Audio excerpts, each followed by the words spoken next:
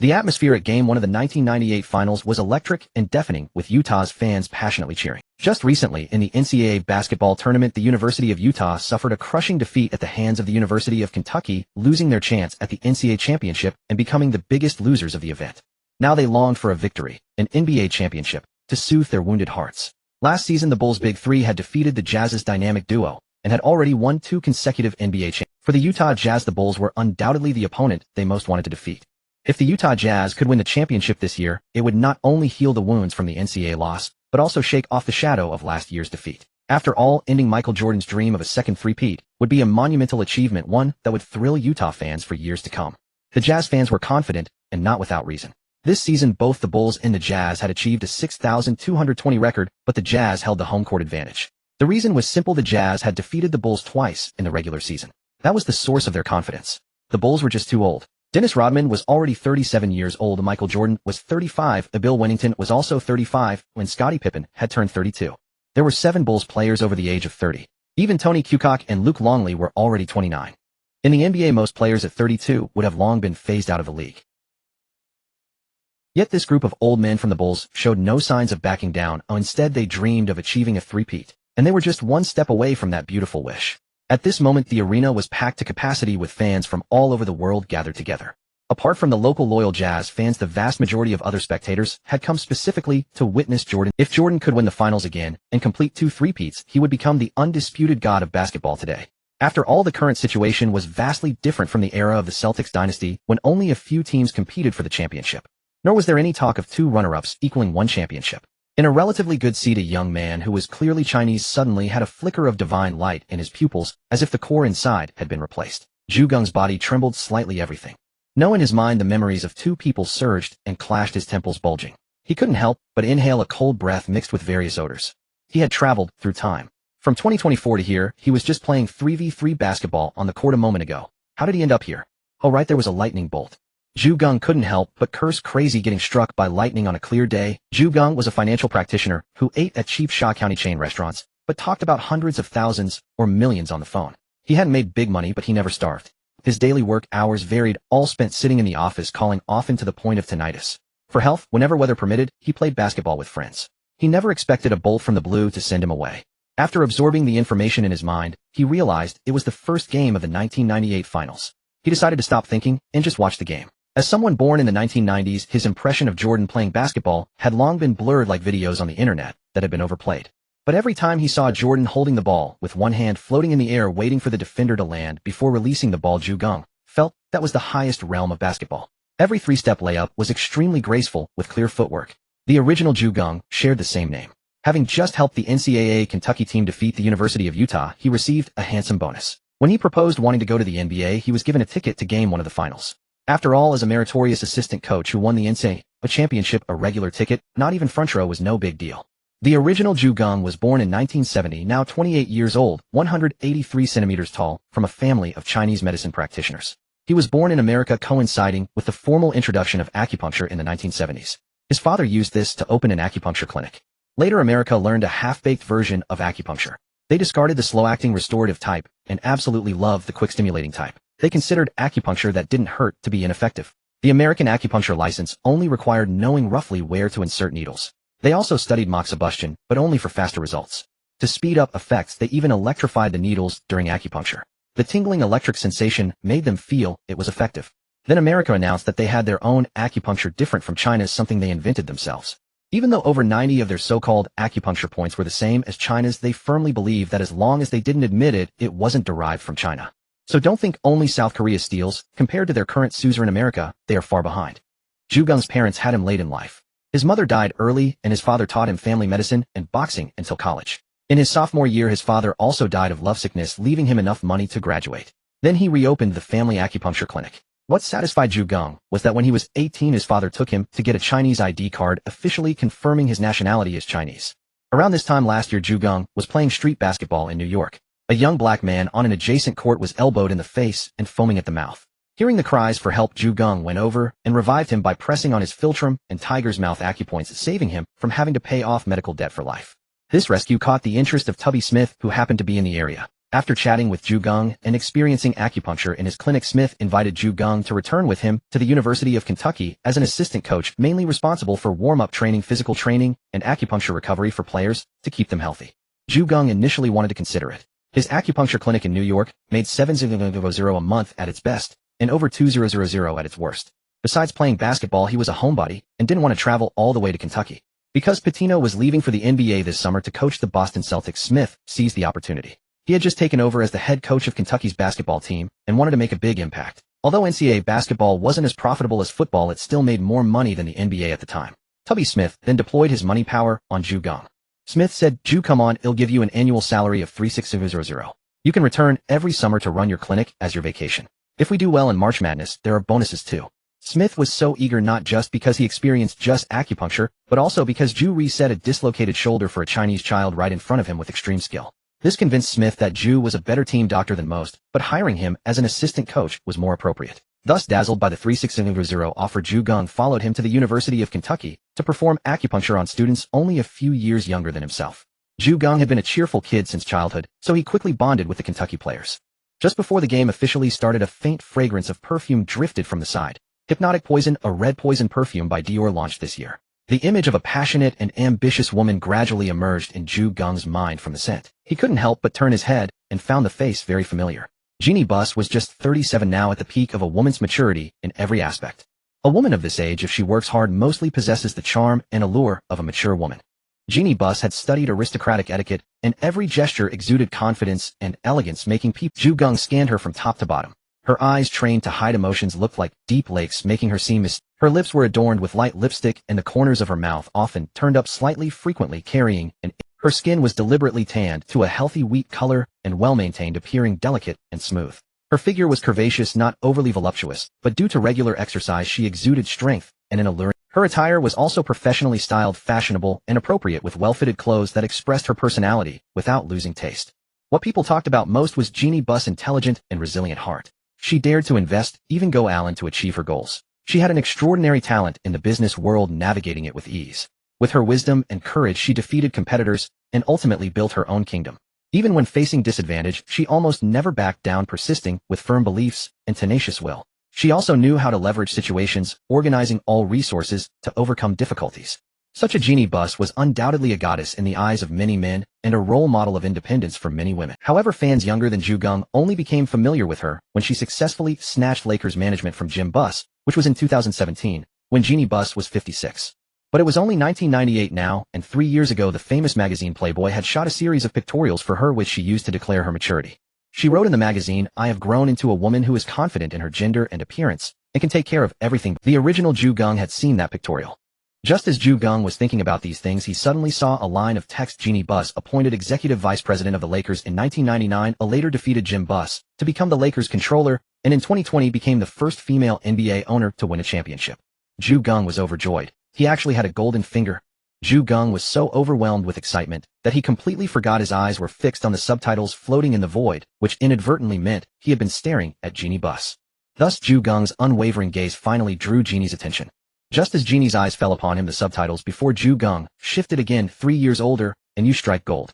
Aunt Jeanie is merely 3 times 3 years senior, offering you a vast realm for your basketball career. Jeanie gazed at Geng, her heart stirring. She found this young man from China quite handsome, and the way he sat upright in his seat suggested an excellent physique. A smile blossomed on Jeanie's face as she gave a slight nod toward Geng, a gesture of friendliness and approval. The subtitles changed again. Congratulations. You've earned the affirmation of a wealthy woman. Go for it, young man. Don't let youth blind you. Cherish an older woman rather than idolizing a girl. Geng's mouth twitched. In his mind, he thought, I'm a time traveler with a golden finger. Do I need to rely on a He smiled at Jeanie and said, Miss Buss, I didn't expect you to attend this year's finals as well. Are you here to evaluate? Jeanie Buss's heart jolted, but having navigated the business world for years, she had even controlled her reaction when a team owner slapped her, but at an NBA Board of Governors meeting 3 years ago, she masterfully managed her expression. No, just here to watch the game, she replied. From Geng's perspective, as soon as the game began, the subtitles appeared. Jazz 8-8-8-5 Bulls, Jazz beat Bulls. Geng said, oh, I thought as the Lakers owner's daughter, you'd be sitting courtside in the front row. Jeanie smiled and replied, I couldn't get front row tickets. Geng chuckled and said nothing more, turning his attention to the game. The match on the court was filled with the passion and intensity of the 90s, the players displaying immense muscular strength, each collision as fierce as a shower of sparks. They fought desperately for every rebound, using their bodies to block opponents' offensive lanes. This pure physical contest was breathtaking.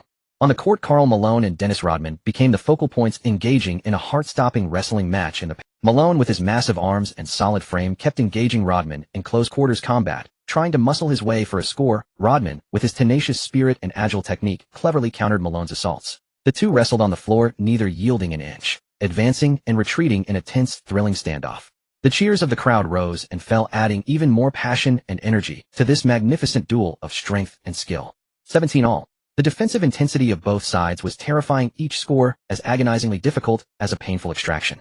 The home fans roared maniacally, cheering for the Jazz, hoping they could avenge their past disgrace and defeat that despicable. As the second quarter buzzer sounded, Stockton seemed to return to his prime, playing with a godlike brilliance. Under his brilliant orchestration, the Jazz controlled the game, gradually seized the initiative, and took a precious 5-point lead at 2-3.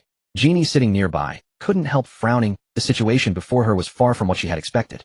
What she longed for was the Bulls winning the championship, so she could seize the opportunity to poach the Bulls' outstanding players' coaches to the Lakers, thereby ushering in a glorious dynasty for the Lakers. After all, everyone knew that the Bulls were destined to dismantle after achieving the three-peat. This stemmed not only from internal conflicts, but also from immense external pressure.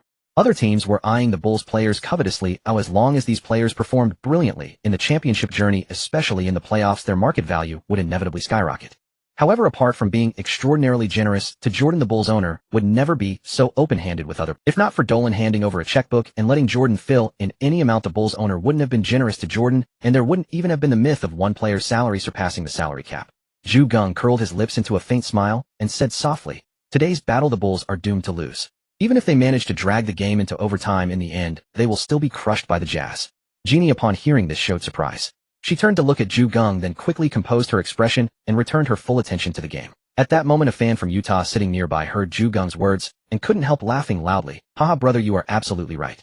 Today's battle, the Jazz will surely win. They will defeat the Bulls and seize the championship throne that belongs to Utah." Geng shook his head slightly and replied calmly, "No. The Jazz will eventually lose to the Bulls with a 2-4 deficit, paving the way for Jordan's apotheosis." "Absolutely impossible," the fan retorted with extreme agitation. Geng chuckled and continued, "Indeed, you may not agree with me, but the Jazz will repeat the fate of the University of Utah and miss the championship." Geng had no way of knowing whether the man before him was a University of Utah fan, but judging from his cheers for the Jazz with cries of Utah, he must also be a staunch supporter of the University of Utah. As expected, upon hearing this, the man's face instantly turned crimson. "That was just a coincidence," the man argued. Geng heard this and couldn't help retorting, "You consider a score of 7-8-6-9 a coincidence? That's the NCAA. You can't equate it with the NBA Finals. What right do you have to assert that the Bulls will definitely win the championship, and even dare to say they'll beat the Jazz 4-2? The agitated fan, unable to contain his fury, suddenly stood up from his seat, fists clenched, body trembling, instantly attracting the attention of many around. However, faced with such a challenge, Geng just smiled faintly and replied calmly, "Because I am the assistant coach of Kentucky, I think you should have heard of me." Hearing this, the fan, who had been clenching his fists and looking fierce, suddenly cooled down as if splashed with cold water and asked with a slightly trembling voice, "Are you the assistant coach who beat up several Kentucky players? Watch your language. Don't slander me carelessly, or I'll sue you for defamation. We just had a harmonious relationship and got along very well." Geng refuted with righteous indignation. The fan, upon seeing this, snorted coldly and reluctantly returned to his seat, not daring to glance at Geng again. A group of fans nearby heard the commotion and secretly glanced at Geng, with some whispering among themselves, even ignoring the fact that the Jazz were still suppressing the Bulls on the court in the third quarter. "Is he the assistant coach who knows Kung Fu?" "Yes, the University of Kentucky has only one Chinese assistant coach. That's him, but said he beat 3 players all by himself." "Nonsense, I heard it was the 5 starters he beat." "How could it be the starters? It was all the substitutes he beat." Geng coughed slightly louder, and the surrounding discussion ceased. Everyone continued watching the game. The Jazz expanded their lead by 2-19 in the third quarter, taking an 8-point advantage into the fourth quarter as they prepared on the sidelines. Jeanie, somewhat agitated, took a deep breath and turned to look at Geng. "Are you that assistant coach from the University of Kentucky?" "Yes," Geng answered deliberately. Jeanie asked, "Do you think the Bulls will win the championship?" Geng nodded and said yes. Seeing his demeanor, Jeanie immediately realized she had been baited, but she didn't mind. To prove she was the most suitable successor for the Lakers, she was willing to pay a great price. What the United States learned from China, or rather what the history of all nations has chosen, is that deposing the elder and appointing the younger is the source of chaos. And in recent years, there are clear examples in the United States. For instance, in 1996, when St. John Knits of Alvin Company announced his daughter Corey Gray as successor, the company's stock price fell by 7.5. After Jerry Buss' friend Hugh Hefner named his daughter Christy Hefner as successor, many condemned the decision. By the way, Christy and Jeanie are also good friends, and the Playboy magazine that photographed Jeanie in '95 was Hefner's. Before, when Jeanie Buss had no desire for power, she also enjoyed life, driving sports cars around Los Angeles during college, dating various sports and film stars. But after divorcing her ex-husband, she decided to seize control of the Lakers. Because only by controlling the Lakers could she truly enjoy life, like Jerry Buss. Jerry Buss turned many of Jeannie's female college classmates into his own girlfriends, which naturally gave Jeanie a great shock. Jeanie Buss took out a business card and placed it in Geng's hand, her middle finger scratching his palm, and said, "Can you tell me the reason?" Geng cleared his throat and said, "Stockton is the Iron Man of the NBA. In all previous seasons he missed only 4 games in one season, but this season he missed 18 games due to knee surgery. As a 36-year-old veteran with a knee surgery that greatly affects basketball players, his performance today is entirely an accident. It's basically impossible for him to continue exploding afterwards." As for Malone, choking in crucial moments has become the norm. When Geng mentioned the 36-year-old veteran, Jeanie rolled her eyes secretly, but she understood what Geng said. If the Utah double trouble were no longer effective, the Jazz would naturally be finished. Geng said, "Just watch, in the regular season Stockton played 6 fewer minutes per game than last season. In the fourth quarter the Jazz's offense will definitely struggle, but relying on home court advantage they will beat the Bulls in overtime." At that moment the referee blew the whistle announcing the official start of the fourth quarter. The Bulls seemed to gradually acclimate to the Jazz's infernal home court. Through relentless movement they entangled Utah's offensive points, applying physical pressure to Malone and Stockton, successfully plunging the Jazz into a scoring drought. After Luke Longley sank both free throws with 4:30 remaining, the Bulls trailed 6-8-7-3 by a minute and a half later as Jordan nailed a 2-pointer from one step inside the arc at the top of the key. The Bulls closed to 7-7-5, only 3 points behind. The Jazz clanked a shot, clearly rattled. They overcommit on defense. Pippen launched a 3 from the top of the key, and with 2:30 left the game was tied at 75. Sloan finally called a timeout. The Jazz offense remained choppy, but the Bulls offense was equally reckless. A missed 3 gave Utah an opening. Malone buried a mid-range jumper from the left side, putting the Jazz up by 2. Jordan missed a mid-range effort from the free throw line. With 75 seconds left the Jazz had possession. Once again it was Malone. After a pick and roll with Stockton drifted to the corner, drawing 2 Bulls defenders, then kicked it back to Malone at the left 45-degree angle. Another long 2-pointer, swish. The Bulls called a timeout. With 49 seconds remaining Pippen drove and drew a foul from Malone. Steady from the line, he sank both free throws, making it 7-7-7-9, still down by 2. The Jazz missed a 3. The Bulls countered. Jordan was nearly shoved out of bounds, but managed a tough right-side shot that clanked off iron. Pippen grabbed the offensive rebound. The Bulls called a timeout with 23.6 seconds left. Luke Longley knocked down a shot near the rim, tying the game and leaving the Jazz with 14.3 seconds. Utah called timeout and set up from the front court. Utah's first offensive attempt was disrupted with 7.3 seconds still on the clock. They received another front court inbound. The home fans dared not cheer, they covered their mouths in tension. The Jazz couldn't get the ball in, and Sloan was forced to call another timeout. In the final moment Stockton missed a baseline jumper from the right corner, squandering the chance for a game winner. The game headed into, recalling what Geng had said earlier, that the game would indeed go to overtime. Jeanie couldn't help but look at him. The Bulls just outscored the Jazz 2-0-1-2 in the fourth quarter. "Are you sure the Jazz will win this game?" Geng smiled and said, "Of course. Alright, if the Jazz really do win, I'll buy you a drink." Jeanie replied with a grin, giving him a playful wink. "Deal." Geng nodded. Overtime began, and for a stretch neither team scored. Then suddenly Stockton threw a crisp bounce past Malone, slashed to the rim, caught it, and laid it in. Next the Bulls missed a shot. Stockton accelerated, drove to the hoop, scored, and drew a foul from Kerr, whose foul wasn't hard enough, converting the N1. The Jazz home crowd erupted into a roaring frenzy. Jordan held the ball one-handed on the left wing, then suddenly drove left toward the free throw line. The Jazz defense reacted decisively, wrapping him up and simultaneously blocking the ball away. Jordan made one of 2 free throws. The Bulls trailed 8-0-8-4. Jordan's heart was immense. In the ensuing grind, he was tugged by Brian Russell on a drive, but still attacked the paint for a dunk. Malone swatted it off his arm. No call. Undeterred, Jordan drilled a left-side mid-range jumper with 2 minutes left, 8-4. The score remained tight. The Jazz missed, then the Bulls committed a 24-second violation. The game had devolved into a defensive war. 8-4, the score stayed tense. The Jazz missed a shot. The Bulls committed a 24-second violation. The game had fully become a defensive battle. Jordan was desperate to win. He dove for a loose ball, almost like Rodman securing possession. Then he sank a beautiful mid-range jumper, only for it to be wiped off by a premature Jazz foul. Longley drove and was stripped. Russell also dove to the floor, grabbed the ball, and called a timeout while still lying on the court before the Bulls could pry it away. 30 seconds left. Stockton drove and hit a floater, leaving the Bulls with 9.3 seconds. The Jazz led by 4. Chicago's chances were essentially finished. Kerr had no answer for a pass this prime, but still crafty Stockton, who backed him down relentlessly. The physical gap between the two was glaring. The Bulls called timeout. They inbound, quickly nailed a 3, and with 5.4 seconds left fouled the Jazz. 3. 5 seconds remained. Stockton remained ice cold at the line. 2 free throws. 8-8-8-5.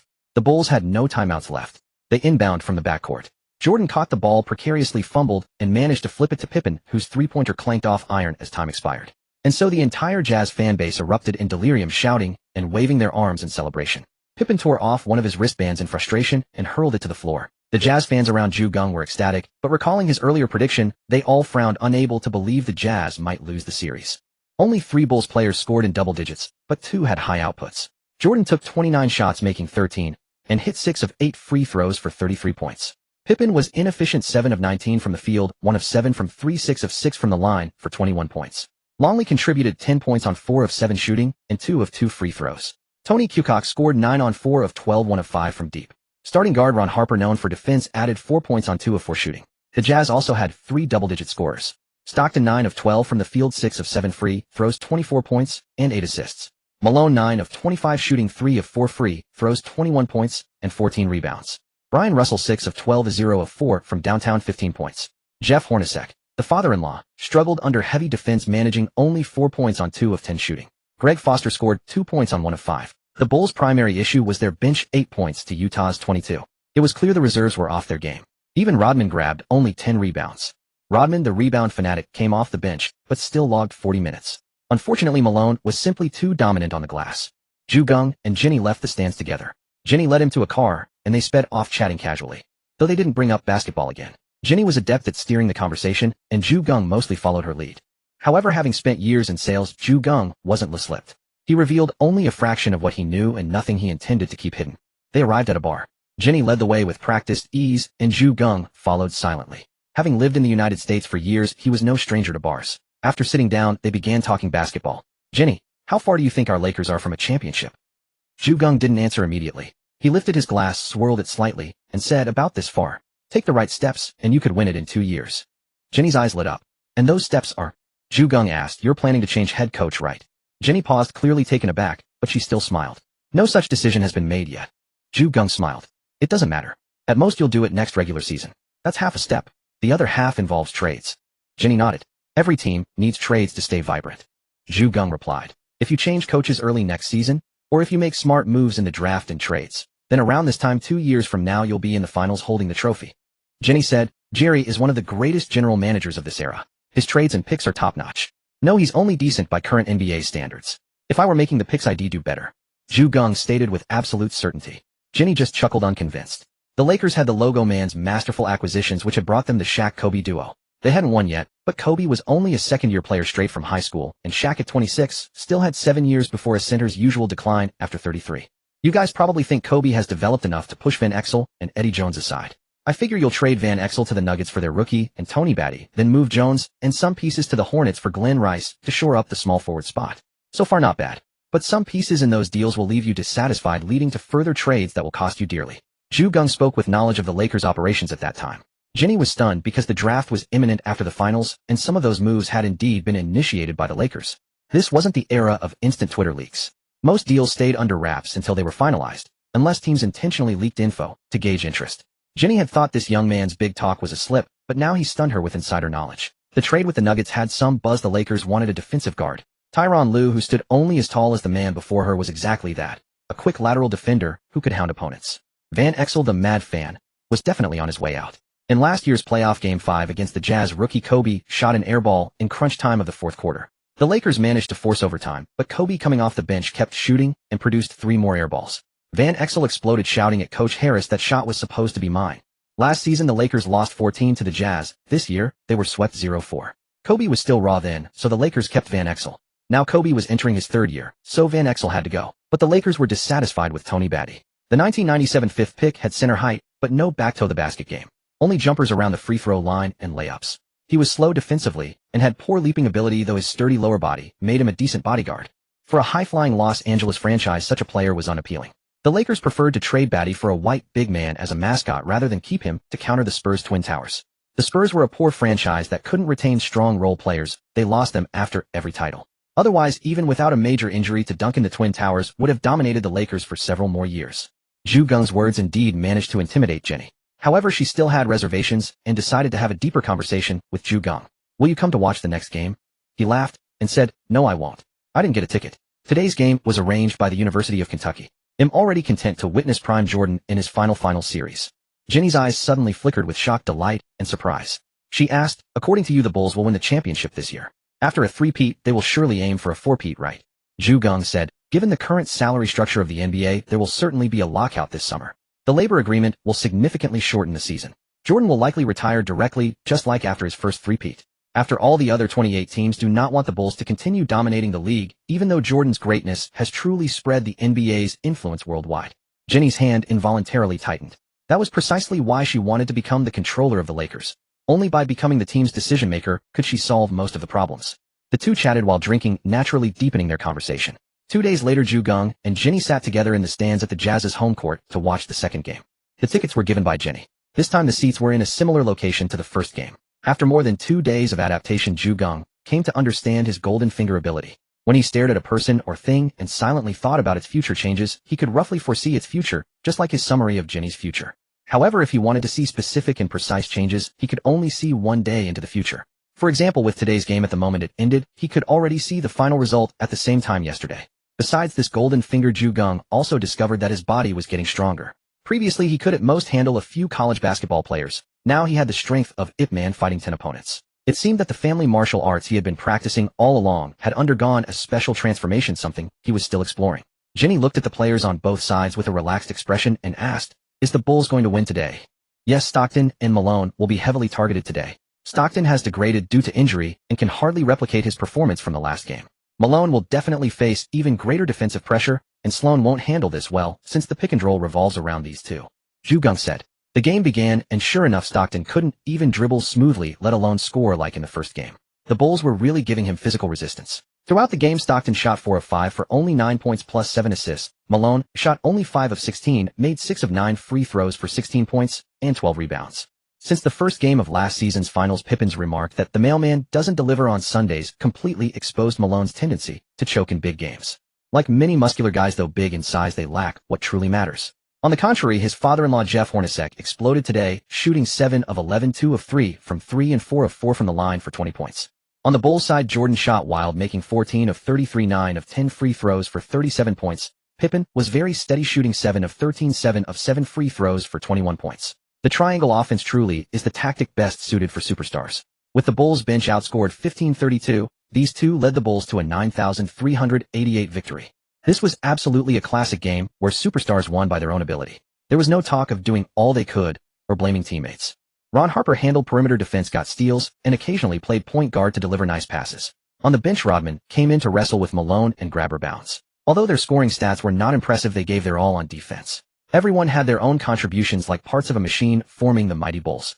Phil Jackson didn't object to core players putting up nice stats, but he would prevent them from padding stats outside their positions. So he didn't think highly of players who deliberately chased all-around stats. After the game, the two returned to the hotel together. Jeanie asked, are you coming to Chicago together?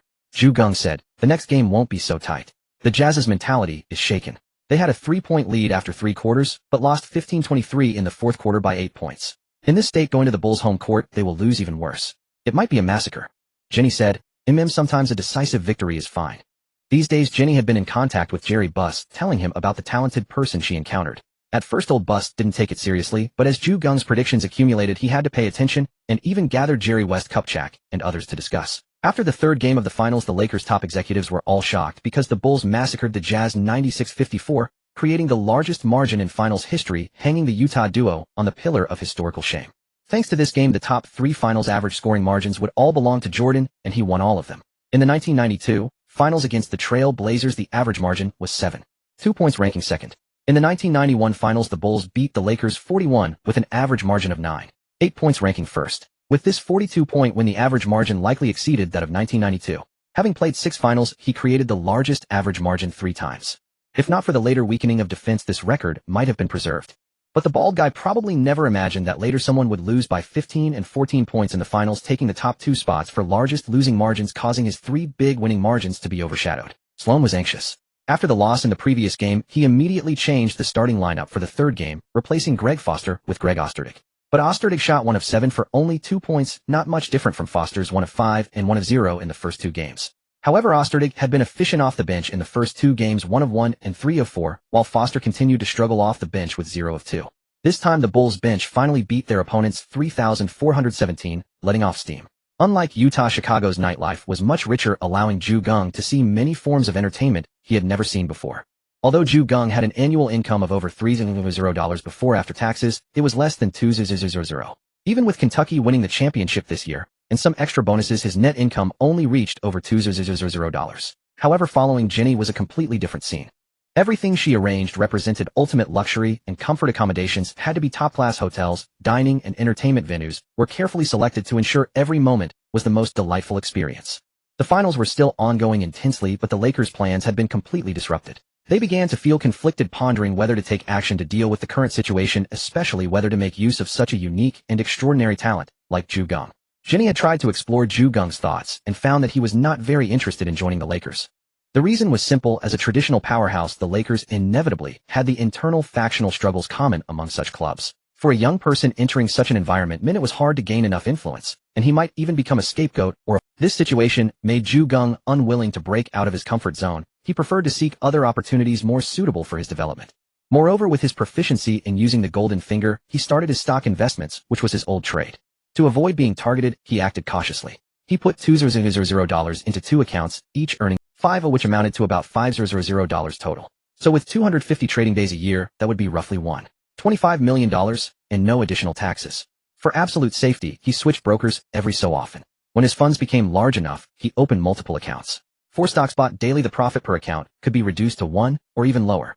If the stock continued to rise the next day, he would stop trading and gradually shift to long-term operations to ensure no problems. Geng remembered clearly that the internet stocks in the United States were skyrocketing and would continue to rise until the new century. So he just needed to pick familiar names and go long. Then during the 2 years of the internet bubble burst, he would short aggressively. That would be the period of his massive wealth surge. For now, he just needed to accumulate initial capital. All confidence came from money. With the growth of account balances each trading day, Geng became more and more at ease. All confidence came from money. With the growth of account balances each trading day, Geng became more and more at ease. To avoid attracting too much attention, only these 3 from the Lakers came. Having been the Lakers owner for so many years, Jerry Buss had a very sharp eye. Back then, Jerry West and Pat Riley were both competing for the Lakers' general manager position, but he could tell at a glance that Riley lacked long-term vision and was only fit to be a coach, and West thought the same. Initially, West was the candidate for Lakers head coach since he had been an interim head coach before with Riley as his assistant. However, West felt that serving as both general manager and head coach might be overwhelming, so he declined the head coach position at the press conference and willingly became Riley's assistant to help stabilize the team. It was then that Riley could turn the Lakers into the strongest team of the 80s, and Showtime became a sensation. However, Riley did not give up. He frantically wrote to Jerry Buss, wanting to oversee team operations and seize Jerry West's GM position. Jerry Buss found it amusing and directly gave the letters to West, who wrote about it in his autobiography as a joke. Later, Riley was pressured by James Worthy and resigned to go to the Knicks. Worthy was the first all-star to be worn down by Riley's intense training. He truly hated Riley. It could be said that Jerry Buss saw through the 2 future disruptors of the league. West was a strategist, while Riley was a gambler who went all in on immediate opportunities. However, when Jerry Buss saw Geng, he felt somewhat bewildered. He felt that Geng seemed like a person from a different era. With his sharp insight, he still couldn't see through him. In Game 4 of the 1998 Finals, the Jazz changed their lineup again, with Adam Keefe replacing Ostertag. Sloan's biggest issue this year was likely the lineup changes. Adam Keefe had started 75 games in the regular season, essentially playing the whole season that way, but in the first 3 Finals games he came off the bench. Returning to the starting lineup for this game meant abandoning a mature lineup that had been used all season. Several people were discussing the situation on the court, and Jeanie also asked Geng for his thoughts. Without hesitation, Geng said, "Today the Jazz are the underdogs. They came into the game determined to wash away their shame. So from the very beginning to the very end, the scores will stay close and neither team will pull away. But the Bulls will still win." Last game the Bulls played too smoothly, so Jordan and Pippen didn't put up impressive stats. They barely broke a sweat, which means they have enough energy for this hard-fought battle. Old Buss and Logo Man didn't speak much. They just greeted each other at the start, and then maintained their authoritative posture, listening to Geng and Jeanie chat. Kupchak occasionally interjected a few words. Although he later looked like a little old man at press conferences during his playing days, he had won 3 championship rings, and not as a mere role player. He had been the crucial closer. The game's progression was exactly as Geng had predicted. First quarter 1921, second quarter tied at 18, third quarter 2022, fourth quarter tied at 25. The 2 teams seemed to rub against each other, rising together all the way to the final buzzer. Seeing the Bulls lead by 7 points, Malone stared at the sky in disbelief. With only seconds left, Geng said, "This is the real finals. This game is just the beginning. The next 2 will be just as intense, maybe even closer." Everyone on site kept those words in mind. The The Jazz hit a final three-pointer cutting the deficit to 4 points, but unfortunately the final buzzer sounded. After meeting Geng and learning some insights from him, the Lakers' decision-makers held more discussions. Their impression of Geng was one of puzzlement. From his analysis of the basketball court, they could clearly see he was a latecomer to the game, yet he predicted the on-court situations with incredible accuracy, making them feel Geng was a basketball genius. If Geng were not already 28 years old, they would definitely have considered trying to put him on the court to play. For Game 5 of the finals, only Jeanie continued to accompany Geng. They had been together for a while. Over in Utah it was fine, but Chicago was a big city, and soon someone snapped photos of Geng and Jeanie together, posting them in gossip columns. Geng, a kept man, became a hot topic in sports gossip. And such news spread the fastest, especially with a Chinese man dating the daughter of the Lakers owner in the United States. This story quickly reached the other side of the Pacific. Many were envious. Of course more were scornful. Upon seeing these headlines, Geng merely chuckled. In the past he had been just an internet user reading others' news and enjoying the spectacle. He never expected to one day become the news himself, and such a big spectacle at that. This game was a door-die for the Jazz. Playing on the road at the Bulls' home court, they had to fight even harder. Malone finally erupted, shooting 17 of 27 from the field and 5 of 6 from the free throw line, scoring 39 points with 9 rebounds. Despite losing the first quarter by 2, the second by 4, and the fourth by 2, the Jazz dominated the third quarter 29-19, winning that period by 10 and successfully extending the series to a sixth game. The margin was only 2 points, but the Jazz's victory was much harder fought than the Bulls. The first game was an overtime win. This one only one quarter was decisive. By the final game, Geng was dragged back to Utah. He really wanted to rest, but Jordan's game winner was too irresistible. Besides the legendary the shot, make it, in advance miss it, and go fishing. This was even more thrilling. That game winner would perfectly punctuate Jordan's finals career, the last shot. So Geng brought a camera that day to capture the shooting motion of the final shot himself. Jeanie was a bit surprised because in the previous games Geng had only watched. Today he specifically bought a brain, but she followed suit and brought her own camera. When the game reached its final moments, as Malone prepared to attack, Geng raised his camera and said to Jeanie, "Point at Jordan and shoot." Jeanie, excited by the close score, heard the prompt and immediately lifted the camera. When Jordan grabbed the ball, drove up the court, and leaped high, click click, Geng pressed the shutter frantically, burning through the entire roll of film. The last shot. With that buzzer-beating game winner, the Bulls erupted in celebration. Jazz fans wept. Victory belonged to the Bulls, glory belonged to the Bulls, and all the sorrow was the Jazz's. If the series had ended the previous game, it would have been tolerable. But losing on your home court with a last-second buzzer beater, do you know how much that hurts Jazz fans? Geng didn't know, but at that moment the thrilled Jeanie hugged him tightly. "Oh my God, I caught it." Even though she was the daughter of the Lakers owner, she was stunned by Jordan's final shot. Good. I caught it too," Geng said with a smile, exhilarated. Having captured this photo, he could later ask Jordan for an autograph. Jordan would surely be proud. After all, if Geng achieved something, Jordan might envy him. Because if Baylor was the second biggest blind spot in history, Jordan would probably be the first. Having one of those two players would make a team excited just to make the playoffs. The finals ended. The Lakers finally made their decision. Jeanie brought Geng to Los Angeles. This time, she didn't go after Rodman, because no matter how valuable Rodman was, he couldn't bring the Lakers as much as Geng could. Old Bus and Geng had a serious 3-hour talk and signed a contract. Geng joined the Lakers as an assistant coach and assistant general manager with advisory power over trades and player selection. If the Lakers achieved what Geng predicted, making it to the Western Conference Finals that season, then the following season Geng would be promoted to head coach, while retaining the assistant GM role with significantly enhanced authority over picks and trades. As for the contract, that year's salary was calculated for two positions, 500 plus 500, totaling $1 million. If the Lakers backed out, they would have to pay Geng triple a $3 million penalty. Now that he was officially employed, Geng could speak freely. The finals ended on June 14th, the draft was on the 24th, and the contract negotiations had already wasted over 2 days. The Lakers had less than a week to operate. Geng, can we package Van Exel and Eddie Jones to trade for a top 10 pick? Both were all-stars. Without asking for a top 3 pick, it should be possible. But other teams weren't stupid, they were worried about helping the Lakers too much. So it was truly infeasible. Just like after the Twin Towers of Robinson and Duncan, the Spurs never traded for a decent interior player again. Receiving a negative answer, Geng's side, whether it's Nowitzki or local boy Pierce, they will both be future superstars. If we could bring one of them to the team, the Lakers would have a big three. Van Exel and Jones were also all-star reserves, but they weren't really of high caliber.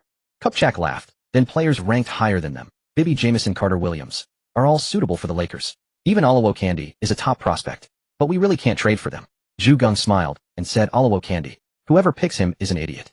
West brought the conversation back on track since Baylor was his old teammate and was probably the one to pick Olowokandi. Back to the topic, Geng said, "So now you're considering trading Van Exel to the Nuggets for Tony Batty and their 23rd pick and having them draft Tyronn Lue, right?" Kupchak said, "Yes, and we plan to trade Batty for Travis Knight, a player from the Celtics whom we originally drafted." Last season with the Celtics he averaged 6.5 points and 4.9 rebounds.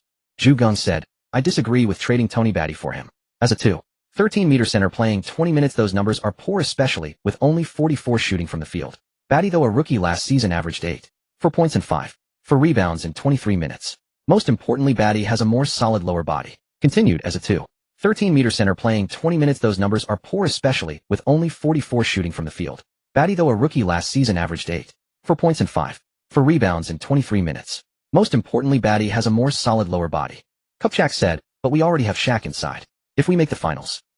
Geng immediately raised his hand and said, you might be ignoring one thing next season the strongest team in the league won't be the Bulls. I've said the labor agreement will cause a lockout and Jordan will retire again. So we don't need to worry about the East. We should focus on the Spurs. They have the 21st pick and the Admiral. The Twin Towers are a problem we must face. Batty's defense is much better than Knight's. I know you'll say Batty can't post up, but his mid-range shot is more reliable than Knight's. That leaves the lane open for O'Neal and pulls the defense making opponents think twice before double-teaming. Geng continued, we don't need to worry too much about the Jazz either. Once Stockton suffers a major injury they will no longer be championship contenders. West looked at the Spurs roster thought of the Flying Devil who was also the big fundamental, and said, then let's keep Batty. Now let's talk about our draft picks the 26th first-round pick and the 31st second-round pick. Kupchak said, our current targets are Sam Jacobson at 26 and Ruben Patterson at 31. Geng shook his head repeatedly. Jacobson can't even guard the water cooler. He'd be lucky to finish his rookie contract. He's definitely not the right choice. As for Ruben Patterson, well he'll be a bit better than Jacobson. Maybe he can last 10 years in the NBA. But he's a locker room cancer. He can't tell teammates apart from opponents. Picking him would destroy team chemistry. Are you sure you want to choose them? Geng didn't mince words and was very direct, but the few older men across from him didn't take offense. In their dealings with basketball players they had encountered far too many with less than savvy minds. Jeanie smiled and said, it seems you already have an idea. Care to share it? Geng nodded and said pick no. 26, Rashard Lewis. He's on this year's first-team All-American 5-star high school roster. Though his height suggests he should play inside, he's too thin to penetrate the paint. However, he can execute guard moves and has a three-point shot. In his rookie season, I recommend using him as a backup small forward training his three-pointers and occasionally having him play power forward as a stretch four to create more space for O'Neal. I believe he can reach the level of Van Exel and Eddie Jones, an all-star reserve. Kupchak frowned and said, if such a rookie plays for 4 years his stats might rise. We'll have to pay O'Neal and Bryant big money, then keeping him might not be easy. Geng laughed. With me here are you afraid we can't draft even stronger rookies? Such confidence and audacity brought smiles to everyone's faces. Jeanie asked, what about the second pick in the second round? Geng replied with a grin, that's even easier. Coutinho Mobley Atlantic 10 Player of the Year and Defensive Player of the Year. He entered the draft after 4 years in college. Having him back up Kobe is perfect, he's NBA ready. Even if he doesn't become an all-star he's at a near all-star level. You might be uneasy because he's from a small school, but he led his team to the tournament this year and has proven himself. I suggest signing him to a 3-year contract immediately, otherwise we won't be able to keep him for under $4 million. Everyone laughed. Geng's reasoning convinced them especially regarding Ruben Patterson's character issues. They decided to thoroughly investigate that. For a team aiming for championships locker room atmosphere was far too important. In the original timeline Ruben Patterson played alongside Kobe for a year. 3 years older and over a dozen pounds heavier than Kobe, Patterson often tried to intimidate the young Bryant during intra-squad scrimmages. He was the first to call himself the Kobe stopper. After being traded to other teams, he frequently faced Bryant and was usually dominated. That stopper tag was more a product of self-delusion. And it was his self-proclamation that led to every defender who could contain Kobe being called a stopper. At this point Geng only had advisory power in trades. The Lakers made their own final decisions. The Lakers began a detailed evaluation of late first-round and early second-round prospects during the combine, conducting thorough investigations on Lewis and Mobley in secret. The 1998 draft was considered a deep class. Geng attended the event and experienced an atmosphere entirely different from the basketball court. The Clippers used the first pick to select Michael, but his surname was Oluwo Candy, also known as the Candy Man. He had decent physique, but low basketball IQ. The Vancouver Grizzlies chose another Micah point guard Bibby. The Nuggets then used the third pick to select Rafe Lafrance, a shot-blocking specialist. Then came the tricky move. The Raptors intended to pick Carter to boost attendance with his dunks, but knowing the Warriors wanted Jamison, who was also Carter's college teammate, the Raptors slyly selected Jamison first and arrogantly let the Warriors draft Carter, then traded Carter plus cash for Jamison. The Warriors desperately wanted Jamison because at the time the consensus was that he would become a top-tier power forward within 3 years. They had no choice but to swallow the loss. In hindsight, this was a huge mistake. Otherwise, when Stephen Curry later joined the Warriors, they would have been the heirs of the Golden State Carter legacy. The Kings, lacking a high pick and unable to get Bibby, used the 7th pick to select Jason Williams, a player whose ball handling made all 9 teammates nervous. The Kings were about to enter their flamboyant era. Philadelphia then took Larry Hughes. Milwaukee used the 9th pick to acquire Dirk Nowitzki, then selected Pat Garrity at No. 19 and traded him along with the 6th pick Robert Traylor to Dallas. That trade was a disaster for Milwaukee. Traylor disappeared from the NBA by 2005, earning only a rookie contract and minimum deals averaging fewer than 6 points per game. Not to mention Nowitzki, even Garrity had 2 seasons averaging double figures and played until 2008. Boston used the 10th pick to select Pierce, who was stunned. He was a Lakers fan and had dreamed of joining the Lakers to beat the Celtics. How did this happen? After him came Bonzi Wells. With the 23rd pick, Denver selected Tyronn Lue, then traded him along with last year's 5th overall pick Tony Batty to the Lakers for Nick Van Exel. The Lakers never traded Batty with Boston. The Lakers themselves used the 26th pick to take Rashard Lewis and the 2nd pick in the 2nd round to take Cuttino Mobley, completing this year's draft. After the draft came contract negotiations. But this year was different. In March, the players' union and owners had bargained over increasing low-tier player salaries. Owners wanted to reduce the salary cap. Talks broke down. On July 1st, the negotiations officially collapsed and the NBA entered a lockout. No signings, no use of team training facilities. Stern said, players already earn plenty. He even grew a beard for this negotiation campaign. The NBA's puppet master union leader Ewing the Gorilla erased all fan support with one sentence: "We might earn a lot, but we spend even more." Good heavens. The original intention was to raise wages for the lowest rookies and veterans. But Ewing, earning nearly as much as Jordan, turned the negotiation into a squabble among billionaires over how to split the pie. Fans initially supported the players since owners never set foot on the court. Now they stopped caring. Do whatever you want. So the owners decisively initiated a lockout, seeing who could outlast whom. One of the triggers was Ewing's massive contract and Garnett's 6-year $126 million deal. After all, Garnett entered the NBA straight from high school. When he signed that contract, he was barely old enough to drink. Such huge deals forced small market owners to sell other assets just to run their teams. During the lockout, Hill and Duncan made a controversial ad. They joked about being unemployed and asked people to hire them. Other players despised them for it. 1998's No. 1 pick Oluwo Kandi signed with Virtus Bologna in the Italian league, earning $1 million during 6 weeks in Italy. This further convinced people that NBA players made too much. Fans washed their hands of it. At that time, the NBA hadn't truly globalized and basketball was still a minor league in America. Jordan played golf. O'Neal produced an album. Iverson and Kobe enthusiastically toured Asia. Malone and Rodman dabbled in wrestling. Ju Gong was unconcerned. He had an annual salary paid in full upfront, so even if the entire season vanished, he would not be affected. On December 23, 1998, Stern suddenly announced that if a labor agreement wasn't reached by January 7, 1999, the entire 1998-99 season would be canceled. As the deadline approached, internal divisions emerged within the players' union. Under pressure from stars like O'Neal and Olajuwon, the union held a secret ballot, 1795, in favor of accepting the owner's final proposal. On January 6, the lockout ended. Teams began operations. The Lakers roster remained largely unchanged from the previous trades. Sorted by descending salary, starting center Shaquille O'Neal, $15 million. Undoubtedly, with Olajuwon Robinson and Ewing aging and Jordan retired, O'Neal was one of the 2 best players in the league. Yes, the other was a second-year rookie, the unanimously recognized Flying Devil forever. No. 21, a man listed as power forward but playing center. Reserve big man Eldon Campbell, $7 million. A typical blue-collar big. The Lakers wanted to trade him because for that salary, he contributed little. Reserve forward Robert Horry, $5 million. A born bench gunman. Projected starting power forward Tony Batty, $24 million. Acquired from Denver. Ju Gong suggested he spaced the floor for O'Neal since his mid-range shooting was decent. Starting point guard Eddie Jones, $2 million. Jones was born in the wrong era. The 10th pick in 1994, there were no standard rookie contracts then. He was stuck with 6 years, $11 million, starting at $3 million and ending at $5 million. But he would definitely be traded as his playmaking was weak and he competed with Kobe for minutes. Reserve small forward Rick Fox, $75 million. As one of the few NBA players with adult film roles, Fox had found his niche in Los Angeles. Second string big Sean Rooks, $68 million. No tactical value, just an interior bruiser. Reserve forward Corey Blunt, $63 million. If anyone was unlucky, it was Blunt. He entered the league in 1993 with the post-Jordan Bulls, moved to the Lakers in 1995, and was about to be traded again, missing Chicago's second three-peat and the Lakers' upcoming three-peat. Starting shooting guard Kobe Bryant, $32 million. After 2 seasons coming off the bench, Kobe had finally adapted to NBA intensity and earned a starting spot. Veteran point guard Derek Harper, $1 million. In his final season, he joined the Lakers hoping for a championship run. As a typical near all-star of his era, neither Harper brother made an all-star team. Ron Harper at least had titles, Derek had none. Potential starting point guard Derek Fisher, 8-0-0. As a dribbling guard, Fisher wasn't too slow yet and was strong with above-average defense. Rookie shooting guard backup Cuttino Mobley, 6-3-0-0. The Lakers signed him to a 3-year deal, $630K, $900K, $990K. Contracts for early second-round picks often exceeded those of late first-rounders. Quite surreal. Rookie forward backup Rashard Lewis, 540000. A slender wing with poor defense, but Lewis advised to practice three-pointers, had been shooting relentlessly during the lockout. Rookie forward backup Rashard Lewis, 540000. A slender wing with poor defense, but Lewis advised to practice three-pointers. Geng suspected that West drafted Lew because he knew Fisher couldn't guard Iverson. But the logo remained silent on them. In the new season, the Lakers' total payroll stands at $41.08 million, ranking 9th in the league.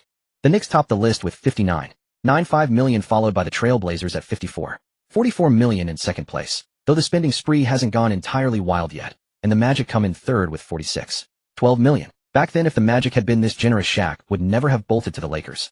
There was no luxury tax at the time, while the Cavaliers ranked dead last at $27.78 million, and the Clippers were second to last with $28.42 million.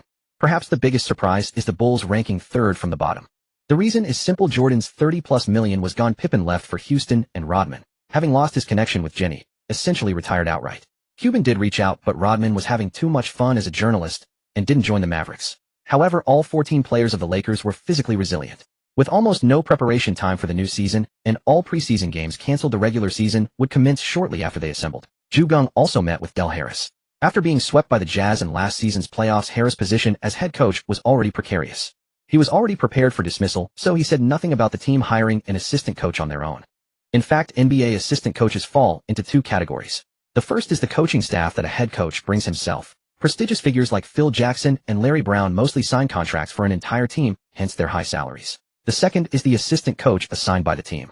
The two types have different paymasters. Naturally, the head coach's team holds the initiative, and all specific arrangements must follow their lead. If the team-assigned assistant interferes too much, it will cause chaos within the coaching staff. For instance, in Jason Kidd's first season coaching the Nets provided him with Frank, a former head coach, as the lead assistant, hoping he could guide Kidd. However, during a game against the Magic, Kidd furiously berated Frank because Frank was in charge of defense and would stand up during plays to instruct players on defense, as if he were the head coach. This infuriated Kidd, who had just taken the reins. He felt Frank was showing off his former head coach status, so he yelled, "Shut up. I am the damn coach of this team. You sit on the bench and don't move." After that, Frank was fired by the team, and his 6-year $6 million contract was bought out. This is a team-assigned assistant coach. Conflicts are common. The most baffling case was probably Warriors head coach Mark Jackson. He chose his assistant coach Scalabrine, but still clashed with him. He also hired Michael Malone as an assistant, yet didn't speak to him for weeks. Ultimately, the Warriors gave up on Jackson and brought in Kerr. Under Harris' coaching, Geng only needed to handle the players' warm-up and physical training, acupuncture if needed, and he wouldn't interfere too much otherwise. When the players heard that Geng was the new warm-up and conditioning coach, and also knew acupuncture, they said nothing. Had it been another coach, the players might have felt something was off, but with these duties they saw no issue. Determined to achieve something in the new season, all players prepared seriously. The Lakers were eager to make a big After leading the players through warm-ups, Geng sat on the sidelines to rest. Kobe and O'Neal had developed discord. Last season, Kobe often played the point guard position, but his 15 points and 2.5 assists per game made O'Neal feel that the kid was too selfish. He didn't want to wait for the kid to grow. Kobe and O'Neal versus Fisher and Corey Blunt in a 2-on-2.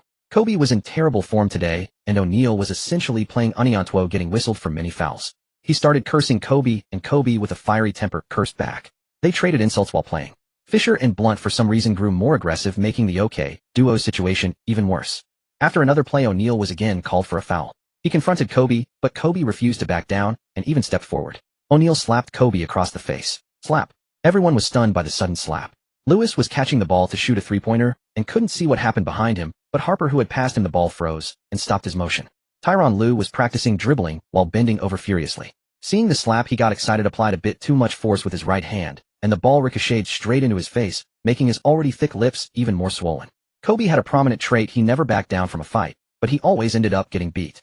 He charged forward to retaliate, landing 8 angry little punches on O'Neal. But O'Neal was unfazed. With just 2 punches in return, he sent Kobe staggering backward. Kobe wanted to go again, but a few people pulled him away. O'Neal was unquestionably the Lakers' leader, so even though he struck first, everyone else sided with him, which infuriated. This was their first fight, but it served as a wake-up call for Kobe. Only by becoming the top dog could he have an advantage in a brawl. Harris truly couldn't control the two, so he let the players handle it themselves. That evening, Jeanie and Geng had dinner together. Talking about this, she said worriedly, "If Shaq and Kobe continue like this, I can hardly imagine they have any chance of winning a championship together." Geng smiled and said it's because Harris can't control them. If someone could keep both in check, they wouldn't fight. And if they keep winning, they'll temporarily put aside their grudges. The root cause is that O'Neal believes the responsibility for the losses lies with the other. Jeanie nodded and said fortunately it didn't escalate further, otherwise if someone got injured the news couldn't be hidden. The incident was suppressed.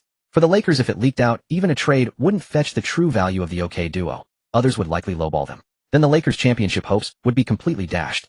Just like the 2016 Cavaliers, they also had internal scuffles, but kept it very secret. The later Warriors, however, were unlucky.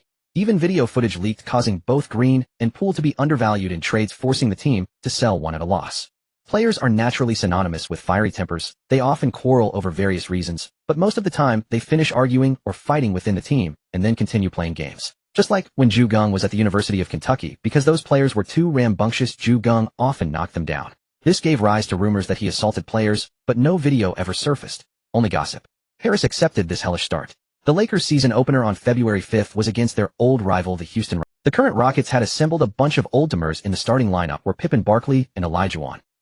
Matt Maloney was an undrafted player from 1996 who had already been a starting guard for the Rockets for 2 seasons, showing that the Rockets really liked picking up undrafted players to piece together a roster. Michael Dickerson was the 14th pick this year, a starting swingman.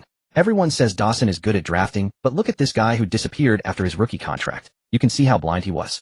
Another lottery pick wasted.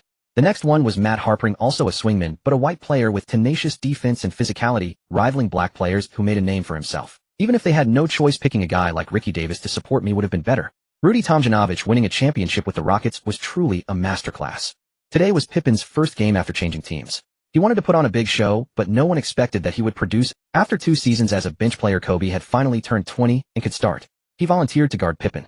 Pippen shot 4 of 18 from the field, 0 of 4 from 3, and 2 of 4 from the line, tallying 10 points, 9 rebounds, and 7 assists. He lost his first game. Batman looked a bit embarrassed. Olajuwon went 5 of 13 from the field, and 1 of 4 from the line for only 11 points and 7 rebounds, getting dominated by O'Neal. The Shark played with pent-up energy, shooting 13 of 21 and 4 of 7 from the line, finishing with 30 points and 14 rebounds.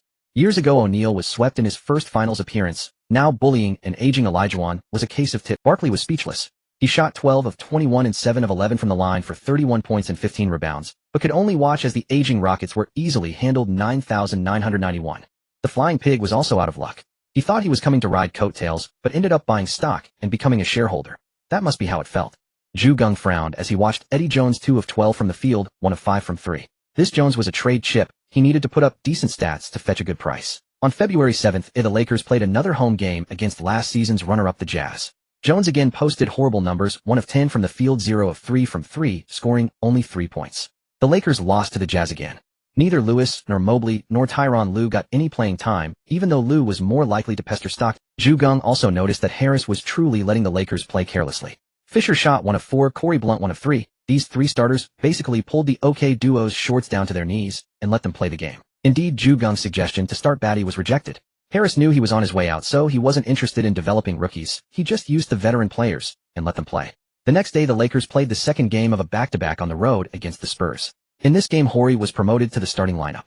Although he and Fisher combined for 1 of 10 shooting, at least Jones found his touch, hitting 8 of 18 for 21 points. For the Spurs, their twin towers were afraid of the Lakers' perimeter firepower. After all, they didn't have a freak like Garnett, who could sweep. The Spurs started Avery Johnson, Jaren Jackson, Sean Elliott, Duncan, and Robinson. Robinson got destroyed today, and the Spurs lost the game 7,580. The Lakers started with 3 tough games, going 21. A seemingly decent start, but it hid too many problems. The Spurs are seasoned veterans of the league, often starting the season poorly before gradually improving. In this lockout-shortened season, after opening with 2 consecutive wins, the Spurs promptly stumbled into a 3-game losing streak, as if the Twin Towers experiment were merely a jest. The games continued. After defeating the Timberwolves on the 10th, Shaquille O'Neal opted to rest the following day due to muscle soreness, and the Lakers, playing back-to-back, lost to the Timberwolves. The Timberwolves now boasted Stephon Marbury, Joe Smith, and Kevin Garnett, so it was no surprise they could beat a Lakers team without O'Neal. However, Marbury, having failed to secure a max contract, had already requested a trade and would soon depart, inevitably leading to the Timberwolves' decline.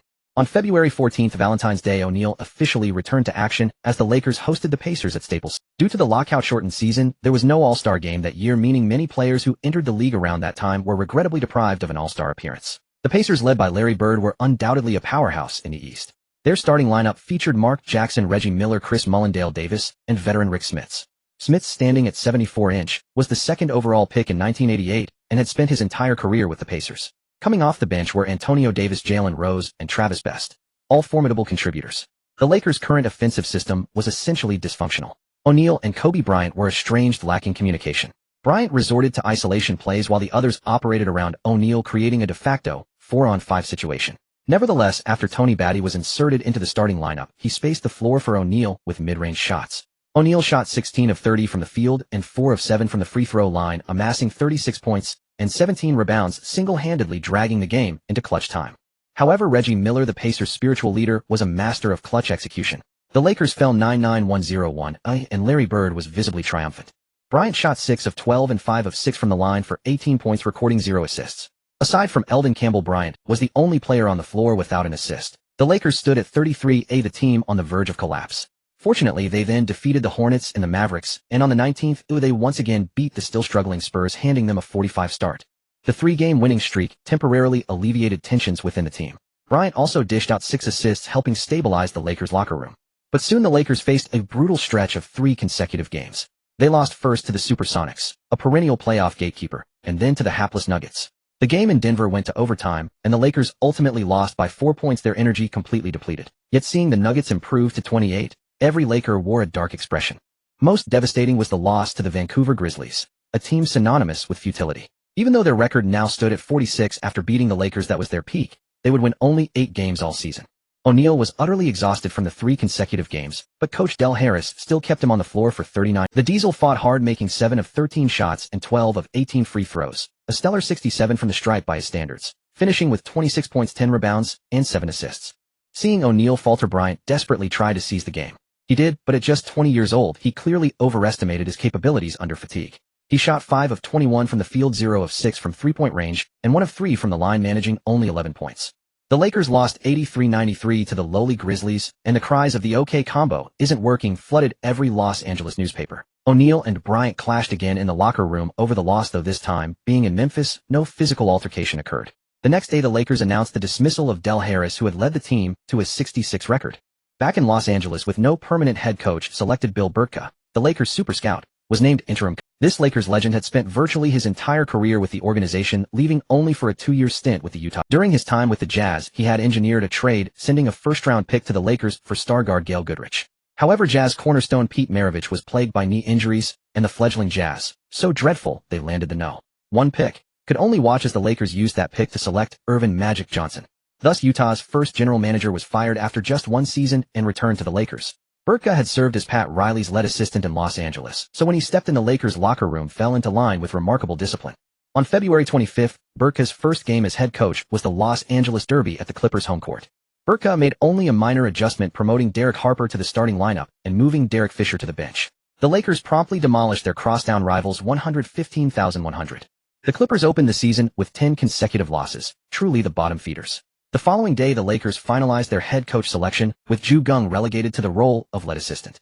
Kurt Rambis understood his role was merely transitional. After consulting with Geng, he laid out the strategy for coaching the Lakers. Rambis declared, "We're running the triangle offense. Shaq is the ace, Kobe the second ace, Eddie the pivot. You 3 form the triangle. In the starting lineup, Derek and Tony will be on the weak side. Off the bench, Sean Rooks and Corey Blunt. You 2 bigs will get ample playing time moving forward. Make the most of it." Geng watched with a smile. Meanwhile, the Hornets had proposed trading Glenn Rice 5.25 M.J. R. Reed 780K and B.J. Armstrong 2.8 M. to the Lakers in exchange for Eddie Jones 2.2 M. a rookie scale deal, and Eldon Campbell 7 M. Jerry West was inclined to accept the trade. Rice was the small forward the Lakers needed, and dealing Jones would free up Kobe Bryant. The Lakers were currently running a 3-guard lineup, one that lacked 3-point shooting, which was a liability. However, at Geng's strong recommendation, the trade was temporarily shelved. Ju proposed a different package: Jones 2.2 M, Sean Rooks 1.68 M, Corey Blunt 1.63 M, for Glenn Rice 5.25 M, Brad Miller 290K, with Jones and Rice as the central pieces and the others as fillers. At that time, Brad Miller was an undrafted player, not yet the passing big man of the Kings Princeton offense. He had little playing time in Charlotte. If acquired, he could serve as the Lakers' version of Tony Kukoc. Therefore, Rambis' immediate task was to give Rooks and Blunt more minutes to boost their trade value. Because the Lakers had a back-to-back hosting the Clippers again in another derby, a scheduling quirk both teams appreciated given the shared home arena. With the Clippers offering little resistance, Blunt received ample playing time. He shot 3 of 5 and added free throws for 7 points. Rooks also went 3 of 4 for 6 points. The adjustment yielded immediate results. Both players averaged 15 minutes per game, and with teammates deliberately feeding them, their numbers looked respectable. The Lakers then embarked on a winning streak, first vanquishing the Rockets to close out February, then extinguishing the Suns twice in a row to start March on a high note. By this point, the trade deadline for the lockout-shortened season was approaching. Negotiations between the Lakers and Hornets reached their final stages. On March 5th, the Lakers narrowly defeated the Supersonics 1-0, 3-1-0-0, but trade piece Eddie Jones shot 3 of 9 and 0 of 3 from deep, giving the Hornets leverage to drive down the price. On March 7th, the Lakers beat the Jazz 97-89, yet Jones again underwhelmed with 2 of 6 shooting for just 5 points, convincing the Hornets to push for even more concessions. Fortunately, Blunt and Rooks continued to perform steadily. On March 9th, the Lakers defeated the Clippers on the road. Jones shot 4 of 10 and 8 of 8 from the line for 16 points. After deliberation, the Lakers submitted their final offer before the deadline. Jones 2M, Sean Rooks 1. 68M, Corey Blunt 1. 63M, a 2000 second-round pick for Glenn Rice 5. 25M, Brad Miller 290K. If the Hornets declined, the Lakers would pursue other options. Seeing the Lakers add a second-round pick, and with Jones fitting the Hornets' need for a guard on a roster short of them, Charlotte accepted. Geng had opposed using Campbell as the centerpiece, which would have brought back J.R. Reed, not only because Campbell stood 611 5 inches taller than Reed, but also because Campbell's defensive contributions were genuinely valuable. In particular, during the 2003-04 season in the original timeline, Campbell joined the Pistons and helped them dismantle the OK combo in the finals, exacting sweet revenge for the trade that sent him away. Although Campbell's salary was $7 million, his contract was expiring at the end of the season. Letting him walk afterward was acceptable. With Campbell and the newly acquired Brad Miller, the Lakers' interior rotation for this season was complete. The Lakers roster was now finalized: the starting 5, Harper, Bryant, Rice, Batty, and O'Neal. But Batty was only a sophomore and could handle about 20 minutes. Defensive stability came from Campbell, especially against Twin Tower lineups. Campbell could play 30 minutes. Robert Horry would fill in as needed. These 5 constituted the bigman rotation. On the perimeter, the point guards were Harper and Fisher, the shooting guards were Bryant and Coutinho Mobley, the small forwards were Glenn Rice and Rick Fox. Ideally, 11 or even 12 players could see court time. Of course, Rambis settled on a 9-man rotation, meaning only 9 players would log 10 minutes in a regulation game, with the choice of going big or small, depending on the opponent. Rice had been an all-star for 3 consecutive seasons from 1995 to 1998. As a wing alongside Bryant and O'Neal, he perfectly formed the 3 core pieces of the triangle offense. On the strong side, the triple of Rice, Bryant, and O'Neal formed the triangle. On the weak side, options included Tony, Batty, and Harper or Campbell for offensive rebounding, or Horry and Fisher for 3-point shooting, ensuring that either O'Neal or Bryant could operate unknown on the strong side, maximizing isolation efficiency. Stars in that era were meant to overpower defenders in unknown situations, to break down opponents, and to draw double teams to create opportunities for teammates, not to have teammates clear out so the scorer could attack an empty basket. The triangle offense allowed such stars to go unknown with minimal interference. Without a potent isolation threat, the triangle could not function. After the away game against the Clippers on March 9th, the trade was announced. On March 10th, the Lakers hosted the Clippers again at home. Rice and Miller had already undergone physicals, but hadn't joined the team yet. However, the Clippers were simply too weak, and it was another instance of intracity bullying. On March 12th, the Lakers faced the Warriors at home. Rice came off the bench. The team warmly welcomed the newcomer, feeding him the ball relentlessly. But perhaps Rice was too excited. He shot 8 for 21, 0 for 4 from 3-point range, and 5 for 8 from the free throw line, scoring only 21 points. Still, this was only their first game together. The Lakers had time. And finally, the Lakers achieved their first 10-game winning streak of the season. In a 50-game schedule, this streak greatly boosted morale. Geng, the chief assistant coach, also began to take action. For the first time, he personally initiated conversations with players. Previously, he had simply handed player development plans to Jeanie, who then passed them to Kupchak for Harris. That was no longer necessary. He didn't talk to ordinary players. He went straight to the Lakers' core, the O'Neal-Bryant duo, and he summoned them together. Geng took both of them to his recently purchased house in Los Angeles, a small villa in the suburbs. Geng personally cooked a Chinese meal that could satisfy both of them. Each had 2 meat dishes, 2 vegetable dishes, 1 soup and noodles. For athletes, tasting truly delicious Chinese food was an absolute delight. After the meal, Geng brewed tea. O'Neal, unfazed by the heat, grabbed the cup and downed it in one gulp, exhaling sharply with his mouth wide open. Geng looked somewhat exasperated and said, "Barring any surprises, I will be your head coach next season." O'Neal stopped exhaling. The ever-silent Kobe stared intently at Geng. "Do you want to win a championship?" Geng's voice was low, but to these two, it was like a devil whispering in their ears. O'Neal asked with a dubious tone, "You can lead me to a championship?" It seemed the rift between him and Kobe was indeed immense. "He didn't even mention us." Geng replied, "Of course. This is my first year in the NBA, and the Lakers don't fully trust me yet, so the roster isn't perfect. But I can give you a chance to potentially win it all this year." Kobe couldn't hold back any longer. "What should we do?" Geng answered, "Beat the Spurs." Seeing their puzzled expressions, Geng continued, "The Spurs' Twin Towers are the most likely champions this year. In fact, I'm 90 certain they'll take the title. Don't worry about the Jazz. Stockton is past his prime, and Malone can't carry the team alone. The Blazers pose some threat to you, but if you're careful in the regular season, you can leave them for the Spurs to handle." I vetoed some trades, kept Campbell and Batty, and brought in Miller to help Shaq handle the Twin Towers. If you can defeat the Spurs in the playoffs this year, you'll have an 80% chance of winning the championship. O'Neal tilted his head and said, that Tim guy was already strong in college, and he's even stronger now. Geng knew the two had never faced each other in college, but college-aged Duncan had competed against O'Neal and others in the Dream Team. There were even rumors that college players led by Duncan had thrashed the Dream Team. Kobe silently memorized Geng's words about the Spurs winning the championship this year. If they beat the Spurs, but didn't win it all, he would definitely hold Geng accountable. Geng continued, I don't want to meddle too much in your personal affairs. I want to ask you to be like brothers. But hey, here's my plan for you. He paused deliberately, seeing both men fix their gaze on him. For the next 3 years, Shaq is the absolute core of the Lakers. That won't change. O'Neal retorted, he'll only be 30 after 3 years, still in my prime. Geng said, but after 3 years Kobe will become the Lakers' core. Shaq, if you don't want to play second fiddle to Kobe, he'll trade you away after 3 years. O'Neal retorted, he'll only be 30 after 3 years, still in my prime. Kobe's small fist slowly relaxed. Geng said, I know.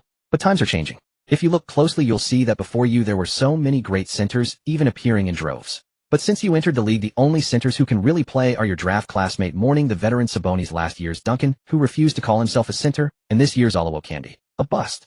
Are there any good centers left? O'Neal shook his head. No. But with no centers, isn't this the time for me to dominate? Teams stockpiled bulky bodies or blue-collar players just to deal with him. Geng said, the NBA is a business. Can a center sell shoes better than a guard? The future belongs to power forwards, even perimeter players. In 3 years Kobe will be 24, entering his prime. If the Lakers still revolve around you, they'll likely struggle to adapt to the faster pace of that era. So after 3 years he'll become the team's core. Kobe's stern expression nearly cracked. A smile tugged irresistibly at the corners of his mouth. O'Neal, however, argued, no, he'll still be the league's best center by then. Geng laughed. So what? Ewing, Robinson, Olajuwon, all were the best centers. But Jordan, who entered the league in '84, reached his peak a few years later, and none of those centers ever beat him in the finals. Kobe's smug expression was barely containable. Geng continued, Kobe might not be as good as Jordan, but he'll definitely be the best shooting guard after him. Kobe's face instantly dropped, a perfect showcase of mood swings. Though after every game against Jordan, Kobe would go alone to the Bulls' locker room, wait for Jordan to finish his shower and treatment, and then ask him for basketball tips, he never wanted to admit that he would never surpass Jordan. Geng said, you might think I speak harshly, but the Lakers don't have much time. Since I just arrived, I couldn't make many trades. So my goal this season is to help Kurt reach the Western Conference Finals. Next season when I take over, I'll perfect the roster and go straight for the championship. Both men fell silent. If they could win a championship next season, they couldn't imagine how amazing they would feel. Olajuwon was 31 when he won his first title, Jordan was 28. If they could win next year, O'Neal would be only 28, and Kobe just 22. The vision Geng painted was incredibly tempting, exactly what they craved. Yet both remained slightly skeptical. He went on, this season Shaq averages 2.3 assists per game, Kobe 3.8. I have only one request: get familiar with each other's positions on the court. When I start coaching next season, I want each of you to increase your assists by 1 per game, and those assists should go to each other. The two glanced at each other, then snorted in unison. Geng said, save energy in the regular season. Kobe, especially give Mobley some opportunities. He might not become an all-star, but he can be near all-star level. As for Lewis, practice threes with him. You should know he's a great shooter. He has the potential to be an all-star. Even O'Neal couldn't hold back. His eyes widened. You mean we got these two as bargains? Geng smiled. You could call it a bargain. I'd rather say I have a sharper eye for talent. I have some predictions about the future. Just remember them, don't argue, and see how things unfold. As a time traveler, not using his knowledge would be foolish. After laying out the plans, Geng added, finally both of you can learn from me how to fight. But it's best not to use what I teach you on your teammates. Otherwise, it'll intervene. O'Neal grinned. Coach, do you know martial arts? Geng said yes. But what he'll teach you are simple restraining techniques. For you, with your height and weight among the league's elite, straight punches suit you best. But to avoid serious injury where you hit matters, use palm strikes to your opponent's jaw. It will dislocate it or knock them out for a while with no severe consequences. Kobe immediately asked, what about me? Geng replied, you have a speed advantage and your height is average in the NBA. You can dodge while attacking. Your biggest problem is that you always expose yourself to your opponent. You're practically asking to be hit. Geng stood up. Forget it. You probably won't get it just from my words. I have protective gear here. Put it on. O'Neal put on the headgear and gloves. Geng also wore gloves. Come on, let's spar. O'Neal looked at the 183-meter Geng, then at his own massive fists. Are you sure? Geng said, since you won't strike, he'll make the first move. No sooner had he spoken than he lunged forward. O'Neal only saw a blur of fist enlarging before his eyes. He wobbled and collapsed to the ground. Kobe immediately leaned back, eyebrows raised, grimacing in astonishment. Geng took off his gloves and roused O'Neal. The shark looked utterly bewildered, as if waking up in the movie's Scary Movie. Geng asked, how do you feel? You slept like a baby. I almost hated to wake you. O'Neal finally looked at Geng in terror, scrambling backward. Kobe said, "Coach, I want to learn this." O'Neal immediately sat up. "No, coach, don't teach him." Geng said, "Kobe, what you need to learn is to retreat while fighting. Learn to dodge." Over the following days, Geng repeatedly knocked them down, but he held back, only stunning them without causing harm. Even so, the O'Neal-Bryant duo eventually grew reluctant to learn. Yet Geng forced them to continue for another hour of boxing before letting them go. Watching the two help each other leave, Geng nodded with satisfaction. The last time they fought, he was just an ordinary assistant coach and couldn't intervene. In the future, if they ever thought of fighting, they'd likely remember today's lesson. On March 14th, the Lakers faced the Kings on the road. Harper was sidelined with an injury, so Rambis started Horry at small forward and Fisher at point guard. Thanks to Geng's thoughtful coaching, O'Neal went 13 for 24 from the field and 7 for 10 from the free throw line, putting up 33 points, 11 rebounds, and 4 assists. Kobe was in rhythm as well, shooting 11 for 19 for a double-double of 29 points, 10 rebounds, and 4 assists. Yet the Lakers still lost by 4 points as Kings backup small forward Peja stepped up with 17 points on 7 for 11 shooting, making life tough for Horry.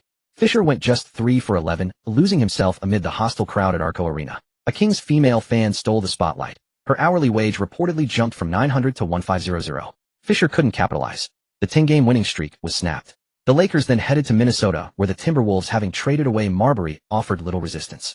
Garnett's massive contract was just beginning to weigh on Minnesota. Had the $2,530 max salary rule not later been introduced, the Timberwolves might have been the first team to go bankrupt.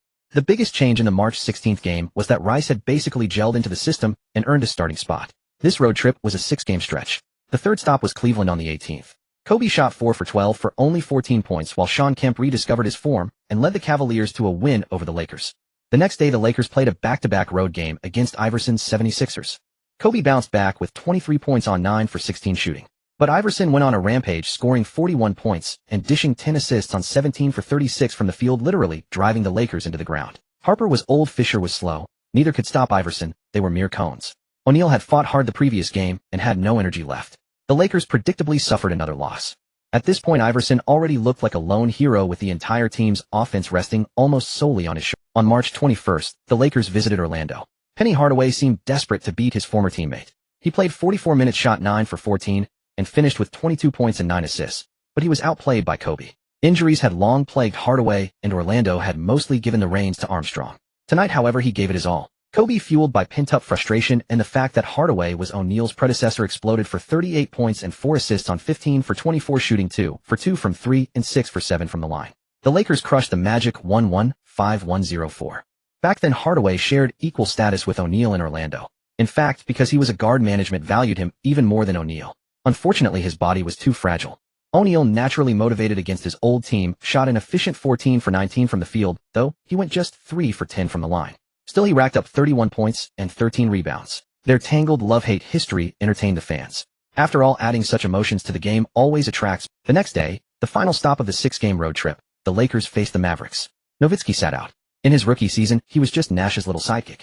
Dallas' big three were Nash, Finley, and Green. By then, Green had roamed far from Los Angeles for many years, nearing the end of his career. This man, who set an NBA record of 192 consecutive games played, stayed calm, even when Magic Johnson threw a rainbow party in the locker room. He would preach to any woman who approached him, keeping them all at bay, and remained chaste until after retirement. He was truly the NBA's Iron Man. The Lakers held a 3-point lead in the final moments, successfully completing the 6-game road trip and returning home. But before the Lakers could celebrate, Jason Kidd, along with Clifford Robinson and Luke Longley, defeated them. For Suns fans, beating a division rival like the Lakers was a joy. The Lakers then suffered a buzzer-beater loss to the Kings, dropping 2 straight at home. Geng, however, told everyone to stay calm and began preparations a month early for the 3rd regular season matchup against the Spurs, their last of the season. With the roster now set, if the Spurs aimed for a championship, they would likely hide their plays in regular season games. The Lakers just needed to counter their current style. Besides preparing for the game, Geng occasionally attended movie events with Jeanie. On March 24, 1999, the premiere of The Matrix took place, and Geng joined Jeanie. That was the advantage of being in Los Angeles, often rubbing shoulders with celebrities. Jerry Buss had long invited many film stars to Lakers home games, adding to the team's glamour and cultivating a diet. Jeanie frequently attended movie events, and they cross-promoted each other. Geng got to know some people in the film industry, though for now, he mainly appeared as Jeanie's date. With the Lakers roster, they should have won more games. But Rambis clearly lacked strong coaching ability, often making senseless substitutions. The Lakers players had been won over one by Geng, but they treated Rambis like a ghost, and it was all his own doing. Though Rambis earned only modest wages as a player, around $78 million total, he had worked for the Lakers ever since retiring and earned decent money. But every road trip, he packed everything movable from his hotel room, even leftover tissues, and would scavenge through the rooms of assistants like Geng and players. On that 6-game road trip, his haul almost couldn't be carried back. So Lakers players hung signs on their doors: Rambus and junk collectors keep out. With such a head coach, naturally he commanded no respect. Perhaps the only person comparable to Rambus was the 1987 second overall pick Alonzo Gilliam, who had earned over $20 million, but bought only deeply discounted near-expiry food at supermarkets, buried his perishables in the ground during winter to save refrigerator electricity, and never turned on lights at night. Once he turned on the lights only because he was stealing electricity from his neighbor Jason Williams, the team's rebounding leader, when they were teammates with the Nets. Absolutely absurd. Those two were stingy with themselves, affecting only those around them at most. But Van Exel, traded away by the Lakers, was far worse. In Denver, a heavy snowstorm buried his car. He called a ball boy to clear the snow, promised him 10, then drove off as soon as the boy finished. Another time, a young fan asked for his autograph. He handed the kid's jersey to a friend visiting from out of town, who then endured a full game of jeers from the young fan, who only found out afterward. Add to that the notorious Wi-Fi moochers, and the four of them could form the NBA's Ebenezer Scrooge, Harpagon, and Plyushkin, and debut as the ultimate misers. The Lakers' results swung between wins and losses, relying entirely on the O'Neal-Kobe duo. Though Geng had clearly established the triangle offense, the season was too tight. There was no time to build chemistry, so turnovers were frequent. The Lakers now had 13 players. Rookies Lou and Lewis barely saw the court. Of the remaining 11, Rambus would rotate 9 based on arbitrary rhythm with no strategy. Just let them play. On April 21st, the Lakers lost to the Blazers on the road. Portland's formidable front line put heavy pressure on Los Angeles. Sabonis and Brian Grant, along with backup Rasheed Wallace, clogged the paint, making it nearly impossible for the Lakers. Harper did not play in that game. The Lakers were saving their energy preparing for the March 24th clash with the Spurs. At that point, the Lakers were 27-17, while the Spurs were 3,012. San Antonio was fighting Utah for the top seed in the West. The Lakers were comfortably first in their division, locked into the top 4. If the Lakers could beat the Spurs, the Jazz would seize the opportunity to leap to first place. Utah wanted to face the Lakers early in the playoffs. They had swept them the previous season and believed they could do it again, a psychological advantage. So before the game, the Spurs treated it as a regular season tune-up, while the Lakers approached it like a final showdown. The two teams' levels of intensity were worlds apart. Despite being in San Antonio, the Lakers came out firing on all cylinders. No matter where Duncan went, someone stuck to him. Batty and Campbell virtually embraced Duncan for the entire game, staying by his side at all times. In an era where teams averaged only about 13 three-pointers per game, a 10-point lead was essentially an insurmountable. Robinson reacted first.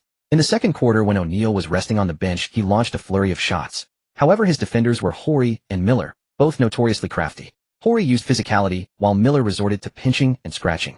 Despite the referees favoring the Spurs' home court, Robinson finished 6 of 12 from the field and 13 of 17 from the free throw line, scoring 25 points. But with Battier pulling Robinson away, O'Neal repeatedly isolated against Duncan. Although Duncan was the flying devil, he could not withstand the relentless pounding of the diesel engine. Duncan, battered by O'Neal's constant collisions, found great difficulty on offense as well. The most beleaguered was Mario Elie. The veteran swingman, targeted relentlessly by Kobe and Rice, was already past his prime. He picked up his 5th foul early, effectively unleashing the full offensive firepower of Kobe and Rice. Because the defense of second-year player Antonio Daniels or Steve Kerr was nowhere near enough to contain Kobe. The Lakers resolutely exploited these two strengths. Duncan could not break through Shaq's defense, and the Twin Towers became caged beasts. At that time, the Spurs did not have Ginobili and Parker on the perimeter to form the GDP core and relieve Duncan's burden. Jaren Jackson and Malik Rose both went 0 for 3. Coming off the bench, they could only manage 10 minutes before being substituted out. In the end, with the Lakers playing with fierce intensity, they won the regular season game 8,981. The two teams met 3 times in the regular season, and the Lakers swept the Spurs with 3 victories. This gave everyone a false impression that the Spurs were not strong. A loss made it even harder for the Spurs to secure the top seed in the regular season. This was a shortened season, unlike the usual 82-game slate. With the season nearing its end, the Spurs had only 7 games remaining after facing the Lakers. One loss could mean they would never catch up to the Jazz. The Spurs stood at 30-13, while the Jazz were 33-10, both with 7 games left. For the Spurs to overtake the Jazz, they had to fight with all their might. Indeed, despite the Jazz's veteran core struggling to maintain their momentum at this late stage, the Spurs lost one of their 7 games, leaving them helpless as the Jazz held firm atop the league. The Lakers had expended too much energy against the Spurs and subsequently suffered a heavy defeat to Houston. However, with only 5 games remaining, they quickly regrouped and closed out the season with a 4-game winning streak. By the end of the regular season, every player was utterly exhausted. With 50 games crammed into 3 months, it was a relentless grind of back-to-backs, and even back-to-back-to-backs. Everyone was too tired to speak, and injuries were more frequent than ever. If this were the faster-paced future, injuries would likely multiply several-fold. Fortunately, at this time, only the Kings averaged over 100 points per game, while the Bulls at the bottom managed a mere 81. 9. Of course the Bulls roster had completely fallen apart, but the second-to-last Hawks were a playoff team, averaging 86. 3 points. This number perfectly reflected the defensive intensity of the era. For Michael Jordan to average over 30 points and win the scoring title at this time was truly extraordinary. Watching games from this era, and then comparing them to those 20 years later, it becomes clear that players back then defended with relentless determination, while the later games seemed almost like child's play. In the season following Jordan's second retirement, Allen Iverson claimed the scoring title with 26. 8 points per game, closely followed by Shaquille O'Neal at 26. 3. Karl Malone ranked third with 23. 8 points. Defense in the 1990s grew progressively tighter, reaching even greater intensity. The declining scoring averages of the scoring champions in these years served as clear evidence. However, the NBA is ultimately a commercial league. Rebounding title. He was not yet the aging veteran who would later be overpowered by Zydrunas Ilgauskas. Chris Webber averaged 13 rebounds to claim the rebounding title. He was not yet the aging veteran who would later be overpowered by Zydrunas Ilgauskas in Detroit. He was the king of the dazzling Sacramento Kings. Charles Barkley ranked second with 12. 3 rebounds, while Dikembe Mutombo was third with 12. 2. Due to the high defensive intensity, field goal percentages were low and the number of possessions was also limited, leading to relatively modest rebound totals. Shaquille O'Neal averaged 10. 7 rebounds, placing 8th. He was the only Lakers player to appear in the top 10 of 2 statistical categories. Jason Kidd, playing for the Suns, averaged 10. 8 assists to lead the league. Rod Strickland ranked second with 9. 9 assists, while Stephon Marbury, later known as Starbury, averaged 8. 9 assists for third place. Alonzo Mourning averaged 3. 9 blocks to win the block title, followed by Sean Bradley, the German giant, with 3. 2 blocks, and Theo Ratliff with 3. 0 blocks. In the steals leaderboard, Kendall Gill averaged 2. 7 steals for first place, followed by Eddie Jones, who saw his numbers rise after moving to Charlotte with 2. 5 steals, and Allen Iverson with 2. 3 steals for third. As all teams completed their regular season games, the playoff field became clear, bringing joy to some and disappointment. In the West, the top seed was the Utah Jazz at 3,713. Jerry Sloan was perhaps too fixated on the regular season. If he had allowed the duo to rest occasionally, the Jazz might have had more to offer in the playoffs, but as it stood, their threat was minimal. Age is a sad topic, but for the NBA's interior players at this time, it would have been better for Karl Malone to retire immediately. David Robinson, who was knocked unconscious by Malone's elbow on November 22, 1998, would surely agree. Tim Duncan, is my big brother going to die? The second seed was the San Antonio Spurs, led by the Twin Towers with a 3,614 record. Greg Popovich was growing anxious. In their game against the Lakers, the young Kobe Bryant had scored 34 points despite the Spurs' intense focus on containing Shaq and Kobe. No other team in the league boasted a front court as formidable as the Spurs, and Popovich was desperate to succeed. The Spurs roster had changed very little from the previous season, so after some initial turbulence, they steadily improved. However, that last encounter with the Lakers had truly shaken Popovich. Kobe Bryant's rookie season high was only 24 points. The previous year, it had risen to 33. His 34-point outburst against the Spurs was not even his best. His season high was 38. Such explosive scoring from a 21-year-old was almost unbelievable. Because of his youth, countless records were being rewritten with Kobe's name. Kobe's management team lacked savvy. If they had leveraged the media to pressure the NCAA into pushing the NBA to ban high school players from the draft, no one would ever threaten those records again. The third seed was the Portland Trail Blazers at 3,515. Mike Dunleavy struggled to control the team, and the locker room issues in Portland prevented them from becoming a true powerhouse. They were only formidable when the players themselves decided to win. The fourth seed was the Los Angeles Lakers with the duo of Shaq and Kobe at 3,218. After going through 3 head coaches, Del Harris, 66, Bill Burtka, 10, and Kurt Rambis, 24-13, the Lakers managed to secure a top 4 spot. Rambis, a former blue-collar player, lacked the imagination to fully unleash the potential of Shaq and Kobe. The fifth seed was the Houston Rockets at 3,119. Rudy Tomjanovich was also uneasy. Hakeem Olajuwon, now 36, was no longer the 31-year-old who could dominate Shaq. His scoring had dipped below 20 points for 2 consecutive years, and his blocks had declined sharply. Tomjanovich could only hope that Charles Barkley could still fly, and that Scottie Pippen, the Batman, could turn Kobe into the Joker. The sixth seed was the Sacramento Kings at 2,723. Rick Adelman's teams were consistently mediocre. The Princeton offense demanded too much chemistry, and there was no defense to speak of. The seventh seed was the Phoenix Suns at 2,723. Danny Ainge's team was decent in the regular season, but could never make it out of the first round. It was time for him to focus on becoming a general manager. The 8th seed was the Minnesota Timberwolves at 2,525. Flip Saunders was on edge. The Seattle Supersonics also finished at 2,525, but they were edged out of the playoffs by the Timberwolves. Although it might only be a first-round exit, pitting the fierce Kevin Garnett against Karl Malone in a physical battle should be beneficial for his development, right? After all, Karl Malone's celebrations lacked passion beyond flexing his biceps, while Garnett's exuberant displays brought far more energy. The Eastern Conference was even more chaotic. The top seed was the Miami Heat at 3,317. Pat Riley, after leaving the Knicks, had built another tough defensive squad. But he never expected that in 3 consecutive seasons since joining the Heat, they would face his old team, the Knicks, in the playoffs. In the 1997 playoffs, P.J. Brown executed a judo throw that ignited a 1-4-5 exchange, helping the Heat overcome a 31 deficit and win 4 straight to advance. In last year's playoffs, Larry Johnson's precise punches left Alonzo Mourning battered, and after a 1-for-0 trade, the Knicks succeeded in their Black 7 upset. This year, while the Lakers and Spurs were battling, a reporter asked the Heat about the Knicks. P.J. Brown arrogantly declared, "We don't consider teams that won't make the playoffs." Then the Knicks felt jinxed. With 8 games left in the regular season, they won 6, swept the Heat twice, and charged. The Magic, initially the top seed in the East, saw the Knicks frenzy and promptly lost 5 straight, dropping to 3rd place, allowing the Heat to claim the top spot. Riley cursed under his breath. The 2nd seed was the Indiana Pacers at 3,317. Larry Bird was one of the rare individuals who excelled both as a player and a coach. However, the Pacers owner had no real ambition to build a great team, unwilling to spend money and content with minimal losses limiting the team's ceiling. The 3rd seed was the Orlando Magic at 3,317. Chuck Daly might have lost some of his edge. The final 5-game losing streak, while pushing the Heat to face the tough Knicks, also drained the Magic's momentum. In the playoffs, the first round was a best-of series.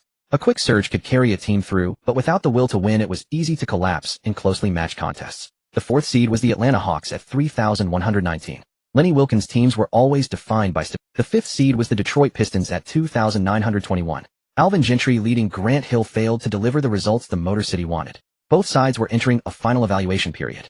The 6th seed was the Philadelphia 76ers at 2,822. Larry Brown employed a strategy of 4 defenders and 1 scorer to grind their way into the playoffs. It was a testament to Allen Iverson's incredible physical abilities. Though he wasn't tall, his strength was no less than that of Geng. The 7th seed was the Milwaukee Bucks at 2,822. George Karl coached a team featuring Ray Allen and Glenn Robinson all season. Down the stretch, the newly acquired Sam Cassell returned from injury, raising hopes for a strong playoff run. The 8th seed was the New York Knicks at 2,723. Jeff Van Gundy, who had clung to Alonzo Mourning's leg the previous season and was mocked by Phil Jackson as a cockroach on a bulldozer, instilled a tough, gritty mentality in the Knicks. As Eastern Conference players put it, they don't play basketball, they fight. Overall, they were slightly better than the old Pistons, who were known for physically destroying careers. The Knicks at least were just. When this New York group came together, the Pistons essentially folded. They dared not play dirty against the Knicks for fear of getting beaten. Almost every Knicks player could fight, and they carried an arrogance that made them believe they could overpower any opponent. That was why when P.J. Brown provoked them, 5 players charged at him, leaving Pat Riley laughing in disbelief. But Riley likely wouldn't be laughing this series. Being Black 7 was bad enough, but being Black 8 would be a humiliation beyond measure. Before the playoffs began, Geng attended the premiere of The Mummy with Jeanie. The Matrix earned $467 million at the box office, a huge success this year, while The Mummy also performed decently. Its $415 million was not bad either. Rachel Weisz, the lead actress of The Mummy, was also born in 1970, the same age as Geng, though she had a typical European look with a particularly sharp nose. The Mummy was unlucky, as another film was soon to follow its release. After attending the event, Geng officially began preparing for the first round of the playoffs. On May 9th, the Lakers hosted the Rockets. Thanks to Geng's maneuver, he brought Mobley, who would have averaged 9 points per game as a rookie with the Rockets, to the Lakers, making the Rockets' big 3 play extremely hard. Mobley averaged 9 points per game for the Rockets during his rookie season, but was instead brought to the Lakers, causing the Rockets' big 3 to tire out. The trio of Pippen, Barkley, and Olajuwon were already exhausted in the regular season. Had Tomjanovich not used them cautiously, they might have been sidelined by injuries. Barkley's powerful frame left Tony Batty helpless. Under his forceful attacks, Batty fouled out. The Flying Pig was a point the Lakers couldn't immediately solve. He went 11 of 19 for 25 points and 10 rebounds. Olajuwon wasn't outplayed by O'Neal. Instead, he used his dream shake to leave O'Neal bewildered, shooting 10 of 13 and 2 of 3 from the line for 22 points and 8 rebounds. For the Lakers, Rice took advantage of opportunities from the third option, going 12 of 17 for 29 points. O'Neal was frustrated by the hack-a-shack, shooting 11 of 23 and only 5 of 14 from the free throw line, finishing with 27 points and 11 rebounds.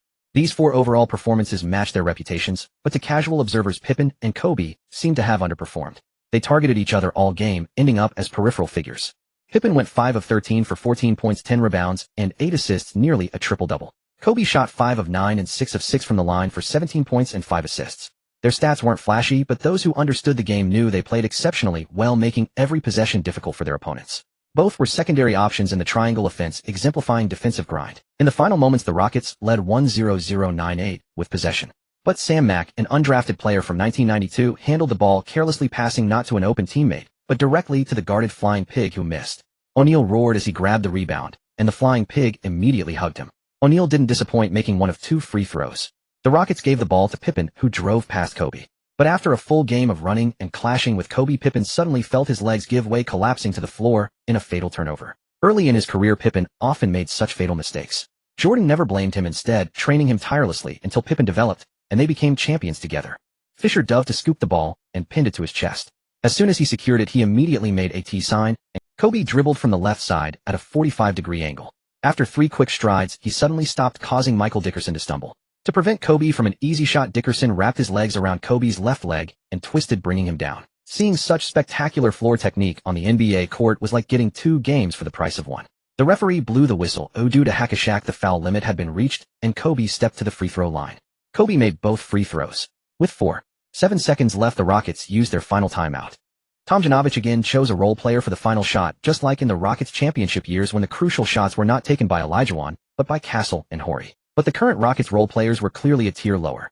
Mack's drive and layup were swatted away by O'Neal from the side. The buzzer sounded, a block to seal the game. The Lakers won a thrilling victory. O'Neal high-fived Lakers fans courtside, laughing loudly as everyone celebrated the hard-earned victory. Fisher was the true hero of the game, shooting 4 of 6 from 3 for 20 points. His diving steal and timeout were the turning point of the victory. On May 11th, the Lakers hosted again, but this time the Rockets were completely gassed. In the first quarter, the Lakers led 3,112. The veterans clearly had no energy left, and a single day off couldn't restore them. 1-1-0-9-8, an easy win. The Lakers led 20. The Rockets were on the brink. The Lakers needed just one more win in the first round to advance. On May 13th, back in Houston, Kobe was made to look like a fool by Pippen as the Batman descended upon the city. Pippen went 12 of 27, 3 of 5 from 3, and 10 of 12 from the line for 37 points and 13 rebounds, including 5 offensive boards, not just 1. Kobe shot 5 of 17 for 13 points, 9 rebounds, 4 offensive, and 5 assists. He was thoroughly. Olajuwon suffered the same fate as Kobe, shooting 2 of 12 for just 5.6 rebounds and 5 assists. He was dominated by O'Neal. O'Neal went 9 of 22 and 8 of 16 from the line for 26 points and 10 rebounds. The Shark raged helplessly. He could only take difficult shots to avoid fouls, as any approach to the basket drew immediate fouls. His free throw touch was poor, so he could only mildly criticize Kobe, knowing his own performance was mediocre. Barkley went 12 of 23 and 6 of 8 from the line for 30 points and 23 rebounds. Thanks to the flying pig and Pippen's eruption, the Rockets managed to win 1 game. As the lead assistant coach, Geng sat next to Rambies, but he never stood up to give instructions. He silently watched the game, absorbing the emergency adjustments needed for various situations. After 2 years of learning at Kentucky, and with the Lakers, he had grasped almost all tactics. In truth, as head coach, it was nearly impossible to detail every single play. That was the assistant's job. But the coach's most important tasks were timely substitutions, calming players' emotions, and giving the ball to the right person in crucial moments. With his cheat-like understanding, Geng could handle all of that. On the 15th, the Lakers crushed the Rockets 98-88 on the road. Pippen was also overwhelmed by Kobe's defense, shooting 6 of 23 for 19 points, 17 rebounds, and 5 assists. Kobe was exhausted too, going 9 of 25 for 24 points and 8 assists. But being younger, he recovered faster than Pippen. Barkley and Olajuwon were spent. O'Neal went 14 of 22 and 9 of 18 from the line for 37 points and 11 rebounds, leading the Lakers to a 31-series victory. The Jazz also eliminated the Timberwolves 31 by setting up a second-round meeting with the Lakers. The Spurs beat the Suns 31. Kidd and Danny Ainge couldn't create a miracle together. The Trailblazers had strong forwards, but the Kings' forwards were no slouch either. The series went to 5 games, and the Blazers won the decider with their pricier roster advancing to face the Spurs in the second round. In the East, the Heat and Knicks fought tooth and nail. The Heat led by 1 point with 4.5 seconds left. But Allen Houston hit a beautiful mid-range jumper to kill the Heat. This shot was comparable to Jordan's The Shot. Make it, in advance, miss it, and go fishing. The Knicks completed the Black Eight. The Hawks, coached by Wilkins, defeated the Pistons 32, with Hill falling again in the first round. Philadelphia beat the Magic 31. The Magic, on a 5-game losing streak, lacked that fighting spirit and were defeated by the resolute Iverson. The Pacers swept the Bucks easily and met Philadelphia in the second round. The other matchup was Knicks versus Hawks. Vince Carter won Rookie of the Year, and Mobley made the All-Rookie second team.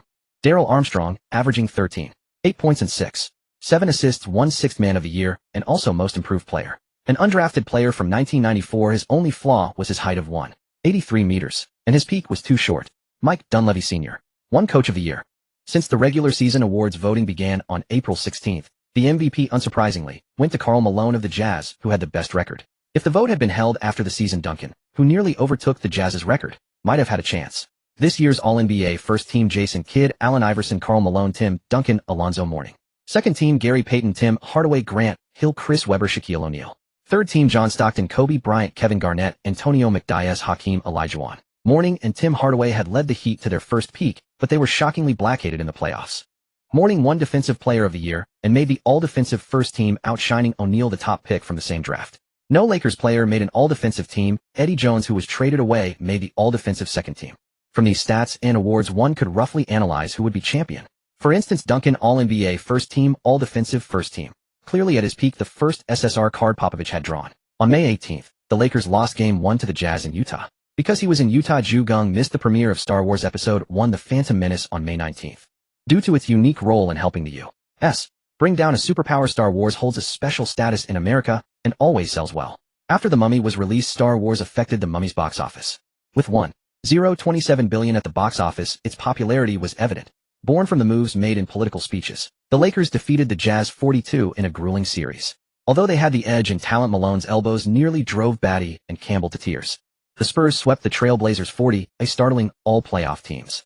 In the East, the Knicks swept the Hawks. Everyone knew the Knicks were weak only due to injuries. No one thought they were true. The Pacers swept Philadelphia, leaving Larry Brown grim-faced.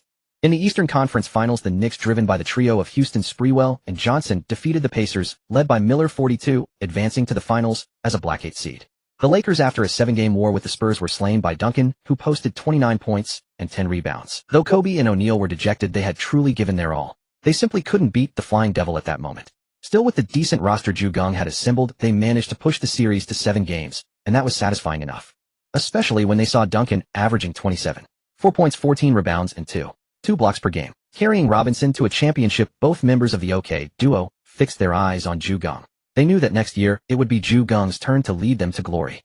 After the Lakers finished the playoffs, Geng and Jeanie attended the premiere of Austin Powers: The Spy Who Shagged Me, a parody film. The $1.2 billion box office was filled with classic comedic moments that later inspired numerous video creators, such as the Shadow Illusion. For instance, the mechanical beauty wielding a weapon left a deep impression. On June 25th, as the Spurs defeated the Knicks 78-77 by a single point, the shortened season's finals came to a complete close. All teams began preparing for the next season, and the Lakers were naturally no exception. Geng had proven himself in just 1 year. The Lakers did not hesitate to assign him a tactical assistant coach, one who was guaranteed to be obedient and proficient in the pick and roll and the triangle offense derived from it. They also retained Rambis and the previous Lakers coaching staff as assistant coaches for those willing to stay. The Lakers announced Kurt Rambis' dismissal, and Geng became the head coach of the Lakers. A 29-year-old NBA head coach, and a Chinese man at that, immediately stunned everyone. Except for the era of player coaches back in the 1950s, when there were 5 head coaches younger than Geng, never had an NBA head coach under 30 existed after the merger with the ABA. Geng had undoubtedly set the record for the youngest NBA head coach. Geng quietly sent a Lakers scout to Reggio Calabria in Italy to speak with a young man with a crew cut. If he agreed to join the Lakers, they would use their first pick in the second round to select him, making him the top pick of the second round. Top pick of the second round is still a top pick, right? The crew-cut young man agreed, but he would only join the NBA after his contract ended. In 2002, Geng consented, or else he would not have used a second-round pick. So young. At the same time, Geng sent another scout to the CSKA Moscow team to negotiate with a blonde young man with a crew cut there. The Lakers would use a first-round pick to select him, and he would come if the deal was made.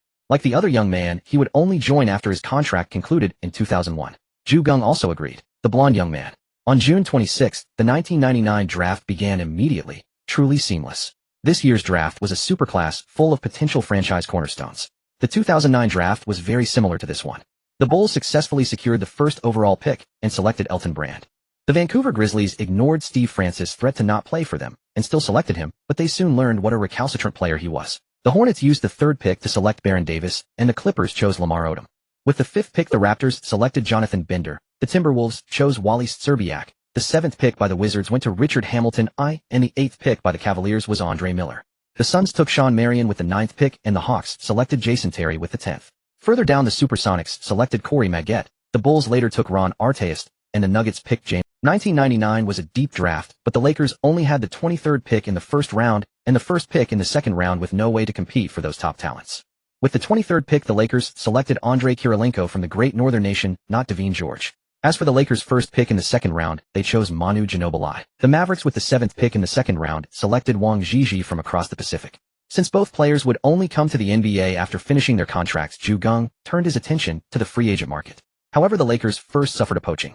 Eldon Campbell was lured away by the Hornets, who offered a top-tier blue-collar contract of $7.98 M, $8.05 M, $7.98 M, and $8.05 M. The Lakers simply could not match that. How much a blue-collar player is worth depends on each team's needs. Derek Harper retired in disappointment, leaving the Lakers without two key rotation players from last season. However, the Lakers also had good news. First day, C. Green, the Lakers' former veteran, was persuaded by West to return and help O'Neal and Bryant, planning to win another championship before retirement. C. Green, the Lakers' former veteran, was persuaded by West to return and help O'Neal and Bryant, planning to win another championship before retirement. Ron Harper, whose contract with the Bulls had expired last season, also wanted another championship and was persuaded by West. In history, he might have come because of Phil Jackson, but this time Jackson had no team. After the combined persuasion of O'Neal and Bryant, Harper finally agreed. Because Geng promised him a starting position with at least 20 minutes of playing time. Ron Harper was very satisfied with this. He wasn't just coming for a ring, being able to start made it hard for him to decline. In the summer, the Rockets cut Brian Shaw, whom they had acquired from the Trail Blazers. Shaw had played only one game for the Blazers last season, and the Rockets didn't want to pay $1 million for a non-contributor, so they simply waived him. The Lakers then signed him to a minimum contract. With that, the Lakers had 14 players, enough for the new season. As a starting center, currently the #1 center in the league, Shaquille O'Neal, earns $14 million. With the perfect prophecy of the previous season's playoffs coming true, the Big Shark now has great trust in Geng. As a starting shooting guard, Kobe Bryant earns $9 million. Having finished his 3-year rookie contract, Kobe has secured a significant deal. The Spurs truly won the championship last season, and Kobe feels a sense of resentment. If he could have been a bit stronger, he could have won the championship earlier. He unconditionally believes in what Geng has said, and even the fact that they pushed to 7 games in the playoffs last season was because he and O'Neal passed the ball to each other, allowing them to persist. However, last season was too short, and the two still failed to establish a perfect synergy. Originally this season, Phil Jackson came to coach. He persuaded or coaxed O'Neal, while Wentz coaxed Kobe, allowing the two to start collaborating, which led to the formation of the OK Duo. However, Geng did not need this. He had already completed physical persuasion last season, and then through perfect deduction, he achieved theoretical persuasion, resulting in the OK Duo being fully convinced. Starting small forward Glenn Rice earned $7 million. After Rice joined last season, Rambis' usage of him did not meet expectations, but the new season is long enough for gradual adjustment. Backup power forward Robert Horry earns $8 million. At this time, Horry can still play, and his heart has not yet flown to San Antonio. Backup small forward Rick Fox earns $3 million. This contract is still a good deal. Aside from his penchant for filming, due to slow internet and movies failing to load, everything else is fine. Backup point guard Derek Fisher earns $3 million.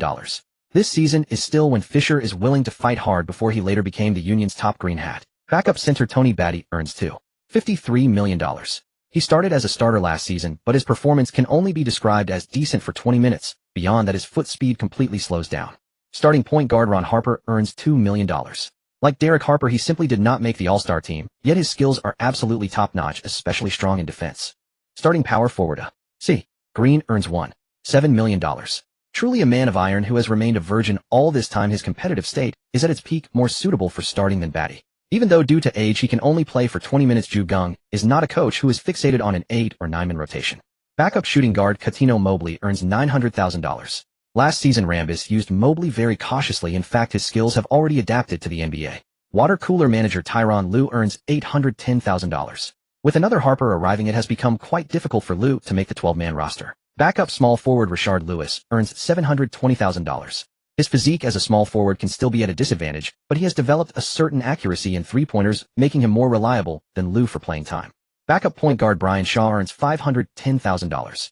After all, he is someone who was cut mainly due to being cheap. He still has opportunities to play. Backup center Brad Miller earns $390,000. After adapting last season, he can now play in the NBA and knows what Geng needs him to do. If he performs well this new season, he may take away a lot of Tony Batty's playing time, especially since his passing is better. The Lakers' salary this year is $53 million, ranking 5th among all teams. The Knicks at $51 million, and the Trail Blazers at $34 million are gradually becoming outrageous. The Pacers rank 3rd with $30 million, with Bird status allowing the owner to earn a lot. The Chicago Bulls at $27.01 million can only rank 2nd to last this year, due to the Los Angeles Clippers' outrageous $22.49 million. It's no wonder the NBA wants to introduce a poverty line. The other 27 teams have a minimum of $73 million, while the Clippers are truly a joke. Odom realized the Clippers were hopeless during his 4 years as a rookie, which is why he later directly joined the Heat, only to be traded to the Lakers. After assembling the roster, Geng informed each player of their positions and responsibilities for the new season, allowing them to practice their skills well over the summer. On August 6, 1999, Geng attended the premiere of The Sixth Sense with Jeanie. This supernatural thriller film achieved a box office of $672 million. However, after attending this event, Geng returned to Hawaii in October with a team he had hired to participate in the high-tech fair from October 5th to 10th, where there was a business in urgent need of financing. Xiao Ma and his team were almost crying from searching for funds, and they nearly sold their chat software for $600,000. After more than a year of stock operations, Geng successfully turned his previous savings into $3 million in cash. Coupled with the new contract with the Lakers, the head coaches $3 million plus the assistant general managers $500,000, totaling $5 million, and after taxes he still has $8 million, which he can continue to earn in the stock market. At the high-tech fair, Geng met Xiao Ma, whose company was left with only a few $1,000s. However, the chat software currently does not have a profitable model, and without a revenue model, no one is willing to provide funding. Just as the other party was disappointed and wanted to return to Yangqing, Geng sent someone to reach out to them, expressing his willingness to invest in them. At that moment, Xiao Ma was excited. Someone finally valued his company. Xiao Ma introduced his entire team, but found himself unsure of what to say next, as he was a shy person. Geng and the others left, saying, "All right, let's discuss how to secure funding." Xiao Ma expressed his thoughts. "We currently have 100,000 users, and the company's valuation is 5 million miles DAO. We can offer 45 of our shares, raising 2 million miles DAO. In the past, 2 investments were made through intermediaries who collectively acquired 5 of the shares. Now that the 2 intermediaries are no longer involved, Geng can take an additional 5 of the shares. These 2 intermediaries were also recognized as the most successful brokers.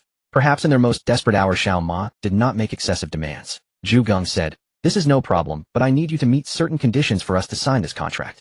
Xiao Ma's eyes immediately lit up as he replied, "Please go ahead. First, ICQ is preparing to sue you for intellectual property infringement. I can help you delay this, but you need to check your code quickly. Consider this information a gift." Upon hearing the first point, Xiao Ma noticed cold sweat appearing on his forehead. "No problem, we will resolve it as soon as possible," he immediately replied. "Second, after the other party files a lawsuit against you, change the software's name.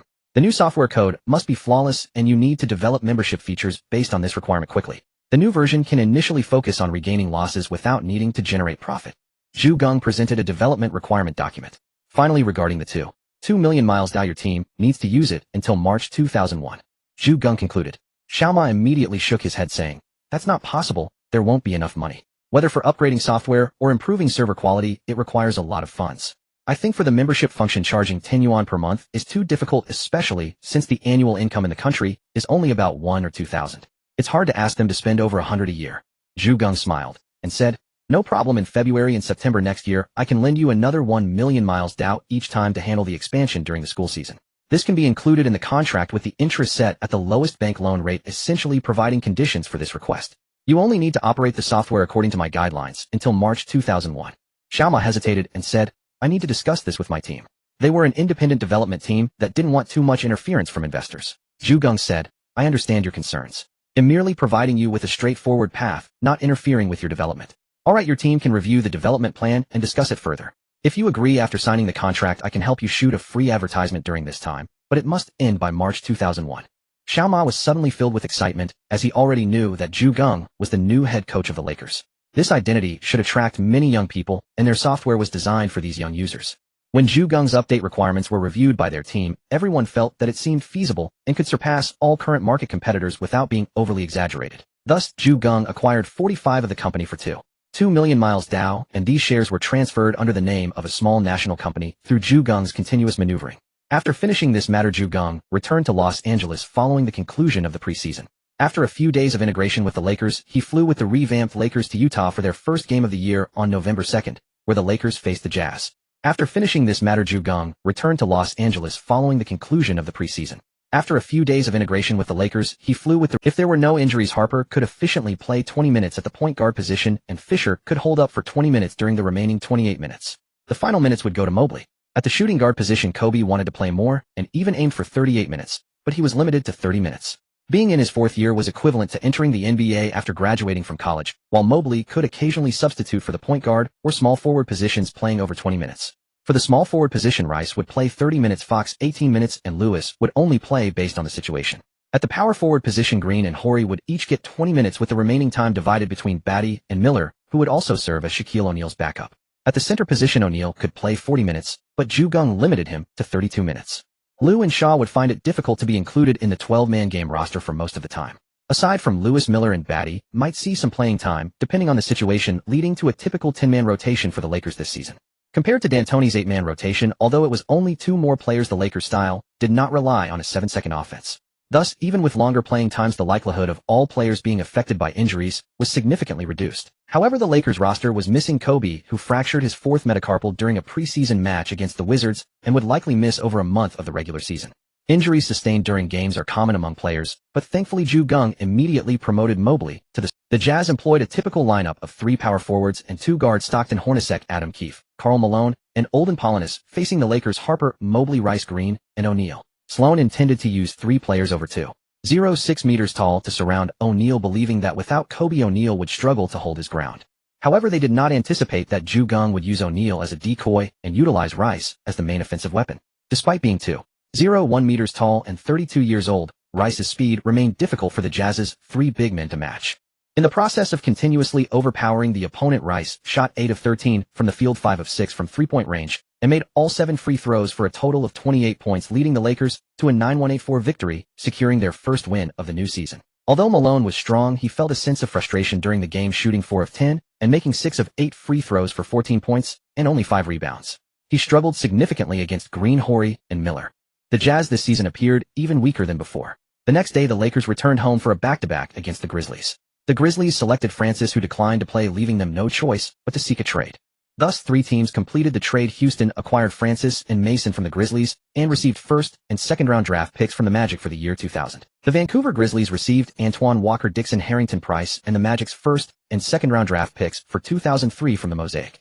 It was quite absurd that the 1st-round pick for 2003 was given away so easily. The Orlando Magic received Rose Smith, Indiana, and Mabori from the Grizzlies. Neither Bibby nor Raheem could help the Grizzlies achieve good results or win the favor of Vancouver fans. The Lakers achieved a commanding victory, marking their 2nd consecutive win. On November 6th, the Lakers faced the formidable Trail Blazers in their 3rd game, which was expected to be a tough battle. This year's Trail Blazers boasted a powerful front line, with Damon Stoudemire, Steve Smith, Scottie Pippen, Rasheed Wallace, and Arvydas Sabonis, making them championship contenders. The bench included Bonzi Wells, Detlef Schrempf, Brian Grant, Greg Anthony, and the seldom used Jermaine O'Neal. If Dunleavy had given Little O'Neal a chance, he probably would have found it hard to be drafted by the Pacers. However, during this game, Little O'Neal constantly harassed O'Neal, who in a fit of anger slammed a ball on Little O'Neal's head and was subsequently ejected. The Lakers lost their defensive strength and were overwhelmingly defeated by the Trail Blazers. Big O'Neal hit Little O'Neal on the head with the basketball, and at that moment, there was no need for a suspension. Of course, if you were favored by the league, such actions would go unpunished. Sabonis could only play 25 minutes, but even against O'Neal, he managed to shoot 7 of 11 and made all 3 of his free throws for an easy 17 points. The Lakers faced a crushing defeat in their 3rd game, leading to numerous doubts about Geng's coaching abilities. However, Jeanie, as the Lakers' PR head, just laughed it off and even took a new photo titled "She's Got Balls" to support Geng, which was shot for Sports Illustrated. In this game, the Lakers made 34 free throws but only hit 17, particularly O'Neal's dismal 3 of 11, which was painfully glaring, leaving Geng with little to say. The players began to choose between 2 options: practicing free throws or challenging Geng on own. After losing to the Trail Blazers, the Lakers defeated the Mavericks back-to-back, claiming another victory against them on the 9th. It's unclear what the old Nelson was thinking, as Nash, who had been a starter last season, was now firmly seated on the bench, while old Nash had already turned 26. The backcourt had long been expected to showcase his talent, but showed no signs of rising. Nowitzki's playing style reminded Geng that he was merely floating through the game and had not adapted to the intense competition of this era, yet his performance had improved significantly compared to last season. On November 10th, before the game began, Geng sensed something was off, but seeing the final victory, he chose not to intervene further. As the game reached the 2nd quarter with the starters back on the court, the score remained tight, and the intensity of the match could be described as fiercely physical. Every rebound was fiercely contested in the paint, with Barkley jumping to grab a board, while O'Neal swung his arms to snatch one. However, Barkley, with a more prominent backside, managed to push O'Neal aside to secure the rebound. O'Neal, using his height advantage, swung his arm over Barkley's head, unaware that he was merely brushing against him. Yet Barkley, who had the audacity to grab Bird during his rookie season, wouldn't take this lightly and retaliated by slamming the basketball onto O'Neal's head. Little O'Neal: those who throw will always get hit back. O'Neal's head was noticeably bouncy, and the basketball bounced high into the air. O'Neal immediately turned and swung at Barkley, who bent down to evade O'Neal's right hook. According to the script, Barkley would have wrapped his arms around O'Neal's waist and flipped him to the ground. However, the current O'Neal was not the same as before. He pushed through the crowd, delivering a massive slap to Barkley's ball. O'Neal felt vindicated for all the hits he had taken. He waved his arms to scare off the approaching crowd. While Barkley's head was spinning, O'Neal's left hand pressed down on Barkley's head, ready to bully him like a child. But O'Neal miscalculated. Barkley's head was slick with sweat, causing O'Neal's hand to slip, and Barkley took advantage, wrapping his arms around O'Neal's waist and bringing him to the ground. As expected, after the brawl between O'Neal and Barkley, both were ejected. With Kobe and O'Neal gone, the Lakers had only an aged all-star in Rice. But the Rockets were not much better off as rookie Francis began to take over the primary scoring duties. Geng did not make any temporary tactical adjustments and continued with the triangle offense. Although it was difficult to execute without star players, a variation centered on pick-and-rolls could still be effective. This prompted Geng to consider backup strategies. O'Neal's fiery temper often led to ejections during altercations, and Kobe was no better. If both members of the OK duo were ejected, the Lakers would face a crisis without suitable tactics for the remaining players. With Pippen moving to the Trail Blazers, the Rockets' small forward position dropped by several levels. Thanks to Rice's dominance over Walter Williams in matchups and Harper's stifling defense on Francis, in the final moments the Lakers narrowly defeated the Rockets. Barkley did not accept post-game interviews. O'Neal, however, was deeply displeased. Barkley wasn't playing basketball. His actions weren't those of an athlete. He did something stupid and got punished. It was well-deserved. I failed to control my emotions and I feel really sorry. O'Neal was genuinely upset, not only for losing the fight, but also because he knew Coach Geng would likely make him train extra hard. Geng stated in the post-game interview, "I'm sure Shaq didn't mean it. He was just going for the rebound. He's much taller than Barkley, so his elbow naturally ended up above Barkley's head. If Shaq had intended to hit him, Barkley would have been knocked out cold." That same night, the NBA announced the penalties, suspending both O'Neal and Barkley for 1 game. Since the Lakers were hosting the Rockets again on the 12th, both teams would be missing their hefty centers. The Lakers returned to Los Angeles, but O'Neal stayed behind because Barkley had invited him to dinner. Since neither would play the next game and suspensions meant no pay, they might as well enjoy themselves. After sharing a meal, the two made amends. However, O'Neal would never have imagined that this would be his last NBA matchup against that fat man. In the 19th game of the season, Barkley suffered a season-ending quadriceps tear. At 37, he knew his career. Upon realizing this, he wanted to return to the court, even just to grab 1 rebound before leaving the game he loved. He sought to fulfill that wish. Thus, he embarked on an intense rehabilitation regimen and managed to return to the court on April 20th, just before the season ended. He played 6 minutes, recording 2 points, 1 rebound, 1 assist, and 1 block, bringing his career to a close. On the 12th, with the OK duo absent, Rice couldn't carry the team alone, and the Lakers lost to the Rockets. Francis dominated Harper and Fisher, showcasing explosiveness comparable to Iverson's at that time. After the game, Geng looked at the despondent players and said, "Starting tomorrow, I'll put together a lineup from the bench. Besides the triangle offense, you'll also need to learn the Princeton offense." After discussions with his tactical assistant, Geng concluded that to make the bench effective, given their weaker defense, they should focus on offense. The Lakers lacked a true playmaking guard for a fast-break offense, but they had Brad Miller, a passing big man ideal for the Princeton system. With Batty's shooting range and Horry's three-point ability plus Mobley's drives and Lewis' perimeter shooting, the bench was perfectly suited for a starless Princeton offense. With the starting lineup featuring the OK duo and Rice, the triangle offense was optimal. But without the OK duo, Rice alone couldn't drive the system, meaning at least one of them had to be on the court to stabilize the Lakers.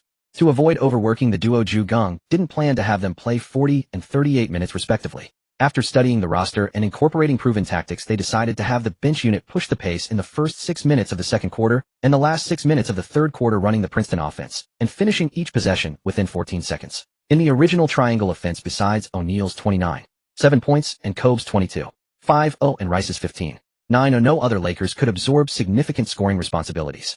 Harper, the highest scorer outside the triangle, averaged only 7 points per game. Fox and Fisher each managed just over 6, Horry and Green around 5, and the rest below 5 points. That they won the championship that year was largely due to luck. The Kings and Trailblazers had nearly defeated the OK duo, and Duncan was sidelined for the season just before the playoffs. A perfect storm of favorable circumstances. But Geng couldn't guarantee Duncan would be injured again. So he needed a way for the Lakers to maintain stability, even when the OK duo rested for at least 12 minutes.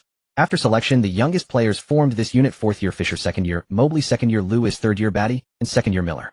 When they learned of Geng's plan, they were all thrilled. Playing alongside the OK duo in the triangle offense, they got very few touches. In that era of half-court basketball, teams averaged only 83 field goal attempts per game, with the triangle consuming about 51 of them. With a 10-man rotation, the remaining 7 players shared just 32 attempts, fewer than 5 per player, explaining their low scoring averages. But Geng allowed these energetic youngsters to play up-tempo against the opponent's main bench units during 2 6-minute segments. With half the game time, the Lakers bench would have 6 minutes of offense. At 14 seconds per possession, they could run 25 plays in 12 minutes. Under the Princeton system, each of the 5 players would average about 5 shots. Each of them could get 1 or 2 extra attempts per game, essentially a stat amplifier. Exactly like the Suns, a 7-second offense with an 8-man rotation made everyone's stats look impressive, but when they moved to other teams their numbers regressed, leading to overpaid contracts. The Kings of that era were similar to the later Suns. They led the league in average scoring, playing fast without settling into half-court sets. Regardless of whether the opponent scored, they pushed the ball up quickly and made rapid decisions, often leaving teams accustomed to half-court play struggling to keep up. These young players, hungry for stats, gave it their all with this opportunity. Though mastering this new system would take time, the triangle offense still operated with another group. The Lakers roster was meticulously assembled. Every player could contribute, giving them a luxury that even Phil Jackson never enjoyed. In O'Neal's first game back, the Hawks suffered a 16 start. It seemed that unless the Hawks acquired an exceptional owner, they would remain a low-ceiling team. The next day, the Lakers defeated the Suns in a back-to-back. Their brutal early schedule was another reason Geng decided to develop an alternative system. If Kobe hadn't returned and O'Neal got injured, their championship hopes would vanish. The Suns' management was growing dissatisfied with Danny Ainge. The roster looked strong: Kidd, Penny Hardaway, Marion, Luke Longley, Tom Galliata, with Clifford Robinson and Rodney Rogers off the bench. Yet against elite teams, the Suns crumbled like a young girl encountering a thug on a night run. On November 18th, the Lakers lost to the Nuggets, led by Van Exel and Ron Mercer. The next day, they defeated the Bulls in a back-to-back, finally ending the most grueling part of their schedule. In 11 games, the Lakers had 5 back-to-backs, with 10 of those contests played consecutively. If not for O'Neal's durability and his 2 ejections, the Shark might have broken down. Geng's acupuncture relieved many muscle soreness issues, but excessive fatigue still risked bone and muscle injury. The Lakers went 83 through the brutal stretch. Geng was no longer doubted. Many local Los Angeles media outlets began praising him. The Lakers' winning streak might not have panicked other teams, but it genuinely worried Kobe. He feared being forgotten as the team's second option. Kobe ordered custom protective gear, intending to play with it. But Geng rejected the idea with a single sentence: "Your hands are already small. If you play through this injury now, it could affect your ability to palm the ball and shoot in the future. Do you still want to be the Lakers' leader?" Kobe's face flushed red. He believed his athleticism was only slightly inferior to Jordan's, just 2 centimeters shorter, but his small hands were a sensitivity he couldn't bear to hear about. Yet he couldn't argue with Geng, so he returned to training with one hand. After reprimanding Kobe, Geng attended the promotional event for The World Is Not Enough with Jeanie. The film was projected to gross $360 million against a budget of $120 million, leaving only modest profits. It had premiered on the 8th, but required additional marketing. Sophie Marceau was 33 at the time, 4 years older than Geng, in the prime of maturity. Geng was no longer a nobody. He had established himself as a genuine power figure in Los Angeles. Everywhere he went, camera flashes turned the scene into a blinding white. Geng took a day off and felt he had grown stronger, now capable of taking on 15 opponents. The Lakers continued their season. On November 21st, the Lakers hosted the Raptors, led by the Carter cousins. The Raptors were 63, with Carter starting, McGrady coming off the bench, and an interior duo of Antonio Davis and Charles Oakley. The roster was highly competitive in the East. Carter had a career night, shooting 13 of 26 from the field and 7 of 8 from the free throw line, exploding for 34 points and 13 rebounds. 6 Raptors scored in double figures, leading to a victory over the Lakers. After 2 days off, the Lakers faced the Jazz. O'Neal played at his peak, shooting 14 of 24 and 11 of 20 from the line, finishing with 39 points and 18 rebounds, leading the team to a 9,082 victory. Malone was completely subdued. The reigning MVP could no longer challenge O'Neal's dominance. The Lakers refused to lose consecutive games, earning the approval of Los Angeles fans. After all, the city's other team would likely struggle just to reach 20 wins this season. After leaving the Timberwolves, Marbury landed with the Nets, but the trade proved detrimental to both parties. The Nets dropped out of the Eastern Conference playoff picture, and while the Timberwolves remained competitive in the West, the impending Joe Smith contract scandal would soon plunge them into ruin. Keith Van Horn, once hailed as comparable to Tim Duncan, was clearly several tiers below. Alongside Marbury, the Nets stumbled to a 210 record, earning their reputation as the truly rotten Nets. On November 26th, O'Neal barely broke a sweat, posting a monstrous stat line of 30 points, 16 rebounds, 7 assists, and 4 blocks, leading the Lakers to a resounding victory over the Nets. Conventional wisdom holds that traditional centers need 7 years to mature in the NBA. O'Neal, the No. 1 pick in 1992, entered his 8th season this year, and had become an almost unstoppable force. If not for the hack-a-shack strategy, opposing teams might have had no choice but to force O'Neal into an early retirement 2 years ahead of schedule. On November 30th, the Lakers played their final game of the season's opening month against the Supersonics, led by Gary Payton. Seattle's roster, featuring Ruben Patterson, Brent Barry the White Man, who could fly, Vin Baker, and Horace Grant, was good enough for a playoff berth, but little more. O'Neal notched another double-double with 27 points and 10 rebounds before resting as the Lakers cruised to a 10,177 blowout.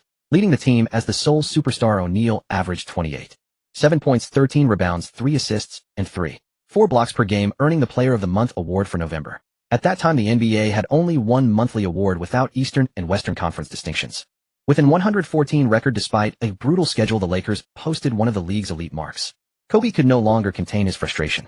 As the Lakers bench increasingly thrived with the Princeton offense, even leaving the starters dizzy during 6-minute scrimmages, he realized that once O'Neal's starters dominated with the triangle and the reserves' Princeton scheme was deployed in games, the Lakers would become an unbeatable force, and he, the team's second star, would be utterly forgotten. Thus, despite Geng advising him not to return, Kobe insisted on playing with protective gear and offered to come off the bench. On December 1st, the Lakers faced the lowly Warriors, 211, providing Kobe, donning his protective gear, with a perfect chance to regain his rhythm. Kobe's game was not yet back to NBA caliber. He shot 7 for 18 for 19 points. But the Lakers still, only by stepping onto the court did Kobe truly realize how much stronger this Lakers team was compared to last season. On December 3rd, the Lakers hosted the Trail Blazers, who entered the game at 143.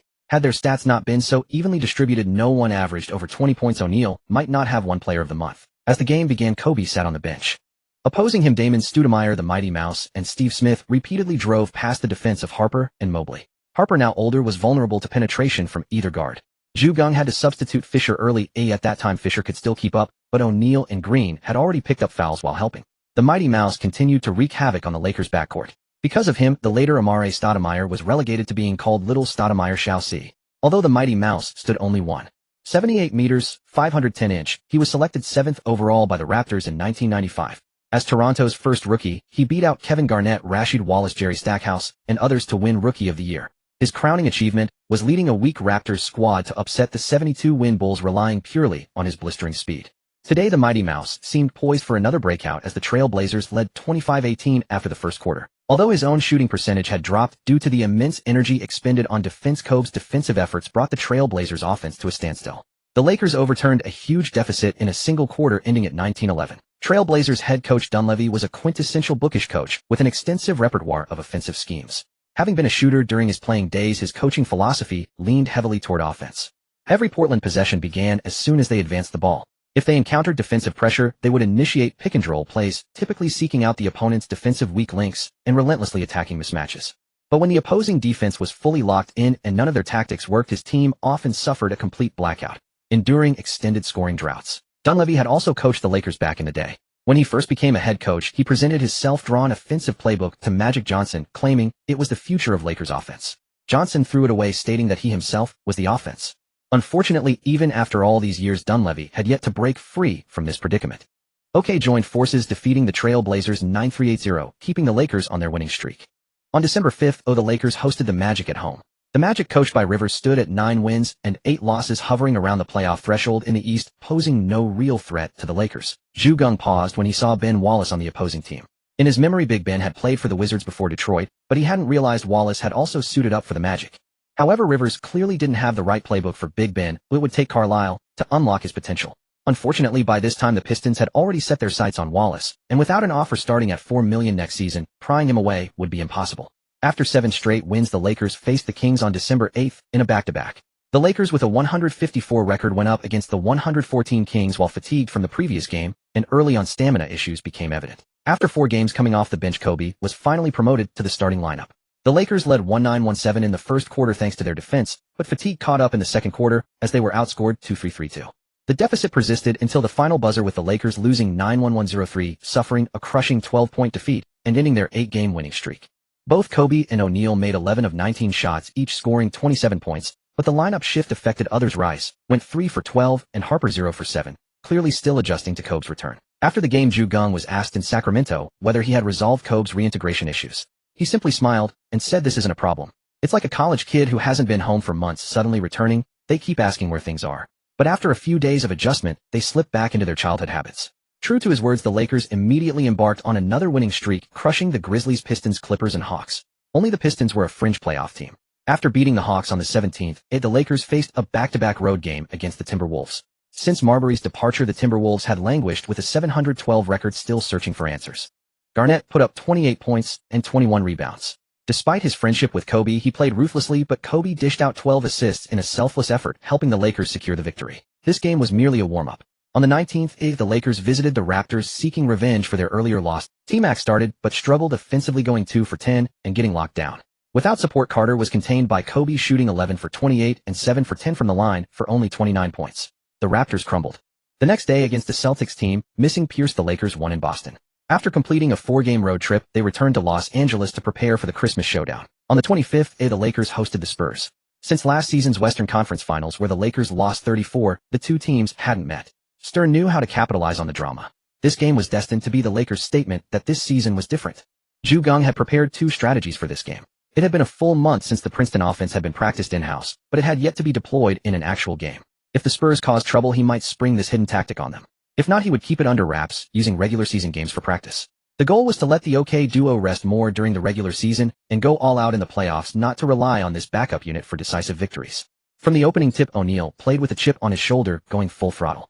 The Lakers led 2-0-1-7 in the first quarter, leaving the Spurs helpless as Duncan and Robinson couldn't contain him. Geng smiled, realizing that the current Spurs were no match for the Lakers.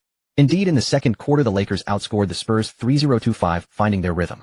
Duncan received special attention, double-teamed on offense and isolated by the OK duo on defense.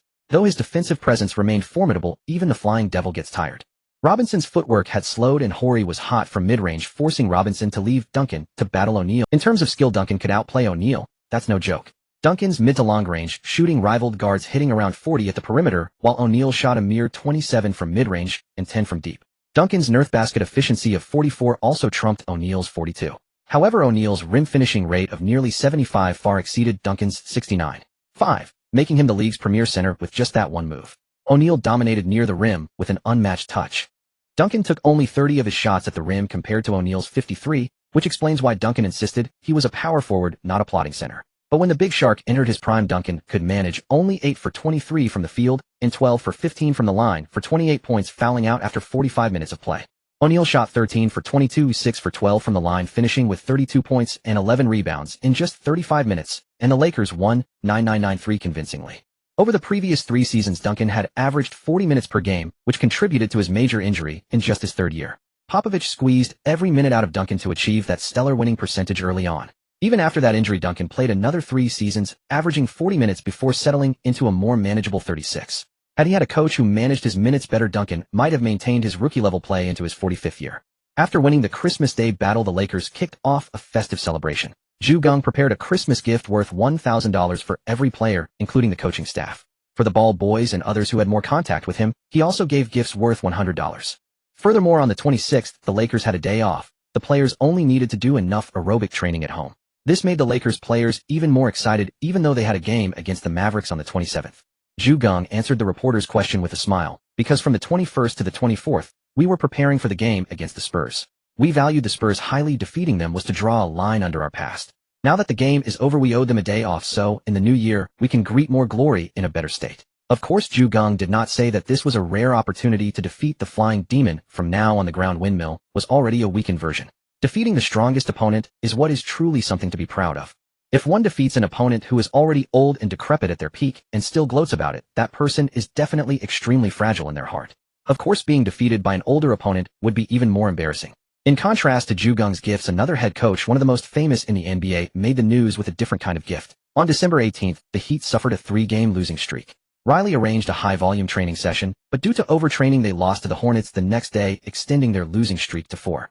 Such incidents often occurred in Riley's coaching career. He would use high-intensity training to stimulate players before important games, and if the players became weak-legged and lost, he would blame them for laziness. On Christmas, playing against the Mavericks, the Heat narrowly won thanks to P.J. Brown's last-minute mid-range shot, ending their losing streak. After that, they had a day off before hosting the Jazz. Following Riley's usual style, he would definitely have them go back to extra practice, but today, to let the players relax, he directly took everyone to Las Vegas.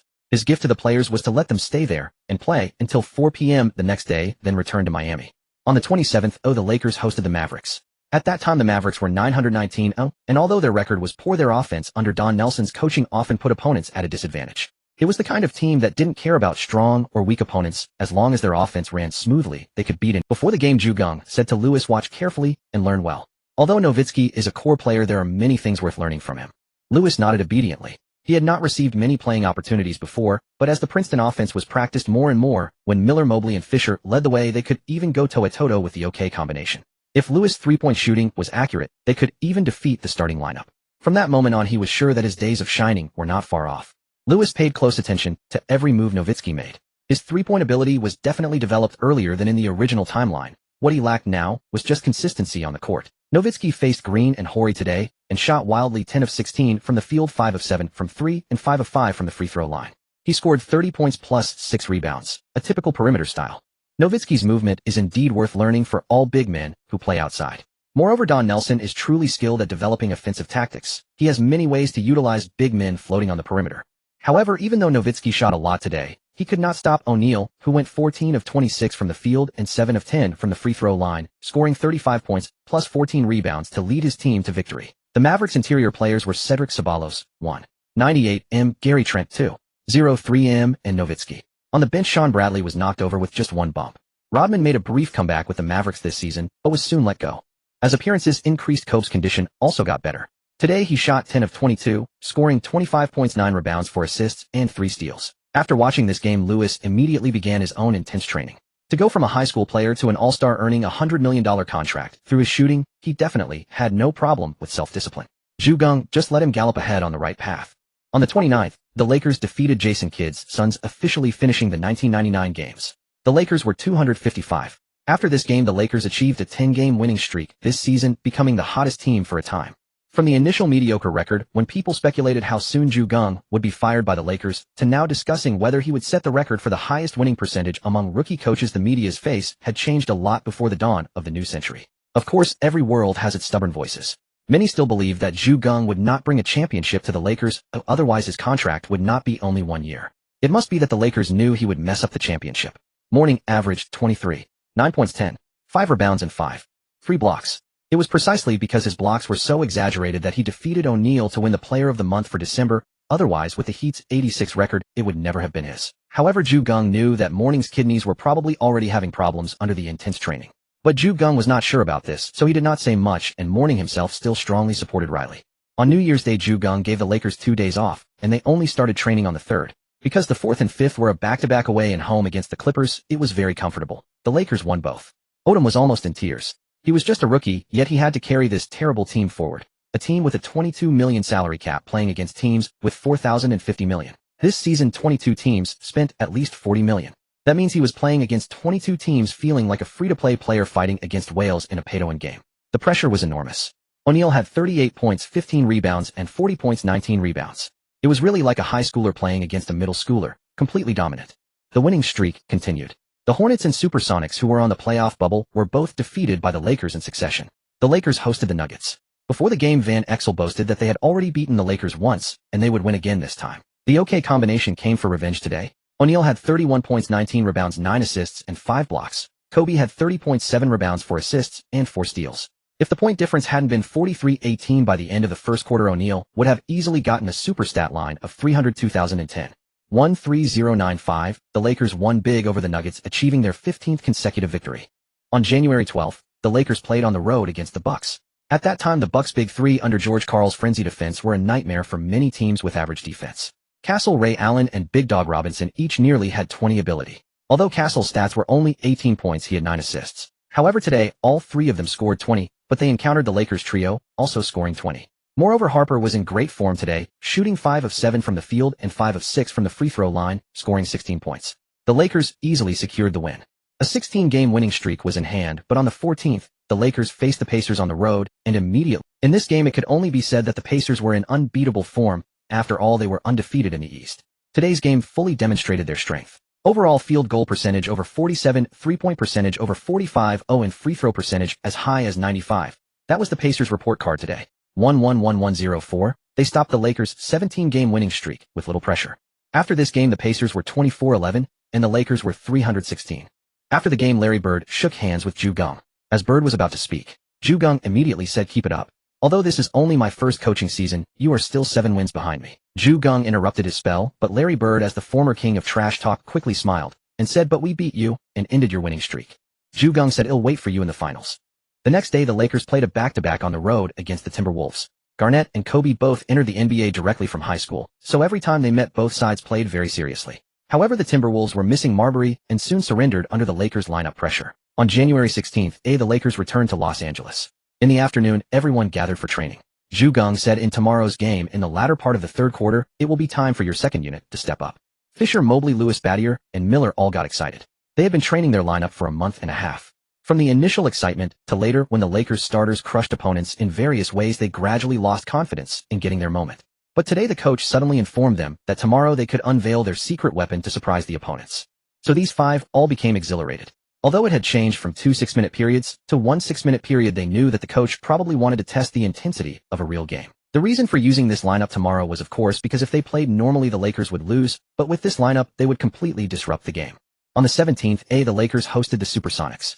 Today Peyton came for revenge. As a defensive stalwart known as the Glove, he was not just about defense, his offense was equally good.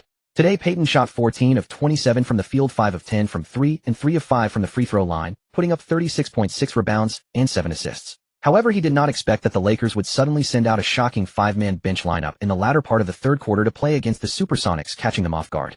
During normal rotations, NBA teams usually keep 1 or 2 starters on the court to prevent the opponent from dominating, only resorting to an all-bench lineup when conceding the game. However, with the Lakers trailing by a slim margin in the third quarter, deploying 5 substitutes and abandoning the triangle offense was an exceedingly audacious move. Sonics head coach Paul Westphal was clearly caught off guard by the Lakers' Princeton offense. The triangle offense tailored for star players allows superstars to shine, but Princeton is a purely egalitarian scheme, making it impossible for opponents to double-team as they would against the triangle. Fisher nailed a three-pointer, Mobley suddenly cut inside for a catch-and-shoot floater, and Lewis delivered a dagger from the corner beyond the arc. Battier, with his shooting range, was persistently trailed by the Sonics' big men. He lingered around the free throw line while swiftly retreating on defense. Miller orchestrated from the high post, dishing out 3 consecutive assists with each Lakers possession concluding in under 10 seconds. Peyton, who had been playing smoothly, suddenly found himself uncertain whom to guard. Ultimately, the Sonics, who should have outscored the Lakers 2-0-1-7 in the third quarter, were instead beaten 2-3-1-8. The Sonics were thrown into disarray, and had they not called an urgent timeout followed by frantic man-to-man defense, the Lakers bench might have run away with the game. 8-7-8-0, the Lakers took down the Sonics, and Geng successfully altered the outcome of a game that was originally lost. Although the Princeton system employed by the bench had its flaws, it was understandable. After all, facing unfamiliar opponents inevitably exposes notable coordination issues. Fortunately, these players were still very young, and they had an experienced coach to provide guidance and assistance. With sufficient time to hone their skills, all difficulties would surely be resolved. As the current league leaders, the Lakers' sudden adoption of a new offensive scheme naturally attracted the attention of every team. The Kings were particularly thrilled. If they had Brad Miller, could they finally retire the aging Vlade Divac? After a quick dismissal of the Cavaliers, the Lakers faced the Trailblazers at home on the 22nd, following a 2-day. From the tip-off, the Lakers sensed something amiss. The Blazers matched their offensive intensity. Both teams shot with remarkable accuracy. Kobe was in top form, but his foul count accumulated rapidly. The first quarter ended in a 30-all tie. Mike Dunleavy Sr. was astonished by Kobe's progress. Seeing O'Neal in an average rhythm, Geng entrusted the offense to Kobe. In the second quarter, Kobe sank one difficult shot after another, helping the Lakers take a 2-7-1-7 lead and a 10-point advantage, though he found himself deep in foul trouble. Consequently, Mobley substituted for Kobe for extended minutes in the third quarter, and the Blazers began to close the gap. The Lakers bench, running the Princeton offense, displayed seamless coordination, sparking an offensive surge that widened the lead once more. The Blazers trimmed the deficit by 4 points, 2-6-2-2, but the Lakers, relying on the Princeton system, managed to stabilize the margin and keep Kobe's fouls in check. Originally, Kobe would have fouled out before the end of the third quarter. Without his presence in the final period, the Lakers would have surely collapsed. Now he still had 2 fouls to spare. In the final quarter, Kobe continued his scorching form, finishing 13 of 19 from the field for 28 points. Yet in the closing moments, he could not escape a 6th foul and was ejected. But the Blazers had insufficient time to mount a comeback. The Lakers held steady in the fourth, 2-0-2-2, and secured a 9-9-9-5 victory by 4 points. On January 24th, the Lakers flew to Utah for an away game against the Jazz. It was a classic defensive battle. Geng abstained from using the Princeton offense, as the tactic would have been futile in this contest. The game unfolded with Malone elbowing his way through double teams. Even at 37, Malone still possessed the strength to go toe-to-toe with O'Neal in the paint. Before tip-off, Geng stated, "This game's outcome doesn't matter, but it serves as a trial run for finals intensity. The toughness you display today will determine how many minutes I can trust you with in the championship series." Most of these players had playoff experience, but few had tasted the finals. Last season's Spurs-Knicks finals was a brutal physical war, but regular season games with that level of intensity require mutual commitment. Today, with both local media hyping the matchup and harsh words exchanged, the intensity was maxed out. The scores swung like a seesaw. One team would surge, then a timeout. The other would sputter, then a timeout. Back and forth, neither could gain a lasting edge. By the fourth quarter, neither side could pull ahead. Foul counts skyrocketed as if there were no consequences until the game entered its first overtime, still unresolved. In double overtime, Malone remained ferocious, swinging his elbows and snatching offensive rebounds in succession, propelling the Jazz to victory. 105-101, the Jazz triumphed over the Lakers in double overtime without resorting to hack-a-shack, winning through sheer physical grit. O'Neal shot 16 of 31, made 4 of 6 free throws, and finished with 36 points, 9 rebounds, 6 blocks, and 4 fouls, 4 offensive boards. Kobe went 9 of 24, 7 of 8 from the line for 26 points, 7 rebounds, 3 blocks, and 5 fouls. His primary issue was failing to pass out of double teams. Rice contributed 20 points on 8 of 17 shooting. Malone recorded 31 points, 1 3 of 2, 4 FG, 5 of 7 FD, 13 rebounds, and 5 fouls. Stockton had 18 points, 7 of 1 0 FG, 9 rebounds, and 15 assists. Both Brian Russell and Howard Isley fouled out. The Jazz committed 31 team fouls while the Lakers had 32. From start to finish, it was a battle of true men, friction upon friction. There was no retreat until the final. The outcome proved that the Lakers' mentality still lacked the door-die ferocity at this stage. As a head coach, motivational pep talks were essential. The next day the team returned to Los Angeles. With a home game against the Bucks on the 28th, they had a day off. During practice on the 26th, Geng stood sternly before his players, his eyes revealing disappointment and dissatisfaction. I am extremely disappointed with our performance in that loss to the Jazz. His voice, low and forceful, made every player tremble slightly. You all know that our goal is the championship. But based on that game, we are still far, far away from that target. Look at the Jazz. They're a bunch of old guys, but they clearly played with more killer instinct than us. Geng scanned the room, searching for some response on his players' faces. However, most kept their heads down, avoiding his gaze. We cannot continue like this. Geng raised his volume. Starting now, each of you must reflect on your own shortcomings. We need to rediscover that grit and fighting spirit. Do not let the opponent defeat us so easily. After these words, he paused, allowing the players to digest his message. We have a game the day after tomorrow. I want to see a completely different team. Remember, we are a championship team, and we must carry the aura of champions, he added finally. The players nodded in understanding. Even if they didn't fully grasp it, they nodded all the same, then threw themselves into it. Geng then said, if anyone still hesitates in the next test like this, they'll spend a week in the boxing ring with me. Tyronn Lue got it. On the 28th, the Lakers crushed the Bucks. On January 30th, in their final game of the month, they traveled to face the Rockets. At that time, Barkley was sidelined with a major injury. Olajuwon was also beset by minor ailments and had moved to the bench, leaving Francis to lead the team alone. Mobley, operating within the Princeton system in the third quarter, scored in bunches with aggressive attacks, helping the Lakers stretch the lead to 3-5-2-3 before closing out a 9-5-8-9 victory. This game, originally slated for a loss, was snatched by the ever-improving Geng. Garnett won the Player of the Month award, averaging 25, 8 points, 10, 5 rebounds, 4, 9 assists, 1, 3 steals, and 7 blocks per game. A remarkably versatile stat line. With the invincible defensive coverage of the Big Ticket, the Timberwolves surged to a 123 record. The Lakers ended January on a strong note, but their road game against the Spurs on February 1st ended in a humiliating defeat. Duncan was simply too much of a mismatch for O'Neal. O'Neal shot 13 of 17, made 5 of 8 free throws, and recorded 31 points and 7 rebounds. However, the 21st overall pick Duncan went 11 of 19, 7 of 8 from the line for 29 points and 18 rebounds, while committing only 1 turnover against O'Neal's 4. Beyond Duncan, David Robinson also grabbed 12 boards, with the Twin Towers accounting for 30 rebounds total. The Lakers managed only 33 as a team, while the Spurs snagged 46, a deficit of 13 on the glass. In an era where controlling the boards meant controlling the game, such a rebounding gap was essentially a gift to the opponent. Thus, Geng's fury was genuine. He did not mince words after the game, criticizing the Lakers' lack of physicality and timidness in rebounding. The next day's training consisted of nothing but rebounding drills. Each player judged the ball's trajectory from their position, then fought for the board, while teammates boxed out for one another. After a day of such drills, the Lakers players were covered in bruises. In the short term, they would certainly treat every rebound with utmost seriousness on the court. On February 4th, the Lakers hosted the Jazz, once more determined to avenge their loss and demonstrate their newfound toughness. A display of relentless brutality that left the home crowd ecstatic. The entire second half devolved into garbage time. Geng dared not let Pule incident appear, and the Utah Twin Terrors did not take the court in the second half. The Lakers triumphed 1-1-3-6-7, with a rebounding advantage of 5,339, savoring a victory dominated by the boards. Lakers players remarked, "We value every rebound, make the shots we ought to, and defend well. That is why we prevail." February 4th, this day is not only the day of winning the competition, but also the most significant traditional festival of Huagua, New Year's Eve. On this very day, as the intense competition concluded, players and staff from the Lakers flocked towards Geng, each holding a carefully prepared gift symbolizing their deep respect and blessings for him. At this moment, Jeanie approached, tightly grasping Geng's hand and inviting him to spend this special night at his Amidst laughter and joy, they arrived at their destination, where a rich, festive atmosphere enveloped them. Jeanie and Geng entered the house, which was adorned in a warm and celebratory manner, filled with the essence of the new year. Savoring various delicious dishes, they shared stories and joy with each other. In this warm ambience, time seemed to stand still, as both were immersed in happiness. On February 7th, the Lakers crushed the Nuggets, and on the 9th, they decisively defeated the Timberwolves, after which they began preparations for this year's All-Star Game.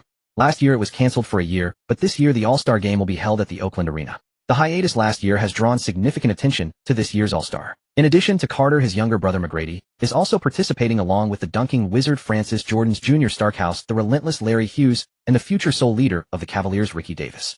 In addition to Carter, his younger brother McGrady is also participating, along with the dunking wizard Francis Jordan's Jr. Starkhouse, the relentless Larry Hughes, and the future sole leader of the Cavaliers Ricky Davis. McGrady threw the ball from beyond the arc, charged into the paint, and completed a reverse dunk after receiving the ball. Francis, on the other hand, tossed the ball high from midcourt, caught it with his right hand, and slammed it down. Carter dribbled in from a 45-degree angle and executed a 360-degree, one-handed dunk, leaving O'Neal in shock. Whoa! Starkhouse surged down the middle, jumping up to execute a 360-degree dunk with the ball held in both hands. However, there was a minor mishap. After making the dunk, the ball hit his own face, causing the host to laugh, clearly unprofessional. Ricky Davis caught a pass from a teammate and executed a reverse dunk, though the style was rather ungraceful. As for Hughes, he performed the worst with a score of 30, executing a behind-the-back bounce off the floor from the free throw line, then attempting a dunk, but unfortunately failing repeatedly. Carter, McGrady, and Francis advanced to the second round after 2 dunks, but Carter was simply too strong, scoring 100 in the first round and 98 in the second, while Francis scored 91, and McGrady only managed 77 due to mistakes in the second round. Carter emerged as the new generation's flying man, winning the dunk contest, making dunks a topic of fascination. Having achieved this in just his second year as a rookie, Carter, undoubtedly the ticket king this year, regretted the previous year's lockout. Otherwise, he was confident he would have been a starter during his rookie season. Geng was the head coach of the Western Conference, while Bird led the Eastern Conference, with both teams being the favorites for the championship. The Western Conference starters, according to votes, included O'Neal, Garnett, Duncan Kidd, and Kobe, with the bench featuring Michael Finley, Stockton, Rashid, Chris Webber, Peyton, David Robinson, and Karl Malone. The Eastern Conference starters based on votes were Carter, Mourning, Iverson, Hill, and the Maniac, but since the Maniac was injured, Eddie Jones stepped up as a starter, with the bench consisting of Ray Allen, Houston, Glenn Robinson, Starkhouse, Reggie Miller, Mutombo, and Dale Davis. The All-Star coaches have little to coach. Mostly they just follow the playing time agreed upon with each shoe manufacturer in the league. When it's time, they simply change players. Indeed, as a commercial league, the financial strength of the sponsors is what matters. It resembles the later live streaming reward battles. After all, it is just a game, and it's impossible to practice any tactics. Of course, if a coach dislikes a player, they can reduce their playing time within the rules. For instance, Geng only allowed Malone to play for 3 minutes, which is basically the least amount of time on the All-Star court. At this time, the All-Star Game held nothing back. It was all-out action, with both conferences often playing fiercely, and some players with grudges even engaged in passionate, unknown matchups on the court. Fans love to see this kind of high-stakes confrontation. Some say the All-Star Game is meant for entertainment and shouldn't be taken too seriously, but entertainment should not devolve into a dull shooting and dunking exhibition that no one wants to watch. Players like Mutombo and later All-Star Big Ben participate in the All-Star Game primarily for defense, as a segment of fans appreciates their defensive skills. O'Neal and Duncan teamed up to help the West clinch the victory, becoming the third duo to jointly secure the MVP, leading the Western team to All-Star glory. Since Jordan's retirement and Ewing's decline, the East has completely lost its confidence to challenge the West. Once the All-Star Game ended, the Lakers faced a 6-game road trip, winning the first 3 games and extending their winning streak. In the 4th game of their road trip, the Lakers faced Philadelphia. Before the game, Geng prepared a four-man defensive package for Iverson, with Harper, Kobe, Mobley, and Fisher each playing 10 minutes. If Iverson continued to play, Brian Shaw would step in to ensure Iverson always received top-tier treatment. Iverson shot 7 for 25 and made 2 of 5 free throws, but he managed 16 points and 8 assists, leveraging the double team to assist Ratliff Snow and George Lynch, along with Kukoc, all of whom stepped up, dragging the game into the final decisive moments against the Lakers. In the last 6 seconds, Kobe drove to the basket, drawing a foul from Iverson. He exhaled deeply, making both free throws to secure an 87-84 victory for the Lakers. At this moment, the game was intensely competitive, even though everyone knew Iverson's defense was severely hampered by height. Yet when it came to the crucial play, he still chose to step up. Unlike later stars who focus on defending the opposing team's 4th and 5th scoring options using their opponent's low shooting percentage to justify their defense, players at this time thought that since they were all stars, they needed to show the most exciting games to the fans, with key plays being unknown matchups. Kobe shot 7 for 15, scoring 18 points, 7 assists, and 5 blocks, leaving the arena with pride after securing the victory with 2 crucial free throws. However, what awaited the Lakers was a full day of rebounding training, as the reason they were dragged to the last moment was that they lost 12 rebounds. If not for the significant gap in team strength, the Lakers could have been in trouble. Although the Lakers lead the league in rebounding, they often lose control of the boards during certain games. On February 22nd, the Lakers won their 5th road game against the Nets, continuing their winning streak, but the players were not happy, as Van Horn grabbed 16 rebounds, indicating a need to strengthen their rebounding training. The next day the Lakers achieved a resounding victory against the Cavaliers in a back-to-back game, finally ending their 6-game road trip with a 9-game winning streak. On February 25th, they faced their arch-rivals the Celtics at home. Celtics head coach Pitino, who also hails from the Kentucky Wildcats, had a twin-star duo in Pierce and Big Dog Wall. However, compared to the experienced and powerful Lakers, they appeared somewhat green. In this game, the Celtics team basketball was ruthlessly dismantled by the Lakers superstars. Interestingly, the fates of the two Kentucky alumni in the NBA diverged. Pitino, once a head coach for Kentucky, faced continuous setbacks in the NBA, while Geng, merely a regular assistant coach, shone brightly, with the Lakers achieving a 10-game winning streak. This stark contrast left Pitino feeling embarrassed, as if his coaching career had become a farce. On February 27th, the Lakers achieved a resounding victory against the Rockets, who were missing the flying pig. Mobley came off the bench scoring 29 points, astonishing the Lakers' home fans, and no one expected this aging second-round rookie to possess such explosive scoring ability. Kobe grinned broadly, realizing why Geng allowed him to take his time. This talent was indeed extraordinary, and with such scoring ability and solid defense, he was truly all-star caliber. On February 29th, in the last game of the month, the Lakers faced the Trail Blazers on the road, who currently had a record of 44 wins and 12 losses, just a hair away from the Lakers' winning percentage. Before the game, Pippen declared, "Today we will kick their butts." Pippen's strength has never been his scoring ability, nor that of the entire Trail Blazers team. None of them scored over 20 points, but they are a team that gives all opponents headaches, as 5 players on the team have scored in double digits this season, with for more scoring between 6 to 8 points. Looking at their data, Paul Allen felt his money was well spent. Pippen started strong, and although his fouls accumulated quickly, he made it difficult for Kobe to handle the ball. It even felt like an international match against a Chinese point guard with relentless pressure and no mercy. Pippen had 4 steals and 5 fouls. Sabonis had 5 steals and 3 fouls. In contrast, Kobe had 4 turnovers, O'Neal had 3, Harper had 3, and Horry had 3. The Trail Blazers had 13 steals as a team, but they did not register a single block, while the Lakers had 6 blocks and 6 steals. Both teams maximized their defensive strengths. Today they employed constant pressure to disrupt the Lakers' triangle offense, forcing them into isolation plays. However, old Mike Dunleavy probably didn't expect that the Lakers, relying on the OK combo in isolation and some barely acceptable plays from others, narrowly defeated the Trail Blazers 90-87. The Trail Blazers' luxurious lineup failed to capitalize on the Lakers' weakened roster, putting immense pressure on the Blazers. Paul Allen recognized Geng's talent in scouting. Previously, due to internal issues within the Lakers, the players Geng drafted under Jeanie Buss' recommendation were well known, and Jim Buss had to prepare for the blame. Therefore, both Lewis and Mobley were Geng's selections, which was already common knowledge. Especially in the 1999 draft, with Kirilenko and Ginobili unable to report immediately, the Lakers currently lack rookie development, becoming a weapon for Jim's critics, but he did not expect Geng to pick only talent. Lewis has already shown promise in three-point shooting this year, while Mobley has the foundation of a super sixth man, making Geng's scouting eye a topic of interest for many front offices. If it weren't for the rumors surrounding Geng and Jeannie's relationship preventing Dolan and Allen from taking direct action, it would be like when they pursued Jordan. A blank check would have already been presented to Geng. The February Player of the Month award was effortlessly claimed by O'Neal, as the Lakers posted a 121 record, with O'Neal averaging 28 points, 8 rebounds, 6 assists, and 4 blocks per game, embodying the absolute dominance of an interior powerhouse. Now O'Neal stood merely 2 months away from his first regular season MVP. Should he maintain peak performance over these 2 months and secure the league's best record for the Lakers, he would first claim the All-Star MVP, then the regular season MVP, and with only an FMVP left, he could achieve the rare feat of sweeping the 3 major MVPs in a single season. Those who had accomplished this were without exception legendary superstars. O'Neal had already ascended to stardom. Only a single hard honor separated him from true greatness. On March 1st, the Lakers triumphed over the Grizzlies, extending their winning streak to 13 games.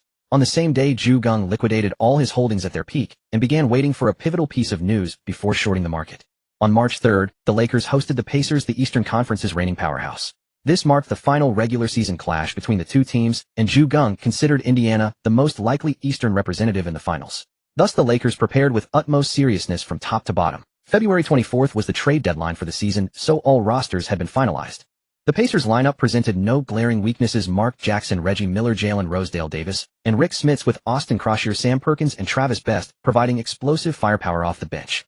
Additionally, to counter the strategy of hacking Shaq, they had prepared rookie Jonathan Bender, veteran Croatian center Zon Tabak, and defensive veteran Derek McKay, who was in the twilight of his career. Such was O'Neal's extraordinary prowess that as he grew stronger, every opposing team allocated at least 2 roster spots solely for hacking Shaq. In particular, certain bulky players who were otherwise unwanted found contracts solely for the purpose of containing O'Neal. If they possessed any additional skills, they could even secure lucrative deals. Yet Bird's meticulous preparations were rendered futile within the first quarter. The Lakers charged fiercely, taking a 30-16 lead after the opening period, a margin they maintained throughout the game. Los Angeles cruised to a 10,792 victory. Geng sensed that Bird and assistant coach Rick Carlisle might be holding back tactics, as he clearly recalled that this year's Pacers would eventually win 2 games against the Lakers in the finals. But the more memories surfaced, the greater the opportunity Geng had to counter them. For the Lakers, studying only the Pacers among Eastern opponents sufficed, making preparations relatively straightforward. The streak continued. On March 5th, the Lakers faced the Heat for the first time this season. Miami's roster was formidable. Tim Hardaway and Alonzo Mourning were essentially weaker analogs of Penny Hardaway and Shaquille O'Neal, a blueprint copied by Pat Riley. Power forward P.J. Brown was the on-court agitator, a veteran enforcer. Even when the Boston Celtics formed their Big Three, fearing his defensive intensity, they recruited the near-retired Brown to provide protection. Then came Jamal Mashburn, who during his prime was recognized by the media as the league's top small forward around 2003. His playing style was expansive and unpredictable. Finally, there was Dan Majerle, a white sharpshooter. The name might be unfamiliar to many, but mentioning that he and Charles Barkley reached the finals against Michael Jordan and that the basketball manga character Mitsui was modeled after him piques interest. However, Geng, somewhat face-blind, immediately felt that Majerle bore a striking resemblance to the Green Goblin. First impression. Beyond these players, Geng also spotted Bowen seated on the Heat's bench. Yes, the same Bowen who specialized in undercutting Kobe's ankles throughout entire games as the Spurs enforcer. It was during these 2 seasons that he first performed a now infamous move, kicking Brent Barry in the face. Later with the Spurs, he repeated the stunt on Wally Szczerbiak, earning his first fine. Peyton. Bowen's first time undercutting Carter also occurred during his tenure with the Heat. Today's O'Neal and Bryant both faced immense struggles. P.J. Brown fouled out in just 19 minutes, while Mourning accumulated 5 fouls as he relentlessly battled him. Fortunately, Horry stepped up, hitting 2 of 4 3-pointers for 10 points. With contributions from other bench players, the Lakers still secured a 93-80 victory over the Heat. Last season's 8th seed upset had stripped these once feared tough guys of their intimidation factor. The Lakers' winning streak continued unabated. The next day, they dismantled the Clippers in a back-to-back, then defeated the Warriors. With 17 straight wins, they prepared to host the Kings on March 12th. Ever since the Lakers' second unit adopted the Princeton offense, the Kings had their sights set on Los Angeles. Boasting the league's most dazzling power forward, Sacramento yearned for a direct confrontation. If the Lakers employed the triangle offense instead of the Princeton system, it would still be an ideological rivalry, one rooted in superstar play, the other in egalitarian teamwork. The Kings roster featured Jason Williams, Corliss Williamson, Peja Stojakovic, Chris Webber, and Vlade Divac, with John Barry off the bench. Before tip-off, O'Neal and Bryant conferred with Geng, requesting that this game be left to the 2 of them without the Princeton-heavy bench rotation.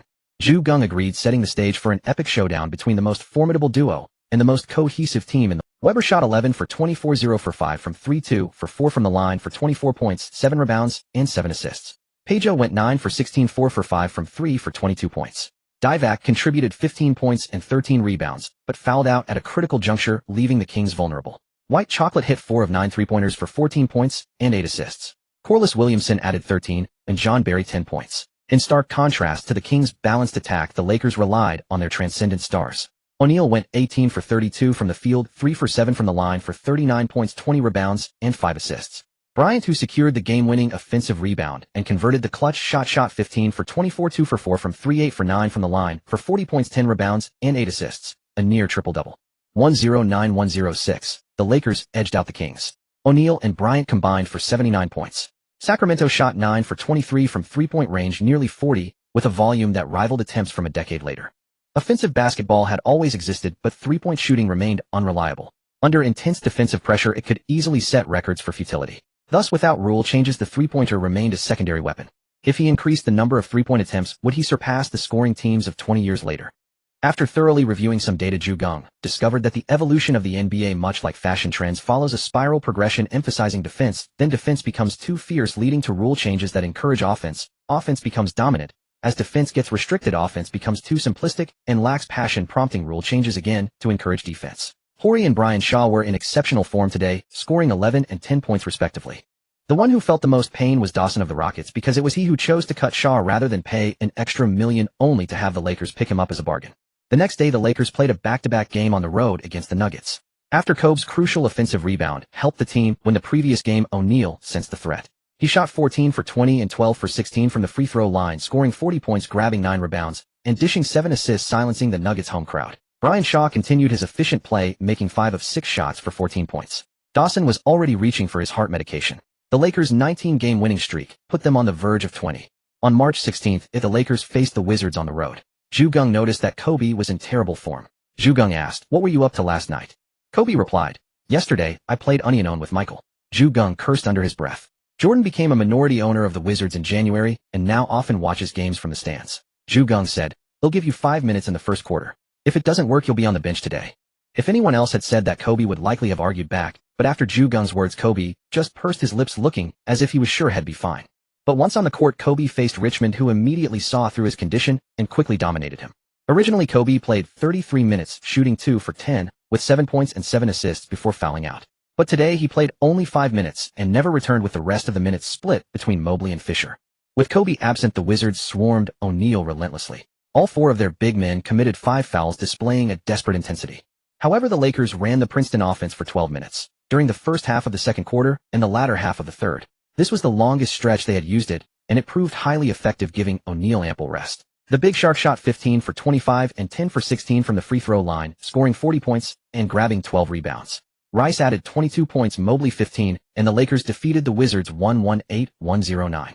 Richmond shot 7 for 15, 3 for 5 from 3 and 15 for 16 from the line, scoring 32 points in a losing effort. The Lakers secured their 20th consecutive victory. After the game, only Geng, O'Neal, and Rice attended the press conference. A reporter from the Wizards' side stirred trouble. "Coach, did Kobe get injured because he only played 5 minutes?"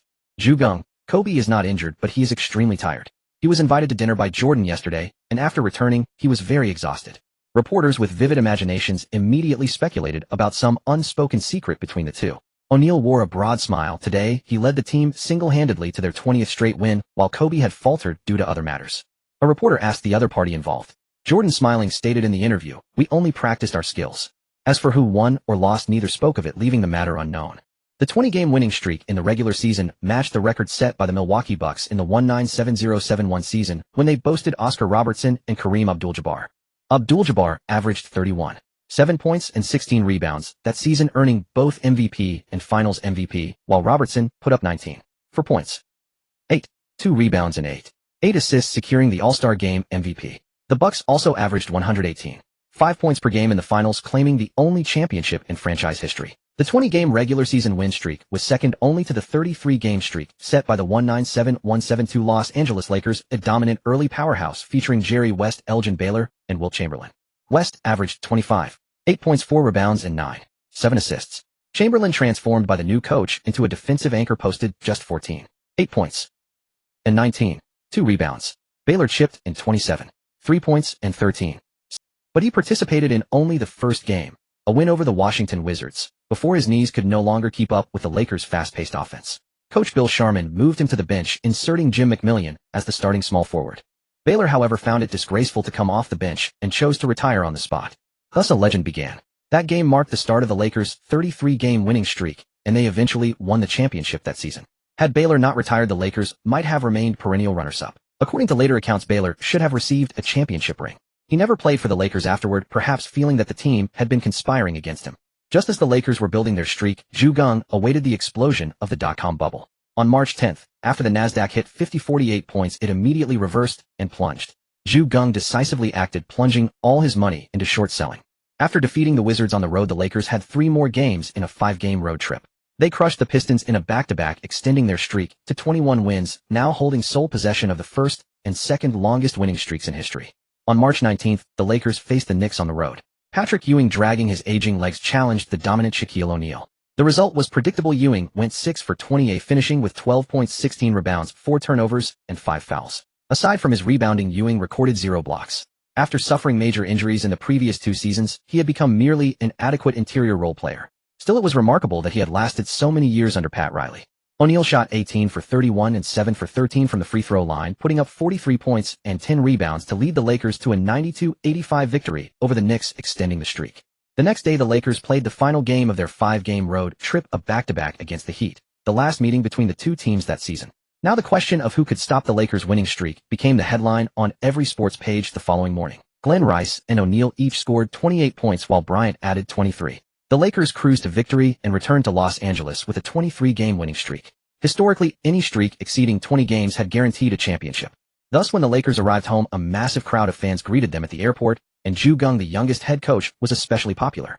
The security personnel, well aware of the situation, let a group of female fans who had passed security checks present flowers. They charged at the players with their chests. In their first home game back, the Lakers defeated the Warriors by 23 points. On March 24th, with Jason Kidd sitting out, the Suns fell in Los Angeles, giving the Lakers their 25th straight win. On March 26th, the Lakers visited the Kings, who were missing Peja Stojakovic due to injury. But now every team facing the Lakers fought like mad to beat them. The Kings played with exceptional ferocity, as if driven by a whip. Chris Webber showcased his prime form, delivering a dazzling stat line of 28 points, 15 rebounds, and 8 assists. Nevertheless, the Lakers escaped with a narrow 1-point victory. O'Neal was 15 for 26 from the field and 4 for 8 from the line, finishing with 34 points, 8 rebounds, and 3 blocks. Bryant contributed 24 points, 14 rebounds, 4 assists, 2 steals, and 1 block. Both players gave everything on both ends of the floor, helping the Lakers edge out a 9,089 win. Geng could sense that the Lakers' mental and physical energy had reached its limit. Facing desperate opponents every night, the starters risked serious injury if this continued. After this game, the Lakers traveled to Vancouver and rested for 2 full days. It wasn't until the afternoon of March 29th, before facing the 1950 Grizzlies on the road, that the entire team gathered for practice. The Lakers won easily and the players' spirits improved noticeably. In terms of sheer physical stamina, perhaps no NBA player compared to Magic Johnson, who famously could still engage in locker room battles all over after each game. On March 31st, the Lakers hosted the Philadelphia 76ers in Los Angeles. It was a clash of the 1996 draft class, with Bryant and Allen Iverson canceling each other out. Both stars struggled, but the Lakers still had O'Neal. Philadelphia, aside from Iverson, had little else, so the Lakers won. Iverson shot 6 for 20, 0 for 3 from 3 and 3 for 4 from the line, totaling 15 points and 6 assists. Bryant was 4 for 12, 0 for 2 from deep, and 2 for 2 on free throws, finishing with 10 points, 9 rebounds, and 5 assists. O'Neal dominated Philadelphia ruthlessly, 17 for 28 from the field, 3 for 3 from the line, for 37 points, 14 rebounds, 5 assists, and 8 blocks. This was Shaquille O'Neal at his peak. If you couldn't make him uncomfortable, he would obliterate any team's interior. With March's games concluded, O'Neal unsurprisingly claimed Player of the Month, averaging 33, 8 points, 12, 3 rebounds, 4 assists, 2, 1 blocks, and a 59 field goal percentage as the Lakers went 160 in March. The winning streak had reached a staggering 28 games, and the Lakers had fully become the league's overlord. On April 2nd, the Lakers hammered the Knicks at home. Ewing led New York with just 14 points on 6 for 17. The biggest flaw in Jeff Van Gundy's system had been exposed. His defensive and counterattack style was agonizingly inconsistent. When they won, it was by grinding out games with pure hard power. When they lost, it was a collapse, hemorrhaging points. But after that game, Bryant was suspended. The Lakers had a huge lead, and the Knicks hadn't pulled their starters. Geng left Bryant in the game. After all, Bryant was averaging only 30 minutes per game this season, 2 fewer than O'Neal, so occasionally, he had to let him pad his stats. Chris Childs, watching Bryant shoot while the Knicks were down big, grew furious and began cursing at Bryant. Bryant was never one to take abuse silently. He fired back immediately. In the original timeline, Bryant would have leaned in and exchanged insults face to face, then Childs would have headbutted him and Bryant would have swung his left arm, only for Childs to land 2 quick punches on Bryant's neck. He didn't even react in time. It was like 2 men trading insults, and the one who couldn't keep up took the first cheap shot. Originally, Bryant would have tried to fight back, but teammates separated them. Bryant suffered the worst outcome and was suspended later, ranting at the referees. This season, the Lakers seemed to be in conflict with anyone named Charles. Earlier, O'Neal had fought Charles Barkley. Now Bryant had a run-in with Chris Childs. But this time, Geng had already trained Bryant on this issue. He didn't foolishly expose his weakness. So after the exchange of insults, Childs found himself outmatched verbally and couldn't easily start a physical fight. Bryant had once learned multiple languages, French, Bosnian, Latin, just to trash talk opponents. Childs truly couldn't keep up, and his frustration boiled over into violence. Childs threw a punch at Bryant, but Bryant blocked it. A second punch was also deflected. Bryant never believed in backing down. His stubborn nature considered retreat cowardice. So he learned to block. After stopping 2 punches with others moving in to separate them, Bryant landed a straight punch right on Childs' nose. Childs' nose instantly stung, and warm blood began to flow. The Knicks seemed ready to fight the Lakers, but then a voice came from the Lakers bench. Watch who dares to swing. Hit them hard. The agitated Knicks suddenly realized that every Laker was staring them down with eyes that could devour them. That gave the referees and security a chance to separate the sides. Both Bryant and Childs were ejected. Geng also received a technical foul for his threat. Bryant was suspended for 1 game. The Lakers had 29 straight wins, but completing a 30-game streak now seemed uncertain. On April 4th, the Lakers, without Bryant, faced the Suns, who were also missing Jason Kidd. The Suns had lost Tom Gugliotta on March 10th due to a torn left knee ligament from a collision with a teammate. Kidd had suffered a severe left ankle sprain on March 22nd against the Kings, ending his regular season.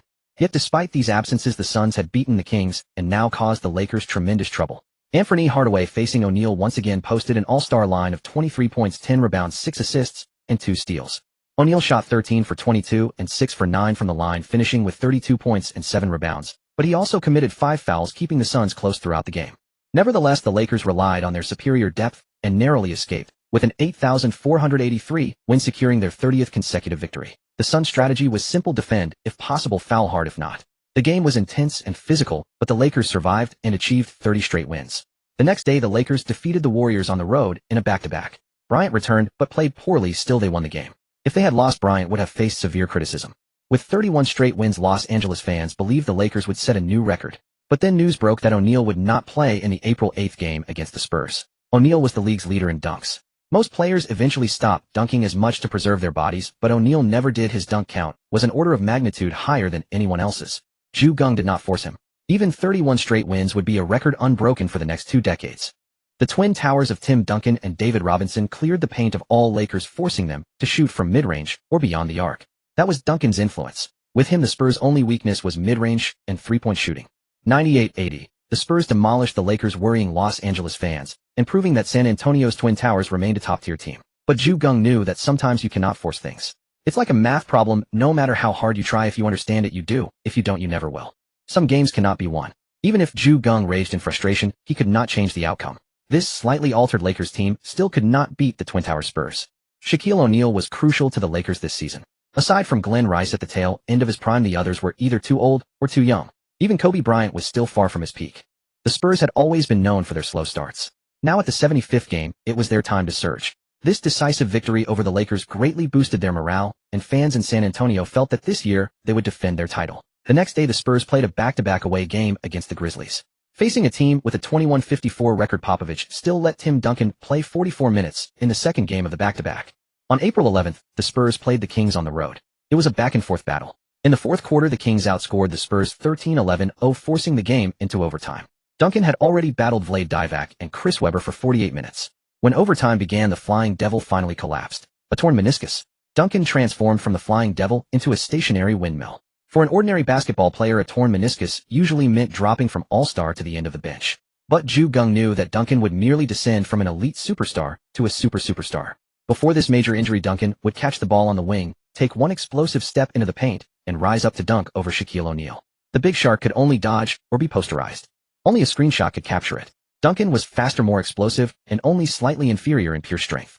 His skills completely overwhelmed O'Neal. At that time, the Flying Devil truly neutralized the Big Shark. But after this severe injury, his speed diminished, and Duncan often had to rely on battling O'Neal on his own. That day, the Lakers rested O'Neal, which led to their 31-game winning streak being snapped by the Spurs.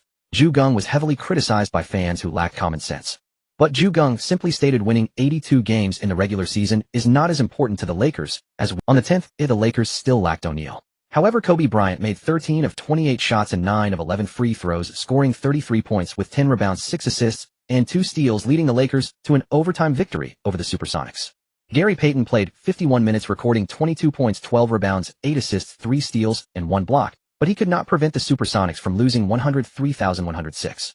The glove was a quintessential point guard. He needed an inside presence to help him. Since Shawn Kemp left, he never had a... The next day, with Duncan's season-ending injury, Lakers fans came forward to defend Geng. If O'Neal had played through his injury and ended up like Duncan, the Lakers would truly be finished.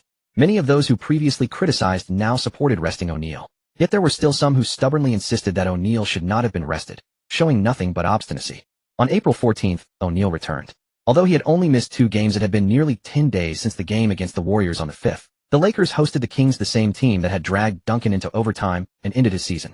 O'Neal returned in hot form, but the Kings had already proven they could go toe-to-toe with the Spurs. Since this was just a regular season game, Chris Webber, who often faltered under pressure in the playoffs, felt no great psychological burden. Geng began arranging the tactics on the sidelines in the second quarter. You'll play Kobe. Your job is to keep the deficit around 10 points. Narrow it if possible, but don't let it widen. Shaq, take a good rest. You'll lead the comeback in the third quarter.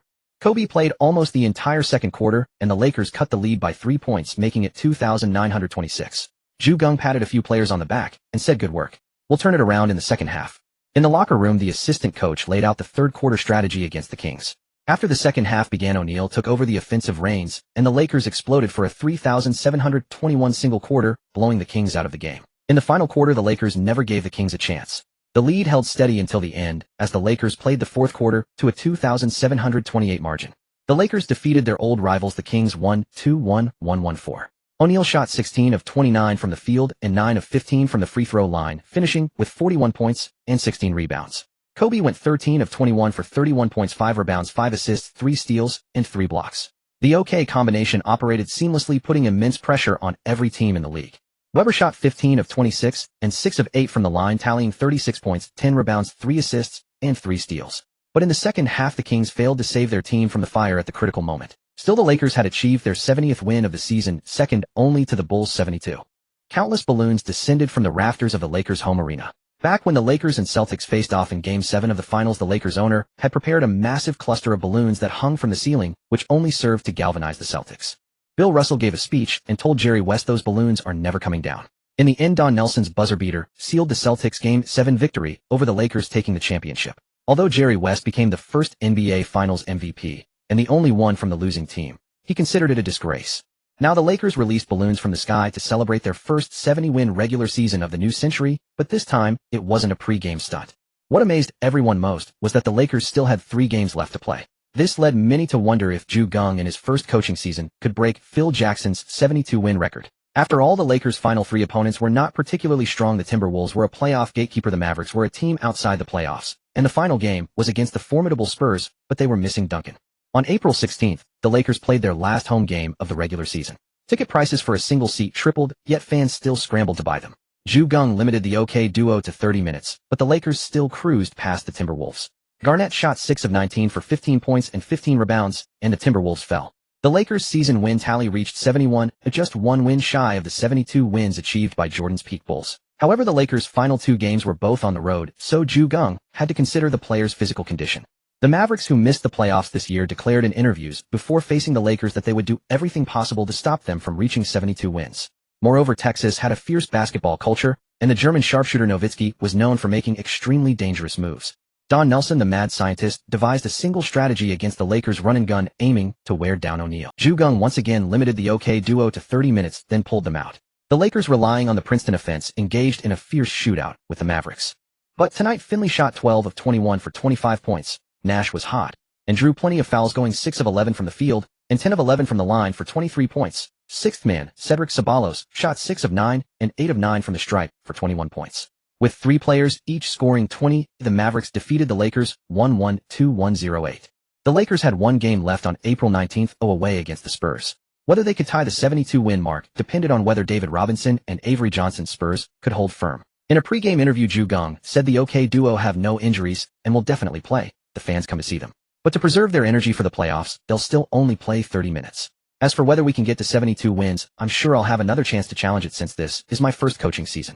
While the San Antonio reporters could only mutter that this guy was even more of a show-off than the Eastern Conference's trash-talking Bird. Bird said he would coach only 3 seasons and challenge for a championship, but Geng claimed he could achieve 70 wins more than once.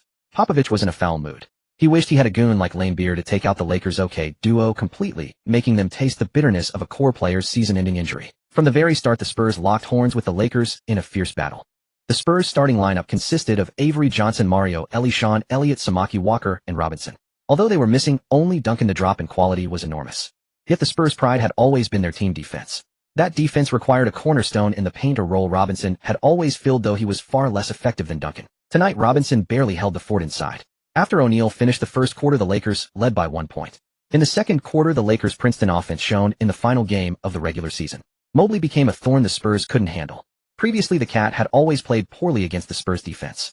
But tonight, he finally found his rhythm, and that was the Lakers outscored the Spurs 26-19 in the second quarter to open up a lead. In the third quarter, Mobley remained relentless, and the Lakers won the period 26-21, entering the fourth quarter with a 13-point advantage. By then, both OK players had logged only 25 minutes. Geng sent them both out to finish the Spurs in the fourth. Samaki Walker quickly fouled out. This power forward, drafted 9th overall in 1996, even ahead of Kobe, had a much rockier career, settling into a blue-collar role with questionable basketball IQ. After he fouled out, O'Neal, brimming with energy, helped the Lakers extend the lead to 20 points. Popovich pulled his starters and conceded defeat. The Lakers also pulled all their starters, winning the final regular season game 9,873. With a 7,210 record, the Lakers became the second team after the Bulls to achieve 72 wins in a regular season. There were many Lakers fans in the Spurs arena tonight, and they all erupted in celebration. As for the Spurs' own fans, they had already started filing out when the starters were all pulled. Leaving early is quite common in the NBA, and most fans never regret it. Unless they left early during McGrady's 13 points in 35 seconds game. This time, the Lakers didn't celebrate wildly, all the players remained remarkably calm. Indeed, the trend of showing off had begun to spread from person to person. O'Neal and Kobe said, "All I want now is the championship." The role players said, "We want the championship." The MVP is O'Neal's, but the championship ring belongs to every one of us. As for Geng, he was already being hailed to the heavens by Lakers fans. To tie the 72-win record in his first coaching season, could anything be more insane? The last monthly honor of the season was bestowed upon Gary Payton, who averaged 25.4 points, 8 rebounds, and 8.4 assists per game, along with 2.3 steals, excelling on both ends of the court. Despite his dazzling statistics, many expressed dissatisfaction as the Supersonics held a lackluster 46 record. However, since Shaquille O'Neal remained silent, others hesitated to voice objections. Although he missed 2 games, the Lakers' record was too staggering to ignore. O'Neal's stats were impressive as well, yet he did not claim the monthly player of the honor for the final half-month. As the regular season concluded, O'Neal secured the scoring title with 29.7 points per game, followed by Allen Iverson at 28.4 and Grant Hill in third with 25.8 points, a clear gap between the top 2 and the rest. Dikembe Mutombo claimed the rebounding crown with 14.1 boards per contest, while O'Neal ranked second with 13.6 rebounds, and Tim Duncan third at 12.4. Jason Kidd led the assists chart with 10.1, with Nick Van Exel and Sam Cassell tied for second and third at 9.0 apiece. No Lakers made the list. In the blocks category, Alonzo Mourning took the title with 3.7 per game. Mutombo placed second at 3.3, and O'Neal ranked third with 3.0. Eddie Jones led the steals chart with 2.7 per contest, while Paul Pierce, Darrell Armstrong, and Iverson all tied for second, third, and fourth with 2.1 steals each. O'Neal placed in the top 3 across all 3 center categories: points, rebounds, and blocks, showcasing his dominance as a two-way interior pillar. Geng moderately reduced the playing time of the OK duo, but slightly increased the offensive tempo, ensuring their stats did not shrink. In the Western Conference standings, the Los Angeles Lakers claimed the league's best record at 72-10, riding a 31-game winning streak. Under Geng's coaching in his inaugural season, the Lakers achieved unprecedented regular season success. Los Angeles media had already lavished praise on Geng, and if the Lakers captured the championship this season, Geng would become the new king of Los Angeles alongside O'Neal. Second in the West were the Portland Trail Blazers at 5,923. While Geng possessed only one ace in O'Neal, Mike Dunleavy commanded the league's premier forward core, with even Jermaine O'Neal logging just 10 minutes per game for Portland. Every team dreaded facing a focused Blazers squad. Third were the Utah Jazz at 5,527. Jerry Sloan stubbornly adhered to his pick-and-roll system, but the duo grew increasingly aged, lacking the valor and capability they once had when reaching the finals 2 years straight. Fourth were the San Antonio Spurs at 5,329. Greg Popovich was nearly driven mad by the prospect of being eliminated by the Suns, even contemplating a desperate retaliation to make the Suns experience the pain of losing key players in the playoffs. Fifth were the Phoenix Suns at 5,329. Danny Ainge, 137, was fired, succeeded by Scott Skiles, 4,022. Although Kidd was injured, he was confirmed to return for the playoffs, playing through pain. Sixth were the Minnesota Timberwolves at 5,032. Flip Saunders molded Kevin Garnett into a two-way defensive anchor, yet the bleak location made it nearly impossible to attract other stars. Seventh were the Seattle Supersonics at 4,438. Paul Westphal performed decently early in the regular season, but steadily declined, and his playoff performance proved mediocre. His peak was coaching the Suns to challenge Michael Jordan with Charles Barkley, while afterward his coaching regressed, eventually failing to even reach the playoffs. Eighth were the Sacramento Kings at 4,438. Rick Adelman harbored a faint hope, recalling that a top seed had been upset in the previous season's playoffs, so a repeat performance would not be amiss. After all, Geng was merely a 30-year-old novice. Whether he could maintain composure on the grand playoff stage remained. If the Kings could pull off a historic upset over the 72-win Lakers, Adelman would ascend to the elite tier of league coaches. The disparity in records was vast in the West, but not as extreme in the East. First in the East were the Indiana Pacers at 5,626. This was Larry Bird's third and final season as coach. In the 1996-97 season, Larry Brown coached the Pacers to a 39-43 mark, missing the playoffs due to injuries. Bird took over the following season and immediately led the team to 5,824, second only to the Bulls in the East. Last season they matched the Heat at 33 wins, and this year they became the East's top seed, a steady climb. Second were the Miami Heat at 5,230. Pat Riley was deeply shaken after last season's first-round upset, even considering stepping away from coaching. This season's second-place finish meant they would not face the Knicks until the second round. Third were the New York Knicks at 5,032. Jeff Van Gundy's Knicks featured a tortoiseshell defense that frustrated opponents, but winning against them was simple: take an early lead, and they lacked the ability to mount a comeback. Fourth were the Philadelphia 76ers at 4,933. Larry Brown persisted in his patronizing mentorship of Iverson, momentarily securing his coaching position. Fifth were the Charlotte Hornets at 4,933. Paul Silas took over midseason the previous year and failed to reach the playoffs, but this season he led the team to fifth place, demonstrating some coaching acumen. Little did he expect his decline would come in Cleveland, and so swiftly. Sixth were the Toronto Raptors at 4,537. Butch Carter guided the cousins Vince Carter and Tracy McGrady to the playoffs for the first time. These two youngsters would likely be battered in their playoff debut as Geng might be a fledgling coach, but did not have to. Seventh were the Detroit Pistons at 4,240. After Alvin Gentry, 28-30, was fired, George Irvine, 14-10, took over, and surprisingly led the Pistons into the playoffs, leaving Gentry in an awkward position. Eighth were the Milwaukee Bucks at 4,240. George Karl's trio of sharpshooters was formidable offensively, but this was an era of defenders could employ a myriad of tactics to disrupt shooting. The Bucks relied on sheer marksmanship to reach the playoffs, scoring nearly as much as they allowed. On April 23rd, the Lakers hosted the Kings at the Staples Center with a star-studded crowd in attendance. The Lakers started with Harper, Bryant, Rice, Green, and O'Neal. The Kings lineup featured Jason Williams, Nick Anderson, Corliss Williamson, Chris Webber, and Vlade Divac. O'Neal, once round-faced, but not noticeably overweight, had noticeably expanded this season, making him nearly. The Lakers struck first, taking a 76 lead on a three-pointer by Rice. The Kings collapsed their defense into the paint, stifling the Lakers' interior offense, while stretching the floor to create driving lanes. The Kings reclaimed the lead with a three from White Chocolate, making it 119, but O'Neal immediately powered through three defenders to slam the ball home. The score seesawed, with neither team building a significant lead. Both squads had their issues. The Lakers needed to establish post position to feed O'Neal, while the Kings overemphasized passing. White Chocolate repeatedly drove to the basket only to pass out for a missed jumper. The gap reached 3 points with under half the quarter remaining as the Kings led 2017.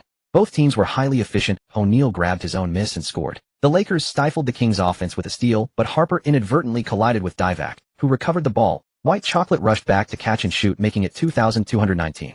Geng remained calm, gesturing for an assistant coach to bark out a command.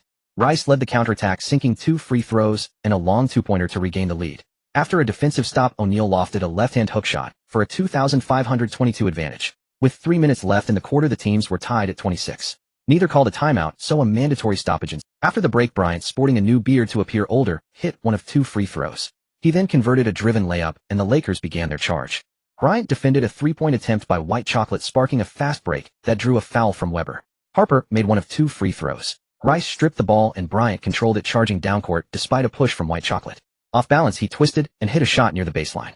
The Kings' offense continued to sputter. O'Neal missed a hook, but Harper crashed the boards, grabbed the ball with 2 hands, and Adelman grew frantic, calling a timeout with just 45 seconds left in the quarter. It only yielded 2 points for the Kings, and the Lakers finished the first period leading 3,428. During the halftime break, Geng addressed the team in the locker room. "We have a 10-point lead now. In the second half, the Kings will surely rely on three-pointers to close the gap. I want man-to-man defense." The assistant coach began arranging the defensive assignments. In the second half, the Kings indeed launched three-point attempts, but the Lakers' man-to-man defense forced them to clang shots off the rim. The Lakers extended their lead by another 2 points, making it 2,624. In the final quarter, Shaquille O'Neal and Kobe Bryant took the court, securing the Lakers' advantage. With 3 minutes left, both teams substituted their bench players. The Lakers' home fans remained in their seats. It was a day of victory. They all rose to their feet, celebrating the first playoff win alongside the Lakers players. 117-107. The Lakers secured the first game without much resistance. O'Neal posted 46 points, 17 rebounds, 2 steals, and 5 blocks. Bryant added 23 points, 7 rebounds, and 5 assists. Both players committed 5 fouls, leading by example with maximum defensive effort. The Kings made 7 of 21 three-point attempts, a 33 shooting percentage. Barely acceptable, but insufficient for erasing the deficit. In the first game, Shaquille O'Neal played with tremendous effort, knowing he was about to claim the MVP trophy, so he was determined to showcase his dominance. Geng also noticed a problem. While the inside stats were explosive and guaranteed victories, they were not achieved easily. After all, a center scoring unless for an Andone yields at most 2 points per possession, making it very difficult to widen the lead. No wonder that later, when perimeter three-pointers reigned in, comebacks of more than 10 or 20 points became frequent. On April 27th, after a full 3 days of rest, the Lakers hosted the Kings again. Such rest was naturally advantageous for the Lakers playing at home. The biggest difference in this game compared to the previous one was Kobe's eruption, and Geng witnessed the rapid improvement in scoring ability of Kobe, who was approaching his peak. Today, Kobe attacked inside and out against the Kings' defense, shooting 12 of 20 from the field, 3 of 3 from 3 and 5 of 6 from the free throw line, scoring 32 points. Kobe had no choice but to erupt, as O'Neal was limited by the hack-a-Shaq tactic, going 9 of 15 from the field and 5 of 11 from the line, finishing with 23 points, 19 rebounds, 6 assists, and 3 blocks.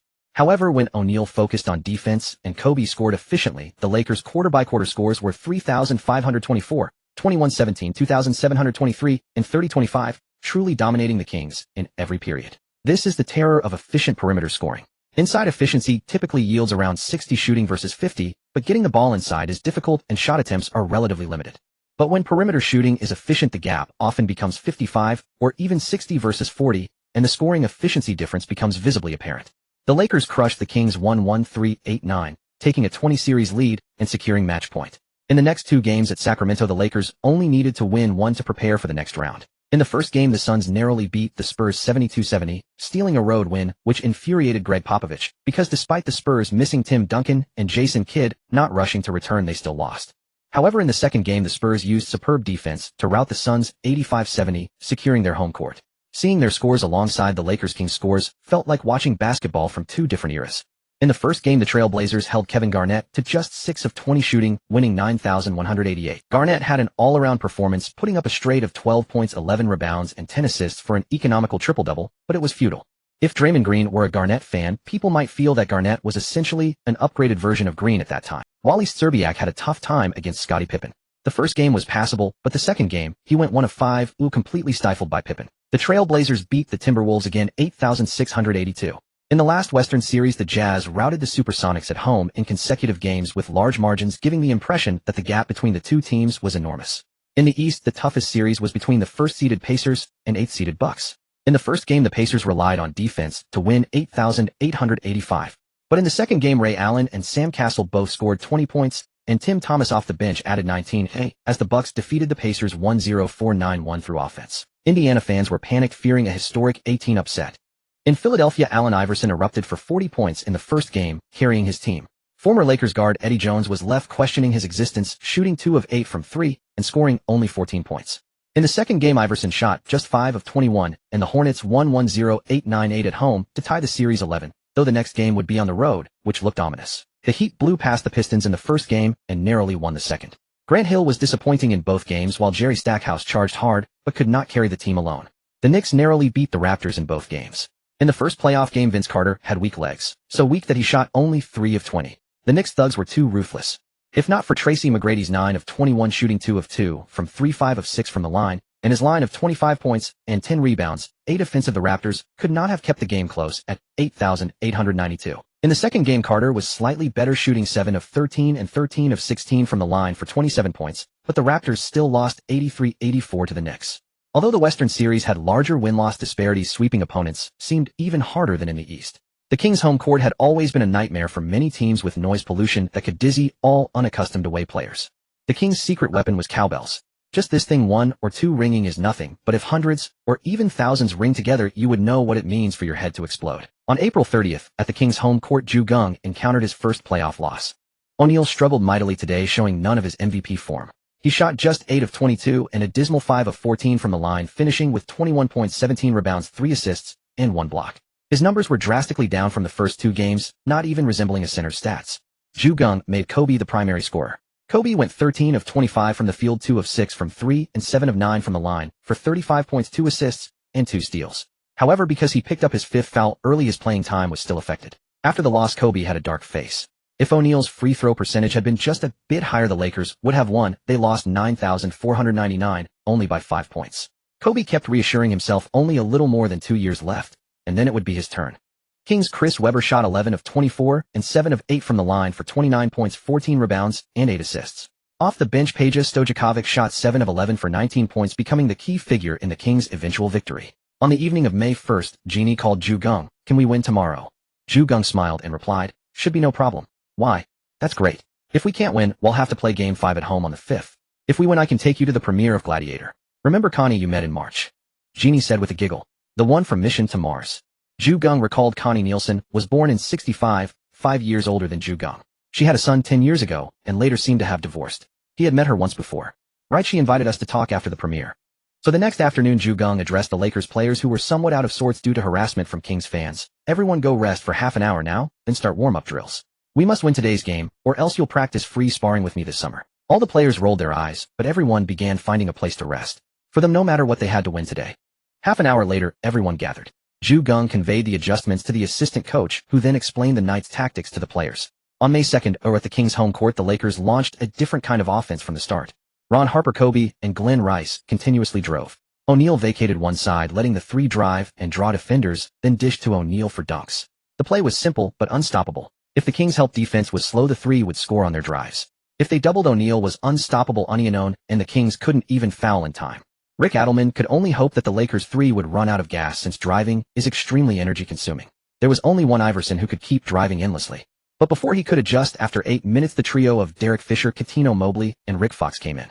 O'Neal remained inside and Green had been replaced by Robert Horry on the perimeter. The three guards launched another wave of drives. The Kings were clearly caught off guard. 20-31, the Kings trailed by 11 after the first quarter. Thanks to the 6-minute break, the invincible Shaquille O'Neal had returned. 28-24, the Lakers continued to extend their lead. During halftime in the locker room, the Lakers were all very relaxed. Geng had changed tactics again, anticipating that the Kings would shrink their defense in the second half, preventing the Lakers from driving. At that point, switching back to the triangle offense with full defensive intensity was the right move. The Kings collapsed their defense to stop the Lakers from driving, but unexpectedly the Lakers changed their approach again, creating plenty of open perimeter opportunities. Adelman felt he was always one step behind, outmaneuvered by his opponent's arrangements. The Kings players were thrown off balance. O'Neal took advantage, attacking ferociously in the paint, and the Lakers sealed the game. 30-18. The Lakers maximized both offense and defense. The final quarter turned into garbage time. The Lakers defeated the Kings 1-1-3-8-6, eliminating them with a series score of 31. O'Neal shot 15 for 24 from the field and 2 for 7 from the free throw line, finishing with 32 points, 18 rebounds, 4 assists, and 3 blocks. The premier active center. Except for free throws, everything else was at its peak. For the Kings, only Weber managed to score in double figures, shooting 7 for 21 from the field and 5 for 6 from the line for 20 points, i.e. everyone else was completely locked down by the Lakers. Kobe and Rice both recorded 6 assists today. The Lakers totaled 31 assists as a team, while the Kings had only a drive and kick is ordinarily the simplest tactic, but no one expected the Lakers to stun the Kings with it in today's game. D'Antoni, who had been fired last season after leading the Nuggets to a 14-36 record, suddenly felt he had found a coaching philosophy. He began refining his small ball theory, hoping to usher in his own era with drive and kick basketball. On May 5th, Geng attended the premiere of Gladiator, making a cameo appearance that drew attention from many Lakers fans who loved basketball. Geng, Jeanie, and Connie Nielsen wrapped up the event together and then headed to another engagement. After the Lakers advanced, the Suns upon returning home won 2 consecutive games and eliminated the Spurs 31. Kidd returned in the 4th game to warm up for the next round against the Lakers. Kidd played 31 minutes, making 4 of 5 shots, scoring 9 points, 10 assists, and 3 steals, showing great form. Previously, Suns fans had little hope, but now with Kidd in good shape, they have regained confidence.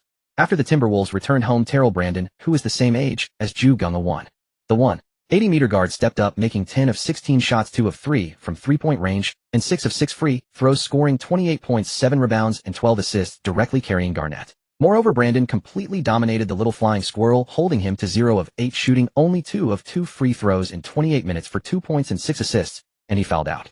Garnett made 11 of 22 shots for 23 points, 13 rebounds, and 10 assists. As the Wolf King, hailed as a gritty warrior, it was absurd that he, known for his iron-blooded jump shots, had not a single free throw. However, the Timberwolves did win one game, 9,487. Though they were quickly routed by the Blazers, Garnett went 5 for 26 of 6 free throws for 17 points, 10 rebounds, 9 assists, and 3 steals.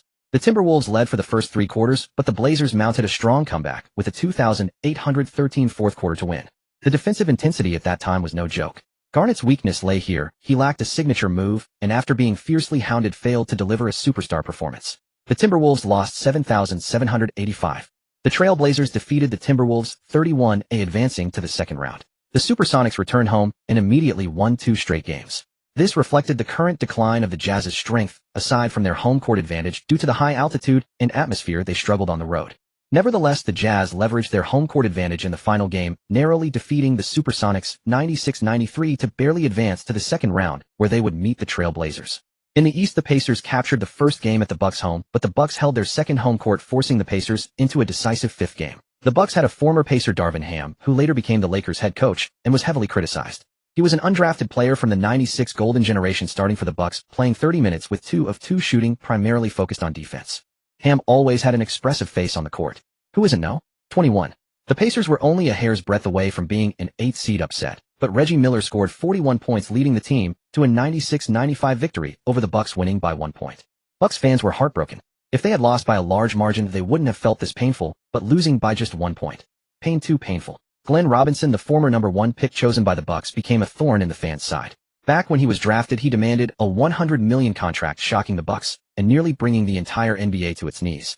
In this game, the big dog made only 4 of 16 shots, a shocking 25 shooting rate. If he had just a 30 rate, the Bucks would have easily won and become another 8th seed upset team, but he acted like a Pacers mole clanking shot after shot.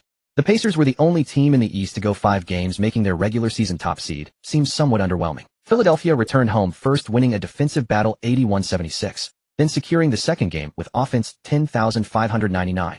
The 76ers defeated the Hornets 31, pulling off an upset, and will face the Pacers in the second round. The Heat routed the Pistons at their home, sweeping them 30. The Raptors returned home. Carter went 5 of 17, McGrady 5 of 14, continuing their underwhelming cousin act, and the Raptors were swept 0-3. But they were young enough to have a bright future, yet McGrady's contract had expired, and the Raptors had no plans to keep him. However, McGrady entered the NBA straight from high school, and was only in his 3rd season, similar to Kobe the previous year. Carter was only in his 2nd year in the league, so despite their poor performance, few criticized them. Just like the later top 3 pick duo who struggled together for 7 years, maybe when the time comes they could win a championship. Both the Heat and the Knicks swept their opponents 30. The two teams met again in the playoffs. Enemies always meet. This time it would surely be another explosive clash. After the first round, some awards had been handed out. Francis won Rookie of the Year without surprise with 18 points and 3 rebounds, 6 assists and 5 steals. However, the Rockets missed the playoffs, and the sudden injury that ended Barkley's season was a huge blow to the team. But Barkley's retirement activated a future commentary genius, turning him into a glib fat man in the basketball broadcasting world. This year's rookies were indeed of high quality. The all-rookie first team included Francis, Andre Miller, Wally Szczerbiak, Lamar Odom, and Elton Brand. The second team consisted of Chucky Atkins, Jason Terry, Ron Artest, James Posey, and Sean Marion. The success rate was very high.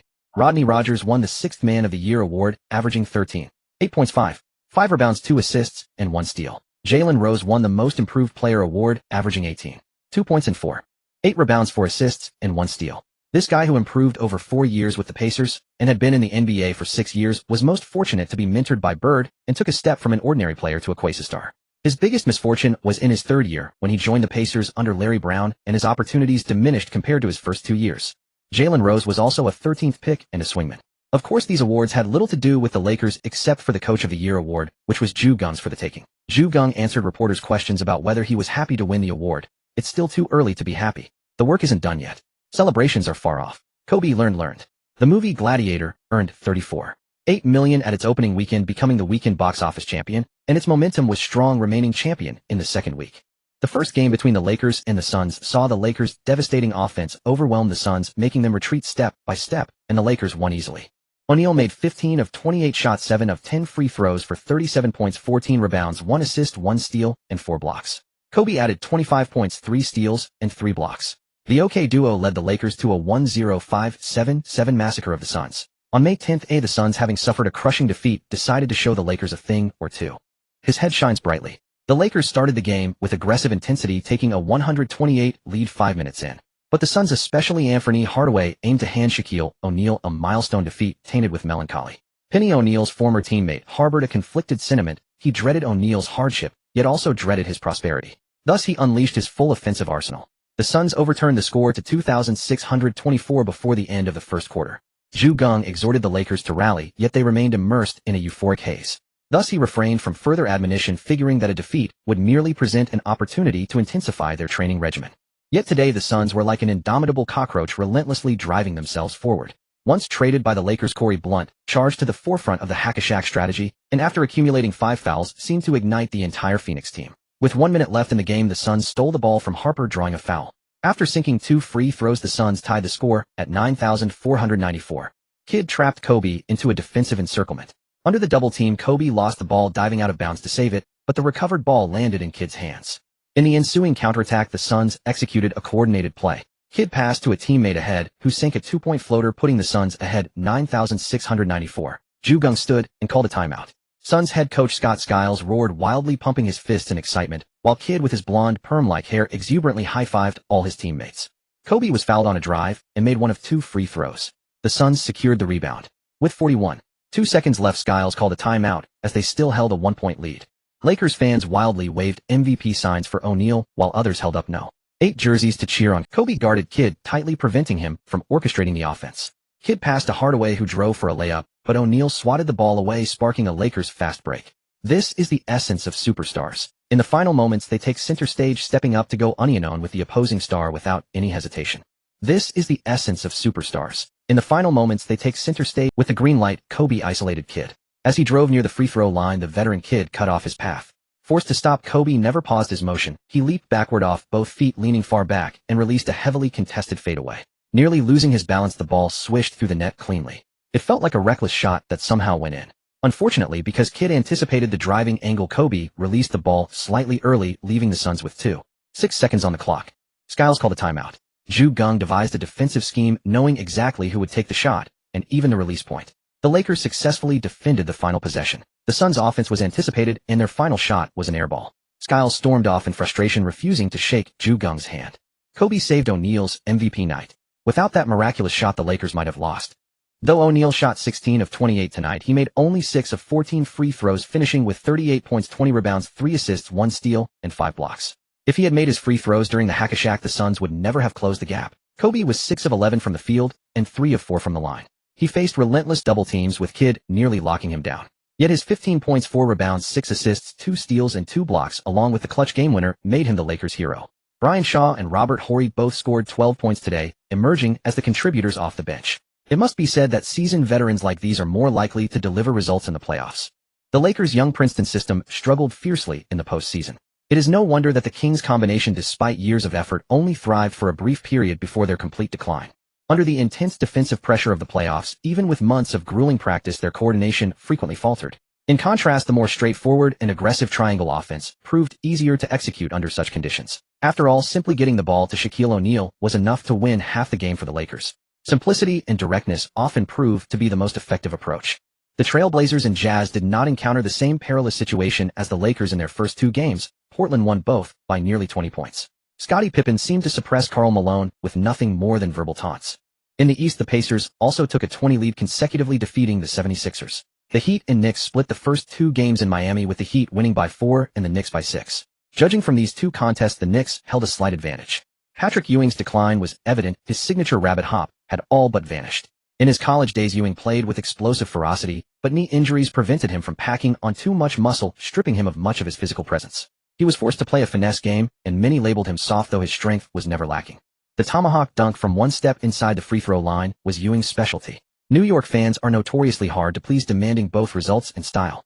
Ewing, far from the most handsome player, won over the Big Apple faithful precisely with his array of high-flying slams that brought the crowd to its feet. Ewing often found himself on the receiving end of posterizing dunks because he never yielded on defense. He shared that trait with the 21st rookie, who had just suffered a major injury. Both possessed this quality. Though they looked humiliated when dunked on, their defensive contributions always proved crucial for their teams in key moments. Hakeem Olajuwon was the foremost among the Big Four centers, renowned for his dream shake. Shaquille O'Neal, starting from this season, exhibited absolute dominance. But Patrick Ewing was the textbook definition of a traditional center, owing to his all-around technical proficiency. Ewing, who suffered a major injury in 1990, underwent a transformation from an interior to an exterior style of play. His back-to-the-basket and face-up game were both elite. Even as his shooting percentages declined in recent seasons, opponents never dared to leave him open. On May 12th, at the Suns' home court, the Lakers opened sluggishly. Facing the enthusiastic Phoenix crowd, the Lakers put on a show of consecutive missed shots. 18-28, the Lakers trailed by 10 after the first quarter. Facing such a start, adjustments were imperative. Green was having an off night. Green's poor form persisted into the second quarter, and Geng, seeing no improvement, benched him for good. Robert Horry stepped in and scored consecutive baskets, helping the Lakers rapidly close the gap. Glenn Rice's three-point shooting was off, so Geng replaced him with Rick Fox, who was hitting from deep that night. Together with Horry, they knocked down multiple three-pointers, propelling the Lakers to a 3,422 second-quarter surge, taking a 2-point lead into halftime. The hearts of Phoenix fans sank halfway. Ron Harper also struggled, picking up 4 fouls in the first half. Geng decided to replace him with Brian Shaw for the second half, only to find Shaw in poor form as well. At 3:03 of the fourth quarter, the Lakers completely pulled away, winning the third game 1-0-5-9-9, taking a commanding 30-series lead. Shaquille O'Neal shot 14 of 21 from the field and 9 of 15 from the free throw line, finishing with 37 points and 17 rebounds. He made crucial free throws, marking one of his proudest moments. Unlike players who resort to various methods to draw fouls from referees, O'Neal's game forced opponents to send him to the line intentionally. If the referees were slow to blow the whistle, the opposing coach would grow anxious. Shaquille O'Neal shot 14 of 21 from the field and 9 of 15 from the free throw line, finishing with 37 points and 17 rebounds. He made crucial free throws, marking one of his proudest moments. In the third game, the Suns' home court had left the other 3 Lakers starters disoriented. That tactic carried over to the fourth game, plunging the entire bench into a shooting slump.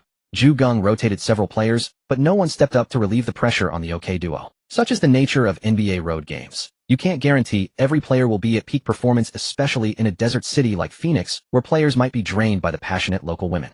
O'Neal found himself in foul trouble, and although he finished with only 5 fouls, the Lakers had already conceded early, otherwise he would have fouled out. He shot a mere 4 of 12 from the line, his face a mask of numbness.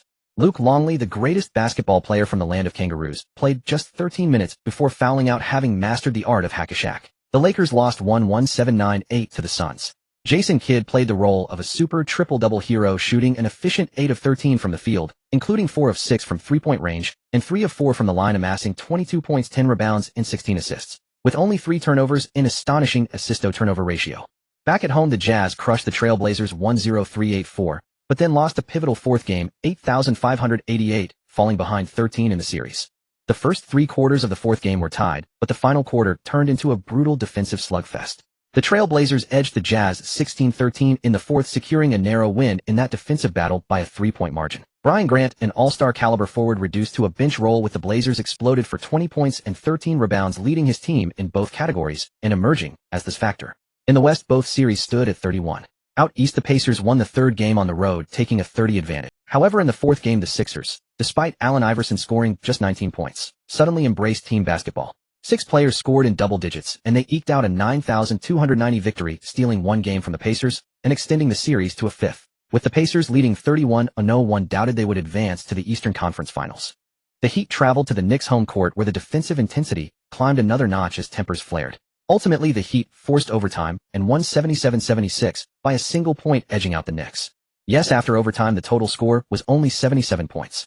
Watching those two teams play, other squads felt aches all over their bodies. But in the fourth game, the Knicks' Charlie Ward became an unexpected hero, shooting 8 of 13 from the field and 3 of 6 from three-point range for a team-high 20 points. The Knicks tied the series 22 with a 9,183 win. This was the only matchup among the 4 whose outcome remained unpredictable. On May 16th, before the 5th game between the Lakers and Suns in Los Angeles, Geng gave an interview. A Phoenix reporter asked, "Have the Lakers adapted to the Phoenix weather, and are they ready for Game 6? Geng smiled and replied, "Maybe next season. We won't be going there this year." Since the Suns had abandoned sportsmanship and resorted to incessant hack-a-shack, Geng decided to lock them down with aggressive onion-own defense. As for offense, the Lakers abandoned the triangle offense, with the Suns using Jason Kidd to lock down Kobe Bryant on the perimeter and constant fouls to limit O'Neal inside the triangle could no longer gain an advantage. The Lakers had to rely on team basketball or individual brilliance. If players were hot, they would go onion-own with stars. If cold, they would run the Princeton offense. Although the Princeton system was primarily practiced by the 5 young players, the main team, having played against them daily, was familiar with all its sets. Based on that system, the Lakers could indeed play team basketball. Both Lakers stars were in mediocre form, so the game devolved into team basketball and relentless man-to-man defense. The process was ugly, but the Lakers won comfortably. The scene was too brutal. Gito, a master of playmaking who should have excelled at orchestrating attacks, found himself forced into such a frenzied onion-own duel that he became flustered, eventually having to defend and shoot under pressure, ending in this miserable state. The final quarter barely lasted before it turned into garbage time. The Lakers led the Suns 87-65, a score that vividly reflected the defensive intensity both teams brought to the court today. Hardaway went 1 for 9, Kidd 3 for 13, and Clifford Robinson 3 for 11. 3 Suns starters each managed only 8 points. Of the other 2 starters, Marion went 2 for 11 for just 7 points, while Luke Longley was 2 for 8 for a mere 4. Not a single starter reached double digits. Brutal, wasn't it? Utterly brutal. If not for the garbage time that allowed Todd Day to go 5 for 9, no Suns player would have scored even 10 points. Looking at the Lakers, they weren't much better. Kobe shot 6 for 16 for 17 points. O'Neal went 7 for 19 and 1 for 4 from the line, tallying 15 points and 21 rebounds. Rice shot 4 for 10 for 14 points. Only those 3 reached double figures. The Suns shot 28 from the field, the Lakers 36. Yet this kind of game only fueled the excitement of Lakers home fans. Tonight, the Lakers dominated the boards 59-43 with a 2,112 edge in offensive rebounds. They won this decisive game purely by earning more scoring opportunities. Dominating the glass means dominating the game. Another contest that thoroughly validated this belief. After the game, Geng smiled in an interview. "As I said before the game, we'll visit Phoenix again next season." After securing a home victory, the Jazz traveled with the Trail Blazers to the Rose Garden. Once a person has triumphed over an opponent, they yearn for a second victory, their courage swelling. Much like in a game where any foe with a health bar becomes a target for the player to eliminate. Though the Jazz were aging, they still harbored the spirit of victory. Winning the fourth game had restored their confidence. The Jazz led 21-19 in the first quarter and 2014 in the second, dominating the Trail Blazers throughout the first half. Yet the most dire plight for a veteran team lies in their stamina issues, and Sloan clearly could not resolve this problem. Or rather, the Jazz's roster depth lacked the capacity to address it. At 28-22 in the third quarter, the Trailblazers cut the deficit to 6, narrowing the gap to just 2 points. The Jazz struggled increasingly, losing the final frame 16-20, falling 79-81 in this decisive game. With a 41 series victory, the Trailblazers swept the Jazz in gentlemanly fashion, advancing to the Western Conference Finals to battle the Lakers for a ticket to the NBA Finals. In the East, Matt Geiger and Reggie Miller engaged in a physical brawl in Game 4, resulting in both being suspended.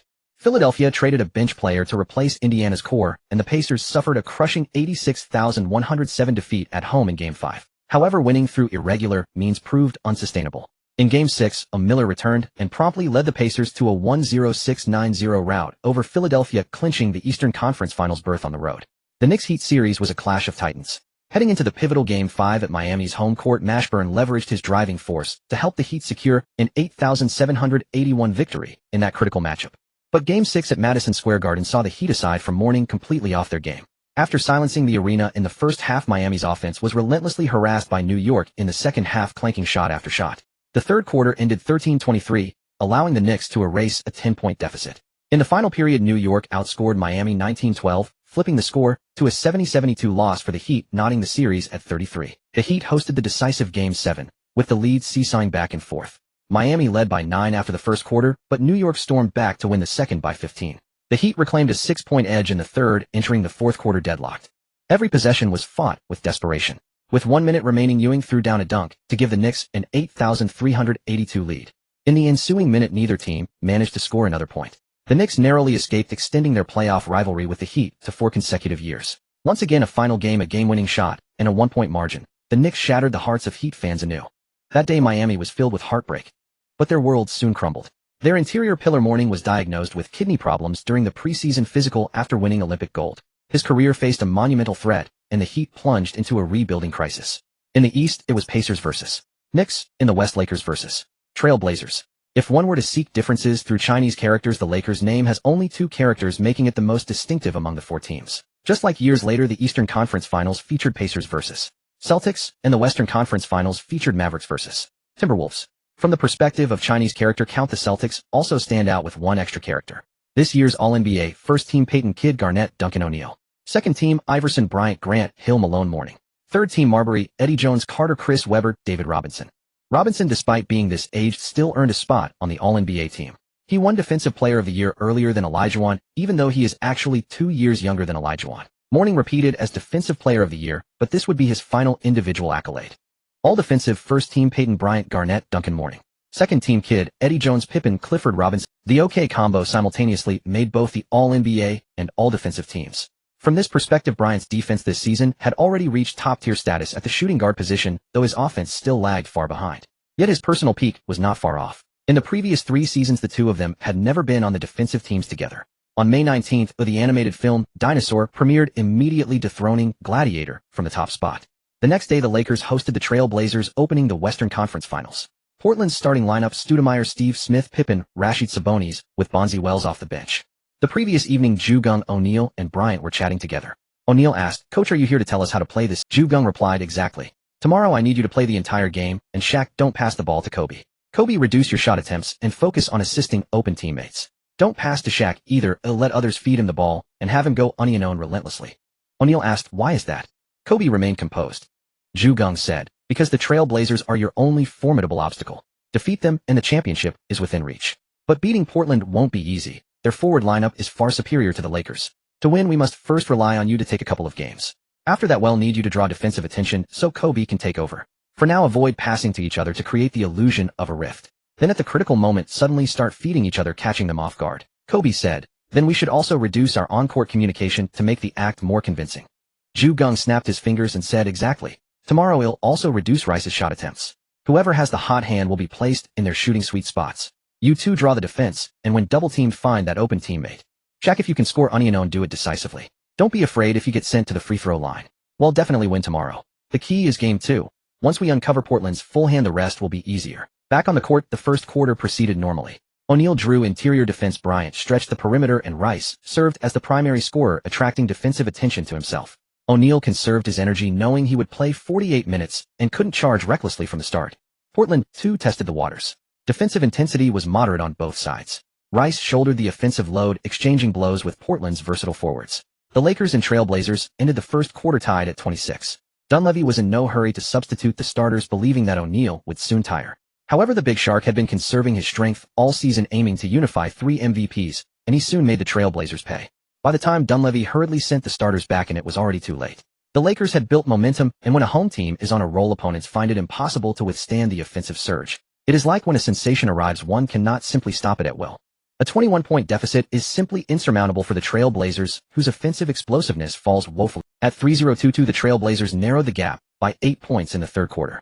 O'Neal clanked free throws relentlessly, but with Geng's assurance, he played boldly on the court. In the fourth quarter, the Blazers refused to give up. However, O'Neal had been conserving energy in the third, mainly from free throws, and he surged back to action in the final period. 2-4-2-2, the Lakers extended their lead by 2 points, defeating the visiting Blazers 1-0-9-9-4 in the opening game of the Western Conference Finals. It was not until the final minute when the Blazers conceded that O'Neal finally rested. He played 47 minutes, shooting 14 for 25 from the field and 13 for 27 from the free throw line, posting 41 points, 11 rebounds, 7 assists, and 5 blocks. Aside from his poor free throw shooting, O'Neal was an unstoppable force in the paint today. 6 Blazers scored in double figures today, but it was futile. Geng played only one card, O'Neal. Kobe shot 4 for 9 and 5 for 7 from the line, finishing with 13.6 assists, 1 steal, and 1 block. Rice was in good rhythm, shooting 5 for 8 for 15 points, 4 rebounds, and 4 assists, a well-rounded stat line. The Blazers held a slight rebounding edge, 39-36, but the Lakers' 26 assists against Portland's 17 indicated superior ball movement. Despite most shots coming from O'Neal, the high assist count left Dunleavy momentarily puzzled. In reality, the strategy was simple: let O'Neal draw attention. If he had an unknown opportunity in the post, teammates fed him the ball, he would bulldoze his defender and score, earning an assist. If the Blazers double-teamed him, others created numerical advantages and found the hottest shooter. Shooting is streaky, so when Geng flashed a hand signal from the sideline, the players knew which teammate to feed for the next 2 or 3 possessions. After the game, both teams documented their opponent's tactics and began studying adjustments for the second contest. In the East, the Pacers also secured their home court advantage, beating the Knicks 1-0-8 in Game 1. Austin Croshier emerged as a surprise weapon off the bench, shooting 7 for 10, 4 for 5 from 3, 4 for 4 from the line for 22 points, leading the Pacers in scoring. All 5 starters scored in double digits, and 6 players reached double figures as Indiana cruised to victory. The Blazers were genuinely bewildered. Both teams had 6 players in double digits, yet Portland lost. The simple truth: the Big Shark was simply too dominant today. On the 19th, Garnett's 24th birthday, he celebrated with a banquet in Minnesota. After the festivities, his teammate Malik Sealy, while driving his sports car without a seatbelt or airbags, collided with a truck driven by a drunk driver going the wrong way. Sealy succumbed to his injuries. Sealy had been the Timberwolves' starting guard last season, averaging 11 points in the regular season and 12 points in the playoffs. His death dealt a significant blow to the Timberwolves.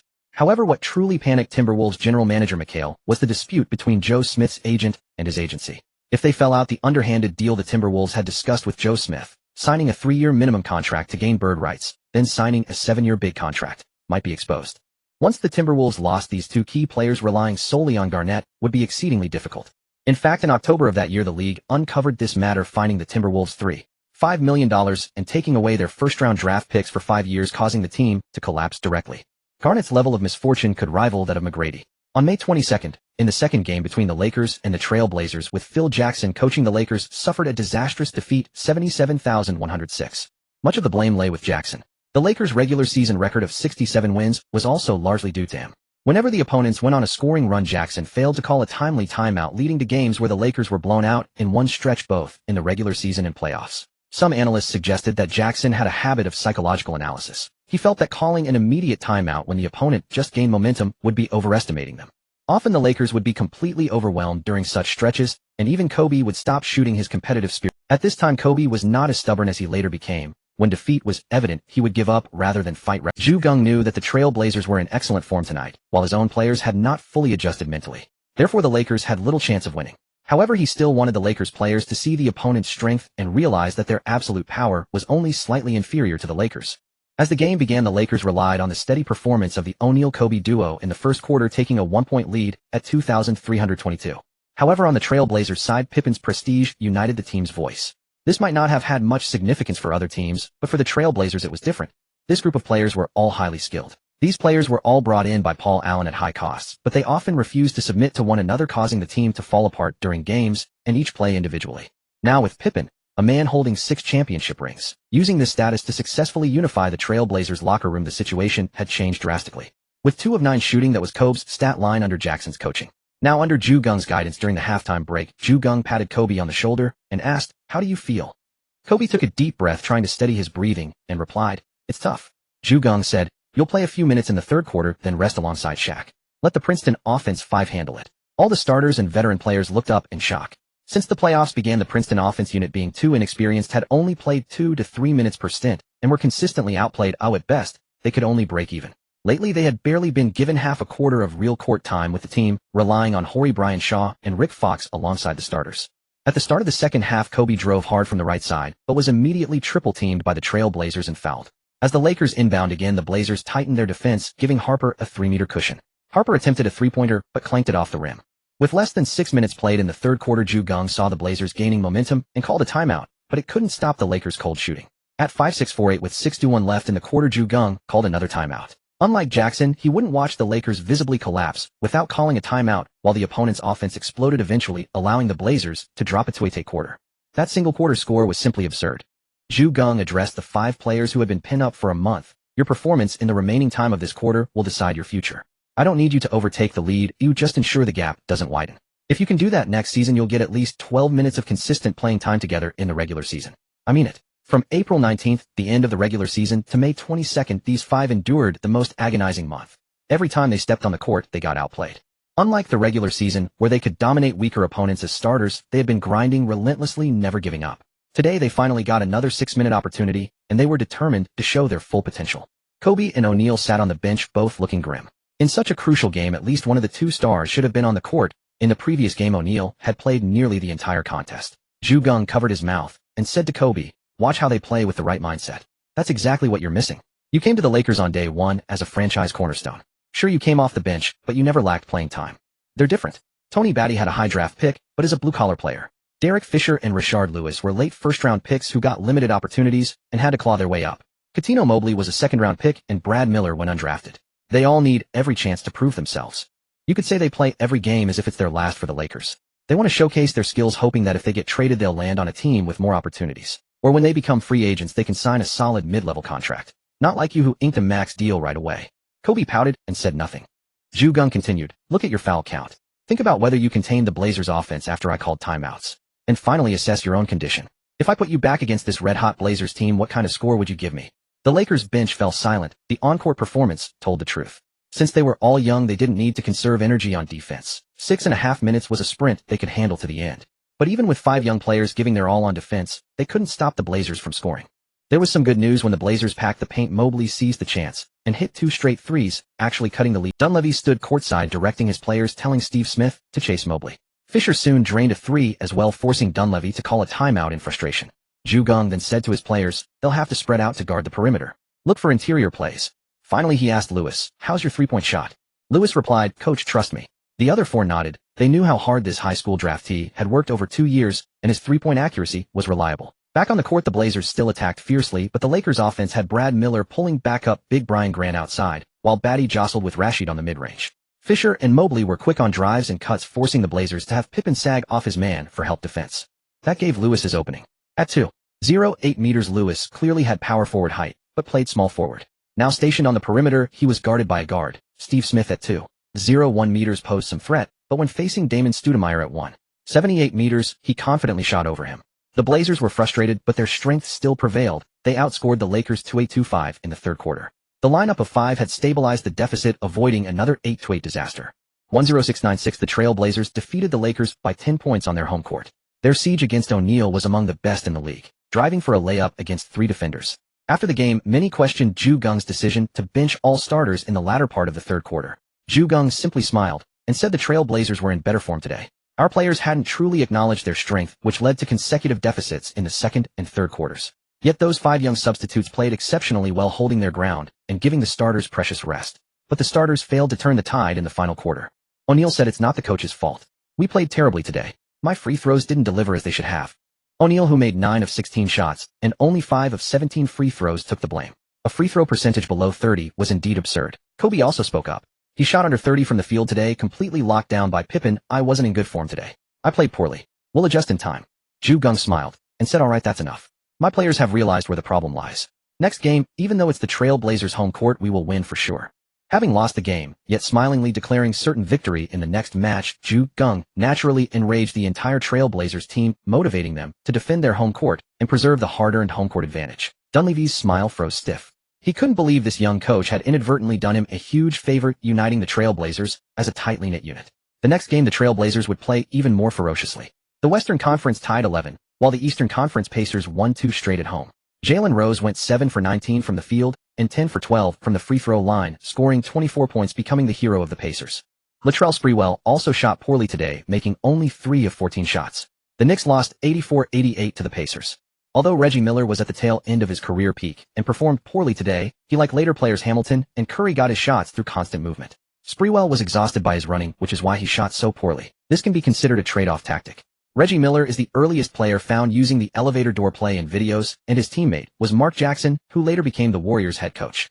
With the Splash Brothers on his team, Mark Jackson naturally thought of this tactic. However, being a point guard himself, his version of the elevator door play was somewhat cumbersome, so it was often spotted and countered by opponents.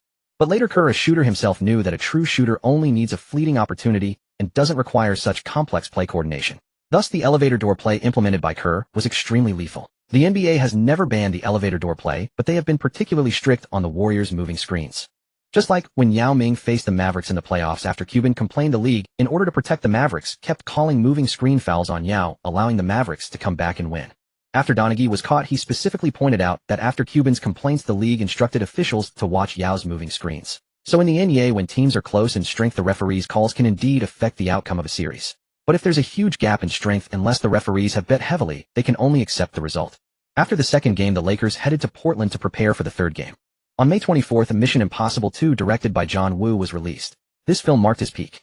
It immediately stole the thunder from Dinosaur, winning the daily box office champion, then the weekly champion, and finally becoming the year's top-grossing film. On May 26th, the Rose Garden, the home atmosphere strongly supported the Trail Blazers in playing well. At the start, the OK duo was double-teamed. The Trail Blazers were in great form. After one timeout called by coach Geng, he subbed Kobe out, replaced him with Mobley, let O'Neal draw 2 defenders, and rotated the other 4 for offense. Geng arranged during the intermission, "Shaq, you rest in the second quarter. Kobe, you go in and continue running the triangle offense. You are also a decoy. As long as the others ensure the point difference does not exceed 10 by halftime, we are sure to win." Kobe played tenacious defense, but whenever he was double-teamed on offense, he promptly passed the ball, allowing his teammates to create mismatches. However, this was the Trail Blazers' home court after all, and they were in excellent form. Moreover, Geng's declaration of "Lakers will win" after the last game only fueled their motivation. Even though the Lakers executed their most efficient offense, they still trailed 2-3-2-5 by 2 points. By halftime, the Trail Blazers had extended their lead to 10 points. The Rose Garden was engulfed in an ocean of joy. Fans seemed to envision the Trail Blazers stepping into the finals once again after many years, as the Eastern Conference no longer had the bad boys or that detestable bald man. Geng said very relaxedly in the locker room, "How is everyone's stamina?" Except for a few veterans, the others all said they were not tired at all, especially the OK duo, who had mostly played only a bit more than one quarter. Geng said, "The Trail Blazers played fiercely in the first quarter today. By the second quarter, they were already at about the same level as our normal state. In the third quarter, when we start to exert ourselves, they will be exhausted. So I want you to overtake the score in the third quarter." All the players nodded, as they could feel that the Trail Blazers were not as aggressive in the second quarter as they had been in the first. Geng continued, "This is a strategy that has been recorded in our country's ancient texts. Shaq, Kobe, you play the entire second half. I'm counting on you." The OK duo still didn't pass to each other in the third quarter, but by each drawing defensive attention and the other going unknown, the Lakers outscored the Trail Blazers 2-7-1-6 in the quarter, turning a deficit into a 1-point lead. Under Geng's adjustments, the playing time of Horry, who was struggling with his shot, was reduced. Lewis seized the opportunity and went 2 for 5 from 3-point range in the second half. The Lakers won 9-9-9-1 over the Trail Blazers by 8 points. Shaquille O'Neal shot 10 of 17 from the field and 6 of 12 from the free throw line, finishing with 26 points, 12 rebounds, 3 assists, 1 steal, and 3 blocks. Kobe Bryant, meanwhile, went 11 of 18 from the floor and 2 of 2 from the line, recording 25 points, 7 rebounds, 7 assists, 2 steals, and 1 block. The duo played at their absolute peak as a tandem tonight. With the OK duo commanding such attention, it was utterly remarkable that among all Lakers players who took the court, only Robert Horry shot below 50 from the field. Yet what made Horry most peculiar was his tendency to shoot poorly until the most critical moments arrived. Had there been a game-winning shot tonight, he would have been just as likely to sink it despite his prior struggles. The Lakers shot over 55 from the field, their rhythm exploding in the second half. Of course, the Trail Blazers were no slouches either. After a strong first half, they finished 35 of 69, also shooting above 50 overall. The Trailblazers were out-rebounded 28-35, still losing that battle to the Lakers, whose rotations allowed every player to crash the boards relentlessly. The Lakers reclaimed home court advantage, taking a 21-series lead. Back home in the East, the New York Knicks faced the Pacers without the injured Patrick Ewing. Latrell Sprewell erupted for 32 points, and Allen Houston added 28, combining for 60 points to lift the Knicks to a 9,895 victory, cutting their series deficit to 12. Both Eastern and Western Conference teams now faced a decisive Game 4, where the gap between a 31 and a 22 series was enormous. On May 28th, the Lakers and Trailblazers tipped off for their fourth contest. Geng said, "Stay calm. They'll come out firing again right from the start. We need to bring maximum defensive intensity." Sure enough, the Trailblazers unleashed another wave of ferocious offense that the Lakers could barely contain. With Sabonis fresh, he anchored the defense alongside Rasheed Wallace and Scottie Pippen, practically sealing off every inch inside the three-point arc. When fully fit, Sabonis was perhaps one of the few centers in the league capable of going toe-to-toe with O'Neal in the post. But his legs, both severely injured in the past, gave out after about 10 minutes, and his vertical leap, barely 10 centimeters, could never match the airborne ferocity of the Shark. But today Geng said something completely different from the previous game. They lost their fighting spirit in the last game. "We will start our counterattack from the second quarter, secure our advantage in the third. Lycée, you take the lead in the second quarter. Go." Lycée had been playing a supporting role for several games. Suddenly hearing that he would be the main attacker, he was stunned and asked me, He was like Ben Borba, who was assigned to eliminate the Tang monk and his disciples, pointing at his own nose and asking me. Geng frowned and said, "You have been lying low for several games. You have sacrificed a lot for the team. Now they have overlooked your strength. Go and prove your ability to everyone so they will never dare to ignore you again." In fact, Lycée was restricted by the Trailblazers forwards and failed to play up to his potential.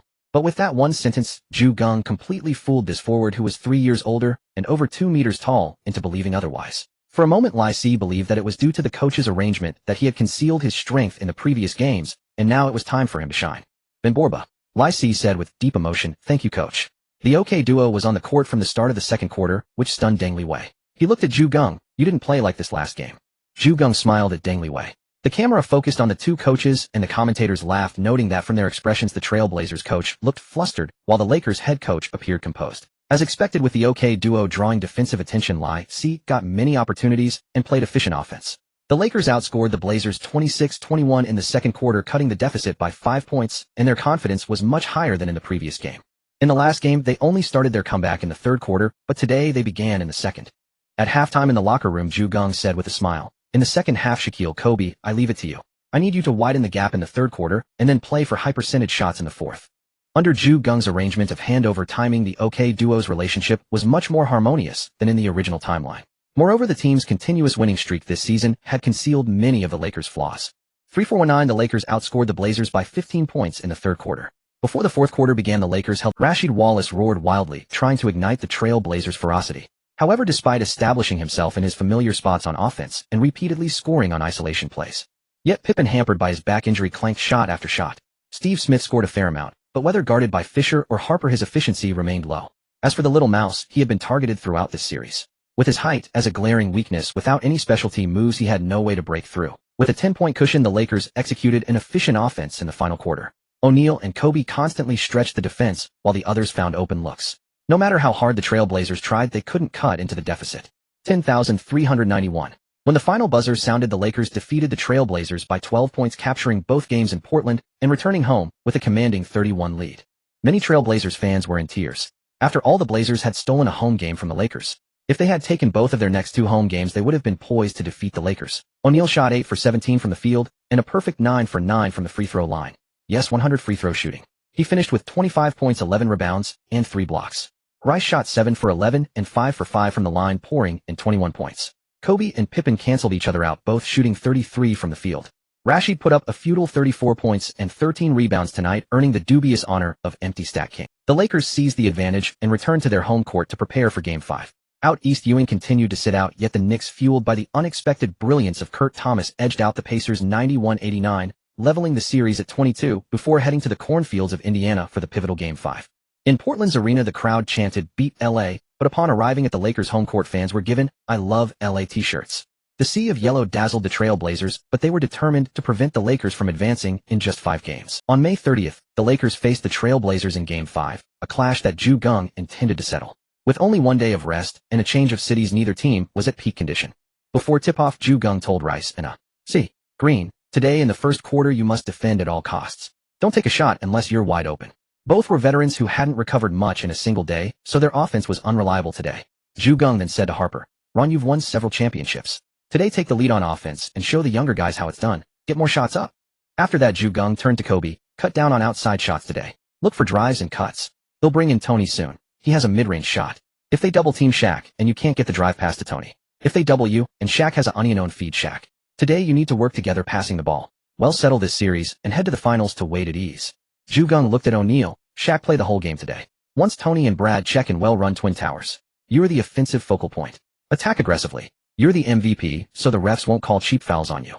But Kobe will be targeted, he might foul out. If that happens, Coutinho will handle the perimeter with you." Kobe pouted unhappy. Geng's words were blunt. Kobe wasn't yet a player the league would favor. The league wanted more games in the Western Conference Finals, so today they'd likely whistle him out with 6 fouls. O'Neal stepped over and ruffled Kobe's fluffy hair, saying, "Kid, don't let the refs get to you. We need to win this game. Go out there and take care of them." With those words from Geng, the Lakers prepared to begin the game.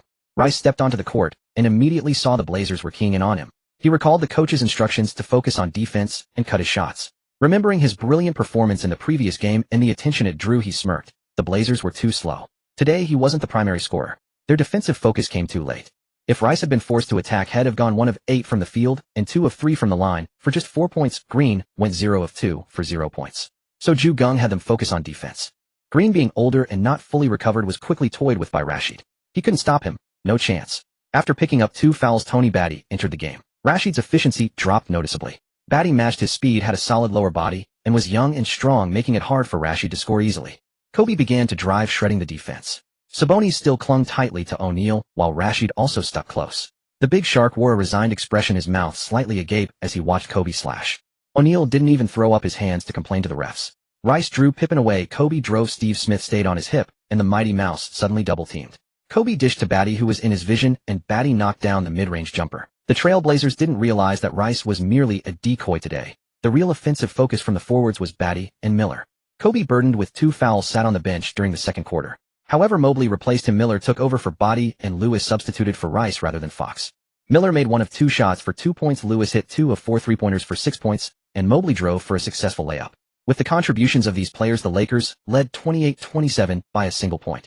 At halftime, Geng rallied the players. The Trailblazers are done. They failed to take the lead in the first quarter and started falling behind in the second. Shaq, it's your time to shine in the third quarter. Kobe, don't be afraid. Even if you foul out, it'll be in the fourth. Play with freedom, but avoid outside shots, a drive, and kick instead. Then the Trailblazers collapsed their defense, frantically compressing the Lakers' shooting space. Even though O'Neal was dominating, he couldn't maintain the lead. Just then the Lakers started making substitutions. Fisher, Mobley, and Lewis, 3 young players, were gradually brought onto the court. Kobe had 4 fouls, Harper was tired, and Rice's intimidation tactic had been seen through. However, the Trailblazers did not realize that all 3 Lakers perimeter players could shoot threes. Miller had also replaced Barty. Miller orchestrated from near the free throw line. With the Lakers' twin towers, the Trailblazers double-teamed O'Neal, so Miller took open shots himself. His mid-range shooting percentage was over 40, so he absolutely could not be left unguarded. When the Lakers sent perimeter defenders to interfere, Miller distributed the ball to whichever of the 3 perimeter players was open, and their three-point percentage surprisingly reached 40. Miller had many dirty tricks. Horry was vicious enough, but Miller's sneaky moves were more irritating. His nails kept scratching and pinching people frantically. Al-Rashid was so twisted up by him that he wanted to fight. The Trailblazers began to crumble. O'Neal gradually got unknown opportunities. 28-27, the Lakers had beaten the Trailblazers by 1 point again. Before the fourth quarter started, the Lakers held a 2-point lead. Kobe returned to the court and continued to drive relentlessly. The referees were not lenient, and he soon fouled out with 6 fouls. Everyone thought the Lakers would panic after losing their second star, but before leaving, Kobe hugged O'Neal, who smiled, and said, "The coach anticipated this. Leave the fourth quarter to me. I still have 5 fouls left, there's no way they can foul me out." Mobley high-fived Kobe, and then entered the game while Kobe went straight to the locker room. O'Neal was unstoppable in the paint, and Mobley's drives gave the Trailblazers endless trouble. Mobley stands 193 meters tall, which is also short for a shooting guard. His crossover was extremely difficult to defend. Quick first step, large range of motion, and he was left-hand. When he drove, people described him as swift as the wind, fast as lightning, light as a swallow, and agile as a cat. Plus, he had a reliable three-point shot. That was the old cat Mobley. Previously, with O'Neal inside and Kobe outside, Mobley mostly shot from the perimeter. But now he suddenly unleashed his full driving talent.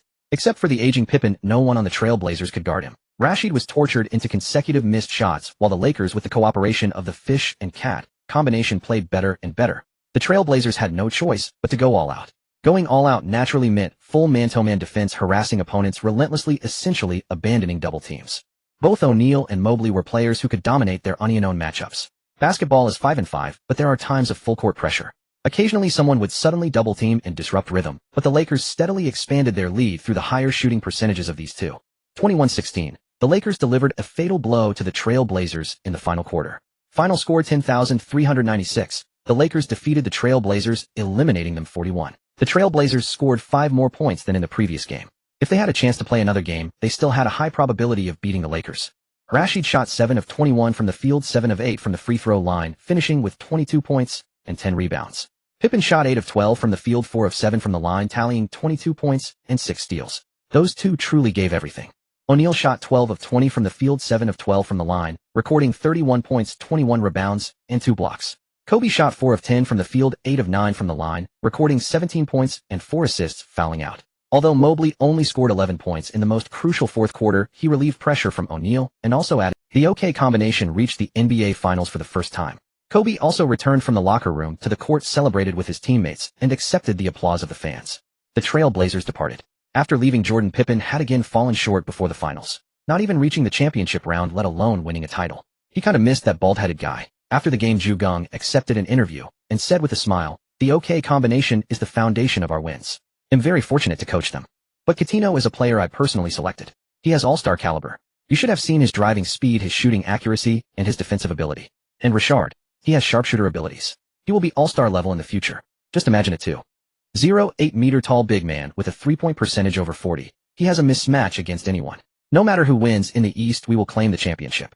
The only team that could have threatened us was overcome through the efforts of these players. The 2000 NBA Finals. The Lakers are coming. With the West decided, all eyes turned to the East. The Pacers returned home for Game 5. Travis Best, a substitute, stepped up, shooting 7 of 11 from the field, 2 of 3 from 3, and 8 of 10 from the free throw line, scoring 24 points. A substitute became the Pacers' scoring leader for the game. This was not the first time this year that a Pacers bench player had stepped up to help the team defeat an opponent. Ewing was a bit embarrassed because he made his return today, but the team lost. Pacers 88-79 Knicks. The Pacers took the pivotal Game 5 and were just one step away from the finals. Game 6 was at the Knicks' home court. Reggie Miller no longer held back, shooting 10 of 19 from the field, 5 of 7 from 3 and 9 of 9 from the line, scoring 34 points to help the Pacers defeat the Knicks 93-80. Ewing was even more embarrassed. The Knicks lost all 4 games with him and won both games without him. In those 2 games, the Knicks offered no resistance. After the Lakers advanced, the Pacers seemed to suddenly find the key. Ewing, is it me? The last time the Lakers reached the NBA Finals was the 1990-91 season, exactly a decade ago. In that series, the Bulls defeated the Lakers 41. Even earlier in the 1988-89 season, the Lakers were swept 40 by the Pistons. 1 year prior to that, the Lakers had triumphed over the Pistons 43 to claim the championship. The saying goes that misfortunes never come singly. Having lost twice in the finals this time, they ought to finally secure a title. Moreover, with a decade having passed, welcoming the Lakers back as champions carried a powerful aura. On June 7th, the evening air had cooled, the sky was clear, and the Staples Center buzzed with an electric, jubilant crowd. Today, this arena would host the most anticipated basketball spectacle game, one of the NBA Finals between the Lakers and the Pacers. Thousands of fans from all directions, clad in Lakers jerseys, their faces brimming with excitement and anticipation, waved banners, signs, and posters supporting the Lakers, cheering them on as they returned to the finals. The arena was packed to capacity, the atmosphere feverishly intense. Every seat was occupied by fervent fans shouting slogans and cheering hoarsely for their beloved team. The stands were a sea of gold, rising and falling in unison, with the conductor creating a spectacular sight. The players, feeling the electric energy of the crowd, were spirited and brimming with determination.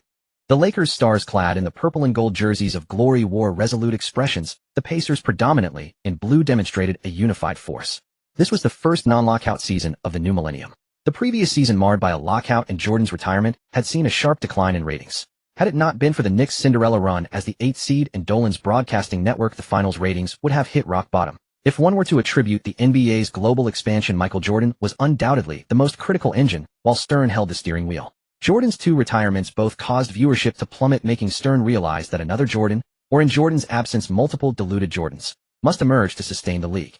The young OKC duo were both youthful, Bryant resembling a younger Jordan, albeit with smaller hands. Moreover, Geng held the key to unlocking the market across the Pacific. This was of paramount importance to Stern. Combined with Los Angeles cinematic culture, it instantly attracted over 50 million viewers from the other side of the ocean. Before the game, Geng spoke only a single sentence: "Go Shaq. Play freely today. Let's see what tricks the Pacers." Kobe was eager to guard Reggie Miller himself, but Geng stopped him. Instead, he assigned Rice to chase Miller, telling Rice to run for only 25 minutes before taking a rest. In the Lakers roster, Fox, who frequently appeared in films, was a master of endurance. He would take over the chase later, allowing Kobe to merely offer occasional help defense. Kobe's primary defensive assignment was the younger, more explosive Jalen Rose. As for Mark Jackson, who loved backing down from beyond the arc with his posteriors, Harper would handle him for the first 20 minutes, followed by Fisher. Harper weighed only 84 kilograms, seemingly a bit heavier than Mark Jackson, but Jackson possessed a rear incomparable to Barkley's. Without an extra 10-plus kilograms, no one could hold their ground against him. As the CTV commentator began, "Dear viewers, welcome to the live broadcast of Game 1 of the 2000 NBA Finals." The game commenced, and Bird proudly opted for a conventional defensive approach. Rick Smits and Dale Davis to guard O'Neal normally. Yes, that was his pride. No hack-a-shack. Then everyone witnessed the Big Diesel tearing the opponent to shreds. The Lakers led 33-18 after the first quarter, a 15-point advantage. Thus, in the second quarter, the Lakers and Pacers traded blows, with the Pacers even cutting the deficit to 2,522 thanks to Crozier. But the Big Bird felt that the young man was mocking him, so he ordered the Pacers to play more aggressively in the second half. Reggie Miller ran even more frantically in the third quarter, exhausting himself, but successfully tiring out Rice, and even making Kobe gasp for breath. The Pacers closed the gap by another 6 points, 28-22, leaving the Lakers' lead at just 6.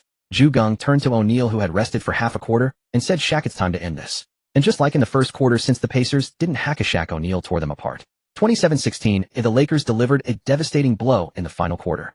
104-87, no chance given. The Lakers routed the Pacers in Game 1, securing a triumphant start to the finals. O'Neal shot 21 of 31 from the field and 1 of 6 from the free throw line, posting 43 points, 19 rebounds, 4 assists, and 3 steals. That's what the Big Shark can do when not hacked. His free throw shooting was indeed blinding, but once he got the ball inside, it was almost always 2 points, a devastatingly lethal force. Kobe shot 6 of 13 for 14 points, 5 assists, 1 steal, and 2 blocks. Harper shot 4 of 6 for 12 points and 5 assists. Rice was run into the ground by Miller, managing only 1 of 8 from the field and 1 of 2 from the line for 3 points. Truly exhausted into oblivion. Mark Jackson shot 6 of 8, including 2 of 3 from 3 and 4 of 5 from the line, tallying 18 points and 7 assists, the Pacers' leading scorer and playmaker. Jalen Rose and Rick Smits each shot 5 of 12 for 12 points. Reggie Miller's running was indeed insane, but his excitement got the better of him. He finished 1 of 16 from the field, 0 of 3 from 3 and 5 of 5 from the line for just 7 points. Austin Crozier shot 6 of 7 and 4 of 7 from the line, scoring 16 points as a bench spark. In Bird's view, the Lakers were formidable with O'Neal, but truly terrifying with the OK duo. Jalen Rose shared this sentiment. In Game 1, Kobe's multiple rotations to defend Miller led to Miller's brickfest, and Kobe's abandonment of his own man to contest Miller's shots felt like sheer disregard for Rose. Jalen Rose resolved to teach the young man a harsh lesson in the NBA. It's not just about playing well to win championships. On June 9th, before Game 2 at home, Geng addressed the locker room. "Everyone wrap your bandages tight enough not to hinder movement. Today they're definitely up to no good. Protect yourselves, especially when shooting from outside. Use the landing techniques I taught you. If they try anything dirty, punch back immediately. I'd rather you get suspended for fighting one for own than get injured and miss the finals." The players, who had been grinning moments before, now seriously cooperated with the trainers to wrap bandages. The NBA has never been short of intrigue, and there are teams like the Bad Boy Pistons that made injuring opponents a team culture. When the game began, both teams moved at a sluggish pace. The Lakers nearly faced a 24-second violation before Rice broke from the left three-point line and scooped in a left-hand layup just before the shot clock expired. The Pacers fared no better, barely scoring through Miller with seconds left on the clock. This style of play favored the Pacers, as they lacked any individual strength to break the Lakers' defense. By draining the shot clock, they forced the Lakers to expend defensive energy, then found openings to score with higher efficiency. Miller once again scored just before the 24-second mark, giving the Pacers a 127 lead. Geng substituted Green with Battier to create more space for O'Neal. Kobe drove, but was trapped in the corner. However, he leaped, executed a midair pull-up, passed the ball back to O'Neal as his body extended beyond the baseline, and O'Neal slammed it home. The OK combination executed difficult plays, sparking the Lakers' counterattack. Soon the Lakers closed to 12-14.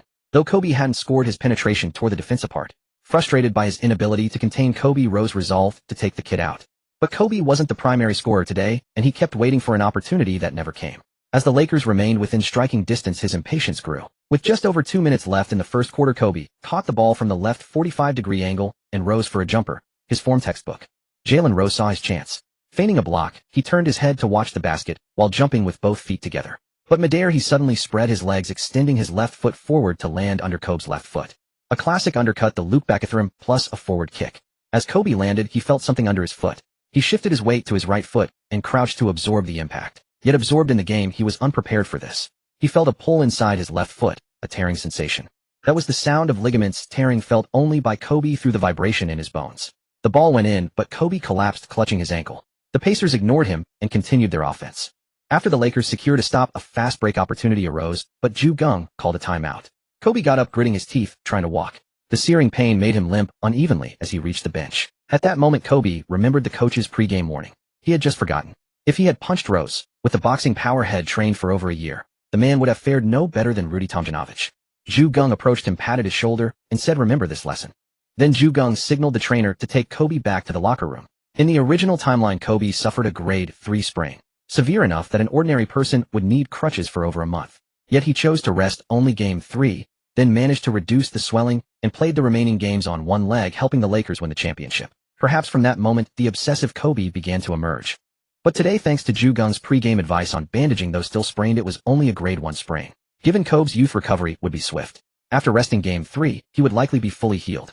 For today, however, Kobe would finish with just 2 points, 1 rebound, 4 assists, and 1 block. A stat line that would become a strong argument for fans touting 8 points is better than 2. Though to any reasonable person, 8 points remains the more shameful figure. The first quarter ended in a 2,828 tie. Geng made regular rotations, and fortunately Mobley now has the ability to average over 15 points per game, which can largely compensate for Kobe's firepower. Moreover, as a player who spent several years in college, his physicality is more than enough to withstand the intensity. At the beginning of the second quarter, O'Neal took a brief rest. With Kobe absent today, he had to be more mindful of his energy distribution. The Pacers had prepared several interior cannon fodder specifically to deal with O'Neal. Even when he won the MVP, O'Neal arrogantly proclaimed himself the great Aristotle, but today he was often seen gasping for breath on the court. The Lakers applied intense pressure on the Pacers, maintaining a 1-point lead over them. Gradually, the Pacers felt a severe decline in stamina and began to miss shots frequently. Though the Lakers were also under great pressure, Geng adjusted the players based on their condition, always maintaining the advantage. In the second quarter, the Lakers outscored the Pacers 24-21, gaining a 3-point lead. Back in the locker room, Geng examined Kobe's ankle and performed acupuncture on him. The team doctor said it would not affect Game 4. The rest of the Lakers knew that if Kobe had listened to Geng and been more cautious, the game would not have been so difficult. Kobe remained silent, but as Geng turned away, he murmured in a very low voice, "I'm sorry." Geng waved his hand behind him without looking back and began assigning tactics to the players for the second half. Kobe was only 22 years old, then just the age of a university graduate. Though he couldn't be accused of naive foolishness, he was definitely not vigilant enough against stepping on opponents' feet. Bird had no immediate solution after all the ever-changing situations on the court could not be altered by arbitrage. The confrontation fueled tempers, and players on both sides grew increasingly fiery. However, the Lakers still held the initiative, outscoring the Pacers 21-20 in the third quarter to extend their lead. The final quarter was O'Neal's time to shine. Although Kobe was absent, the other Lakers held the Pacers at bay during the second and third quarters, giving O'Neal ample time to conserve his strength. The Pacers resorted to hack-a-Shaq, but O'Neal, who needed only 1 quarter to go all out, taught them a lesson. A well-conditioned Shaq could not be stopped even by hacking. He might complete the shot before the hack, or with a greater chance sink the free throws. Dale Davis soon fouled out, and Sam Perkins stepped in. Sam Perkins was the 4th pick in the 1984 draft. Although his only honor was the all-rookie first team that year, he averaged 16, 5 points and 8 rebounds per game in his peak season, which he spent with the Lakers. Little indeed, they were all defeated by me. Reggie Miller missed a long 2-pointer from the left, and O'Neal and Smith tapped the ball to the free throw line area. Horry had eyes only for the basketball. As he charged to secure the rebound, he never expected Sam Perkins to drive both elbows directly at his face. Focused solely on grabbing the ball, he was knocked to the ground by the violent blow.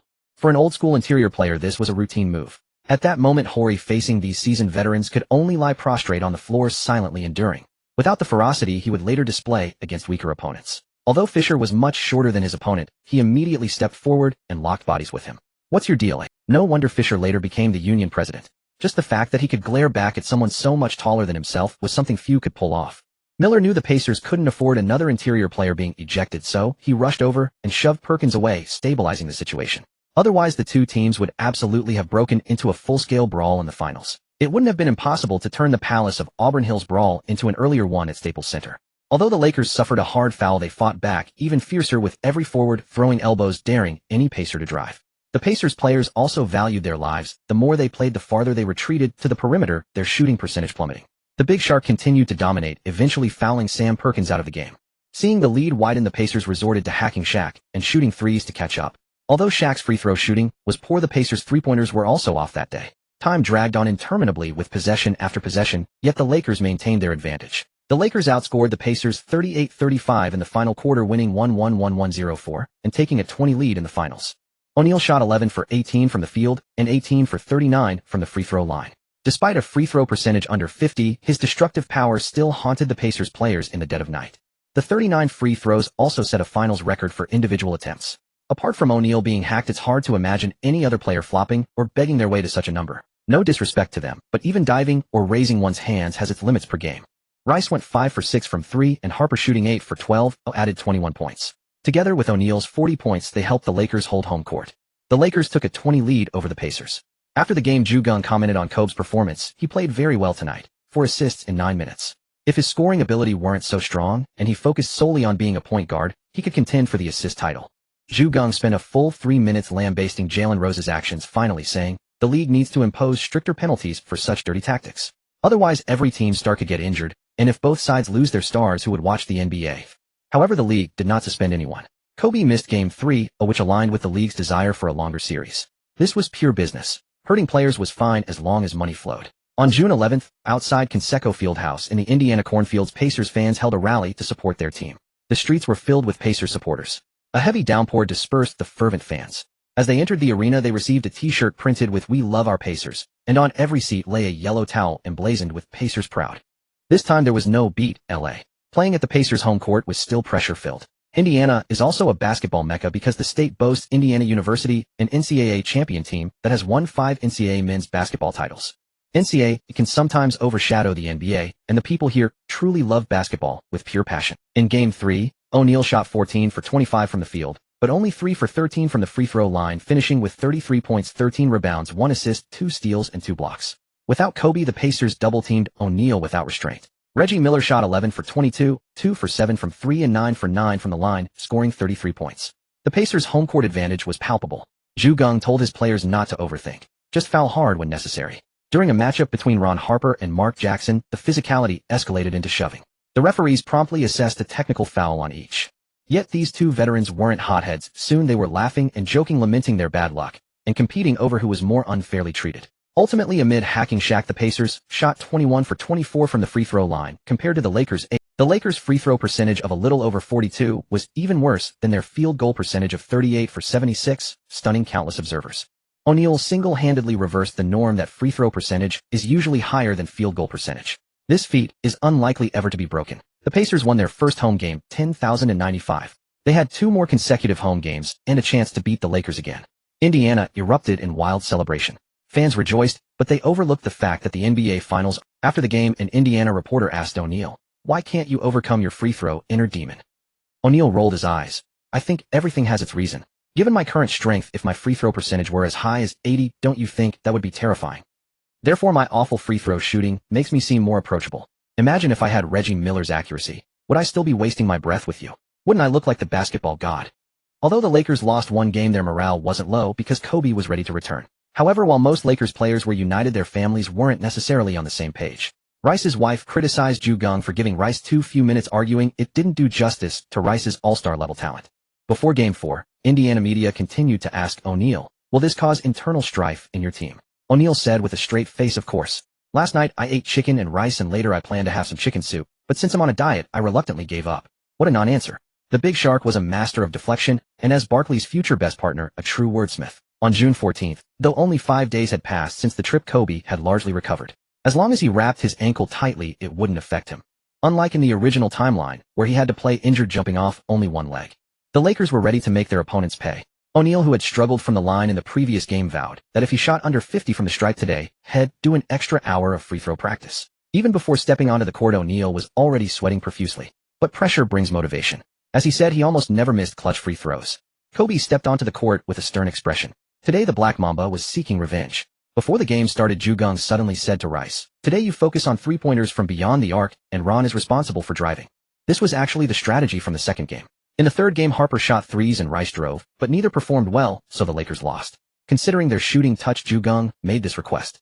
In the original timeline, Kobe played fiercely today, making 14 of 27 shots, scoring 28 points without any free throws.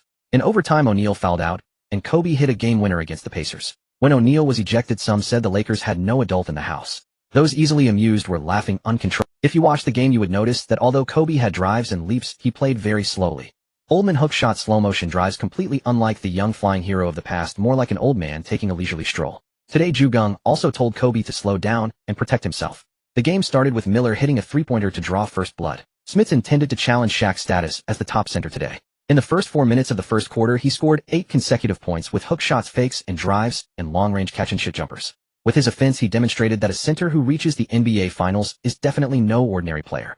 As a Dutch center, Smith was definitely the representative figure of the Netherlands in basketball. The Netherlands has long been the country with the highest average height, yet it seems to produce few basketball players. O'Neal's touch was average today, his first quarter was somewhat bumpy. However, O'Neal's offense was never flashy. Since technical finesse wasn't working, he simply bulldozed through opponents for a powerful one-handed slam. But such play was energy draining, and the Lakers gradually fell behind. Kobe was trying to find his rhythm. After 2 consecutive turnovers, he realized that his shooting touch wouldn't return quickly. Geng stood up and made a hand signal, so Kobe began to drive and kick out to stabilize the team, preventing the Pacers from extending their lead. Rice hit a three-pointer off Kobe's assist, and others started scoring, proving that the Lakers were truly beginning their comeback. However, the Pacers were at home, and every player played with great confidence. The tens of thousands of fans on site were their backing. The Pacers took an 8-point lead at the end of the first quarter, 3,325. Harper didn't attempt many three-pointers. He threatened the defense from mid-range with 1 of 2 shooting from the mid-distance. After a quiet first quarter, O'Neal gradually found his rhythm. Kobe also began to find his touch. By the end of the first half, his field goal percentage had approached 50. During the halftime break, Geng asked Kobe if his ankle still hurt. Kobe shook his head, indicating it didn't. However, judging by his demeanor, he was probably putting up a brave front.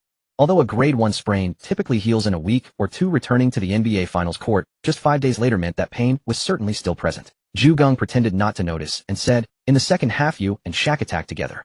Then he said to O'Neal, "Shaq, watch your fouls today, especially on offense. Don't lower your shoulder." But O'Neal began to exert himself, disregarding his stamina, as he continuously leaped in the front court, aggressively grabbing offensive rebounds to secure second-chance opportunities for the Lakers. Given O'Neal's current weight of 300 Jean, his slender calves and knees were the most likely parts to give out under continuous jumping, yet he persisted undeterred. The Pacers center Smith gradually fatigued being a true white big man. O'Neal and Kobe attacked from both sides, leaving the Pacers defenseless. Kobe moved as if he had activated 0.75x speed, playing at a languid pace, slow drives, slow jumps, but his physique was formidable. With a brief hang time in the air, he waited for Mark Jackson, a guard 10 centimeters shorter, to descend before releasing the ball smoothly and nailing the shot. The quarter ended 2-9-2-3, giving the Lakers a 5-point lead heading into the final period, ready for the decisive battle. In the original timeline, the game, entering overtime, was a stroke of serendipity. Sam Perkins hit a three-pointer after Miller drew the Lakers' defense, tying the game for the Pacers with 35.8 seconds remaining. First, the Lakers had a chance to push the pace or call a timeout if something fell off, but Horry's mind went blank. He fired a bullet pass with both hands toward O'Neal, whose hands were entangled, unable to catch it, sending the ball out of bounds. Phil Jackson exploded on the spot, saying, "You had a chance to call a timeout if you couldn't pass." With 20 seconds left, the Pacers called a timeout, and Horry sat dejectedly on the bench, looking like a mere lackey. Such circumstances made it unsurprising that later Popovich would manage to sway him, orchestrating a 3-for-18 three-point performance against the Lakers in 2003, costing them the series. Travis Best, a 1.8-meter guard, singled out O'Neal for a small and big mismatch, a classic scene. But Best, intimidated by the massive O'Neal and carrying 5 fouls, shot an airball, leaving only 2.3 seconds on the clock, likely due to the substitute's shaky nerves. "Kobe, I know that feeling too well." O'Neal's eventual miss sent the game into overtime, resetting both teams to a level playing field. Horry came out swinging in overtime, scoring 4 quick points, and suddenly looking dominant, a stark contrast to his earlier lackey demeanor. A dramatic shift. Now, thanks to Geng's direction, the Lakers had eliminated Rice's inaccurate 2-pointers and Harper's off-mark 3-pointers, giving them an extra 2-point lead. The pressure mounted on the Pacers. They needed to score even more desperately. The Lakers maintained their lead until the final minute of the fourth quarter, when Miller drew a foul and sank both free throws, cutting the deficit to just 1 point. In the closing moments, with the Lakers leading by 1, O'Neal could barely get the ball. Geng assigned Kobe, "Kobe, it's on you. Shaq, you're the core, but for the team to win, we need your gravity, not forcing tough passes that risk turnovers. Trusting your teammates is part of being a leader." O'Neal agreed. He was the leader, but he had done enough today. Kobe drove around a screen, but the defender stuck with him. Unable to shake free, Kobe rose for a jumper over the defense and nailed the 2-pointer. The Lakers extended their lead to 3. Smith drew a foul on Horry and calmly sank both free throws, bringing the Pacers back within 1. With 38 seconds left, Brian Shaw saw Kobe's right side shot blocked by Smith, but the ball still floated toward the rim. Shaw, positioned behind a Pacers player, caught it and put back the layup. Miller displayed his killer instinct, hitting a jumper with 18 seconds left, keeping the Pacers within 1. Brian Shaw, still buzzing from his putback, recklessly drove and shot without running down the clock, clanking the jump. However, Shaw's shot lured Smith out for the block. Having just rejected Kobe, Smith felt invincible, but that closeout came at a steep price. He left Kobe open behind him. O'Neal held off the other Pacers, leaving Kobe alone in the paint. Kobe leaped, caught the ball in midair, and reversed the putback for a clutch score. Lakers 106-103, leaving the Pacers just 3 seconds. After Bird's timeout, Fox guarded Jalen Rose. Unexpectedly, Rose stumbled backward and fell to the floor, tripping Fox, who landed on top of him. The referee seized the moment, calling a technical foul on Fox. Back then there was no challenge. Miller sank the technical free throw, making it 104-106, with possession retained. But Miller's three-point attempt clanked off the rim under pressure from Horry and Kobe. The Lakers edged the Pacers 106-104. O'Neal rushed onto the court and embraced Kobe. Though he avoided fouling out this time, his slow footwork in the final defense forced Geng to use quicker players for the three-point defense. O'Neal shot 13 of 25 from the field and 10 of 17 from the line, finishing with 36 points, 21 rebounds, 2 steals, and 2 blocks. Kobe contributed 22 points, 5 assists, 1 steal, and 2 blocks, with both excelling on both ends. Reggie Miller hit 6 of 9 from beyond the arc, but his final three-pointer missed, and the Pacers had to swallow the bitter defeat. Though the Lakers led only 31 and the fans in Indiana were already in tears. After the game, Kobe skipped the interview. His ankle was swollen to the size of a grapefruit, and walking was painful. He was sent for treatment to reduce the swelling. However, the Black Mamba had exacted his revenge today. Who knew whether a few years later, when facing Jalen Rose again, Kobe could still drop 81 points. Geng and O'Neal attended the press conference before heading back to rest. Game 5 would also be in Indiana with only 1 day of rest. On the 15th, Geng checked Kobe's foot and said, "We'll hoist the trophy back in Los Angeles. Kobe sits out tomorrow." Kobe immediately objected. "Coach, I want to play basketball." Geng raised an eyebrow. "All right, Coutinho, go onion with him." If Kobe makes 50 of his 20 shots in isolation. After warm-ups, everyone watched the onion duel. Kobe clanked shot after shot. Duong. When he went 4 for 15, Mobley stopped. Kobe hung his head and trudged to the locker room. Geng said, "Tomorrow's game, play your hearts out. But if anyone underperforms, it'll keep you glued to the bench." Shaq plays only 30 minutes. Treat it as a showcase. The final stage is where young players elevate their value. Don't say I didn't give you a chance. Veterans like Harper, planning to retire after this season, didn't care much, but the younger players lit up. Playing well in the regular season rarely secures a big contract, but one standout performance in the finals could immediately fetch a top-tier mid-level exception. Even if they weren't up for renewal, yet they could accumulate credentials for future paydays. Geng had essentially given them permission to pad their stats on the final stage. Everyone buzzed with excitement. Geng added, "Think about the highlight plays you want, then talk to the assistant coaches to draw up your plays." Kobe's condition was clearly unsuitable for a Game 5 appearance. In the original timeline, he forced himself to play, but without the vengeful drive from Game 4, he performed disastrously, shooting 4 for 20 for a mere 8 points, 3 assists, and 2 steals.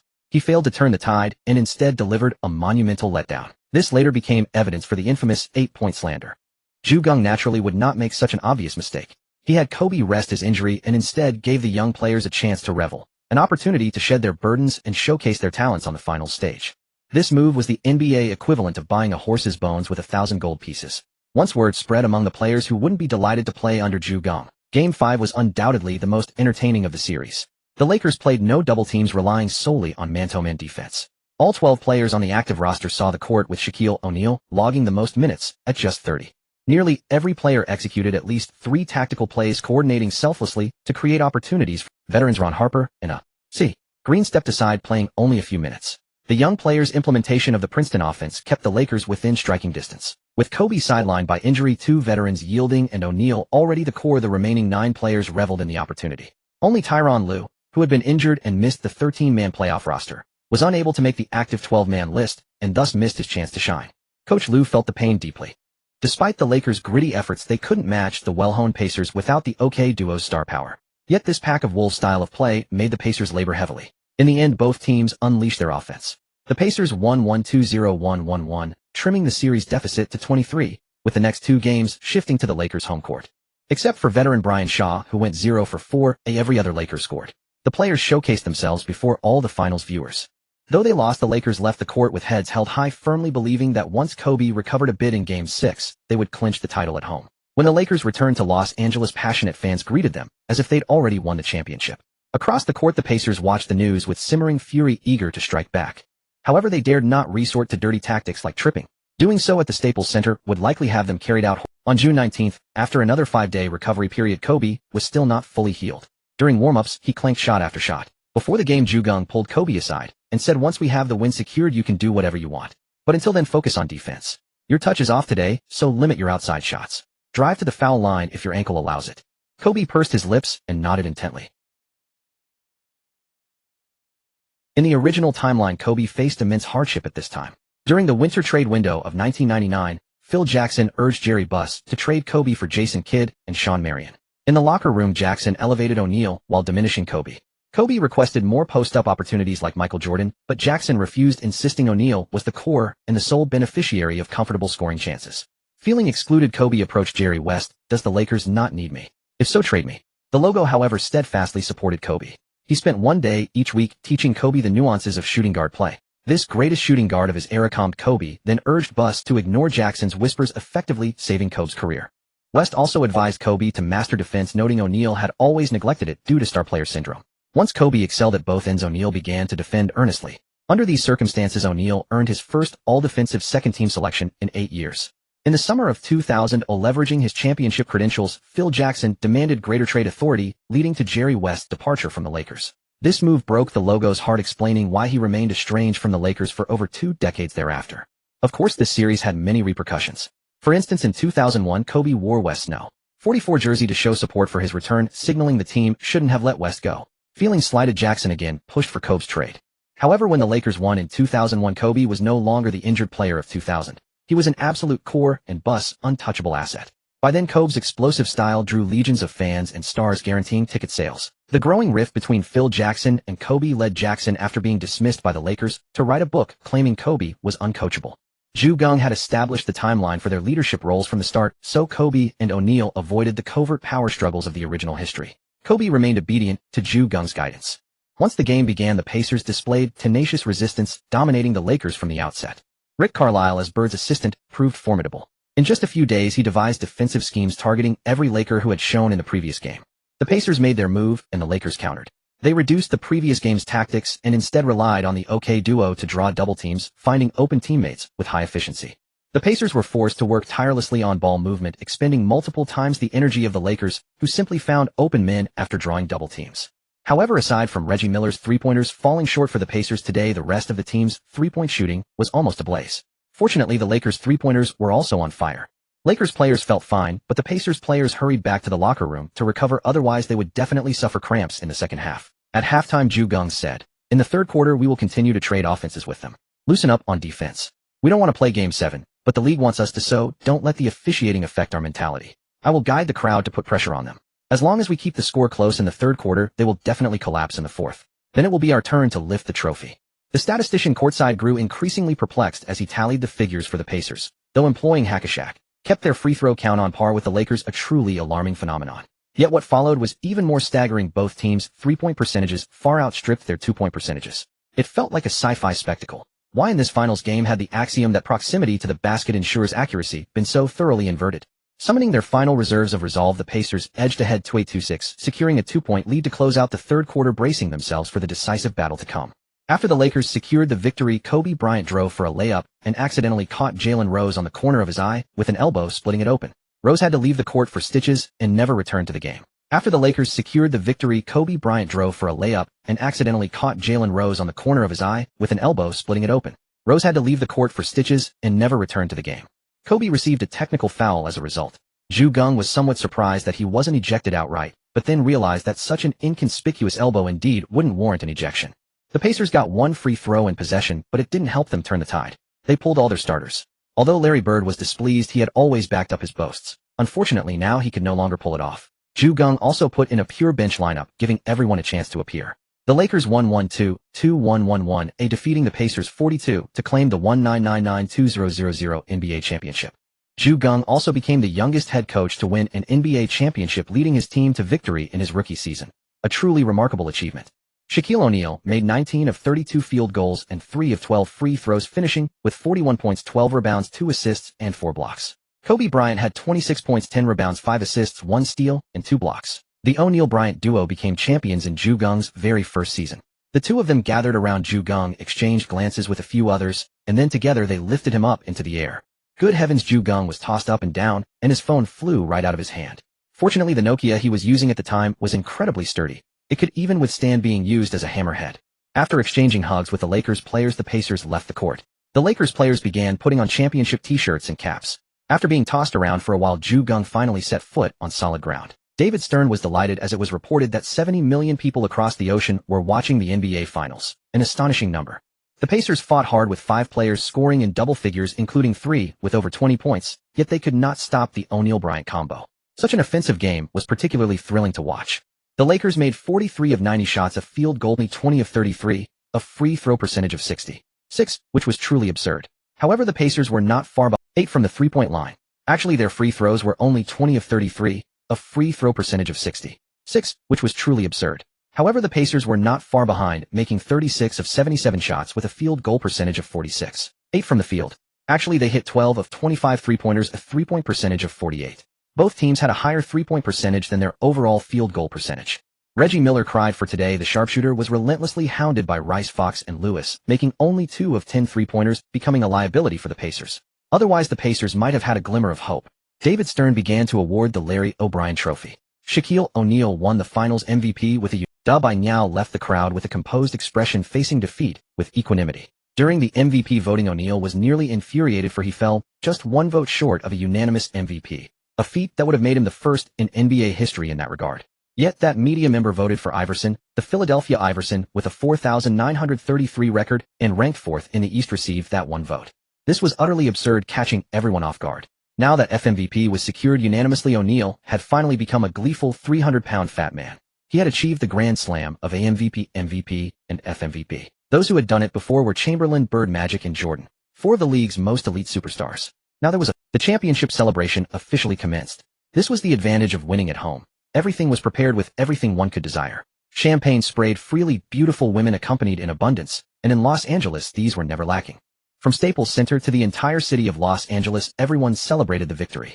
At this moment, joy permeated every corner as people unrestrainedly released their elation and excitement. The entire city seemed immersed in a grand party, with no one able to resist the frenzy of celebration. Whether inside the arena or on the streets, everything was adorned with festivity, and the purple and gold symbolized victory and glory. Fans donned their team jerseys, waved flags, and shouted the team's name loudly, passing their love for the championship to. Alongside the excited fans, there were also the wild ones. A group of fans likely from Florida set fire to cars outside the Lakers arena. Chaos. Besides the arsonists, others smashed cars with objects, turning what was meant to be a celebration. As the most handsome man on the team, Geng was also the most popular. A true diamond bachelor, a young talent, with an annual net income of $2 million. Unlike the athletes who spent lavishly, Geng impressed people with his ability to spend wisely, always putting money. Geng also began taking endorsements. He chose a suit endorsement from across the ocean, which would make his coaching attire free from then on. It wasn't until after the championship parade that Geng started preparing for the draft and trades, finally giving his waist a break. On June 28, 2000, the NBA draft of the new century was about to begin, and the Lakers had many issues to resolve. First day. C. Green, who had originally planned to retire, thought it over and decided to play 1 more year. The Heat directly offered money to poach him, and Geng didn't hold him back. In the previous season, Green had been adequate for about 20 minutes in the regular season, but in the playoffs 15 minutes was his limit, often getting dominated. He would certainly decline further in the new season. Such as basketball, too young doesn't work, too old doesn't work either. Tony Batty was also targeted by the Celtics, who offered a 7-year, $25.2 million contract. After much deliberation, Geng decided the Lakers couldn't match it and had to let him go. Batty was just an ordinary blue-collar player. Paying him too much would affect future salary cap flexibility. The Lakers chose to match Brad Miller's contract and offered a 5-year, $22.5 million deal with a starting salary of $3.5 million, increasing by $5,000 annually. They successfully resigned him, basically maintaining their interior strength. Between Batty and Miller, the choice was clear: Brad Miller, who was not a mere blue-collar player. With his playmaking, the Lakers could execute tactics beyond relying solely on O'Neal, which benefited the team. Because the offseason had just begun, O'Neal's body started to expand. Then there was Rice, whose contract had a long way to go, but he was already getting older. Moreover, his wife complained about his limited playing time. Geng planned to put him on the trade block to acquire O'Neal's former teammate Horace Grant. Rick Fox was more suitable for the triangle offense, and if not, there was Lewis, who was already maturing. Both could fully fill the small forward vacancy left by Rice. The Lakers only had 1 first-round pick this year, the 29th overall, and no second-round pick. So they needed to select a rookie based on the post-trade roster. Mobley had only 1 year left on his contract. If a team offered a big contract, the Lakers might not be able to match. Moreover, as Kobe's backup, he didn't get much playing time. Often Mobley had to play point guard, or Kobe would shift to the 1. If Mobley wanted to improve, he would likely go to another team. It was a personal choice. Going to a weaker team meant more playing time and better stats, while staying on a strong team brought more honors and spotlight, but fewer on-court opportunities. At this moment, Jim Buss attempted to seize control of the team's future operations, wanting to dominate the draft and trade. However, Geng had not yet finalized his contract extension. Jim Buss jumping in to grab power at this time clearly violated their previous agreement. Geng hadn't reached a point where he could dictate everything, but he always managed to persuade the Sharpie Jerry West through his own methods to accomplish his trade needs. Old Bus naturally refused to delegate power to Jim Buss, but Jim Buss was out of his mind behaving like the most foolish rich second generation. Soon rumors that Geng would leave the Lakers spread, but that rumor turned out to be false. The real situation was that Jim Buss, seeing West not supporting him, collaborated with Kupchak, who backed him, to push West out. His reasoning was simple: with Kupchak supporting him and Geng supporting Jeanie, it would be 1-1, no big deal. By the time Geng heard the news, it was too late. West was gone and Kupchak became the Lakers' new general manager. But Kupchak was also a ruthless man. After becoming general manager with Jim Buss' help, he immediately approached Geng and said, although I am the GM now besides Dr. Buss, I will only consider your trade suggestions. Yes, indeed. After securing the GM position, Kupchak decisively clung to Geng's thigh, knowing Jew had a sharper eye for drafting and trades. After all, the boss was still Old Bus, and Jim Buss could only do so much. Geng was stunned and said, "You guys really know how to play the game." Geng met with West. In the original timeline, West was forced out by Phil Jackson, but now he was pushed out by Kupchak using Jim Buss' hand. West was clearly upset. He had played for the Lakers, then coached, then served as GM. He never expected that after decades of dedication this would be the outcome. Geng talked with him for a long time and finally said, "I think, Jerry, you should take a good rest first. Then find a team that has never been glorious and help them build a stage to become a powerhouse. That should give you more satisfaction than building on the already solid foundation of the Lakers." Hearing this, West found it intriguing and smiled. "I think you have a point. Looks like you plan to leave the Lakers in the future." Geng didn't hide it. He said, "Now that Dr. Buss is still here, the Lakers will move forward relatively steadily.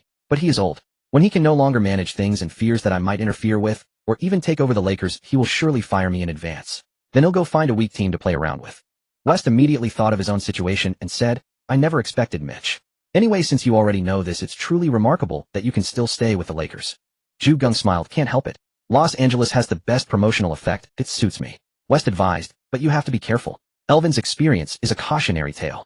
Geng pretended not to understand, claiming he was pure-hearted.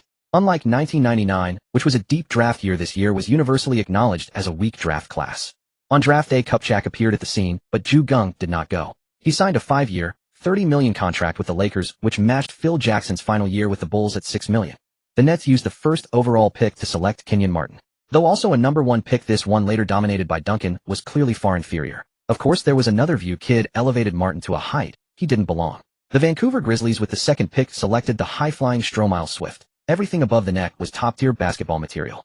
Then the Magic's 5th pick, Mike Miller, the Cavaliers' 8th pick, Jamal Crawford, the Kings' 16th pick, Hedo Turkoglu, the Clippers' 18th pick, Quentin Richardson, and the 19th pick, Jamal Magloire.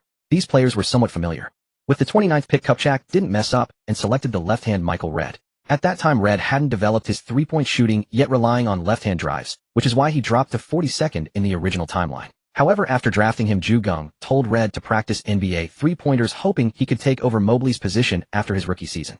The Lakers also selected a big man from the undrafted pool to fill the void left by Tony Batty's departure, Stanislav Medvedenko, a 2.08-meter forward from Ukraine. Redundant fragment removed. The Knicks started shopping Ewing, giving the Lakers an opportunity. Geng then had Kupchak offer Rice plus the Lakers' 2001 first-round pick to the Sonics for Horace Grant. Eventually, the Knicks, Lakers, Sonics, and Suns all got involved in a 4-team trade. On the Lakers, they sent Rice $7.58 million and a 2001 first-round pick, receiving Horace Grant $6.5 million and Greg Foster $1.76 million. Ewing went from the Knicks to the Sonics, while Rice and the Suns' Luke Longley, among others, ended up in New York. The Suns received the Knicks' 2001 first-round pick and Chris Dudley. It was a seismic shift across the league, but the Lakers had completed the trade. Then the Raptors and Magic made a deal. The Raptors received a first-round pick and sent out McGrady. The Pistons and Magic traded Grant Hill for Ben Wallace and Chucky Atkins. The Trailblazers and Pacers traded Jermaine O'Neal and Joe Klein for established big man Dale Davis. Because of the intense battle and Duncan's serious injury, he also noticed the Magic's changes this year. Hill and McGrady plus enough cap space to offer him a max contract. So Duncan went to New Jersey to scout. But Rivers, the NBA's comeback king, managed to turn a sure thing into a failure. Even though it was practically a done deal, Rivers refused Duncan's request to let his family fly on the team plane, thus rejecting him. After signing with Brad Miller, Michael Redd, and Stanislav Medvedenko for the new season, the Lakers' new season roster was finalized with a 15-player lineup. Let's break it down from highest to lowest salary. Lakers starting center Shaquille O'Neal at $19.29 million, a 3 MVP Grand Slam winner, the league's top center. Starting shooting guard Kobe Bryant at $10.13 million. After getting his foot stepped on during the finals last season and playing through injury, Kobe has proven himself to be the best cure for O'Neal's weaknesses in the league. What Penny Hardaway couldn't do, Kobe can. Starting power forward Horace Grant at $6.5 million. The Cobra was the third corner of Jordan's first three-peat. He's familiar with the triangle offense. Although he has degraded to 8 points and 7 rebounds, his contract, unlike Rice's long and expensive one, has only 1 season left and is cheaper. Reserve forward Robert Horry at $4.8 million. Geng didn't blast Horry like Phil Jackson did, but he didn't plan to renew his contract after it expired. Reserve center Brad Miller at $3.5 million. The Kings still didn't want to spend big on him. The Lakers signed him for 5 years, and Operation Geng was quite satisfied with. TBD starting small forward Rick Fox at $3.4 million. Fox is still well suited for the triangle offense, but his starting spot might be taken by Lewis, whose three-point shot is getting more accurate. TBD starting point guard Derek Fisher at $3.38 million. Fisher has a chance to start in the new season, but it depends on Harper's condition. Reserve point guard Brian Shaw at $2.25 million. With 2 point guards ahead, his playing time is uncertain. TBD starting point guard Ron Harper at $2.2 million. He signed a 2-year deal and won a championship. Harper is thrilled and can't wait to charge into battle for Geng in the new season. Trade throwing Greg Foster at $1.76 million, the backup center's backup for the new season. Reserve shooting guard Katino Mobley at $9.9000. As Mobley and Kobe's relationship improved, Kobe was willing to listen to Geng and play fewer minutes to let Mobley get some time. However, time still limited the Cats' performance. Waterboy Tyronn Lue at $8.7000. Poor Lue could still only mind the water, but Geng kept having him practice tenacious defense. TBD starting small forward Rashard Lewis at $7.8000. His increasingly accurate three-point shot, power forward height, and local artillery power are ready to explode in the new season. Backup of backup shooting guard Michael Redd at $7.1000. Drafted in case Mobley couldn't be kept to serve as Kobe's substitute. Backup of backup power forward Stanislav Medvedenko at $3.2000. Undrafted, just needs to adapt to the NBA in the new season and be a decent meat shield. The Lakers' new season payroll is $88 million, slightly higher than the historical $97 million, but within the Lakers' tolerance. Portland Trail Blazers rank first at $87.4 million. Miami Heat second at $47 million. New York Knicks third at $27 million, and New Jersey Nets fourth at $98 million. The Lakers rank fifth, having been third last season. So many people worry if the Lakers have become weaker this year. Batty's large frame was quite intimidating, making him seem very capable. Often he was more useful than Green. Now that these two are gone, many worry whether Grant can hold up. After the draft, Geng began his vacation. Each player had areas to improve for the new season. After a period of rest, they needed targeted training. On June 30th, Geng attended the premiere of The Perfect Storm, a disaster film with polarized reviews. Diane Lane, as the lead actress, caught Geng's attention. This beauty, born in 1965, is 5 years older than Geng, with a classic oval face. Diane Lane. Geng was very busy that summer. Besides shooting a suit commercial, he also shot another ad for Moschat software. His celebrity status now was completely different from last year, yet he still didn't charge extra, moving the entire team to tears. They expressed that with such a major shareholder they would work hard. The other Ma was not someone Geng could invest in. In 1999, he raised $5 million, led by Goldman Sachs. In December 2000, another $20 million. Unlike Xiao Ma's slow burn, this one was truly burning cash. With the Lakers winning the championship, both Geng and Chocho became popular. Chocho developed rapidly, but relying solely on membership services, it could barely sustain itself, unable to turn a true profit, and still needed to burn cash on servers and other costs. On July 14th, Geng attended the premiere of X-Men. As he attended more premieres, many movies invited him, but he only went to those with good box office and good-looking actresses. Yet these films all had good box office, making him a must-invitee. The superstitions of the Americans were far more exaggerated than those in China. This time it wasn't really about the actress, but to see Wolverine. Jackman later grew old and quit playing Wolverine, but now it was just the beginning. How many people haven't envied Wolverine's abilities? After being busy in the US until the end of July, Geng returned to China. Although he was born in the US and only brought the old man back once or twice, when he was old, Geng's current soul was from a time over 20 years later when the country was strong. He never gave up his Chinese identity card. Already invested in Chocho, Geng hadn't figured out what else to invest in.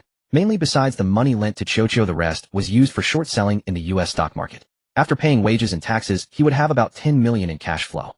Operating in the stock market with so much money required caution, lest one be slaughtered like a sheep. Fortunately, Geng always diversified, entering each stock with amounts below the safety line, not provoking the main forces. This time Geng returned to China, mainly to enter his parents' ashes in the ancestral graves and renovate all the ancestral graves.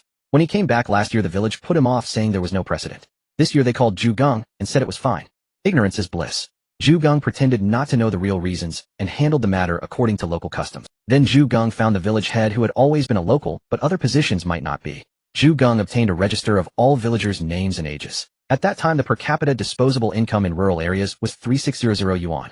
A family breadwinner made about 500 to 600 yuan a month, with 20 yuan a day being normal. Zhu Geng gave every elderly person over 70 years old 600 yuan each, and every child under 10 years old 800 yuan each. This round cost over 100,000 yuan in total. Every household in the village benefited. During the days Zhu Geng stayed home, people invited him for lunch and dinner, saying this was their grandfather's generation, that was an uncle's generation, and later, even those who called him uncle came to invite him. But Zhu Geng also had troubles. At that time, legal awareness hadn't spread, and many people acted impulsively. A returnee from abroad who could give out over 100,000 to the village must have how much money? Then a thief made a move. Fortunately, he didn't have a gun. Zhu Geng knocked him down and called the police. After knowing Zhu Geng could fight, some thought about getting weapons. But Zhu Geng directly hired 4 bodyguards providing 24-hour protection, which made these people drop their ideas. After finishing matters in his hometown, Zhu Geng also applied for a piece of land to build a villa for future stays. Town leaders also visited Zhu Geng in the village, but Zhu Geng expressed concern about the current public security. He said he would come back next year to see if security improved. If so, he wouldn't mind setting up a factory with local characteristics in the town. Upon hearing this, the other party laughed and said this time was definitely an accident, promising to give those guys heavy sentences. Indeed, after a parade, they were publicly sentenced at the local middle school. At that time, legal education was done this way very effective. When Zhu Geng left, the 4 bodyguards he hired did not leave. They stayed in the village to supervise the villa's construction and subsequent decoration. Many people without on-site supervision ended up with various dirty things stuffed under the floor during construction, or knowing this, Zhu Geng naturally wouldn't let his future residents be messed up. Kobe first came to China in 1998. He planned to come this year, but due to playing through injury in the playoffs, his ankle injury worsened and needed rest. If it were his hand, it wouldn't be a big problem, but his foot was different. Combined with other injuries, he ultimately couldn't make it, planning to come next year. If Kobe didn't come, O'Neal did. Goodness, the big shark attracted attention wherever he went. At that time, Yao Ming hadn't become an NBA #1 pick yet, but O'Neal and Zhu Geng had already won the championship. And because of Zhu Geng's appearance, the NBA had already become popular in China ahead of time. Zhu Geng didn't interfere, just helped O'Neal check the qualifications of the company hosting his China trip, confirming it. Later, many small companies lured people with high prices, but didn't include game appearances in the contract. During activities, they used the excuse of many fans to make players play, while raising ticket prices for fans trying to profit from both sides. Zhu Geng certainly wouldn't let his players be cheated like that, which would also drag him down. These people not only made money from both sides, but could also shift all blame to the players.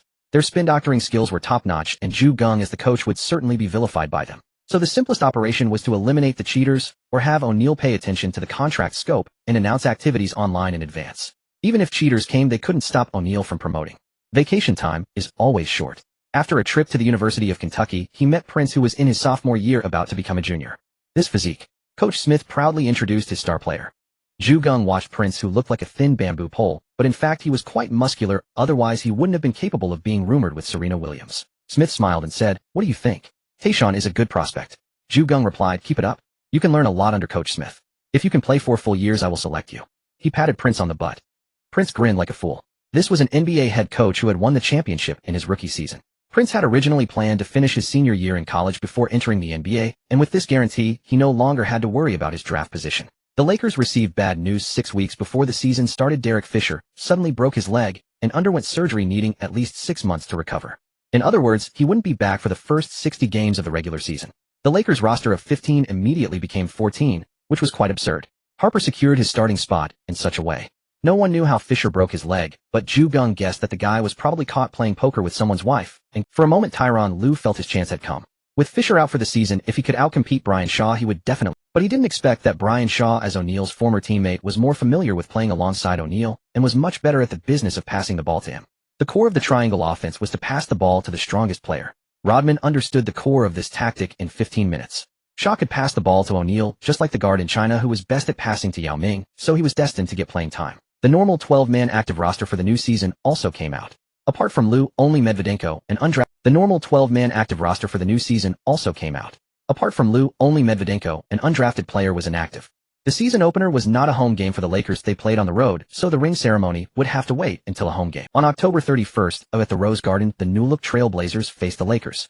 It was thought that after trading away Jermaine O'Neal and Brian Grant, and acquiring Dale Davis, a power forward who had been to the finals, they could change their losing situation against the Lakers. Unexpectedly, this pure blue-collar interior player's strength had declined significantly, far inferior to the traded Jermaine O'Neal. Lakers starters Harper, Kobe, Fox, Grant, O'Neal. Trailblazers starters Stoudemire, Steve Smith, Pippen, Rat. The Lakers players were all in a bad mood. After all, who wouldn't want to open the season at home and receive championship rings? But the league had to do something to annoy them. Last season, the Trailblazers were the biggest threat to the Lakers. If it weren't for Kobe getting his foot stepped on in the finals, the Lakers wouldn't have had such a tough time. Geng used his foresight to cheat more against the Pacers than against the Trailblazers. At that time, every substitution Geng made had an immediate effect, so he was called Timely Rain Coach in China. Each substitution was like timely rain stabilizing the Lakers' situation. But Geng also knew that in basketball factors like shooting touch and momentum determine the outcome of a game. Sometimes cheating alone cannot change the result. As the game began, the Lakers players only remembered Geng's words before the game. Today's away game is because the Trailblazers were unconvinced after losing last season. They think they should have won and just didn't play well. So you need to shatter their illusion and tell them that they can't, plain and simple. O'Neal was full of pent-up anger. He was supposed to receive his ring today, but since it was an away game, he naturally wanted to teach the opponent a lesson. In the first quarter, he made 4 of 6 field goals and 3 of 4 free throws, scoring 11 points. Mobley came off the bench today, hitting 8 of 6 shots for 13 points, and that was without many three-point attempts. His role as the sixth man is becoming increasingly lethal. After the first game, Geng had fully assessed Horace Grant's abilities. His defensive foundation remained, but only his strength was left. His speed and leaping were gone, thoroughly outplayed by Rashid. Rashid, facing the Cobra, shot 11 of 17, 2 of 2 from 3 and 2 of 2 from the line, scoring 26 points. However, the Cobra used his experience to force Rashid into 3 turnovers. Shaq was still dominant, hitting 14 of 20 shots and 8 of 16 free throws, finishing with 36 points, 11 rebounds, 5 assists, 1 steal, and 4 blocks, though his free throw percentage dropped to 50. Kobe was in poor form today, perhaps due to the approaching anniversary of his meeting with Vanessa. He was sluggish, shooting 4 of 11 and 6 of 6 from the line for only 14 points, but committing 7 turnovers. If not for the Lakers' consistent lead, Geng would not have let him play 30 minutes. Yet the gap between the two teams was too large, and the Lakers still routed the Trailblazers 1-0-0-8-6. Paul Allen's face immediately darkened. After seeing Jermaine O'Neal's performance with the Pacers, he was ready to clean house in management. He was not Dolan, who would sacrifice a management member to appease the fans. Allen preferred to solve problems in one go, overhauling from management to coaches to players. And with the Blazers turning into a jail team as Damon Stoudemire and others stirred up trouble, their reputation was ruined, and their play was subpar. A major purge was inevitable. After a fierce contest, the Lakers completed the game and rushed back to Los Angeles without delay.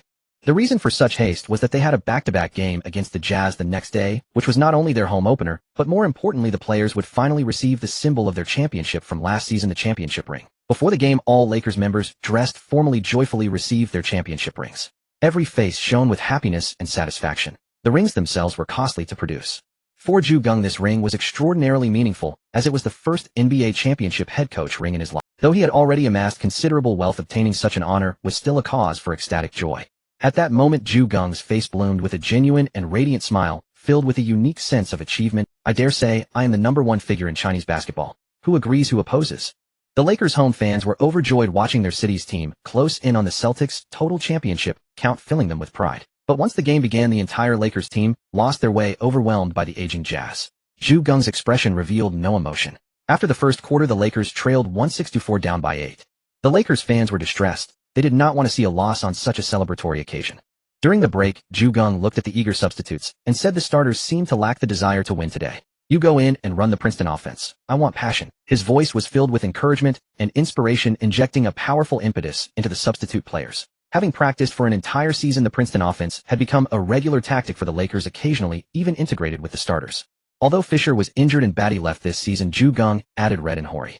Red was a slashing driver at this point, not yet developed his three-point shot, but Horry's 34.6 three-point percentage could still help spread the floor. Quincy Lewis, a second-year Jazz player, faced third-year Rashard Lewis and felt immense pressure. He disappeared after his rookie contract ended, while Lewis was at least a $100 million man.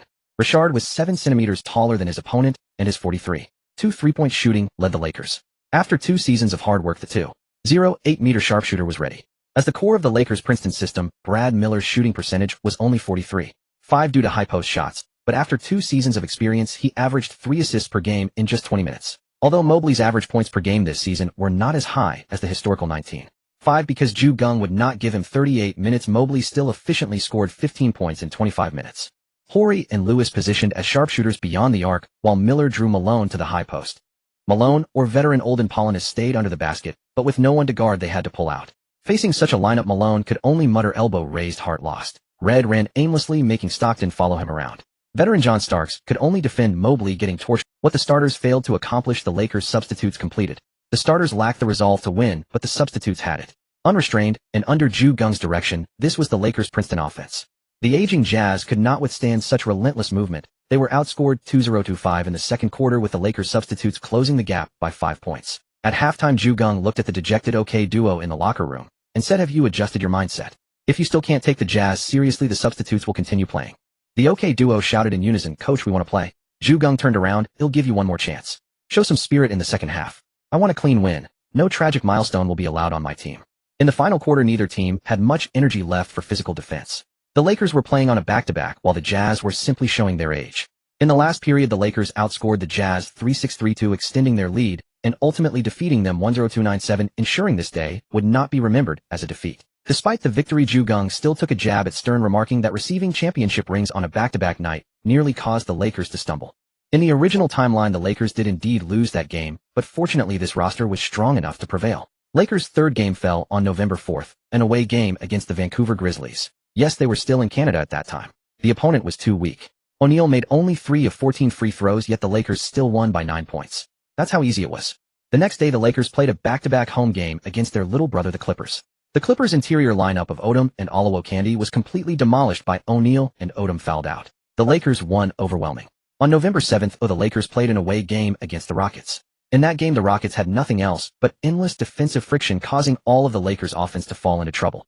Although Olajuwon was battered by O'Neal, he truly returned to his prime today, managing to limit O'Neal to 8 of 19 shooting, 42, and 4 turnovers. Geng did not make many adjustments. The Princeton offense of the bench unit also failed to break through the defensive strategy prepared by Tomjanovich. 74-84, the Lakers lost. The Houston media practically levitated on the spot. If any media market could rival Los Angeles, Houston was definitely one. After all, as an old aviation city, if their propaganda wasn't up to par, how could they have tricked the Russians into disappearing? After the game, Geng faced all sorts of difficult questions. He smiled and said, "You didn't think we were going to go 820 this season, did you?" The reporter continued to ask if they were going to break the 72-win record. Geng shook his head with a smile and said, "Many teams have gotten stronger this season, while we have many problems to solve. So we won't be chasing 72 wins. Besides, losing lets us know where we're not good enough. I'm really afraid that if we kept winning all the way to the end of the regular season, other teams would suddenly pull out their trump cards and defeat us." The next day, the Lakers played an away back-to-back game against the Spurs. 3 back-to-backs to start the season. That's how ridiculous it was. At this point, the Lakers were 41, the Spurs 31. The Spurs' starting lineup: Avery Johnson, Derek Anderson, Sean Elliott, Duncan, and Robinson. As soon as the game began, Robinson and Duncan pounced on O'Neal like hungry tigers, engaging in a breathtaking and fiercely intense battle. This made the San Antonio fans in attendance feel thrilled and their blood boil. They excitedly waved their towels and banners, shouting hoarsely to cheer on their beloved players. The atmosphere in the arena was instantly pushed to a climax. Every physical confrontation was accompanied by the dull thud of muscles colliding. The heavy panting of players from both sides at the end of each possession was clearly audible. The scene was simply breathtaking. With the basketball game turning into a hand-to-hand battle, Geng didn't make many adjustments either. He just matched the opponent in toughness and had the assistant coach record the Spurs' tactical details to slowly find a way to counter them later.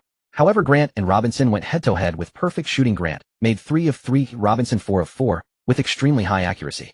Seeing that the fat guy couldn't be relied upon, Kobe directly took over the offensive possessions, going 7 for 10 from the field and 1 for 1 from the free throw line for 15 points. Led by Kobe, the Lakers took a 2,622 advantage. The Spurs could defend the paint and three-pointers, but a mid-range specialist like Kobe was something they just couldn't handle. Duncan was steadier than O'Neal with 3 of 5 field goals and 1 of 2 free throws, scoring 7 points. During halftime, Geng devised a new defensive strategy for the Lakers. The tactic worked well. Duncan made only 2 of 10 shots and 1 of 2 free throws in the third quarter, scoring 5 points, and the Spurs managed just 18 points in that period. Unfortunately, the Lakers didn't fare well either. The Spurs had worn down O'Neal in the first half and began deploying Duncan to disrupt Bryant. Bryant made 2 of 8 shots. Fortunately, Geng instructed him to pass, resulting in 4 points and 4 assists. The Lakers edged the Spurs 19-18, gaining 1 point. In the final quarter, the Lakers tried to close the gap. However, playing on the second night of a back-to-back and with the game's intensity, rookie Michael Redd suffered a left knee tendon injury during a drive. He was carried off the court, and after the game it was confirmed he would miss the rest of the season, including the playoffs, requiring 9 to 10 months to recover. After only 6 games, the Lakers were down to 13 players. The Lakers attempted a comeback, but Duncan hit 3 of 4 shots and 2 of 2 free throws, while Robinson made 3 of 5 shots and 2 of 2 free throws. Their consistency was too much to overcome, even though the Lakers made 3 of 5 three-pointers in the final minutes. The final score was 8,691, giving the Lakers their second consecutive loss. O'Neal 5 of 13 field goals, 3 of 10 free throws, 13 points, 17 rebounds, 4 assists, 1 block, and 3 turnovers.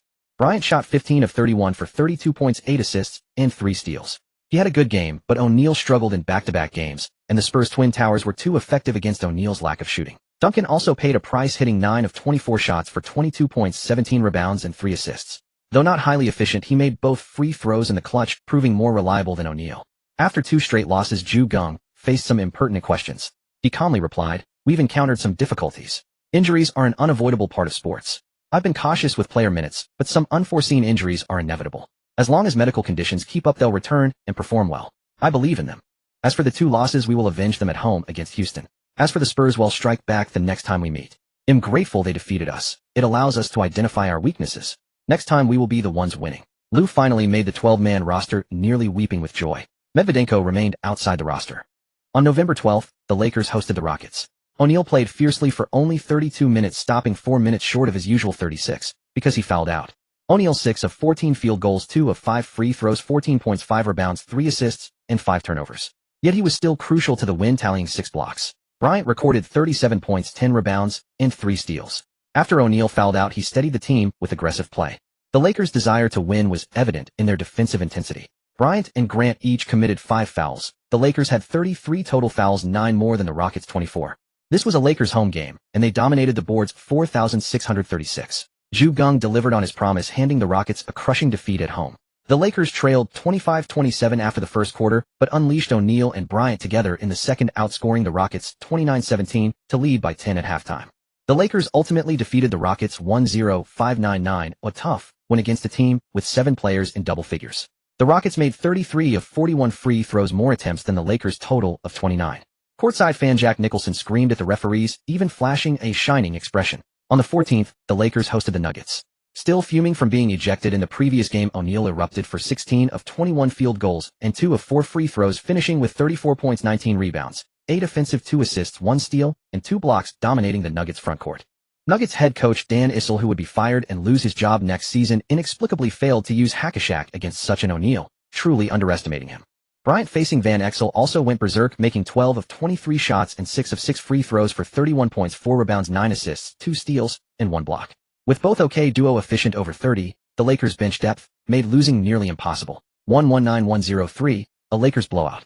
On November 16th, the Lakers faced a tough road game. With Chris Webber out due to a foreign weakness, the Kings fielded a 3-guard lineup: Jason Williams, Doug Christie, John Barry, Peja Stojakovic, and Vlade Divac.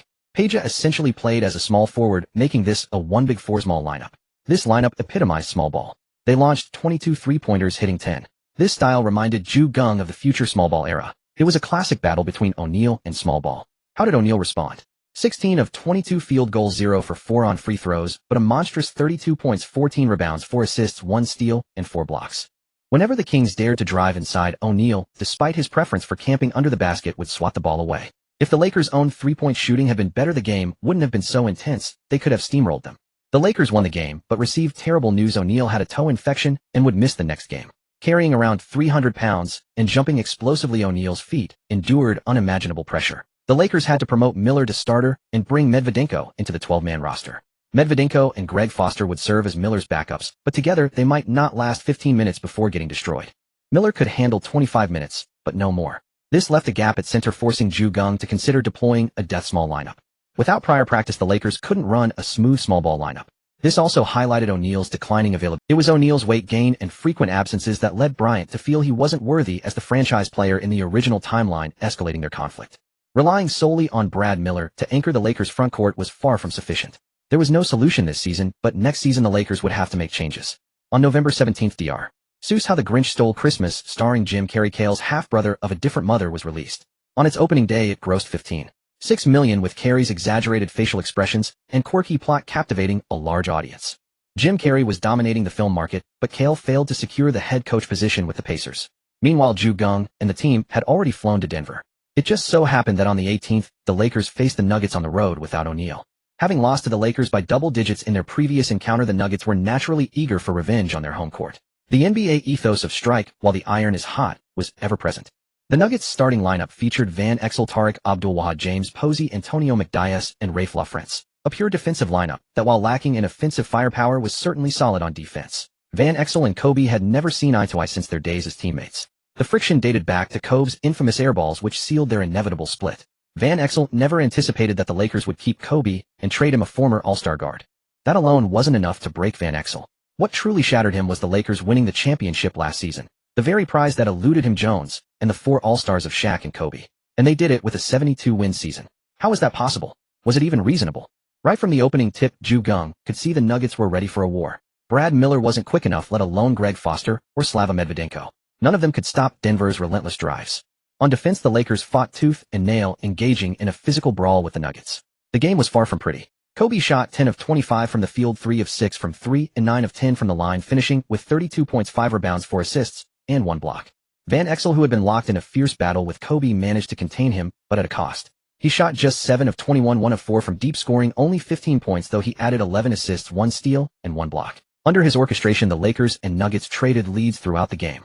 This season, the defensive intensity was noticeably higher than last. Last year, 7 teams averaged over 100 points, with the Kings leading at 105. This season, only 4 teams surpassed 100, and the Kings' average dropped to 101. Moreover, last season saw 15 teams scoring 97, 5 or more per game. This year, only 6 managed that feat. Such was the shift in defensive emphasis. Although Geng knew defensive pressure had been steadily increasing over the years, he hadn't expected it to manifest so blatantly on the court. Scoring champions like Iverson and McGrady managed to put up consistent numbers even in this defensive explosion thanks to their unique offensive arsenals. Making the playoffs under these conditions was no small feat. The Lakers players struggled with the high altitude, ultimately losing the game 8,687. The Nuggets celebrated as if they had won the championship, while the Lakers trudged off in disappointment. Even O'Neal, limping in a suit, looked visibly frustrated. The next day, the Lakers faced the Bulls in a back-to-back, but fortunately, it was at home. With the medical staff's approval, O'Neal returned to the court despite his injury. At this point, O'Neal hadn't yet won 3 consecutive Finals MVPs, so he wasn't as arrogant. With Kobe's constant improvement pushing him, he didn't dare to slack off. The Bulls were 18 at the time. Despite having Elton Brand and Ron Artest, the team had grown accustomed to tanking after Jordan Pippen and others left, losing its winning culture. Although Geng only allowed O'Neal to play 25 minutes in his return, that was enough to patch the team's weakness. Brad Miller could still handle 25 minutes without issue. The Lakers easily defeated the Bulls, avoiding an upset at home. After this game, the team had 2 days off before facing the 38 Warriors, who were also tanking, on November 22nd. O'Neal matched up against Eric Dampier, the 10th pick in the 1996 draft, who later claimed to be the second-best center in the Western Conference. O'Neal played 31 minutes, shooting 7 of 11 and 1 of 4 from the free-throw line, finishing with 15 points, 14 rebounds, and 6 blocks, leaving Dampier dizzy. With his tongue out, O'Neal threw down a thunderous dunk. Dampier shot 1 of 9 and 2 of 2 from the line, managing only 4 points, 3 rebounds, and 4 fouls. As a member of the 1996 draft class, Dampier took a beating, eating blocks until full. The Lakers won 11,191. Kobe played 30 minutes, shooting 13 of 19, 2 of 3 from 3 and 3 of 4 from the line, scoring 31.7 assists and 1 steal. Against Larry Hughes, he was efficient despite a few too many turnovers. The Warriors' core was Anton Jamison, averaging 24, 9 points and 8, 7 rebounds, a clear all-star forward stat line. However, he wasn't built to be the leader. He was a natural second option. On November 24th, Ron Harper was sidelined due to knee swelling. The Lakers hosted the Timberwolves, who were caught in a covert contract scandal that cost them a starter. Joe Smith was forced to become a free agent and leaving the Timberwolves in turmoil. However, the Timberwolves owner refused to surrender. They traded for Chauncey Billups to pair with Kevin Garnett, and the team's record was decent so far. The starting lineup of Terrell Brandon Billups, Wally Szczerbiak Garnett, and Rasho Nestorovic was arguably one of the more competent lineups the Timberwolves had fielded in recent years. Unfortunately, Billups, playing as a combo guard, was decent as a primary ball handler, but unreliable at shooting guard. Billups is a classic NBA case of early tragedy. Shortly after entering the league, he got involved in a sexual. At that time, Ron Mercer and Billups were at a bar, and Antoine Walker brought his on-again, off-again girlfriend to the same. According to Mercer, she was willing and engaged in a threesome with them at Billups' house. He didn't know why she woke up and walked. The woman claimed she was assaulted in Walker's bathroom, suffering injuries to her throat, back, cervix, and rectum. She said she lost consciousness and woke up the next morning. Pitino and Billups had a terrible relationship from the start, and Billups' reputation was permanently tarnished by the incident. He was traded from the Celtics to the Raptors that season. As a third overall pick, Billups played for the Nuggets last season, but only appeared in 13 games due to injury, so there was no prior encounter. Seeing Billups today, Geng, confident the Lakers would win, addressed the team in the locker room. Seeing Billups reminds me of something. You are all athletes with boundless energy. You know what happened in his rookie season. I don't want you to end up in similar trouble. Keep your pants zipped. If you can, at least do it the right way and don't ruin yourselves. Geng didn't name names. None of these players were saints. Fisher still had a broken leg. O'Neal patted his chest and laughed. Don't worry, coach. As long as the money is right, everything's fine. Everyone else roared with laughter, but Kobe just shrugged dismissively. With his above-average looks among black men and his current fame, why would he need to pay? Geng patted O'Neal's broad back and said, take it easy out there. Don't get hurt again. O'Neal, who had shot 8 of 14 in the first half for 17 points, 8 rebounds, and 4 assists, proudly thumped his chest in the big diesel. I'm fine now. Indeed, O'Neal finished with 28 points, 16 rebounds, and 4 blocks, while Kobe added 29 points, 5 assists, and 1 steal, leading the Lakers to a blowout win over the Timberwolves. This season, the OK duo had grown stronger as Kobe entered his prime, and both acknowledged each other's abilities, leading to better chemistry. The only drawback was injuries. Fisher wouldn't return until late in the season. Reed was out for the year. O'Neal missed 1 game, and Harper also missed 1.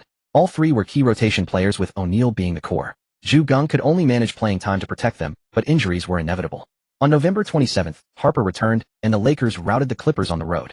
The next day, they faced last season's finals opponent, the Pacers, at home in a back-to-back. The Lakers hadn't traveled far, so fatigue wasn't a significant issue. The pressure was manageable even against the team they beat in the finals.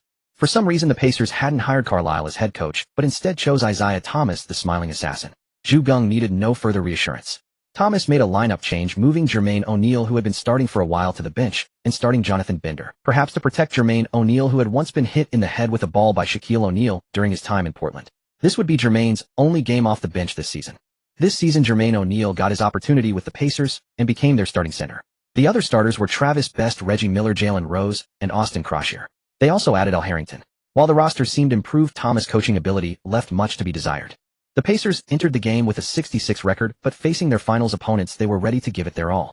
Geng let the starters go head-to-head in the first quarter, test how much they've got left. The starters played nearly the entire quarter. Geng didn't make substitutions, and Thomas was hesitant to rotate either. The game turned into an offensive shootout, as both teams couldn't maintain two-way effort in the latter half. The Lakers led 38-33 after the first quarter, confirming the Pacers' decline. In the second quarter, both coaches brought in bench players, and the Lakers extended their advantage, winning the period 31-24. Back in the locker room, Geng said, "We don't need to worry about the Pacers this year. Stick to the normal rotation in the second half. Aim for a 3-quarter rest. We've got a back-to-back." The Lakers players burst into laughter. The Lakers crushed the Pacers 1-2, 4-1-0-7. In just a few months, the gap between the two teams had grown so vast that the Pacers were left in despair. The OK duo sat out the fourth quarter, a disparity Pacers fans couldn't have imagined. Thomas couldn't manage a smile today. The Pacers' temporary decline would not last long. Once Carlisle returned, they briefly regained glory, but this time their luck was particularly bad. Jermaine O'Neal said in a post-game interview, "I've been thinking about beating the Lakers all summer. Although we lost today, we will get better and better." Little did he know that Geng had never considered him a rival and didn't even take him into account for the finals. On November 30th, the Lakers traveled to Seattle to face the Supersonics on the road. The Supersonics had just changed coaches, with Westfall dismissed and McMillan taking over. In his first game, he led the team to defeat the Trailblazers. As the top team in the West, the Lakers were a huge challenge for the Supersonics, but today they got off to a bad start and quickly fell behind. Kobe was locked down by the glove, Payton going 2 for 10 in the first half, with only 4 points, completely out of rhythm. The Supersonics had traded for Ewing to guard O'Neal in the paint, which already made O'Neal uncomfortable. Now with Kobe playing poorly, McMillan decisively arranged to double-team O'Neal. With the OK duo struggling, even the bench couldn't turn the tide. At halftime, the Lakers trailed 43-74, completely blown out by the Supersonics. Brent Barry went 3 for 3, Desmond Mason 4 for 5, and Vin Baker off the bench went 5 for 8 for 11 points. Such bench firepower completely overwhelmed the Lakers' defense. In the second half, O'Neal and Kobe stepped up in the third quarter, outscoring the Supersonics 29-22 to cut the deficit, but the final quarter became garbage time, and the Lakers lost miserably 9-9, 1-2-1 in Seattle. The final game of November revealed many issues within the Lakers. Geng said in a post-game interview, "Today the Supersonics played incredibly well, with unbelievable shooting. In the first half, they were 29 for 46 for 63, and from 3 they were 6 for 8, an unbelievable 75. Coach McMillan has brought huge changes to them, but we went 0 for 8 from 3 in the first half and couldn't provide help for Shaq. That was the main reason for the loss. We'll make adjustments tomorrow." Geng's adjustment was naturally to promote Lewis to starting small forward. His three-point shooting was a bit steadier than Fox's, and more importantly, he was tall enough. Though neither was strong on defense, the difference in offensive firepower was significant. The player of the month for November was Karl Malone, averaging 23. 6 points, 10, 6 rebounds, 4, 7 assists, and 2 steals. The Jazz went 113 for the month. The Lakers were 124, lacking the overwhelming dominance of last season. Suddenly people began to doubt whether the Lakers could win the championship. Most importantly, they questioned Geng, suspecting that last season's Lakers were simply too strong, which allowed them to dominate and win. Once West and others left this season, the team immediately declined. They believed Geng was merely reaping the rewards of Rambis' work. This claim even gained many supporters. Any absurd idea can attract mindless followers. Geng just chuckled and said, "I hope they'll still be this confident after the playoffs end this season." The next day, December 1st, the Lakers returned to Los Angeles to face the San Antonio Spurs at home on a back-to-back. After the previous two-game losing streak, Geng promised revenge and immediately thrashed the Rockets. Now the opponent was the Spurs, and those with ulterior motives were closely watching this game. Before the game, Geng said, "Don't think about anything in the first quarter. Push the pace. Shaq, Kobe, you two will likely play the entire first quarter. Put pressure on the Spurs first, then rest well in the second quarter. We're on a back-to-back. Regaining energy is crucial." O'Neal won the tip-off. The first play was a battle with Duncan. O'Neal missed a jump shot. Robinson elbowed away Cobra. Horace Grant secured the rebound, saw Sean Elliott sprinting to the frontcourt, and threw a long pass. Under Lewis chase, Elliott suddenly stopped, faked Lewis into the air, leaned into Lewis, and made the layup. The referee blew the whistle, and he also made the free throw. Harper ran to an open spot and shot a three. The ball clanked off. O'Neal and Duncan tipped the ball repeatedly. O'Neal jumped again quicker and slammed the ball over Duncan's head. Duncan was called for a foul. O'Neal surprisingly made the free throw, tying the game at 3. Robinson missed a mid-range shot. Lewis secured the rebound. O'Neal received the ball in the post, turned, and hit a sweet little hook. The Lakers' defense was excellent. The Spurs had only 5 seconds left, so naturally the ball went to their star. Duncan took a jump shot with 3 seconds left, but missed. He chose not to pass. When the Spurs couldn't find an opening, he decisively took the tough shot. O'Neal grabbed the rebound. The Lakers counterattacked quickly without any pause. Grant missed a jump shot. Duncan wrestled with O'Neal again. 2 seconds later, relying on his feel for the ball, he grabbed the rebound. When Geng saw Duncan protecting the ball and scanning for teammates to his left, he immediately smiled, because the Lakers had analyzed this move. Harper suddenly dashed out from Duncan's other side, and before any Spur could warn him, stripped the ball and went straight for a layup. Robinson, showing his age, couldn't stop him and committed a foul. Harper calmly made both free throws, giving the Lakers a 73 lead. Little General Johnson began looking for opportunities, drove and dished, and Elliott hit a jump shot. After some movement, Kobe shot a 3, but missed. Lewis saw the ball bounce high, grabbed the rebound, and faked a jump shot, immediately drawing the Spurs' attention. However, Lewis faked the shot and made a crisp pass. O'Neal caught it, took off, and threw down a powerful dunk. Duncan posted up, O'Neal turned and banked in a shot. Knowing his shot wasn't falling, Kobe drove for a layup and drew a foul on Derek Anderson, making both free throws. The score was 117-0, Lakers leading by 4. Popovich couldn't stand it anymore and stood up to start directing. Anderson immediately answered, drawing a foul on Kobe, but he made only one of 2 free throws. Kobe challenged Anderson unknown but got double-teamed and missed his shot. Anderson turned and secured the rebound. Elliott's three-point attempt missed. Lewis also grabbed a rebound and passed to Kobe. The OK duo connected. Kobe fed O'Neal, who was unstoppable, drew a foul on Duncan, and still jammed the ball through the hoop. Duncan picked up his second foul and was replaced by Malik Rose. O'Neal made the extra free throw. 148. O'Neal's free throw shooting left Popovich stunned. Robinson assisted Rose for a mid-range jumper. Although Robinson was old, he showed vigor today, fronting O'Neal to deny him the ball. Lewis caught the ball beyond the arc and was immediately defended. He saw Kobe cutting to the basket and assisted Kobe. The Spurs were truly afraid of Kobe. Before he caught the ball, only one defender chased him. When he grabbed it and immediately jumped, the Spurs already had 2 players flying toward him. But they were too slow. Only Robinson had his arms raised for a block, but Kobe avoided him with a mid-air adjustment. Duncan, I could fly too once. Anderson missed a jump shot. Lewis grabbed the rebound. Kobe drove and kicked out, and Harper hit a mid-range shot. Without Duncan, the Spurs were crumbling. Robinson missed a jump shot. O'Neal grabbed the rebound. Kobe missed another mid-range shot, but Cobra, Horace Grant, with O'Neal boxing out Robinson, charged into the paint, caught the ball, and threw down a two-handed power dunk. The Lakers' home crowd erupted. 2010 Spurs called timeout. Some fans who had come hoping to see Geng fail were immediately taunted by nearby fans. What about Coach Ju? He takes revenge, just as promised. See, he's demolishing the Spurs in the first quarter. A stubborn voice replied. Humph, the first quarter isn't even over. Who knows who'll win? Seeing the score, Geng let O'Neal rest for 2 minutes so he could keep charging in the second quarter. 30-21. The Lakers led by 9 after the first quarter. O'Neal was 5 for 6 from the field and 2 for 2 from the line for 12 points. In the second quarter, the Spurs attacked. First, Antonio Daniels hit a mid-range jumper to start cutting the lead. Fox assisted Brad Miller for a jump shot. Robinson assisted Ira Newble for a layup. Miller drove for a layup and drew a foul on Newble, but unfortunately made only one of 2 free throws. Duncan replaced Robinson. Mobley stole the ball from Daniels and assisted Brian Shaw for a jump shot. The Lakers led 35-25, the lead back to 10. Duncan attempted a jump shot, but unexpectedly Horry jumped high and blocked it. The Lakers' home crowd went wild and the team's momentum soared. The major injury last season significantly reduced Duncan's athleticism, and subsequent fasciitis almost completely robbed him of his leaping ability. Duncan became a player who essentially shot and blocked while standing. This is the main reason he became the most blocked player in history. When his jersey was retired, Duncan could no longer fully straighten his legs. So the stationary windmill was perhaps a man who once soared through the air, reminiscing about the past. Geng glanced at O'Neal, who patted his chest to indicate he was ready. So the OK duo returned to the court. Strike while the iron is hot. Geng wouldn't give the Spurs a chance to breathe. He aimed to finish the game by halftime. In the second quarter, O'Neal went 5 for 8 from the field and 1 for 4 from the line for 11 points. The Lakers outscored the Spurs 32-21 in the quarter. At halftime, the Lakers were shooting hot and led by 20 points. The Spurs didn't give up. In the second half, Duncan came out firing on all cylinders, but the OK duo was also there. Kobe, who was 5 for 13 in the first half, began his show in the second half, going 5 for 9 in the third quarter for 12 points. That's Kobe. He might be clanking shots in the first half, or even the first 3 quarters, but in crucial moments, he suddenly... Therefore, what the team needs to pair with Kobe is a star who can stabilize the team's foundation and keep the deficit from growing too large while Kobe is missing shots. With Kobe's explosive scoring ability, once he gets hot, almost no team can withstand him. This is also why in the original timeline the league owners opposed Paul joining the Lakers. Although Paul underperformed in the playoffs, he had a strong ability to play evenly with any opponent. If paired with Kobe, Paul's tendency to choke in crucial moments would no longer be an issue. The Lakers defeated the Spurs 119-100, washing away the shame of their previous loss. Geng kept his word. Once they met again, he delivered revenge.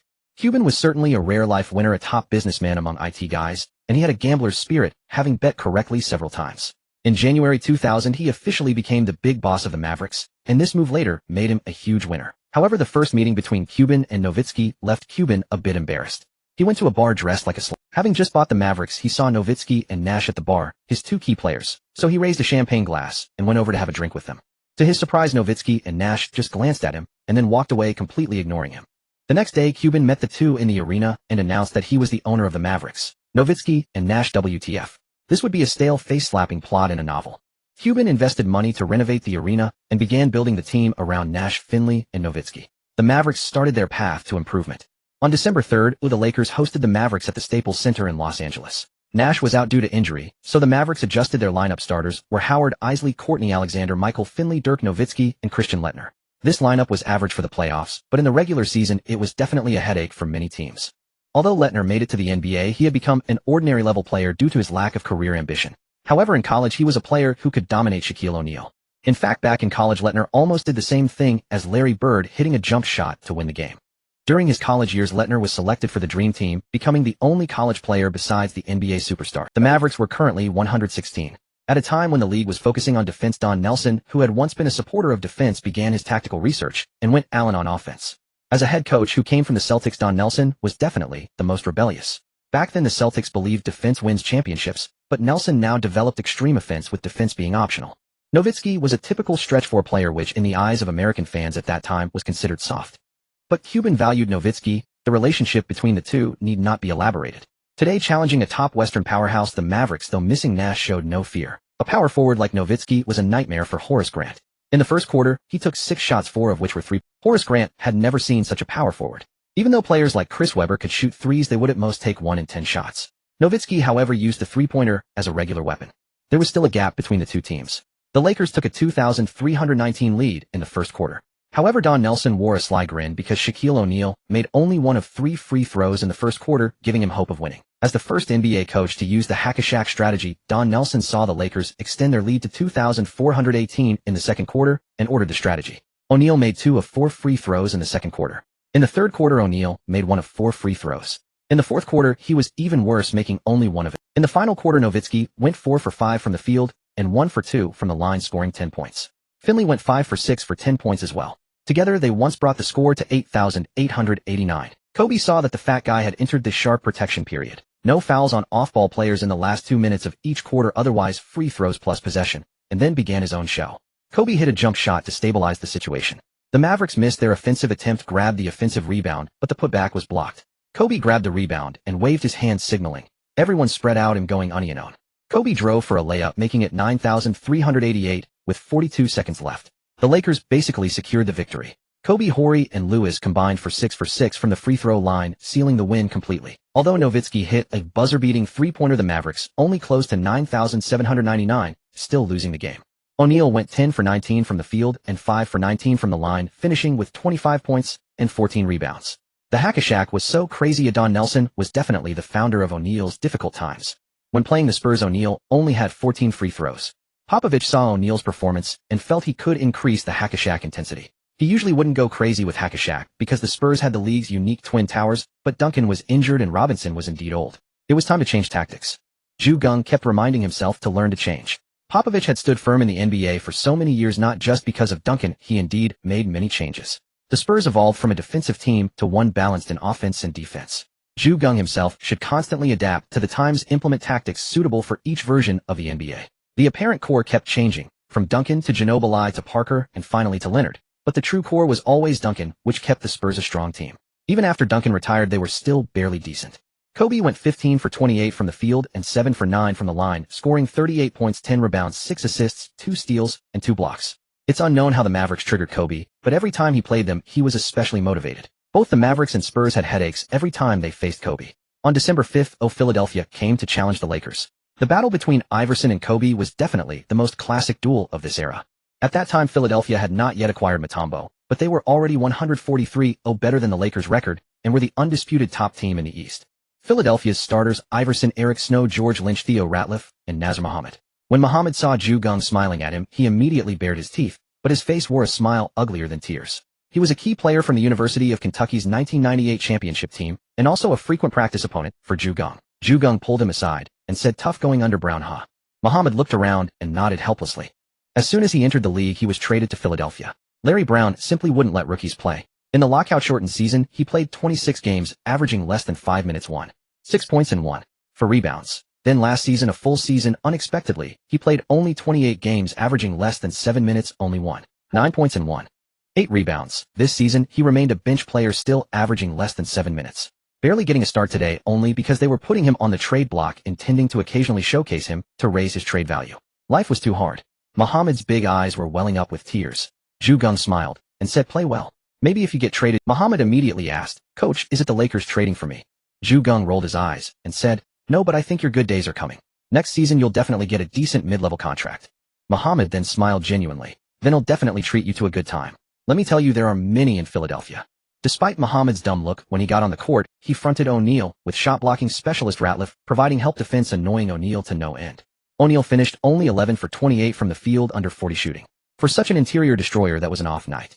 Philadelphia played very decisively, never using hack-a-shack. O'Neal made 5 of 6 free throws, finishing with 27 points, 20 rebounds, 6 assists, and 7 blocks. Impressive numbers, but O'Neal was unhappy with the game. Geng couldn't help but look at Larry Brown.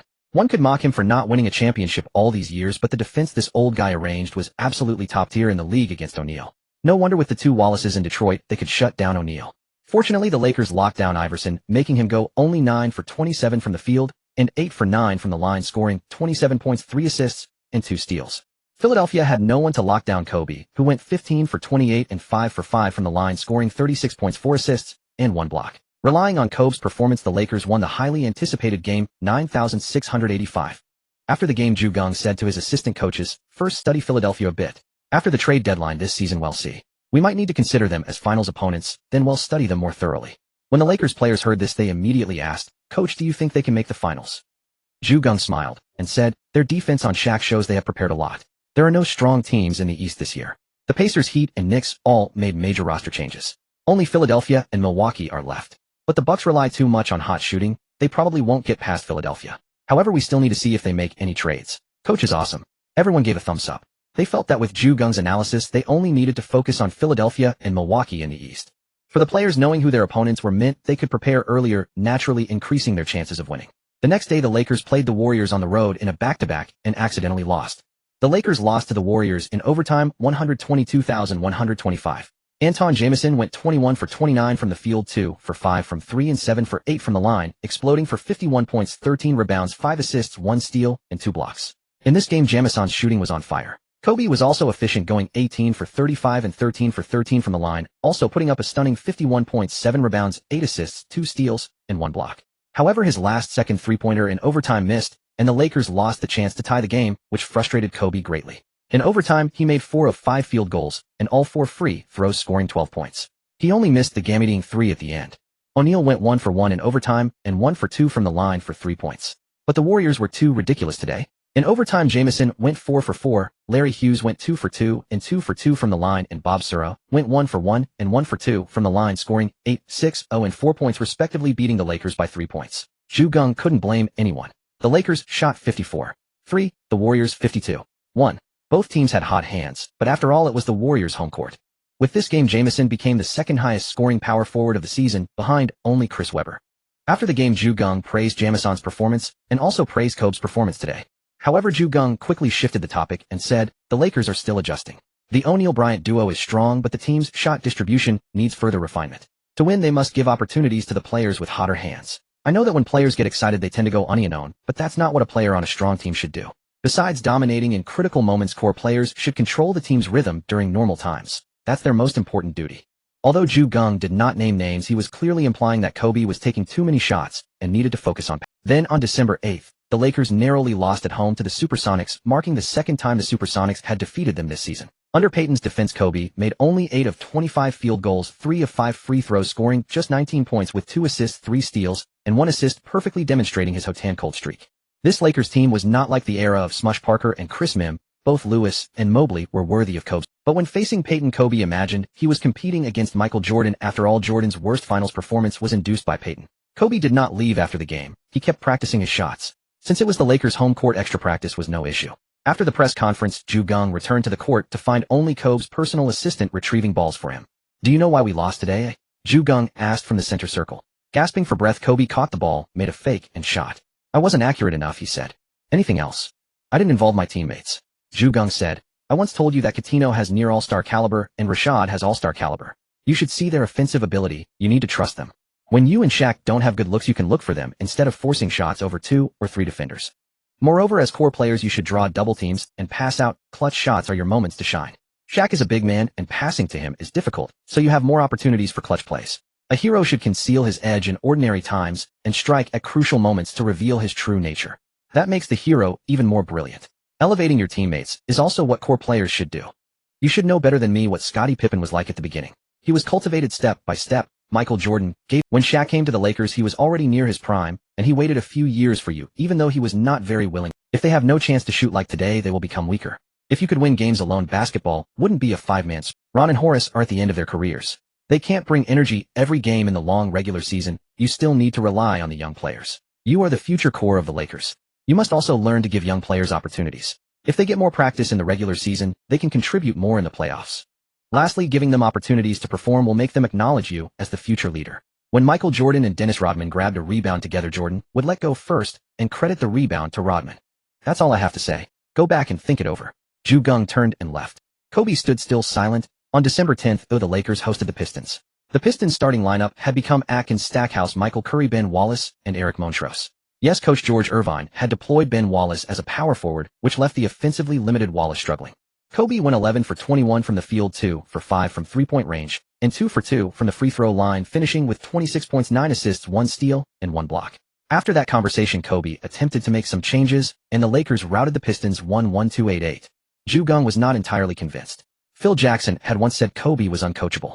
When such a person gets stuck in a mental rut, it's troublesome, and only a punch might bring him to his senses. Some might think Geng hitting players would cause trouble, but in the basketball world, a coach hitting a player is not a big deal. Speaking of the Pistons, one thinks of Ron Artest. Take him for example. Artest college coach Fran Fraschilla was also a manic sufferer who often beat him during his college years. During that period, Artest even became much calmer.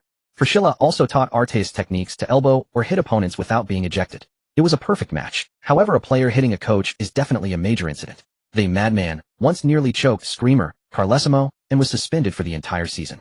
Fights between players are also common. In 1991, at a YMCA basketball game, Ron Artest witnessed his teammate Lloyd Newton being beaten to death by an opponent. So during the Palace of Auburn Hills incident, when facing Ben Wallace's mania didn't fully flare up, he chose to follow his doctor's advice and calm down. If it had been an ordinary opponent, Artest would have struck first. No matter how fierce the fight between players, it wouldn't have been a big problem, unless a player hit a fan. Artest, I haven't gone to the Pacers yet, don't bother me. Sure enough, on December 12th, Kobe encountered the man he disliked, Ray Allen. Before the draft, Ray Allen, who stood out in the NCAA, had a much better draft prospect than high schooler Kobe. Later they entered training camp together, and Ray Allen declared that Kobe was too green. Kobe refused to concede, and the two kept competing ever since, even during the slam dunk contest.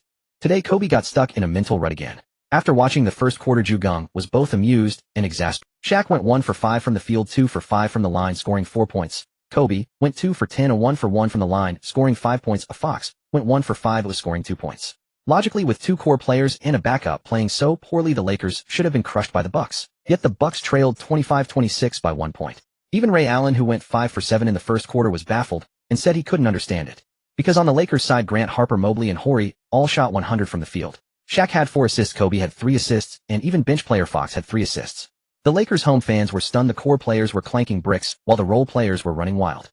During halftime, Kobe approached Geng, expressing his desire to compete against Ray Allen and finish the game. Geng said, "It's just a regular season game. I can indulge you, but you went 5 for 17 in the first half.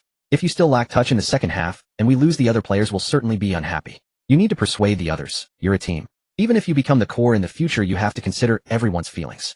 So Kobe earnestly discussed with the others about competing with Ray Allen in the second half and promised to treat everyone to a good time on the 14th. Everyone agreed with smiles since Geng had no objection and they would get a chance to enjoy themselves. No one refused, and O'Neal even shouted loudly in approval, looking forward to slacking off. In the second half, Ray Allen did not guard Kobe directly. Instead, he had Glenn "Big Dog" Robinson defend Kobe, while he himself kept moving, catching, and shooting. In the second half, Ray Allen went 7 for 9 from the field, 3 for 4 from three-point range, and 3 for 4 from the free throw line, scoring 20 points. Kobe, fiercely hounded by Big Dog with help defense from Castle and Ray Allen, forced tough shots, and went just 3 for 14, dropping his field goal percentage from 29 in the first half to 21. He made 5 of 6 free throws for 13 points. The Lakers were outscored 52-61 in the second half, and lost the game 105,100. Kobe finished with 8 for 31 shooting, 3 for 10 from 3 and 6 for 7 from the line, recording 25.6 rebounds, 6 assists, and 2 steals. The stats looked decent, but his efficiency was extremely low. In contrast, Ray Allen played exceptionally smart, going 13 for 19 from the field, 4 for 6 from 3 and 5 for 6 from the line, scoring 35 points along with 4 assists and 3 steals, completely outplaying Kobe. Without exaggeration, although Kobe had already stepped into his prime statistically, he still trailed slightly behind Ray Allen, who had entered the NBA straight from college. Glenn Robinson scored 26 points, and Sam Cassell added 25. The Big Three's efforts helped the Bucks turn the game around and secure the victory. After the game, Geng attended the post-game interview and said with a smile, "The Bucks played very well today. We have some issues to address, but we'll take it slow. There are still 4 months of regular season left, enough time for us to improve." The next day, the Lakers had a back-to-back road game against the Trail Blazers. Portland's starting lineup reverted to its previous configuration, with Dale Davis relegated to the bench. After spending so much to trade away young Jermaine O'Neal for the expensive Davis, only to have him remain a bench player. While O'Neal was still young and Davis, a 1991 first-round 13th pick, had no room for improvement, Portland fans were devastated. O'Neal always struggled against the Trail Blazers, especially with Sabonis on the court. Facing a rotating defense of Sabonis, Davis and Kemp, O'Neal went 7 for 21 from the field and 5 for 12 from the line, scoring 19 points and grabbing 12 rebounds. The Lakers lost 9,096.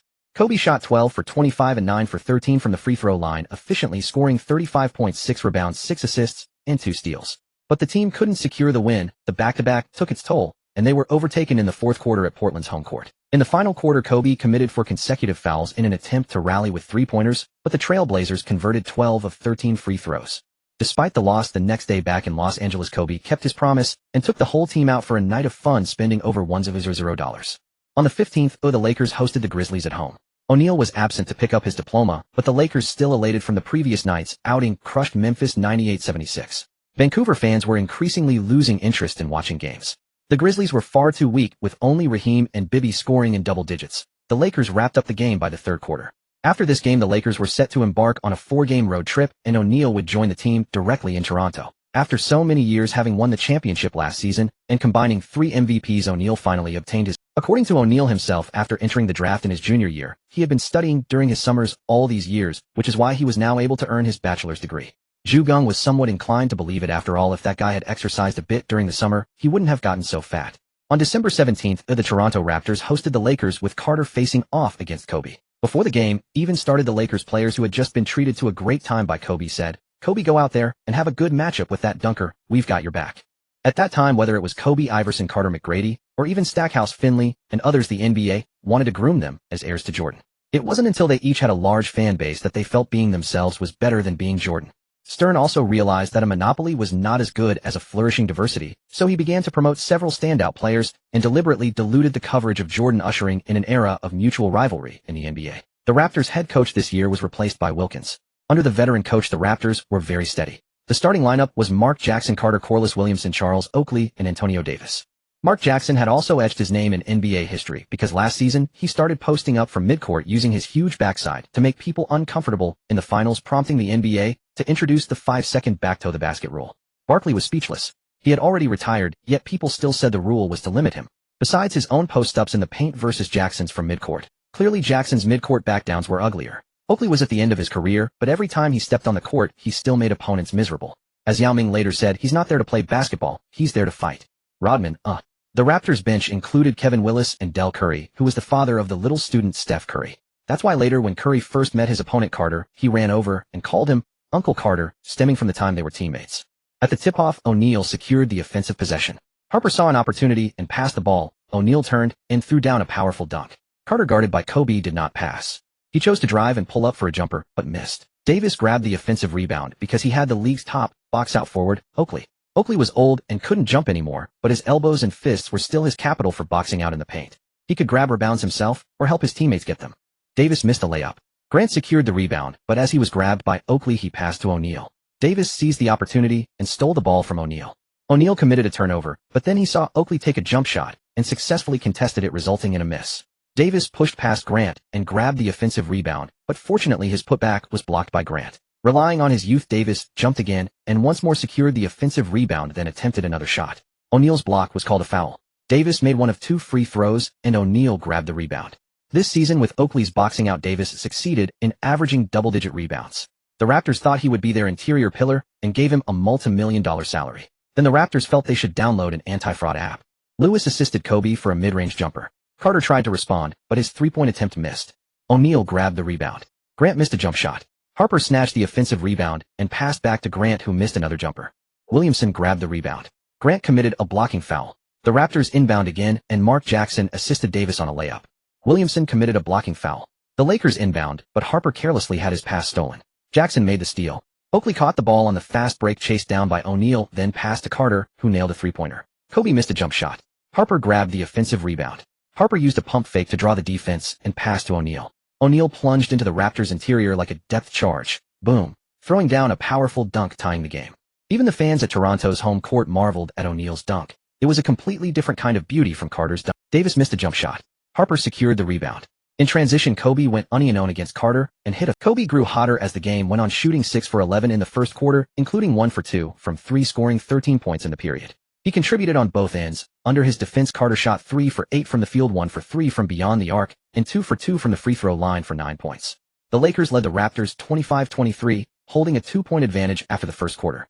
Carter was explosive at this moment, making 4 of 5 field goals, 3 of 4 three-pointers, and 2 of 3 free throws, scoring 13 points. With Carter's outburst, the Raptors were only down 26-28 in the quarter, trailing by just 2 points, a truly remarkable feat. Most teams would find it difficult to keep pace when O'Neal and Kobe are shooting with such precision. During the halftime break, Kobe requested to guard Carter closely in the third quarter. This wasn't the switch and never screen defense from the first 2 halves, it was relentless harassment. Even if it meant sacrificing his own offense, he would lock horns with his opponent. There was no choice. Carter's three-pointers in the second quarter had wounded Kobe's pride deeply. Kobe's current three-point shooting percentage was an ugly 30, nowhere near acceptable. Geng agreed. He appreciated this quality in Kobe. Whenever the opponent wasn't a post player, Kobe, in emulation of Jordan, dared to guard the strongest point of the opposition after being provoked. Kobe's defense reached its peak even before his offense, as was perfectly evident from the third quarter. The Lakers pulled ahead by 8 points, leading 2,315 in the third period. Ultimately, the Lakers defeated the Raptors 1-0-4-9-1. Kobe recorded 36 points, 4 assists, and 3 blocks, while Shaquille O'Neal contributed 28 points, 8 rebounds, and 3 blocks. The OK duo combined to secure a road victory. Vince Carter went 10 for 32 from the field, finishing with 31 points, 12 rebounds, and 6 assists. After being locked down by Kobe in the second half, he found himself struggling. Leaving Toronto, the Lakers headed to Miami. On the 19th, the Lakers challenged the Heat. The Heat had lost Alonzo Mourning and traded for Eddie Jones, pairing him with Tim Hardaway. The small forward was Bruce Bowen, the bane of ankles, while the front court consisted of Anthony Mason and Brian Grant. On the bench were Anthony Carter and the former Laker A.C. Green. Pat Riley continued to employ high-pressure defense. The Lakers found themselves locked in a physical battle from the first quarter, but the OK duo's prowess helped them seize control. O'Neal encountered difficulties, making only 4 of 10 field goals and a single free throw as Riley relentlessly doubled him with interior players. This opened up opportunities for the perimeter players. Lewis was sidelined for the day, while Fox, after being benched, seized his chance upon returning to the starting lineup, going 4 of 6 from the field and 3 of 3 from beyond the arc to post 11 points in the first quarter. Spurred by his efforts, the Lakers led 29-21, holding a 6-point advantage. Bowen's petty moves ignited Kobe's fury. In the third quarter, Kobe, mindful of the footing, shot 4 of 8 for 10 points, but O'Neal went 1 of 3 in the paint, failing to draw enough double teams, and the Lakers trailed 2,123 by 2 points. Before the fourth quarter officially began, Geng fixed his gaze on the Lakers players, his tone steady and forceful, as he declared everyone saw how much the Heat love to defend. Fine. Since they want to play our defensive game, let's grant their wish and show them our true strength. Give them a proper lesson. Teach them what real defense means, what real intensity looks like. His voice resonated among the players, as if injecting each of them with a surge of power and confidence. Anthony Carter missed a jump shot. Mobley grabbed the rebound, and in transition Kobe's jumper also clanked off the rim. Grant snared the offensive board and assisted Mobley on a jumper that found the net, giving the Lakers a 2-point lead. Carter missed from beyond the arc. Mason hauled in the offensive rebound and put it back for 2, tying the game at 69. Kobe drove for a layup only to have it swatted by Jones. His former teammate was all too familiar with his moves. Under such circumstances, the scoring for both the Lakers and the Heat crawled at a snail's pace. With 3 minutes and 30 seconds left in the game, Kobe missed a jump shot. Brian Grant secured the rebound. Mason missed a 2-pointer. Carter grabbed the offensive board, and Hardaway's 3-pointer clanked off the rim. O'Neal protected the rebound. Harper missed a mid-range shot. The Cobra snatched the offensive rebound, and the O'Neal-Kobe connection was in full effect as Kobe assisted O'Neal for a thunderous dunk.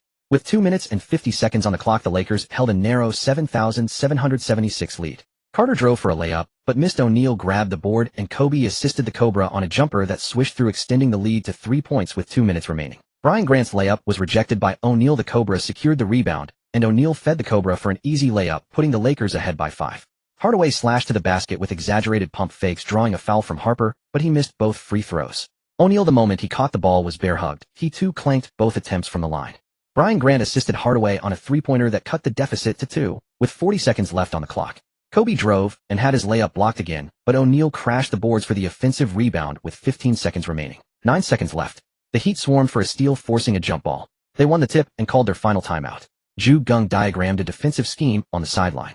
O'Neal perfectly stepped in front of Brian Grant and swatted the ball away with a monstrous block. But Hardaway recovered the loose ball and, contested by Kobe, fired a mid-range jumper that caromed off the rim.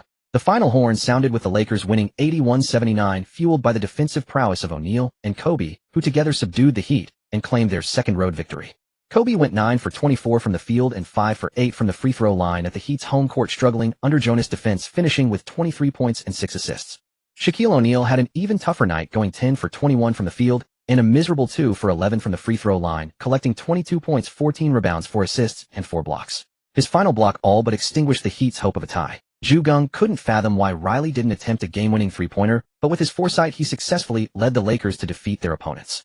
On December 21st, the Lakers arrived in Houston. The Rockets were utterly helpless. Hakeem Olajuwon was completely past his prime. Steve Francis was brilliant one game and abysmal the next, leaving Maurice Taylor to carry the load. It was truly the NBA equivalent of the Kingdom of Shu had no great generals, so Liao Hua was forced to be the vanguard.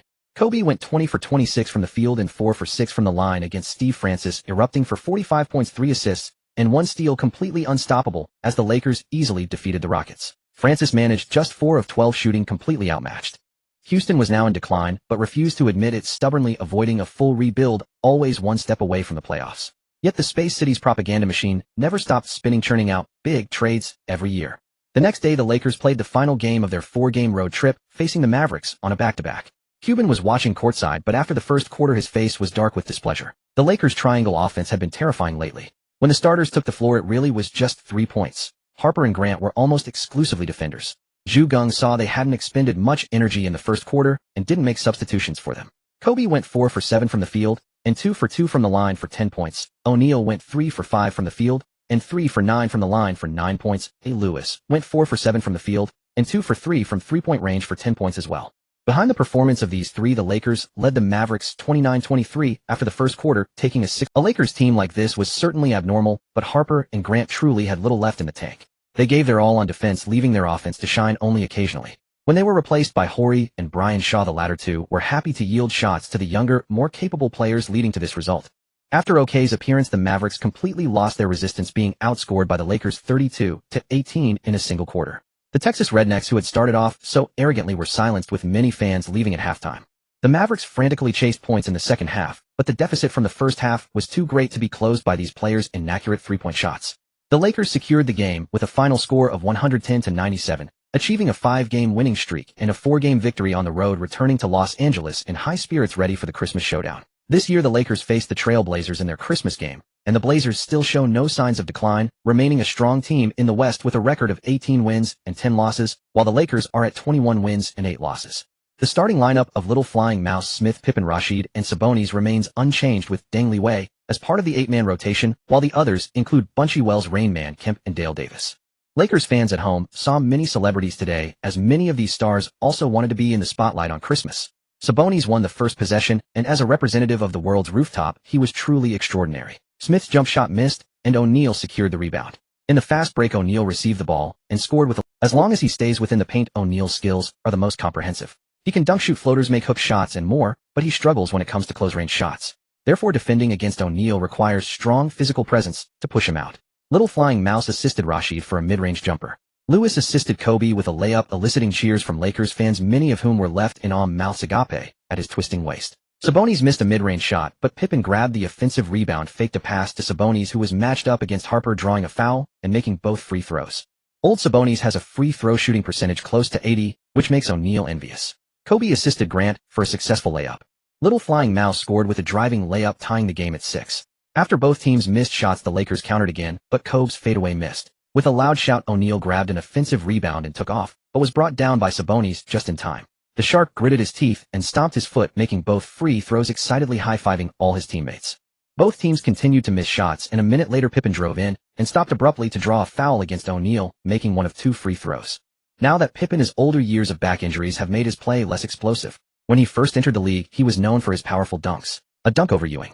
O'Neal assisted Lewis for a 3-pointer, and the Lakers opened up a 4-point lead at 11. With the synergy of the OK duo, Lewis' 3-point shooting level was fully showcased.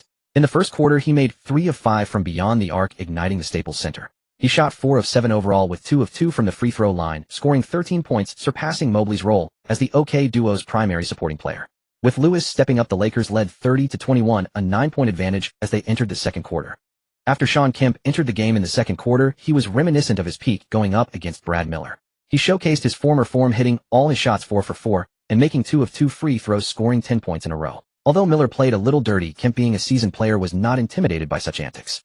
Fortunately, O'Neal came in on time, shooting 6 of 9, making 2 of 4 free throws, scoring 14 points in the quarter, while the Lakers were outscored by the Blazers 31-34 in the quarter, allowing the Blazers to close the gap by 3 points. This was due to both Rashid and Little Flying Mouse stepping up simultaneously. During halftime, Geng stated, "Today is the Christmas showdown, and we are changing our lineup. The starters for the third quarter will be Coutinho, Kobe, Rashad, Robert, and Shaq. Okay, you two will focus on creating space for them to shoot." Geng limited Kobe's shot attempts, knowing that if Kobe was allowed to shoot freely in the third quarter, his performance would drop from 5 of 8 in the first half to 2 of 8 in the third quarter. Geng definitely wouldn't allow that, and he benched Grant and Harper, who were not in good form, replacing them with Mobley and Horry to strengthen the firepower. Geng usually accepts losing, as it can expose the Lakers' issues, allowing the coaching staff to address them gradually. However, in today's Christmas showdown, he did not want to lose. According to the original strategy, the Lakers would be restricted in the second half, especially in the third and fourth quarters, as the Blazers' defense has always been strong. Without firepower support, the OK duo could not perform at their best. With a few powerful players on the court, the Lakers found it much easier to play. This was purely a cheat, and the key point is that this lineup, aside from Lewis' slightly weaker defense, has solid defenders all around. Even though Lewis is a small forward, his speed is not too slow, and his height allows him to defend against the aging Pippen effectively. The Lakers expanded their lead to 1 point now at 26-25. Rashid was in top form this quarter, shooting 3 of 3 and making 5 of 8 free throws, scoring 11 points. In the final quarter, the Blazers continued to chase points, but the Lakers did not give them a chance, ultimately defeating the Blazers 114-109 and winning the Christmas showdown. O'Neal scored 32 points with 15 rebounds. Kobe had 29 points with 6 assists, and Lewis dropped 22 points. In no time, Lewis was rapidly accumulating votes for the All-Star selection, and at this rate, this Lakers rookie, in his third year, might just make it to the All-Star game in 2001. This is the capability of the Christmas showdown, as well as the ability of Los Angeles. Even a bench player like Horry can receive plenty of votes due to the Lakers' exposure, and now that Lewis is rising rapidly, it does not surprise Geng. After winning the game, the OK duo noticed this situation and enthusiastically helped Lewis gather votes. Even though Lewis currently averages only 15 points per game, his 3-point shooting is already among the league's best, second only to Brent Barry and Ray Allen. If he were still in that godforsaken place known as the Supersonics, he would naturally not garner much attention. However, being with the Lakers gives him the opportunity to be selected. Los Angeles fans also feel that last season's championship with only 2 All-Stars is not doing justice to their defending champion status. Geng temporarily ignored this matter. After the game, he unusually skipped the press conference and left. Today, he celebrated Christmas with Jeanie. As his original self spent much time in me country, Geng's behavior is influenced by the customs here. However, after frequently returning to his home country in recent years, he has also started celebrating the Spring Festival.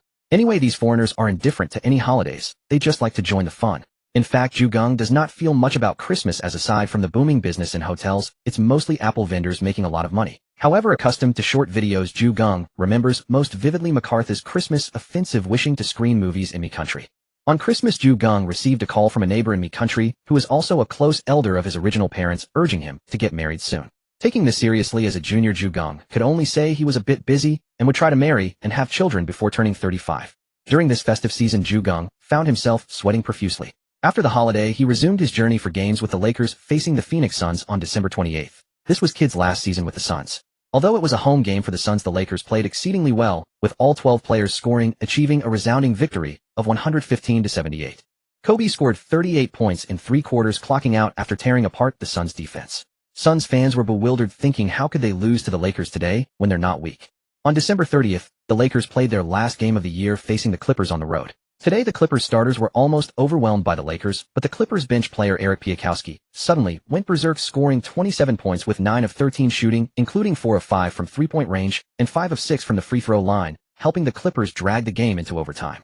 Although the Clippers still lost, the Los Angeles fans began to discuss the dramatic turn of events, especially since Lewis had a performance of 16 points, 9 assists, 1 steal, and 2 blocks, which deserved an All-Star bench spot. The Player of the Month award for December went to Kobe. During this period, O'Neal had been somewhat lazy, so Kobe took on the heavy responsibility. Sometimes he went on a shooting spree and treated everyone to fun, so the Lakers team let him do as he pleased. Kobe averaged 32, 3 points, 4, 8 rebounds, 4, 9 assists, and 1, 3 steals per game, leading the Lakers to a 124 record. Such a performance made it no surprise that he won the Player of the Month award. It was Kobe's first such honor, officially announcing that his offensive ability had reached the elite level of the league. The Lakers had a 4-day break with their next game on January 3rd. On New Year's Day, Geng returned to his old house, which neighbors had kept clean so he could move right in. After visiting some old neighbors, Geng went back to the house alone. He came this time to study some of the original owner's psychology. When he first transmigrated, he hadn't paid attention to certain issues, but as time passed, he noticed something amiss about the original self. In Miguel, the original owner wasn't poor, yet at 28 he had never married and had very few romantic relationships. This time he came back to retrieve memories he had overlooked. After all, when merging memories, he could only access. That night, Geng nearly turned the entire house upside down, finally finding many forgotten memories. The original owner had a strong influence on him. For example, if he had followed his pre-transmigration mindset, he would have preferred women aged 20 to 35. But after transmigrating under the original's influence, he developed a unique preference for women over 35. The saying "men are boys until death" partly stems from the fact that many men's aesthetic preferences remain frozen in their youth, never maturing with age. Initially, Geng didn't pay much attention to this influence. His focus was on gaining strength through interactions with. After all this time, he had reached a state where, disregarding thermal weapons, he could take down 100 opponents. In wuxia terms, he would be considered a master. But earlier, when pressured about marriage, he suddenly realized that his aesthetic preferences had been altered. There's nothing wrong with liking mature women. Many people do, such as Chow. Under many later videos, there were even comments from fierce loners who claimed they could eat without washing. No one wants their preferences changed against their will. Fortunately, even without the system, Geng could look into the mirror and know that he could adjust his aesthetic back, though it would take time. The original owner lost his mother at a young age, which caused some changes. This situation is common, but the original had always hidden it, and it became a deep-seated worry. After understanding everything, Geng felt relieved and calmly returned to Los Angeles to embark on the New Year's journey. On January 3rd, the Lakers hosted the Jazz. Horace Grant struggled to defend power forwards with outside shooting range, as proven when Dirk Nowitzki shot over him, but against a player like Karl Malone, Grant was a top-tier defender. The Jazz starting lineup became John Stockton, John Starks, Brian Russell, Karl Malone, and Olden Polinis. Hornacek probably never imagined that he wouldn't become famous as a coach, but his daughter would. Abby Hornacek. Geng sat courtside directing today and nearly dozed off. Both teams gritted their teeth, matching each other in physical toughness. By the second quarter, both teams intensified their defensive efforts. Except for Donyell Marshall, who made 3 of 5 field goals for the Jazz, no other player on the team managed a single basket from the field. The Lakers led 18-10, overtaking by 5 points in the first half. At halftime, the score stood at 3,328, a testament to sheer physicality rather than shooting touch. Many veteran players, upon watching later basketball games, assert that players like Allen Iverson and Michael Jordan could easily average over 40 points per game in the modern era. This is because such defensive intensity is now the norm, whereas later defenses resemble the childish play of kids frolicking in mud. Scores in the 20s and 30s at halftime are typically only seen in high school games. Even in the NCAA tournament's Sweet 16, such low scores are rare. Geng simply substituted players when they tired maintaining a defensive lineup. In such a contest, only the stars could grind through the trenches. In the third quarter, the defensive intensity remained relentless. The teams tied 19-19, and the Lakers still held the lead. However, by then both sides were beginning to falter. After all, it was only a regular season game, not a postseason battle, where they would grit their teeth and persevere. Even the superstar players were exhausted. The fourth quarter was destined to be an offensive showcase. This is why today's stars command such high salaries, and why other role players often accept it without resentment. It is precisely in these moments, when the game stagnates, when defenses are impenetrable, that the stars must charge forward, risking injury from being slammed to the floor. They earn their high pay. If a star earning the highest salary fails to penetrate a tough defense, and instead dumps the ball to a minimum salary player only to later criticize that player as CBA level, how could those teammates ever respect him? The constant physical collisions left their skin, even if naturally dark, now a patchwork of multicolored bruises. For those with lighter skin, the welts turned a vivid mix of purple and blue. The referee couldn't hold back, either fearing the final score might end up like 6,050, so they began decisively calling fouls. Fortunately, the overall officiating standard was consistent. In the final quarter, the Jazz resorted to hack-a-shack. O'Neal made 6 of 12 free throws, but fortunately the Lakers made 12 of 18. Apart from his missed free throws, everyone else made theirs. The Jazz made 10 of 13 free throws in the final quarter, surpassing their free throw attempts from the first 3 quarters, finally raising the score to a respectable level. The Lakers outscored the Jazz 30-24 in the final quarter, winning the game 8,271. In the post-game interview, Geng was asked about the Jazz. Without hesitation, he said, "The Jazz have always been strong. As long as they have the Utah duo, they are tough opponents. Today's game was a tough win because our hard work on defense paid off. Stockton and Malone, one with sneaky moves, the other with heavy elbows, truly gave every opponent headaches. Fortunately, they were aging, and the Lakers players had the best resilience in the league. Besides Geng, no coach in the league would put on boxing gloves to train players in physical confrontations." Kobe's performance remained outstanding, 13 of 24 from the field, 2 of 6 from 3, 3 of 4 from the line, finishing with 31 points, 4 rebounds, 4 assists, and 3 steals. Being able to maintain such efficiency under intense defense made the Jazz very frustrated. After all, O'Neal shot 9 of 21 from the field and 6 of 14 from the line, recording 24 points, 17 rebounds, and 5 blocks. Even the league's second-ranked interior player in field goal percentage had below 50 shooting in this game, showing just how intense the defense was. However, the Jazz's strategy was typical, double-teaming O'Neal and single-covering Kobe. They didn't expect Kobe to be. This was what made the OK combination so formidable. Both players needed double-teaming to be reliably contained. If the single coverage wasn't good enough, they would easily get torched. The game was so intense that Harper suffered leg cramps afterward and was in pain for several days. On January 7th, though the Lakers hosted the Clippers, Harper moved to the bench and Brian Shaw started. Early in the game, Clippers reserve Corey Maggette entered the court. During a drive, his knee hit Lewis in the chest, causing Lewis to leave with an injury. Such a move, you can't tell if it was intentional. Trying to draw an offensive foul always feels like betting your life. The Clippers were on fire today, and the Lakers were missing 2 starters. Odom went 13 of 19 from the field, 3 of 6 from 3, scoring 29 points, 8 rebounds, and 5 assists. 7 Clippers players scored in double figures, defeating the Lakers 118-105. Odom had certainly proved his worth with the Clippers, but he couldn't wait to leave. Owner Sterling was too stingy. There wasn't even a team doctor, and even the bandages had to be wrapped by the head coach. Ever since Sterling bought the Clippers, his reputation had stunk across the league. He moved the team to Los Angeles against opposition, sharing an arena with the Lakers just to save money. The league fined him $25 million, but he kept evading and eventually paid only $6 million. Undoubtedly the first person in the NBA to default on a fine like that.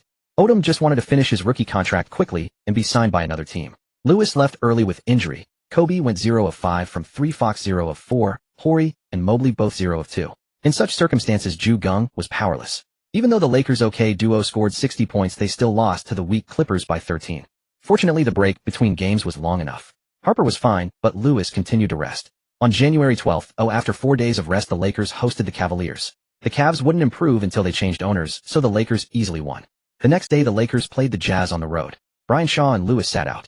It was a back-to-back game for the Lakers, and Geng set everyone's playing time to no more than 30 minutes, a bit worried about a wave of injuries. Back at home, the Jazz started Marshall in place of Russell.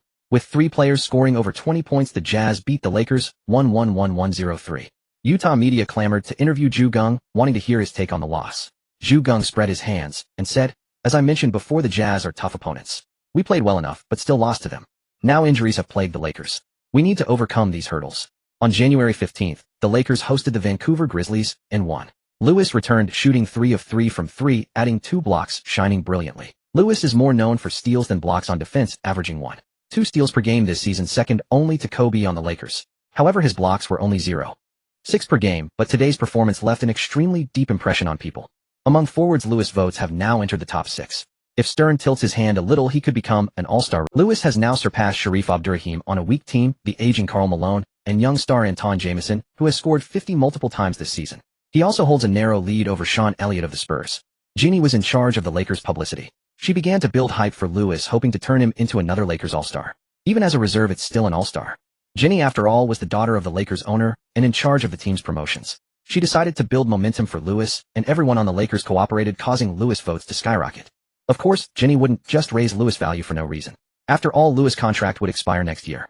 Under normal circumstances, his playing time should be slightly reduced this season, and then an early extension would be signed in the summer. There was no difficulty in doing so. Rick Fox temporarily set aside his filmmaking career and had the capability to start for the Lakers this season. Reducing Lewis' playing time was entirely reasonable. The main reason was that Geng thought of something and wanted to try if it could be pulled off. If possible, the Lakers would become a team that terrified every other team in the league. And Geng would surpass the Red Auerbach of the Celtics to become a dominant-level coach over other teams. A head coach who could become a thorn in Stern's side would prove he had reached the top. By January 20th, the All-Star voting period would end, so this was the best time to make a push for the All-Star game. On January 19th, the Lakers hosted the Rockets, who were without Hakeem Olajuwon. Inside, Shaquille O'Neal dominated like a storm, while outside, Lewis ruled. He shot 9 for 12 from the field, 4 for 4 from three-point range, and 5 for 5 from the free throw line, erupting for 27 points and 8 rebounds. At this crucial moment, Lewis showcased his efficient scoring ability on the Lakers' home court. The Lakers easily defeated the Rockets, and with this performance, the calls for Lewis to make the All-Star team grew particularly. With a record of 2,810, the Lakers were firmly ranked first in the league. As the top team and defending champions, they naturally had the ability to send multiple players to the All-Star game. The Spurs were several games behind the Lakers in the standings. Led by the 21st pick rookie, those veterans only started to exert themselves after the All-Star break every season. For this situation, Geng also drew reference from the later Pistons with 4 All-Stars and the Hawks with 4 All-Stars. Lewis' vote count settled at 6-1-0, ranking 4th among Western forwards behind only Webber, Duncan, and Garnett. Those 3 All-Stars had too many votes, all over 1 million. The forward position in the West had always been the most fiercely contested. The East was truly weak now. Among forwards, only Vince Carter had won 71 million votes, becoming the top vote-getter. The next highest was Grant Hill with 9.0 votes. For centers, Alonzo Mourning had 9.1 votes, a show of support for his kidney disease, followed by Theo Ratliff with 6.0 and Dikembe Mutombo with 6.0. Among guards, Allen Iverson had 1.5 million and Tracy McGrady had 8.0, ranking first and second. In the West, the top vote-getter was center Shaquille O'Neal with 1.54 million votes. Kobe Bryant with 1.43 million and Jason Kidd with 1.06 million were the top 2 guards. Now that the Lakers had done their part, it was up to the league's coaches to decide who would be a reserve, or if someone got injured, who Stern would select as a replacement. Horace Grant missed games due to injury, and the Lakers lost consecutively to the Heat and the Supersonics. The reasons for the losses were different. Against the Heat, Eddie Jones, Anthony Mason, and Tim Hardaway all scored over 20 points, blooming from multiple points, and the Lakers narrowly lost. Losing to the Supersonics was because Peyton once again locked down Kobe, holding him to 5 for 19 shooting, while Peyton himself shot 11 for 19 and 11 for 14 from the line, scoring 34 points and dishing 6 assists. Who could have imagined that the glove at his age could still guard Kobe unknown? For a guard, speed should decline at 33, but he seemed to get craftier with age. In the 2 games Grant missed, the Lakers tried Horace Grant, Medvedenko, and Horry, but none of them were quite satisfactory, which was the main reason for the losses. Fortunately, on January 26th, the Lakers hosted the Nets, and Grant returned, stabilizing the interior defense. At that moment, Geng realized that a strong team truly needed such a player. Grant's stats were not impressive: 30 minutes per game, 7. 3 field goal attempts, 3 makes, averaging 8. 5 points and 7. 1 rebounds per game. 1 rebound, 0. 7 steals and 0. 8 blocks per game. He was called a blue-collar interior player, but the defensive stats fans saw were unimpressive. According to the notion that poor stats equal CBA level, such a player was useless. But with him, the Lakers' interior defense was quite good unless they faced a stretch forward. Basketball is a team game, and roster matchups often involve countering each other.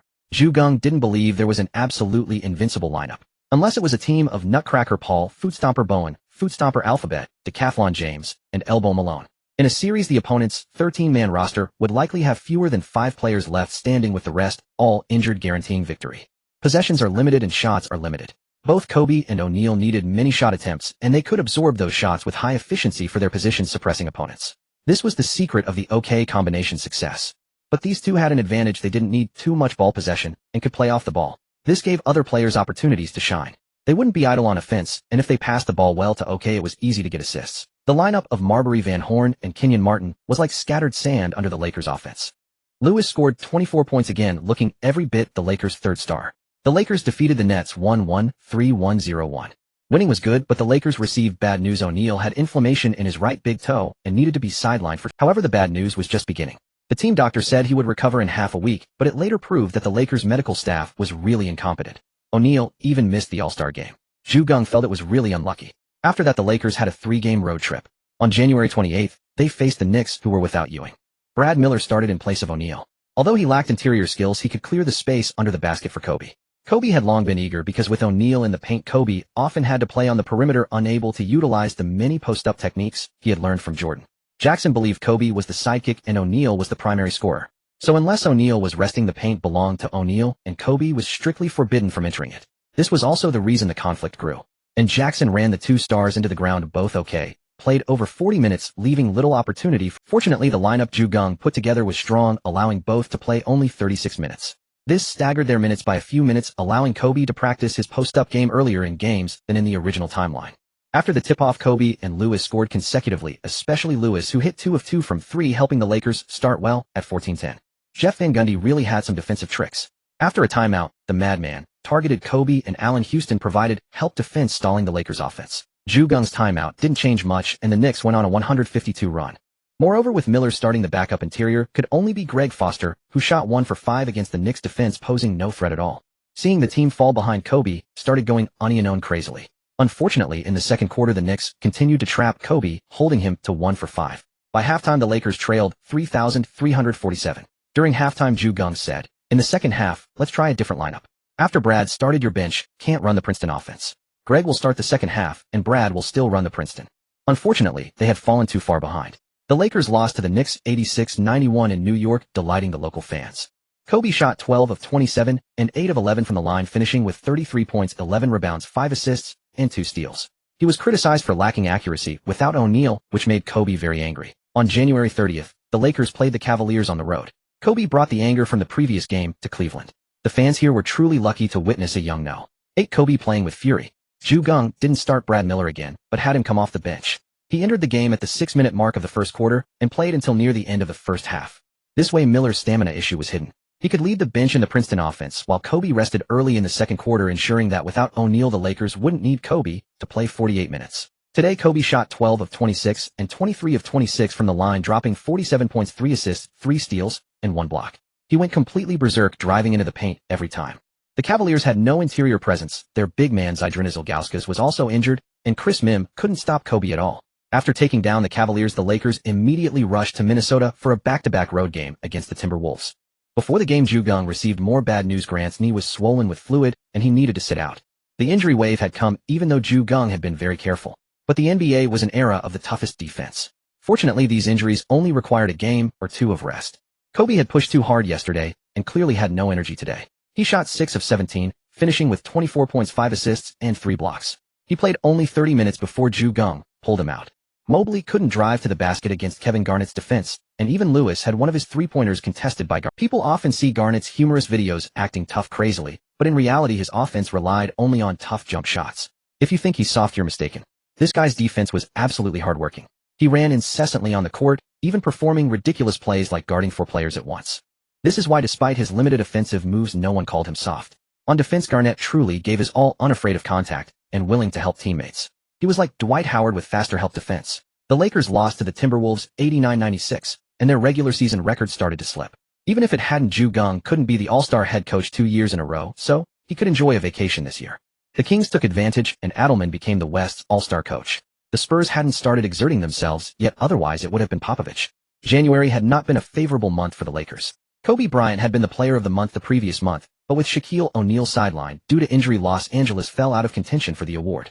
Allen Iverson seized the player of the month honor, averaging 6 points, 4 assists, and 7 steals, leading Philadelphia to a 123 record, a performance even more explosive than Kobe's the month before. Iverson gave his all, and Philadelphia, seeing such determination and boasting a solid record, decided to take a calculated gamble while saving money. They sought a trade for an interior partner, aiming to emulate the OK duo and forge their own inside-outside combination. Atlanta's Dikembe Mutombo, who seemed oblivious to his own age, became Philadelphia's target. His defensive prowess would allow Iverson to focus on offense, a man you could trust with your back. After 3 games of continuous adjustments by Geng, the Lakers temporarily resolved the interior void left by O'Neal. Having lost 2 of 3 road games, they returned home on February 2nd to face the Hornets. The The Hornets at 25-22 were poised for a playoff berth in the East, boasting a solid lineup: David Wesley, Baron Davis, Jamal Mashburn, Eldon Campbell, and P.J. Brown. Every position was competent by league standards, yet none were elite enough to elevate the team to the top tier. Facing the bearded Baron Davis, Kobe Bryant's offensive hunger was palpable. The gap in strength between the two teams was not insurmountable. Despite being hyped as an all-star candidate, Rashard Lewis averaged only 15 points per game. Apart from him, only Cuttino Mobley reached double figures in scoring. Today, Kobe received the green light from Geng and let it fly. With O'Neal absent, he slashed into the paint, finishing 15 of 30 from the field and 14 of 14 from the free throw line, amassing 44 points, 9 rebounds, 4 offensive and 5 blocks.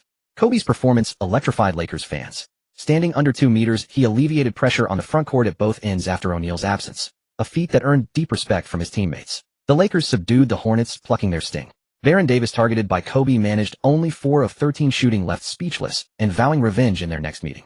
The bearded guard carried a rugged edge, and despite frequent injuries, he remained a formidable combo guard.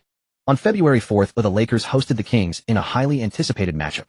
Sacramento at 31-12 held a better record than Los Angeles's 31-14, earning Rick Adelman the Western Conference All-Star coaching nod. The Kings were at their most dazzling, though Jason Williams's assist-to-turnover ratio had slipped to 2-1, gradually reduced. Only then did he begin to rein in his turnovers, but Sacramento had already mulled a trade, though they decided to give him. With Doug Christie, Peja Stojakovic, Chris Webber, and Vlade Divac, the roster was solid whether Jason Williams or Bobby Jackson ran the point, as the Princeton offense relied more on big men for ball handling. Before the game, Geng instructed Greg Foster, "Seize today's opportunity. You've been playing a blue-collar role lately without showcasing your offensive skills. They'll let their guard down. Hit them hard." Foster brimmed with excitement.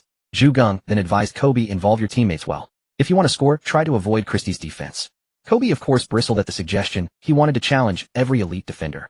On the opening possession, Foster capitalized on Sacramento's neglect, scoring an easy layup. Christie missed a mid-range jumper, and Webber committed a reaching foul on the rebound. Foster drew attention upon receiving the ball, then dished to Kobe, who turned and sank a jumper. Webber missed a jump shot. Foster grabbed the rebound, and Horace Grant faked a shot before feeding Foster for a dunk. Within the first minute and a half, the Lakers led 60. After 2 interior scores, Foster drifted outside. He had range and could hit threes. Catching Sacramento off guard, he went 5 of 6 from the field, including 1 of 1 from deep, tallying 11 points, and disrupting the Kings' rhythm. Disrupted defense led to chaotic offense. Jason Williams committed 3 turnovers in the first quarter under pressure from Kobe and Ron Harper. The Lakers led 33-21 after 1, presenting Sacramento with an unfamiliar offensive challenge.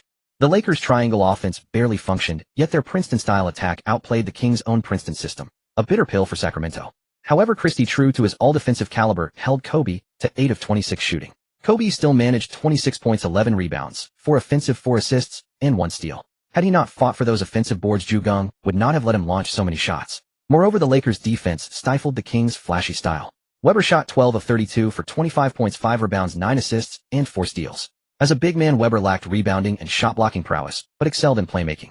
This reflected Adelman's departure from traditional centers and power forwards. Despite his 4 steals, Webber struggled defensively, as Robert Horry shot 7 of 13, including 3 of 7 from 3 for 20 points, Horry's best shooting night in a long time. His and Foster's contributions propelled the Lakers to a 1-0-0-9-4 victory over the Kings. Without O'Neal, the Lakers defeated a superior opponent. Los Angeles media lavished praise on the team's collective firepower, proving they could conquer a strong rival even without the MVP. On February 7th, the Lakers hosted the Suns, their final game before the All-Star break and O'Neal's last absence before his return after the break. Phoenix's starting lineup featured veteran Mario Elie, a 2-time champion with Houston and a contributor to San Antonio's 1999 title, now at the tail end of his career. The Suns' owner was also frugal, so the roster was merely adequate, a penny-pinching pattern that later led to the dissolution of their run-and-gun lineup. Phoenix still relied on defense, with Jason Kidd anchoring that end. In the first quarter, the starters battled evenly. The Lakers led 13-12 after the opening minutes. Then coach Scott Skiles began substitutions. Geng countered by sending in Cuttino Mobley, who sliced through the Suns' defense with consecutive crossovers. Mobley went 3 of 3 from the field and 2 of 2 from the line for 6 quick points, while Phoenix's bench remained scoreless for an extended stretch. The Lakers led 21-14 after the first quarter, holding a 7-point advantage. This coach later mentored 2 elite point guards, Derrick Rose during his early NBA years, the 0-8-1-0 seasons, and then Chris Paul when he first joined the Clippers. Under his guidance, both teams posted impressive regular season records, but consistently faltered in the playoffs, leading to his eventual dismissal. Shawn Marion, the forward with a distinctive appearance, capitalized on the Lakers' interior weakness. Their players were tall and strong, but lacked speed. He launched a series of quick drives, making 4 of 7 field goals and 5 of 6 free throws to score 13 points. With Jason Kidd orchestrating the offense, the Suns cut the deficit to 2,622, recovering 4 points. Robert Horry had played brilliantly in the previous game, but was off his game today. To contain Marion, they needed a defender who was neither too slow in height nor speed, with an interior presence to provide help defense. Geng turned his gaze toward Rashard Lewis. During halftime with a fiery pep talk, he sent Lewis charging onto the court ready to battle Marion in the third quarter. As expected, Marion was locked down in the third quarter. His shooting form was unorthodox, a push shot from his chest rather than a standard jump shot, and he managed only 1 of 4 from the field, failing to sustain his scoring momentum.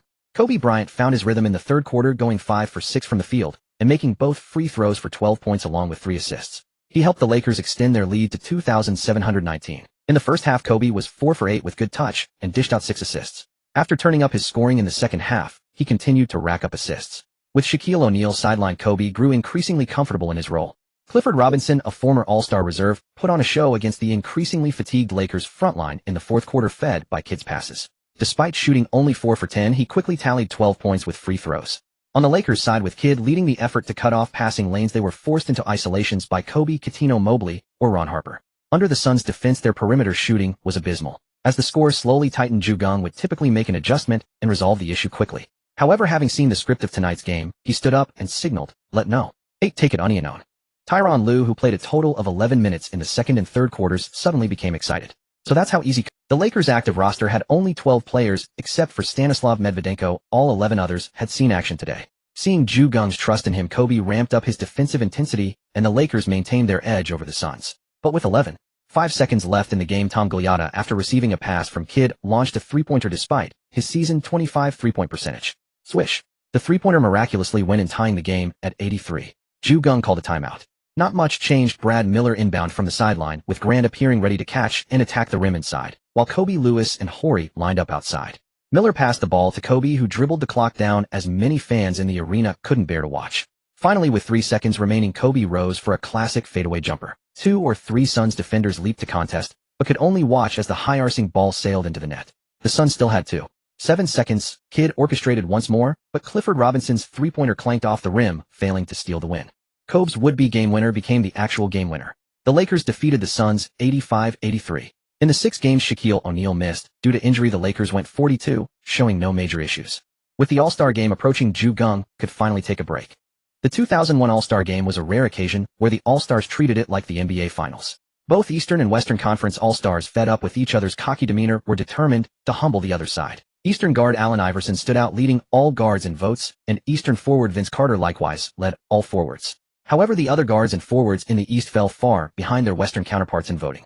At center, the top vote-getters in the East, Alonzo Mourning, and the West, Shaquille O'Neal, were both out with injuries. Grant Hill was also injured. The East replaced 2 players, allowing Commissioner David Stern to designate replacements. Eastern All-Star starters Iverson, Tracy McGrady, Carter, Anthony Mason, and Antonio Davis. Bench: Ray Allen, Stephon Marbury, Glenn Robinson, Latrell Sprewell, Jerry Stackhouse, Dikembe Mutombo, and Allen Houston. Western All-Star starters Jason Kidd, Kobe Bryant, Tim Duncan, Chris Webber, and Kevin Garnett. Bench: Michael Finley, David Robinson, Rashard Lewis, Vlade Divac, Rasheed Wallace, Gary Payton, and Karl Malone. Both sides were extremely eager, having harbored mutual disdain for a long time. Mutombo's elbows spared none, and Karl Malone's double elbows could strike if one couldn't handle them. Iverson and Kobe were compared from day one. Before entering the league, both had proven themselves by dominating Jerry Stackhouse. Right eye challenged Michael Jordan's position and got beaten too. In the NBA perimeter litmus test, adding Kobe's feud with Ray Allen plus the tension between the Spurs' Twin Towers and the Knicks' Latrell Sprewell and Allen Houston, the All-Star court was charged with animosity. Watching the superstars nearly ready to toss the ball aside and brawl, Rashard Lewis stood behind Kobe like a lackey. Yet Kobe exuded leadership, staying by Lewis to help him relax. The game started with a brief exhibition, but soon the atmosphere turned intense. Many fans noticed the fierce defense. Iverson had 4 steals and 4 turnovers. The East recorded 13 steals. Mutombo blocked 3 shots. The East totaled 8 blocks. Mutombo's finger wag ignited the crowd, showing that defense could be thrilling. The West matched up. Kidd had 5 steals and 5 turnovers. The West totaled 16 steals. Garnett blocked 3 shots. The West had 4 blocks. Defense was at its peak in this All-Star game. Iverson shot 9 for 21, 6 for 6 on free throws, scoring 25 points, the only player to reach 20. For an All-Star game, having only one player break 20 was absurd, underscoring how defense had permeated everyone's. The East also had Carter, Ray Allen, and Marbury reach double figures. The rest were in single digits. Mutombo grabbed 22 rebounds and committed 5 fouls, nearly fouling out, a testament to his all-out effort. For the West, all starters scored in double digits. Duncan grabbed 14 rebounds, Kobe led with 19 points and 7 assists. The West led by 19 after 3 quarters, but Iverson erupted for 15 in the fourth, leading the comeback. Marbury hit a crucial three-pointer for the East to take the lead. Carter blocked Duncan's potential game winner, and Weber's frantic type-in was off the mark. The East narrowly won 111,110. True to his reputation, Duncan was the most blocked player in history, and half-man, half-amazing Carter was incredibly athletic. This game remains the most fiercely contested All-Star game in NBA history, consistently ranked as the most exciting. In the final moments, Kobe pump-faked to send Marbury flying, then feigned a shot and delivered a pass that froze Mutombo and Marbury, setting up Duncan. Unfortunately, Carter was too explosive, swatting the shot away.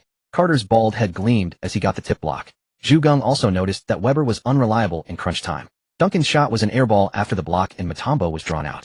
Weber's putback attempt at the rim was too strong, rimming out. The East celebrated as if they'd won a playoff series. The East shot 43, the West 44. It's unlikely any future All-Star game in the next 2 decades will see such low percentages. While the All-Star game was underway, Geng attended the premiere of Hannibal on February 9th. Anthony Hopkins' portrayal and Mads Mikkelsen's later TV version each have their strengths, but Hannibal's cooking is best left to viewers' imaginations. On February 13th, the Lakers traveled to New Jersey to face the Nets, with Shaquille O'Neal officially returned. Although the Nets had no playoff hopes, Marbury was still riding high from his All-Star heroics and exploded in this game. During the game, Ron Harper was suddenly injured and carried off on a stretcher. Marbury was unstoppable. With Harper out, Lucius Harris played well, hitting shots, while Brian Shaw couldn't contain Marbury, who forced the game into overtime. In regulation, Marbury shot 16 of 24, 4 of 7 from 3, 12 of 16 at the line, scoring 48 points with 11 assists. At this stage, Marbury was still distributing his teammates, though not strong, at least enabled him to pass. In overtime, Marbury faded, going 1 of 5 for 2 points. He finished with 50 points and 12 assists, but the Nets lost 113-110 to the Lakers. With 18.9 seconds left, the score was tied at 110. Kobe drove, hit a reverse layup, and was fouled by Kenyon Martin. He made the free throw. The Nets had 4.8 seconds, but Marbury missed a three-pointer. Kobe secured the rebound, and the Lakers narrowly won the post-All-Star contest. However, the Lakers were all grim. Geng said helplessly afterward, "We've suffered too many injuries this season. Defending the title can wait until the playoffs. For now, we need to stay healthy and stabilize our record." The next day, the Lakers played a back-to-back in Philadelphia. Brian Shaw started, and Greg Foster replaced Horace Grant, who couldn't handle the back-to-back due to age. Shaw was no match for Iverson. At that time, Mutombo hadn't arrived in Philadelphia, and Iverson took on the Lakers. The Lakers were out of sync. Iverson shot 14 of 29, 2 of 4 from 3, 10 of 11 at the line, finishing with 40 points, 9 assists, and 3 steals, leading Philadelphia to a 112-106 victory over the Lakers. All Lakers starters except Foster scored in double figures, and bench players Fox and Mobley also reached double digits, but they still lost. Ron Harper's injury was a knee problem. Once a two-way guard comparable to Gary Payton, his offense faded after the knee issue. With the Bulls, he focused on defense and playmaking. With the Lakers, he only needed to defend. But now the veteran could no longer withstand NBA-level competition. He was out for the entire regular season, and his playoff return depended on recovery. Yet Harper called Geng and pleaded, "Coach, please put me on the playoff 13-man roster. I will definitely." He had resolved to fight his way back, even if it meant crawling onto the playoff stage.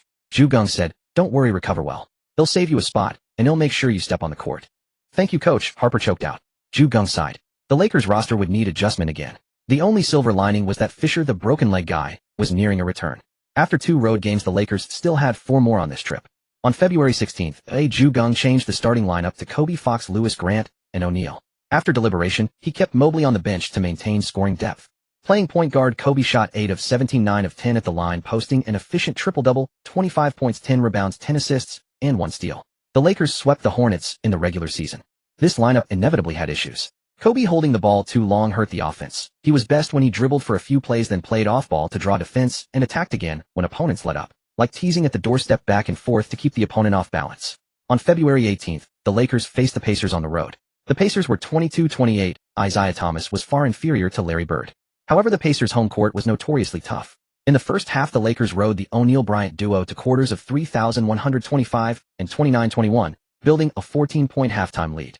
In a city like Houston, fans might start leaving at halftime, but not here. In the second half, the Pacers fans grew even louder, disrupting the Lakers' offense and fervently cheering their team. Jalen Rose exploded in the third quarter, shooting 5 of 6 and 6 of 6 at the line for 16 points.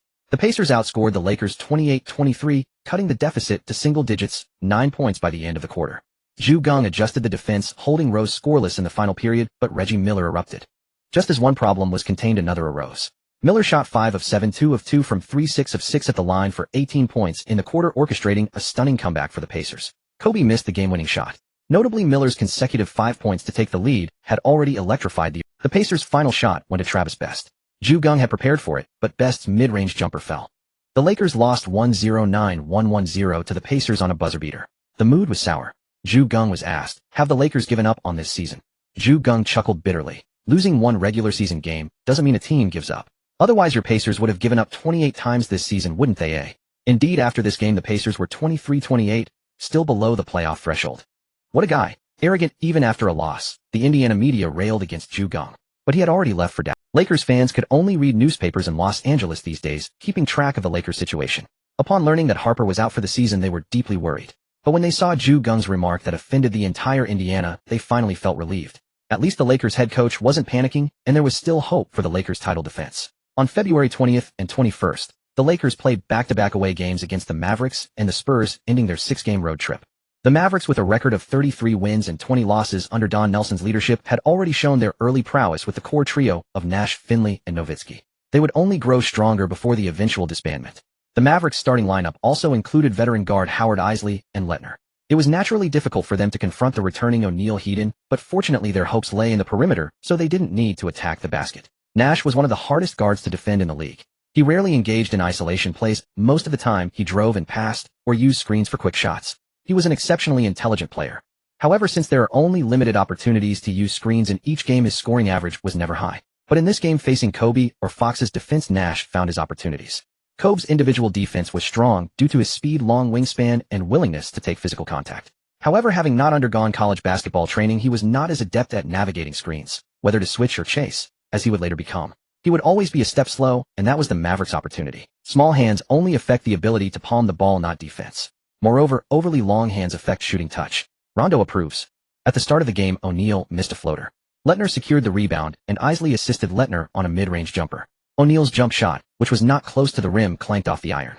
Grant grabbed the offensive board, but his putback also missed. O'Neal snagged another offensive rebound, and Nowitzki was called for a foul on the rebound. Lakers retained possession. Kobe assisted Fox on a mid-range jumper. Nash drove for a layup, but was swatted away by Kobe. Nowitzki caught the ball and attempted a jumper which also missed. The rim was unkind. Grant collected the rebound, and Kobe pushed the ball in transition, driving straight to the basket, only to be blocked by Lettner. In the counterattack, Nash passed to Lettner, whose jumper missed. Both teams struggled offensively at the start. Lewis secured the rebound, and O'Neal's strong inside move missed. Nowitzki grabbed the rebound, then Finley assisted Nash for a three-pointer.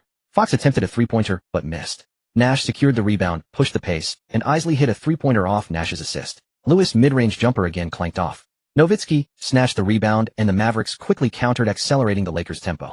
Nowitzki's jumper missed. Grant secured the rebound and passed to Fox. Fox couldn't resist and dribbled quickly into the front court, only to have his layup chased down and blocked by Nowitzki. Eisley grabbed the loose ball. The Mavericks fast breaked. Finley drove and dished, and Eisley knocked down a three-pointer. The Mavericks led 112 over the Lakers, a 9-point advantage with only 3.5 minutes gone. Geng called a timeout. His team had been hit by 3 three-pointers and needed to stabilize.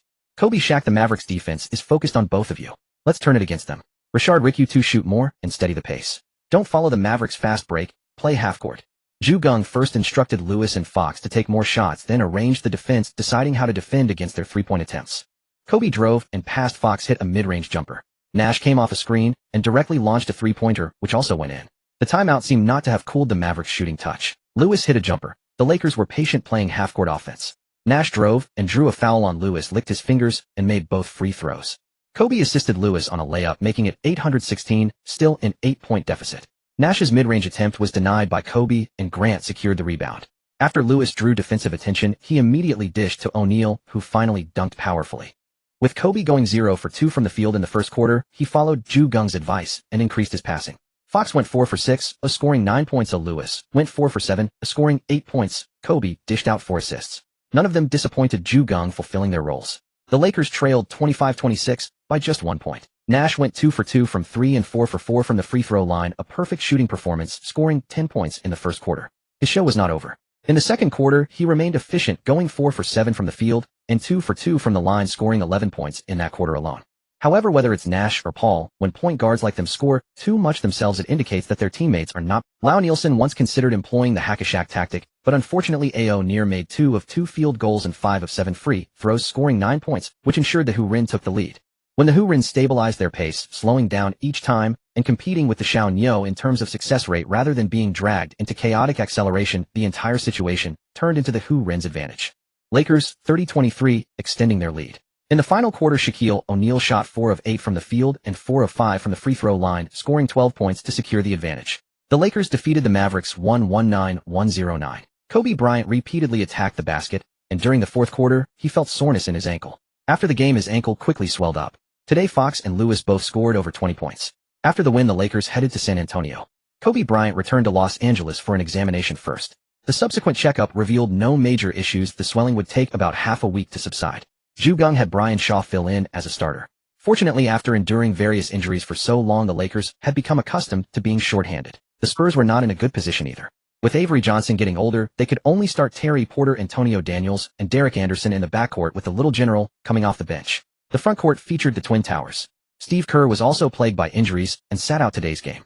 Tim Duncan, who had just recovered from a major injury last season, needed to change some of his power habits. For instance, his free throw percentage dropped from 76 last season to 61. The Lakers were 36-16, and the Spurs were 35-17, with only one game separating them. If the Spurs defeated the Lakers, they would surpass them. On the Lakers side, without Kobe Bryant and only Shaquille O'Neal, they could not rely on O'Neal's post-up, or else they would certainly be double-teamed by the Spurs' Twin Towers. Geng arranged for a team-oriented offense. With the lineup he selected, they put the Spurs at a significant disadvantage in the first quarter.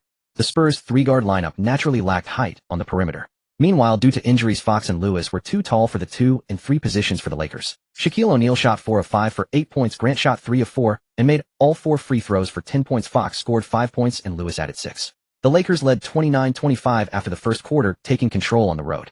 After years of clashes, both sides knew each other inside out. During the halftime break, Geng began devising tactics. Since scoring from beyond the arc against the Spurs' three-guard lineup was considerably challenging, he opted for a counterintuitive approach, instructing Louisi, a sharpshooter, to take 2-point shots instead. Louisi showcased his deft touch, sinking 4 of 5 attempts in the third quarter, propelling the Lakers to reclaim a 2-point lead at 2,825.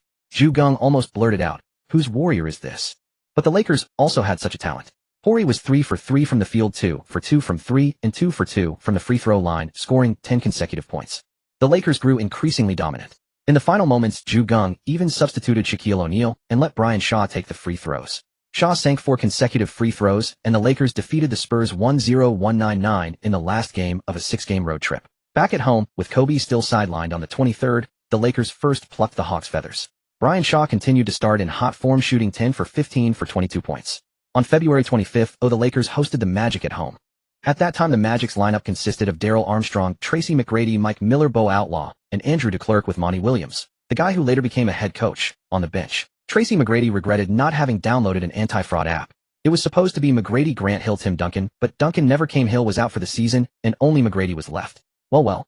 However, the Magic still had some foundation. These players were decent enough. Today, Tracy McGrady thought he would be the absolute star, but the Lakers' defense on him made him feel as if his every move was seen through. Nothing could be done. Geng knew McGrady's shooting habits too well. As long as he got Rick Fox accustomed to McGrady's release timing, he could make McGrady uncomfortable. While McGrady feared physical contact, not the confrontation itself, but it was like he had a slight germophobia. If someone kept tangling with him, his shooting touch would quickly vanish. Today, McGrady shot 7 for 20 from the field, 1 for 5 from 3, and 10 for 11 from the line for 25 points, but the Magic still suffered a lopsided 100,116 defeat. Doc Rivers went Allen on Hack-a-Shaq, but Shaquille O'Neal shot 14 for 20 from the field and 9 for 21 from the line, finishing with 37 points, 19 rebounds, 6 assists, 3 steals, and 5 blocks. A true interior dominator, just like that. Shaw shot 7 for 12, 2 for 5 from 3, and 4 for 4 from the line for 20 points. Kobe was eager to return early, but unfortunately his ankle hadn't fully healed. Even putting on shoes was difficult. He had to wait until the 28th, the last game of February, to make his comeback in Denver against the Nuggets. However, Kobe didn't expect that the rest of the team would be off their game. He shot 16 for 28, 2 for 5 from 3, and 4 for 6 from the line, recording 38 points, 10 rebounds, 6 assists, 1 steal, and 1 block. Kobe carried hard, but still couldn't prevent the loss. Today in Denver, the Lakers players were just not in form. Who knows if they had gone to the same places where the future double-gun Ja Morant would later cut loose. In February, the Lakers suffered several more injuries. At this moment, even Geng began to doubt how the Lakers had been invincible in the playoffs this year. For everyone knew that in 2001 the Lakers lost only one game in the playoffs en route to the championship, a postseason winning percentage that stunned everyone. But few would have imagined that this was despite losing starting guard Ron Harper. Geng had been pushing a much heavier Shaquille O'Neal to lose weight all season, deliberately reducing his playing time. This was why the Lakers lost many games they could have won.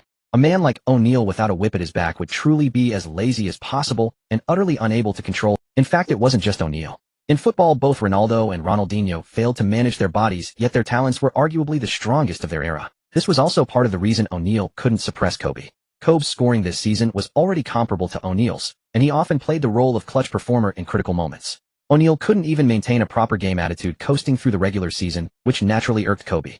If not for the timeline set by Geng, the O'Neal-Kobe duo would surely have been embroiled in serious conflicts under. Now, even if Kobe was displeased, he had to hold it in because Geng had also agreed to let O'Neal conserve his energy in the regular season and save his strength for the playoffs. The February Player of the Month award went to Tracy McGrady of the Magic, who went 93 and averaged 29.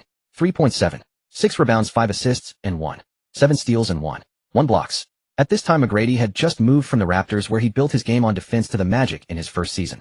Coach Doc Rivers also emphasized defense, so McGrady hadn't yet lost his defensive instincts while still making the playoffs. Once McGrady realized he couldn't reach the playoffs, he became accustomed to his role as the go-to star and began padding his stats. On March 3rd, the Lakers flew to Vancouver to face the struggling Grizzlies, cruising to an easy victory. The next day, the Lakers hosted the Warriors. Earlier, Antawn Jamison had dropped 50 points against the Lakers' skyrocket. Geng told his team, "I don't care how tired you are today. I don't want Jamison to shine like that again. If you can't defend him, increase the physicality. If you're exhausted, come off the floor and let someone else take over." Jamison arrived at the game brimming with confidence and anticipation, eager to display his prowess once more on the Los Angeles stage and dazzle the crowd. However, he never expected the Lakers to defend him with such ferocity, as if possessed. A smug smile lingered on Geng's face, for he knew Jamison was receiving all-star treatment today. During his 28 minutes on the court, Jamison was locked down by the Lakers at every moment, unable to shake. Facing such suffocating defense, Jamison lost his shooting touch entirely, going 0 for 9 from the field and scoring 0 points. The result was utterly brutal. Jamison had arrived full of joy, only to suffer a crushing defeat. He felt helpless, but that is the cruel nature of competitive sports. Sometimes, no matter how great your talent and ability, you can still find yourself trapped when facing a formidable opponent with a targeted defensive scheme. For the Lakers, players successfully neutralizing the opponent's scoring threat laid a solid foundation for victory. With this game as a foundation, Geng felt reassured. With such defensive intensity, how could the Lakers fail to defeat their opponents in the playoffs? Beyond that, the Lakers had another piece of good news. Derek Fisher could practice with the team and would be ready to play in about a week. The Lakers' guard line had been plagued by injuries all season. Only Brian Shaw and Cuttino Mobley managed to play around 80 games, everyone else was sidelined at some point.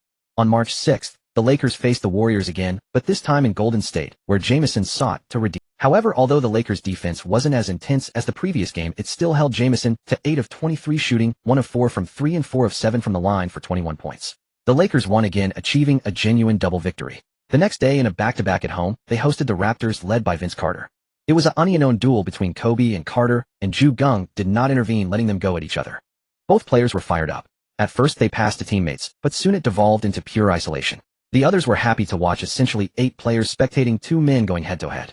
Carter shot 10 of 25, 2 of 6 from 3, 6 of 7 from the free throw line, finishing with 28 points, 1 rebound, 1 assist, and 2 blocks. Kobe went 11 of 34, 7 of 7 from the stripe, tallying 29 points, 7 rebounds, 5 offensive, and 5 assists. The two waged a fierce rivalry battle. Carter blocked Kobe twice, but Kobe's relentless pursuit of offensive rebounds, like a hungry tiger pouncing on its prey, deeply stirred the Lakers' home crowd, who roared in support. On every defensive possession, the two wrestled, as if engaged in a life-or-death struggle in the arena. Despite the low shooting percentages and frequent misses, the intense physicality captivated the fans, who watched with sheer delight. The Lakers defeated the Raptors 97-85, but the game's aftermath was dominated by discussions of the Kobe. On March 9th, the Lakers hosted the Spurs. The Lakers were 43-17, the Spurs 42-19, with the Lakers still holding the lead. The game was a nail-biter. Kobe once again became the Lakers' perimeter assassin, shooting 16 of 33, 8 of 6 from the line for 38 points and 2 assists. O'Neal was also in good form, hitting 12 of 23, 9 of 18 free throws for 33 points, 16 rebounds, and 3 blocks. For the Spurs, Tim Duncan shot 9 of 21, 11 of 21 from the line, scoring 29 points and 12 rebounds, leading San Antonio to an overtime victory over the Lakers. Throughout the game, the Spurs displayed even more astonishing defense than the Lakers. O'Neal recorded 0 assists, a testament to their effectiveness. Such a performance could only be achieved by truly cutting off O'Neal's passing lanes and immediately closing out on the. Seeing the game slipping away, Geng asked his offensive coach, "How about it? Can we solve this defense in the play?" The coach nodded and replied, "I've noted everything. If we can't solve it in the playoffs, they'll forfeit my bonus." With that assurance, Geng was relieved. The Spurs' defense today was the result of their growing chemistry as the season. But every tactic has a counter. The main issue was that the rest of the Lakers shot poorly, so the loss was not unjust. Geng's goal became to record the Spurs' defensive schemes. The team split the regular season series 22, and with this win the Spurs were even more eager to climb to the top of the Western Conference to face the 8th seed.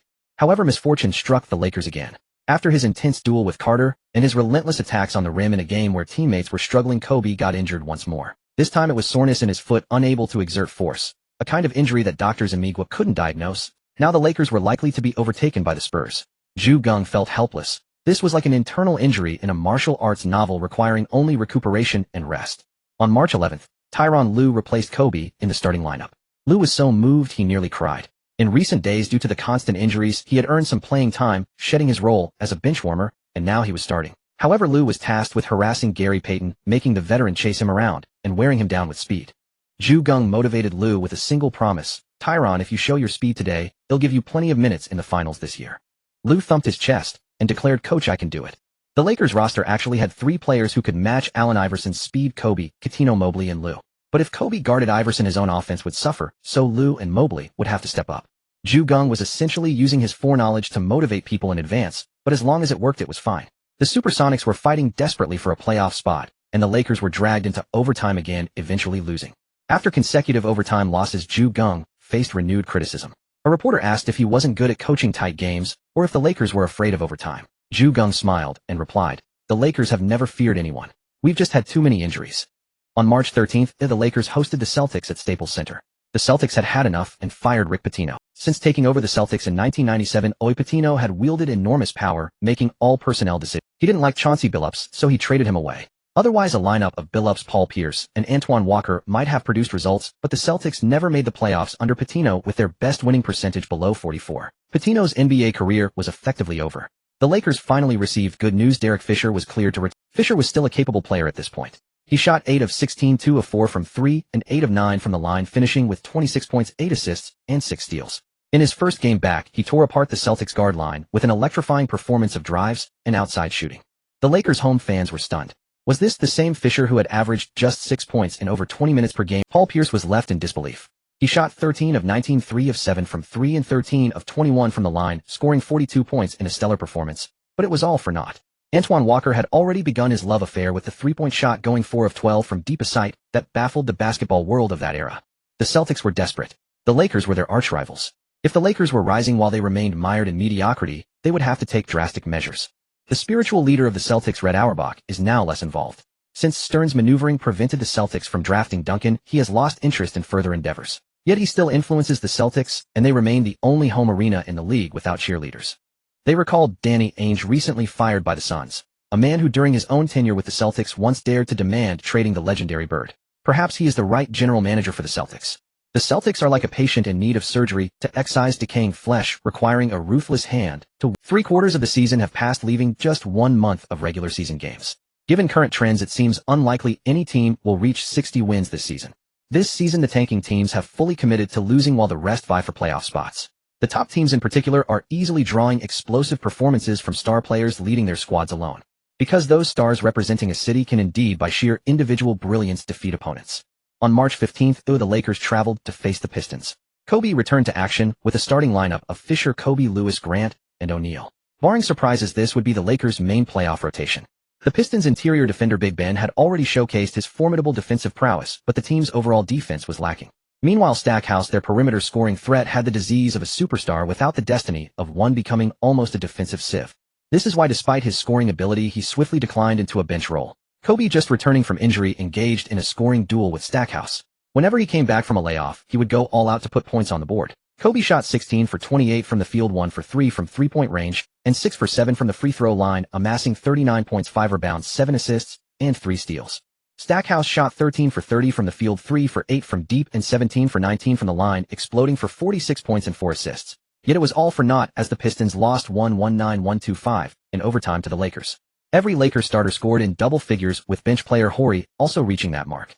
With such performance, the victory was no surprise. Big Ben hauled in 15 rebounds along with 1 steal and 4 blocks, solidifying his status as a premier blue-collar player. In places like the Lakers or Knicks, such a player might not be widely adored, but in Detroit he became the very symbol of the city. The next day, the Lakers on a back-to-back demolished the Wizards' home court, which was owned by Michael Jordan as a minority owner. Jordan sat in his sweet cigar in mouth watching the game, yet ticket revenue failed to climb. After all, only Jordan on the court was truly charismatic. Off it, he lacked much appeal. As Barkley once quipped, "Is Jordan handsome?" He's not handsome at all. Even Jordan felt embarrassed patting Barkley's chest. Stop it, stop it. On March 18th, the Lakers defeated the Magic on the road, then faced a back-to-back against the Hawks the following day. The Hawks had traded away Mutombo, propelling Philadelphia to soar. Atlanta, seeing no path to the playoffs, began tanking. Yet when they met the Lakers, they aimed to defeat the defending champions at home and delight their fans. Jason Terry fired all his bullets, shooting 13 for 25, 5 for 9 from 3 and 5 for 6 from the line, scoring 36 points, 5 assists, and 3 steals. Kobe played poorly and was benched by Geng. After the game, a reporter asked whether the Lakers would have won if Kobe had. Geng shook his head and said his condition was terrible. Missed shots, turnovers, he completely lost his role as a core player. So I sat him down to let him rest. The Lakers cannot afford more injuries. Over an 82-game regular season, players are human. Fluctuations in form are inevitable.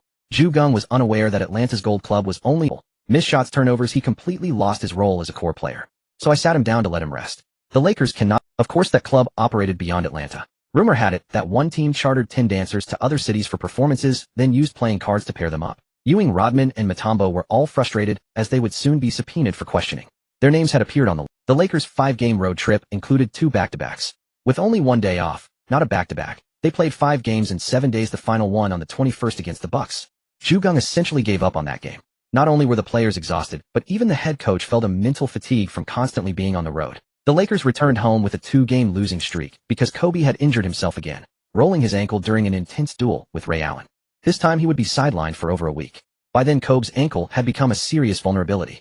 Kobe's body remained an enigma. Despite his tendency to get injured, he built resilience through relentless training, becoming increasingly durable, a kind of talent in itself. On March 23rd, the Lakers returned home. Kobe was still out, but facing the tanking Wizards led by Hamilton, the Lakers avoided another upset. After the game, as Geng finished his post-match interview, he suddenly heard Mandarin and turned to look. It was Coach Zhang. Though he appeared as a small old man, he stood 193 meters tall, half a head taller than Geng. His classic saying, "Because I play the game rationally, unlike some players who just recklessly drive into the paint, lose the ball, and get chased down the court." Geng recognized him, smiled, and stepped forward to greet him. "Coach Zhang, hello. Coach Ju, you are young and accomplished. Even though you don't play on the court, you've been acknowledged as the foremost basketball expert back home." Zhang Weiping said with a smile. After some pleasantries, Geng asked, "It's not yet the playoffs, so what brings you here? Could you spare some time?" "No problem. Come on, I'll treat you to dinner. I've been craving Chinese food for a long time. No, let us treat you." Before dinner, Geng gave a brief interview. It turned out that Wang Zhizhi would be coming to the U.S. at the end of the month. Coach Zhang wanted Geng to offer some advice. After all, domestically people knew more about the international arena than Geng, but when it came to the NBA, no one in China could claim to understand it better than he did. Geng pondered, reviewing Wang Zhizi's career issues. "I wouldn't call it advice, but I think a player coming from our country needs to do 2 things to succeed in the NBA. First, adapt to the NBA's cultural environment, with a critical mind, of course. At the very least, build camaraderie with teammates so they'll gladly pass you the ball, especially for big men. Otherwise, no matter how skilled you are, you won't shine." Coach Zhang nodded in agreement, noting that basketball is a team sport. If the ball handler sees you performing better and has a poor relationship with you, or feels threatened and becomes jealous, he might deliberately not pass, and even a great player would be stifled. Geng continued, "Second, handle the logistics. Domestic players often have national team call-up obligations. This requires someone familiar with the domestic situation, not just a translator or agent. If they conceal certain circumstances, it's like cutting off an expedition's supply lines or losing contact with headquarters. Very serious." Coach Zhang was startled. He hadn't expected Geng to be so outspoken. But given just status, the basketball authorities back home could do little about him. Thinking of certain bureaucratic practices, he sighed inwardly. "Coach Ju, your advice is incredibly pertinent. They'll be sure to pass it along," Coach Zhang said earnestly. Geng said if he can do these 2 things, focus on improving his skills, and he'll establish himself in the NBA. For example, Wang Zhizhi can learn from Nowitzki at the Mavericks to speed up his release. Our domestic players have soft touch and decent accuracy, but their release is too slow. It's like a soldier in a skirmish. You should raise your gun and shoot immediately, not take time to aim. When a player catches the ball, he shouldn't think about aiming either. Just shoot with feel." Geng said no more. He also wanted to add that domestic players shouldn't all come to the NBA expecting to be stars. Without that caliber, they should first become role players, 3-and-D defenders with a reliable three-pointer. But in the end, he held his tongue. Some truths are too harsh. Even as an NBA championship coach, if he said that playing 15 minutes off the bench for a few years would improve skills and physicality more than playing as a star back home, many would condemn him. In this era, the NBA's physicality was unmatched. But due to international security concerns, many were reluctant to leave the U.S. Still, these pieces of advice might be enough. If Wang Zhizhi could follow them, his NBA journey would be far better than in the original timeline. And if that banana agent were replaced, Wang would likely avoid being blacklisted back home. But Geng could not speculate beyond basketball. He was now a prophet of the basketball world. His draft picks and trades were nearly flawless, and most Lakers deals were profitable. Predicting a player's development was fine, but predicting an agent's nature would be absurd. However, if Wang Zhizhi could entrust his domestic affairs to a trustworthy person, things might not become so tense. On the global basketball stage, as mentioned, international security issues impacted performance. Domestically, the best years to achieve results were around 2002, 2004, and 2006. Opportunities squandered for various reasons. By 2008, if results were desired, one would need to find another way, or perhaps cheat. Moreover, in FIBA play, domestic teams should not emulate the NBA's isolation plays for stars. Instead, they should learn from European basketball. Use stars as decoys to unleash the potential of other players, creating a wave of scoring to blow the game open. On March 25th, the Lakers flew to Sacramento for an away game against the Kings. Kobe continued to sit out. With Kobe absent, the Kings double-teamed O'Neal, while the Lakers relied on their depth, employing constant man-to-man defense, with all 12 players seeing action to maintain defensive intensity. The Lakers were unafraid of the Kings' Princeton offense, as they had always practiced against a similar system with their scout team. 84-72, the Lakers defeated the Kings soundly. Although the score was somewhat low, beating the Kings proved the Lakers' strength. After the game, the Kings' record became 46-22, while the Lakers stood at 4,921. The Kings still had a faint hope of overtaking them. The next day, the Lakers played back-to-back against the Suns. Marion went berserk. The player often lost on the court, shot 12 of 18 and 3 of 3 from the free throw line, finishing with 27 points, 5 rebounds, 2 steals, and 3 blocks, scoring repeatedly with his awkward shooting form. Moreover, his defense was all around. He dominated the Lakers forwards on both ends. If he were just a little better looking, he wouldn't have had such a hard time making the All-Star team. After the All-Star break, all teams went all out, but the Lakers were plagued by injuries, especially Kobe's on and off absence, which worried Lakers fans greatly. On March 28th, the Lakers hosted the Kings.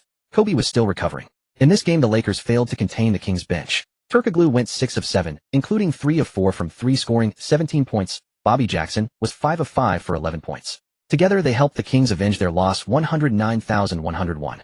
Indeed, every player who later landed a big contract, even if his overall stats weren't impressive early on, would always have a few games where he shone. Some turned those flashes into consistent brilliance and became stars. On March 30th, the Lakers hosted the Mavericks. On that same day, Wang Zhizhi boarded a plane ready to come to the United States. Well, he wasn't joining the Mavericks at the start of the season, but only now. Joining the team at this time, when the Mavericks were pushing for the playoffs, Wang naturally only got to play in insignificant games or garbage time. For a player who had always been a core piece, suddenly becoming a water boy had a huge impact on his mentality. Of course, if he could train with the Mavericks at NBA intensity, it would also be a great way to improve. The Lakers trapped Nash, limiting him to 5 of 13 for 10 points and 4 assists. The Lakers defeated the Mavericks 98-89, finishing March. The Lakers trapped Nash, limiting him to 5 of 13 for 10 points and 4 assists. The Lakers defeated the Mavericks. The March Player of the Month was awarded to Paul Pierce with 3.7, 2 rebounds, 3, 4 assists, and 6 steals. Although the Celtics were only 87, the Player of the Month was still given to Pierce. Pierce rarely won Player of the Month. This was his first time. The Lakers' March schedule was brutal, but they managed to survive. In April, the games were nearly playoff-like, with only one back-to-back, which suited the Lakers' preparation well. On April 1st, Kobe tried to play but only managed one quarter, going 0 for 4, with 0 points, 2 assists, and 2 fouls before being sidelined by injury again. The Knicks lineup still had firepower: Mark Jackson, Sprewell, Allen Houston, Larry Johnson, and Camby, with Glenn Rice, a familiar face from the Lakers, coming off the bench. Jeff Van Gundy still employed the toughest defense against the Lakers. After Kobe's injury, the Lakers looked a bit lost. Eventually, they closed the gap to 7,879, but still lost to the Knicks by 1 point. The first loss of April came so unexpectedly. Kobe would have to continue recovering. At that point, the Lakers were 5,024 with 8 games remaining. Geng had to let Shaw continue starting. On the third, the Lakers faced the Jazz. Before the game, Geng patted O'Neal on the arm and said, "Shaq, it's time to show your strength. If you adjust slowly in the playoffs and Kobe puts up better numbers, then you, the FMVP, is up in the air." Geng's meaning was simple: the Lakers were not going to rest players, they would start sprinting now. After all, there was only one back-to-back, so it wasn't a big deal. The Lakers faced the Jazz.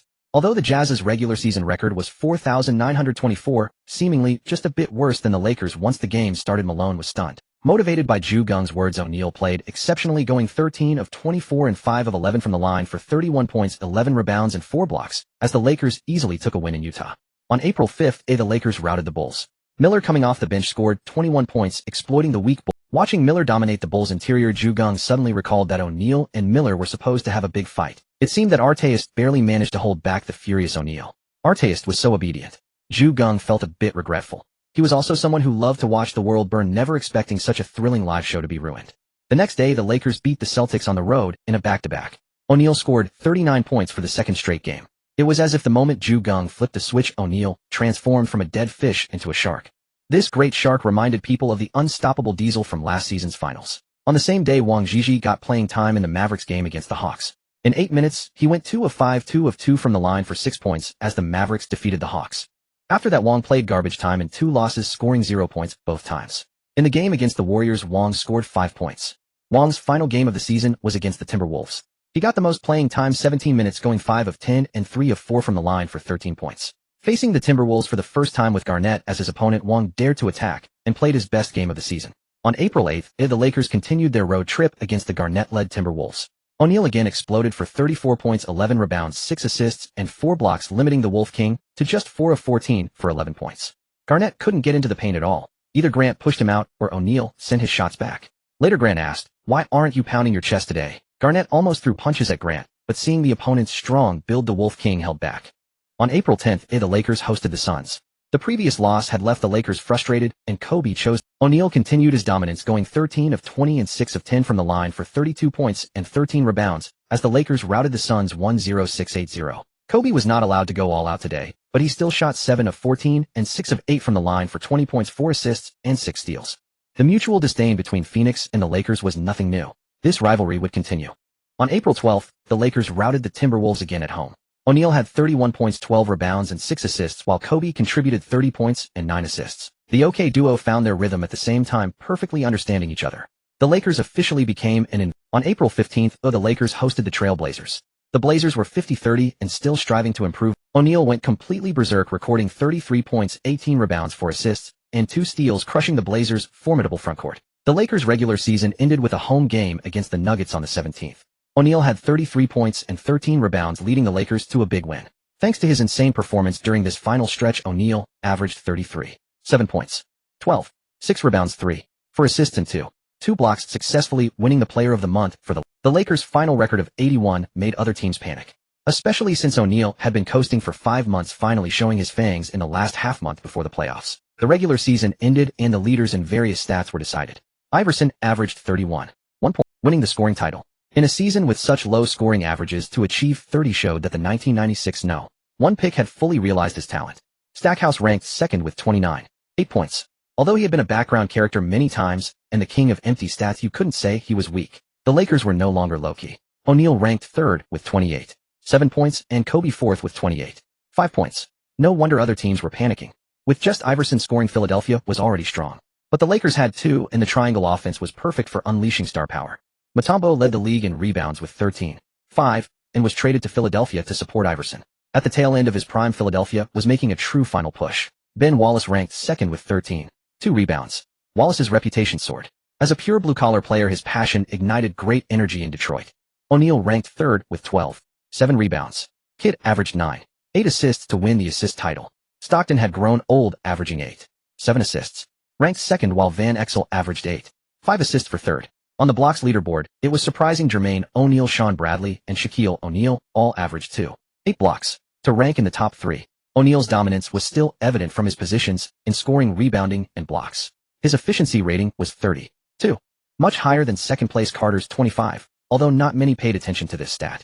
Iverson averaged 2, 5 steals to win the steals title. Veteran Mookie Blaylock ranked second with 2, 4 steals, and Christie third with 2, 3 steals. This year, no Lakers made the steals list, but no one doubted the Lakers' defense. This was a collective defensive unit. With Harper missing from the guard line and Fisher playing only 20 games and Kobe frequently injured, the Lakers still managed to stabilize their record, which was a great success. While Geng achieved great success in the NBA, a thrilled Little Ma called him back home. "We did it. We made it." Geng was a year older than Little Ma, but it wasn't the investment that made him the elder brother. "How are the numbers?" Geng asked with a smile.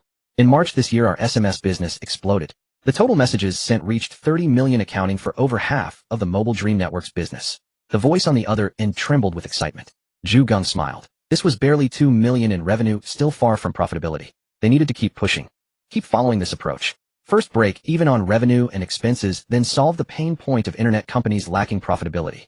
Geng said. At that time, the vast majority of internet companies, or even all of them, were burning cash. Even their IPOs were just to fuel the fire. Only QQ had solved the profitability problem. They discussed the current development directions in detail. There were already some chess and card games online, but it wasn't time for QQ to strike. First, people needed to get used to chatting on QQ. Once it became the dominant messaging platform, rolling out games would be a rocket launch backed by its massive user base. Earlier, not many people used QQ and membership sales were low. But since the Mobile Dream Network expanded, QQ's user count skyrocketed. Those willing to spend started buying memberships to showcase their individuality. Geng hung up with a smile and began preparing for the playoffs. In the West, the San Antonio Spurs finished 5,824. Greg Popovich was ecstatic because despite having the same record as the Lakers and a 22 head-to-head tie, they needed to compare other factors. Both teams were division leaders, but not in the same division, so they looked at the same conference record. The Lakers fell slightly short, and the Spurs claimed the top seed.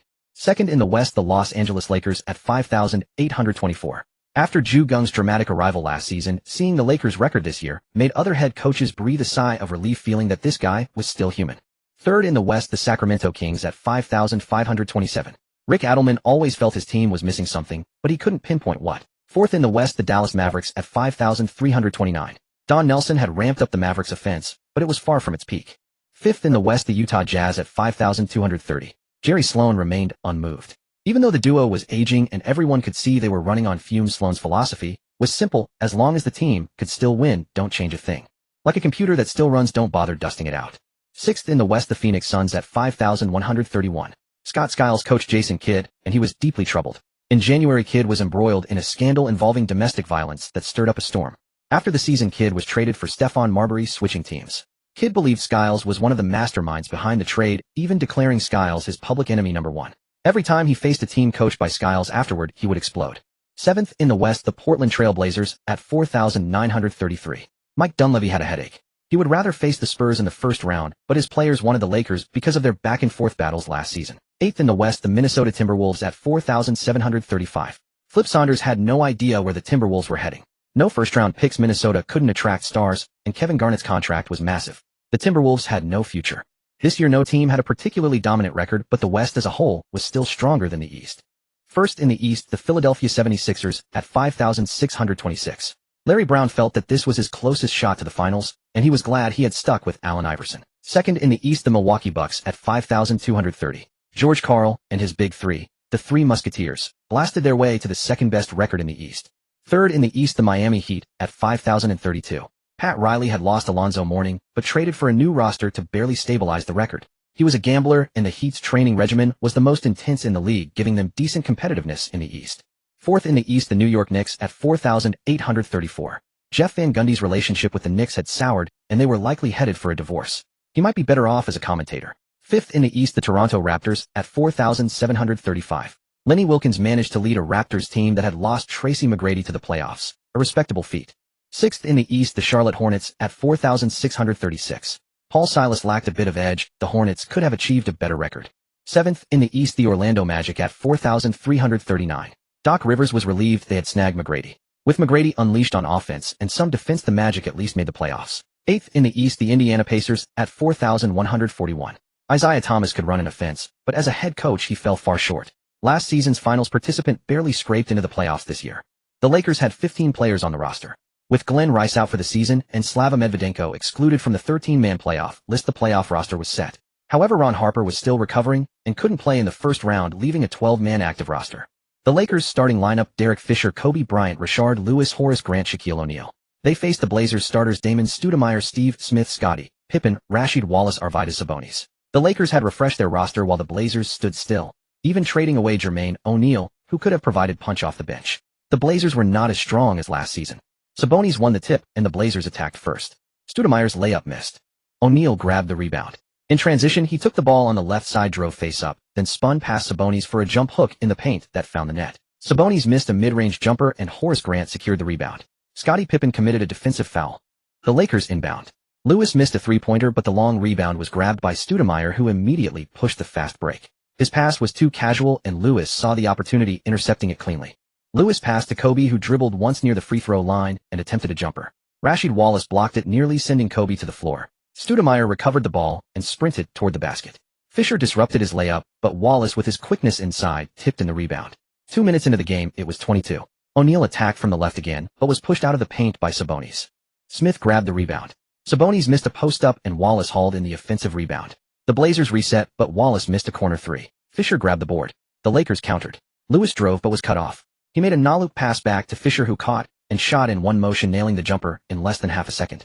Lewis was called for a defensive foul. Smith's pass was intercepted by Grant. O'Neal drove left again, but his three-step move was stifled and his awkward layup was swatted by Sabonis. However, O'Neal caught the ball and immediately went up for a windmill dunk, scoring and drawing a foul on Sabonis. Dunleavy rose from his seat, gesturing to the referee that O'Neal had paused too long on his three-step drive and should have been called for traveling. The referee ignored him. O'Neal made the free throw. The Blazers' offense neared the 24-second mark. Wallace's layup was blocked by Grant, and Kobe grabbed the ball to Grant assisted Fisher on a layup, giving the Lakers a 92 lead. The Blazers called a timeout. Time ticked away. Kobe drew another foul on Sabonis, making one of two free throws. Sabonis was replaced by Dale Davis. Wallace faked inside and drew a foul on O'Neal, who was aggressive. Wallace also made one of two free throws. The Lakers led 128 with a 4-point edge and 6 minutes remained in the second quarter. During the timeout, Geng instructed O'Neal and Kobe to reduce their scoring attempts in the first quarter, conserve energy, and let Lewis, Fisher, and Grant take more offensive responsibilities. Kobe missed a jumper, but Grant tipped in the rebound with great hustle. Grant then stole the ball from Pip and Kobe, pushed the ball forward, and Grant received Kobe's pass for a flying scoop layup. O'Neal missed a jumper. Grant grabbed another offensive board and dunked it with one hand. Lewis picked up his second foul and was replaced by Rick Fox, who missed a mid-range jumper. Again, Grant snagged the offensive rebound and tipped it in. The Cobra had fully unleashed his venom. The Lakers led 2011 with 4 minutes left, extending their advantage to 9 points. The Lakers were on fire. Fisher stole the ball and Kobe soared for a two-handed dunk, but the referee had already blown the whistle for a foul on O'Neal by the Blazers, so the basket didn't count. The Lakers' faces were all smiles. In the first quarter, Fisher went 4 of 5 for 9 points and Grant was a perfect 6 of 6 for 12 points. Though Kobe was 0 of 3 with 1 of 2 free throws and O'Neal was 3 of 7 with 2 of 4 from the line, the Lakers led 30-19 after the first quarter, leaving the Blazers stunned. However, in the second quarter, the Blazers found their rhythm. Stacey Augmon scored 7 points and Rod Strickland added 8, stepping up from the bench. For the Lakers, Kobe went 0 of 4 and O'Neal 0 of 5, each scoring only 2 points from free throws. The Blazers outscored the Lakers 29-21 in the quarter, cutting the deficit to just 3 points at halftime. During the halftime break, Geng vented his frustration at Kobe and O'Neal, which spurred both of them. Rashid, however, went 5 of 7 from the field and scored 12 points single-handedly, keeping the Trail Blazers alive. In the third quarter, they edged 2,423, clawing back another point. The bad boy not only possessed a fiery temper, but also proved remarkably effective when he locked in and played with focus. O'Neal, noticing Kobe still clenching his small fist, felt a surge of secret delight. Patting Kobe on the head, he said, "Sheepo, the fourth quarter is yours."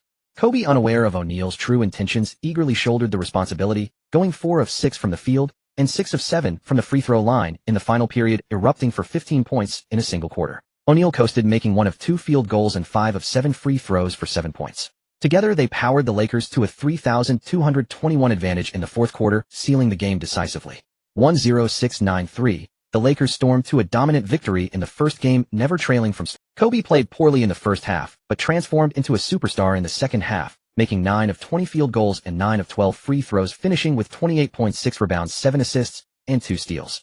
Shaquille O'Neal made only 7 of 21 field goals today, but went 10 of 15 from the line, a performance utterly uncharacteristic of him, yet he posted a double-double of 24 points and 20 rebounds, stabilizing the interior. Derek Fisher made 7 of 10 field goals, 2 of 5 from 3 and 5 of 6 free throws, scoring 21 points and dishing 3 assists. After resting for over 60 games in the regular season, Fisher was well-conditioned and ready to make his presence felt. 3 players scoring 20 points ensured the Lakers' victory. Fisher's performance caught many off guard, mainly because Damon Stoudemire was too short, and Fisher, now a bulky guard, bullied him with ease. After an injury, lying around and eating tends to make one gain weight. Ronaldo and Ronaldinho would nod in agreement. On the Trail Blazers side, only Rasheed Wallace could put up a fight. The others posed little threat to the Lakers. Just then, Charles Barkley revealed on television, "Jordan said we are still excellent players. I'm confident that if I can lose weight, I could still play in the NBA. Of course, we can't reach the level we were at back then, but we can still play exciting basketball." Earlier this year, Barkley dropped from 330 pounds to 300, but he couldn't maintain it, and is now back to 310. He knows he's too lazy himself. However, for the sake of saving face, Barkley said, "If Jordan comes back, he'll come back. I'm doing it for him." On April 26th, the Lakers hosted the Trail Blazers at Staples Center. Before the game, Geng said, "Protect yourselves on the court. We have a huge advantage, and they might do something harmful when desperate. Especially you, Kobe. You got targeted in last season's finals. Remember to use your elbows to guard your space." Kobe pouted again, but he accepted the coach's advice. Getting injured again would be too embarrassing. Moreover, if he got hurt once recovered, Geng would certainly drag him into extra conditioning drills to improve his resilience, something he wanted to avoid. The Trail Blazers, down 1 game, were desperate to even the series. They launched an aggressive attack in the first quarter, making 13 of their first 16 shots. Although Geng called 2 timeouts, the effect was limited. Sometimes when a team is hot, they simply can't miss. Geng directed the play. Grant assisted Fox, who hit a 3-pointer, and Fox then assisted Xiao with a mid-range jumper. The Lakers scored 5 consecutive points, beginning to close the gap. By the end of the first quarter, they trailed 25-9. The Lakers launched a 133 run to start the second quarter. Fox continued to exert his influence in the second quarter, helping the Lakers take a 3,832 lead midway through the period. With the starters back on the floor, O'Neal single-handedly scored 7 points, while Kobe added 4. Just before halftime, Shaw hit a buzzer-beating 3-pointer, extending the Lakers' lead to 5,546, a comfortable 9-point advantage. During the halftime break, Geng briefed the team on their defensive adjustments for the second half and emphasized that the offensive game plan would revolve around fully supporting O'Neal. This earth-shattering dunk sent the entire arena into a frenzy, simultaneously granting the Lakers their first double-digit lead. It was a climax reached from the very beginning. From that moment on, the Lakers maintained a lead of over 10 points. Their defense stood as an impregnable fortress, leaving their opponents with no openings, while their offense flowed with the seamless grace of water, each shot finding its mark with unerring precision. With just 1 minute remaining in the third quarter, O'Neal once again showcased his unparalleled prowess, effortlessly breaking through the opponent's defense to score a layup, extending the Lakers' lead to 80-63 and establishing the largest margin of the period. Ultimately, Pippen assisted Shrimp on a successful layup, and the Trailblazers entered the decisive final quarter trailing 6,580. The Lakers mounted an attack. O'Neal missed a layup, but grabbed the offensive rebound. As he prepared to go up again, 4 Trailblazers swarmed him, with 3 committing fouls simultaneously. After the foul, Smith kept shoving O'Neal, who, surrounded by opponents, spewed trash talk, while repeatedly swatting away. The referees assessed both players a technical foul. Geng shouted from the sidelines, "They're panicking, they're panicking." With 8:46 remaining, Dale Davis was ejected for elbowing Horry in the neck. Geng raised an eyebrow. Horry hadn't been entirely clean on that play either. O'Neal's layup missed, and Davis, after being knocked back by O'Neal's powerful hip check, stumbled backward. Horry and Lewis both crashed the boards. Lewis pushed forward against Horry, who could have stopped if he braked, but he didn't. Instead, he barreled into Davis' back. Davis, already shoved aside by O'Neal, then took a hard hit from a substitute like Horry. Though he too was a reserve now, he had been an all-star the previous season. So he swung an elbow into Horry's neck. With 7:30 left, Bryant hit a layup, pushing the Lakers' lead to 8,972, effectively. Yet the Trailblazers refused to surrender. Though the crowd was already erupting, almost celebrating victory, they persisted, until Fisher drew an offensive foul from Mighty Mouse Stoudemire, shattering their composure. Stoudemire slammed the ball in fury and received another technical foul. The Lakers grew even more unstoppable, quickly extending the score to 9,475 with less than 5 minutes remaining. Bryant stole the ball from Smith and sprinted up court. Pippen stuck to him like glue, darting diagonally at the first opportunity to block his path at the free throw line. But Bryant stopped abruptly, dribbled sideways, and shook Pippen off in a flash. Illusionary shift. Pippen, unable to stop in time, overshot. His aging body struggled with sudden halts. After the spin, Bryant found himself between Pippen and the basket. A beautifully executed move. Pippen could only grab at Bryant, but failed to hold him, eventually pulling back and punching him square in the left lower back. "I gave it my all, really." Bryant, wincing in pain, stumbled out of bounds, caught his breath, then immediately turned to confront Pippen. Grant, who had been teammates with Pippen, stepped in to separate them. Pippen wore the unruffled air of an elder statesman, showing no fear as he grinned and retorted to Bryant. After reviewing the replay, the referees called a foul and a technical on Pippen. Wallace erupted, charging at the referee and spraying him with insults. The referee handed him a technical. Wallace snarled, "What is this, the WNBA? Go ahead, give me another." The referee obliged with a second technical, and Wallace was ejected, finally satisfied. Geng substituted out the other starters, leaving only Bryant on the floor. Bryant sank all 3 free throws, then nailed a 3-pointer after the inbounds pass. On the next possession, he drew a 3-shot foul from Stacey Augmon and made 2 of 3. Only then did Geng pull Bryant, asking, "Had enough revenge?" Bryant finally cracked a smile. "Thanks, coach." Geng slapped his back, chuckling. "Go wave to the fans, then sit back and enjoy the win." 1-0-2-7-9, a 23-point gap. The Lakers had officially declared the game garbage time. The Trailblazers ran 2 more plays, then pulled all their starters, conceding the inevitable. Final score 10,688. The Lakers' second victory was even more dominant than the first. O'Neal shot 14 of 24 from the field and 4 of 9 from the line, finishing with 32 points, 12 rebounds, and 5 assists. Bryant went 8 of 11 from the field and 8 of 10 from the stripe, tallying 25 points and 7 assists. Had the Blazers not lost their composure and sent him to the line 6 times in the final stretch, he wouldn't have reached that total. Lewis shot while hitting 3 of 7 from beyond the arc, once again showcasing his 3-point prowess, and this time on the playoff stage. The Trailblazers committed 18 fouls overall, the Lakers 25. But the Blazers' fouls were heaviest in the second and fourth quarters, a clear sign their mentality had shattered.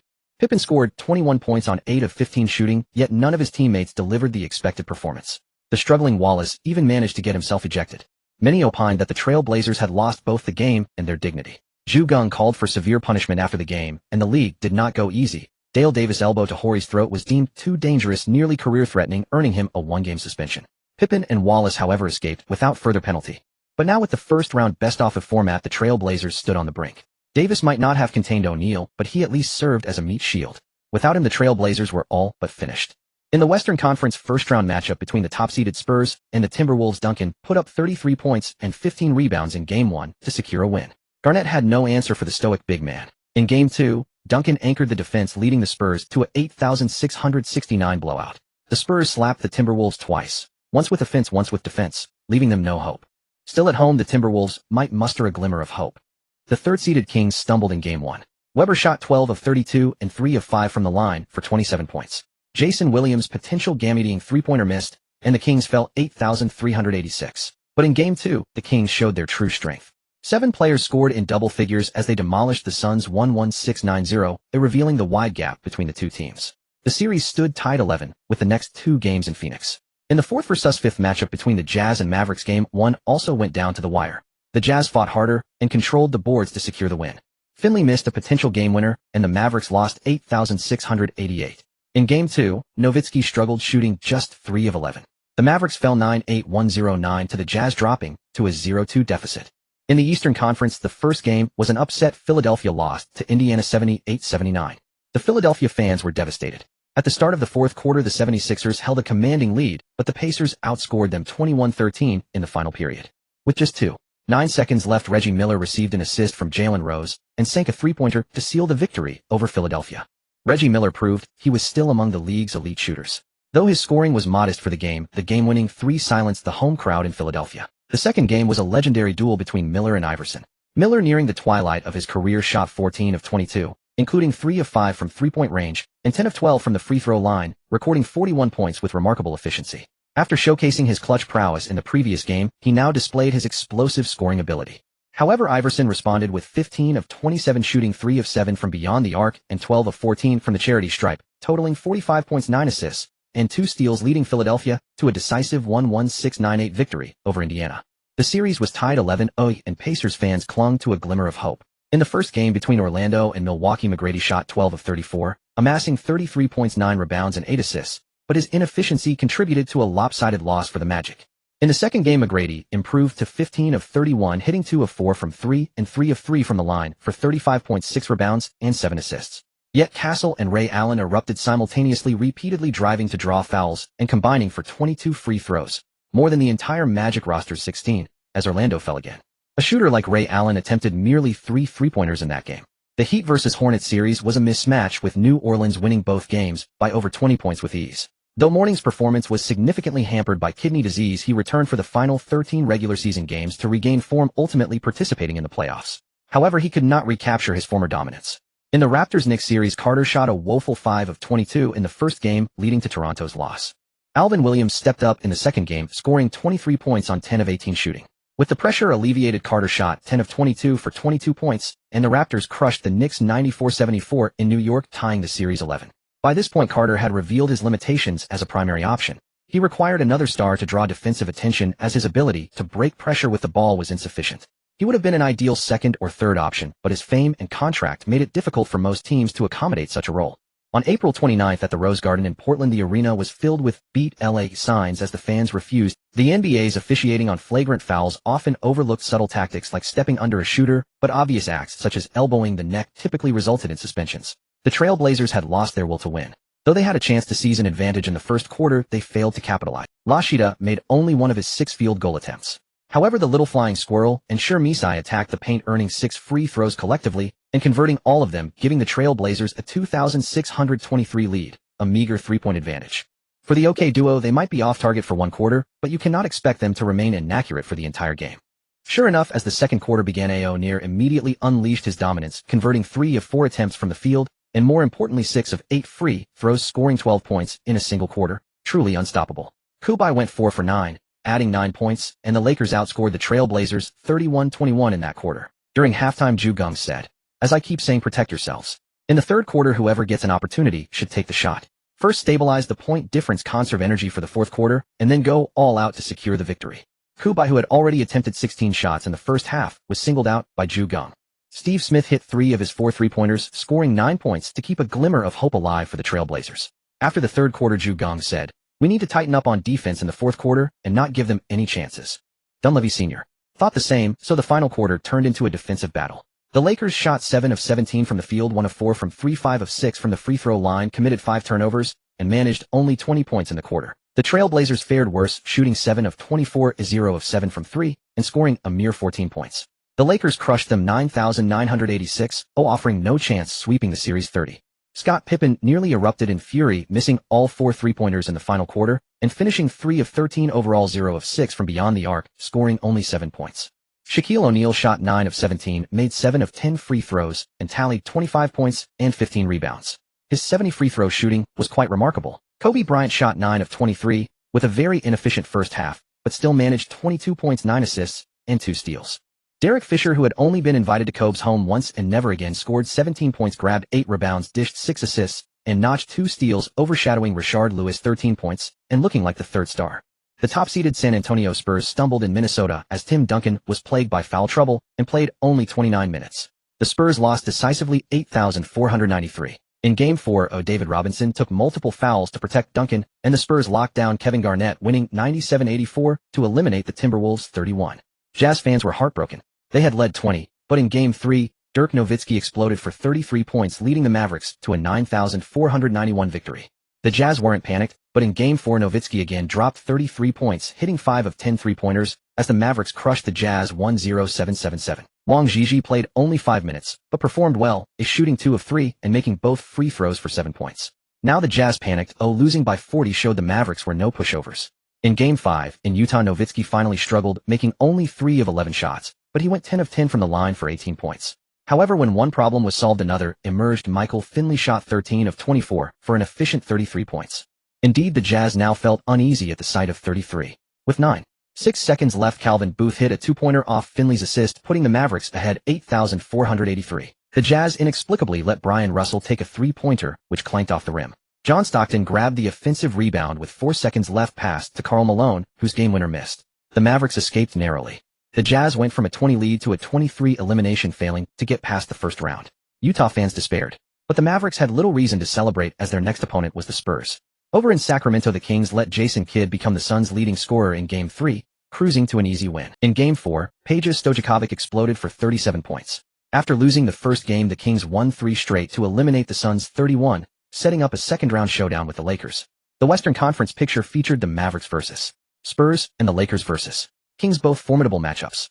In the East, Game 3 saw Allen Iverson shoot 11 of 28, make 14 of 14 free throws for 32 points and 6 assists. Reggie Miller shot 11 of 25, 5 of 14 from 3, and 8 of 8 from the line for 35 points.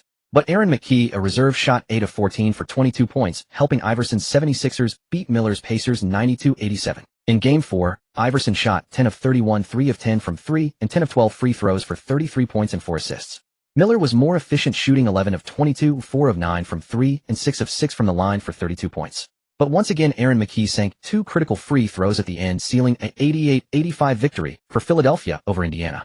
Jalen Rose missed a 3-pointer that would have tied the game, and the Pacers were eliminated 13. The Magic were on the verge of being swept. Tracy McGrady still had his competitive fire, shooting 14 of 32, 14 of 18 free throws, and posting 42 points, 8 rebounds, 10 assists, 3 steals, and 2 blocks. He was extremely efficient on both ends, leading the Magic to a 121,116 overtime win over the Bucks.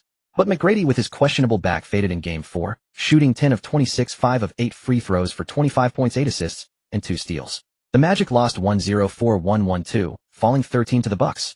The Hornets returned home and crushed the Heat 94-79 again, sweeping the series 30.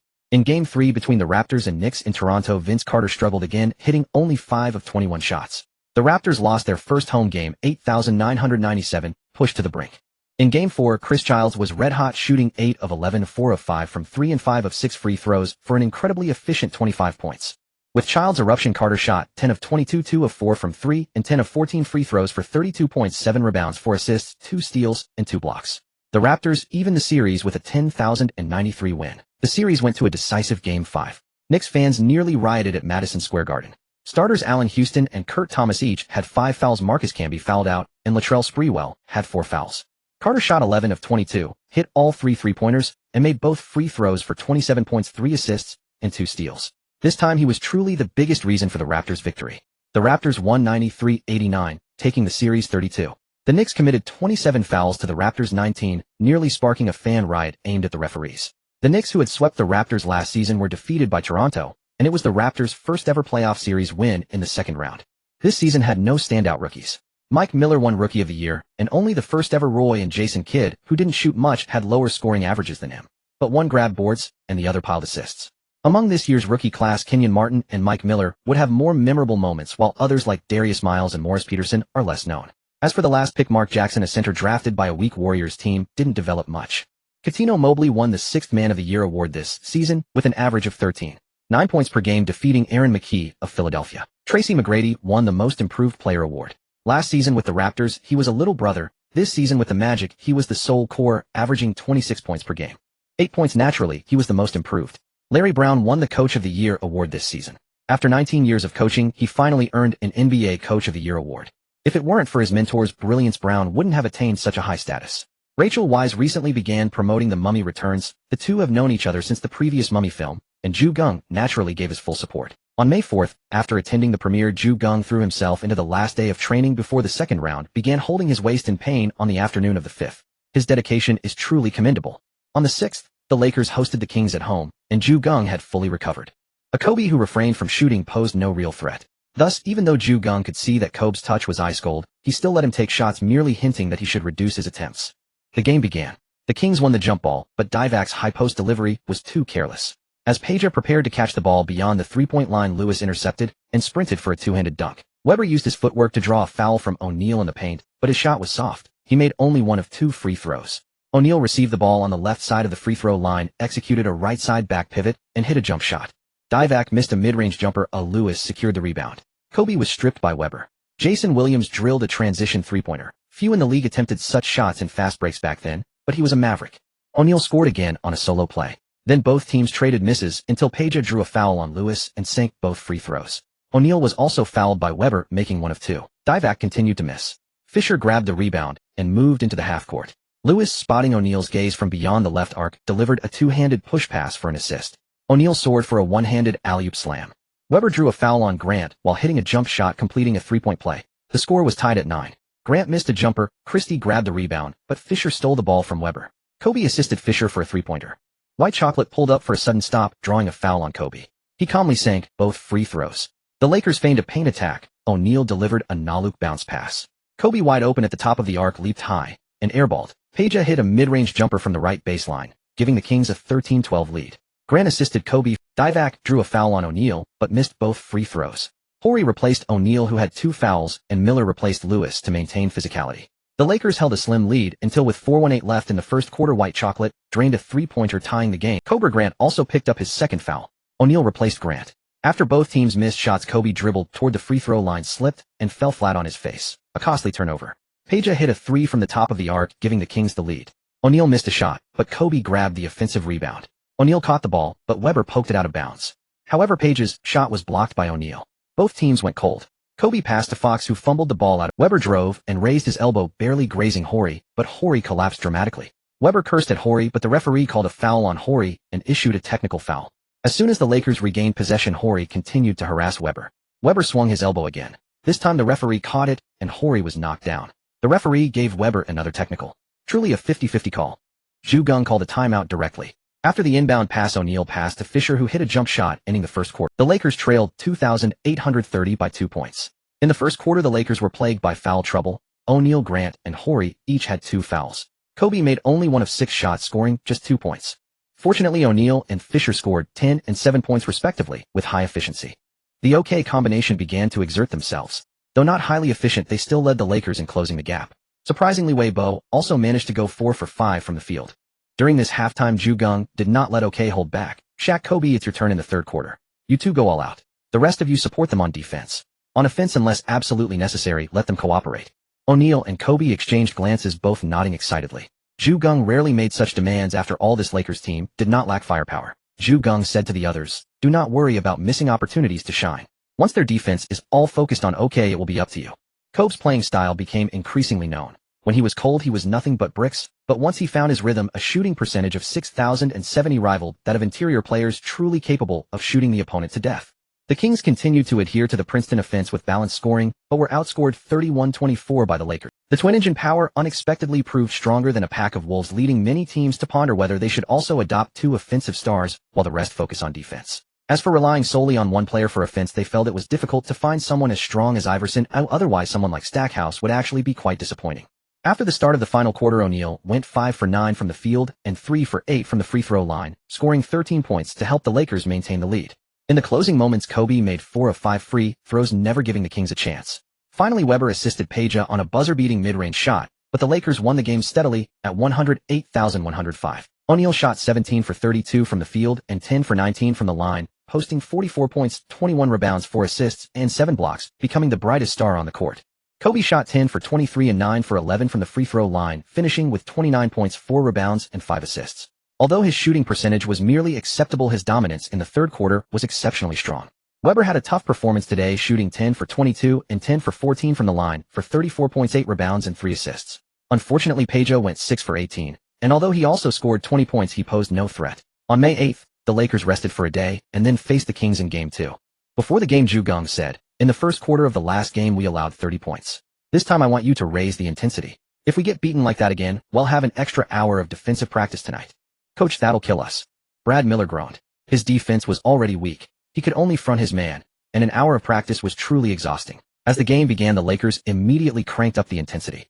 Kobe initiated the offense, receiving a pass from O'Neal. He drove for a layup, but missed. However, the rebound was tipped out and fell back to the basket. Kobe grabbed the offensive board and attempted another layup, but missed again. O'Neal grabbed the offensive rebound and missed a layup, but he reacted quickly, sprang up for a putback dunk. That massive frame could really jump. What a play. One ball generated a pile of stats. Both sides bricked shots for 2 minutes, still tied at 22. O'Neal held the ball on the left wing and was double-teamed, but couldn't score with a post move. Then he turned and drove from left to right, took a step inside the free throw line, and hit a running hook shot. The Lakers played relentless defense in the first half of the quarter, fearing the Kings might gain momentum. After 4 minutes, the Lakers led 64. Geng signaled that the defensive intensity was sufficient, but the offense needed to step up. Thus, O'Neal shot 6 for 10 and 2 for 4 from the line for 14 points, while Kobe shot 4 for 7 for 8 points. The duo, with their higher shooting percentage, led the Lakers to stretch the lead. The rest focused on intense defense. Lewis, Fisher, and Grant were all substituted due to fatigue. The Lakers led 25-15 after the first quarter, a 10-point advantage. But fortunes reversed. In the second quarter, the Lakers bench missed every shot. Fisher went 0 for 3, Kobe 1 for 5. Only Grant 3 for 3 and O'Neal 4 for 6 kept them afloat, as they lost the quarter 18-28, giving back 10 points. Thus, the first half ended in a tie. During the halftime break, Geng once again arranged for a coach to explain to Kobe how to attack in the second half. Geng had now discovered that when Kobe got hot-headed and started taking wild shots, scolding or yelling at him had little effect. Instead, having the offensive assistant coach constantly draw up offensive plays for him worked wonders every time. Kobe was probably grinding his molars in frustration. Geng laughed and said to the bench players, "See, Kobe has found his rhythm. In the future, when you guys have an off night, shouldn't you also ask the coach to explain tactics to you several times?" Everyone shook their heads frantically, feeling that listening to tactical explanations over and over was driving them crazy.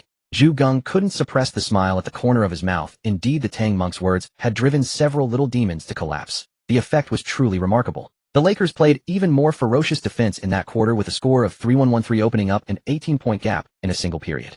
In the final quarter, Peja finally found his shooting, going 5 for 9 from the field, 1 for 1 from three-point range, and 3 for 3 from the free throw line, scoring 14 points. John Barry came off the bench and also scored 7 points.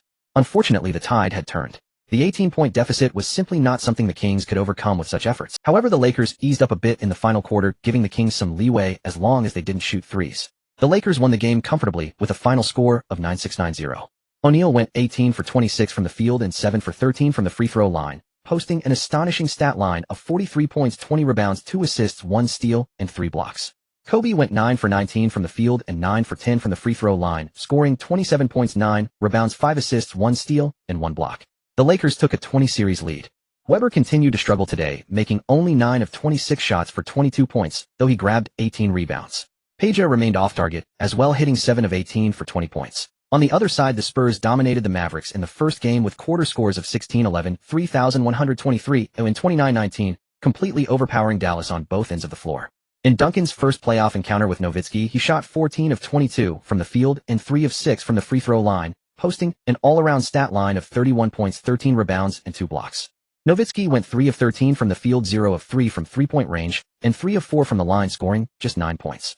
Nash was even worse, going 0 of 4 from the field and 2 of 2 from the line for a mere 2 points. These two were simply too inexperienced, completely bewildered by San Antonio's defense. The Spurs won convincingly 94-78, taking the first game. In the second contest, Nowitzki continued his cold streak, making just 4 of 13 shots and 0 of 3 from deep, though he managed 19 points by going 11 of 12 from the free throw line. Nash scored 10 points on 4 of 9 shooting, but he only had 3 assists, a significant drop from his 6 assists in the previous game. And it was precisely his playmaking that was supposed to tear apart the opponent's defense. The Spurs maintained control throughout, winning 1-0-0-8-6 to take a commanding 20 lead. In the East, the situation was far less clear. Carter went 13 of 29 in the first game, erupting for 35 points and 7 assists. Iverson shot 11 of 34, also scoring 36 points with 4 assists and 7 steals, but Philadelphia still fell 9,396. That was because Toronto's bench, specifically Del Curry, Carter's father from Golden State, went 4 of 9 from three-point range for 20 points, helping the Raptors secure the victory. But in the second game, Iverson went absolutely berserk, shooting 21 of 39 from the field, 3 of 5 from beyond the arc, and 9 of 9 from the foul line for an explosive 54 points. This was true inside-out dominance, a 54-point outburst in the playoffs, and during one of the most defensively intense seasons, no less. Iverson was simply unstoppable.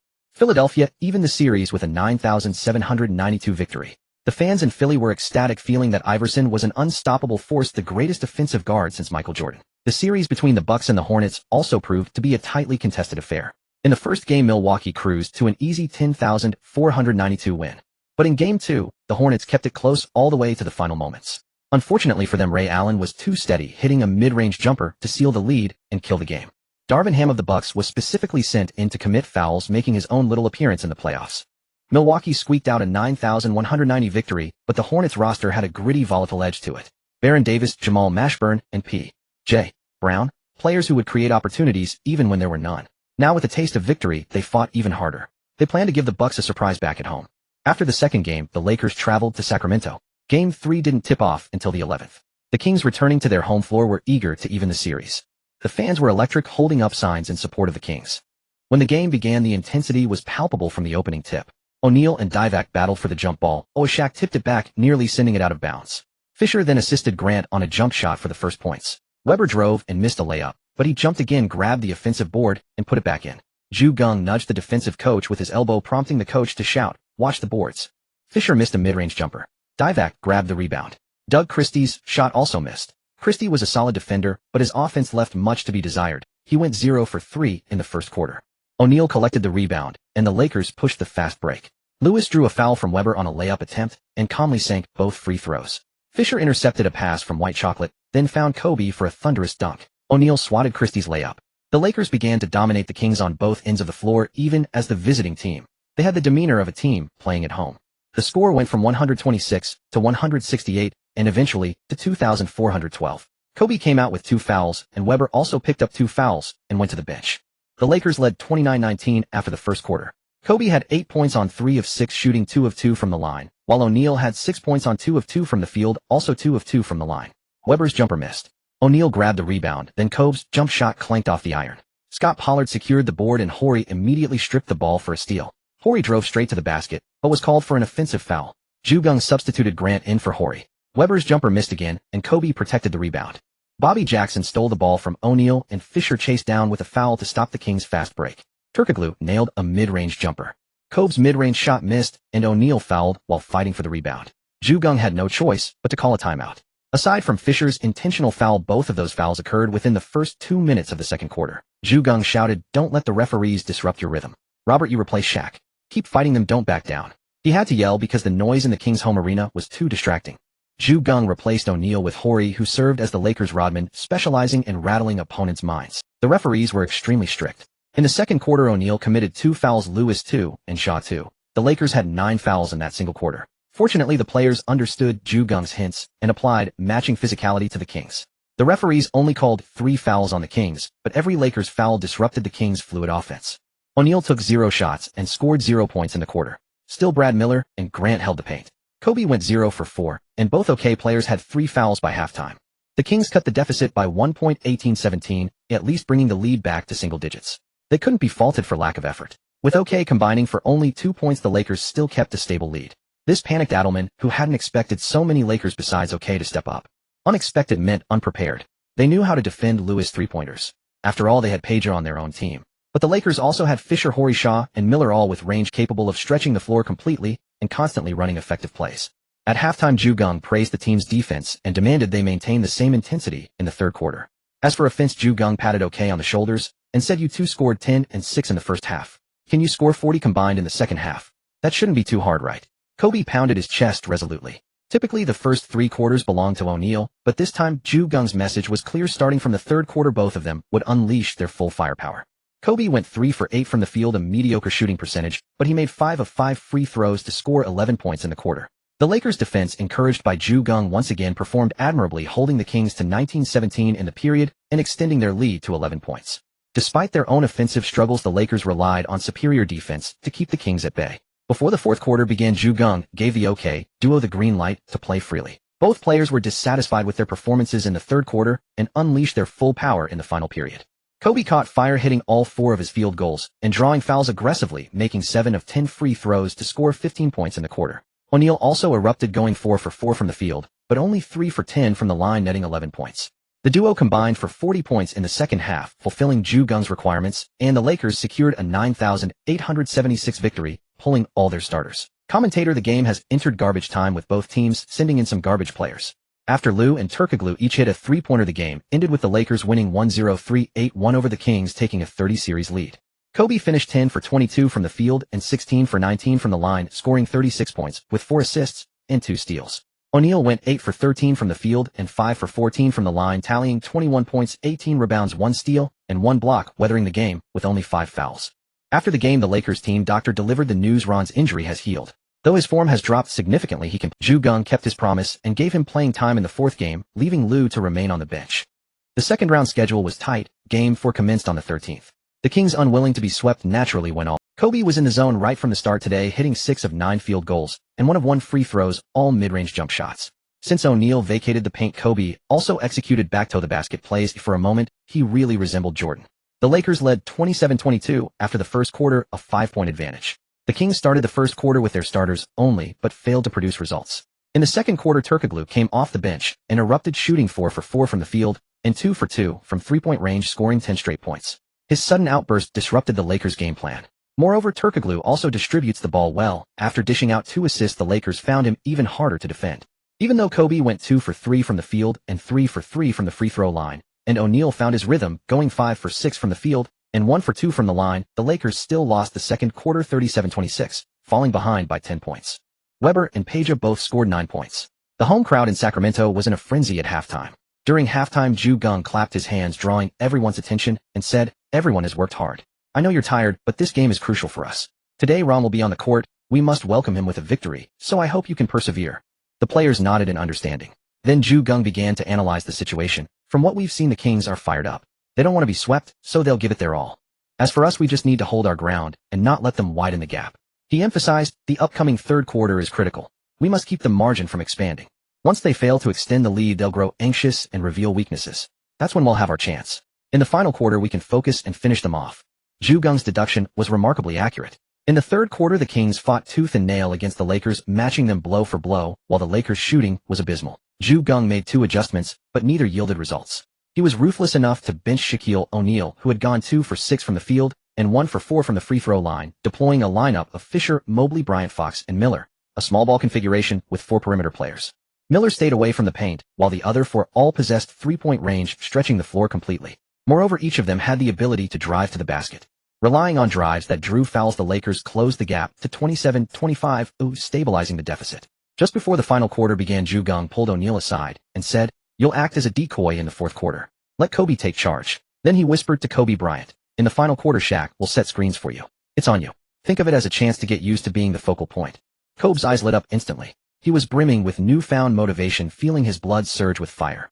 O'Neal went 2 for 2 from the field and 3 for 5 from the line, scoring 7 points. Seeing his free throw accuracy, the Kings hesitated to deploy the hack-a-Shaq strategy. Well, to be honest, it wasn't that O'Neal wasn't fouled. It was that he fouled out with 6 personals.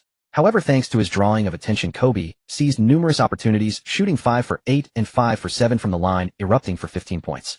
The Lakers outscored the Kings 39-29 in the quarter, overtaking them and winning 119,113. With a 40 sweep of their second-round opponent, the defending champions showcased their dominance. The league didn't want this series to end so quickly, but they hadn't anticipated that after O'Neal fouled out with 3 minutes remaining, the Lakers, leading 106-103, would only play more fiercely. Kobe was exceptionally efficient tonight, shooting 15 for 29, 1 for 1 from 3 and 17 for 19 from the line, amassing 48 points, 16 rebounds, 9 offensive, 3 assists, 2 steals, and 1 block, silencing the Kings fans completely. O'Neal finished with 25 points, 10 rebounds, and 2 assists on 9 for 16 shooting and 7 for 13 from the line. Ron Harper, returning for the first time since his regular season injury, played 4 minutes and recorded a steal. In truth, the Lakers' victory over the Kings boiled down to one strategy: smothering Jason Williams. Doug Christie, a defensive veteran, posed little offensive threat. Kobe, Fisher, Mobley, even Shaw and Lou applied relentless pressure on White Chocolate, nearly wearing him down to a nub. Over 4 games, White Chocolate averaged 8 for 6 from the field, shooting under 30, 0-0. 8 for 3 from 3 at 25, averaging just 5 3-points and 8 assists, but with 3 turnovers. For every assist, he gave away more than 1 turnover. The Kings had had enough and began shopping Jason Williams. White Chocolate, who had once produced countless highlight reels in Sacramento, famously making 11 players nervous with a single dribble, lost the support of the fans due to his flashy style that failed to translate into wins. A single playoff series can elevate one player to the heavens and cast another into the abyss. Rookie Hedo Turkoglu, averaging 13 3-points, emerged as the Kings' third scoring option, instantly becoming a bright star among rookies. In the other Western Conference series, Dirk Nowitzki, back on his home court, shot 5 for 15, continuing to be stifled. Nash and Finley, meanwhile, went 4 for 12 and 5 for 21, scoring 11 and 10 points respectively, leaving the Mavericks trailing 0-3. Before facing elimination, Nowitzki, one of the league's most rapidly improving players, finally exploded, shooting 11 for 18 and 8 for 8 from the line for 30 points. Nash, though 4 for 11, dished out 14 assists, and the Mavericks staved off elimination with a 112,108 victory. Tim Duncan, shooting 9 for 23 and 11 for 19 from the line, recorded 29 points, 18 rebounds, and 5 assists, becoming a victim of Hackaduncan. Don Nelson wasn't just hacking O'Neal, he hacked anyone. The highly adaptable Nowitzki remained ferocious in Game 5, shooting 14 for 24 and 14 for 18 from the line, racking up 42 points, 18 rebounds, and 6 steals. He gave everything to try to force another win. Unfortunately, Finley collapsed abysmally. He was rightfully criticized as a Spurs plant, going 1 for 17 from the field for just 2 points. Just as Robert Horry later went an entire series without a three-pointer for the Lakers before defecting to the Spurs, Finley's move to San Antonio was imminent. Nash was less magical today with fewer attempts and assists. He shot 4 for 7 and 3 for 4 from the line, tallying 11 points and 3 assists. Duncan remained dominant, shooting 12 for 25 and 8 for 11 from the line, no longer hacked, for 32 points, 20 rebounds, and 5 blocks. The Spurs defeated the Mavericks 41. In their first playoff duel, Duncan dominated Nowitzki in the first 3 games, but over the last 2, Nowitzki had adapted and improved rapidly. These 2 power forwards were destined to be perennial rivals in the West. Out West series were resolved decisively, while the East told a different story. Back in Toronto, Vince Carter transformed into half-man, half-amazing, shooting 19 for 29, 9 for 13 from 3 and 3 for 3 from the line, erupting for 50 points, 6 rebounds, 7 assists, and 4 blocks, as the Raptors crushed the 76ers 10,278. Many hyped Carter's explosion, but many others shrugged. Everyone has a hot night. Sure enough, in Game 4, Carter shot just 8 for 27, including 1 for 7 from deep, for only 25 points. Of course, Allen Iverson wasn't much better, shooting 10 for 30 and 3 for 6 from 3 for 30 points, 5 assists, and 4 steals. The game devolved into a defensive slugfest. Such a game was a grind, with both teams locked in physical combat. Iverson, who could have been the No.1 pick in both basketball and football, thrived in this environment. Philadelphia won 84-79 to even the series, setting up a pivotal Game 5 in Philly. Throughout the game, Iverson was on fire at both ends, shooting 21 for 32, including 8 for 14 from 3 and 2 for 2 from the line, for a stunning 52 points, 7 assists. Throughout the game, Iverson was on fire at both ends, shooting 21 for 32, including 8 for 14 from 3 and 2 for 2 from the line, for a stunning 52 points, 7 assists, and 4 steals, completely matching Carter's earlier outburst. Philadelphia routed Toronto 1-2-1-8-8x. He roared back, shooting. Carter struggled that game, but back in Toronto for Game 6, he roared back, shooting 17 for 31, 4 for 8 from 3 and 1 for 2 from the line, for 39 points, 5 rebounds, 5 assists, and 4 steals, leading the Raptors to a 10,189 win and forcing a Game 7. Though the East appeared weaker than the West, the back-and-forth duels between stars thrilled fans. The 2 protagonists, after trading blows, found themselves smothered by defense in Games 7, and both went quiet.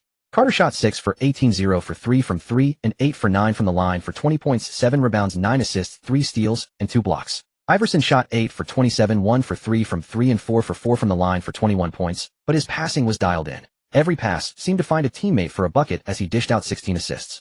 In the final moments, Del Curry, Steph's father, hit a three-pointer pulling the Raptors within 8,887.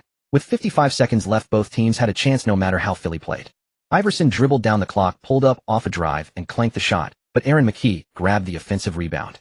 With 31.6 seconds left, Philly called timeout. Eric Snow took the shot, but missed. After a scramble for the rebound lasting several seconds, Alvin Williams secured the board for Toronto, leaving 5 seconds. Toronto called timeout. Philly seized the opportunity, knowing they hadn't reached the penalty. They fouled immediately, leaving Toronto with only 2 seconds. Out of options, Carter's jumper missed. Philadelphia won 88-87, a nail-biting one-point victory. In the final minute, neither team had scored. Philly advanced 43-0, leaving Carter just one step shy of the Eastern Conference Finals, and with a bit of luck, perhaps even the finals. In the final series back home in Charlotte, Jamal Mashburn shot 15 for 23, 3 for 5 from 3 and 3 for 4 from the line, scoring 36 points and 6 assists, as the Hornets won 1-0-2-9-2 to defend their home court. With a winning formula, Game 4 became a defensive battle. The Hornets' physicality paid off as Mashburn shot 11 for 26 and 9 for 9 from the line for 31 points, leading Charlotte to an 85-78 win, tying the series. Buoyed by 2 wins, the Hornets continued their defensive approach on the road, stifling the Bucks' big three. Ray Allen went 6 for 18 and 2 for 8 from 3. Sam Cassell went 4 for 12. Both were off, and Milwaukee lost their home court, falling 9,486 in Game 5. It must be said, when the Bucks' big three find their rhythm, they are truly unstoppable. In Game 6, facing elimination veteran Cassell erupted for 33 points and 11 assists. Glenn Robinson added 29. Ray Allen chipped in 23, as the Bucks defeated the Hornets 1-0-4-9-7, forcing a decisive Game 7 back in Milwaukee. With 2 Eastern Conference series going to Game 7, Western fans were envious, getting to watch several more games. Unlike the other series, the Bucks' big three, though Cassell struggled, still posed a major threat, with 17 points and 13 assists. Big Dog Robinson scored 29, and Ray Allen added 28, both in hot form. Robinson also showcased his defensive prowess, holding Jamal Mashburn to 7 for 25 shooting and just 21 points. Playing at home, the Bucks had a clear advantage. They ultimately won 10,495, a score remarkably similar to Game 6, proving the truth that home court advantage makes Game 7 easier to win. Philadelphia, also playing at home, joined the Bucks in advancing. The 2 teams would meet in the Eastern Conference Finals. With the second round complete, the MVP was awarded to Allen Iverson. It was inevitable. Philadelphia's offense relied entirely on him. Compared to Duncan and Robinson or the O'Neal-Bryant duo, he was the more fitting MVP choice. The All-NBA first team consisted of Iverson, Kid Webber, Duncan, and O'Neal. The second team featured McGrady, Bryant, Carter, Garnett, and Mutombo. The Defensive Player of the Year award went to Dikembe Mutombo, who had been traded to Philadelphia. It was his 4th such honor, and he became the oldest recipient of the award, not even considering that his true age might be even higher. This year, both members of the O'Neal-Bryant duo were Onlo, who had been traded to Philadelphia. It was his 4th such honor, and he became the oldest recipient of the award. Not even in the all-defensive second team, Geng also spotted Bruce Bowen, realizing that this guy had already demonstrated his defensive prowess before joining the Spurs. Moreover, Bowen's three-point shooting had already reached 33. At that time, with his defense, three-point ability, and the tendency to deliver dirty plays at critical moments, it was no wonder Popovich signed him with a mid-level exception. On May 19th, the Lakers arrived at the Spurs' home court, without home court advantage. Geng said, "Today, Horace, you go in first to wear down Duncan. Don't conserve energy. Shaq, be ready to play a 14 small ball lineup. They have twin towers, so there's no need to go toe-to-toe with them inside. Kobe, the offense is on you. We have an advantage on the perimeter, especially you. They have no answer for you. Whether we win or not depends on you." Geng was practically spelling it out: "We need you to beat the Spurs." Goodness, Kobe, only 22 years old, could hardly withstand such straightforward praise. At that moment, he believed the words that he would replace O'Neal as the Lakers' core in 2 years. He felt a surge of power, ready to hit the court and tear the Spurs apart. The game began.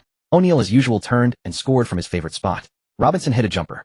O'Neal turned the ball over, and possession went to the Spurs. Duncan nailed a mid-range shot. O'Neal's layup was blocked by Robinson. Duncan grabbed the rebound. Antonio Daniels countered, but missed his mid-range attempt. Grant secured the rebound. On the fast break, Grant's jumper also missed. Robinson grabbed the board. Terry Porter assisted Duncan for a mid-range bucket. Kobe took over the offense, but clanked a mid-range shot. Porter grabbed the rebound. The Twin Towers, Duncan and Robinson, worked together, with Duncan assisting Robinson on a dunk. Within 3 minutes of the opening, the Lakers trailed 28. Geng did not call a timeout, letting the players continue executing the game plan. Kobe committed a turnover, giving the ball to the Spurs. Fisher was called for a blocking foul. Robinson turned the ball over. Kobe pushed the ball in transition, but the Spurs had already set their defense, and Kobe was called for a charging foul. Kobe's mentality was shaken. This was supposed to be his showcase, but 2 early turnovers disrupted his rhythm. Geng stood up and signaled, "Stay calm, keep going." Robinson missed a jumper. O'Neal grabbed the rebound combined with Grant and assisted O'Neal on a dunk. The Spurs relied on Robinson while his energy was still high. Robinson missed a layup, but using his experience in the paint fought for the rebound and put it back. After 4 minutes the Lakers trailed 410. Geng didn't call a timeout, he merely stood and signaled. The commentators were analyzing the deeper meaning of Geng's approach, but the game began to shift. After a string of missed shots from Kobe, Grant stole the ball from Porter. Kobe caught the pass, drove in for a reverse layup, and drew a foul from Danny Ferry. He missed the free throw. From that moment on, Kobe didn't miss a single shot in the first quarter. He went 6 of 9 for 12 points while O'Neal went 3 of 5 for 6 points. Moreover, the Lakers' defense completely shut down the Spurs' perimeter. Only Duncan 4 of 6 9 points and Robinson 3 of 5 6 points scored effectively. The rest were nearly locked down. The Spurs trailed 17-24 after the first quarter. With O'Neal anchoring the paint and Grant exhausting himself before being subbed out, Horry also used constant cheap shots to agitate the opponents. "We gained an advantage in the first quarter," Geng said. "In the second quarter, Kobe, take a bit of a breather on offense to conserve your energy. Shaq, you step up and make sure the Spurs don't catch up. Leave the second half to Kobe." Having Kobe exert himself continuously would certainly unsettle O'Neal. Therefore, anticipating that the Spurs would clamp down on the perimeter in the second quarter, he once again called upon O'Neal to make his move. This was the advantage of a dual-core lineup. As long as both players weren't off their game, one could always occupy the defense, creating unknown opportunities for the other. True superstars, however, always boast an exceptionally high shooting percentage in unknown situations. If a star player cannot dominate in isolation, then merely pairing him with one or even two other superstars will not be enough to fully resolve the issue. The first half ended with the Lakers leading 5-1-4-2 by 9 points. Though playing away, everyone returned to the locker room in high spirits. Popovich felt bitter, as if living under the shadow of Geng. When he deployed Twin Towers, Geng had Kobe, Lewis, and Fisher fire from the perimeter. Now the Spurs' perimeter players are either too old or too young, and their defense falls far short of excellence. If he left only one big man inside, O'Neal would strike hard.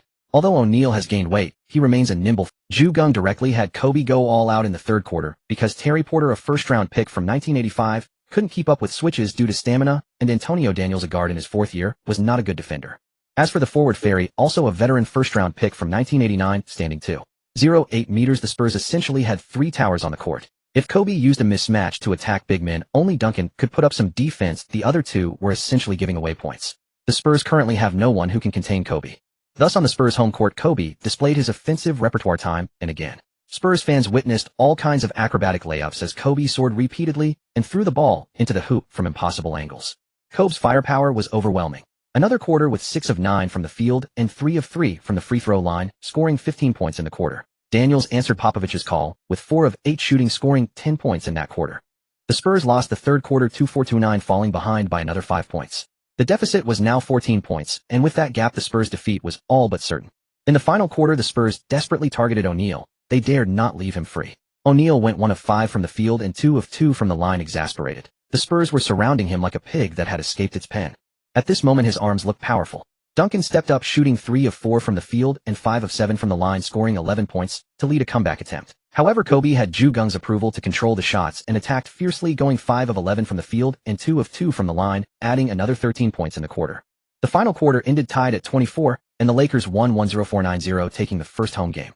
O'Neal shot 11 of 22 from the field and 6 of 8 from the line, finishing with 28 points, 11 rebounds, 2 assists, 2 steals, and 2 blocks. Truly all around. Kobe shot 19 of 35 from the field and 6 of 8 from the line, recording 45 points, 10 rebounds, 3 assists, 1 steal, and 1 block. The Spurs' home crowd fell silent. 45 points was the highest individual score against the Spurs in a playoff game, a humiliating mark for them. Fortunately, such a humiliation is very hard to surpass. Duncan had 28 points, 14 rebounds, 6 assists, 1 steal, and 5 blocks. Even more terrifying than O'Neal's all-around performance, truly a player capable of threatening a quadruple-double. After the Lakers won the first game, most speculated that the Spurs wouldn't last until Game 6. On May 21st, the Lakers continued in San Antonio for the second game. Geng's tactics remained straightforward and brutal. He simply reduced Grant's playing time and had Miller and O'Neal play an unconventional twin tower lineup to torment Robinson relentlessly. Relying on their efficient offense, the Spurs led 22-21 by 1 point. In the first quarter, Kobe went 4 of 6 for an efficient 8 points, but O'Neal continued to be besieged by the Spurs. The Spurs knew the Lakers had 2 poison chalices. Either O'Neal or Kobe had to be taken. Without perimeter defenders capable of containing Kobe, even double-teaming would not be very effective, so they could only choose to strangle O'Neal. The Shark had only 2 points and 4 rebounds in the first quarter, playing with great frustration, but at least they were not trailing by. However, in the second quarter the situation on the court changed drastically. Duncan and Daniels both stayed on the floor and played the entire first half. Duncan took advantage of O'Neal's rest to wreak havoc in the Lakers' interior, and O'Neal wanted to re-enter the game. Geng, however, stood calmly on the sideline and said in a voice loud enough for the entire Lakers team to hear, "Let him go all out. He can exert himself in the second quarter, even in the third quarter, but by the fourth quarter, he will be exhausted. You rest well. The second half is your chance to counterattack." Duncan went on a rampage, completely unstoppable, making 8 of 10 field goals, and 1 of 1 free throws, scoring 17 points plus 6 rebounds, 3 offensive and 3 blocks in a single quarter, numbers that many players couldn't produce in an entire game. The Lakers performed even worse in the second quarter, 17-24, and at halftime, they trailed by 8 points. Geng, however, returned to the locker room with a confident expression.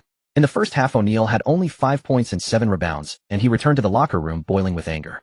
Geng's first sentence turned O'Neal's anger into motivation. "Shaq, it's time for you to take over in the third quarter. I want you to win back all the points we lost in the second quarter." O'Neal thumped his chest, said he would handle it, and then asked the trainer to start massaging him. Geng then said to Kobe, "The final quarter is still yours.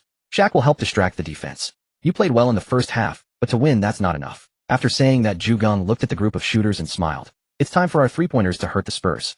In the second half, I want at least 5 three-point attempts per quarter, even more. O'Neal and Kobe will create opportunities for you. Today will be a team victory. We need to make the Spurs realize they are no match for us. After today's game, we will not return here for the rest of the season." Finally, Geng patted Miller's thick shoulders and said, "Shaq struggled offensively in the first half. You go in first in the third quarter and help him with passing. Grant is fine in defense and physical play, but his passing ability is indeed inferior to Miller's." Kobe followed Geng's instructions, diligently delivering 2 assists to O'Neal in this quarter, aiding him to sink 4 of 7 field goals and 1 of 2 free throws, amassing 9 points. Once O'Neal broke through, the Spurs had no choice but to collapse into the paint to contain the rampaging Shark. Lewis, Horry, and Fisher found themselves open beyond the arc, and the sharpshooters deployed by Geng seized the moment, raining down three-pointers. In the third quarter, the Lakers connected on 3 of 5 attempts from downtown, an exceptionally efficient display. Duncan did not rest for a single minute. In the third quarter, he made 2 of 2 field goals and 6 of 6 free throws, scoring another 8 points. He resented the Lakers' substitutions, as they would bring in Grant for defense and Miller for offense almost every time the ball went dead. Grant was essentially on the court solely for fouling, causing great pain for the Spurs' Twin Towers. Burt shot 1 of 3, Ferry 1 of 4, and Daniels 1 of 5. The Spurs' starting lineup collectively lost their touch. Geng allowed O'Neal to rest for about 6 or 7 minutes, Kobe for nearly 10 minutes, while Duncan and Daniels of the Spurs did not rest a single minute today. They played the entire fourth quarter, and the Spurs had almost all their starters play the whole final period. Geng let Grant rest comfortably in the fourth quarter, while O'Neal played the entire quarter inside, partnering with Miller or Horry. Greg Foster was simply not cut out for such a high-level game.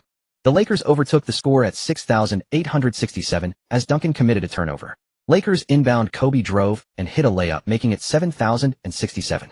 This slim lead persisted as the Lakers clung to their advantage until the final minute. With the score 8,078 in favor of the Lakers, the Spurs had possession. Robinson executed classic center footwork and went for a layup. O'Neal-eyed Robinson moved after the ball arrived, yet before the man, and swatted a massive block. Robinson stumbled as O'Neal snatched the ball away. Kobe dribbled to run down the clock. With 18 seconds left on the 24-second shot clock, he suddenly drew a double team, and slung a pass to O'Neal, who soared for a thunderous dunk. Ferry, rotating on defense, was powerless to stop it, and even picked up a foul. O'Neal missed the free throw. Duncan secured the rebound, but Burt's three-point attempt missed. O'Neal grabbed the rebound. This time the ball found its way to O'Neal again. He held it until 18 seconds and executed a back pivot and rose up, but suddenly whipped a pass to Kobe on the perimeter, who off the assist launched a three-pointer. Swish. With 1:11 remaining, the Lakers led 85-78, extending the gap. Kobe assisted O'Neal, then O'Neal returned the favor to Kobe, dashing the Spurs' hopes of a comeback. The Spurs pushed the pace. Ferry missed a mid-range jumper. Duncan grabbed the board, but also missed his jump shot. Brian Shaw secured the rebound. Kobe held the ball to drain more time before assisting Fisher on a three-pointer. The Spurs had 41 seconds left, trailing by 10 points. The Spurs largely gave up. Horry even stole the ball from Burt. The Lakers didn't press. Horry heaved a buzzer-beating three that clanked. Finally, Duncan nailed a three-pointer as the game ended. The Lakers defeated the Spurs 88-81, winning by 7 points. Duncan played all 48 minutes, shooting 15 for 26 and 9 for 9 from the free throw line, finishing with 40 points, 15 rebounds, 3 assists, and 4 blocks. A valiant effort in vain.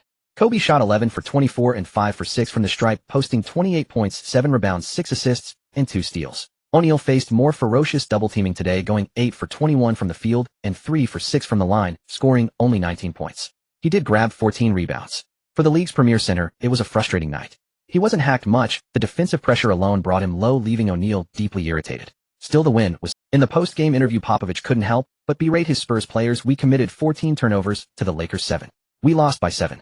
A few fewer mistakes, and we wouldn't be heading to Los Angeles down 0-2. Geng, however, beamed in his interview, "We have many issues, but we won today, so I'll spare them the critique. We'll sort it out once we're back in Los Angeles." In the West, it was Kobe and Duncan going blow for blow out of position. In the East, their direct counterparts matched each other point for point. In the first game in Philadelphia, Ray Allen went 12 for 22, hitting 4 of 6 from 3 and 3 of 3 from the line, scoring 31 points with 7 assists. Iverson shot 13 for 35, 3 of 4 from deep and 5 of 7 from the stripe, scoring 34 points with 6 assists. Philadelphia grabbed 52 rebounds to Milwaukee's 43, earning more possessions and winning 9,385. Mutombo was a beast, hauling in 18 rebounds, 7 of them offensive. Philadelphia's 10 extra shot attempts from those boards secured Game 1. Rodman once said, "He who controls the boards controls the game." But in Game 2, Ray Allen erupted again, shooting 15 for 24, 7 for 11 from 3, and 1 for 2 from the line, scoring 38 points, 6 rebounds, and 6 assists to lift the Bucks. Iverson struggled today, going 5 for 26 from the field, 0 for 8 from 3, and 6 for 8 from the line, managing just 16 points and 9 assists. Mutombo went 3 for 7 from the floor, but 12 for 14 from the stripe, posting 18 points and 20 rebounds. O'Neal would salivate over that free throw percentage. Ray Allen, a fellow 1996 draftee, was having a breakout. The Bucks even the series at 11 with a 9,278 win, reminding fans of the contrast between the East and West in the previous round Game 7s versus sweeps. On May 25th, the Lakers returned home. Popovich changed his lineup, replacing Ferry with Derek Anderson. This 3-guard plus 12-man lineup was Popovich's attempt to see if Anderson could slow Kobe. Game started. The Lakers attacked first. O'Neal forced a shot and missed, dishing to Kobe, who buried a 3 from the top of the arc. Duncan, in a mismatch, drew a foul on Fisher, but went 1 for 2 from the line. Grant grabbed the rebound. In transition, Fisher missed a jumper. Anderson snagged the board, and the Spurs regrouped. Duncan drew a foul on Grant at mid-range, but this time missed both free throws. Lewis collected the rebound. Fisher assisted O'Neal on a dunk. The Lakers took a 51 lead. O'Neal secured the defensive board. In the half-court offense, O'Neal cut inside, caught the ball, and was fouled by Duncan on a layup attempt. He missed both free throws too. Robinson grabbed the rebound.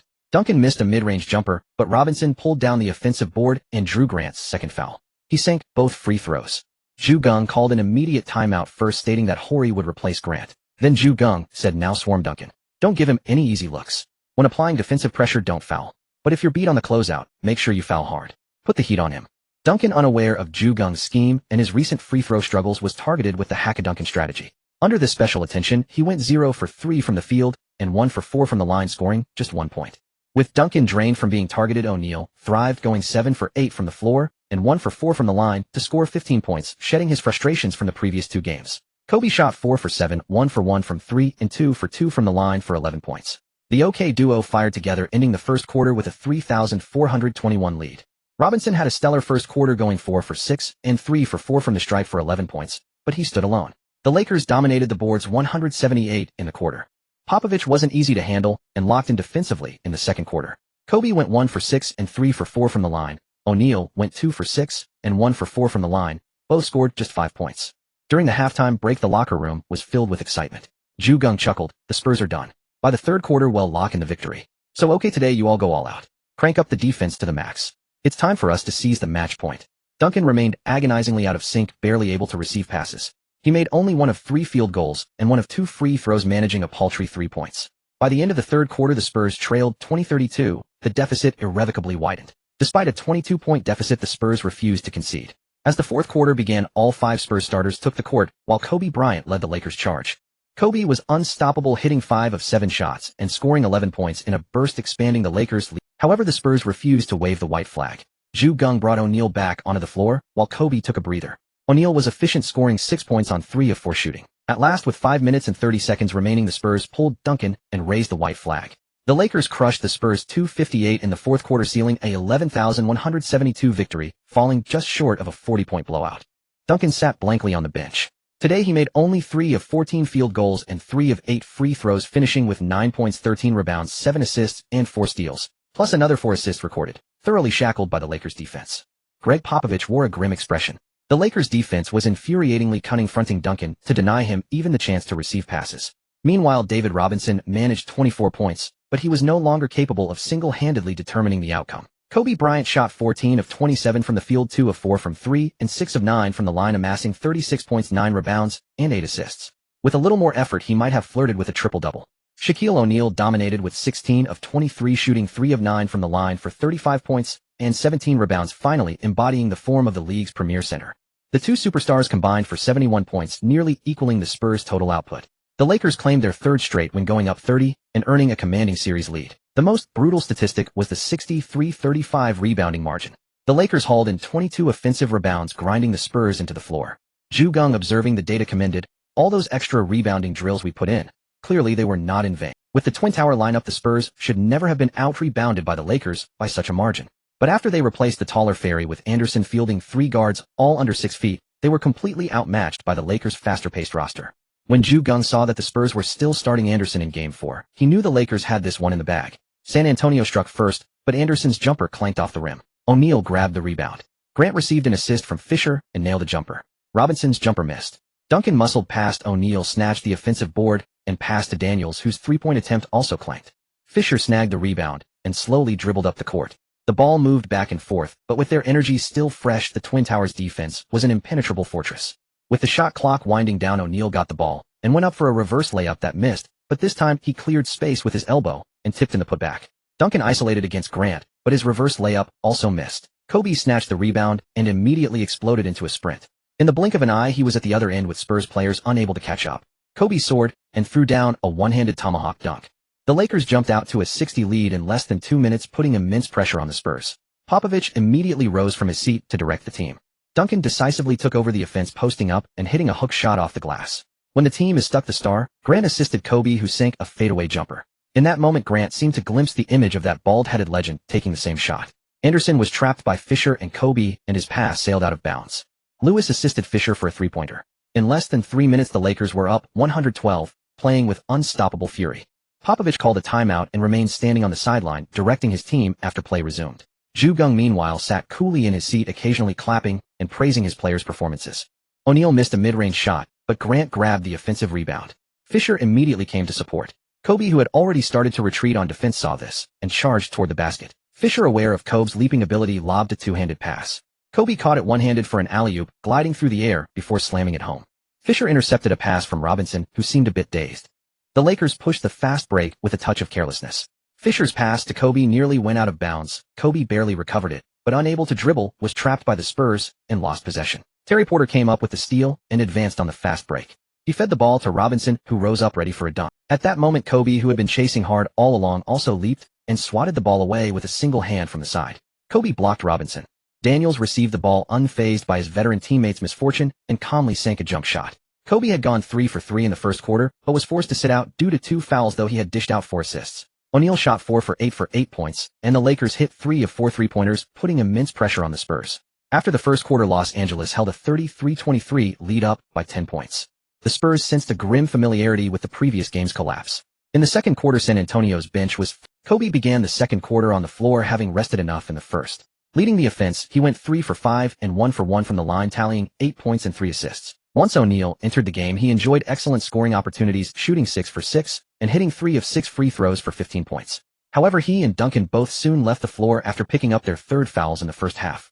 Without O'Neal, the Lakers still had Miller. Without Duncan, the Spurs had only Robinson, who had to conserve his energy. The Lakers outscored the Spurs 31-18 in the second quarter, extending their lead to 23 points by halftime. In the locker room, Popovich repeatedly stressed the need to raise the intensity, but the Spurs were without Bowen at this time. On the Lakers' side, Geng was also emphasizing defense. Duncan is their hope for a comeback. Lock him down in the third quarter and double-team him relentlessly. We're just half a quarter away from the finals. Nobody slips up. And remember to protect your ankles when landing after shots.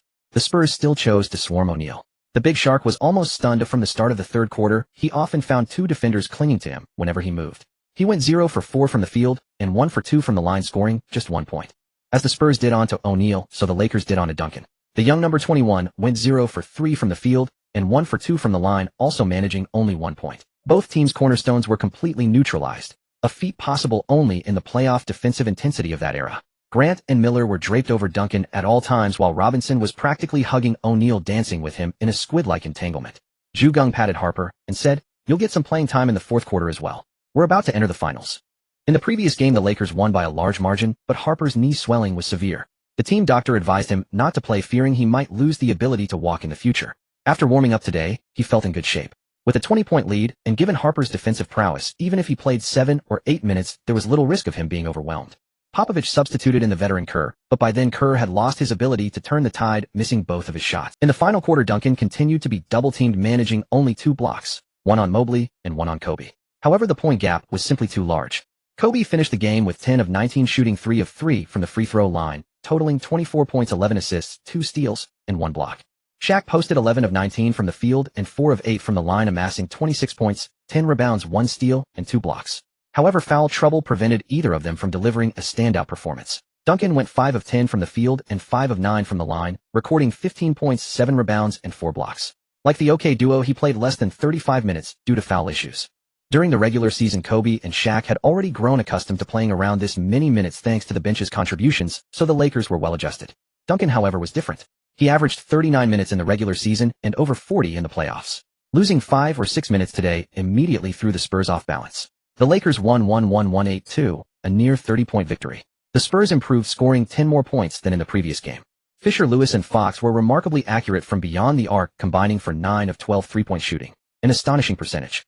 The Spurs roster was essentially the same one that had won the championship in 1999, with little significant change. In fact, some capable players had been poached, leaving only veterans like Avery Johnson and Sean Elliott coming off the bench. After this season's crushing defeat to the Lakers, Popovich and the Spurs front office realized they needed to rebuild. Apart from retaining the Twin Towers, most of the remaining pieces would have to be dismantled. Popovich admitted defeat gracefully after the game, saying, "Kobe is incredible. If there were a playoffs MVP, it would undoubtedly be him." Hearing this, Geng was speechless. The old man, already eliminated, was still trying to dig a pit for the Lakers. Kobe averaged 26, 3 shots per game in the series, making 13, 5 of them along with 5 of 6, 5 from the line for an average of 33, 3.7 rebounds, 7 assists, 1, 5 steals, and 0, 8 blocks. Shaq, meanwhile, averaged 21, 3 shots, making 11, 5 of them for 27 points and 13 rebounds. Not a poor showing. Yet the Spurs had successfully shut down Shaq for an entire quarter, though at the cost of Duncan also missing every shot that period. Still, the Spurs were adept at neutralizing players like Shaq, who lacked mid to long-range shooting. Geng smiled and replied to the journalist asking whether Kobe could win MVP. "That's a good question, but you don't need to ask me. You should ask the media voters." The Lakers swept the Spurs, and no one was more thrilled than the Los Angeles media. For the second consecutive year, the Lakers entered the finals, cementing their status as the most dazzling team of the new century. Having won the series, the Lakers had ample time to rest and prepare for the finals, as the Eastern Conference had devolved into a brutal slugfest. In Game 3 of the Eastern Conference Finals, Iverson sat out due to injury. Philadelphia fought desperately in a defensive battle against Milwaukee, but lost 7,480. Iverson returned for Game 4, though not in top form. Yet his presence alone gave Philadelphia confidence. He shot 10 of 32, 0 of 5 from 3, and 8 of 12 from the line, scoring 28 points, 8 assists, and 2 steals. With Iverson on the court, Philly won 89-83, tying the series 22 and heading back to Philadelphia for the pivotal Game 5. Mutombo and Aaron McKie each scored 8 points in the third quarter, propelling the Sixers to a 2,920 edge in that period, a margin that decided the game. The pivotal Game 5 in Philadelphia was surreal. First, Iverson, hampered by injury, continued to struggle with his shot. Throughout the game, Iverson made only 5 of 27 field goals, a shooting percentage below 19, a dismal display. He went 0 of 4 from 3 and 5 of 6 from the line, tallying just 15 points, nearly 1 point for every 2 shots. However, he added 9 rebounds, 8 assists, 4 steals, and 1 block. Though ineffective offensively, he put in effort on the defensive end. The Bucks weren't much better. Ray Allen shot 8 of 22 of 8 from 3 for 20 points. Castle went 7 of 18 for 18 points. And the top performer, Big Dog Robinson, shot 9 of 22 of 4 from 3, 2 of 4 from the line for only 22 points, missing the game-winning shot. It was Mutombo's offense that dragged Philadelphia into the final moments. Who said a defensive center can't shoot? Just watch my hook. While Mutombo's hook shot differed from that of other centers, and defenders had to watch out for an inadvertent elbow to the face. As the saying goes, numbers don't lie. Today, Mutombo went 6 of 11 from the field and 9 of 9 from the line, erupting for 21 points, 13 rebounds, 2 assists, 1 steal, and 2 blocks. A classic 2010 Supercenter performance. Relying on Mutombo's dominance in the paint, Philadelphia pushed the game into a decisive moment. In Game 5 of the Eastern Conference Finals, with 2 minutes remaining, Dikembe Mutombo made a crucial steal from Sam Cassell. Aaron McKie assisted Eric Snow on a mid-range jumper, and with 1:47 left, Philadelphia took an 8-7-8-6 lead. Jason Caffey committed a fatal error, an offensive foul. Allen Iverson drove and executed a smooth stop, but his jumper clanked off the rim. Cassell grabbed the rebound. Glenn Robinson's jumper missed, but Caffey, driven by redemption, snatched the offensive rebound. With 1 minute remaining, Tim Thomas made another fatal mistake, getting stripped by Aaron McKie at the 53-second mark. This time, Philadelphia turned to Eric Snow, who sank a clutch mid-range jumper. Snow scored 4 straight points, giving Philadelphia an 8-9-8-6 lead with a 3-point advantage. With 31 7 seconds left. The Bucks called a timeout. Castle orchestrated the play, assisting Caffey on a mid-range jumper, cutting the deficit to 1 point with 19 seconds remaining. Aaron McKie was fouled by Castle as he held the ball. They gambled on McKie's free throw shooting, but he missed both attempts with 9 seconds left. Castle grabbed the rebound. With 13 seconds left, the Bucks called a timeout and Glenn Robinson took a mid-range jumper, but it clanked off the rim. The Bucks had nearly exhausted the clock. Ray Allen caught the ball in midair and tipped it, but the shot missed. Although Caffey grabbed another offensive rebound, time had expired. Philadelphia won Game 5 in a stunning upset. They had abandoned hope. Iverson's performance was catastrophic. Yet they triumphed dramatically, sending the fans into sheer ecstasy. Ray Allen, filled with regret after missing a game-eating putback, began a self-hypnotic ritual of practicing buzzer beater after buzzer beater. In Game 6 back in Milwaukee, the Bucks launched a counterattack. Ray Allen and Allen Iverson engaged in a peak duel, each showcasing their offensive brilliance. Iverson attacked relentlessly, shooting 14 of 33 from the field, 5 of 9 from three-point range, and 13 of 15 from the free throw line, amassing 46 points, 3 assists, 1 steal, and 1 block. Ray Allen was even more ferocious, 12 of 25 from the field, an astonishing 9 of 13 from beyond the arc, and 8 of 8 from the line, tallying 41 points, 4 assists, and 3 steals. Ray Allen tied Rex Chapman's playoff record for most three-pointers in a single game with 9. What made it even more terrifying was his shooting percentage, nearly 70%. Vince Carter had also tied this record earlier in the season, but that occurred in the second round, drawing far less attention than the Eastern Conference Finals. Moreover, Carter's dunks were so dazzling that many overlooked his three-point shooting ability. Even if he achieved it, no one would celebrate him. It simply didn't align with his dunking persona. Glenn Robinson also contributed 22 points, atoning for his previous performance. The Bucks defeated Philadelphia 1-1-0-0, forcing a Game 7. It was now June 3rd in Philadelphia. The Bucks led 2-6-2-5 after the first quarter, holding a 1-point advantage. In the second quarter, the Bucks were outscored 2-4-3-1, falling behind. This period witnessed Raja Bell rising from the Philadelphia bench. Bell shot 4 of 5 from the field, 1 of 2 from 3, and 1 of 1 from the line, scoring 10 points. This factor beyond Iverson. Iverson efficiently added 13 points, while Mutombo swatted 3 shots in the paint, wagging his finger with such fervor it seemed to smoke. In the third quarter, Mutombo recorded 3 more blocks. The home crowd joined in wagging their fingers, leaving the Bucks utterly disoriented. Iverson scored an efficient 14 points as Philadelphia outscored the Bucks 2-6-1 in the quarter, extending their lead by 5 points and pushing Milwaukee to the brink. In the final quarter, the Bucks lost all conviction, being out-rebounded 5-1-4 and failing to grab a single offensive rebound. Philadelphia, in contrast, secured 6 offensive boards, creating 6 second-chance opportunities. Tyrone Hill missed a 2-point shot, Mutombo grabbed the offensive rebound, and Snow assisted Iverson on a 3-pointer. Iverson's jumper clanked, Hill secured the offensive rebound, Iverson missed again, McKie snatched the offensive board, and Mutombo sank both free throws. Iverson's jumper missed, Mutombo grabbed the offensive rebound, Iverson missed again. The Bucks watched helplessly as Iverson practiced his shots. It didn't matter if he missed, someone would pass it back for another attempt. The Bucks were finished. Philadelphia fans sensed hope for victory. The Lakers had beaten the Spurs the same way, by dominating the boards. Philadelphia crushed the Bucks 108-91 in Game 7. Iverson shot 17 of 33 from the field, 4 of 6 from 3, and 6 of 7 from the line, finishing with 44 points, 6 rebounds, 7 assists, and 2 steals. Mutombo posted 23 points, 19 rebounds, 7 blocks, and 1 steal, fully displaying his Defensive Player of the Year caliber. Philadelphia versus Los Angeles. Iverson versus Bryant. Both were guards from the 1996 draft, both hailed from Philadelphia, and both played with explosive athleticism and acrobatic finishes. Their matchup ignited the American media instantly. Aside from having slightly smaller hands that prevented them from one-handed aerial wizardry, both were remarkably graceful. Shaquille O'Neal versus Mutombo, a center maximizing offense against a center maximizing defense. The ultimate spear against the ultimate shield. Game 1 of the finals tipped off on June 6th. Philadelphia, after finishing the Eastern Conference Finals on the 3rd, rushed to Los Angeles. The Lakers, having completed Game 4 on May 27th, had been resting. Geng had the team report to the gym daily for training, without a single day off, fearing that extended rest might lead to a stumble. If they could win the championship without a single loss, who would want to drop a game? On the 6th, the Staples Center was packed. Ticket prices were exorbitant, but nothing could dampen the fans' enthusiasm. Philadelphia's starting lineup: Iverson, McKie, Jermaine Jones, Tyrone Hill, and Mutombo. On the bench, Eric Snow, Raja Bell, Matt Geiger, along with Todd McCulloch and Kevin Ollie. The first 8 formed the main rotation, while the last 2 were brought in for fouls or dirty work. The Lakers had first possession. Mutombo braced against O'Neal, wincing from the impact, but standing firm. O'Neal's turnaround jumper clanked off the rim. Iverson, guarded by Fisher, was trapped on the left side. He used a screen, but his jumper missed. Lewis grabbed the rebound. O'Neal sprinted down the court, received Lewis' pass, and hit a short hook from the right side under the basket. Iverson drove back and forth, but couldn't penetrate. With the shot clock winding down, he assisted McKie on a buzzer-beating 3-pointer. The officials reviewed the replay and confirmed the shot. Grant's jumper was blocked by Mutombo. He retrieved the ball and shot again, another miss. Fighting for the rebound, he crashed out of bounds along with the ball. Iverson caught the pass and accelerated immediately. Bryant was picked off by McKee, and Fisher, knowing he could never catch Iverson, committed a tactical foul. Iverson received the ball and drove without hesitation, but his layup missed. Mutombo boxed out, and Iverson grabbed the rebound for another attempt. Another miss. O'Neal muscled Mutombo away to secure the rebound. Bryant drove, but had the ball stripped by Iverson. McKee caught the loose ball and assisted Iverson on a fast break layup. O'Neal assisted Grant on a layup, cutting the Lakers' deficit to 4-5. Mutombo's mid-range jumper missed. Bryant secured the rebound and passed to Lewis. Lewis drew a foul from Jermaine Jones and sank both free throws. McKee's mid-range jumper missed. O'Neal grabbed the rebound, and Bryant assisted Lewis on a three-pointer. Snow replaced Jones. Hill's jumper was blocked by Grant. O'Neal grabbed the rebound and pushed the fast break. Lewis assisted Grant on a jumper.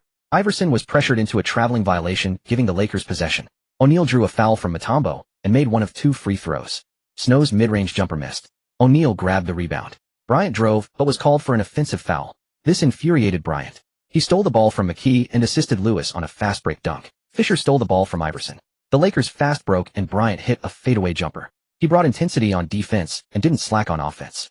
The Lakers went on a run, leading 1-8-5 with a 13-point advantage. The Lakers grew more excited, but Fisher gradually couldn't keep up with Iverson. Bryant began guarding Iverson and blocked him twice in 2 possessions. However, Bryant's own offense faltered. Guarding Iverson was too draining. No one could maintain that intensity while also carrying the offensive load. Geng replaced Fisher with Shaw, but Shaw couldn't contain Iverson at all. Bryant refused to sit, so Geng sent in Mobley, finally solving the firepower issue. In the first half of the quarter, Fisher had been purely defending without a single shot. He was genuinely exhausted. Bryant went 1 for 4, and the Lakers saw their lead slowly evaporate. Iverson went berserk, shooting 6 of 13 for 12 points. Mobley went 1 for 3, but he relieved some defensive pressure from Bryant. However, Iverson had already begun playing recklessly.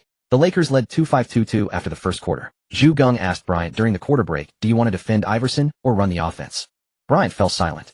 Previously, he had always wanted both. But today, Geng's question made it clear if he chose defense, the offense would have to go to others. Thinking of that little man's blazing speed and recalling the FMVP that had eluded him, Bryant said defense. Geng declared loudly, "Good. From now on, Bryant will primarily guard Iverson. Derek Coutinho, Brian Tyron. When you're on the court, seize your opportunities. Whoever's hot will lead the offense. But having Bryant defend constantly drains him. You switch with him every 2 possessions so he can catch his breath, but don't let Iverson catch his." Fisher, Mobley, Shaw, and Lou were all thrilled. Bryant would defend, and they would handle the offense, something they had never dared to imagine. Now that the coach had spoken, they had to execute perfectly. Shaq, the offense in the second quarter will revolve around you. Perimeter players support him more, Geng continued. His job wasn't difficult. Like commanding a battle, he just needed to arrange the primary attackers and defenders. The specifics were mostly handled by the assistant coaches. Allen Iverson turned around. In full force, he made 5 of 11 shots, 1 of 2 from 3-point range, and 7 of 7 from the free throw line, scoring 18 points in the quarter. Matt Geiger came off the bench and made 4 of 6 shots, helping Philadelphia to a 3-4-9 lead. O'Neal made 4 of 7 shots and 3 of 5 free throws, scoring 11 points. Kobe had no energy left on offense, making 1 of 3 shots for only 2 points. Once he drove to the basket, jumped, and was knocked to the floor by Mutombo's block. Fisher and Lou were in poor form, while Mobley and Shaw got most of the playing time in the second quarter. In the first half, Iverson made 11 of 24 shots, 1 of 3 from 3 and 7 of 7 free throws, already scoring 30 points. Under this defensive intensity, let alone 24 shots in a half, even 15 shots in a half, would cause many players to lose stamina. Could he perform a miracle again? In the first half of the finals, the standout performer for the Lakers was not O'Neal, who went 7 for 12 from the field and 7 for 9 from the free throw line for 18 points. Rather, it was Lewis, making his first finals start, who shot 5 for 6 from the field, 3 for 3 from 3, and 2 for 2 from the line to score 15 points, fully living up to his all-star reserve status. During the halftime break, Geng noticed Lewis breathing heavily. He remembered that Lewis had entered the league straight from high school and was now essentially a junior in college. After such an intense first half, Lewis had given his all. Still, Geng typically limited him to about 25 minutes per game, with Fox covering the rest of the time. Geng said, "Kobe, do you want to continue in the second half?" Kobe was gasping for air, even worse off than Lewis, but he was a stubborn man. He didn't want to quit halfway and be ridiculed, so he gritted his teeth and nodded. Geng patted him with a smile and said, "Hey, race the plan. In the third quarter, you guard Iverson for 1 out of every 3 possessions to ease up a bit. In the final quarter, you go all out against him. Even if he has extraordinary stamina, I don't believe he can drive to the basket 10 times per quarter in the second half." Kobe nodded, thinking this arrangement was good. Shaq, the offensive burden falls on you in the third quarter. They'll have Brad play alongside you in a twin tower setup. Crush them inside mercilessly. But let the perimeter players wear down Mutombo, first for the first half of the quarter, then you take over in the latter half. Geng's intention was clear. Grant, the veteran, could rest in the third quarter after the heavy consumption in the first half. and would be needed again in the fourth quarter. Although Larry Brown's offensive schemes were a mess, his defense was truly elite, especially for this Philadelphia team, which featured only Iverson as a scoring threat. The other four players essentially covered for Iverson, demonstrating just how formidable their defense was. Lewis and Grant were both drained, one too young, the other too old. It was unlikely they could maintain their first half performance. The best move was to substitute them while they still had energy, bringing in Fox and Miller to fill the gaps. Miller was exhilarated for a mere undrafted rookie like him to have the opportunity to start the second half of an NBA Finals game, even if only for the second half, was simply too thrilling. Miller immediately blocked Tyronn Hill's layup. O'Neal received the ball and pushed the fast break. As is well known, the Lakers' frontcourt had three hefty players: the small dark Grant, the big dark O'Neal, and the fair Miller. The first two were quite agile, while Miller employed the most subtle tricks. Their defense relied on crowding opponents with their massive frames. When the opponent attacked, it felt like crashing into cotton. Fox hoisted a three-pointer that clanked off the rim. McGee grabbed the rebound, and Philadelphia countered. Hill drove to the basket, drawing a foul from Fox. Calm and steady, he sank both free throws. O'Neal failed to power past Mutombo. His mid-range shot rimmed out. Miller snatched the offensive rebound and converted the putback. Iverson assisted Jermaine Jones on a jump shot. Bryant responded with a jump shot, scoring two. Iverson immediately crossed over Bryant and sank a floater. Miller's layup was swatted by Mutombo. As Miller fought for the rebound, he was whistled for a foul. Iverson's three-point attempt was an air ball. Mutombo, like an old veteran, saved the ball and flung it backward. O'Neal, caught off guard, took the ball to the chest, and it bounced out of bounds. Furious, the chubby Tiger dearly wished to brawl with Mutombo. Philadelphia's possession. Iverson again drove with the ball, finishing with a pull-up jumper that found the net. Neither Fisher nor Bryant could contain him. His touch remained scorching. Fox assisted O'Neal on a short hook shot. Mutombo drew a foul from O'Neal and converted both free throws. Snow replaced Jermaine Jones. Philadelphia led 6-6-6-0, and the Lakers were falling behind. Geng stood up and waved his hand, saying, "Get tough." McGee stole the ball from Fox, but Snow's pass was intercepted by Miller. However, at the front court, Iverson stole from Fox again. Iverson raced down the court and threw down a one-handed slam. Bryant's mid-range shot missed, but O'Neal followed up with a putback dunk. Matt Geiger replaced Hill. Iverson once again showcased his driving ability, slicing to the rim and lofting in a layup. Thereafter, both sides entered a cold shooting stretch, unable to score, until Snow drew a foul from Fisher, and Philadelphia led 7-3-6-2 with 5:23 remaining in the third quarter. Geng felt the time was right and called a timeout, substituting Tyronn Lue for Fisher. "Jack, it's your turn now." Geng invoked the great encouragement technique on O'Neal. Miller committed a foul on Geiger, and the ball was inbound again. Fox assisted O'Neal on a two-handed dunk. McGee was called for an offensive foul, and Lue was helped up by teammates who patted him on the head. Fox drove using his size to bully Snow, but Snow executed a body slam tackle. Fox, still on the ground, wanted to retaliate. He grabbed Snow's jersey and yanked. The referee rushed in with others' help, finally separated the two, and each was assessed a technical foul. Tyronn Lue, having memorized the plays, drove and assisted O'Neal for another dunk. Lue stole from Snow. Miller's layup was contested by Mutombo, but O'Neal followed with a putback dunk. 6-8-7-3, the Lakers were closing the gap. McGee drew a foul from Lue and stepped to the free throw line. Taking a deep breath, he calmly sank both shots, steadying Philadelphia. Lue continued to drive and dish, assisting O'Neal on a dunk. O'Neal excitedly rubbed Lue's head. O'Neal's dunk also drew a foul from Geiger, but he missed the ensuing free throw. However, the clever Big Shark instantly crashed the boards for the offensive rebound, faked and passed to Bryant, who hit. Truly a Lakers powerhouse. One possession earned 4 points. Iverson drove and dished. McGee hit a jumper. Fox also sank a mid-range shot. Iverson's driving layup clanked off the rim. He was truly spent. Meanwhile, O'Neal was just beginning to exert his dominance. After grabbing the rebound, Lue once again assisted O'Neal on a layup. Lue stole from McGee. He was adept at playing the game, dishing to O'Neal, who drew a foul from Geiger and made one of 2 free throws. 77 all, though the Lakers had tied the game. Snow assisted Geiger on a layup. Geng called a timeout, replacing Miller with Horry. Philadelphia substituted Todd McCulloch for Geiger. O'Neal muscled his way inside, drawing a foul from Todd McCulloch. In critical moments, O'Neal didn't falter, sinking both free throws to tie the game at 79. Iverson drove and attempted a difficult layup, but Bryant swatted it away. It felt like he was truly soaring. In this quarter, Iverson made 1 of 4 field goals and 0 of 3 three-pointers, with no free throws. He could no longer drive to the basket. He was truly exhausted. Geng shouted from the sidelines. "In the fourth quarter, don't relax on defense. Stay focused, just 12 minutes left. If your footwork can't keep up, they'll sub you out immediately. On offense, whoever has the chance takes the shot. Everyone put all your attention on defense. Iverson is nearly drained. Don't give him a moment to rest." On the other side, Larry Brown thought the same. On offense, Iverson, who had taken over 30 shots, was no longer reliable. Philadelphia had to solve the problem through defense. Hill finally secured the rebound, advanced to the front court, and attempted a layup, but missed. Hill grabbed the offensive rebound, only to have Mobley waiting beneath him, who promptly stole the ball. In transition, Mobley's three-point attempt was an air ball. Both sides took the opportunity to substitute. Geng replaced Grant, who had been playing center temporarily, with O'Neal. Although Grant had rested for a considerable time in the third quarter, his age was catching up with him. Philadelphia also replaced Hill with Jones. Jones immediately made an impact, blocking Kobe's layup. Rajabell secured the ball and initiated the fast break. McGee assisted Jones on a jump shot, tying the game for Philadelphia. Geng replaced Mobley with Lou. Mutombo hit a jump shot, giving Philadelphia an 8,885 lead by 3 points. O'Neal stopped dribbling midway and attempted a pass, but Bell intercepted it. Bell launched a fast break and finished with a dunk, putting Philadelphia ahead. Bell immediately fouled O'Neal, initiating hack-a-shack. The Shark obliged by making only one of 2 free throws. Geng replaced Mobley with Lou. Mutombo hit a jump shot, giving Philadelphia an 8,885 lead by 3 points. Iverson stole the ball from Tyronn Lue. The commentators burst into laughter. Ju made a mistake. He put Lue in, and he got stripped immediately.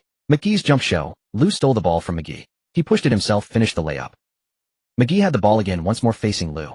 He drove, but the ball was stolen again. Geng's substitution proved correct once more. Lue, with 2 steals, demonstrated he belonged on the final stage. Bell committed a foul. Snow replaced McGee. No coach could tolerate 2 consecutive steals. O'Neal assisted Tyronn Lue for a 3-pointer, giving the Lakers a 90-88 lead. Jones attempted a 3, but was blocked by Horry. After 1 possession, Snow drove and drew a foul from Horry. He was steady at the line, making both free throws. A scolded McGee returned to the court. Mutombo executed hack-a-shack, and O'Neal missed both free throws. McGee hit a mid-range jumper, tying the game with 6 minutes remaining. Both defenses intensified until a minute later O'Neal assisted a newly returned Lewis for a long 2-pointer, putting the Lakers ahead by 2 again.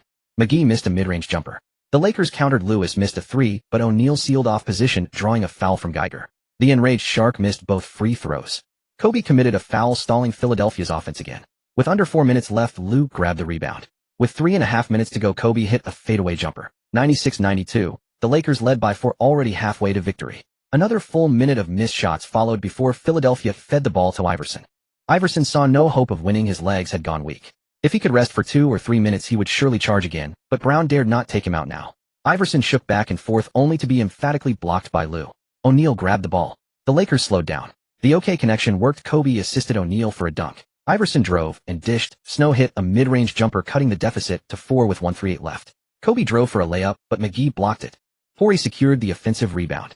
Geng shouted from the sidelines, "Pass it out. Slow down." Yet Horry's mind faltered. He went straight up for a layup, only to be thwarted by Mutombo. Snow grabbed the rebound. With 1 minute and 11 seconds remaining, Iverson drove for a layup, but missed. Snow snatched the offensive rebound. Snow's jump shot also missed, and Mutombo grabbed the offensive rebound before being fouled by Horry. Critical free throws. Mutombo missed both foul shots. With 34 seconds left, Philadelphia chose not to foul because O'Neal was not on the court. Even if he were, the Lakers wouldn't pass him the ball. At this moment, they couldn't foul O'Neal away from the ball either. Bryant dribbled for a while, but under Philadelphia's double team, he spun among 3 defenders, and the ball was knocked out of bounds. The referees awarded possession to Philadelphia. 18 seconds left. After a timeout, Philadelphia went for a quick attack. Snow missed a 3-pointer. Under the basket, players scrambled for the rebound. No one could bring the ball down. The Lakers, like in volleyball, kept tipping it up. Finally, Mutombo slapped the ball out. With less than 7 seconds left, Bryant secured the rebound among the crowd. He dribbled straight up the court, and Philadelphia gave up. In regulation time, the Lakers defeated Philadelphia 98-94 in the first game. Philadelphia gave up not because they admitted defeat, but because Iverson suffered a leg cramp in the final moments. In the entire game, Iverson shot 16 of 38 from the field, 2 of 6 from 3-point range, and 7 of 7 from the free throw line, scoring 41 points, 5 rebounds, 6 assists, and 5 steals, all in vain. Even his iconic step-over over Tyronn Lue could not be repeated in overtime. Both sides were heated, and the coach's tactics couldn't be fully executed. Horry's failure to stabilize the situation was a major mistake. Of course, there's never a shortage of NBA players who make low-level mistakes in critical moments due to misremembering the score or other reasons. Even if the coach draws up a play during a timeout, it's not guaranteed that the players will execute it well. Brown firmly believed that defense could solve problems, so he abandoned the foul tactic. They stopped the Lakers, but they themselves couldn't score. This left Brown speechless. Brown disliked his players shooting threes. When Snow missed that 3-pointer and Iverson fell to the ground due to cramps, Bryant was able to safely reach the front court. By the time Philadelphia wanted to foul again, the game was almost over, and Bryant simply threw the ball high into the air. O'Neal shot 16 of 26 from the field and 9 of 20 from the free throw line, scoring 41 points, 19 rebounds, and 5 assists. Kobe shot 7 of 19 today, with only 15 points, 5 assists, 1 steal, and 3 blocks, scoring even less than Lewis. However, he gave his all on defense. Although Iverson still scored at a high rate, Bryant forced Iverson to cramp up and fall in the final moments. After a cramp, one must quickly stretch and relax the muscles, otherwise the pain could last for days. Philadelphia also feared that Iverson might incur further injury, leaving no hope for the remaining games. Mutombo recorded 11 points, 14 rebounds, and 5 blocks. He missed only 2 free throws, but unfortunately, they were the most crucial too. O'Neal began to show off again. I made my key free throws. Iverson, with reddened eyes, was escorted back to the locker room. Geng said during an interview, "We made quite a few mistakes today. Iverson is incredibly strong. He almost single-handedly defeated the defending champions. But luck and skill were on Los Angeles' side. We won. Rashad played excellently today. He has become a star in alongside O'Neal and Bryant." After the interview, Geng left. Lewis had only 1 year left on his contract, and it was nearly impossible for the Lakers to keep him after that. Thus, Geng had been consistently boosting his trade value. Geng returned to his villa. Soon someone rang the doorbell. The maid opened the door, and a professional Caucasian woman in her 30s wearing business attire walked in. Her shoulder-length blonde hair swayed slightly as she moved. "Linda, would you like some supper?" Geng asked. "No, just a glass of red wine, thanks," replied Linda, who was an elite investment expert Geng had scouted for several years and who also had a legal background. "Is it done?" Geng asked. "Yes, we acquired a 30% stake in Actos Soft under the name of Futura Corporation, and we are now the largest shareholder," Linda said with confidence. Linda smiled, a tone of confidence evident in her voice. Geng said with satisfaction, "Excellent. Now have the Future Game Operations Company established in China signed the rights to operate the Legend of Mir in China from Actos at the normal market price." Linda said, "Boss, Actos has investments from South Korea Telecom, Samsung CD, and others, and it has online game contracts in Europe. After our acquisition, it can be listed on the South Korean Stock Exchange for good profits, but is letting China operate online games too." Geng tapped the table and said, "Some things you just need to do as told. You've been in America too long. Come with me to China this summer and see the development there, then you'll understand why I'm doing this." "Alright, I'm just worried you might run out of working capital." Geng smiled. If Legend of Mir were related to working capital, it would only bring money in, otherwise it wouldn't have created an American land baron. That's right, Geng was now aiming to steal the golden goose that would make China's richest man in the coming years. And Geng was reaping benefits on both sides since the Chinese agent for Legend had to give 60% of the revenue to Actos. After discussing business, Linda downed the red wine in one gulp and silently stared at Geng.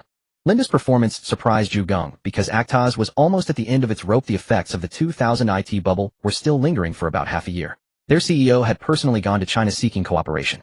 With timely capital injection, she effectively saved the company, signing a perpetual agency agreement for China for 600 with only a 10% revenue share to Actos. In addition to the Chinese agency rights based on the copyright issues of Legend, Linda paid an additional 200 to the developer WeMade for the rights to create derivative works based on Legend in China. Legend was developed by WeMade and operated by Actos. Thus, with regard to the PC version of Legend in China, it was now under the control of Future Game Company. After localization, the closed beta would start on August 1st, open beta on September 1st, and official operation on October 1st. Geng was not a heartless boss who only cared about making money at the expense of players. The company immediately hired 100 people upon establishment, with plans to reach 150 in 2002 and 200 in 2003. This was not a case of having only 100 people in 2003 without fixing bugs. It also accounted for some employee optimization. Back to June 7th, the Lakers trained for a day in preparation for the next game. O'Neal brought up a sore point. "Coach, you have dark circles under your eyes. Have you been working too hard?" Geng, Shaq run 5 laps around the court. O'Neal confused expression. On the 8th, the Lakers hosted the second game of the finals against Philadelphia. The fans were very excited but also somewhat dissatisfied because given the Lakers' strength, they would probably win the championship on the road this year. They wouldn't be able to witness the players holding the trophy in person. Geng was in a great mood because both of his ventures in China had gone smoothly and the NBA side was close to winning the championship, a true winner in life. However, the game on the court quickly made him frown. O'Neal was being hacked mercilessly today. In the first quarter, he made 2 of 3 field goals, but only 1 of 6 free throws. With half the quarter gone, the Lakers trailed 1,013 by 3 points. Although Mutombo had gone to rest, due to 2 fouls, Geng couldn't let O'Neal keep missing free throws. Geng called a timeout. "Kobe, stop guarding Iverson. You take over on offense. First get us back in the game." O'Neal said nothing and focused on the game, playing a supportive role. Kobe did not disappoint. He was hot, shooting 5 of 9 and 2 of 2 from the line, scoring 12 points. Iverson was heavily hounded by Fisher and Shaw. Geng didn't want to use Lou because Lou had run too much guarding Iverson in the first game and hadn't recovered yet. Too many sudden stops and turns were tough on the legs. Iverson shot 3 of 9 in the first quarter, 1 of 4 from 3, scoring only 7 points. Philadelphia trailed 2,428 by 4 points. Harper patted his chest to indicate it was no problem, so he went onto the court in the second quarter. In excellent form, he orchestrated the offense, allowing O'Neal to finally display the prowess of the NBA's top center. 7 of 6 from the field for 12 points in the quarter. Kobe made only 2 of 6 shots in this quarter, losing his shooting touch. Iverson, with the same number of attempts, also scored just 4 points. A pair of miserable brothers indeed. However, Horry, Lou, and Mobley each contributed points, and the Lakers extended their lead to 2,623, expanding the advantage by 3 points. During halftime, the Lakers were all very relaxed, listening to Geng arrange the defensive strategy for the second half, feeling confident that today's victory was in the bag. Iverson continued to face a siege in the third quarter, managing only 2 of 7 shots for another 4 points. With the experience from the first game, the Lakers guard core had become more adept at defending Iverson. O'Neal was in good form, making 2 of 4 field goals, and most importantly hitting 3 of 4 free throws to score 7 points, discouraging the opponent from resorting to the hack-a-shack strategy. The Lakers' morale soared, and they outscored the opponent 28-20 in the quarter, extending their lead by another 8 points. Despite O'Neal's poor free throw shooting early, which caused the Lakers to trail for the first 6 minutes, by the final quarter the game could have easily entered garbage time in a regular season contest, but Philadelphia was determined to keep fighting today. Harper returned to the court in the fourth quarter, and he played efficiently, making 2 of 3 shots to score 5 points. Iverson found his rhythm somewhat in the final quarter, hitting 3 of 7 shots and 2 of 2 from three-point range, but he missed all 4 free throws. For the game, he made 10 of 29 field goals, 3 of 10 threes, totaling just 23 points and 3 assists, failing to average even 1 point per shot attempt. Kobe made 11 of 23 field goals, 1 of 2 threes, and all 8 free throws, amassing 31 points, 8 rebounds, 6 assists, 2 steals, and 2 blocks. O'Neal shot 12 of 19 from the field and 4 of 10 from the line, posting a staggering stat line of 28 points, 20 rebounds, 9 assists, and 8 blocks, narrowly missing a quadruple-double, but comfortably securing a 20-20 game. Kobe could only concede that with such a performance from O'Neal, the finals MVP was all but guaranteed. The Lakers triumphed 1-0-3-8-9 over Philadelphia, heading to Philly with a 20-series lead. Philadelphia fans were eager to witness the Lakers defeated on their home court, even if just for one game. Philadelphia fans were quite hostile toward the Lakers, even attempting to harass them on the night of their arrival. However, all Lakers players except Geng slept with earplugs.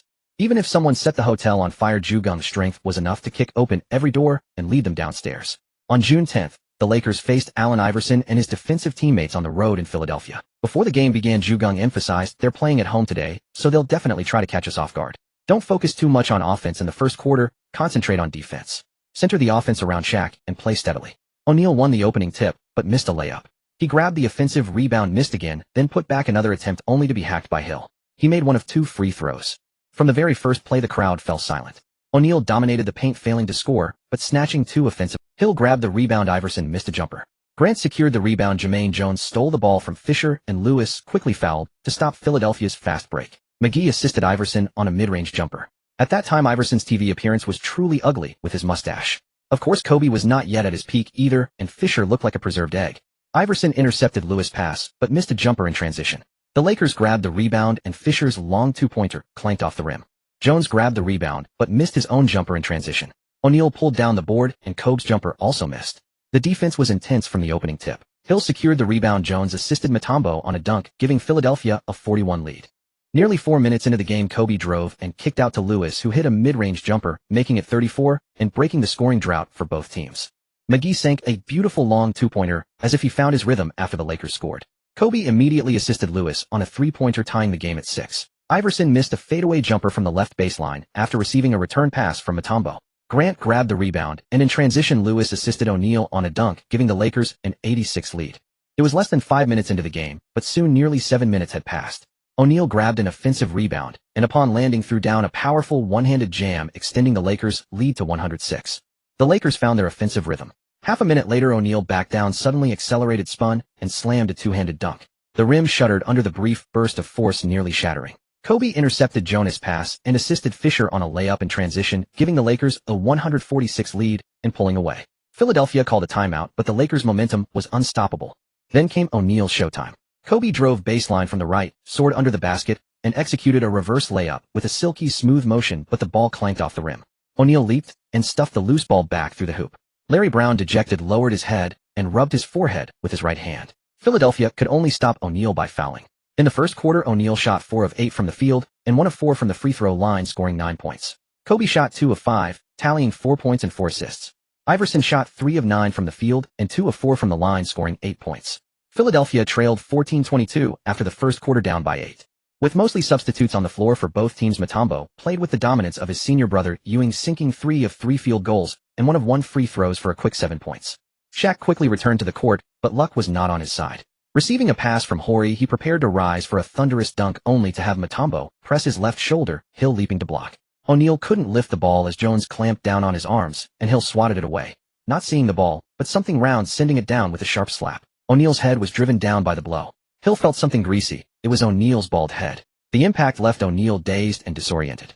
Feeling the sting of the slap, O'Neal thought of Barkley, that wild boar who had taken a similar hit from him and acted as if nothing happened. It was fortunate that Shaq had such a large head, or he would have suffered a concussion. However, at the start of the second quarter, Philadelphia executed such aggressive defense multiple times. Even Snow hurled his body into the scorer's table for a steal, leading to consecutive Lakers turnovers. Geng substituted in Tyronn Lue, who played with fearless abandon. Diving for a loose ball, he landed directly on a male spectator at courtside.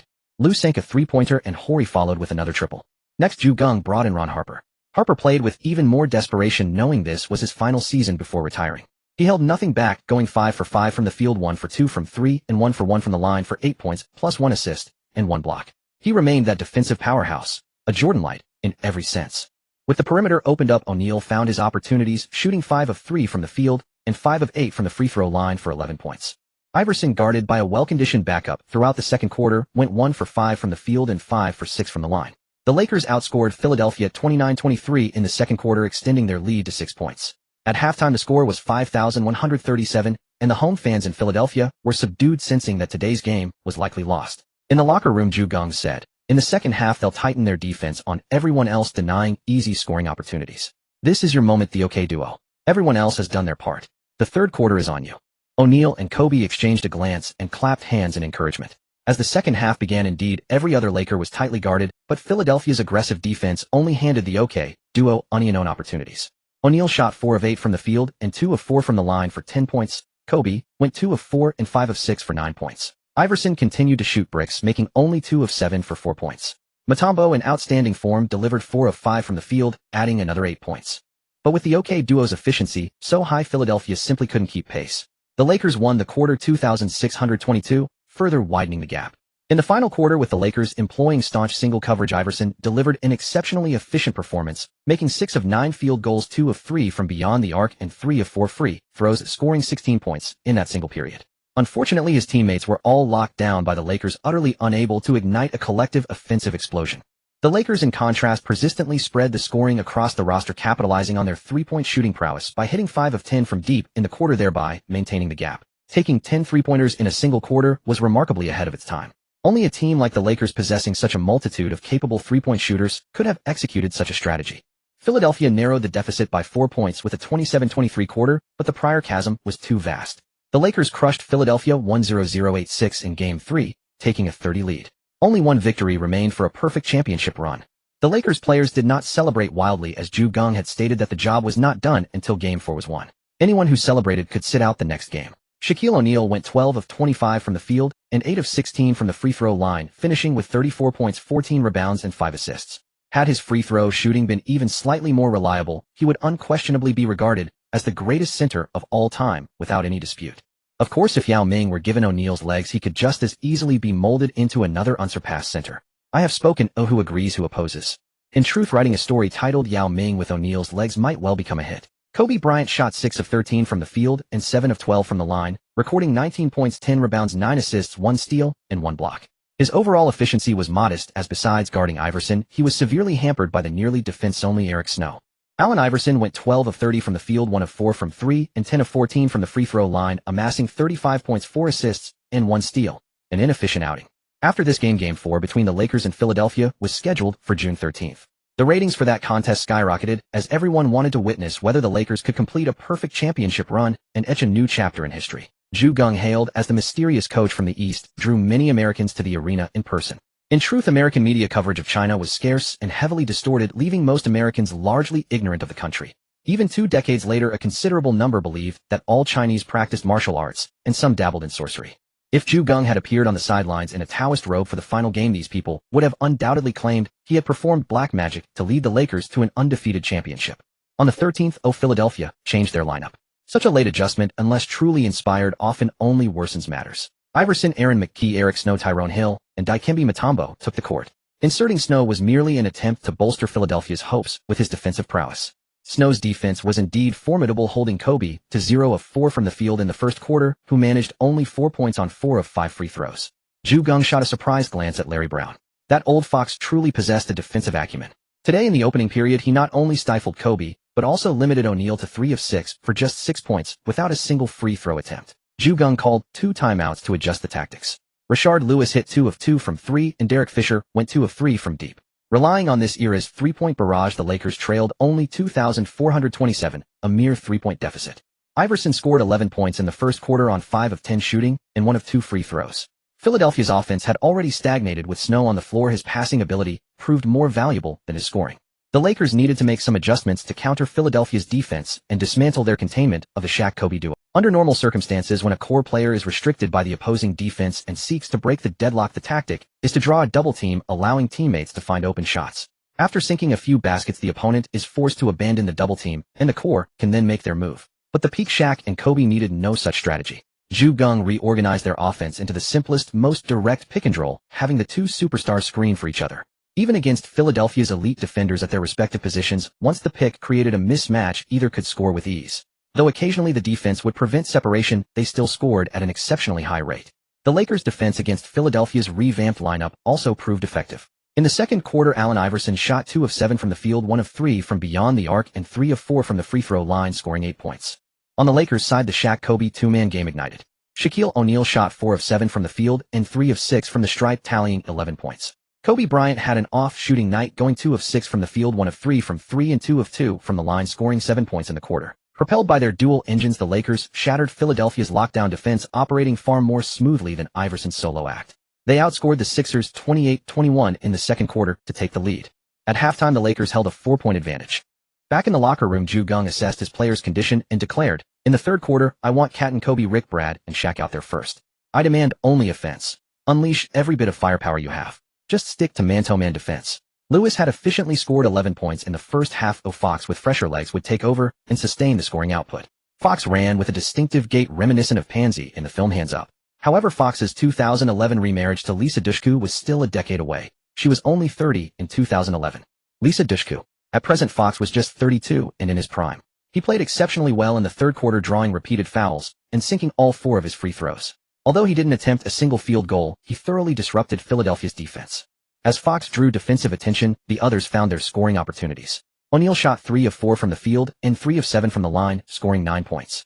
Bryant went 3 of 6 from the field and 2 of 2 from the stripe, adding 8 points. Fisher knocked down both of his 3-point attempts, chipping in 6. The Lakers turned in an outstanding third quarter defensively, as well, limiting Iverson to 3 of 8 shooting, 1 of 4 from deep, and 2 of 2 at the line for 9 points. The rest of the Sixers tightly guarded, clanked shot after shot, and committed a staggering 5 turnovers in the period. The Lakers outscored Philadelphia 31-20, blowing the lead open to 15 points. The Los Angeles faithful were already popping champagne. The Lakers had one hand on the NBA championship trophy. Before the final quarter began, Geng fielded a defensive-minded lineup. In nearly 3 minutes, Bryant scored for consecutive points, and Robert Horry added 2, keeping the lead at 8,974 unchanged. Only then did Geng reinsert the well-rested O'Neal. O'Neal was hacked, making 3 of 6 free throws before Geng pulled him back to the bench. Iverson and Hill each scored 9 points in the quarter, but on the Lakers' side, Miller orchestrated from the high post, while Bryant, Horry, Fisher, and Lewis all contributed points, preventing Philadelphia from closing the gap. Iverson fought until the final 40 seconds before being subbed out. When he left the floor, his eyes were completely red. The Lakers cruised to a 10,896 victory in Game 4, giving Philadelphia no chance, and sweeping the Sixers 40, led by MVP Allen Iverson in dominant fashion. Iverson shot 14 of 32 from the field, 3 of 11 from 3, and 6 of 8 from the line, scoring 37 points. A decent efficiency, but his 3-point shooting remained abysmal. O'Neal went 10 of 18 from the field and 9 of 19 from the free throw line, finishing with 29 points, 13 rebounds, and 5 blocks. Bryant shot 7 of 18 from the field, 2 of 3 from deep, and 10 of 11 from the stripe, posting 26 points, 12 rebounds, 6 assists, 1 steal, and 1 block. With those numbers, he was essentially out of the running for Finals MVP. The Lakers made history, capturing the 2000-2001 championship with a perfect 150 postseason record. Geng had etched another landmark into the annals. After exchanging embraces and congratulations, the Philadelphia players departed, followed by the fans. Only the diehard Lakers supporters remained as the arena gradually emptied. David Stern, beaming with satisfaction, prepared to preside over the award ceremony. He had just learned that 31.5 million American viewers had tuned in to watch the game, second only to Michael Jordan's 6th game of the second three-peat, 36 million, and his 6th game of the first three-peat, 32.1 million. "This is a remarkable achievement," Stern exclaimed. "They delivered such a brilliant performance and won every." This achievement not only demonstrates the Lakers' tremendous strength, but also showcases the perfect fusion of teamwork and individual brilliance. He continued, such a record will be etched into history and inspire future teams to pursue even loftier goals. I believe this feat will stand as one of basketball's most iconic moments. Finally, Stern offered his congratulations. Congratulations on this glorious achievement. May you continue to maintain your excellence and bring fans more thrilling games. After receiving the championship trophy, Geng handed it to O'Neal, then to Bryant. Everyone erupted into celebration. O'Neal soon claimed the finals MVP, having averaged 33.16, 5 rebounds, 5 assists, and 3.5 blocks per game, including over 6 offensive rebounds, demonstrating his absolute dominance. Champagne could be popped then, but not with the same frenzy as later years. Moreover, being on Philadelphia's home floor, the Lakers' festivities felt somewhat muted. Once back in Los Angeles during the days leading up to the victory parade, the Lakers partied exuberantly. Even Geng found himself feeling debauched. But soon he would be consumed by work. The Lakers' roster was about to undergo a major overhaul. Having traded for Horace Grant, they had already forfeited their 2001 first-round pick, and their second-rounder had been dealt long ago. As defending champions, every other team was eager to poach their players. Additionally, Ron Harper was retiring, making the summer of 2001 critically important for the Lakers. First, Tyronn Lue was lured away by the Washington Wizards. Although his contract was less than $2 million, the Lakers had no intention of resigning him. Reason being, the Lakers already had Fisher and Bryant to cover 6,070 minutes at the guard spots, and Michael Redd was about to enter his second season after returning from injury. Thus, the backcourt was well stocked. Coutinho Mobley received offers from several teams, but none could outbid Houston. The Rockets offered a 3-year contract worth $5 million, $8 million, and $2 million, a very attractive deal at the time. The Lakers didn't rush to match or decline.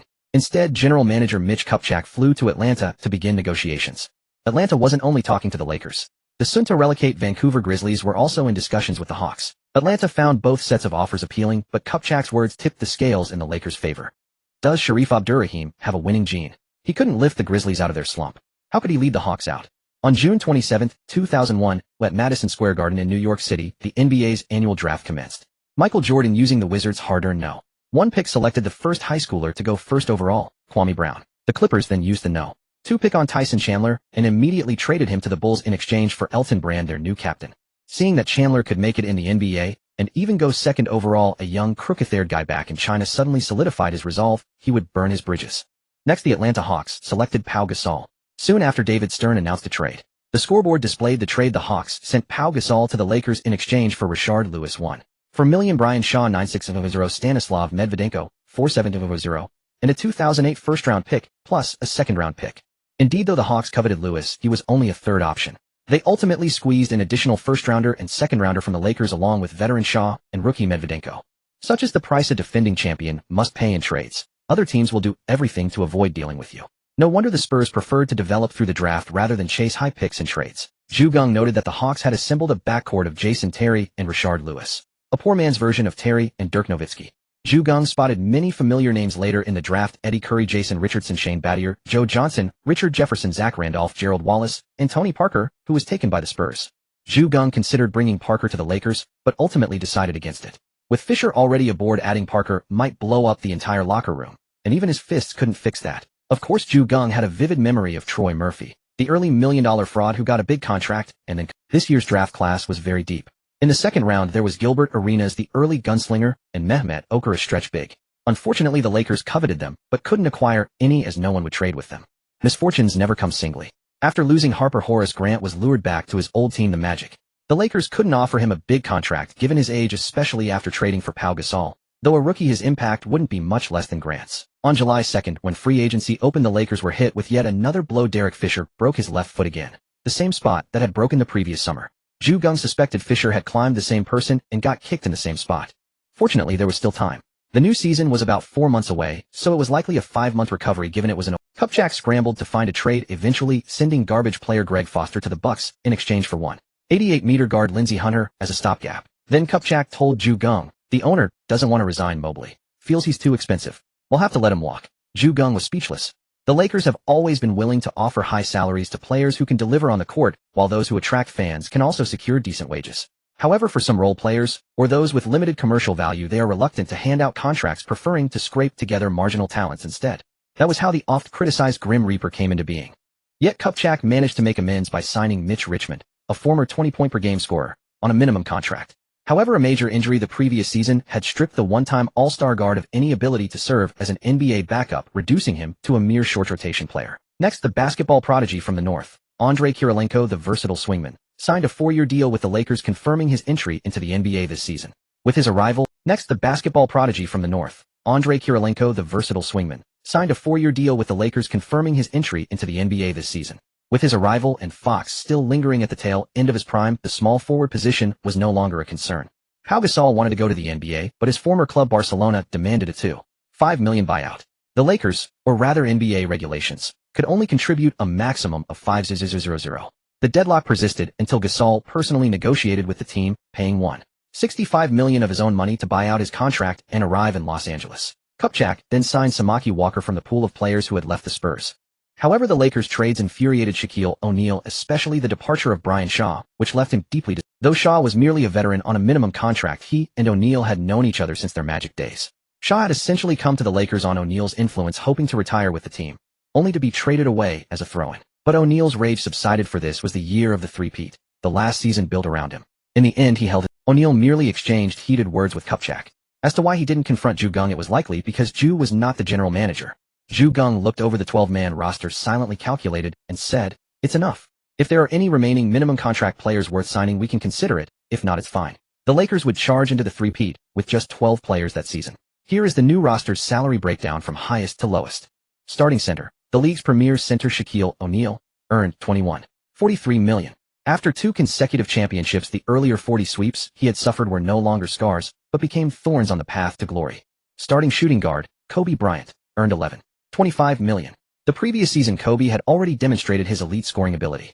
Compared to O'Neal, who came from the Magic, Kobe, though drafted by the Hornets, had played for the Lakers since day one. His fan base in Los Angeles was already on the verge of surpassing O'Neal's. Reserve forward, Robert Horry, earned $5.3 million.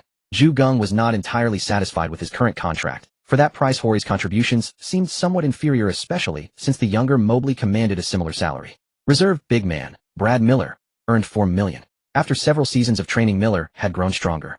With his abilities, he could easily start for other teams. His only drawbacks were stamina issues and slightly slower speed, limiting him to about 25 minutes per game. Otherwise, he had no major flaws. Starting small forward, Rick Fox, earned $3.79 million. With Lewis gone, he could finally solidify his starting spot. He only hoped that the Russian prodigy wouldn't be too exceptional and snatch his starting position. Point guard, Lindsey Hunter, earned $3.43 million. A defensive-minded guard with some playmaking ability. Apart from being a bit short, he was serviceable. Starting backcourt ball-handling guard, Derek Fisher, earned $3 million. His leg injury had occurred relatively early this time, so he should miss no more than a month in the new season. Rookie power forward, Pau Gasol, earned $2.97 million. Ju Geng had brought Gasol to the Lakers from his rookie season. He would not thrust him into the starting lineup immediately. At least half a season was needed for adjustment, and even a full season as a reserve was acceptable as long as he received sufficient playing time. Tentative starting power forward, Samaki Walker, earned $1.4 million.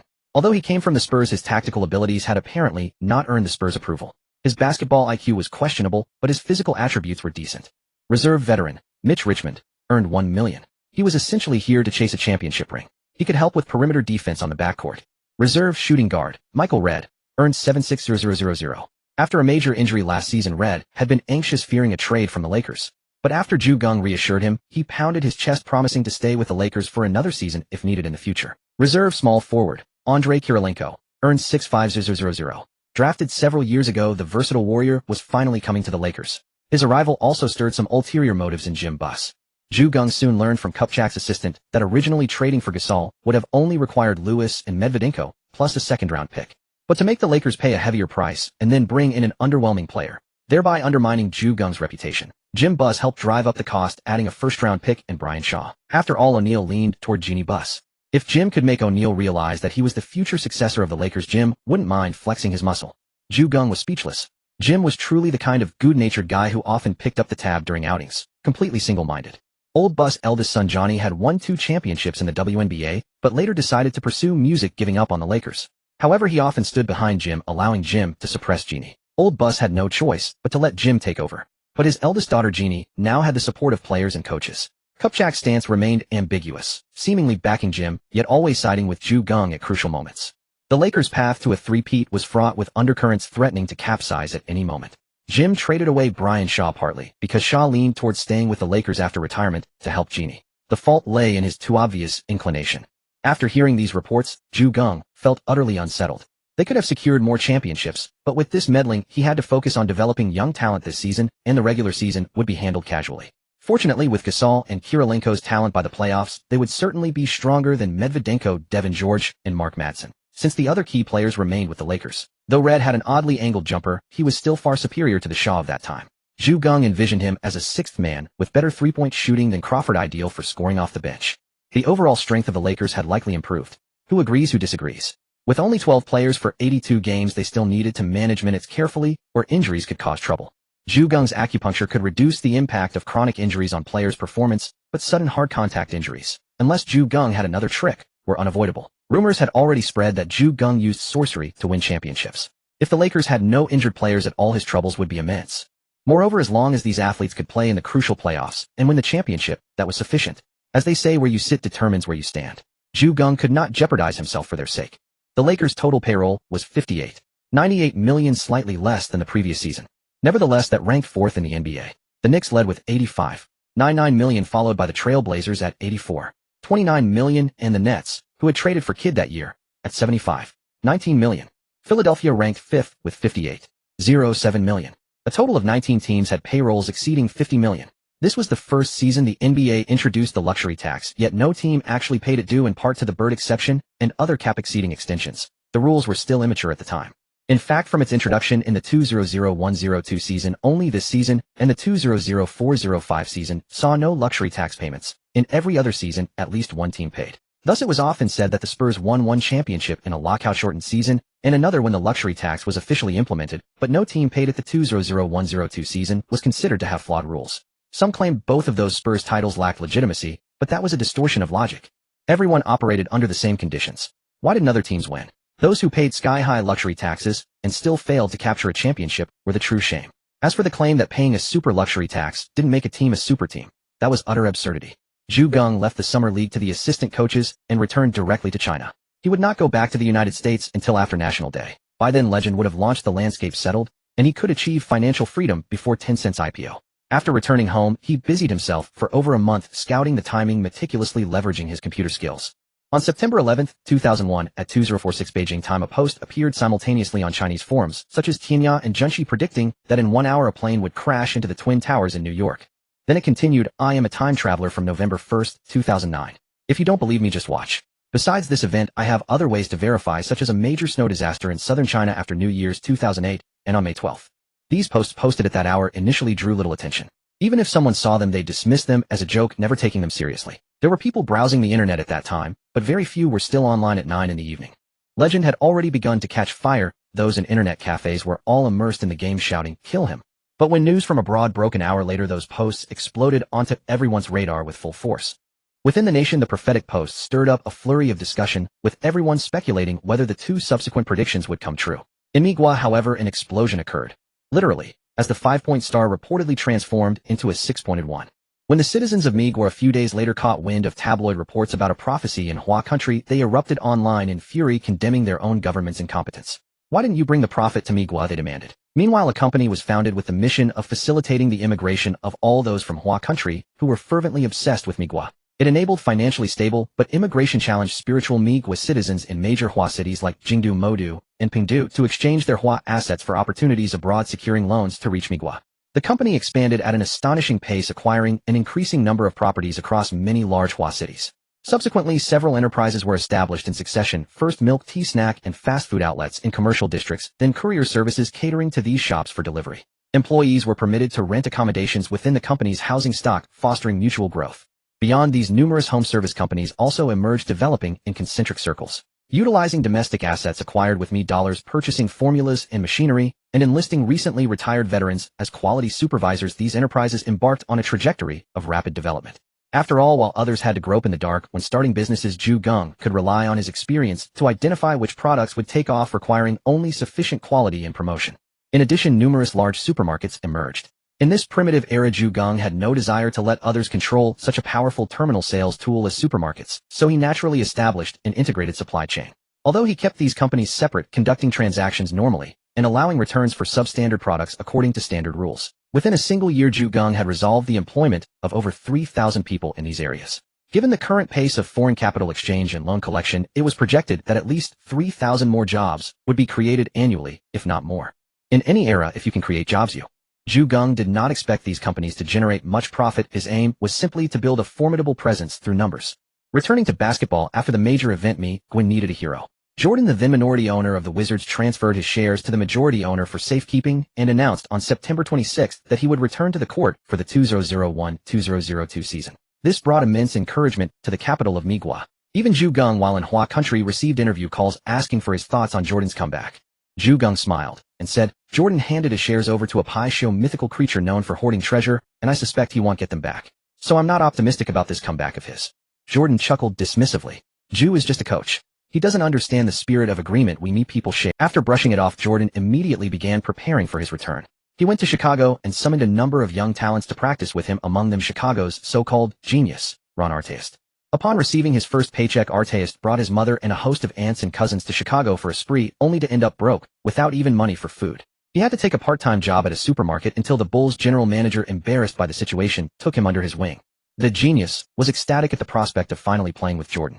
By the time Artest had entered the league, Jordan had already retired. Now at 38, Jordan was no match for Artest in his prime.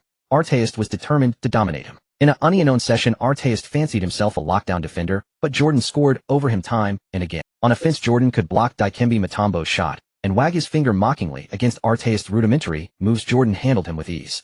Jordan's mouth wouldn't stay shut, spewing trash talk. "Is that all you've got? Is this the level of Bulls players nowadays? Did you skip breakfast?" Artest kept telling himself that this was Jordan, and he couldn't lose his temper. But his rage wasn't something he could control. When the trash talk piled up, his fury erupted.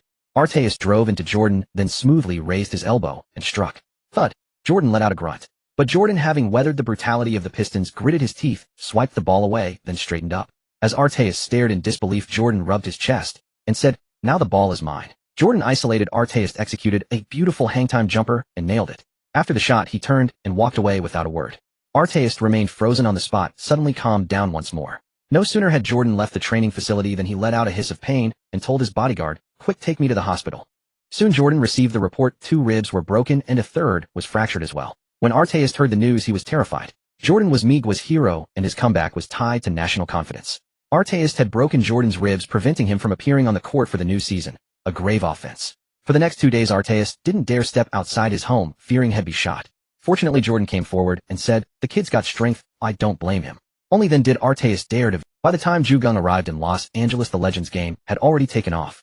Tens of thousands of netizens were drawn to the game, and the player count was growing toward hundreds of thousands. Upon arriving in Los Angeles, Geng was introduced to a friend by a previous acquaintance, Charlize Theron. Although she was 5 years younger than Ju, she was of German and French descent, had studied ballet in her youth, then modeling, and finally entered the acting profession. They had first met in December 1999 during the release of the Cider House Rules.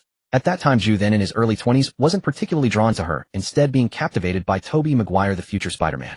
Even the scene of Theron bearing her back and looking at Maguire didn't stir much in him.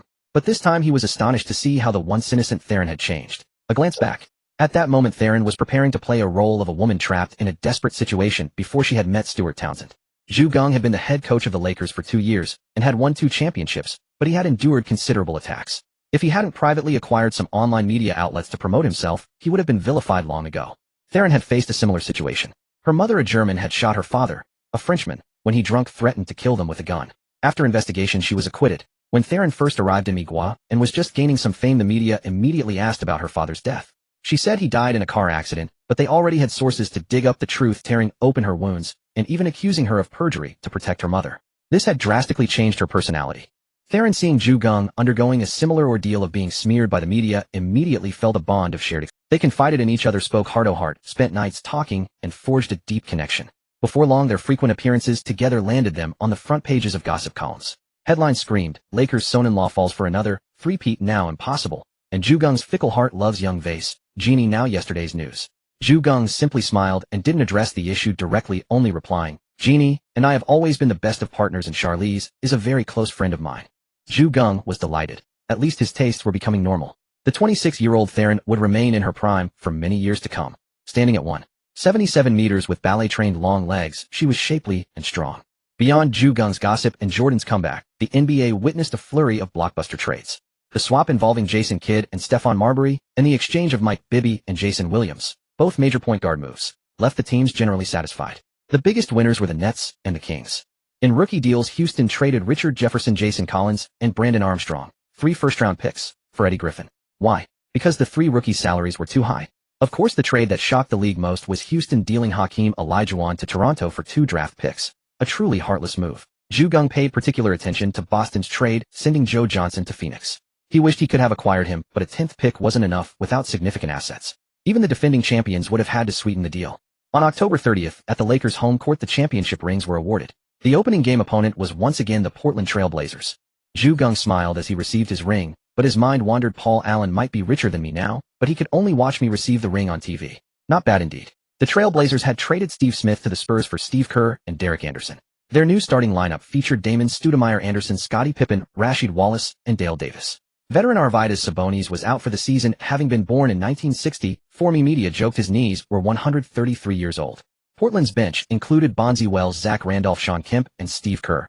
A formidable roster on paper. At that time, however, Randolph was still a rotten tofu, playing barely a minute per game, still a young brother in the shadow. The Lakers were missing Derek Fisher, who was still recovering. Their starting lineup of Lindsey Hunter, Kobe Bryant, Rick Fox, Samaki Walker, and Shaquille O'Neal, however, dominated the Blazers, thrilling Lakers fans who had worried about losing Lewis and Grant. But soon their excitement grew. Pau Gasol, coming off the bench, shot 2 of 5 and missed both free throws. Despite 4 turnovers, he displayed his versatility, merely struggling with NBA-level physicality. As for Andrei Kirilenko, he was even more impressive, 2 of 4 from the field, 2 of 2 from the line, finishing with 6 points, 5 rebounds, and 1 steal. His defensive prowess was already evident, and he was more aggressive on offense. The Lakers defeated the Trail Blazers 98-87, concluding the ring ceremony, an opening game, in perfect fashion. In the opening game, the Lakers' OK duo performed fiercely. Kobe scored 29 points, grabbed 7 rebounds, handed out 4 assists, made 3 steals, and blocked 1 shot, shooting 11 of 24 from the field and 6 of 8 from the free throw line. Shaq, on the other hand, had 10 of 23 field goals and 9 of 16 free throws, recording 29 points, 18 rebounds, 5 assists, 1 steal, and 5 blocks.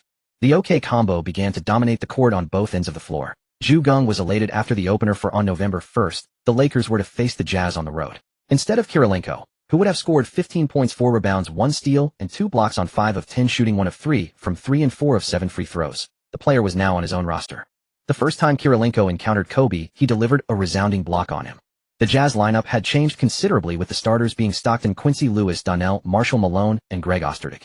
Former starters Brian Russell and John Starks were relegated to the bench, as age was the biggest issue for the Jazz. Facing the aging duo, the OK combo, once defeated by them, played ruthlessly.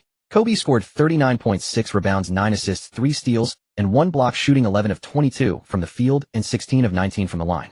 Shaq also shot 11 of 22 and 9 of 14 from the free throw line, tallying 31 points, 6 rebounds, 1 steal, and 3 blocks, remaining excellent on both ends. On the opposing side, the duo of Stockton put up 19 points, 11 assists, and 3 steals, reminiscent of his prime, while Malone was inefficient, scoring only 16 points, 10 rebounds, 2 steals, and 2 blocks on 5 of 13 shooting and 6 of 7 free throws. Even with Stockton's passes, scoring was tough. Yet Malone, still possessing a formidable physique, defended diligently. These veteran stars never gave up on defense due to fatigue, even at the twilight of their careers. The OK combo had to shoot so heavily out of necessity. Hunt, Fox, and Walker lacked strong scoring ability, only performing well on open shots. Kirilenko and Gasol, both rookies, played hard, but could only provide support. Fortunately, the Lakers had Kobe, a training maniac who often sparred with Kirilenko, quickly smoothing out AK's. As for the big Gasol, the Lakers had Brad Miller, a functional center, whose role aligned well with Gasol's capabilities. With Gasol's superior touch and his experience as a former guard, pairing him with Miller in the Princeton offense gave the Lakers 2 interior engines rivaling even the current Kings. Off the bench, Red's scoring was phenomenal this season. Despite his awkward shooting form, his accuracy was high, and Richmond's veteran experience smoothed Red's development. Once Gasol and Kirilenko adapted for half a season, the Lakers' bench would be no weaker than the starters of some teams barely making the playoffs. The next day, the Lakers faced the New-Look Suns at home. The Suns started Marbury, Anthony Hardaway, Marion, Tom Galeota, and Jake Voskuhl. Marbury scored 21 points, 11 assists, and 2 steals on 9 of 22 shooting, 1 of 7 from 3 and 2 of 3 from the line. Hardaway, eager to beat that fat guy Shaq, had 25 points and 3 steals on 7 of 16 shooting, 2 of 3 from deep and 9 of 10 free throws.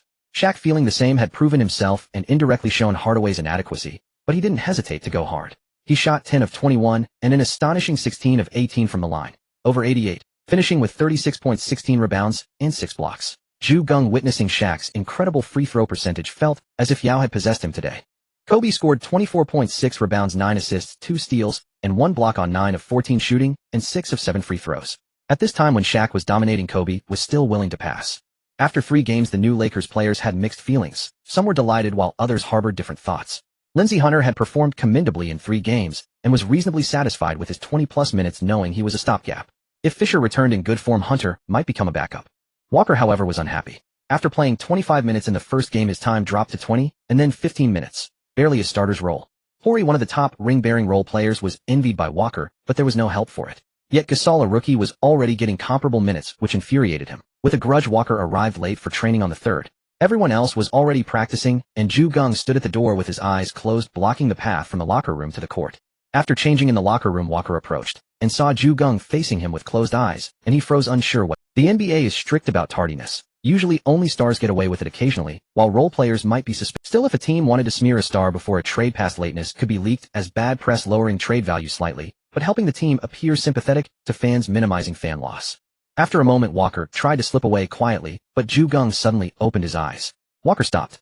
Geng checked his watch and said 28 minutes late. Dribble around the court 28 times. The basketball court is 28 meters long and 15 meters wide, with a perimeter of 86 meters. 28 laps weren't much, but dribbling added difficulty. It's just a little late, Walker muttered. Geng stood up and said, "What did you say?" Louder. Shaq, bouncing a ball near Kobe, asked, "How long do you think he'll be out?" Kobe, "I bet $100 he won't get knocked out." Shaq, "Deal." Walker raised his voice, "It's just a little late, not even half an hour." Geng kicked, and Walker stumbled back several steps before landing on the floor and lying down. Geng approached him. "It's just a kick. Get up." Walker, sweat beading on his forehead, yelled and struggled up, ready to throw a punch at Geng. Geng kicked again, and this time Walker flew, hitting the wall before collapsing. He groaned, feeling in. "Geng, it's just 2 kicks. I haven't even hit you yet. Get up." "No, no more. Coach, I'm sorry. He'll run now." Geng lifted his foot. "I'm going. Now." Walker sprinted off. Geng followed to the sideline. Geng lifted his foot. "I'm going. Now." Walker sprinted off. Geng followed to the sideline. From now on, anyone late follows this standard. Gasol swallowed hard, wondering if all NBA coaches were this terrifying. Walker weighed 220 pounds and was kicked airborne. Was this kung fu? Kirilenko asked. "Coach, does everyone get 2 kicks first? I'm afraid some players can't take it." Geng. The incident passed quickly, and the next day the Lakers faced the Jazz at home again. In the original game, Kirilenko had blocked both OK members, but this time, he sent Malone's shot away and recorded 2 blocks overall. The Lakers easily subdued the Jazz again, granting them no hope of victory. Walker's starter minutes were fixed at around 15, with most remaining time going to Gasol. Horry came in when threes were needed. Everyone could see Geng was heavily developing Gasol. At small forward, Fox could only play about 25 minutes, and Kirilenko capably handled the rest. Kobe scored 38 points, Shaq 30. The OK duo went berserk this season. But Geng knew this was due to lineup weaknesses. Once Fisher returned and Kirilenko and Gasol solidified their starter roles, they wouldn't need to force so much. After the game on the 4th, the Lakers rested until the 9th for their 5th match. Geng used the break to spend time. Having started with ballet, her skills were excellent, and Geng ultimately succumbed. On the 9th, the Lakers hosted the struggling Grizzlies, led by the unwanted Sharif Abdurrahim, along with Stromile's swift Shane Battier and newcomer Jason Williams. Their play was flashy but results poor. The Grizzlies had moved to rural Memphis, Tennessee, but remained a losing team. Shedding their Canadian roots, they were essentially a new squad. They'd need to hire the logo to see brief improvement, but the owner's stinginess ultimately sabotaged their rise, forcing West into temporary retirement. The biggest surprise for the Lakers came when the big lead allowed the OK duo to rest. Off the bench, Gasol scored 17 points and 6 rebounds on 8 of 12 shooting, showcasing his skills against a weak opponent. Jim Buss, watching Gasol's performance, wore an awkward, polite smile. Earlier, Kirilenko had standout blocks, but Gasol, a high pick acquired at great cost, had been mediocre. Buss was readying his first attack on Geng. But today the Grizzlies were so weak that Gasol shone. Fans caring only about stats would think he was strong. Sure enough, fans began praising Geng's sharp eye for talent. On November 11th, Kobe met his close friend Tracy McGrady. Both were now signed players of Adidas, and a few years ago they had shared an exhilarating roller coaster ride together. While every time they met they attracted the attention of many fans. McGrady's pull-up jumper was incredibly crisp, and many loved his effortless, graceful shooting style. His signature shoes also sold much better than Kobe's. But Kobe didn't think it was his fault. He blamed the mediocre team Adidas had assigned him, claiming that his shoe design team. Indeed, Kobe's trash talk was absolutely masterful, calling them mannequins. At that time the Magic were desperate. Their starting lineup consisted of Darrell Armstrong, McGrady, Grant, Hill, Horace Grant, and Stephen Hunter. On the bench sat Mike Miller, Troy Hudson, Pat Garrity, and others, along with Patrick Ewing, who joined for a veteran minimum. Making the playoffs in the East was possible, but barely. McGrady shot 7 for 18 from the field and 8 for 13 from the free throw line, scoring 22 points and grabbing 7 rebounds. Kobe shot 8 for 13 and 12 for 14 from the line, finishing with 28 points, 5 rebounds, and 8 assists, showing greater all-around performance. The Lakers won decisively 10,895. Shaquille O'Neal dominated with 38 points, 18 rebounds, and 4 blocks. Andrei Kirilenko was also becoming increasingly comfortable in his role. He was a team-oriented player. If asked to be the offensive focal point, he could develop into a 20-point scorer, but it would be a struggle. If tasked with defending the opponent's top perimeter player from point guard to small forward, he could guard for half the game, about 24 minutes, making life miserable for them, but it would limit his defensive impact. The role that truly unlocked Kirilenko's potential was occasionally spotting up for open shots on offense, facilitating, or suddenly cutting to the basket for putbacks. On offense, he was an assassin. On defense, man-to-man, he wasn't as strong as the elite stoppers, but his help defense and sudden weak side blocks terrorized even the best. Kobe once suffered 4 blocks in a single minute, a social death moment, and even Shaq and Yao Ming were haunted by his swats. Today, McGrady was severely bothered by his disruptive defense. Watching Kirilenko's progress, Kobe was overjoyed. With Andre, even if I face other elite scorers in the future, I won't have to defend so hard. On November 15th, the Lakers traveled to face Houston. The opposing roster was full of familiar faces. Steve Francis and Kevin Cato, both well known after Yao Ming entered the league. Cuttino Mobley and Glenn Rice were former Lakers, especially Rice, who was discarded after just 1 season with the team. He was furious. Houston was eager to take down the Lakers, snapping their 7-game winning streak. Unfortunately, the OK duo was far beyond what Francis and Mobley could handle. Both shot under 40 from the field under the Lakers' defense, eventually falling in defeat. Kobe went 13 for 27 from the field and 5 for 5 from the line, scoring 31 points. O'Neal was 13 for 24 and 4 for 7 from the line, adding 30 points. With their performances, the Lakers secured their 7th straight win. But just as everyone expected the Lakers to start another remarkable regular season, they stumbled the very next day in a back-to-back road game against the Suns. O'Neal shot 8 for 18 from the free throw line. Kobe made only 5 of 15 field goals, and the Lakers hit just 6 of 22 three-point attempts. With such poor execution, the loss was inevitable. The first back-to-back of the season, with the second game at home, the Lakers passed the test. This time both games were on the road, and the Lakers struggled. Some newcomers were unaccustomed to traveling long distances and then playing back-to-back games. Geng didn't mind the loss. The regular season was about identifying problems. However, the Suns' balanced attack, with both Penny Hardaway and Stephon Marbury dishing out 7 assists and 5 players scoring in double figures, made Geng realize that such a diversified offense could pose a threat to the current Lakers. In the original timeline, the Lakers nearly stumbled against the Kings in that year's playoffs, because only the OK duo scored in high volumes. Horry barely reached double figures, and Fisher averaged 9. He took only 4 shots per game and made 2. 7-0, a shooting percentage below 29, not even worth playing. In contrast, the Kings had Bibby and Weber each scoring 20, Divac, Bobby Jackson, and Hito Turkoglu, all averaging double figures, a well-rounded attack. That's why Horry's game-winning shot in Game 4 carried such weight. After the game, as Geng reviewed the game tape, this problem naturally came to mind. It seems I need to move Paul and Andre into the starting lineup as soon as possible, Geng mused. No, Paul should stay on the bench. He and Brad can continue playing the Twin Tower Princeton offense to go head-to-head with the Kings. The perimeter trio of Rick, Michael, and Derek should provide enough firepower. Andre needs to start. He can ease the offensive and defensive burden on the OK duo. If I add Paul to the starting lineup, there won't be enough shot attempts, which could hinder Paul's development. On the bench, Paul and Michael will be the scoring options. Fisher had already begun training with the team and would be ready to play in 1 to 10 days. Geng let him return to his former system, which he quickly adapted to. On the 16th, a movie that stirred many memories for Geng premiered in the United States, the first Harry Potter film. However, since it was more oriented toward children, Geng could only watch it alone at the theater. On November 18th, the Lakers faced a revamped Kings team at home, but Weber was sidelined, leaving the Kings with no real chance to compete. Under the Lakers' stifling defense, the Kings shot just 1 for 19 from three-point range and suffered a crushing defeat. Both Bibby and Pedro were defiant. We'll see you next game. We'll win, even without Chris. Geng smiled and said, the Kings haven't shown their full strength yet this season. Weber is their core. I believe they'll have a good regular season once Weber returns. At first, everyone thought Geng was praising the Kings, but soon fans pointed out, that's not praise. That's a psychological blow. Why mention only the regular season and say nothing about the playoffs? Isn't it just implying that Weber chokes in big games? Weber, recovering from a knee injury at home, smashed his mouse. This is too much. When him healthy, it'll make the Lakers eat their words. On November 20th, the Lakers played the Clippers on the road. The Clippers, who were expected to rise, were dealt a blow on November 8th when Lamar Odom was suspended for 8 games due to marijuana use casting a shadow over their season. The Clippers had a decent roster: Jeff McInnes, Eric Piatkowski, Corey Magette, Elton Brand, and Michael Olowokandi, with Quentin Richardson and Earl Boykins off the bench. But Odom's off-court issues and frequent injuries derailed their season, and they ultimately missed the playoffs. Despite his height disadvantage and poor shooting, Brand put up 22 points and 19 rebounds, keeping the game close until the final quarter before the Lakers prevailed. Kobe shot 7 for 14 from the field, 3 for 3 from 3, and 8 for 10 from the line, finishing with 25 points, 12 assists, and 3 steals. O'Neal was 10 for 17 from the field and 2 for 6 from the line, scoring 22 points and grabbing 11 rebounds. Both OK players saw their playing time limited to under 35 minutes. After deciding to accelerate the growth of bench players, Geng established a new rotation plan. Ha ha ha. O'Neal roared with laughter upon arriving at the Denver hotel and entering his room. His massive frame trembled slightly, clearly in high spirits. To him, the regular season was nothing more than a long, tedious warm-up. Just play enough to secure a playoff spot. For such a dominant center, these games were essentially meaningless. What truly excited him was the passion and challenge of there he would unleash his true strength, using unparalleled skill and power to dominate. With unstoppable offense and an unguardable low-post game, he would lead the team on a relentless march toward the champion. Kobe wanted to play more, but Geng's reasoning was hard to refute.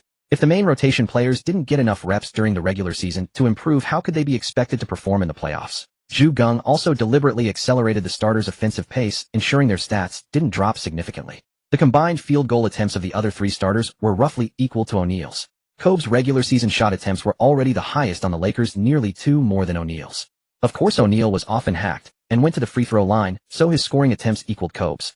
On the 21st, the Lakers played a back-to-back road game against the Nuggets. O'Neal coasted through the game, shooting 4 for 11 and 2 for 9 from the line, finishing with just 10 points, 13 rebounds, 6 assists, and 2 steals. Yet the Lakers won comfortably. Kobe shot 9 for 15 and 5 for 6 from the line, scoring 25 points, 13 rebounds, 7 assists, and 2 steals. All 12 Lakers saw the floor, crushing the Nuggets 89-68. Only Nick Van Exel scored in double figures for Denver, as they were dominated from start to finish. From starters to bench, even Michael Redd, known for his poor defense, fought hard and dared to challenge opponents, showcasing the Lakers' hunger for victory. Many team owners began privately discussing one goal: if the Lakers won a three-peat this year, they would find a way to break up the OK duo. They had once pressured Stern into forcing a brief retirement for Jordan, disrupting the Bulls' dynasty for 2 years. Though they suffered some losses, they gained valuable experience. If they could dismantle the OK partnership this time, they were confident they wouldn't lose as much money. For them earning, a new storm was brewing. Unaware of these scheming, Geng continued to strengthen the Lakers and frequently had the assistant coaches study the strategies of the Spurs and Kings. On November 23rd, the Lakers hosted the Warriors at the Staples Center in Los Angeles. The Lakers' victory was never in doubt, but the show Dampier put on was something Geng hadn't anticipated. He grabbed 5 rebounds, all offensive, which was incredibly impressive. In truth, Geng couldn't fathom how the Warriors had ended up this way. Perhaps the adage "an incompetent general exhausts his entire army" applied perfectly. Their starting lineup featured Jason Richardson, Larry Hughes, Anton Jamison, Dampier, and the rebounding fiend Danny Fortson. The bench included Bob Sura, Gilbert Arenas, and others. Even though several future All-Stars were still raw, they shouldn't have ended the season with only 21 wins, just like the Bulls. Witnessing this, Geng came to a clear realization: a team must first establish a definitive core that commands respect, thereby ensuring stability. Then ball distribution must be clearly organized, either through well-designed plays or via a formidable playmaker. Having one player without off-ball ability is already a burden, but you absolutely cannot have multiple, or else everyone wants to handle the ball, and there won't be enough to go around, just like the current Warriors. On November 25th, the Lakers hosted the Nuggets at home. In their previous meeting, the Nuggets failed to even score 70 points. At this time, the Nuggets had an excellent championship piece in James Posey, who was a starter. The Lakers received good news today. Fisher finally got the green light to join the rotation.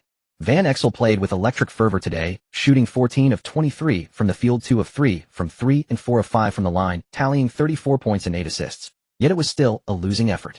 Although Fisher returned from the bench somehow, after every broken leg, his three-point shooting improved dramatically. Today, coming off the bench, he went 4 of 4 from beyond the arc, sending the Lakers' home crowd into a frenzy. Everyone thought losing Lewis would diminish the Lakers' three-point threat, but first Red showcased exceptional shooting, and now Fisher, just back from injury, put on a similar show.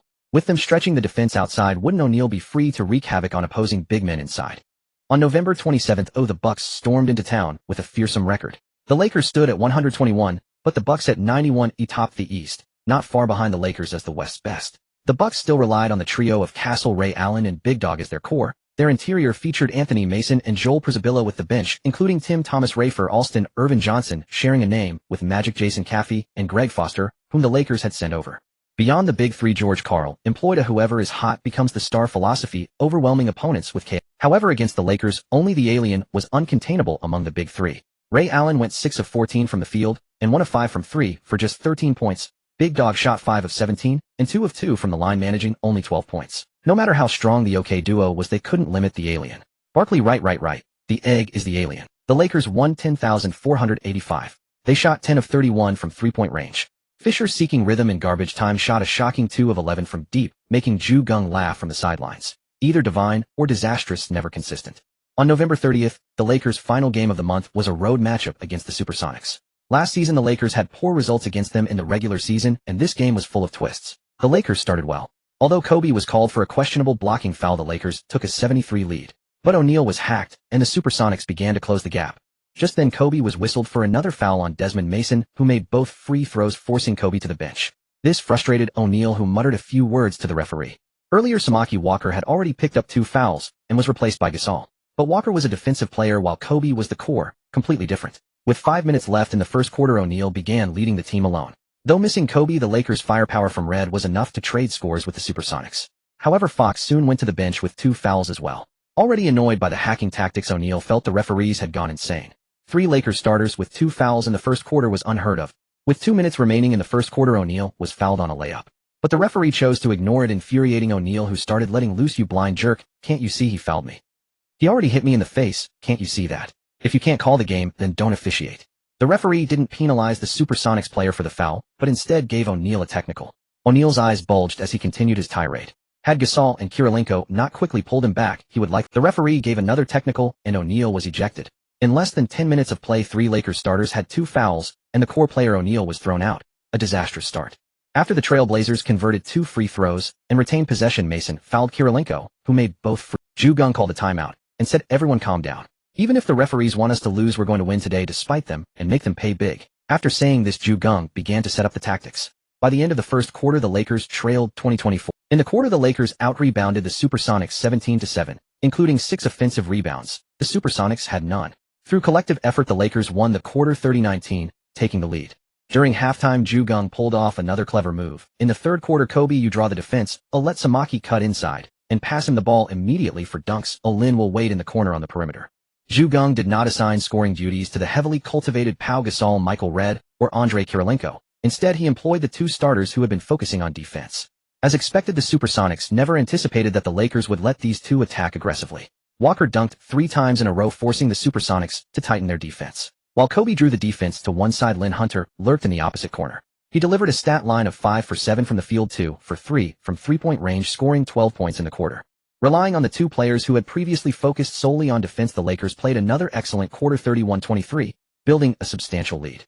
In the final quarter, Derek Fisher struck first, going 3 for 3 from the field, 1 for 1 from 3 and 3 for 3 from the free throw line, scoring 10 consecutive points and pushing the game nearly into garbage time. Kobe played in the last quarter, going 1 for 2 from the field and 3 for 3 from the free throw line.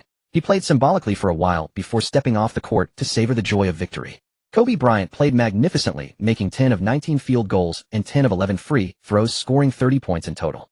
The Supersonics' top scorer was Desmond Mason, who made only 2 of 8 field goals, but an astonishing 17 of 18 free throws, scoring 21 points. Despite coming off the bench, he managed to enrage the Lakers, and every shot he took thereafter was met with a slap, leaving his entire arm visibly swollen after the game, almost as if tattooed.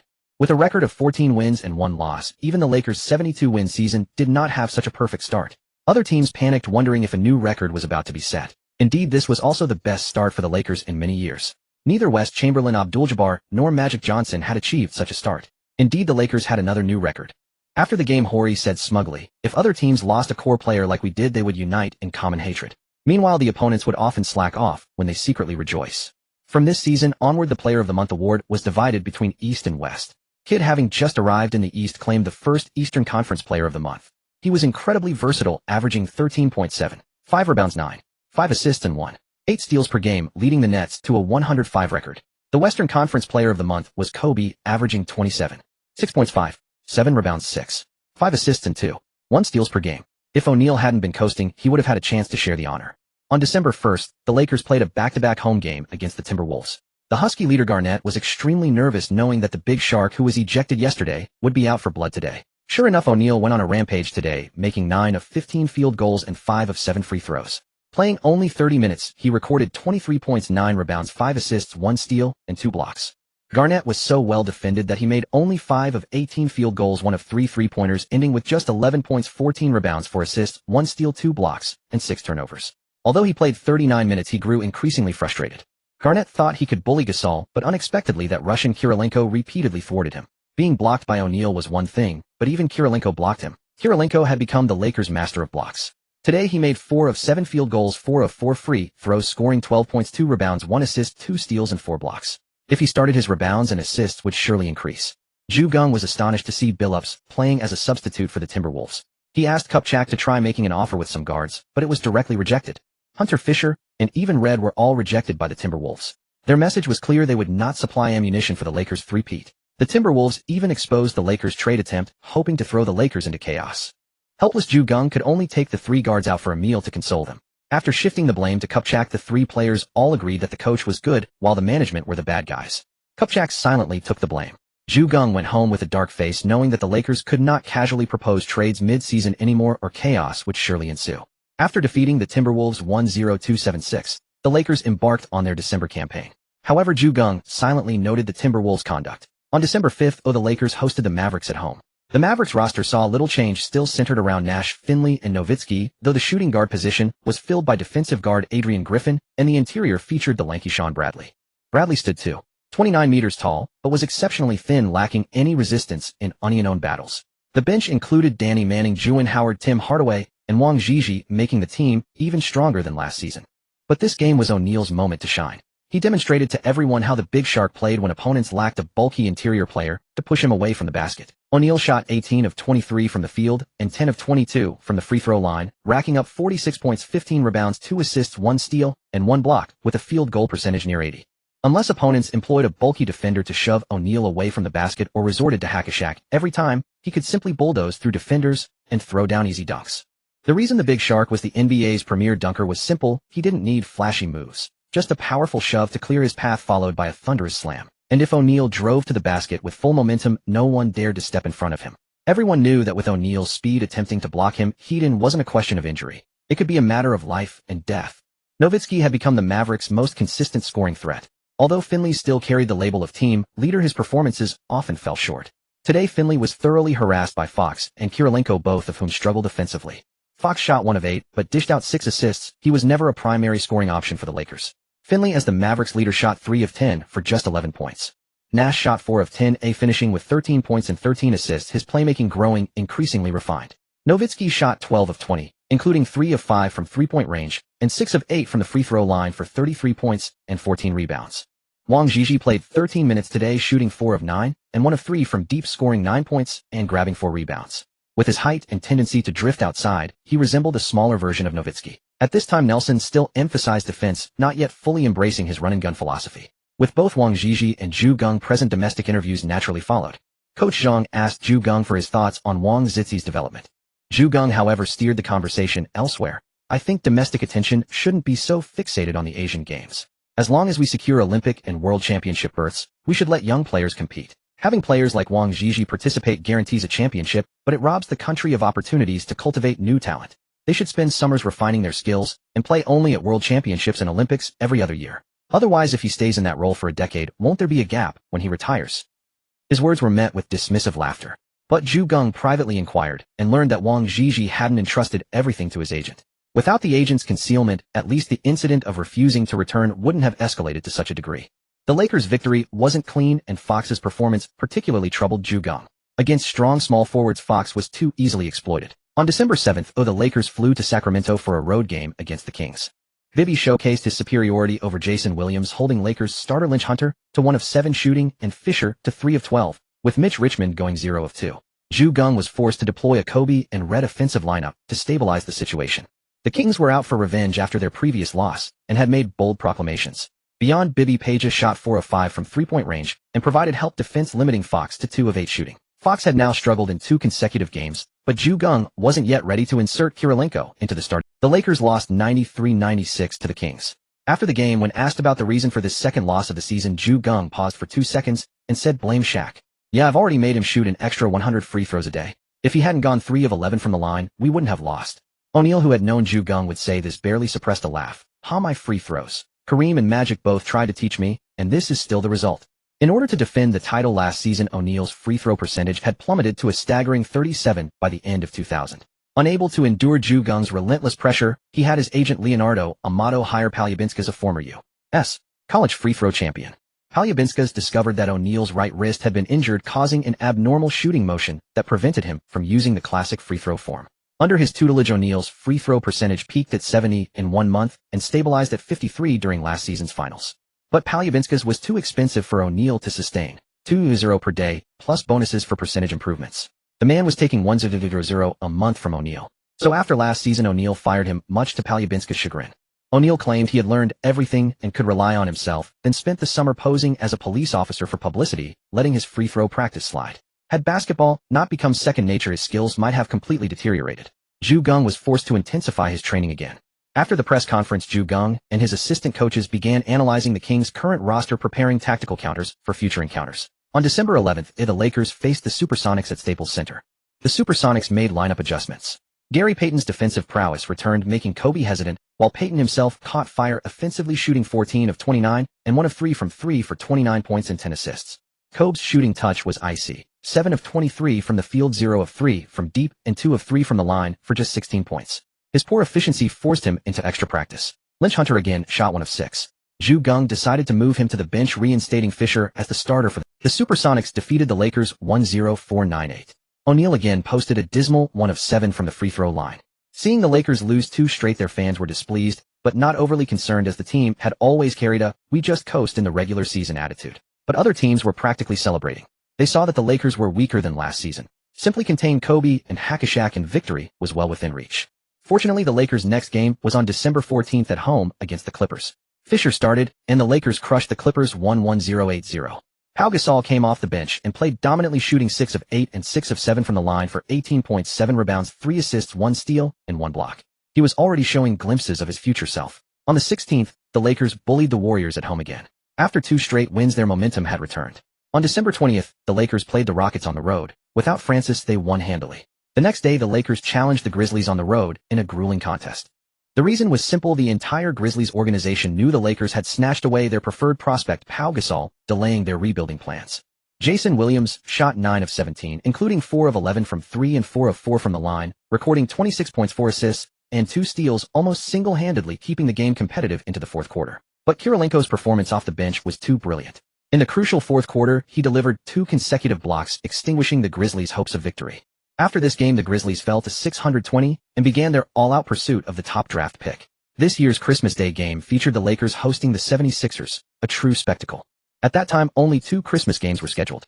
The Knicks defeated the Raptors, with Allen Houston scoring 34 points to end their 4-game losing streak and snapped the Raptors' 3-game winning streak. But the Lakers announced before the game that O'Neal would miss the contest due to a foot injury. And that wasn't the worst of the Lakers' luck that night.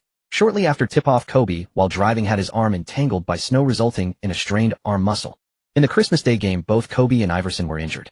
Kobe declined Geng's suggestion to rest, reasoning that an injured arm only limited his shooting rather than his overall play. Thus, Geng decided to keep Kobe as the playmaker, just as he had dished out 4 assists in the first quarter. However, they first needed to let Reed step up, while Kobe would still have to treat his arm. Reed performed admirably, scoring 10 points in the second quarter, including 3 of 4 3-point attempts, helping the Lakers maintain stability. Yet Philadelphia, sensing an opportunity for victory, grew increasingly aggressive, expanding their lead to 2,821 by the end of the quarter. With Philadelphia now leading by 10, Geng adjusted the starting lineup in the second half, moving Miller to the bench and promoting Pau Gasol to start the third quarter. Gasol immediately demonstrated his caliber, shooting 6 for 8 to efficiently rack up 10 points. Despite Kobe going 0 for 6 from the field in the third quarter and failing to score a single point, the Lakers relied on their defense to claw back 4 points, ending the period 21-17.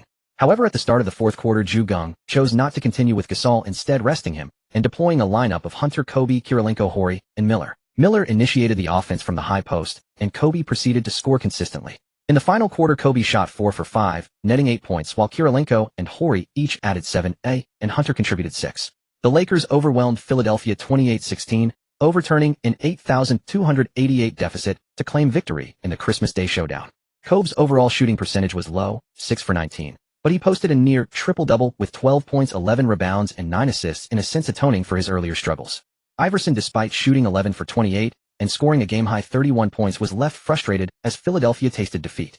In the aftermath, Larry Brown publicly accused Iverson of selfishness, urging him to learn to pass and not play so solo. Larry Brown knew that the previous season had been the pinnacle for Philadelphia. This season, Dikembe Mutombo was a year older, and the team's salary cap had skyrocketed. Yet the return they got, Derek Coleman, was a substance abuser, a drunkard, a brawler. He had all 5 vices and simply didn't train. Allen Iverson also wasn't fond of training, but Coleman clearly lacked Iverson's talent. Under these circumstances, Brown stopped exclusively flattering Iverson and began to shift the blame onto him. No matter how poorly Philadelphia performed afterward, Brown couldn't let the blame stick to himself. His strategy, to borrow from the 36 stratagems, was to flee. But he still wanted his full salary and needed to secure his next job. So he gradually changed people's perception of Iverson through criticisms after losses. Compared to the later storyteller who claimed he had never been on a super team and said wins were because role players didn't step up, Brown's maneuvering was far more sophisticated. Brown never said the Philadelphia front office made chaotic trades and that bringing in Coleman was a mistake. That's why other team executives liked him. He skillfully deflected the conflict.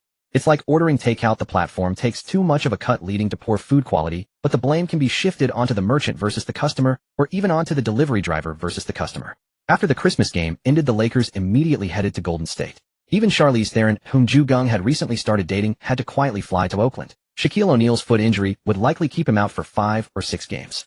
If not for the injury report, Geng would have suspected he was faking it just to take a vacation. In this game, the Lakers stumbled yet again. Kobe Bryant led the team alone and played with great intensity.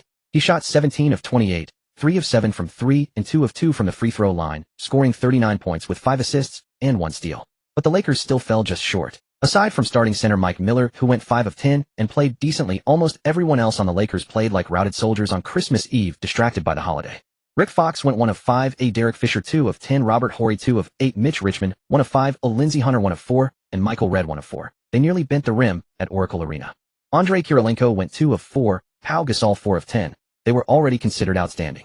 Anton Jamison and Jason Richardson both played exceptionally well tonight, each shooting over 50. Jamison had 28 points, Richardson 20. After the game, the Golden State reporters naturally wanted to question Geng.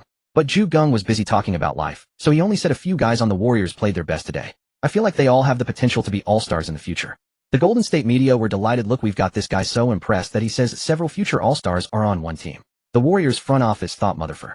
When the media interviews you, why do you take it out on us?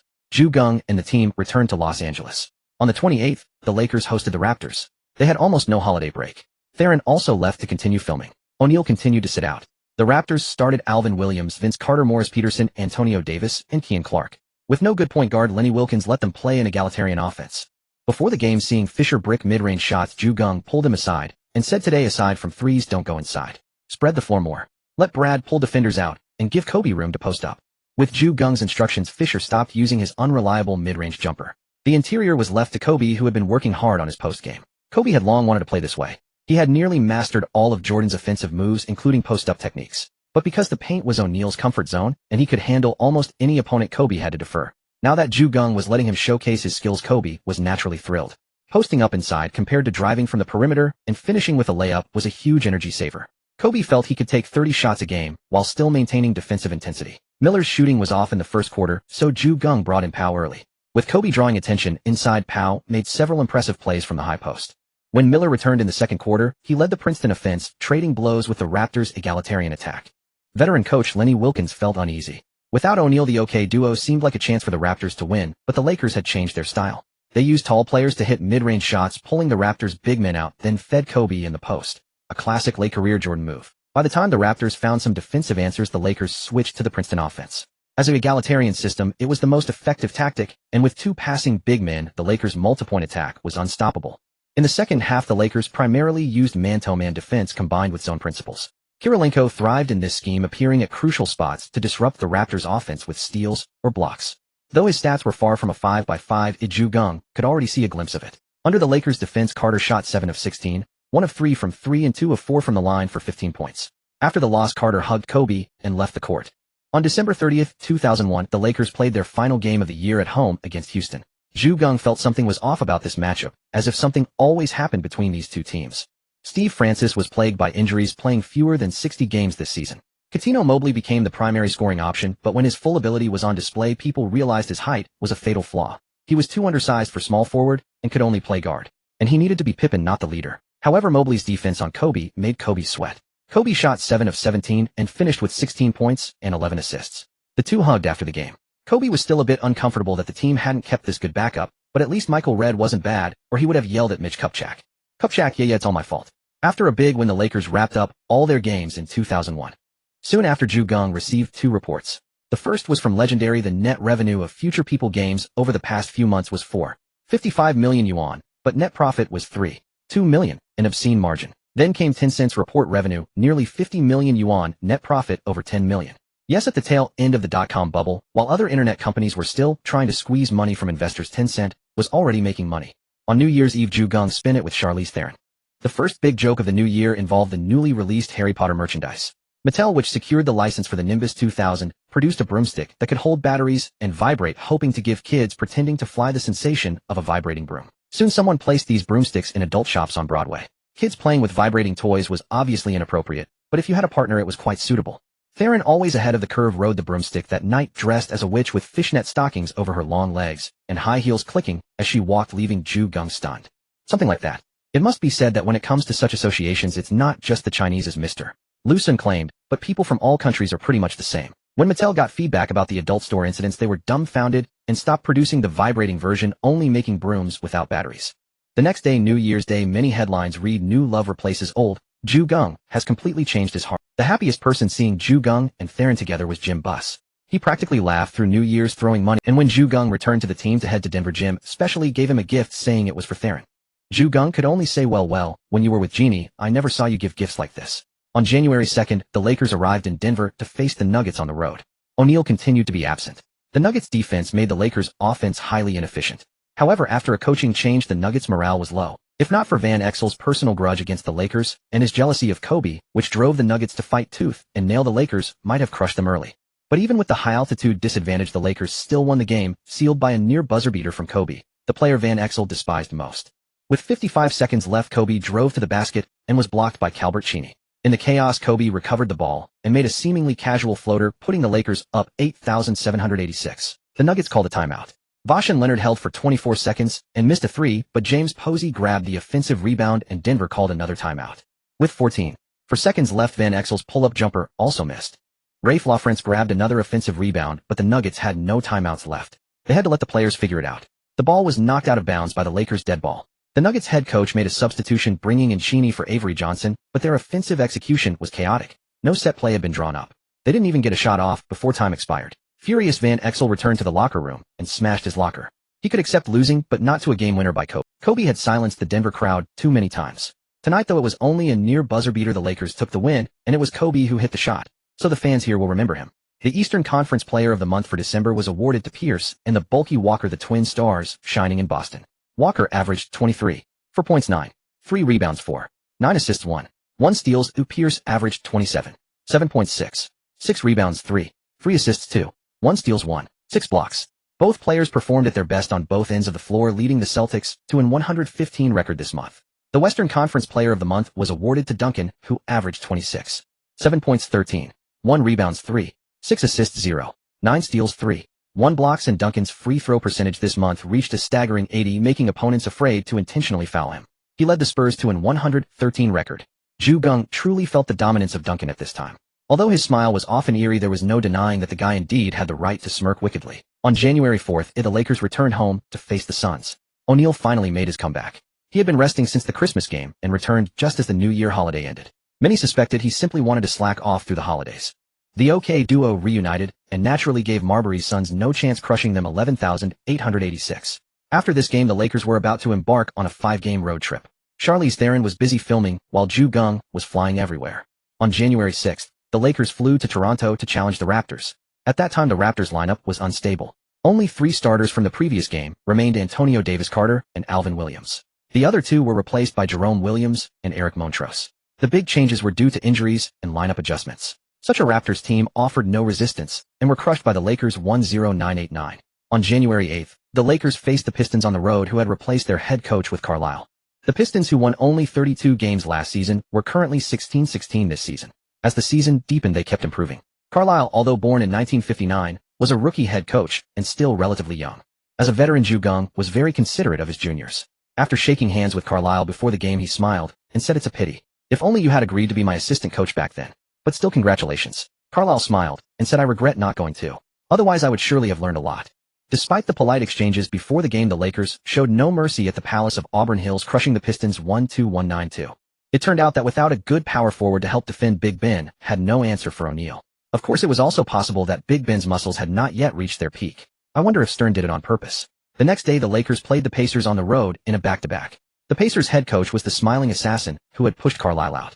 To avoid injuries, Geng limited everyone's playing time to under 25 minutes, except for Kobe, who was in excellent form and played 30 minutes. The Lakers also won big over the Pacers 1-0-9-9-0. Under the alternating defense of O'Neal and Miller, Jermaine O'Neal made only 3 of 14 shots. He really couldn't handle such high-level games and always choked. However, Jermaine O'Neal was now the darling of the cornfields, Indiana, no longer the high school rookie, who could only helplessly look at the referee when O'Neal threw a ball at his head. He made 12 of 18 free throws, ultimately finishing with 18 points, 18 rebounds, 2 steals, and 4 blocks. His defensive performance was still quite impressive. After the loss, Jermaine O'Neal defiantly said he would win back in the future and lead the Pacers back to the finals to defeat the Lakers. Unfortunately, the reason NBA's King of Bragg's bird was the king was that all his boasts came true, while most others' boasts ended up in embarrassment. On January 11th, the Lakers challenged the Timberwolves on the road. At that time, Saunders, after inquiries from the Lakers, realized that Billups might be quite strong and promoted him to the starting lineup. In this game, Billups went all out against his benefactor. Although he only made 2 of 8 shots and 2 of 4 free throws for 7 points, he also grabbed 11 rebounds and dished 6 assists. Under his organization, the Timberwolves' offense operated smoothly. That was Billups' strength. He wouldn't rack up many assists in a single game, but he made the team's offense flow seamlessly. Szczerbiak was extremely efficient, making 10 of 17 shots and all 13 free throws, scoring 34 points. Garnett made 11 of 21 shots, 3 of 5 three-pointers, and all 7 free throws, finishing with 32 points, 9 rebounds, 8 assists, 4 steals, and 3 assists. This was prime Garnett. When he played at home, he never knew fatigue. He did everything he could on the court. That was why Timberwolves fans loved him so much. He never neglected defense, just because he was the star. The Lakers lost 1-1-1-1-2-0 in Minnesota. Kobe, guarded by Billups, made only 9 of 27 shots for 23 points. Seeing this, Geng couldn't help thinking about the 2003-04 season, when Kobe performed poorly under the harassment of Billups, Hamilton, and Prince. Since he failed to acquire Billups, the Pistons would likely still form their Foreman defensive core. As for Prince, he was now a big fan of his own and would likely end up on the Lakers roster. Kobe would still need to beware of those opponents that year. The next day, the Lakers faced the Bulls on the road in the final game of their 5-game road trip. They encountered the Bulls, who were 629, while the Lakers were 285. The two teams' records were almost swapped. In the original timeline, this game was quite thrilling. In the final quarter, the Lakers led by 3 points with 2:44 remaining. After a full game of physical battle, both sides were particularly heated.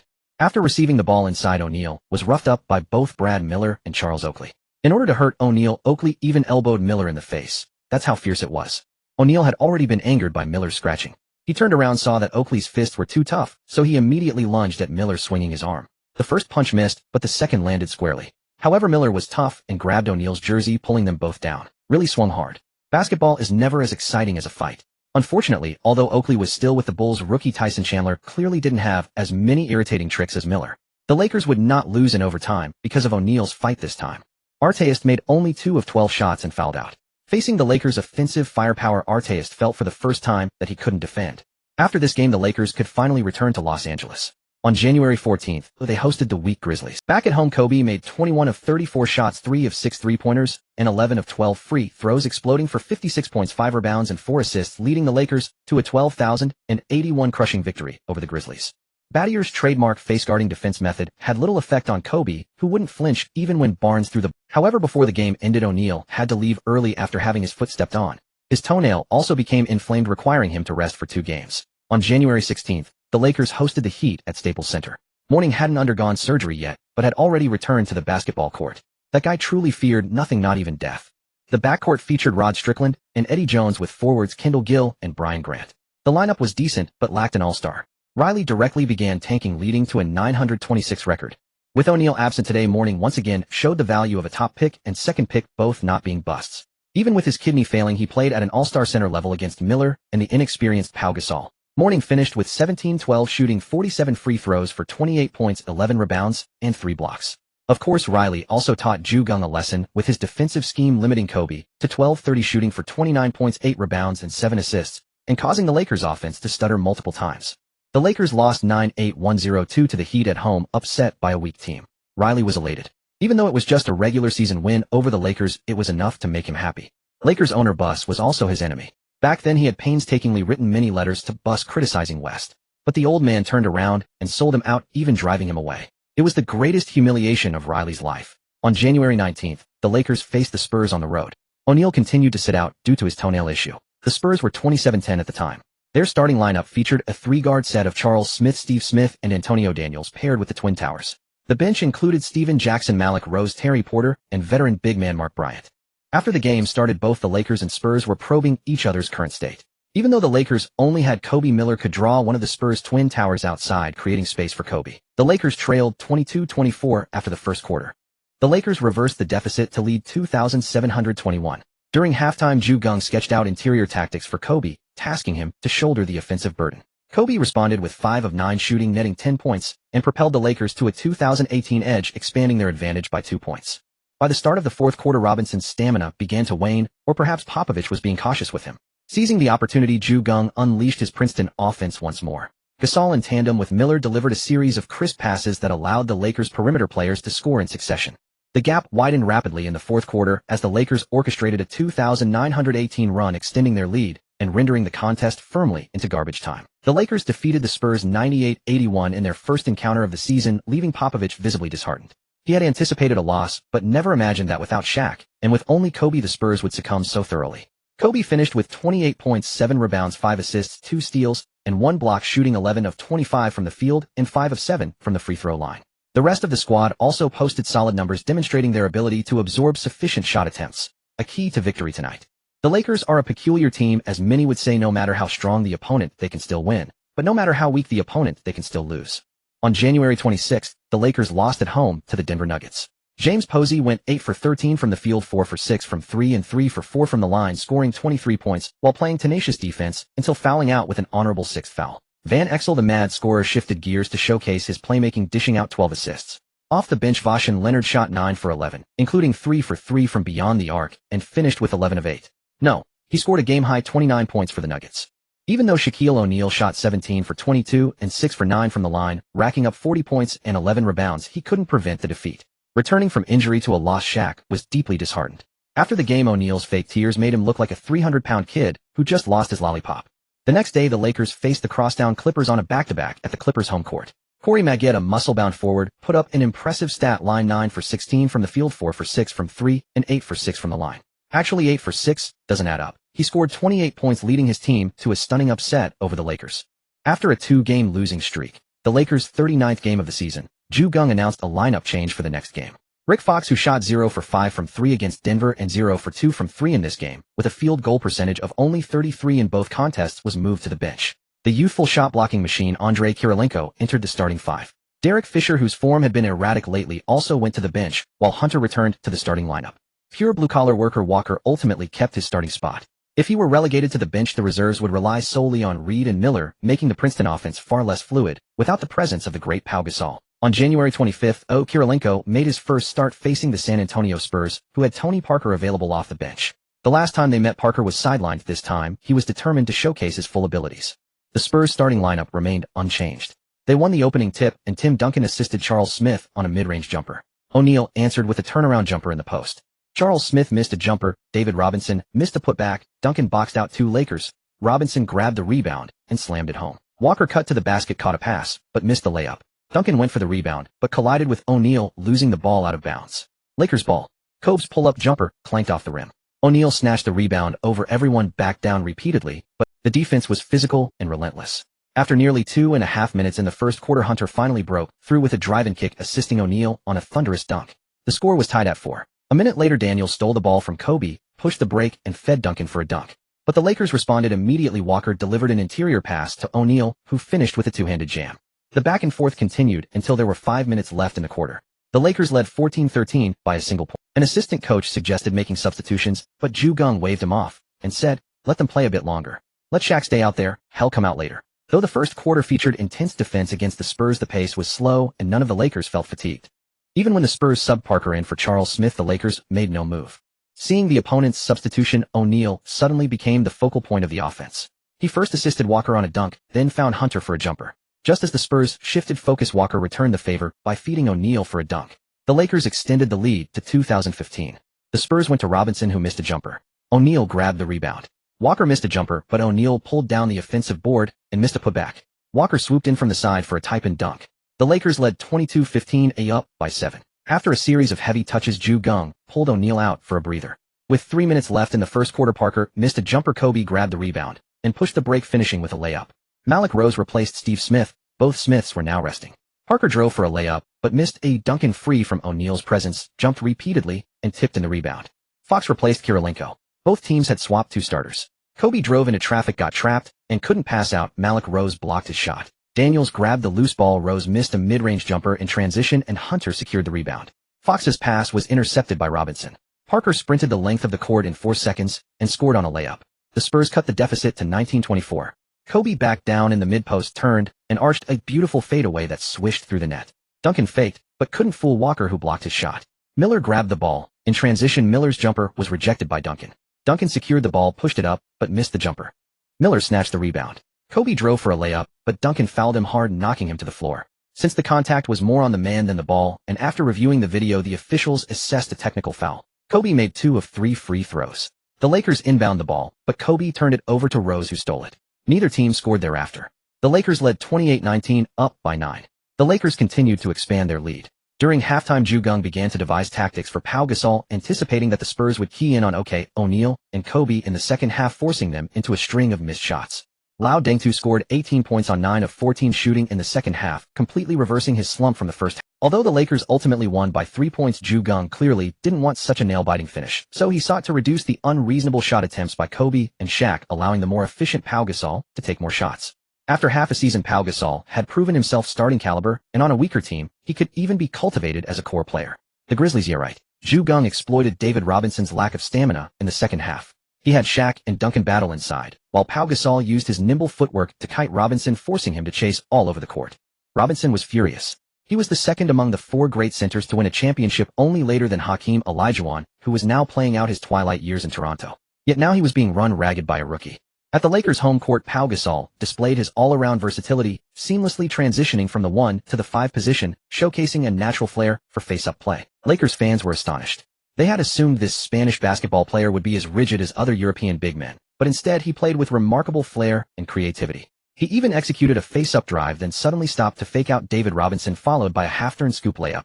The O'Neal and Bryant duo collectively displayed expressions of disbelief. Rashard Lewis had been a strong shooter, but he never possessed Pau's level of finesse. Previously, Pau Gasol averaged only 2,025 minutes per game, with Samaki Walker at 1,015 and Robert Horry filling the rest. But today in the second half, Pau played nearly 20 minutes, operating as the core power forward. Pau Gasol continuously varied his moves, showcasing a skill set on offense that rivaled even Tim Duncan's fundamental wizardry. The Lakers, propelled by his breakout performance, secured a decisive victory over the Spurs as he scored a season-high 32 points. If Lakers fans had previously felt regret over trading Rashard Lewis, Pau's dazzling display of versatility won them over completely. The fickle hearts of Los Angeles were now enamored with Pau Gasol. It wasn't that Rashard Lewis' three-point shooting was unimpressive, it was just that Pau Gasol was too captivating. Tim Duncan scored 24 points on 12 of 26 shooting. Tony Parker came off the bench to contribute 14 points on 6 of 12 shooting, including 1 of 2 from 3 and a perfect free throw, showcasing his big heart, and fearless player David Robinson had a rough night, making only 3 of 11 shots. By game's end, he had learned Pau Gasol's name well. Having lost 2 consecutive regular season games to the Lakers, Greg Popovich recognized the challenge this Lakers team presented, especially with so many players capable of stepping up. However, the Lakers' good mood did not last. 2 days later, on the 27th, they traveled to Philadelphia and lost. Dikembe Mutombo grabbed 18 rebounds and added 2 blocks. In crucial moments, the Lakers attempted a 3-point comeback, but kept missing, ultimately succumbing to defeat. The Lakers lost 8,793. Geng once again saw a rebounding disparity of 40-52. The team had experienced losses due to being out-rebounded before, but it had been a long time. Now it seemed they would have to practice rebounding again. Geng sighed. Unfortunately, the only rebound-sacrificing forward available in the league was the aging Charles Oakley, whose salary was too high for the Lakers to sign without losing value. If they had a forward willing to sacrifice rebounds to box out for Shaq, Geng estimated Shaq could average a monstrous 30 points and 20 rebounds. On January 29th, the Lakers traveled to face the Hawks. That game was pure agony for Hawks fans. Though Rashard Lewis scored an efficient 25 points, he couldn't prevent the Hawks from suffering a crushing 95,127 defeat. Furthermore, Pau Gasol, whom the Hawks had traded away, also posted an efficient 20 points. Immense pain. A reliable big man is far rarer than a dominant perimeter player. The Hawks felt they had made a terrible deal and were considering firing their general manager. The next day, the Lakers played the Magic in Orlando, the final game of January. After 3 Eastern Conference games on this 5-game road trip, 2 Western Conference road games remained. Grant Hill was injured again, leaving Tracy McGrady to carry the Magic alone. With a 2,322 record, they were barely clinging to a playoff spot. Magic coach Doc Rivers had Monty Williams on the roster, who would later become a head coach himself. But unless McGrady was in peak form, the Magic could only be dismantled as easily as the 1-1-1-9-3 loss they suffered today. On February 1st, the Lakers defeated the Memphis Grizzlies on the road. At this moment, the Grizzlies were truly struggling. Without Pau Gasol, they lacked a decent core and could only rely on Rashid for scoring. If Rashid had a longer career, he would undoubtedly set an unbreakable record for blocks, as his efficiency in blocking was extraordinarily high. Duncan, a player known for his late-game, standing jump shots and blocks, may have earned the title of all-time block leader, but he was nearly surpassed. If not for Anquin's timely retirement, Onchuan would have surely taken the title. In January, the Eastern Conference Player of the Month was awarded to Iverson, who averaged 2 shots per game, hitting 11 threes, resulting in a low shooting percentage, but he averaged 32 points. With 6 points, 9 assists and 3 steals, Philadelphia also boasted an impressive record of 11 wins and 4 losses. At this time, defense was all about physical play, so a core shooting 40 was considered acceptable. The Western Conference Player of the Month was Chris Webber, who averaged 25 shots per game, making 3, resulting in 7 points and 10 rebounds. With 2 rebounds, 7 assists, 2 steals and 2 blocks, the Kings had a record of 10 wins and 1 loss, making them an even more formidable team than the Lakers. The Lakers had been on the road for some time, and on February 3rd, they had another away game against the Mavericks. The Mavericks, with a record of 33 wins and 13 losses, were also in the top tier of the Western Conference, close to the Kings, Spurs, and Lakers. It was from this season onwards that the Wild West truly went crazy. In the previous 2 seasons, the Eastern Conference's top team could barely keep up with the Western Conference's elite, but this season the top team in the East couldn't even rank among the top 4 in the West. The Mavericks changed their lineup again, now starting Nash, Finley, and Nowitzki alongside Adrian Griffin and Juwan Howard. This lineup was practically tailored for Shaquille O'Neal to thrive. Howard, aside from later gaining fame as Yao Ming's teammate, was known for his college stardom, later securing a lucrative contract, but could be considered average in other respects. Shaquille O'Neal shot 12 of 20, hitting 7 of 9 free throws, scoring 31 points, and grabbing 13 rebounds. With just a little effort, Howard found himself on the floor. Kobe occasionally managed to post up Nash, and although Nash worked hard to defend him, he was completely overpowered, allowing Kobe to push deeper and hit a turnaround jumper. Nash struggled against the defense of Lindsey Hunter, shooting only 5 for 16, including 1 for 6 from three-point range. Nowitzki was 7 for 16, with 0 for 5 from 3. Finley was 5 for 14, with all 3 core players performing poorly. In contrast, the bench player Wang Zhizhi played like a shooting star, hitting 4 of 8, 2 of 5 from 3, and scoring 12 points, including a classic 21 after drawing a foul on Kobe with a turnaround layup. Additionally, he even blocked Kobe at the end of the second quarter. This resulted in the Lakers missing their last shot of the first half, making Kobe remember Wang Zhizhi, who came from the same country as the head coach. He hadn't paid much attention before, but this time, he truly remembered Wang. On February 6th, before the All-Star game, the last regular season game saw O'Neal ruled out due to a foot injury during the pre-game physical, preventing him from playing in the All-Star game as well. While others played the All-Star game for the joy of the game, O'Neal wanted to enjoy himself, but unfortunately, he couldn't even play this time. The Big Shark was deeply saddened. The Lakers also lost at home to the Bulls, with Chandler stepping into the starting lineup, and combined with Arteas' defense catching the O'Neal-less Lakers off guard. Although they lost the game, they still had to attend the All-Star game. Kobe became the only All-Star player from the Lakers. Geng also attended, as he was the head coach of the Western Conference All-Stars. The best coach from the winning team in the East and West would be named the All-Star coach. However, if a coach had already coached the All-Stars last season and was again ranked first this season, it would go to the second-ranked coach. Since Geng was not the head coach last season, he was back this season. The Philadelphia All-Star game faced unfortunate circumstances, as the Eastern Conference vote leader Carter and the Western Conference vote leader O'Neal both missed the game due to injuries. Carter didn't even get to take a group photo because of his injury, while O'Neal at least had 1 photo taken. Jordan still looked like a big shot. With 9,800 votes, he ranked after Carter's 1.47 million, O'Neal's 1.24 million, and Kobe's 1.12 million. The Eastern Conference starters were Iverson, Jordan, Antoine Walker, and Mutombo, while Carter's starting spot was given to Kidd by Stern. This made McGrady very upset, as his votes were slightly more than Kidd's. They were all guards. Why was that fair? The Eastern Conference substitutes included Baron Davis, McGrady, Ray Allen, Lewis Pierce, Alonzo Mourning, and Jermaine. In the West, the starters were Francis, Kobe, Garnett, and Duncan, with O'Neal's position taken by Webber, who was originally ranked 5th in the West and had fewer complaints than Kidd. The Western Conference substitutes were Nash, Payton, Rashid, Nowitzki, Peja, Brand, and Shuchik. As the host, Iverson was very eager to win this game, but the Western Conference team played ruthlessly. First Francis, then Payton, combined with Kobe's defense, resulted in Iverson shooting only 2 for 9, hitting 1 of 2 free throws, and scoring just 5 points. Such fierce tactics were definitely not arranged by Geng. He simply wanted everyone to play with style. Jordan was also subjected to hard defense from his star pupil Kobe, shooting only 4 for 13. He felt himself getting old back. When Kobe first entered the league, he would wait for Jordan to finish his shower before asking for various basketball tips, and now he found himself in such a difficult position. At that time, the Lakers bus would always be asked by the uniform staff, is everyone here except for Kobe? The Eastern Conference starters were too powerful. Iverson was let down, Jordan was aging, Mutombo couldn't score, Kidd didn't attack, and Walker couldn't shoot properly while not playing for the Celtics. None of the 5 starters scored in double digits. However, the Eastern Conference substitutes played fiercely, with McGrady as the leading scorer, shooting 9 for 15, 2 for 4 from 3, scoring 24 points with the highest efficiency, followed by Pierce at 9 for 18, 1 for 6 from 3, scoring 19 points. Ray Allen, although shooting 3 for 10 from 3, scored 15 points. Mourning also added 13 points, bringing 4 players from the East to score in double digits. In the West, Kobe undoubtedly received the bulk of the offensive responsibilities, shooting 12 for 25, accumulating 31 points, 5 rebounds, and 5 assists. Duncan recorded 14 points and 14 rebounds. Garnett had 14 points and 12 rebounds, both achieving double-doubles, being the other 2 starters with double-digit scores. Among the substitutes, Peyton, Peja, Nowitzki, and Shuchik all scored in double digits. With so many players performing well, the West won decisively against the East with a score of 135-120, showing no mercy. The Eastern Conference stars were very unhappy, feeling that the Western Conference players were truly despicable, showing no. Kobe lifted the MVP trophy in Philadelphia, filled with joy, while the Philadelphia fans did not hold back, booing him loudly.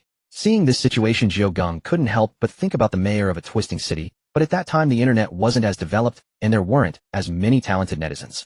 After the All-Star game on February 12th, a heavyweight matchup awaited as the Lakers hosted the Wizards, featuring Kobe versus Jordan.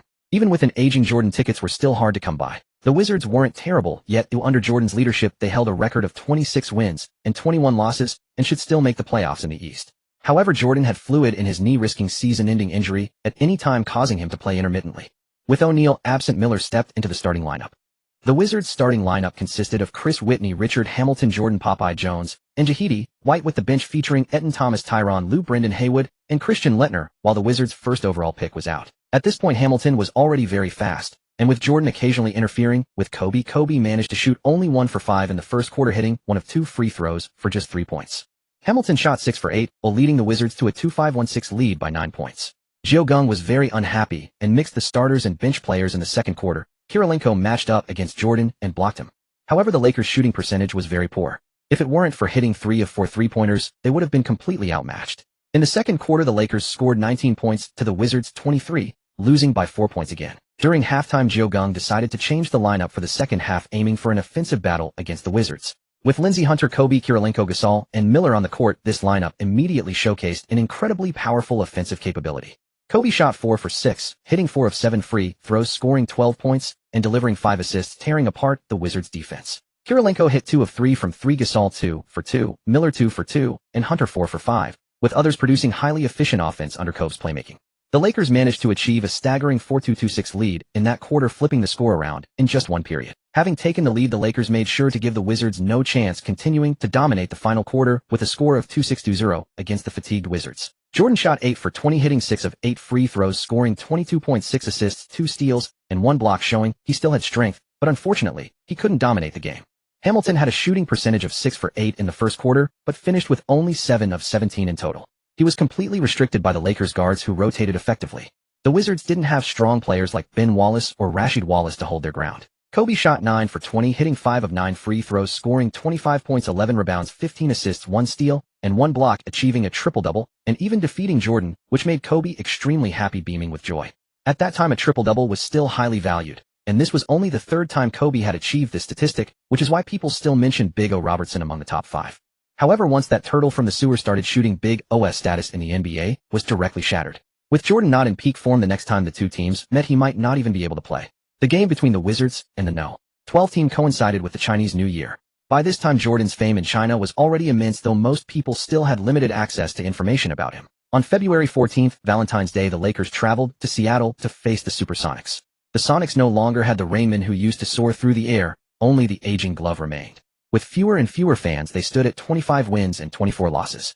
Brent Barry wasn't as explosive as before, relying more on three-pointers. The team had neither impressive stats nor exciting play, and they were even missing Lewis compared to the original timeline.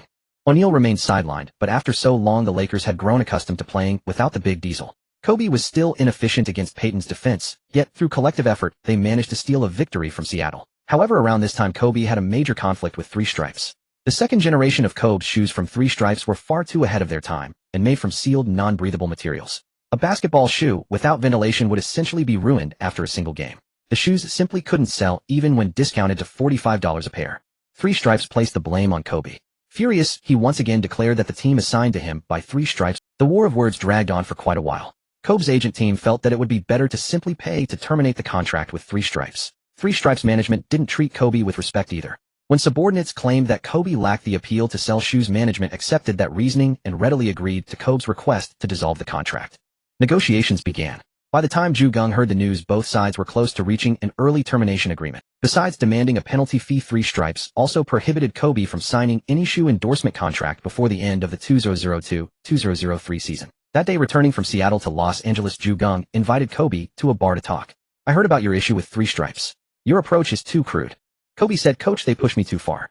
Wearing those crappy shoes, I'm afraid I might injure myself. If I continue endorsing them, my commercial value could be completely ruined."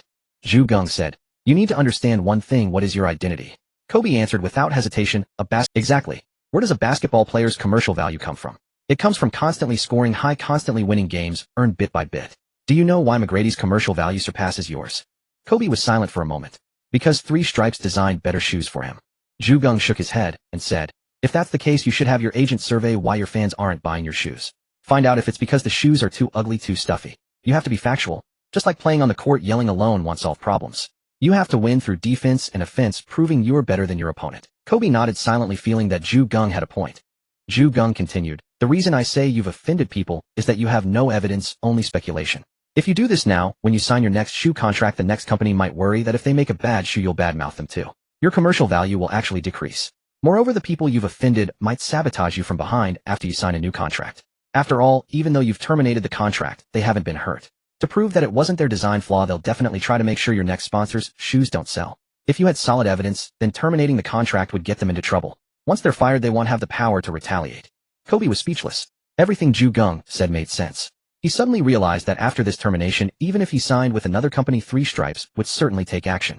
Even if those people hadn't cared about him before, they could still blame his former design team. Seeing his expression, Geng said, "Glad you understand. Remember to hire extra security and think before you act." The next day, the Lakers hosted the Hawks in a back-to-back game. Lewis returned to his old stomping grounds. In that game, Lewis paired with Terry. With O'Neal absent, Lewis attacked inside and outscoring 32 points, 7 rebounds, 6 assists, 2 steals, and 1 block. Treated as the Hawks core, he played with real intensity, leading the weak Hawks to a close game with the Lakers through 3 quarters. Kobe had 21 points, 10 assists, 2 steals, and 1 block. Facing Terry and the Hawks backcourt, Kobe found the game unexpectedly difficult. Terry even recorded 3 steals. Geng sighed. A player like Terry is the ultimate second option. While a great core is hard to find, a great second-in-command is equally rare. Terry had fierce competitiveness. After all, he slept in Kobe's shorts the night before. Terry could handle the ball or play off it, an essential skill for a second option. Otherwise, if the second-in-command hogs the ball while the star is hot, how can the team function?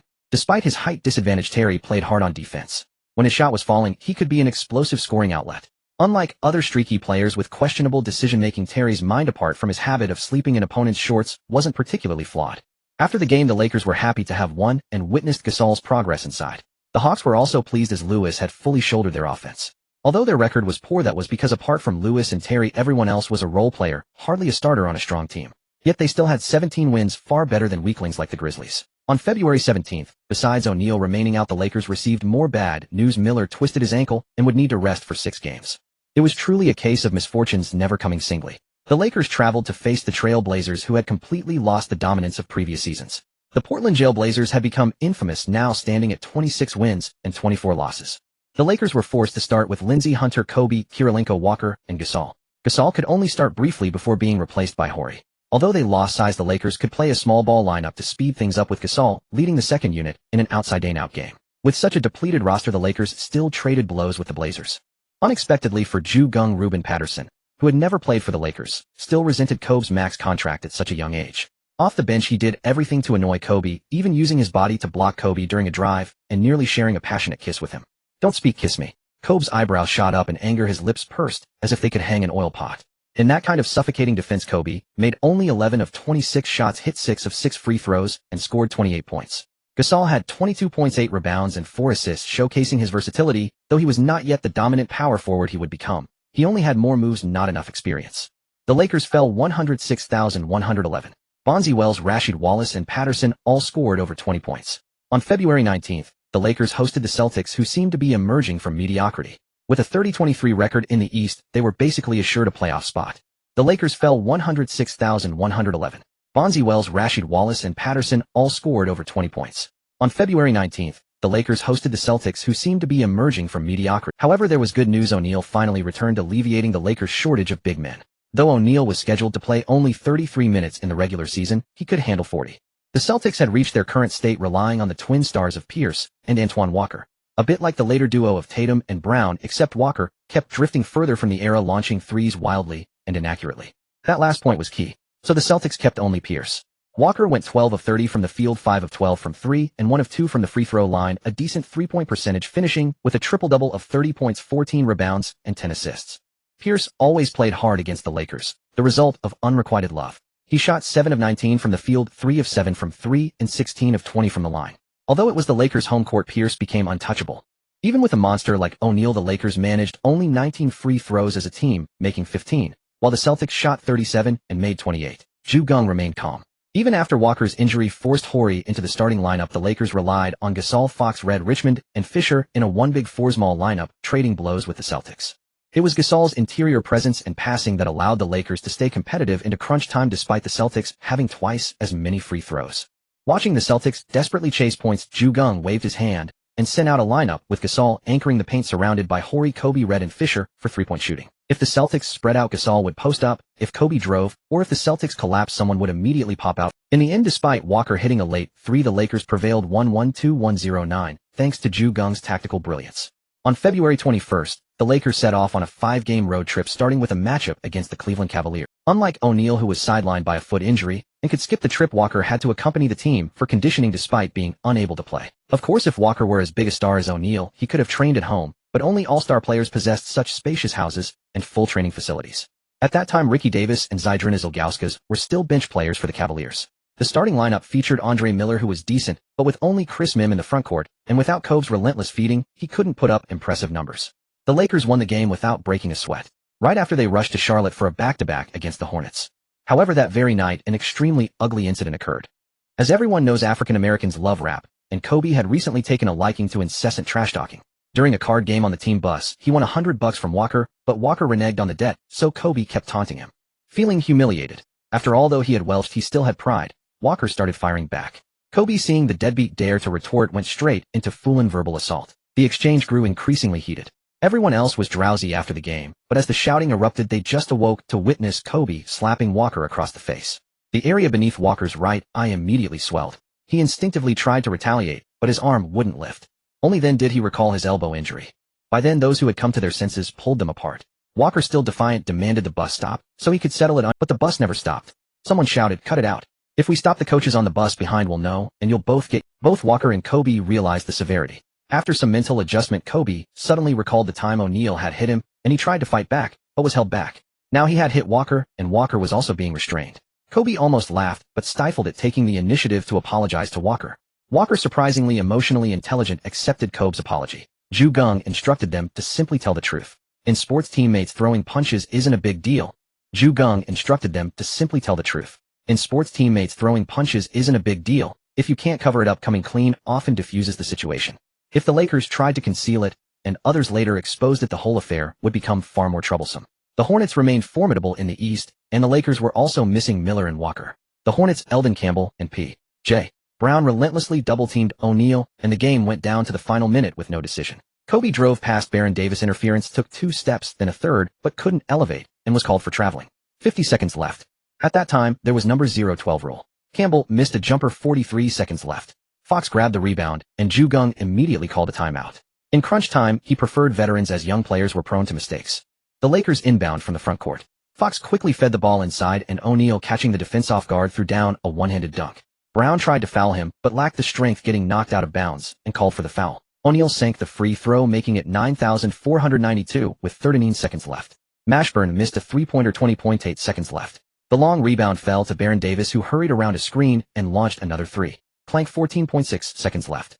Campbell, a former teammate of O'Neal, knew his habits and boxed him out well.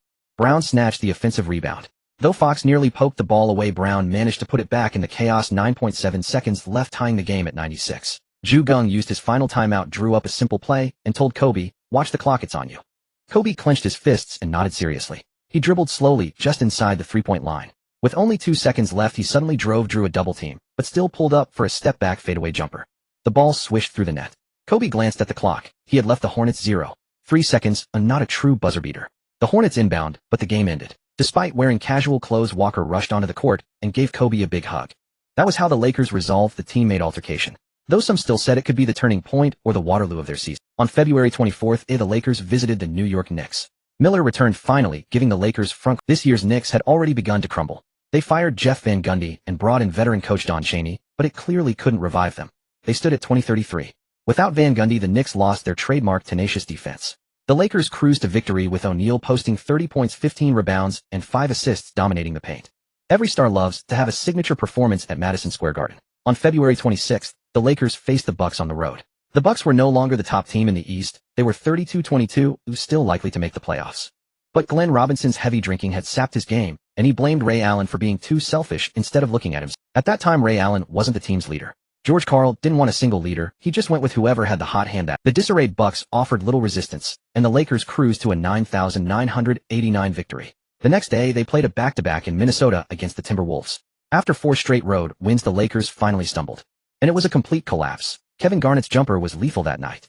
Garnett shot 14 of 25, 1 of 3 from deep, 4 of 4 from the line, finishing with 33 points, 15 rebounds, 9 assists, 2 steals, and 2 blocks, justifying his max contract. Chauncey Billups went 10 of 15, 7 of 8 on threes, 3 of 3 on free throws for 30 points and 11 assists, finally, proving the third overall pick wasn't a bust. Under Billups' defense, Kobe once again struggled, shooting 8 of 25 from the field. Geng, however, believed that players had natural counters. Though Billups wasn't known as a Kobe stopper, his performances in these matchups showed that with the right partner, he could effectively contain Kobe. February concluded, and the Lakers finally returned to Los Angeles. Tracy McGrady won Eastern Conference Player of the Month, averaging 26, 1 points, 8, 7 rebounds, 6, 3 assists and 2 for steals, leading the Magic to an 82 record. People began to notice McGrady's aversion to physical play. Despite his height and leaping ability, he averaged only 0.7 blocks per game. Kevin Garnett took the Western Conference honor with 22, 1 points, 11, 9 rebounds, 5 assists, 5 steals and 4 blocks. Though the Timberwolves went just 74, they had beaten the Lakers. On March 1st, the Lakers hosted the Pacers. By then, Indiana had completed a major trade, acquiring the hot-headed. After the trade, the Pacers were inconsistent, sitting at 2,829, teetering on the playoff bubble. By the third quarter, substitutes Artest and Croshier showcased their prowess, helping the Pacers to a 26-20 run that nearly tied the game. Although Miller had only scored 5 points in the second quarter, the Pacers still believed they could win. During his matchup with Bryant, he incessantly used trash talk to unsettle him. However, the Lakers bench struck first, unleashing a small surge that widened the gap. The Pacers were unable to close the score for the remainder of the game. With 34 seconds left, Miller fouled Bryant. Bryant showed no mercy, sinking both free throws, sealing a 96-84 victory for the Lakers. The Pacers did not call a timeout, so Geng kept his starters in. This is standard NBA protocol. Unless the opponent raises the white flag, the leading team has no need to pull their starters first. Moreover, the trash talk between Bryant and Miller never ceased. If Geng had substituted Bryant at that moment, it would have seemed like he was backing down. Jamal Tinsley committed a turnover by stepping on the baseline while dribbling, giving the Lakers possession with 28.5 seconds left. Bryant held the ball lingering beyond the three-point line. Even so, Miller never stopped his tight defense and verbal jabs. As the 24-second clock neared expiration, Bryant launched a three-pointer with 6.5 seconds remaining, giving the Pacers the ball. This decision was sound given a poor shot and 1 turnover already. Bryant chose to shoot rather than risk another mistake. But Miller lost his composure. He hurled insults at Bryant and began to confront him chest to chest. Bryant was no longer the same player. He didn't foolishly stick his face forward. Instead, he delivered a straight punch to Miller's abdomen and backed away. Miller, despite the pain, charged at Bryant. Bryant fought while retreating, preventing Miller from pinning him against the scorer's table. Miller retaliated with a punch of his own. Players from both sides and security rushed onto the court. Geng waved from the sideline and commanded bench players, "Don't move. Stay seated." After being separated, Bryant and Miller continued to exchange trash talk. Both were ejected by the referees. Miller was helped up as the Pacers ran out the clock, ending the game. Bryant's temper had been running high recently. This was his second physical altercation in a short span. However, this one occurred during a game, likely resulting in a suspension, and the Lakers would lose another starting core player. After the game, Stern quickly decided on the punishment. Kobe was suspended for 2 games. O'Neal thought it was too harsh as Kobe had done nothing wrong. It was Miller who lost his composure and wanted to fight. The Lakers were the victors. If the losing side doesn't surrender voluntarily and still wants to cause trouble, Kobe should have been exempted from punishment. It was normal for O'Neal to think that way. America has no concept of forgive and forgive, otherwise it wouldn't have caused the disappearance of millions of indigenous people on the continent. On March 3rd, the Lakers hosted Houston. Kobe was suspended for this game, and Walker was still injured. Geng fielded a starting lineup of Hunter Reed, Kirilenko, Pau Gasol, and O'Neal. However, to express his displeasure with the league's suspension of Kobe, O'Neal decided to wear Kobe's jersey during the game. Kobe found it both helpless and amusing because each season players only have 2 jerseys provided by the team. Any extras must be bought with their own money. O'Neal wearing Kobe's jersey was like an adult wearing a child's outfit. At this time, Houston had a record of 2,136, and because Francis was playing intermittently, they were preparing to tank. Facing a Lakers team with only O'Neal as the core, Houston had no solution. They had built their team around a center for so many years, but suddenly shifted to an outside core, naturally playing timidly. O'Neal shot 15 of 21 from the field and 6 of 11 from the free throw line, finishing with 36 points, 14 rebounds, 7 assists, and 2 blocks, easily crushing the opponent. Francis shot 7 of 20 for 20 points, the only Houston player to score in double digits. Kenny Thomas had 9 points. Mobley was targeted, shooting 2 of 12, but 5 of 5 from the line for 9 points. Eddie Griffin went 0 of 8 for 0 points. Kevin Cato went 0 of 2 for 0 points. With only 79 points total, Houston suffered a miserable loss. On March 5th, what only Geng knew as a preview of the finals began. The Lakers hosted the Nets with Kobe still suspended. The Nets starting lineup: Kid Kerry Kittles, Richard Jefferson, Keith Van Horn, and Jason Collins. Bench: Lucius Harris, Aaron Williams, Donnie Marshall, and Brian Scalabrine. Facing the Lakers without Kobe, they were confident of stealing a win. The Nets played aggressively in the first quarter, especially targeting Reed's mediocre defense. Jefferson went 3 of 3, Kittles 3 of 5, combining for 13 points to help the Nets tie the Lakers at 21. O'Neal went 4 of 6, but 0 of 3 from the free throw line. With such free throw shooting, Geng knew the Nets would surely employ the hack-a-shack strategy. Both teams' substitutes took the court, and the game remained tied. As the starters gradually returned, O'Neal, after some rest, dominated. He went 7 of 7 from the field and 2 of 5 from the free throw line, scoring 16 points in the quarter. Kidd went 0 of 6 in the second quarter, and the Nets fell behind, losing the quarter 20-28 by 8 points. Kidd's offense had always been like Schrodinger's cat. Today, it was destined to be off target. Without Kobe, Shaquille O'Neal could not go on a scoring rampage in the first 3 quarters. He played with restraint in the third, making 6 of 3 shots, conserving his energy for the fourth quarter. In the final quarter, the Nets resorted to an aggressive hack-a-shack strategy. However, O'Neal went 2 for 2 from the field and 6 for 12 from the free throw line, meeting the minimum expectations. Jason Kidd found his rhythm in the closing period, shooting 4 for 8 and scoring 10 points, leading the Nets. Unfortunately for the Nets, the Lakers had numerous scoring options with open looks. Despite O'Neal facing constant double teams, Los Angeles outscored Brooklyn 31-29 in the final stanza, ultimately securing a steady 10,192 victory. O'Neal finished with 16 of 21, shooting 8 of 20 from the line, tallying 40 points, 12 rebounds, 4 assists, 1 steal, and 1 block. With him dominating the paint, the Nets, lacking a formidable interior presence, were simply doomed to be suppressed. After this game, the Nets stood at 3,920, still in the top tier of the Eastern Conference. Geng, however, felt relieved. At least the Lakers' victory over the Nets was certain. As long as they reached the finals, the championship was all but guaranteed. On March 6th, the Lakers played the back-to-back against the Jazz on the road. Originally, this game was supposed to be Andrei Kirilenko's showcase. He held Kobe to 0 for 9 in the second half and blocked 3 of O'Neal's shots. But now Kirilenko was the Lakers' starting small forward, and with Kobe returning today, Geng would not let him run wild. Miller and Karl Malone, one relying on subtle tricks, the other swinging his iron elbows, engaged in fierce physical battles inside the paint. O'Neal occasionally needed Malone to move to the perimeter, and despite being without Antoine Walker, the Lakers maintained control throughout. Relying on a 12-rebound advantage over the Jazz, the Lakers secured the back-to-back victory. On March 10th, the Lakers hosted the Knicks at home. New York, with a 23-37 record, was essentially locked out of the playoffs. Nevertheless, the Knicks fought fiercely, especially Latrell Sprewell, who exploded against Kobe with 12 of 22, shooting 2 of 4 from 3 and 5 of 6 from the line, scoring 31 points, while holding Kobe to 7 of 14 for just 18 points. Fortunately for the Lakers, New York's interior now featured Kurt Thomas, who was thoroughly dominated by O'Neal. Shaq went 15 of 21 from the field and 10 of 19 from the free throw line, dropping 40 points. As the season reached the 60-game mark, O'Neal was heating up for the playoffs. On March 12th, neither O'Neal nor Kobe could contribute much.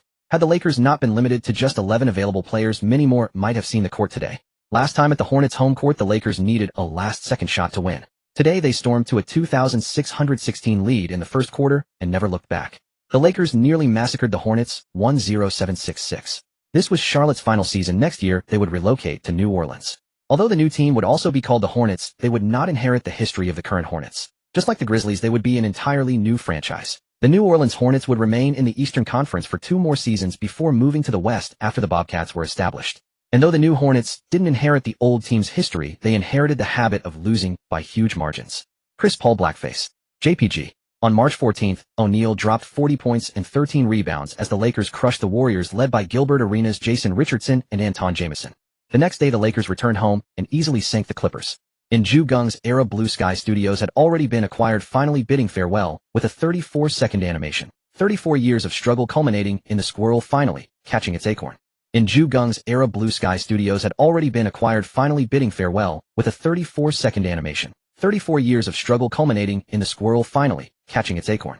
While others felt nostalgia and parting when seeing the squirrel eat the acorn, Geng thought differently. He wondered if another studio's farewell animation would feature Wolfie finally roasting and eating the goats. Linda accompanied Geng to the movie, then followed him home to report some news. Jim Buss is making contact with some team owners, the old guard who pushed Jordan into his first retirement. Jordan's father's murder had their fingerprints on it. Linda's first words made Geng frown. The mafia-style Iaijutsu was ruthless. As long as the money was right, they could find someone to solve any problem, even making the top brass brains burst open. These conglomerates dared to do anything. Linda was highly capable, and with Geng's cooperation they had eyes and ears in both the underworld and the formal world, allowing them to dig up a great deal of information. Geng usually didn't interfere unless it affected him, but now it seemed some people couldn't hold back anymore. This world is a winner-takes-all place. If a team kept winning championships, other franchises would have no money to make. In the 1990s, the Bulls rose with Jordan and became one of the league's most profitable teams, and that was after having little historical prestige. If the Knicks or Lakers had that kind of power, small market teams would only earn money when playing on the road against them. Geng asked her to keep monitoring. As long as these people didn't foolishly come after him, he would remain a 5-star law-abiding citizen. Otherwise, he might have to demonstrate his prowess, honed through the union of yin and yang, of cutting down hundreds of opponents. The next day at practice, bad news arrived. Michael Redd had sprained his ankle and would need about a month to recover, likely returning only when the playoffs began. Walker was finally cleared to play. His arm had mostly healed, but after such a long layoff, he could only come off the bench. On March 17th, the Lakers hosted the Mavericks. Dallas held a 46-19 record, trailing the Lakers by some games, but not far behind other Western powerhouses. This season, judging by the current trend, Wang Gigi could play over 50 games, averaging about 10 minutes per game, with a field goal percentage of 44, mostly long two-pointers and three-pointers. But his three-point percentage reached 41.40. 9 makes on 2.1 attempts. The only pity was that his shooting habit hadn't completely changed. After receiving the ball, he would instinctively start aiming, making his release too slow. If this continued, and he didn't undergo targeted training in the offseason, he might not survive in the NBA. His lack of physicality, weighing only 116 kilograms, meant he simply couldn't hold his ground. Although Yao Ming looked skinny when he entered the league, he already weighed 134 kilograms at that time and later bulked up to a peak of 146 kilograms, turning into a true behemoth. Like boxing in the paint, weight equals justice. The Mavericks made some trades. Their core trio of starters remained intact. Adrian Griffin stayed, and they acquired Rafe LaFrentz. Off the bench, they also brought in Nick Van Exel, the man known as the Madman. Griffin, a defensive guard, nearly shut down Kobe Bryant. Limited Kobe shifted to playmaking, going 5 for 14 from the field and 3 for 3 from the line, finishing with 14 points, 9 rebounds, and 11 assists, just shy of a triple-double. Walker in his return shot 3 for 3, showing good efficiency. With everyone's efforts, the Lakers narrowly. Wang Gigi hit 2 of 4 three-pointers, posting 6 points and 3 assists. Though the Mavericks lost, they refused to accept defeat, and the schedule played to their advantage. They would host the Lakers in a rematch on the 19th. When the Mavericks lost Game 17, they made 15 of 40 three-pointers, a respectable percentage, but their interior defense was too weak, allowing the Lakers, O'Neal, Miller, and Gasol to bulldoze through. Seeing the Mavericks' number of three-point attempts, many might be shocked. It truly was 20 years ahead of its time. Unfortunately, the era was far too early, leading to a lack of adaptability. Many believe that as time progresses, offensive tactics become more advanced, and deploying such tactics ensures ease. This likely stems from a lack of true understanding of basketball's evolution. The intensity of NBA defense and offense has cyclically increased, with defensive intensity peaking at the turn of the century. Stern believed the defense was too excessive, hindering offensive flow, which led to the implementation of no handcheck, allowing perimeter players to have an easier time thereafter. Don Nelson was once a defensive master, but later he focused on tactical research, prioritizing offense. If placed 20 years later, he would be a top-tier offensive coach. The Lakers' perimeter players found it difficult to drive inside, because the defensive line of Finley, Griffin, and Van Exel was tough to penetrate. Thus, Geng decisively ordered the interior players to attack, exploiting the Mavericks' inability to match up inside. For the Mavericks to truly rise, they needed a tough, dark-skinned big man to form a perfect partnership with Nowitzki. This was the foundation of the era. If you couldn't hold your ground in the paint, you'd get crushed. On March 19th, the two teams clashed again. This time, Geng's strategy was to use Kirilenko to contain Nowitzki. At that time, Nowitzki hadn't yet used the one-legged fadeaway, so he couldn't threaten opponents' vital areas. Thus, a long-limbed player like Kirilenko could lock him down. Kirilenko's defense was highly effective, making Nowitzki's offense extremely difficult. Nowitzki was 5 for 16 from the field, 2 for 4 from 3, and 8 for 9 from the free throw line, scoring 19 points and grabbing 11 rebounds. It was Kirilenko's stifling defense that broke Nowitzki's composure. In the second half, during a Lakers fast break, Fisher delivered a brilliant pass to Kirilenko under the basket. Kirilenko faked a layup, fooling Nowitzki into jumping, then calmly prepared to rise for a two-handed dunk. But Kirilenko was still young. The Honkat and the Big Bear were old adversaries. Frustrated by the defense and now embarrassed by the fake, Nowitzki spun in midair, using his right hand to deliver a chokehold, slamming Kirilenko horizontally to the ground from mid-flight. Fortunately, Kirilenko hadn't fully committed to his jump. One foot still had some contact with the floor. Otherwise, he might have landed on the back of his head instead of his buttocks. If that had happened, Kirilenko might have become the first player in NBA history to be assassinated on the court. Geng leaped up in fury, shouting, "Damn it, go after him. I want blood." The sideline referee immediately approached to warn Geng about his language. After reviewing the replay, the on-court referee assessed Nowitzki a flagrant 1 foul. Kirilenko lay on the floor. After being examined by the team doctor, he was ruled out of the game, but he insisted on taking his 2 free throws before leaving. Richmond said during Kirilenko's free throws, "Coach, let me go in." He knew well that he couldn't contribute much now. Once averaging over 10 or 20 points per game, he was now only scoring 4. He understood he was there for a ring and had accepted that. Geng nodded and substituted Richmond in after Kirilenko's free throws. Richmond played calmly against Nash and Van Exel for a while. Just as everyone nearly forgot the incident, he saw Nowitzki crashing the boards, charged inside, and with all his might elbowed Nowitzki squarely in the nose. Good heavens. Everyone watched as Nowitzki shook his head in midair, blood gushing from his nose. The referee blew the whistle urgently, and security entered to separate the players from both teams. The home crowd in Dallas nearly rioted, eager to rush the court for a real fight with the Lakers. Richmond was ejected on the spot, and Nowitzki, bleeding, could not continue playing. The Mavericks seemed enraged by the foul.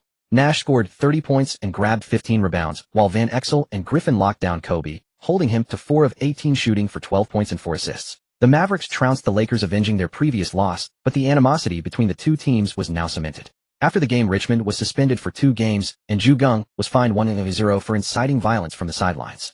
The Mavericks trounced the Lakers, avenging their previous loss, but the animosity between the two teams was now cemented. After the game, Richmond was suspended for 2 games, and Geng was fined $1,000 for inciting violence from the sideline. After the game, Kirilenko was diagnosed with a gluteal muscle contusion from the hard fall. The injury required him to rest. With Kirilenko sidelined, Walker returned to the starting lineup along with Fox. Fisher remained a substitute. The next day, the Lakers lost on the road to the Spurs. It was unavoidable. Kirilenko was out, Red was unavailable, and Richmond was suspended, leaving only Hunter Fisher and Kobe to rotate in the backcourt. The Spurs lineup was familiar: Tony Parker, Bowen, Danny Ferry, and the Twin Towers. Ferry was also 2.08 meters tall, allowing the Spurs to form a big encirclement around O'Neal. O'Neal went 2 for 10 from the field and 13 for 19 from the free throw line, managing only 17 points and 13 rebounds. Only the Spurs' Twin Towers could make O'Neal so uncomfortable. Kobe shot 9 for 16 for 20 points, but Bowen's relentless defense limited his attempts. The Lakers suffered their second straight loss. Fortunately, the Lakers' overall record remained far ahead. Otherwise, the media would have hyped the end of their championship. On March 22nd, the Lakers hosted the Pistons. Against Ben Wallace's defense, O'Neal shot 11 for 18 and 6 for 12 from the line, scoring 28 points with 7 rebounds. Respectable efficiency, but he committed 5 turnovers. Ben Wallace defended O'Neal with one simple tactic, pushing him out of the paint with all his strength. Even in 2004, he was the one doing the pushing. If O'Neal was outside, Rashid would step up while Ben roamed. This led to O'Neal averaging 26.6 points in the finals on 63 shooting, with free throw percentage under 50. In the entire playoffs, he shot only 59, averaging 21.5 points. Thus, saying the Pistons stopped O'Neal is inaccurate. They merely prevented him from dominating as he did. The Pistons truly won by containing Kobe. Hamilton's relentless running wore him down, while Billups and Prince took turns defending, holding Kobe to 38 shooting and just 17 from 3.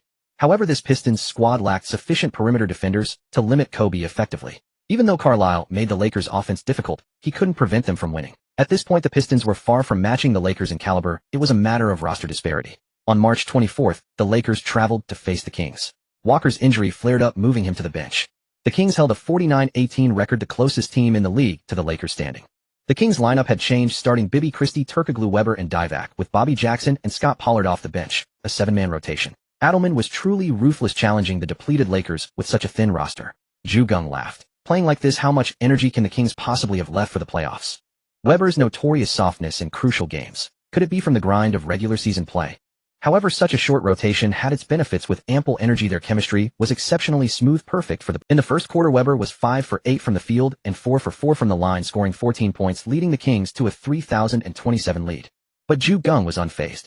In the second quarter, he sent in the bench unit to trade baskets with the Kings, severely draining the tired starters. Weber went 0 for 5-0 and the Lakers outscored them 24-19 to take the lead. At halftime, Geng instructed the Lakers to keep the game close in the third quarter. With so many injuries, they couldn't afford to push too hard. Losing another player or two would spell disaster. In the final quarter, Geng unleashed his ultimate technique. Kobe, it's up to you.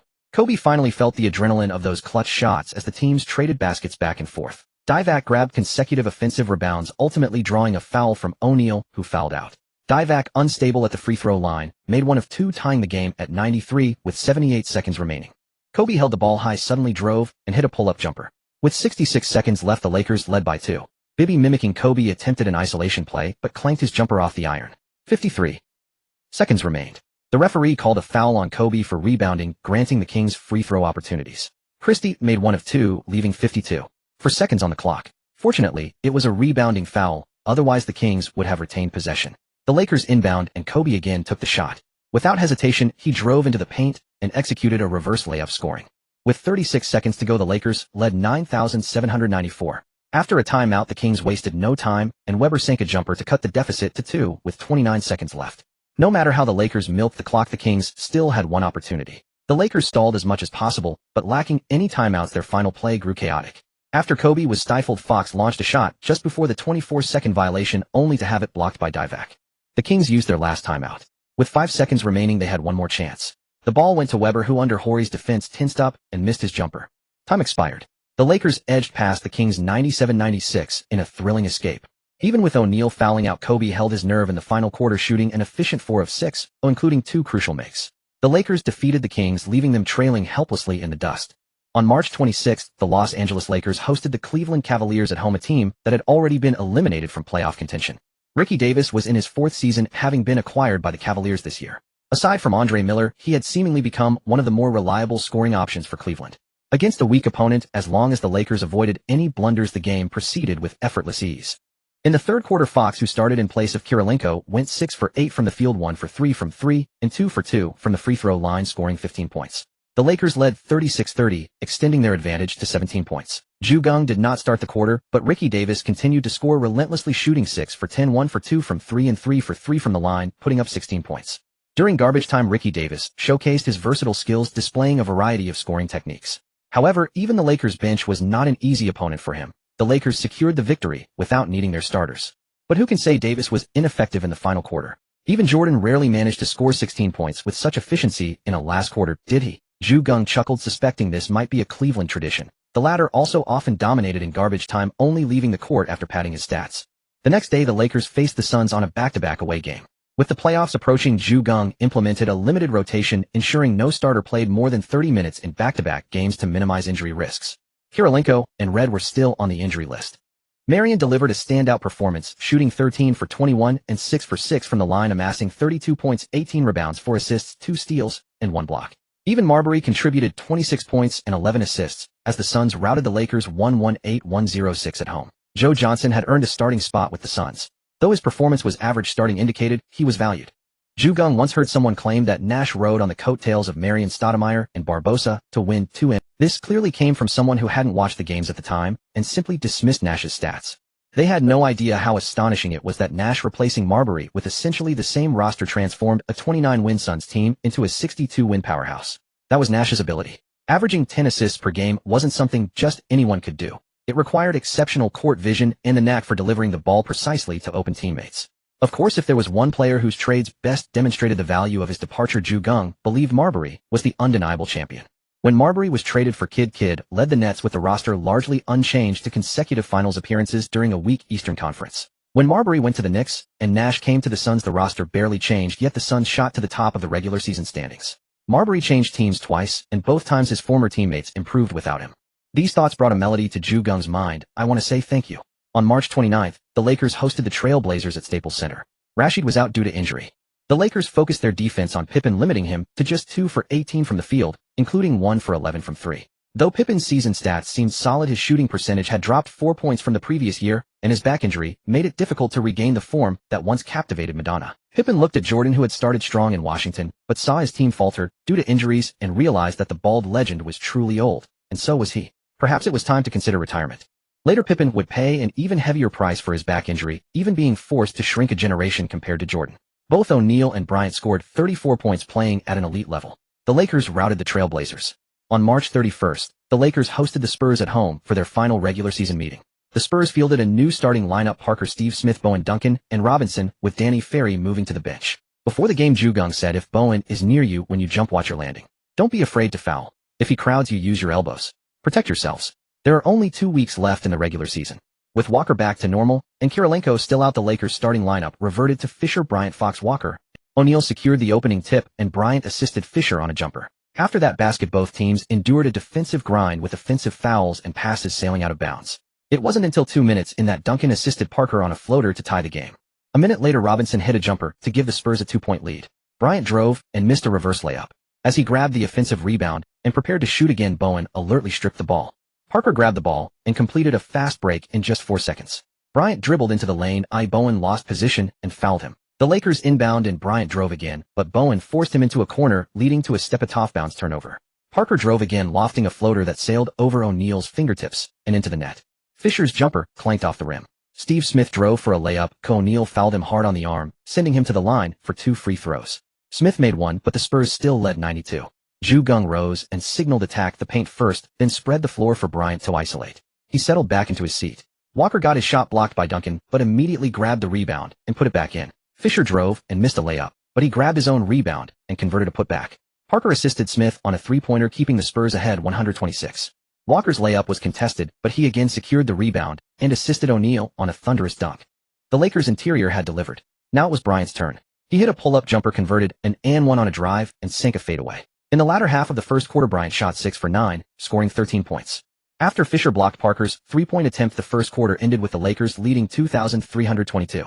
During the halftime break, Geng began to arrange tactics, focusing defense on cutting off the Spurs' passing lanes. However, in the third quarter, Duncan displayed the prowess of his fundamental skills, facing the OK combination alone, making 7 of 9 field goals and 2 of 2 free throws, scoring 16 points by himself. The OK combination made 5 of 9 shots and 6 of 6 free throws, scoring 16 points, tying with Duncan. Both sides tied at 29 points in the single quarter. This quarter's performance was absolutely the most spectacular quarter in NBA regular season. Duncan single-handedly challenged the red-hot OK combination, and the core players on both sides did not back down, each displaying their unique skills. The Lakers executed their tactics flawlessly, double-teaming Duncan throughout, limiting him to just 1 of 9 shooting in the fourth quarter, a far cry from his third-quarter dominance. Smith's driving layup was swatted by O'Neal. Horry grabbed the rebound, and Kobe drove straight from the top of the arc to the basket, drawing a foul on Robinson and sinking both free throws. The Lakers trailed 87-88, still down by 1 point with 4 minutes and 34 seconds remaining. With 102 seconds left, Bowen made a fatal turnover.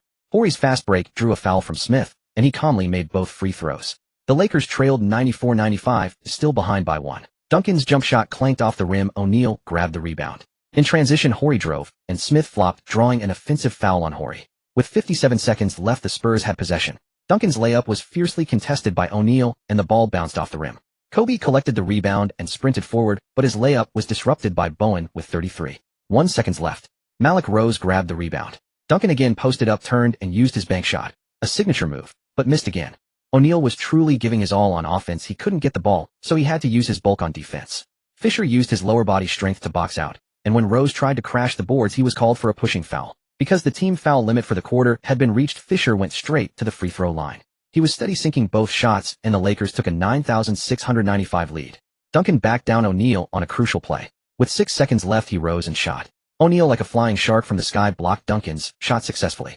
Only 5.7 seconds. Amid the crowd, Kobe grabbed the ball with 3.2 seconds left. Seeing it was Kobe, Popovich immediately yelled, "Don't foul." The Spurs conceded defeat. Kobe went 11 for 24 for 31 points. O'Neal 8 for 19 for 24 points and 5 blocks.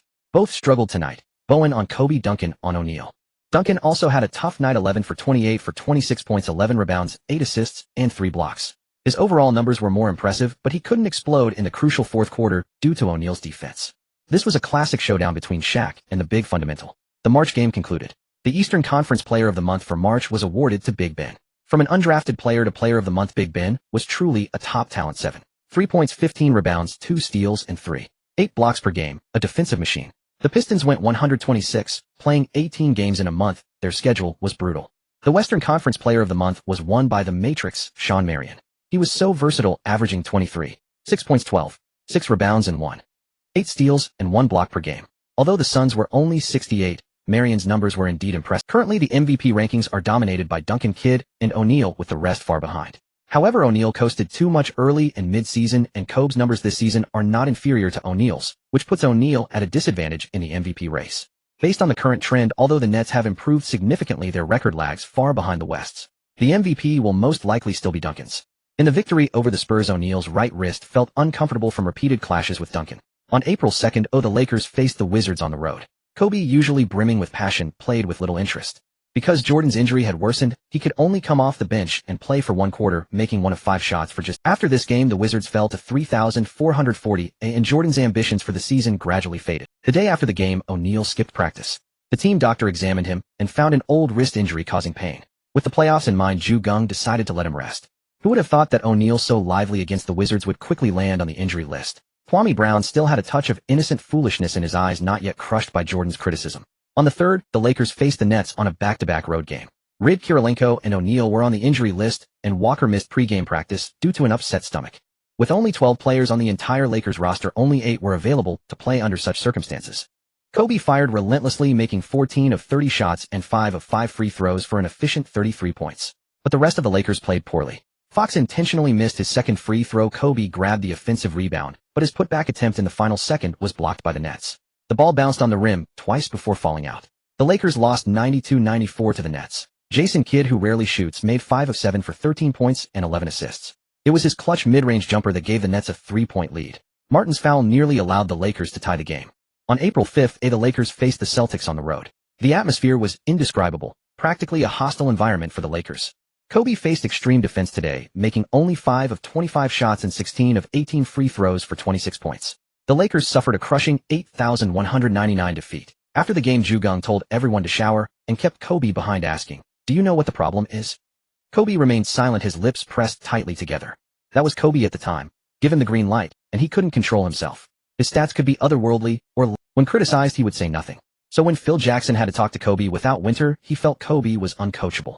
Though that sentiment was partly the bitterness of being ousted from the Lakers. Yet Kobe's ability to keep the Lakers committed to him despite this was because he worked relentlessly to improve. For an ordinary person who was hard to communicate with, they would have been completely frozen out by the team. Geng remained silent for a long while, then slapped Kobe on his fluffy hair and barked, "You don't trust your teammates, do you? You think they're not as strong as Shaq? Not worth your passes." With so many injuries now and Paul still a rookie, there really aren't many people to share your scoring burden. But you should pass to them even more so. I can see who can be useful in the playoffs, not watch you clank shots out there. If you're cold and still force shots, that's what idiots do. Be a little smarter. When they double team, you give up some shots and find open teammates. Even if you're still off, onion is bound to be better than being doubled right. Kobe's head was buzzing as he listened to Geng's tirade. Head bowed. Richmond hadn't played much and was about to change when he heard Geng's furious roar. Startled, he turned back and told everyone to wait before entering the locker room. O'Neal stood alone outside the Celtics locker room. Fortunately, he had returned from interviews, but now he dared not let Geng could accept Kobe being inefficient, but 25 shots at 20 was absurd. When teammates were wide open, he still drove into double teams. Having that happen 3 or 4 times a game was already too much, but more than a dozen times was definitely a mental lapse. The incident of Geng scolding Kobe didn't leak out. On April 7th, the Lakers faced the Heat on the road, and O'Neal returned. Against Morning, O'Neal made 14 of 22 shots and 12 of 19 free throws for 40 points, 11 rebounds, and 2 blocks, once again proving why he was the No. 1 pick. Kobe played wisely today, making 8 of 12 shots for 19 points, 11 rebounds, and 4 assists. Beyond winning, the Lakers ended their last 4-game road trip. With only 5 games left, 4 were at home. On April 9th, Kirilenko's hip finally healed, and he returned to the court as the Lakers hosted the Jazz. Kirilenko came off the bench and delivered a well-rounded stat line of 8 points, 5 rebounds, 2 steals, and 2 blocks, proving he was back. The Lakers crushed the Jazz 1-1-2-8-2. Malone was truly old, making only 3 of 13 shots against O'Neal for 12 points. Stockton had a decent season, playing over 30 minutes with a higher percentage than the previous year, but it seemed like a final glimmer. The lopsided victory was also linked to the return of the voice of the Lakers, Chick Hearn. He had been away from Lakers broadcasts since falling ill on December 17th, but recovered earlier this month. However, the Lakers had been on the road. Before the game, Hearn visited the Lakers' locker room to boost morale. O'Neal sneaked up from behind, covered Hearn's eyes, and squeaked, "Guess who? Can you name me? I'm a cute Lakers girl." If any Lakers girl had O'Neal's giant hands, everything would turn into caterpillars, wouldn't it? Kobe and Yao were envious. Hearing Hearn's voice boosted the Lakers' morale, and they easily beat the Jazz. On April 11th, the Lakers hosted the Timberwolves. Before the game, Garnett declared loudly, "The Lakers are not invincible." Kobe is my friend, but they won't stop us from reaching 50 wins. The Timberwolves were 48-30, almost certain to reach 50 wins. They had experience beating the Lakers and planned to target Kobe again. But Geng wouldn't repeat the same mistake. He reduced Kobe's defensive burden by having Kirilenko help more, allowing Kobe to conserve energy for offense.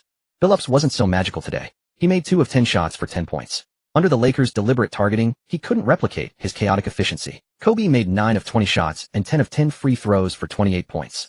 With less defensive effort, his offensive efficiency improved significantly, and he unusually suppressed the physical Billups. Garnett made 8 of 18 shots and 2 of 5 free throws for 18 points and 16 rebounds. With the help of his caddy Rasho Nestorovic, his rebounding was getting stronger. O'Neal was in fine form, making 13 of 19 shots and 6 of 10 free throws for 32 points and 9 rebounds. Entering the playoffs in this state, he was an unstoppable diesel engine. On April 14th, with 3 regular season games left, the Lakers had already secured the league's best record. So Geng planned to give more playing time to the returning Rid to evaluate the roster. Now that all 12 active players were off the injury list, it was time to see who was in the best shape. This game turned out to be perfect for Geng's evaluation as a Blazers player exploded. Bonzi Wells made 12 of 20 shots, 4 of 6 threes, and 5 of 8 free throws for 33 points. After 2 overtimes, the Blazers defeated the Lakers 128-124. With the game lasting long enough, Geng carefully observed all 12 players to assess their condition. The reason for 2 overtimes was that one of the OK duo was contained. Kobe made 6 of 15 shots and 11 of 14 free throws for 23 points, 9 assists, 3 steals, and 2 blocks, but his biggest problem was 6 turnovers. In the first overtime, with the Lakers leading, Kobe was stripped consecutively by Rasheed Wallace and Ruben Patterson, allowing the Blazers to score 4 quick points in transition. But the Blazers did something bizarre. With 4.7 seconds left, and the Lakers needing a 3 or a tie, Damon Stoudemire fouled Fisher. Fisher made both free throws to tie the game, sending it to a second overtime. Early in the second overtime, Kobe was stripped again by Wells, who finished with a fast break dunk. The Lakers' morale gradually sank, and they eventually lost. Geng was still somewhat satisfied, having assessed the condition of all 12 players and knowing how much each could contribute in the playoffs. The Lakers had 2 games left. On April 15th, they faced the Supersonics on a back-to-back. O'Neal played 34 minutes, making 16 of 21 shots and 9 of 11 free throws for 41 points and 11 rebounds, leading the Lakers to an easy win over the Supersonics. Such efficiency made other teams tremble. In the final game on April 17th, the Lakers hosted the Kings. All 12 players saw action, and they routed a Kings team playing without Weber. No Laker played more than 30 minutes, which served as rest. Rid gradually found his rhythm and solidified his role as Kobe's backup. The season's scoring title went to Iverson with 31.4 points per game, an astonishing feat in an era of elite defense. O'Neal ranked second with 27.2, followed by Pierce with 26.1, and then McGrady and Duncan. Kobe averaged 25.2 points for 6th place. Jordan averaged 22.9 points for 9th. If not for the intense defensive pressure and his knee issues, the older Jordan might have scored 3 more points. Ben Wallace averaged 13 rebounds to win the rebounding title. Duncan second with 12.7, and Garnett third with 12.1. O'Neal averaged 10.7 rebounds, ranking 7th, yet still dominant. Andre Miller led in assists with 10.9 per game. Kidd second with 9.9, and Payton third with 9. In blocks, Ben Wallace reigned supreme with 3.5 per game, followed by Rafe LaFrentz with 2.7, Mourning and Duncan with 2.5 each, and O'Neal tied for 10th with 2.0. Iverson led in steals with 2.8, followed by Kidd and Baron Davis with 2.1 each. Without a doubt, the Lakers still relied on O'Neal's dominance to contend. This season, the top 4 teams in the Western Conference stood in a class of their own, far surpassing the others, with 2 teams achieving over 60 wins. The first in the West, the Los Angeles Lakers, finished with 64 wins and 18 losses. Despite significant rookie issues in their lineup, the rapid improvement of Pau Gasol and Michael Redd allowed the Lakers to secure a better record than the previous season, firmly claiming the top spot in the league, even as injuries struck in the latter half. Second in the West, the Sacramento Kings posted 61 wins and 21 losses. Rick Adelman always found regular season success, as he rarely developed newcomers, but this left his starters exhausted come playoff time. Third in the West, the Dallas Mavericks finished 5,725. Don Nelson waved the offensive banner high, and with the gradual maturation of the Big Three, they had become a force to be reckoned with. Fourth in the West, the San Antonio Spurs also had 57 wins and 25 losses. Greg Popovich was frustrated, feeling his head was about to explode, but a second-round matchup against the Lakers was something he could accept. He believed that having Tim Duncan made him unafraid of any opponent, and now, unlike before he held a trump card, he could unleash at any time. Fifth in the West, the Minnesota Timberwolves recorded 50 wins and 32 losses. Flip Saunders had some coaching ability. At least he allowed Chauncey Billups to prove his worth, drawing interest from many teams. But aside from Kevin Garnett's massive contract, the Timberwolves could hardly offer a decent deal to retain players, otherwise Stephon Marbury would never have left. Sixth in the West, the Utah Jazz went 4,537. Jerry Sloan had made no major adjustments to the roster and the team's strength had declined year by year, a form of living off past glory. 7th in the West, the Seattle Supersonics finished 4,438. Nate McMillan successfully led them to the playoffs, but the team's unattractive style of play had caused severe financial losses. The owner was desperate to solve the problem and had even considered selling the franchise. 8th in the West, the Portland Trail Blazers posted 43 wins and 39 losses. Maurice Cheeks replaced Mike Dunleavy and the Jailblazers suffered a serious decline in performance due to various factors. The gap between the top 8 teams in the West and those behind them was considerable. The playoff spots were secure. In the East, the situation was slightly different. The Milwaukee Bucks missed the top 8 by just one win, leaving Ray Allen furious. First in the East, the New Jersey Nets went 5,230. Byron Scott could hardly stop grinning. Last season, coaching Stephon Marbury, the Nets won 26 games. This year, with Jason Kidd's arrival, the win total doubled, making them the Eastern Conference champions. Though still 5 wins behind the 4th seed in the West, daring to dream of dominating the East was no longer absurd. Second in the East, the Detroit Pistons finished 5,032. Rick Carlisle in his first season as head coach boosted the Pistons by 18 wins, equally stunning. With him, American fans felt that Geng was not so terrifying. There were also gifted American-born coaches. Third in the East, the Boston Celtics went 4,933. Jim O'Brien took over the mess left by Rick Pitino and led the Celtics well this season. The difference between coaches who adapt to the NBA and those who don't was immense. The Celtics' twin stars also showcased their abilities. Fourth in the East, the Orlando Magic posted 4,438. Doc Rivers held Tracy McGrady as his ace and overused him mercilessly. T-Mac's later fragility likely had something to do with this period of excessive usage. Such over-reliance on a star also caused him to run out of steam in critical moments, making the Magic the kings of blown leads in the NBA. Fifth in the East, the Charlotte Hornets also had 44 wins and 38 losses. Paul Silas Hornets, plagued by injuries, had lost hope of improving. A team once brimming with talent was sinking deeper into mediocrity. Sixth in the East, the Philadelphia 76ers finished 4,339. The conflict between Larry Brown and Allen Iverson had gradually become public. Iverson, often wearing hip-hop attire and arriving late, or leaving early from practice, saw his reputation sullied by Brown's maneuvering, drawing the attention of David Stern, who planned to institute a dress code. Seventh in the East, the Toronto Raptors went 4,240. Lenny Wilkins felt the Raptors front office made too many absurd moves. His ability could no longer elevate the team. If the Raptors management a decade later was elite, then the current one was among the league's worst. Eighth in the East, the Indiana Pacers also had 42 wins and 40 losses. Isaiah Thomas found it hard to smile now. His eye for talent was decent, but his coaching skills were genuinely poor. Had Jermaine O'Neal not kept improving, Thomas might have been fired. He now clung to his position solely through his relationship with O'Neal. On April 21st, the Lakers hosted the Trail Blazers at home. Old rivals once again. Portland's starting lineup: Damon Stoudemire, Bonzi Wells, Scottie Pippen, Rasheed Wallace, Dale Davis. Among them, only Wells and Wallace were young and strong. Stoudemire, having worn down his body, had begun to decline, though his fundamentals remained. His shooting percentage had dropped significantly, but otherwise he was fine. Pippen was at the tail end of his career, while Davis was past his prime. He had been drafted a year earlier than Shaquille. Due to late-season injuries, Geng sent out a starting 5 of Derek Fisher, Kobe Bryant, Rick Fox, Antoine Walker, Shaquille O'Neal. Andrei Kirilenko would start to test his playoff adaptation. The game began. The Trail Blazers won the tip-off. Pippen drove and drew a foul from Fox, the veteran educating the filmmaker. Wells drove, went to the basket for a floater, but missed. However, known as Bonzi the Bully, he had a knack for offensive rebounding. After grabbing the board, he, not yet a cancer, wisely passed to his big brother Pippen. Pippen isolated against Bryant, but his jumper was swatted away by Kobe. Pippen: a bunch of youngsters bullying me when I'm old and weak. Wallace grabbed the ball, dribbled to the corner, and fired a 3, which also clanked off the rim. Wells then burst from the crowd for a putback dunk, but O'Neal contested, and the ball flew off. Stoudemire secured the offensive rebound, reorganized, and fed the post. Davis' jumper missed. Finally, Fisher grabbed the board. The Lakers countered, but Walker's fast break was stopped. Pippen collected the rebound and heaved a heavy breath. At his age, such sprints could only be managed once or twice. Wallace posted up, turned for a fadeaway, missed. He grabbed the rebound, missed another jumper, then grabbed again, and missed a putback. Yet again he snatched the offensive board and fed Stoudemire for a 3-pointer, breaking the scoring drought for both teams. Bryant isolated against Wells. The Bonzi Bullies' defense was superficial. Otherwise he wouldn't have become a cancer. Kobe calmly sank a fadeaway jumper. Wells isolated against Bryant, missed a jumper. Bryant grabbed the board and led the fast break himself, but his layup was disrupted.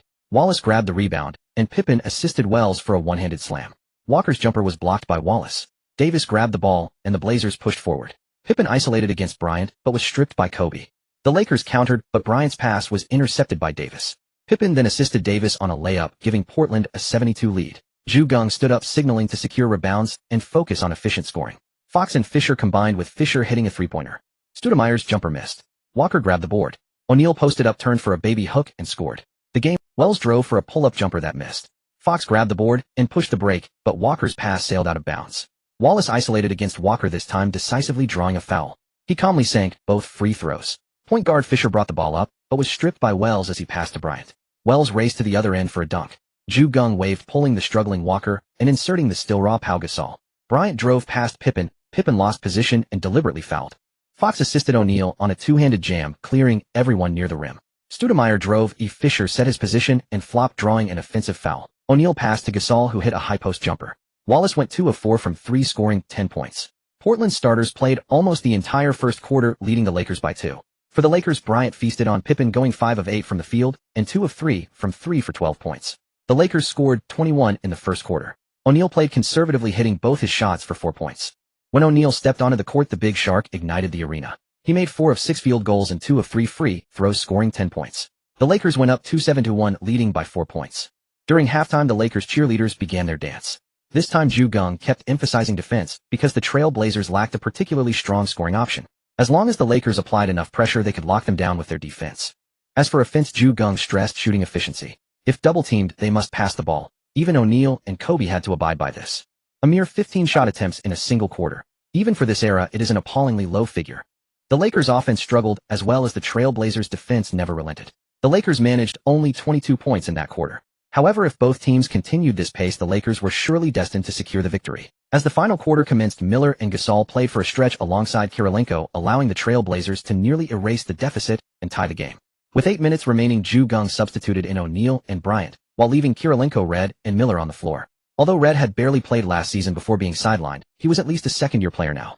Both Kirilenko and Gasol were experiencing their first playoff campaign, and when they shared the court, they visibly struggled to withstand the fierce physicality. By retaining only one of them and pairing him with seasoned veterans, the Lakers gradually seized command. 27-25 in the final quarter, the Lakers continued to dominate the Trail Blazers, ultimately prevailing 97-87 in a convincing victory. Indeed, a 10-point margin in that era signified a decisive blowout. Bryant finished with 34 points, 7 rebounds, 2 steals, and 3 blocks. O'Neal tallied 25 points, 9 rebounds, and 2 blocks. The duo's playoff form was commendable, and despite facing robust defense, O'Neal still produced at his average level. In the first round, only 3 wins are needed to advance, so every game is crucial. On April 25th, the Lakers and the Trail Blazers faced off directly. O'Neal won the jump ball, and Walker assisted Fox on a mid-range jumper to open the scoring. Wallace's jump shot clanked off the rim, and Davis put back the dunk.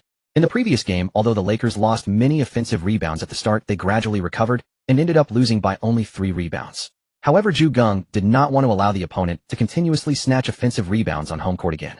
"Can't you box out? Is it because you haven't trained enough?" Geng patted the defensive coach beside him, and the defensive coach stood up and shouted. Half a minute later, Walker again assisted Fox on a jumper. Both teams were missing shots wildly, but the Lakers no longer lost defensive rebounds. Over a minute later, Fisher hit a jumper. The defensive intensity remained. At the 4th minute of the game, Walker missed a layup, and O'Neal slammed the ball back into the hoop with one hand, making the score 82 and forcing a Trail Blazers timeout. After the timeout, Pippen orchestrated and assisted Wells on an and-one layup, with Fox drawing the foul. As time passed, the Lakers continued to suppress the Trail Blazers, but Geng noticed that Kobe had started playing isolation again and was being stubborn. Geng stood up. "Kobe, find your teammates." This time, after being double-teamed on his drive, Kobe immediately passed the ball, and Fisher caught it and hit a three-pointer. Pippen said, "Why didn't you take the shot yourself? Are you scared?" Kobe was retreating on defense when suddenly Fisher intercepted a pass from Dale Davis. Kobe immediately switched to offense, caught the ball, dribbled to the front court, and pulled up for a three-pointer. Pippen defended hard, but the ball still went in cleanly. As he retreated on defense, Kobe couldn't help saying to Pippen, "Those who only talk big can't win games." After Kobe's remark, the power of the tongue.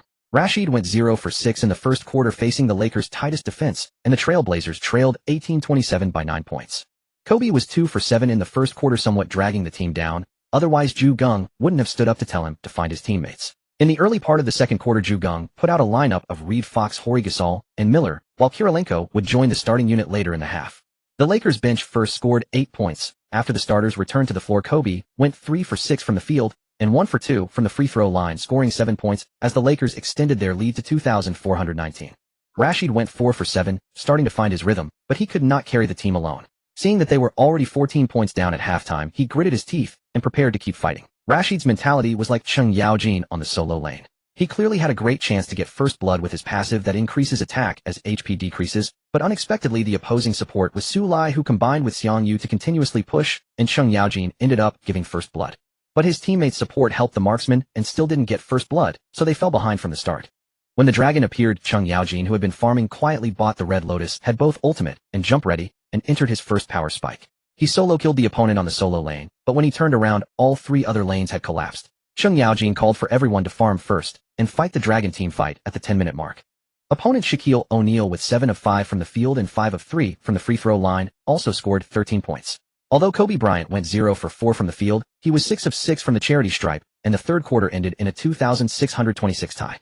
Cheng Yaojin, accompanied by the support, eliminated every other opponent alongside Xiang Yu and Su Lai on the enemy side. Both sides refrained further, and each took a dragon, yet Cheng Yaojin's team still trailed by several thousand gold. The Trailblazers mounted a furious counterattack while Kobe Bryant of the Lakers clanked for consecutive shots. Geng called a timeout and said, "In a moment, Kobe, you keep holding the ball, but don't shoot. Everyone else run into open spaces and shoot the moment you receive the pass." Kobe did not argue. With 5 for 21 shooting that night, his accuracy was only a step away from the time he got beaten. The other Lakers stepped up, each player hit at least one shot. With balanced scoring, the Lakers finished the final quarter 2-6-3-3. The game ended safely at 1-0-3-9-6, and the Lakers secured the series point. Shaquille O'Neal went 12 for 20 from the field and 7 for 9 from the free throw line, scoring 31 points, grabbing 14 rebounds, and blocking 2 shots. The Lakers dominated the boards 4-8-3-5, securing the victory. Rasheed Wallace shot 12 for 27, scoring 31 points. Despite missing early, he grew more accurate as the game progressed. Scottie Pippen was his only helper in the final quarter, like a bold warrior, and a support furiously skirmishing with the enemy when the dragon appeared. But the other 3 blamed a first blood gift for the loss. All died in the dragon pit, lost the dragon, and then the warrior barely eliminated 4 foes, only for the last enemy to steal the crystal. Kobe was 0 for 8 in the second half and 7 for 7 from the free throw line. Despite his poor performance, which drew media criticism, Geng said nothing after the game. A win solves everything. Criticize or discipline privately, just as parents educate their children. Never scold them in front of others, but at home it's fine. In the first game between the Kings and the Jazz, Utah missed 3 potential game-eating three-pointers in the final moments. Scott Padgett's last 3 clanked. Karl Malone grabbed the offensive board, but Padgett committed a turnover, wasting the final chance. The Kings won by 3 points. In the second game, the Jazz held Mike Bibby and Doug Christie to 2 for 7 each. Utah won 9-3-8-6, tying the series 11. For the Jazz to win now, they could no longer rely solely on the veteran duo. The entire team needed to contribute. Their pipeline had run dry. In the first game between the Mavericks and the Timberwolves, Dirk Nowitzki scored 30 points and grabbed 15 rebounds, though 14 were defensive, plus 2 steals and 3 blocks. The high-powered forward showed both offensive and defensive prowess, leading Dallas to a win. Fortunately, the gritty Kevin Garnett posted 19 points, 21 rebounds, 6 assists, 1 steal, and 2 blocks, a stat line still impressive enough to save face. In the second game, Nowitzki again scored 30 points with 15 rebounds, 4 steals, and 1 block, though he fouled out. Yet the Mavericks still routed the Timberwolves. Garnett erupted for 31 points, 18 rebounds, 4 assists, 2 steals, and 3 blocks, but it was all in vain. He sensed a looming crisis. The Timberwolves had no draft picks. Their only options were trades or lavish spending. But Garnett's contract blocked both paths. Chauncey Billups and Wally Szczerbiak each scored 25 points, but they could not stop Michael Finley's 28 points and Steve Nash's 17 points and 10 assists. The Mavericks' offense exploded for 122 points, even under playoff defense, showing their scorching hot hand. Dallas led 20, igniting Garnett's fury. Known for his pride, he was so enraged he nearly wanted to tackle Nowitzki from behind on the court. What did Garnett do? Nowitzki even raised a pinky finger. In the first game between the Spurs and the Supersonics, Tim Duncan played without mercy, posting a triple-double of 21 points, 10 rebounds, 11 assists, and 5 blocks. Tony Parker added 21 points, and San Antonio won convincingly. But the Spurs suffered injuries. David Robinson missed the final 3 regular season games, returned for Game 1, but played only 7 minutes before re-injuring his back and sitting out Game 2. With only one Twin Tower remaining, the Spurs led for almost 3 quarters, but were overturned in the final period, tying the series 11. Greg Popovich felt his world collapse. His Twin Towers. In the East, the Pacers stole home court advantage in Game 1. Jermaine O'Neal posted 30 points, 11 rebounds, 1 steal, and 2 blocks, leading Indiana to victory. That news hardly affected other teams, but it weighed heavily on the Trailblazers. Dale Davis, though an all-star, never scored more than 28 points in his career and had rarely hit 20 points in recent seasons. The front office could feel the owner's fury. Mike Dunleavy Sr., who had stunted Jermaine O'Neal's development, was already gone. Now the staff feared becoming scapegoats. But O'Neal was still inconsistent. Targeted in Game 2, he shot only 3 for 11. The Nets crushed Indiana 9-5-7-9, evening the series. The series between the Magic and the Hornets was a contest of misery. In Game 1, Jamal Mashburn played 10 minutes in the first quarter before vomiting profusely on the sideline and being rushed to the hospital with a viral infection. Tracy McGrady struggled with a back injury. In the final moments, he hit only one of 2 free throws, the second one. The Hornets inbound. Darrell Armstrong stole the ball from Baron Davis. After a timeout by Doc Rivers, McGrady committed a fatal turnover and Davis stole it back. The Hornets won 8-0-7-9 by a single point, and McGrady's clutch magic failed on the road. In Game 2, Mashburn was absent.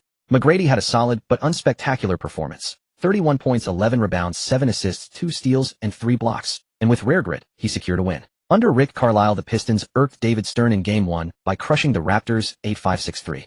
True Vince Carter was out for the season with a strained left quadriceps, but that did not excuse the Pistons for limiting Toronto to just 63 points. In Game 2, Jerry Stackhouse shot 8 for 22, but scored 31 points, helping the Pistons edge past the Raptors 9-6-9-1. The final matchup pitted Philadelphia against Boston.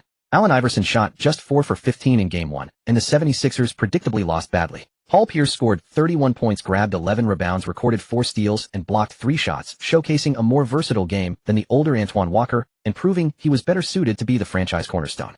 In Game 2, Iverson shot 11 for 30 for 29 points, but Philadelphia suffered another heavy defeat. After 2 straight losses, they returned home to regroup, unable to conquer the league's toughest home court. After 2 games, Boston's front office decided that Pierce was the better core player. If only one of the Twin Stars could stay, it would. On April 28th at the Rose Garden in Portland, Paul Allen sat beneath a baseball cap, its brim shadowing half his face, making it difficult for onlookers to read his expression. Yet everyone knew he was far from pleased. Allen was spending the league's highest payroll, constantly thwarted by Stern, and lacked the television revenue Dolan enjoyed. He was essentially bankrolling the venture at a loss.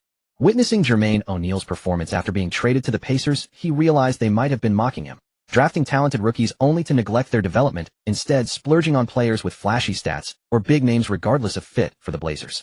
The Trail Blazers won the tip-off. Rashid shot over Walker, but his jumper clanked off the rim. O'Neal was called for a foul while boxing out for the rebound, drawing a whistle on the very first possession.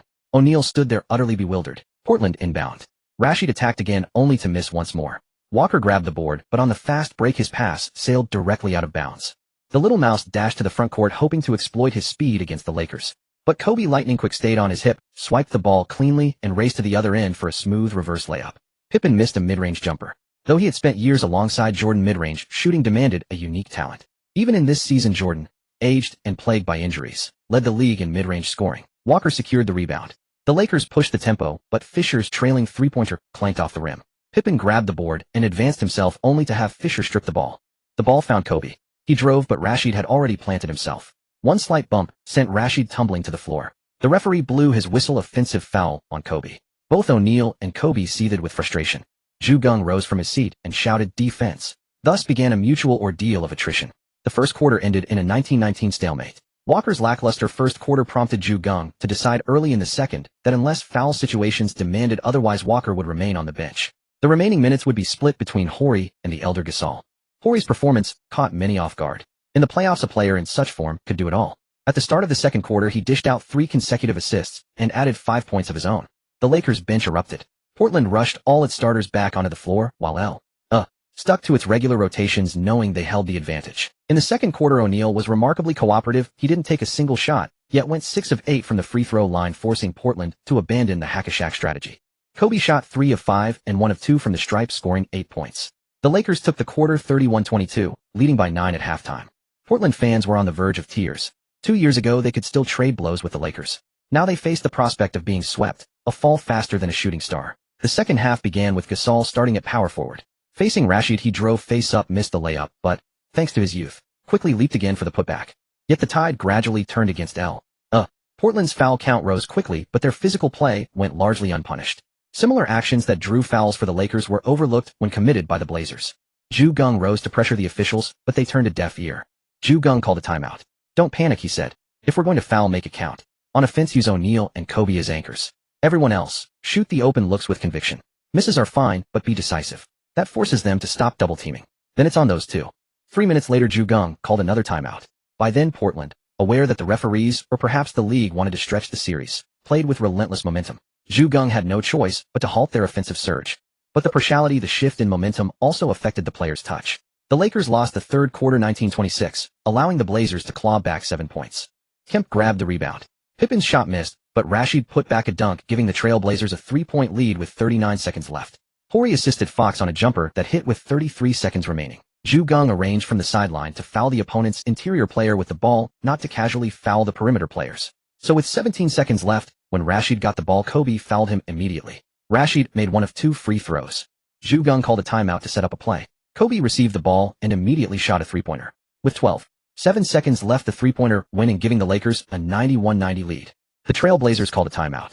Geng knew they wanted to run down the clock for a final game winner, so he decided to. Geng instructed, as soon as they catch the ball inside the three-point line, foul them immediately. Even if they make both free throws, we'll still have time to execute a game winner. Foul decisively and grab the player to prevent an and one. Also, no matter what happens next, we won't call a timeout. Just push the ball to the front court. Kobe will control the clock, start to drive, and kick with 5 seconds left. The rest of you clear out space for Robert. With 10.8 seconds left, Pippen caught the ball one step inside the three-point line and was immediately fouled. Pippen made the first free throw, tying the game. The second free throw missed, and Fox grabbed the rebound. The Blazers players reacted a beat too late because the Lakers had not called a timeout. The Trailblazers players hesitated between fouling and not fouling. The ball was quickly passed to the front court. Seeing this, the Blazers decided to play defense and force overtime. Kobe signaled everyone to spread out and controlled the clock down to 5 seconds. Suddenly, he sprinted toward the basket, and Pippen chased desperately, nearly catching up. But Kobe whipped a pass, and the ball was sent out. Pippen, startled, quickly twisted away, not daring to foul Kobe off the ball. Horry caught the ball at a 45-degree angle and shot immediately. This time the ball had a very high arc and flew slowly, then swished through the net. There were 2.9 seconds, the Lakers led by 3. The Blazers used their final timeout, but Pippen made a crucial turnover and Horry stole the ball. Rashid had no choice but to charge in and foul Gambling. There were 0.9 seconds left. Horry stepped to the free throw line. Horry, who had just hit the clutch three-pointer, displayed what it meant to only shoot. When behind, he missed both free throws.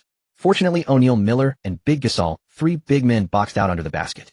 By the time Wells grabbed the rebound, time had expired. The Lakers won the game 9,491 in a nail-biter. Kobe shot 9 for 19, 3 for 4 from 3, scoring 25 points, adding 7 assists, steals, and 2 blocks. O'Neal shot 5 for 11, 11 for 16 from the free throw line, scoring 21 points, 11 rebounds, and 7 assists. Neither of them had a great performance, but fortunately veteran Fox, after leaving Los Angeles, had no leg pain or back pain. He shot 7 for 10 for 16 points, showing his younger counterpart Kirilenko how a small forward should play in the playoffs. Pippen shot 6 for 15, scoring 18 points, 11 rebounds, 8 assists, and 2 steals. It couldn't be said he didn't try, but winning is a mysterious thing. Some people's performance seems unrelated to winning. They can't decide the outcome of a game. The Lakers swept the Trailblazers 30. The team sang songs as they flew back to Los Angeles, rested for a day, and began preparing for the second round. In Game 3 of the Kings series, when the other starters collectively underperformed, rookie Bibby shot 8 for 17, scoring 26 points, 5 assists, and 3 steals, helping the Kings win 9,087. Bibby's arrival made the flashy Kings much more grounded. He was often the one who stepped up among the Kings, giving them the ability to challenge the Lakers. In Game 4, Page shot 9 for 13, 4 for 6 from 3, efficiently scoring 30 points, helping the Kings win 91-86 in a nail-biter, sweeping the Jazz. The Kings' three-point shooting was hot today, 7 for 15, an incredibly high percentage. The Jazz's leading scorer was just Malone with 14 points. The Utah duo was nearing the end. The Kings advanced with a 31 series victory. The third game between the Mavericks and Timberwolves was played in Minnesota. Garnett led the Timberwolves to show a bit of grit. Serbiak even stuck his hand into a Mavericks player's mouth. However, today's Nowitzki was too fierce. He exploded for 28 points in the first half and 39 for the game. Finley had 30, Nash had 25 and 11 assists. The Mavericks routed the Timberwolves 1-1, 5-1-0-2, sweeping them 30. The Mavericks and Kings met in the second round. On one side, the Big Three's fierce firepower, on the other, the all-offensive Princeton offense. It would be a test of which side's firepower could break through the other's defense. The Spurs went to the Supersonics' home court, and Duncan immediately showed his dominance, with 27 points, 13 rebounds, 5 assists, and blocks, leading the Spurs to a 10,275 blowout victory. However, the Spurs encountered a major setback. Duncan's family had an incident. His father passed away. Duncan had to go back to handle the funeral and would miss Game 4. Peyton, true to his reputation as the glove, with excellence on both ends, efficiently recorded a triple-double of 28 points, 12 rebounds, and 11 assists, leading his team to win Game 4 and forcing a Game 5. In the crucial Game 5, Duncan returned and grinned his way to 23 points and 9 rebounds. He probably didn't even break a sweat as he led the Spurs to a 1-0-1-7-8 rout of the Supersonics. Duncan flashed his sweet smile this time. He wasn't called for a technical foul. The Spurs advanced with a hard-fought 32 series win and faced the Lakers in the second round. In Game 3 between the Nets and Pacers at the Pacers' home court, Jermaine O'Neal choked in a crucial moment, making only one of 2 free throws, missing the chance to tie the game. They ultimately lost 84-85 in a critical contest. The happiest fans were not the Nets fans, but the Trailblazers fans. At least they discovered O'Neal's problem. He couldn't make clutch. Kidd scored 24 points and 11 assists, while Kenyon Martin, aided by Kidd, scored 21 points. Judging by Kenyon Martin's later performance, the saying that Kidd brought Martin to a height he didn't belong to is very reason. After securing the match point, the Nets faced a tough defense from the Pacers in Game 4. Ron Artest loved such chaotic battles. He went 7 for 12 from the field, 2 for 2 from three-point range, and 2 for 2 from the free throw line, scoring a game-high 18 points, the only player to score over 15. Besides his offensive output, Artest contributed 8 rebounds, 4 steals, and 2 blocks on defense. His aggressive help defense held 3 Nets starters to under 7 points each. The Pacers defeated the Nets 97-74, forcing a decisive Game 5. In the final game, they fought into the fourth quarter. Artest fouled out, but Reggie Miller was in top form, hitting a game-eating three-pointer to force overtime. However, the Pacers' tragedy was just beginning. Early in overtime, Jermaine O'Neal committed 2 quick fouls, then another, also fouling out. Though Miller remained valiant, hitting a mid-range jumper to tie the game again and force a second overtime, the Pacers were without O'Neal inside, Artest outside, and even backup Crosher had fouled out. They lost the second overtime 213 in a crushing defeat. The Nets eliminated the Pacers 32 at home. The Pacers felt aggrieved, but if they had forced overtime in Game 3, they might have advanced on their own court. In Game 3 between the Magic and the Hornets, the Magic led by 3 points after 3 quarters, but scored no points in the last 2 minutes of the fourth, handing the Hornets numerous opportunities. The Hornets seized the chance, tying the game and forcing overtime. In overtime, Tracy McGrady was invisible, attempting not a single shot. The Magic lost the overtime period 818. McGrady had scored 37 points through the first 4 quarters, playing 51 minutes total. He had no energy left for overtime. His stamina was insufficient for such a long game. Baron Davis recorded a triple-double with 33 points, 14 rebounds, and 10 assists. He was a true clutch performer, scoring 9 points in overtime. The Magic lost the home game. McGrady, who had previously won a game in the Hornets' home court, looked reminiscent of his later self, winning the opener against the Mavericks only to be eliminated. In the Magic's second home game, the strained collaboration between McGrady and Doc Rivers proved they could lose not only the first home game, but also the second. The Magic were eliminated 13. McGrady scored 35 points with 6 assists, in vain, his playoff journey once again ending in the first round. Baron Davis again posted a triple-double with 28 points, 11 rebounds, 10 assists, and 3 steals, proving his mettle. The Hornets would face the Nets in the second round. Despite losing Vince Carter, the Raptors unleashed tremendous energy at home.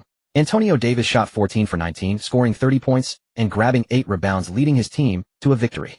In Game 4, still at home, the Raptors saw a combined outburst from Morris Peterson and Keon Clark, defeating the Pistons again to force a decisive Game 5. Jerry Stackhouse struggled under pressure, shooting a dismal 1 for 10 in the crucial Game 5. If not for the bench contributions of Corliss Williamson and John Barry, the Pistons' narrow 85-82 win might have spelled disaster for Carlisle's playoff run. If Carlisle hadn't endured some harsh lessons or received advanced guidance, he would have stubbornly coached in a rigid manner for. In this series, facing the veteran coach Wilkins' ever-changing offensive schemes, Carlisle's defensive lineup, with only Ben Wallace as a stopper, nearly proved insufficient. Without outside interference, he would obsessively patch defensive holes. The Pistons survived 32. The Raptors failed to advance, easing McGrady's mind a bit. At least Carter's team also lost in the first round, and Carter was injured while McGrady had played through injury. In the final matchup, Allen Iverson exploded upon returning home. He shot 10 for 23, 3 for 5 from 3 and 19 for 20 from the line, scoring 42 points with 5 rebounds, 4 assists, and 4 steals, leading his team to a win. In pivotal Game 4, Iverson shot 9 for 26 at home and 9 for 10 from the line, posting another all-around line of 28 points, 5 rebounds, 4 assists, and 4 steals. In the fourth quarter, Iverson showed his clutch ability, shooting 4 for 7 and 4 for 4 from the line for 12 points. Despite struggling through the first 3 quarters, he was unstoppable in the final moments. With 77 seconds left, Aaron McKie missed 2 free throws. Iverson grabbed the offensive rebound and hit a reverse layup, tying the game at 77 with 72 seconds remaining.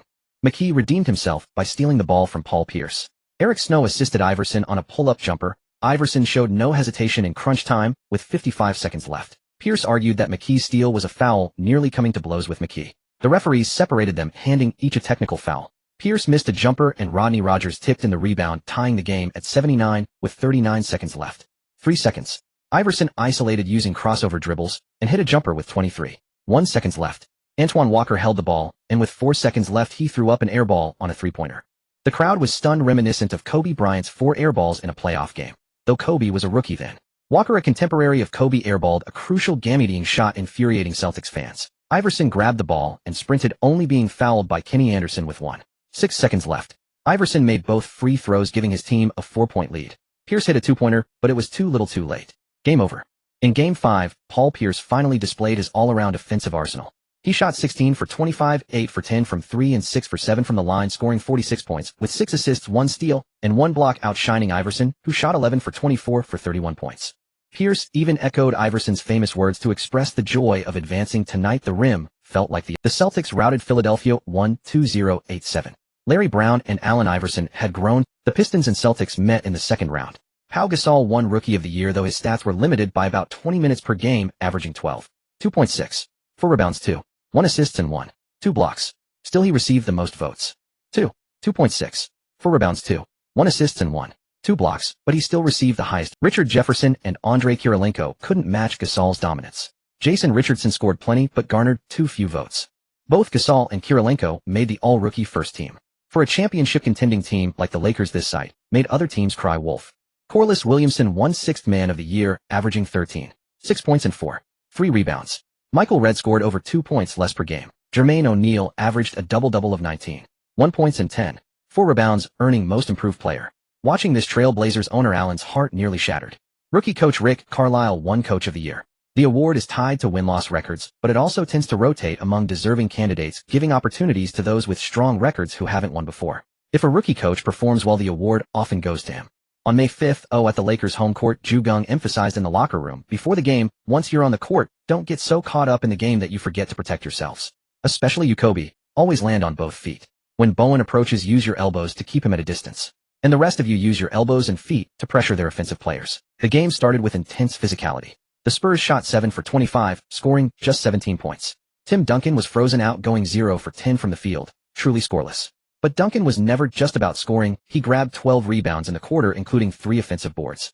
The Lakers shot 5 for 19. Shaq went 3 for 8, mediocre. Kobe was 0 for 2 and 1 for 4 from the line, scoring only 1 point. The free throw line looked like Shaq's stat line. The Lakers scored 13 points in the quarter, trailing by 4. Geng remained calm, simply reiterating, remember to land on both feet when shooting and keep an eye on Bowen. On the Lakers side, O'Neal went 2 for 4, scoring 4 points, while Kobe went 3 for 5, tallying 6 points. Among the substitutes, Kirilenko stepped up, contributing 4 consecutive points. However, the Lakers were not in their usual form, managing only 19 points in the quarter. By halftime, the Lakers trailed by 6 points. A halftime score of 3-2-3-8, yet it ignited the fervor of the Lakers' home crowd. The second half continued with elbows flying everywhere. Kobe, after releasing a shot, was undercut by Bowen.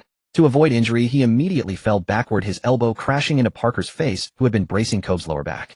Both Kobe and Parker were carried off the court, with Kobe being taken directly to the locker room. Duncan went 1 for 7 from the field, but made 7 of 8 free throws, scoring 9 points. He remained ferocious in the third quarter, holding O'Neal to 0 points on 0 for 1 shooting. Kobe returned to the court with just over 3 minutes remaining in the third quarter. The entire arena rose to applaud him. A true return of the king. Kobe went 3 for 7, scoring 6 points. The Lakers' perimeter attack caught fire, and they closed the quarter with a 2-5-2-3 edge, cutting the deficit by 2 points. O'Neal said, "Coach, I can play the entire final quarter, now even force an overtime." Geng chuckled. "Later when you get on court, Kobe will feign an attack. You've had enough rest in the third quarter, the fourth quarter belongs to you." Although Kobe wasn't truly injured today, let him take a break for a while. O'Neal patted his chest and casually rubbed Kobe's curly crew cut. Kirilenko scored 4 consecutive points after the fourth quarter began, and then Kobe and O'Neal executed a 2-man game. Kobe hit 2 of 4 shots for 5 points, but O'Neal unleashed full force, netting 4 of 9 from the field and 5 of 6 from the free throw line for 13 points, directly forcing the Spurs to abandon the hack-a-Shaq tactic. The Lakers dominated the quarter 2-9-1-9, decisively sealing the game in one decisive wave. O'Neal recorded 23 points, 17 rebounds, and 4 blocks, becoming a true deity in the final quarter. Kobe contributed 20 points and 4 assists. Despite being stepped on, he managed to send Parker off to treatment and pulled off a triumphant return. Duncan put up 26 points, 21 rebounds, 5 assists, and 4 blocks, but unfortunately made only 9 of 30 shots. Parker scored 11 points on 12 shots, still far from becoming the French Flash. The Lakers orchestrated a comeback and took the first game. On May 7th, at the Lakers' home court, although the Lakers had emerged victorious in the previous game, the Spurs were far from convinced. Bowen had already succeeded in injuring Kobe with a dirty step, but Kobe retaliated with an elbow that sent Parker off the court. Both returned swiftly, and Popovich felt that Bowen hadn't put enough effort into his underhanded tactics. Before the game, Geng said, "Don't force your shots if there's no opportunity. If you have a chance to drive to the basket, go all out. If you can't penetrate, look for your teammates beyond the three-point line." After speaking, Geng cast a deliberate glance at Kobe. At the tip-off, Fox drove and dished, assisting Walker in a layup that caught the Spurs off guard. Mark Bryant started in place of David Robinson, but the challenge was immense. Averaging less than 2 points and 1 rebound in the regular season, he was at the tail end of his career and now had to battle O'Neal in the paint, a Herculean task. It was like sending Bimbanerba to eliminate the Tang monk and his disciples, a daunting mission. Steve Smith drove for a layup, drew a foul from Fox, and calmly sank both free throws. Fisher was called for a traveling violation due to a palming turnover. Parker drove and hit a floater. Kobe drove and Bowen was called for a pulling foul.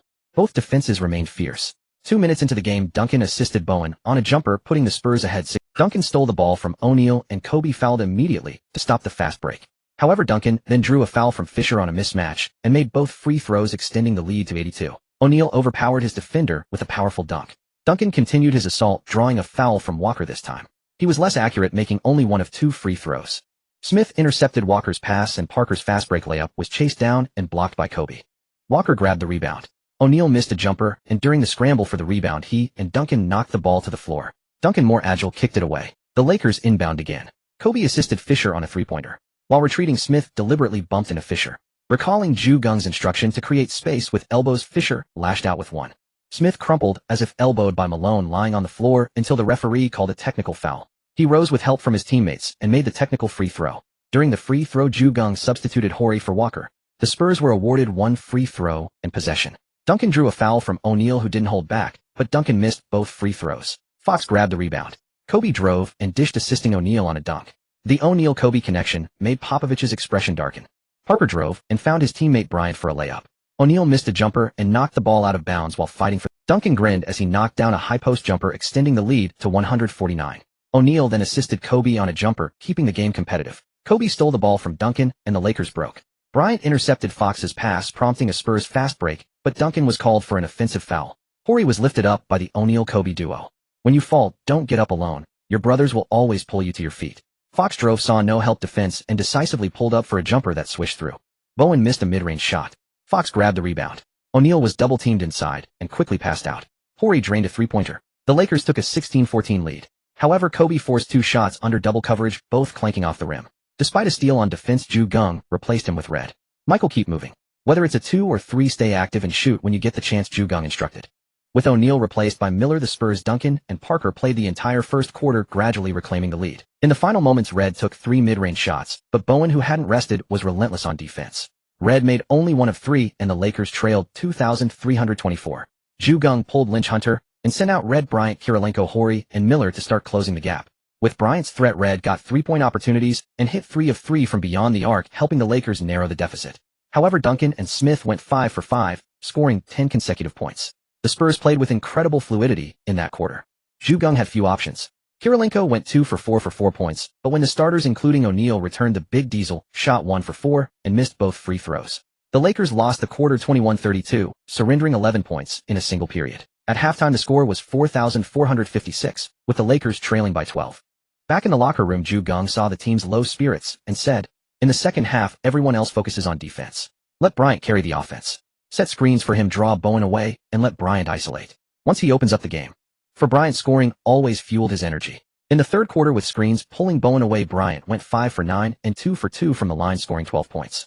The others locked in on defense, forcing the Spurs into 6 turnovers in the quarter and outscoring them 2,517, nearly erasing the deficit. On the sidelines, Geng arranged the offensive strategy for the final quarter. Offense still revolves around Bryant coming off screens. Defense stays intense. Cut off all of Duncan's passing lanes. I want that lone tower completely isolated. If you do that, victory is ours. After a brief rest, everyone charged onto the court. The Lakers were still trailing, and the Spurs were no pushover. With 2 minutes and 30 seconds left, Fisher stole Duncan's pass. The Lakers advanced slowly. At 2:15, O'Neal hit a baby hook. The Lakers took the lead, 8,685. With 1:54 left, Antonio Daniels missed a three-pointer. Duncan and O'Neal kept tipping the rebound. Malik Rose was about to retreat, but the ball came straight to him. He grabbed it with 1:49 remaining. The Spurs slowed down and went back to Duncan. With 95 seconds left, he was double-teamed, and his pass was again stolen by Fisher. Fisher pushed past Parker on the fast break, using his strength to drive toward the rim. Parker couldn't stop him. Fisher drew a foul and calmly made both free throws. Duncan assisted Rose on a mid-range jumper. 77 seconds remained. The Lakers led by 1. Geng called a timeout and replaced Kirilenko with Fox. It was Kirilenko's wingspan that had forced Duncan to pass toward Fisher. O'Neal missed a layup. 63 seconds left. Rose again grabbed the loose rebound, but Duncan's post-up against O'Neal was stolen by O'Neal. Bryant held the ball beyond the arc. With 32 seconds left, he rose for a three-pointer, clanked. Parker fouled Fisher as he fought for rebounding position. Fisher hit 1 of 2 free throws. 28. 6 seconds remained. The Lakers led by 2. In the clutch, O'Neal stole Duncan again. Popovich yelled from the sideline, "No foul." Tough. Bowen harassed Bryant relentlessly, never actually making contact, but Bryant was clearly rattled. Barnes was too young. He feigned hitting Bryant with the ball, but Bryant didn't flinch. Bowen, however, knew Bryant's weakness. Amid the jostling, Bryant's pivot foot moved.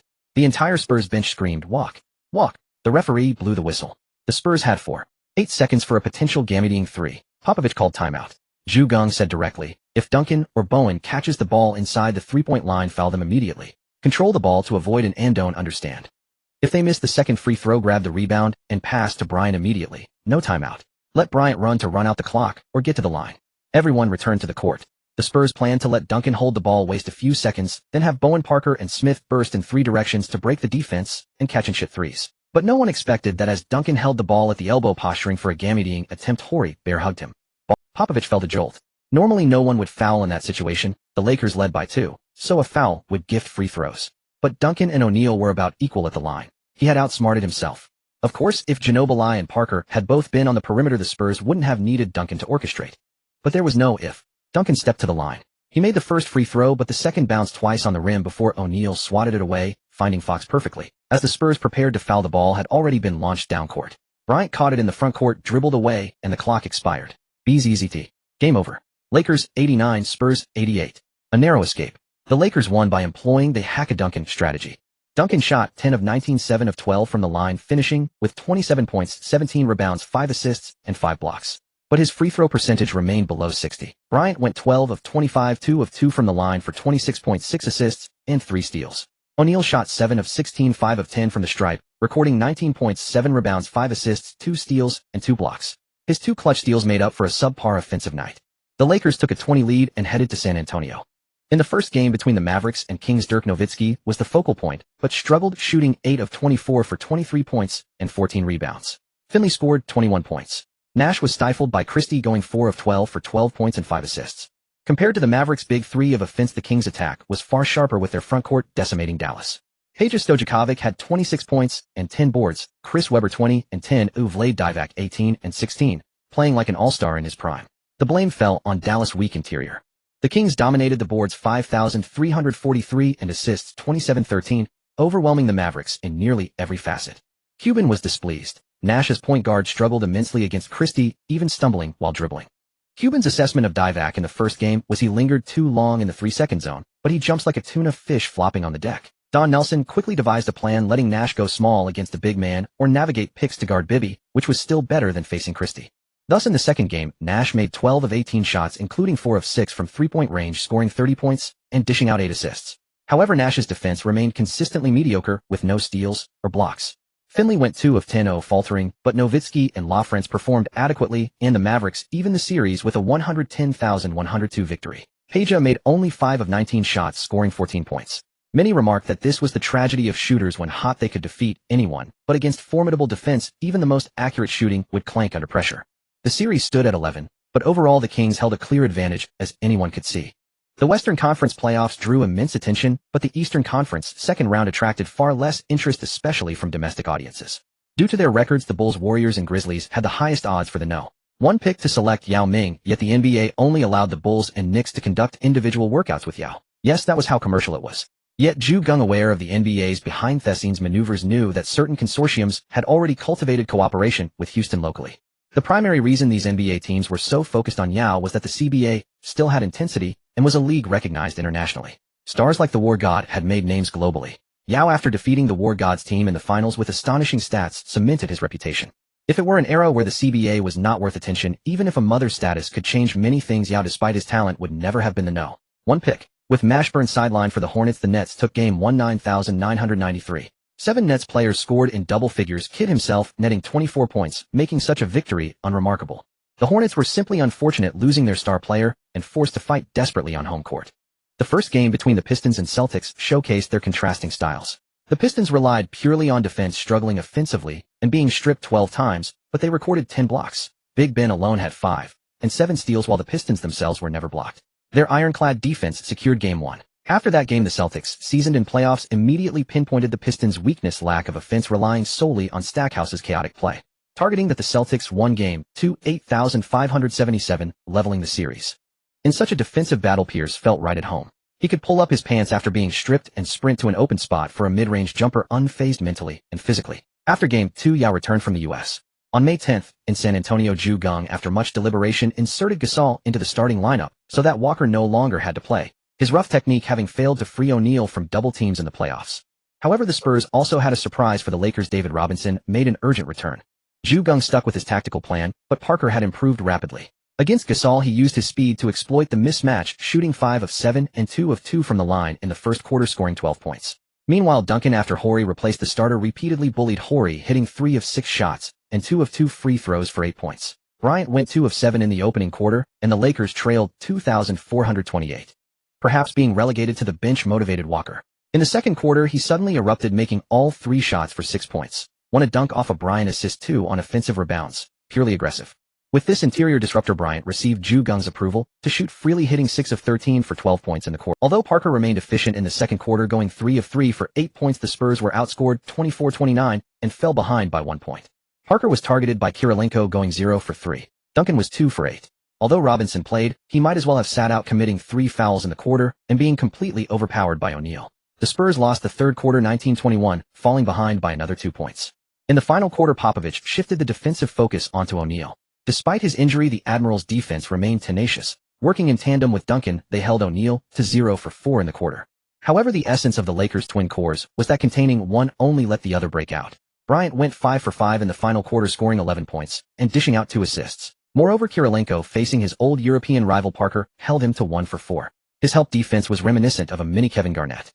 Duncan was overwhelmed, going 4 for 9, even attempting 2 3-pointers in a desperate attempt to close the gap, finishing with 9 points. The Spurs were thoroughly outscored 18-25 in the final quarter as the Lakers pulled away. Bryant shot 15 for 31, recording 31.6 rebounds and 6 assists. A truly O'Neal went 10 for 20, recording 22 points and 15 rebounds.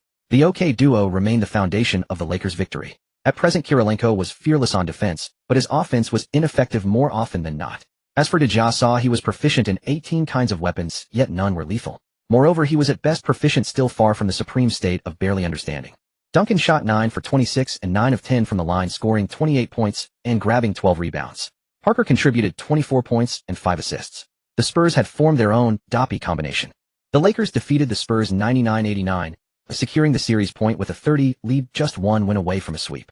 On May 12th, back at the Spurs' home court, pushed to the brink, they only hoped to avoid being swept. After the previous victory, Geng had no intention of changing the starting lineup, even though Robinson was still playing. Duncan and O'Neal both shot 3 for 5, matching each other's output. Under such circumstances, the Lakers and Spurs ended the first quarter tied at 25.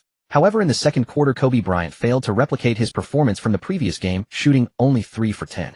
On the other side, Tim Duncan remained steady, shooting 2 for 3 from the field and an impressive 5 for 6 from the free throw line. Unfazed by the hack-a-Duncan tactic, he scored 9 points. The Spurs outscored the Lakers 21-17 in the quarter, taking a 4-point lead. Spurs fans enjoyed a peaceful halftime, at least holding an advantage and still clinging to hope of victory. Fueled by the fervent cheers of the home crowd, Duncan grew even more dominant in the third quarter, shooting 4 for 5 from the field and a perfect 4 for 4 from the line, scoring 12 points.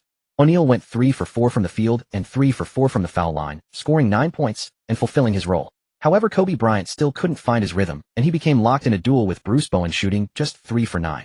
The Lakers were outscored 2,529, once again falling behind by 4 points. Geng said, "In the fourth quarter, I only need defense. The offense will revolve around Kobe with the triangle offense. Everyone else must dedicate all their energy to defense." If it were 2 years ago, or even 1 year ago, such a tactic from Geng would have only been enforced through brute strength to get them onto the court. But now, despite the unreasonable demand, no one uttered a word of dissent, and they simply took the floor. Amid the relentless boos from the San Antonio crowd, the Lakers rendered the Spurs powerless to break through their defense.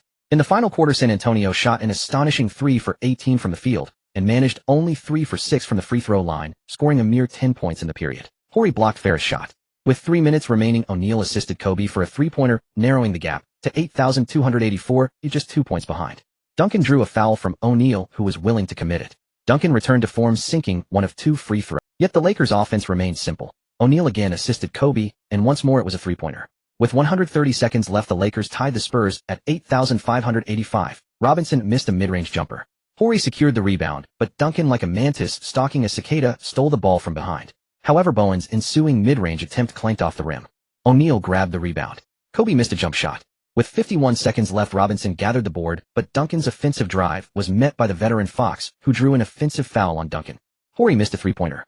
With 31 seconds on the clock as the ball sailed through the air, O'Neal positioned himself, perfectly snatched the offensive rebound, and passed it to Fisher. Fisher deliberately bled the clock, launching a long two-pointer with 8 seconds remaining, only to miss. Fisher's heart skipped a beat. He had failed. His mind flooded with thoughts of being berated by Kobe, or beaten, but there was Kobe. He sprinted from near the free-throw line, and just as Duncan was about to leap and the ball was leaving the rim's vicinity, Kobe soared from behind him and slammed the ball through the hoop. With 5 seconds left, Kobe posterized Duncan, giving the Lakers a 2-point lead. The Spurs called a timeout.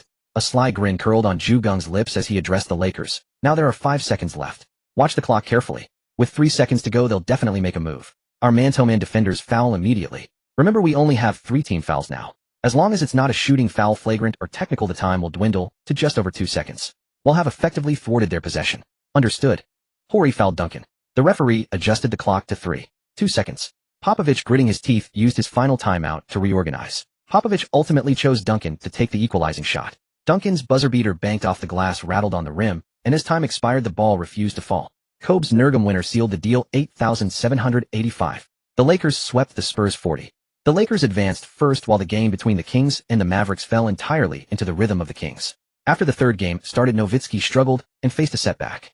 Nowitzki's attempts decreased with a low shooting rate of 6 out of 15, scoring only 19 points. Nash, although shooting only 5 out of 19 and 2 out of 10 from three-point range, delivered 15 assists. Faced with the Kings' powerful front line, Finley finally showcased his strength as the team's leader, shooting 13 out of 23, making 10 out of 11 free throws, and racking up 37 points, 4 rebounds, and 5 assists.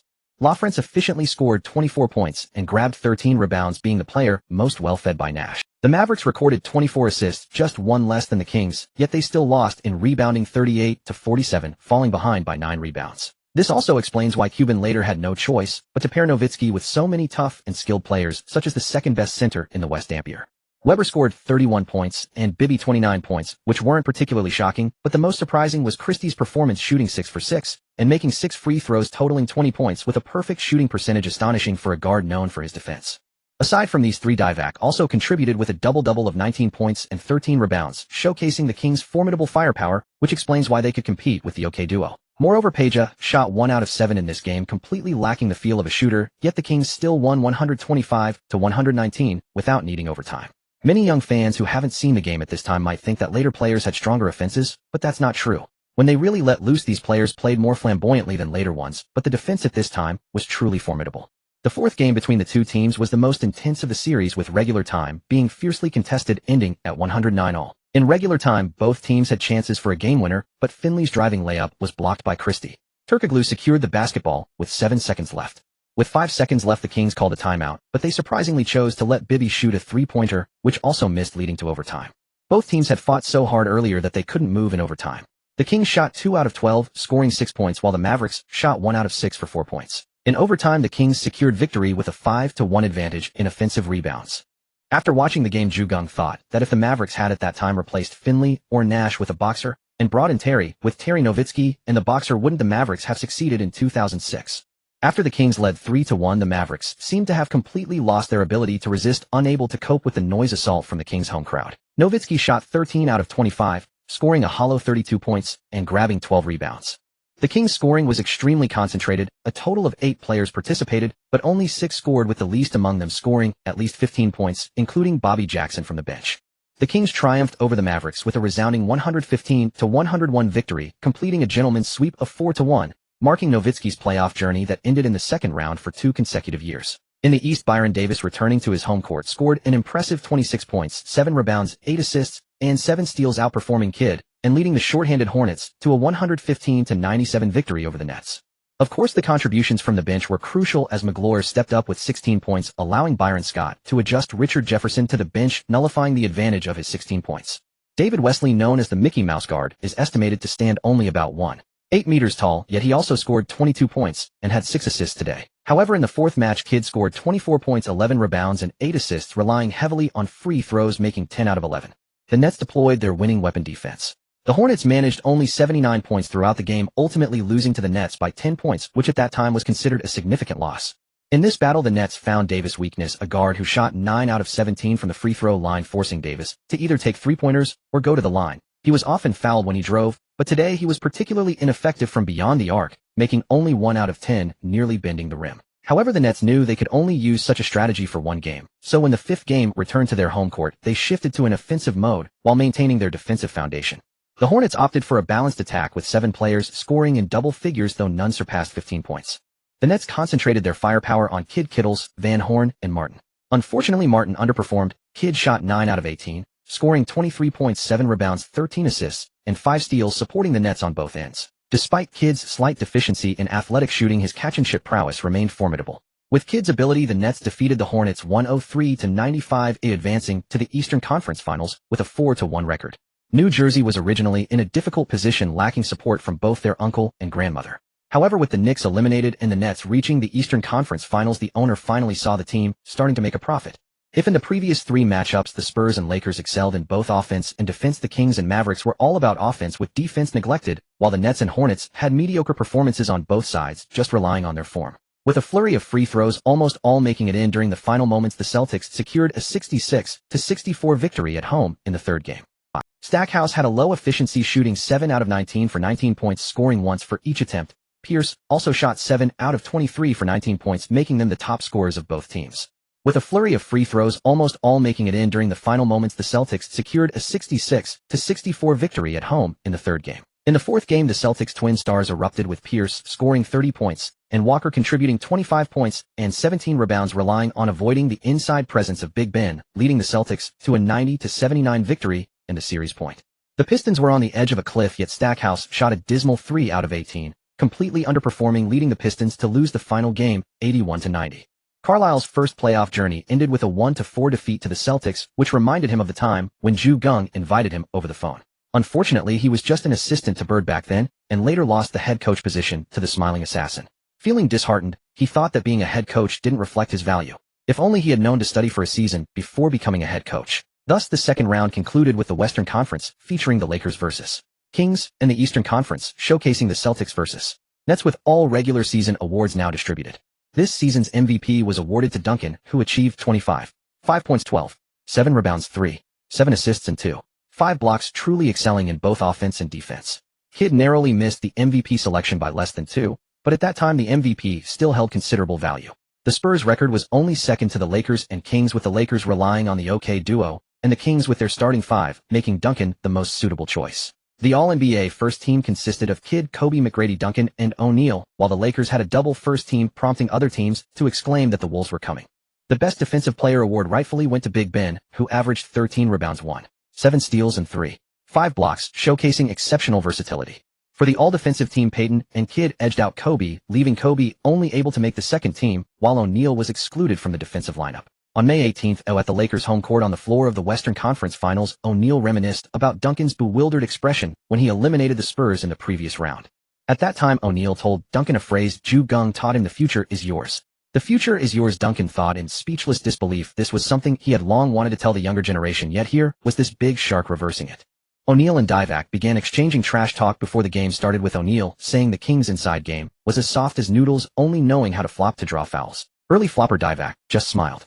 The Lakers' starting lineup featured Fisher, Kobe, Fox, Gasol, and O'Neal, while the Kings started Bibby, Christie, Turkoglu, Weber, and Divac.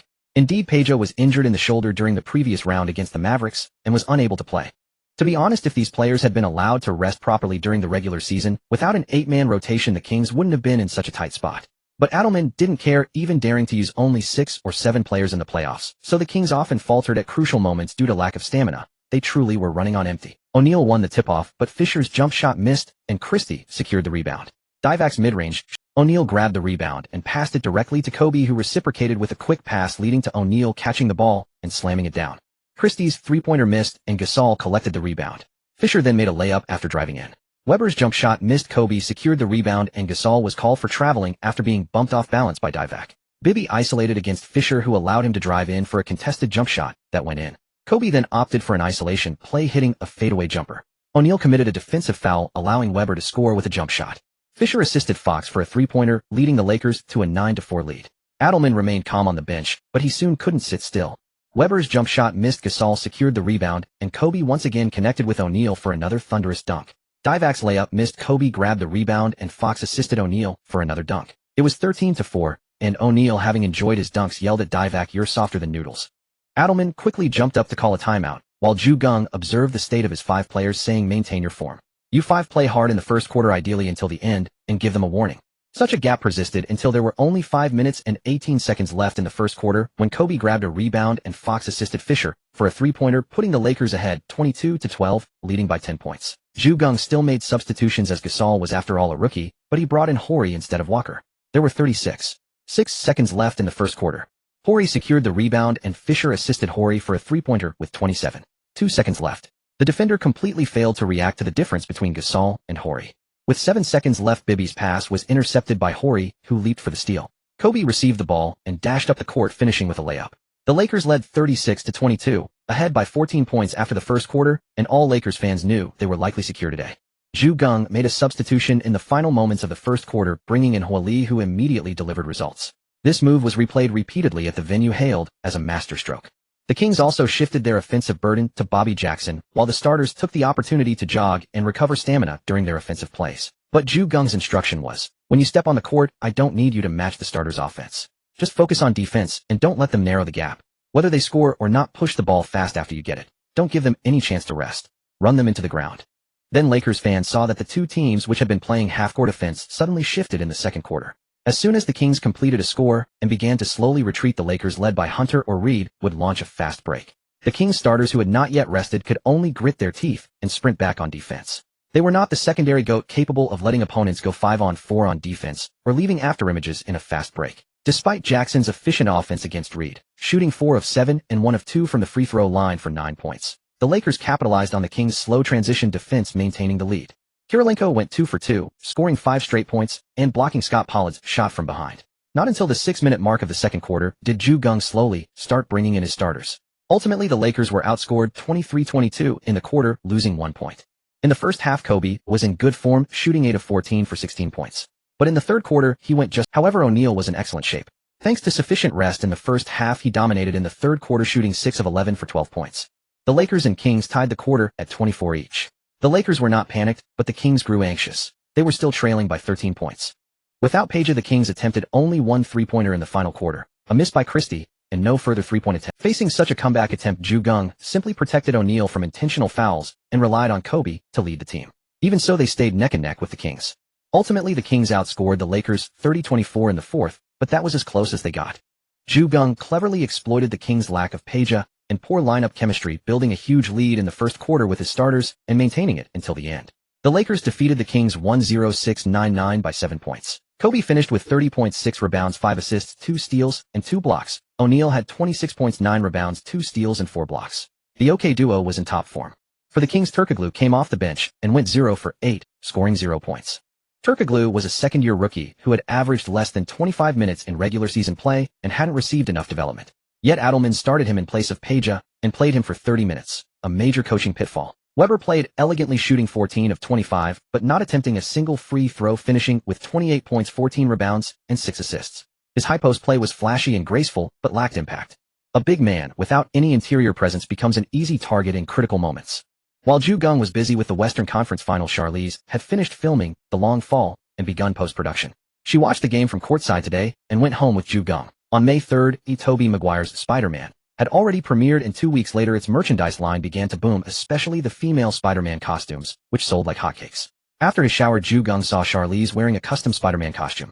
An inevitable battle ensued. On May 20th, Geng, refreshed and sharp, directed the Lakers' second game against the Kings from the sideline. The Kings struck first. The two teams had different defensive priorities. The Lakers used O'Neal to guard the paint, while Big Gasol, with his youthful footwork, defended Weber. The Kings, meanwhile, cut off the passing lanes between the OK duo and their teammates and tasked Christie with hounding Kobe. Geng told Fox to avoid 3-pointers, but instructed Kirilenko to take only 3s off the bench. This strategy paid off hugely. In the first quarter, Fox hit 2 of 2 from mid-range, and Kirilenko went 1 of 2 from deep. Their play caught Turkoglu off guard. In the first quarter, both Kobe and O'Neal shot 4 of 8. When the Kings didn't double-team, the duo's efficiency was just that high. The Lakers led 29-25 after the opening period. Today, Adelman announced a 7-man rotation requiring starters Weber, Bibby, and Christie to play around 45 minutes each. Jackson could only get 25 minutes, and Scott Pollard just 10. Geng remained calm, letting Kirilenko continue shooting 3s. From beyond the arc, he made 1 of 3, while Miller and Reed scored consecutively, stabilizing the Lakers' situation. But Bibby went 2 for 3 from the field and 5 for 6 from the free throw line, scoring 9 points.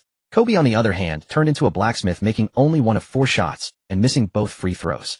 After calling a timeout, Geng said to O'Neal, "It's your turn, Shaq. Tear them apart." O'Neal, fully rested, went 7 for 7 from the field and 1 for 1 from the line, scoring 15 points in the quarter single-handedly, tying the second quarter at 27-all. When the halftime buzzer sounded, O'Neal strode off the court with a dominating swagger amid the crowd's cheers. However, inside the Lakers' locker room, the mood was far from the excitement of the fans outside. The reason was simple: the league was manipulating the game. They wanted the Kings to win, hoping for a strong showdown once Peja returned to rake in more money. In the first half, the Lakers made 3 of 5 free throws while the Kings made 15 of 23, nearly 5 times as many attempts. Geng, who had a weapon like O'Neal that drew fouls, had never felt so powerless at the free throw line. When the second half began, the Lakers, still not fully awake, were overwhelmed by the Kings' onslaught, retreating step by step with no resistance. Geng called a timeout. He had no choice because the Kings could commit large fouls without being called, while the Lakers couldn't make any aggressive moves. Geng replaced the sluggish Fisher, but Richmond couldn't withstand the physical play, and Hunter, due to his height, couldn't match up in a starting lineup. As for Reed, his defense was practically non-existent. Yet Geng still sent Richmond in. He patted Richmond on the shoulder and said, "Mitch, I need tough resistance." Richmond nodded in understanding. Within less than a minute on the court, he picked up a technical foul and was replaced by Geng. Geng was now making it clear to the referees if they wanted to play games, the Lakers weren't afraid. Richmond still had 1 technical foul and even a flagrant foul to spare. The referees should know when to stop. The Lakers' home fans were no fools. Every call, the referees could hear the most affectionate greetings from the nearby fans addressing their entire families. Reed went 1 for 3 from the field and 1 for 2 from 3, passable. Still, the Lakers were outscored 20-24, allowing the Kings to cut the deficit to 4 points and tie the game. Geng deployed a Super 32 lineup featuring an interior 3-tower formation with O'Neal, Miller, and Pau Gasol, while the backcourt comprised Kobe and Red. O'Neal and the portly Miller positioned themselves on both sides under the basket, while Pau Gasol, after Kobe or Red launched a three-pointer, immediately charged into the paint to snatch rebounds, aided by the 2 hefty players who cleared the path for him. The Lakers secured more shot attempts through an 18-13 rebounding advantage. Although the Kings deployed the hack-a-shack strategy to counter, Geng remained undeterred, as Miller and Pau Gasol also had opportunities to grab offensive rebounds. The Kings found themselves on the back foot. Once the Lakers took the lead, they began to have their 3 big men alternately bully Hedo Turkoglu. Despite O'Neal converting only 3 of 8 free throws, the Lakers made 10 of 16 from the line, surprisingly surpassing the Kings' 5 of 10 free throw percentage. The Lakers sealed the victory with a 26-20 single-quarter score, winning the second game 102-96. Thus taking a 2-0 lead in the series. O'Neal scored 35 points and grabbed 12 rebounds on 15 of 27 shooting. Kobe's performance was mediocre, but Geng redistributed shot attempts among other players, and Kobe still managed 22 points. The Kings' Weber, Divac, and Bibby all shot below 41 from the field. Furthermore, the Kings made 23 of 38 free throws, while the Lakers made 15 of 25, resulting in nearly identical free throw percentages. Weber's free throw shooting astounded Geng as well. He made only 3 of 11 attempts, even more erratic than O'Neal's 5 of 11. However, after the game, the Lakers players appeared disgruntled during interviews. Fox openly stated, "We have Shaq, and yet our free throw percentage is worse than the Kings. I've never seen such a situation." In the Eastern Conference, the Twin Stars waged war against a motley crew led by Kidd. Walker and Pierce both tallied 27 points, but they faced Kidd. Under Kidd's orchestration, the Nets distributed shots evenly. Besides Kidd's triple-double of 18 points, 13 rebounds, and 11 assists, 3 other players each scored 14 points, and another 3 each had 10 points. A truly balanced distribution. In the second game, both teams suddenly turned ironclad. Pierce made only 3 of 20 field goals, scoring 18 points on 11 of 20 free throws. Yet despite his struggles, the Celtics won. The reason lay in the fact that only Pierce was erratic. For the Nets, Kidd had already delivered a triple-double of 23 points, 16 rebounds, 10 assists, and 3 steals, though Kenyon Martin's performance was merely subpar. Van Horn made just 2 of 12 shots, Kittle's 2 of 11, 0 for 7 from 3, and the last starter, Todd McCulloch, went 0 for 4. Their performances were simply abysmal. The series stood tied at 11, and compared to the Western Conference, the situation seemed even more ambiguous. On May 24th, the home court of the Sacramento Kings was filled with various greetings directed at the Lakers players.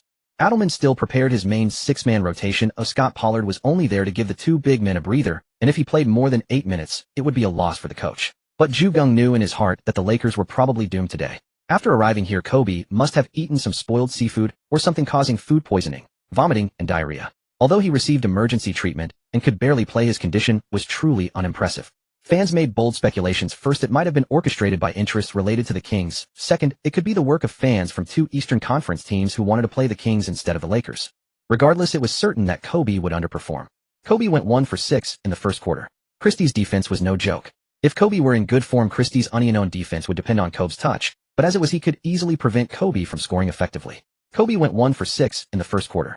Christie's defense was no joke. If Kobe were in good form, Christie's unknown defense would depend on Kobe's touch, but as it was, Christie could handle Kobe on his own, so the rest of the Kings focused on double-teaming O'Neal.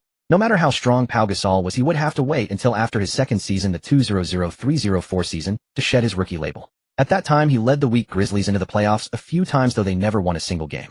You can't call Gasol weak 2 years later, but calling him a rookie now is fair. O'Neal went 1 for 4 in the first quarter, and the Lakers' offense was completely lost. Moreover, because Kobe's defense was originally elite, now he was running with his legs clamped together, unable to stride or keep up with the pace. Previously, he helped Fisher with help defense, now others had to cover for him. The Lakers' defense in the first quarter was full of holes. Even though the same players were on the court, the OK duo's lack of form left the others demoralized. 15-32, the Lakers had dug a huge hole in the first quarter. The Lakers managed to close the gap by 5 points, making it 25-20. However, O'Neal had expended considerable energy during this quarter without adequate rest, which took its toll in the third quarter. O'Neal made only 1 of 7 shots in that quarter, scoring a mere 2 points. Kobe had emptied his stomach and replenished his fluids during halftime. In the third quarter, he became the Lakers' best performer, yet still made only 2 of 5 shots. The Lakers shot a dismal 5 of 25 in the quarter. No matter whom Geng substituted in, they all clanked iron. The Kings' home court was indeed unbearably loud. The Lakers lost by another 11 points, 1-2-3, leaving them trailing by over 20 points.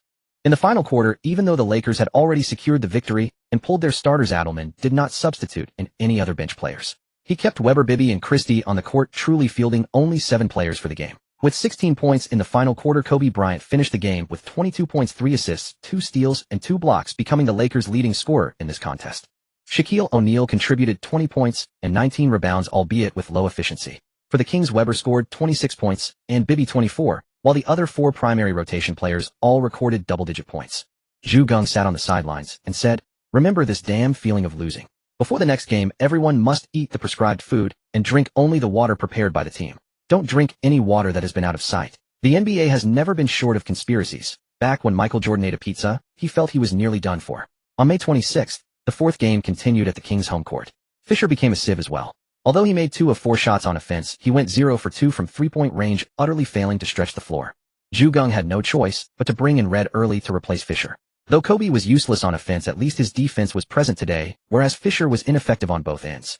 The guard line collapsed. Fox went 0 for 2, picked up 2 quick fouls early on, and was replaced by Kirilenko. Shaq sensed the ominous situation.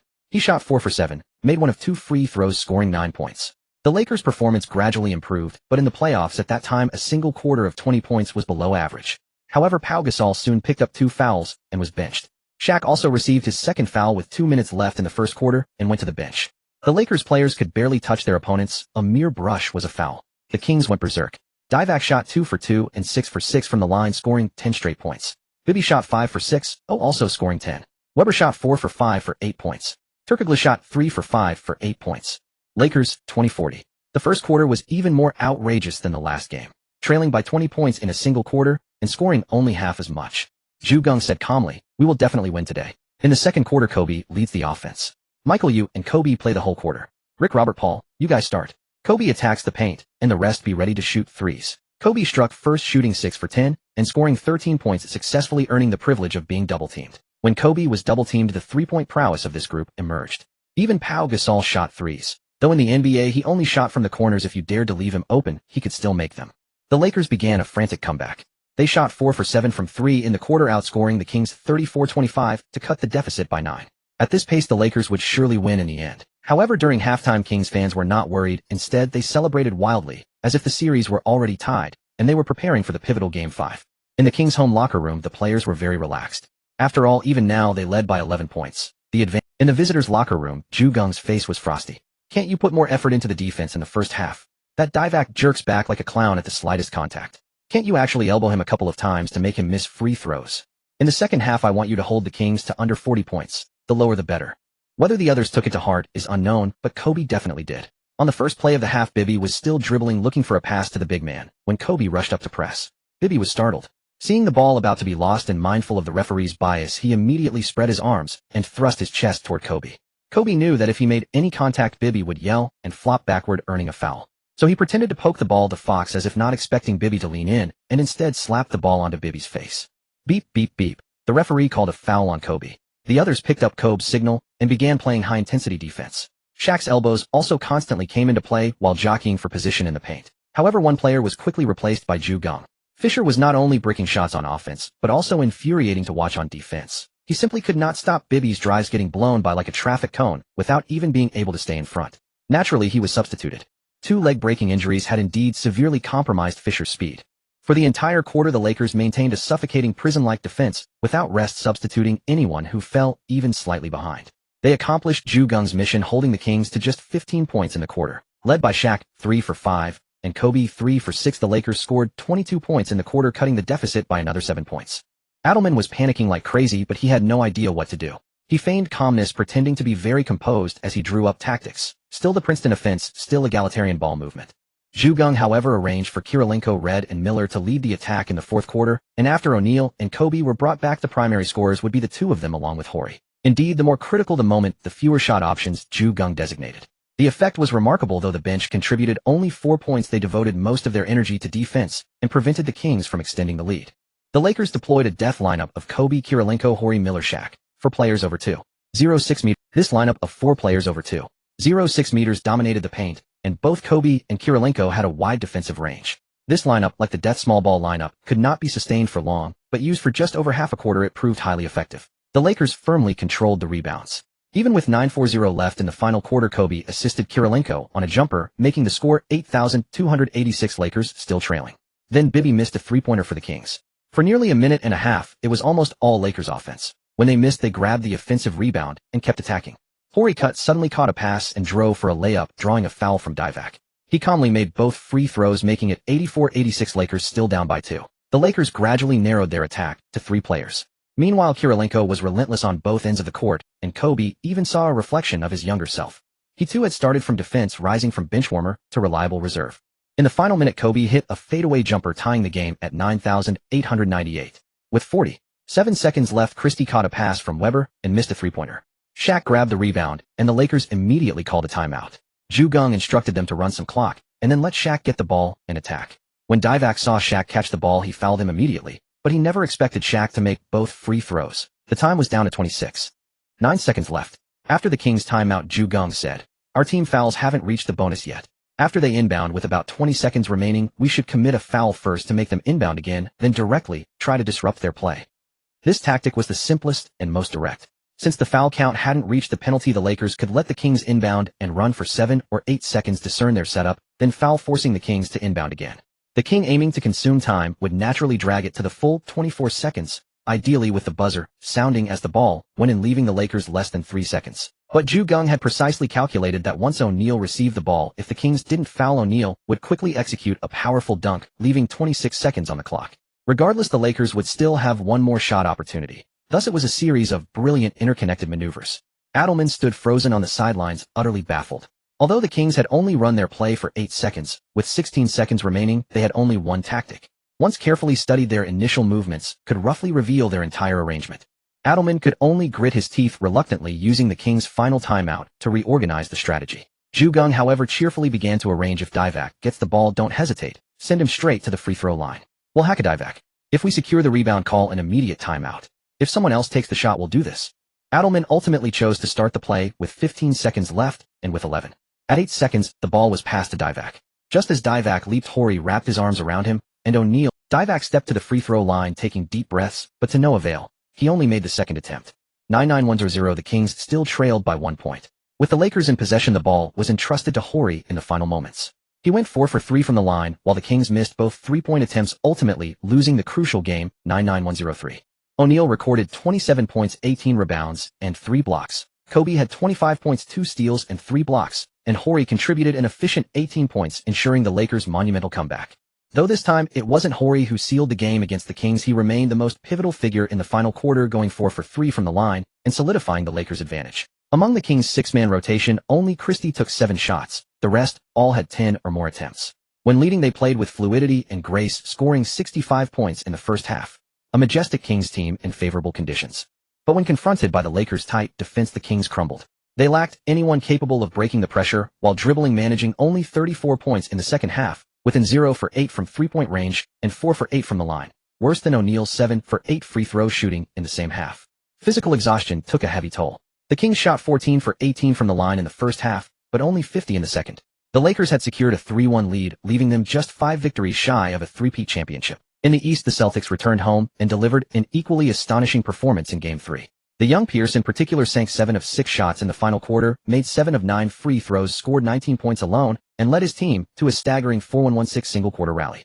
The Celtics squeezed past 9-4-9-0, though they were sweating it out. In the last 10 seconds, Kidd missed 4 consecutive three-pointers, drawing loud taunts from the Celtic fans.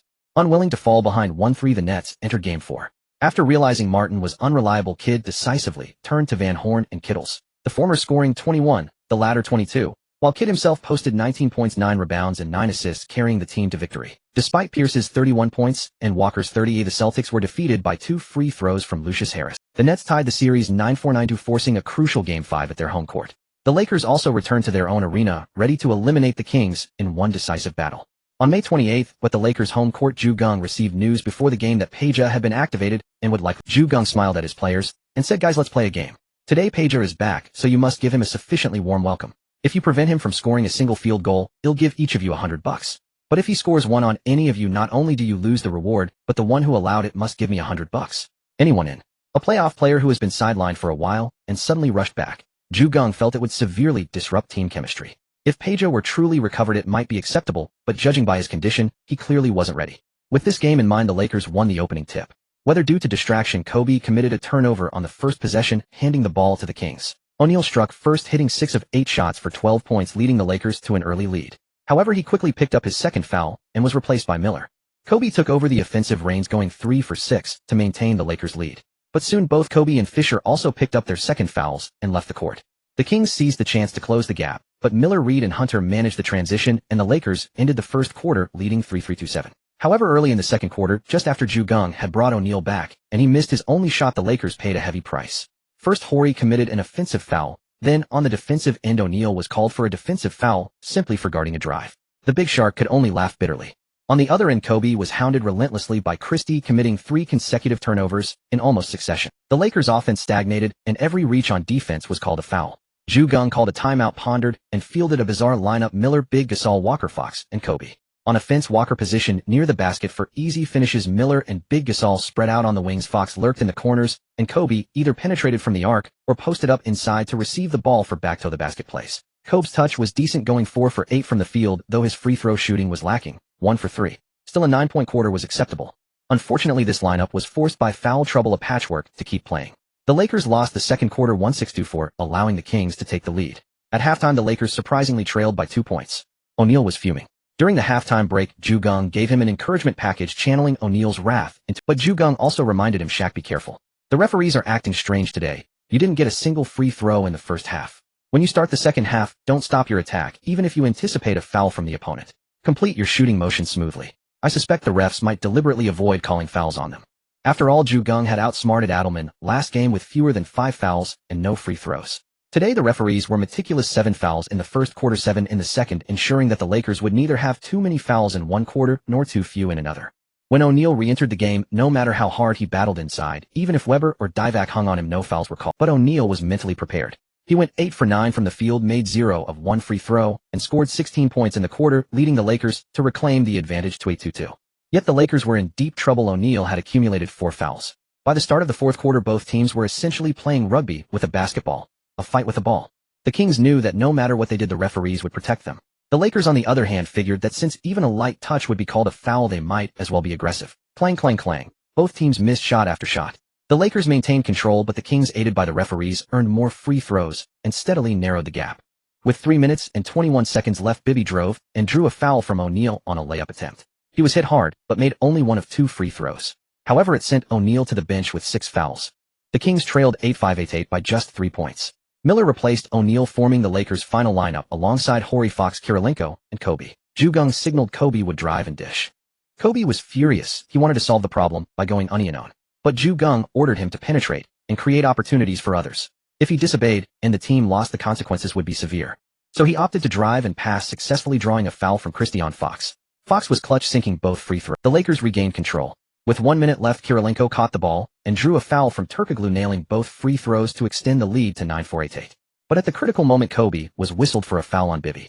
Bibby also made both free throws with 45. Geng furious immediately pulled Kobe and replaced him with Reed, saying, "I don't care about anything else. If they don't foul you, run the clock down to 22 seconds before shooting. Whether you make it or not is up to you." Reed held the ball until 21 seconds on the shot clock before driving, but his layup was blocked by Divac.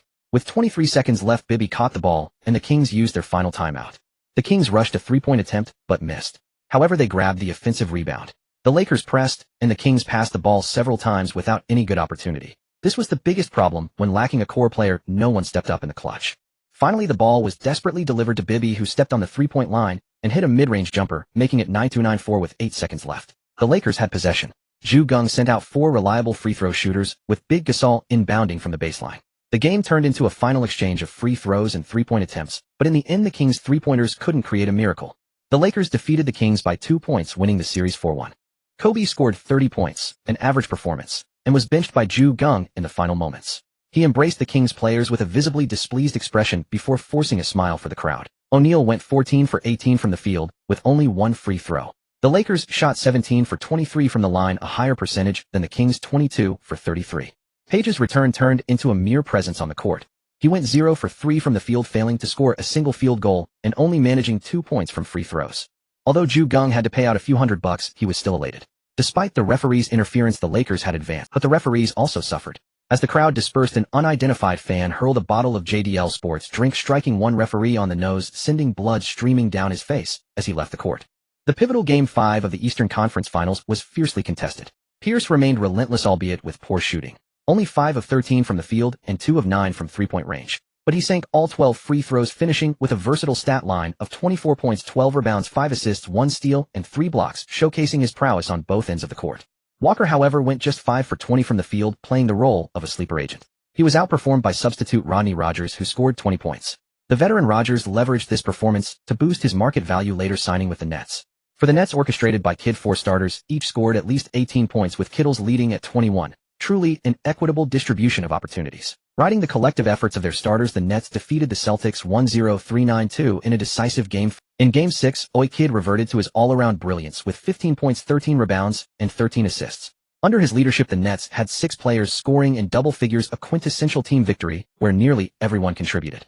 The Celtics, playing at home, had their twin stars collectively stifled and resorted to a team-oriented approach. Although they also had 6 players in double digits, their scoring was almost entirely concentrated among those 6, failing to match the depth of Kidd's orchestrated unit. The Nets defeated the Celtics 96-88, advancing to the NBA Finals with a 42 series win. The New Jersey squad, a small market team from the outskirts of New York, finally reached the grandest stage, drawing considerable attention.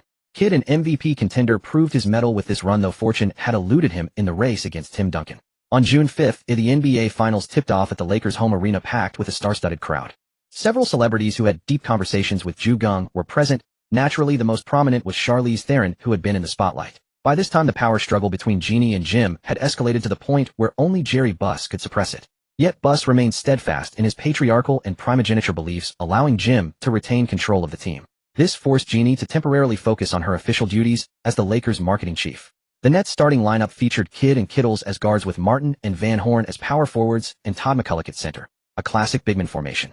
The Lakers countered with their standard lineup: Fisher, Kobe, Fox, Pau Gasol, and O'Neal. O'Neal won the opening tip, but when he backed down in the post, he was quickly double-teamed and missed a turnaround jumper. Fox grabbed the long rebound and fed Fisher, whose mid-range jumper clanked off the rim. Van Horn collected the board, then Kidd assisted Kittles on a jump shot that found the net. Kobe received the ball in isolation, sank a fadeaway jumper. McCulloch missed a mid-range shot. O'Neal closed out on the perimeter, allowing Kidd to snatch the offensive rebound and quickly dish it out. Kittles assisted Martin on an easy layup. When O'Neal caught the ball, Martin immediately wrapped him up, drawing a foul. O'Neal received the ball again, but missed another turnaround jumper. Gasol grabbed the offensive board and passed to Fox, whose shot missed, but Van Horn deflected the ball out of bounds. Fisher assisted O'Neal on a right-handed hook shot that found the bottom of the net. Gasol stole the ball from Van Horn. Van Horn, seeing Gasol dash agilely with the dribble, shoved him, resulting in a foul. Gasol missed a jumper and Martin secured the rebound. Kobe, crouching low, intercepted the pass. Gasol then assisted Fisher on a mid-range jumper that swished through the hoop. Martin missed a jumper. O'Neal pulled down the rebound. Kobe drove and stopped for a jumper that missed. A Fox grabbed the offensive board, missed the putback, rebounded again, and finally scored on the second attempt, giving the Lakers an 84 lead. McCulloch caught the ball and went up for a layup, only to have it swatted away by O'Neal. This second-round pick had somehow started, but he was essentially a human shield on offense. When Fox passed to a charging O'Neal, McCulloch foolishly leaped to challenge him and got posterized for an and-one, though O'Neal missed the free throw. Van Horn grabbed the rebound. Kidd passed to Kittles, who drove and was fouled by Kobe, sinking both free throws. Kobe immediately responded with an assist to O'Neal for a monstrous tomahawk dunk. Kidd drove and missed a jumper. Gasol secured the rebound, dribbled in transition, and assisted Fox on a layup. The crowd erupted as the Lakers went up 146-0, forcing a Nets timeout. O'Neal shot 5 of 7 for 10 points, while Fisher went 3 of 5, 1 of 1 from 3, 2 of 2 from the line for 9 points, carrying the offense in the first quarter. Kobe, however, was 3 of 8 for 6 points, which displeased Geng. With O'Neal as the offensive focal point, Kobe's shot volume was detrimental to the Lakers' title hopes. Fortunately, the Lakers led 29-14 after the first quarter, so Geng merely nudged Kobe to focus on passing. In truth, Kobe was frustrated. He had barely spoken to anyone for days. During the final game against the Kings after O'Neal was ejected, Kobe's actions had infuriated Geng, who benched him immediately. Kobe dared not rebel or complain, but he resorted to a passive-aggressive approach. Unless Geng specifically addressed him, he refused to communicate with anyone. Van Horn and McCulloch both went 0 for 2, forcing Kidd to shoulder the scoring load with a 2 of 7 shooting. Although the Nets' interior players struggled to contain O'Neal, their collaboration with Kidd in perimeter defense proved remarkably effective, which was the very capital that propelled them through the Eastern Conference. After the starters took the court, O'Neal could hardly carry the team alone, going 3 for 6 for only 6 points. In contrast, Kidd went 3 for 4, scoring 7 consecutive points, and with the others performing at their usual level, the Nets cut the deficit to 3 points, making it 2,219. During halftime, Geng assessed the situation and instructed play steadily in the second half. If the O and K have a chance to go unknown, take it decisively. The others should move into open spaces and shoot. We have a big lead. Let the Nets show more of their tactics so we can handle them better in the next game. Such confidence. Relying on the Lakers' advantage, Geng intended to make the Nets unleash all their trump cards in an attempt to catch up. Thus, everyone witnessed the Nets going all out in the third quarter, but the Lakers relied solely on their star duo, taking unknown opportunities whenever they arose, preventing the Nets from making any significant comeback. O'Neal went 1 for 3 from the field and 4 for 4 from the free throw line for 6 points. Kobe went 2 for 4 from the field and 7 for 8 from the line for 11 points. However, one person in the stands was exceptionally busy: the Lakers' defensive assistant coach, who had memorized many of the Nets' tactics and was preparing to counter them.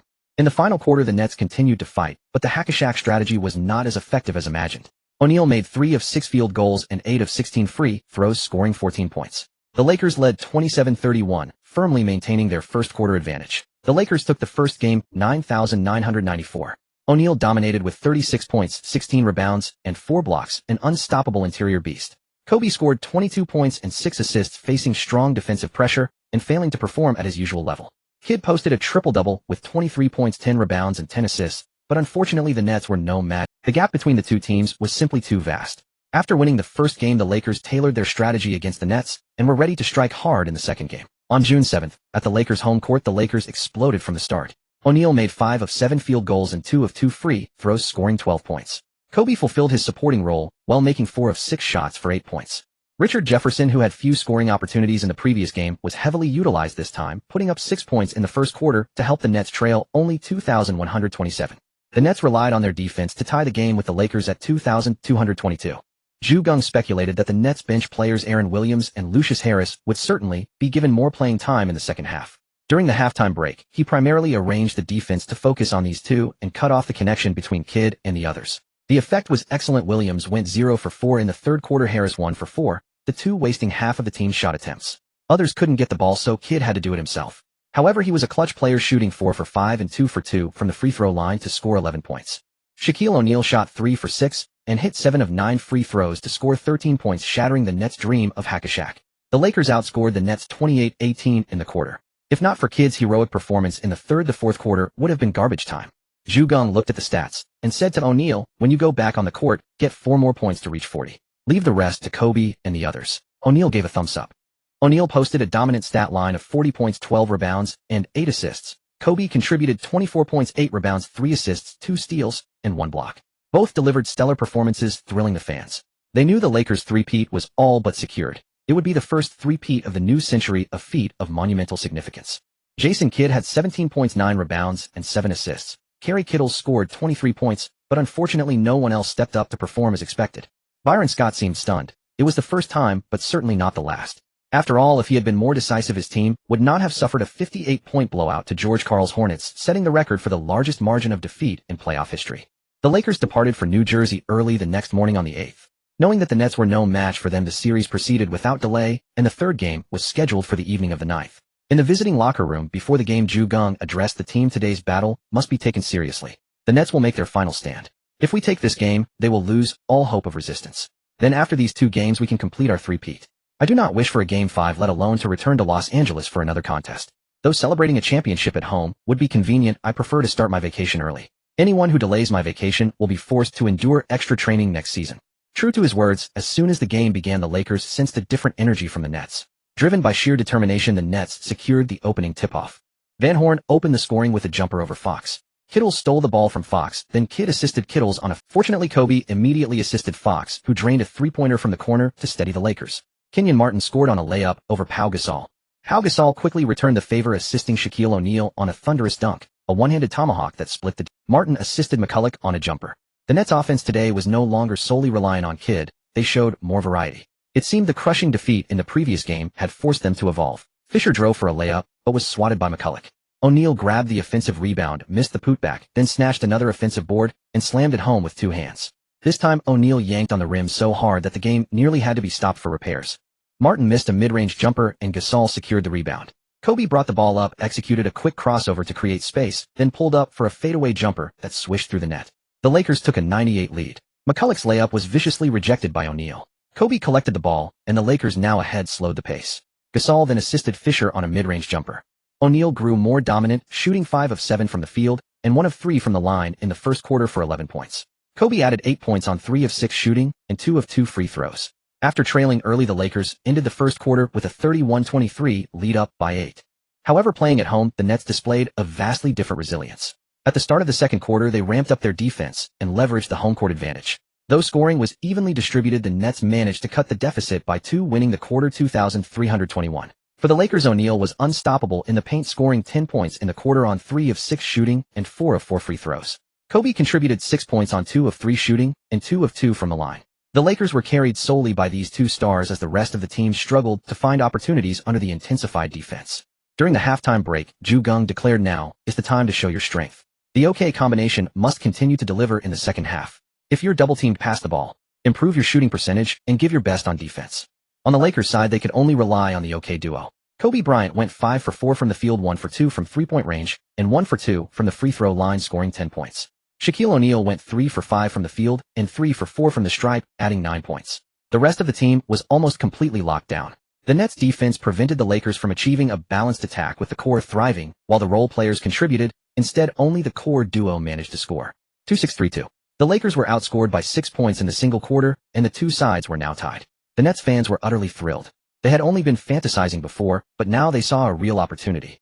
Kirilenko's eruption completely disrupted the Nets' arrangement. The starters returned to the court early while the Lakers slowly sent out their well-rested starters. Under these circumstances, the Nets stabilized the situation and gradually overturned the score. However, the Lakers starters were more rested.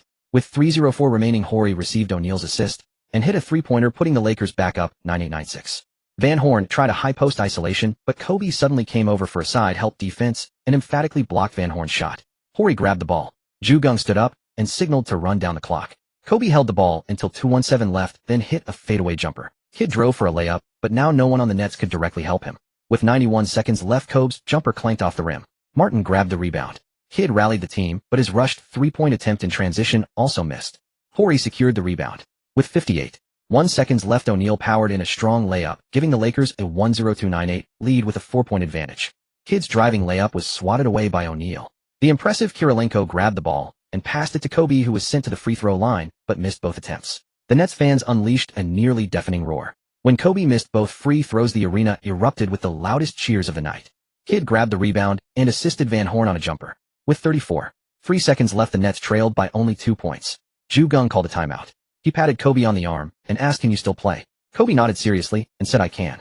Geng then drew up a pick-and-roll play, one that assumed the Nets wouldn't foul. Kobe received the ball. Despite just missing 2 free throws, the Nets surprisingly didn't foul. He began running the play. With 19.1 seconds left, Kobe leaped high. Kidd, caught on the screen, could only manage a desperate contest. The ball had a beautiful arc, sailing over Kidd's fingertips and swishing through the net. The Nets trailed by 4, but they chose to take a quick 2. Jason Collins missed a jumper. Kidd grabbed the offensive rebound and passed to Van Horn, who clanked a jumper. Kerry Kittles snatched the offensive rebound. The Nets fought desperately. Van Horn passed to Kidd, who nailed a three-pointer. but only 5.2 seconds remained. Geng called a timeout. After some adjustments, Fox was sent to the free throw line and made both shots. The Lakers left the nets with 3.5 seconds. With Kidd's three-point attempt under Kobe's defense falling short, the Lakers defeated the Nets 106-103 in a hard-fought battle against the most spirited opponent.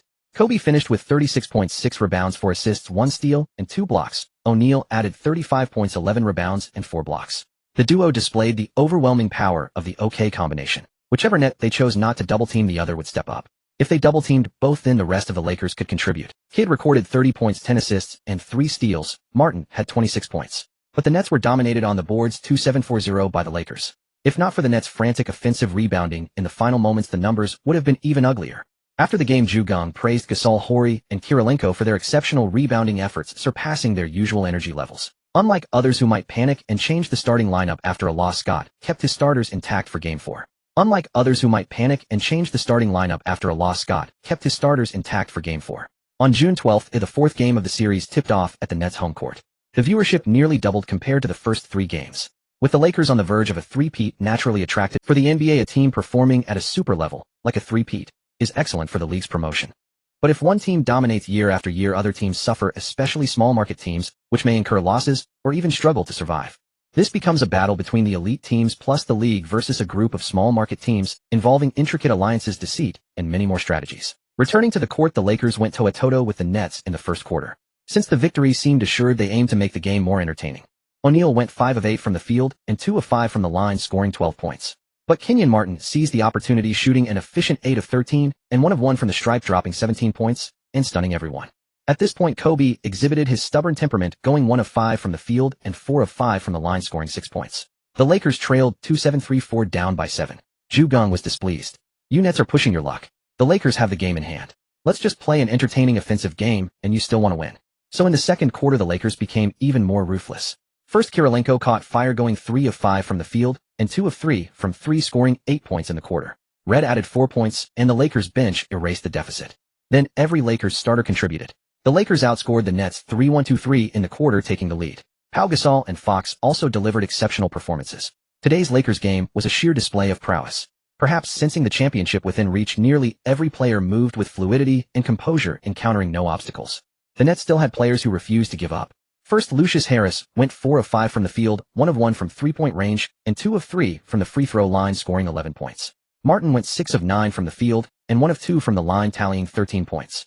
With Kidd's assistance, both of them delivered their best performances in the final quarter. But on the Lakers side, Kobe, who had been sluggish throughout the first 3 quarters, suddenly found his rhythm. He went 4 of 6 from the field, 1 of 1 from 3, and 2 of 3 from the free throw line, scoring 11 points. With Kobe's outburst, the Lakers also outscored the Nets 29-27 in the final quarter, maintaining their dominance. 1-1-3-1-0-7. The Lakers dominated the Nets almost throughout the game, never facing any risk of losing. They swept their opponents 40 and captured the Larry O'Brien Trophy for the 3rd consecutive year.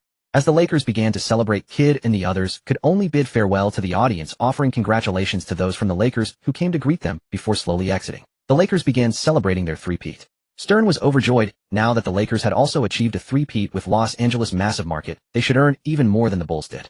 When Stern handed the championship trophy to Geng raised it, and then passed it to O'Neal, who immediately planted a kiss on it with his big mouth. Geng never could stand kissing the trophy, especially later on he would feel like blah. O'Neal averaged 36. 3 points, 12. 3 rebounds, 3. 8 assists and 2.8 blocks, winning the Finals MVP trophy, his 3rd consecutive FMVP. O'Neal became the only person besides the GOAT to achieve this, second only to the GOAT's 2 three-peat FMVPs. 3 rebounds, 3. 8 assists, 2.8 blocks, winning the FMVP trophy, 3 consecutive FMVPs. O'Neal became the only one besides the GOAT, second only to the GOAT's 2 three-peat FMVPs. The Lakers players were all immersed in the championship revelry, but a huge conspiracy had already overshadowed the Lakers. The 2002 draft lottery had been completed days earlier.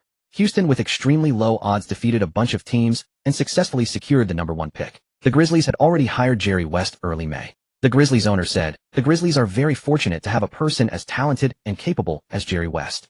And the NBA is also lucky because Jerry returning to a full-time position will bring more exciting matchups."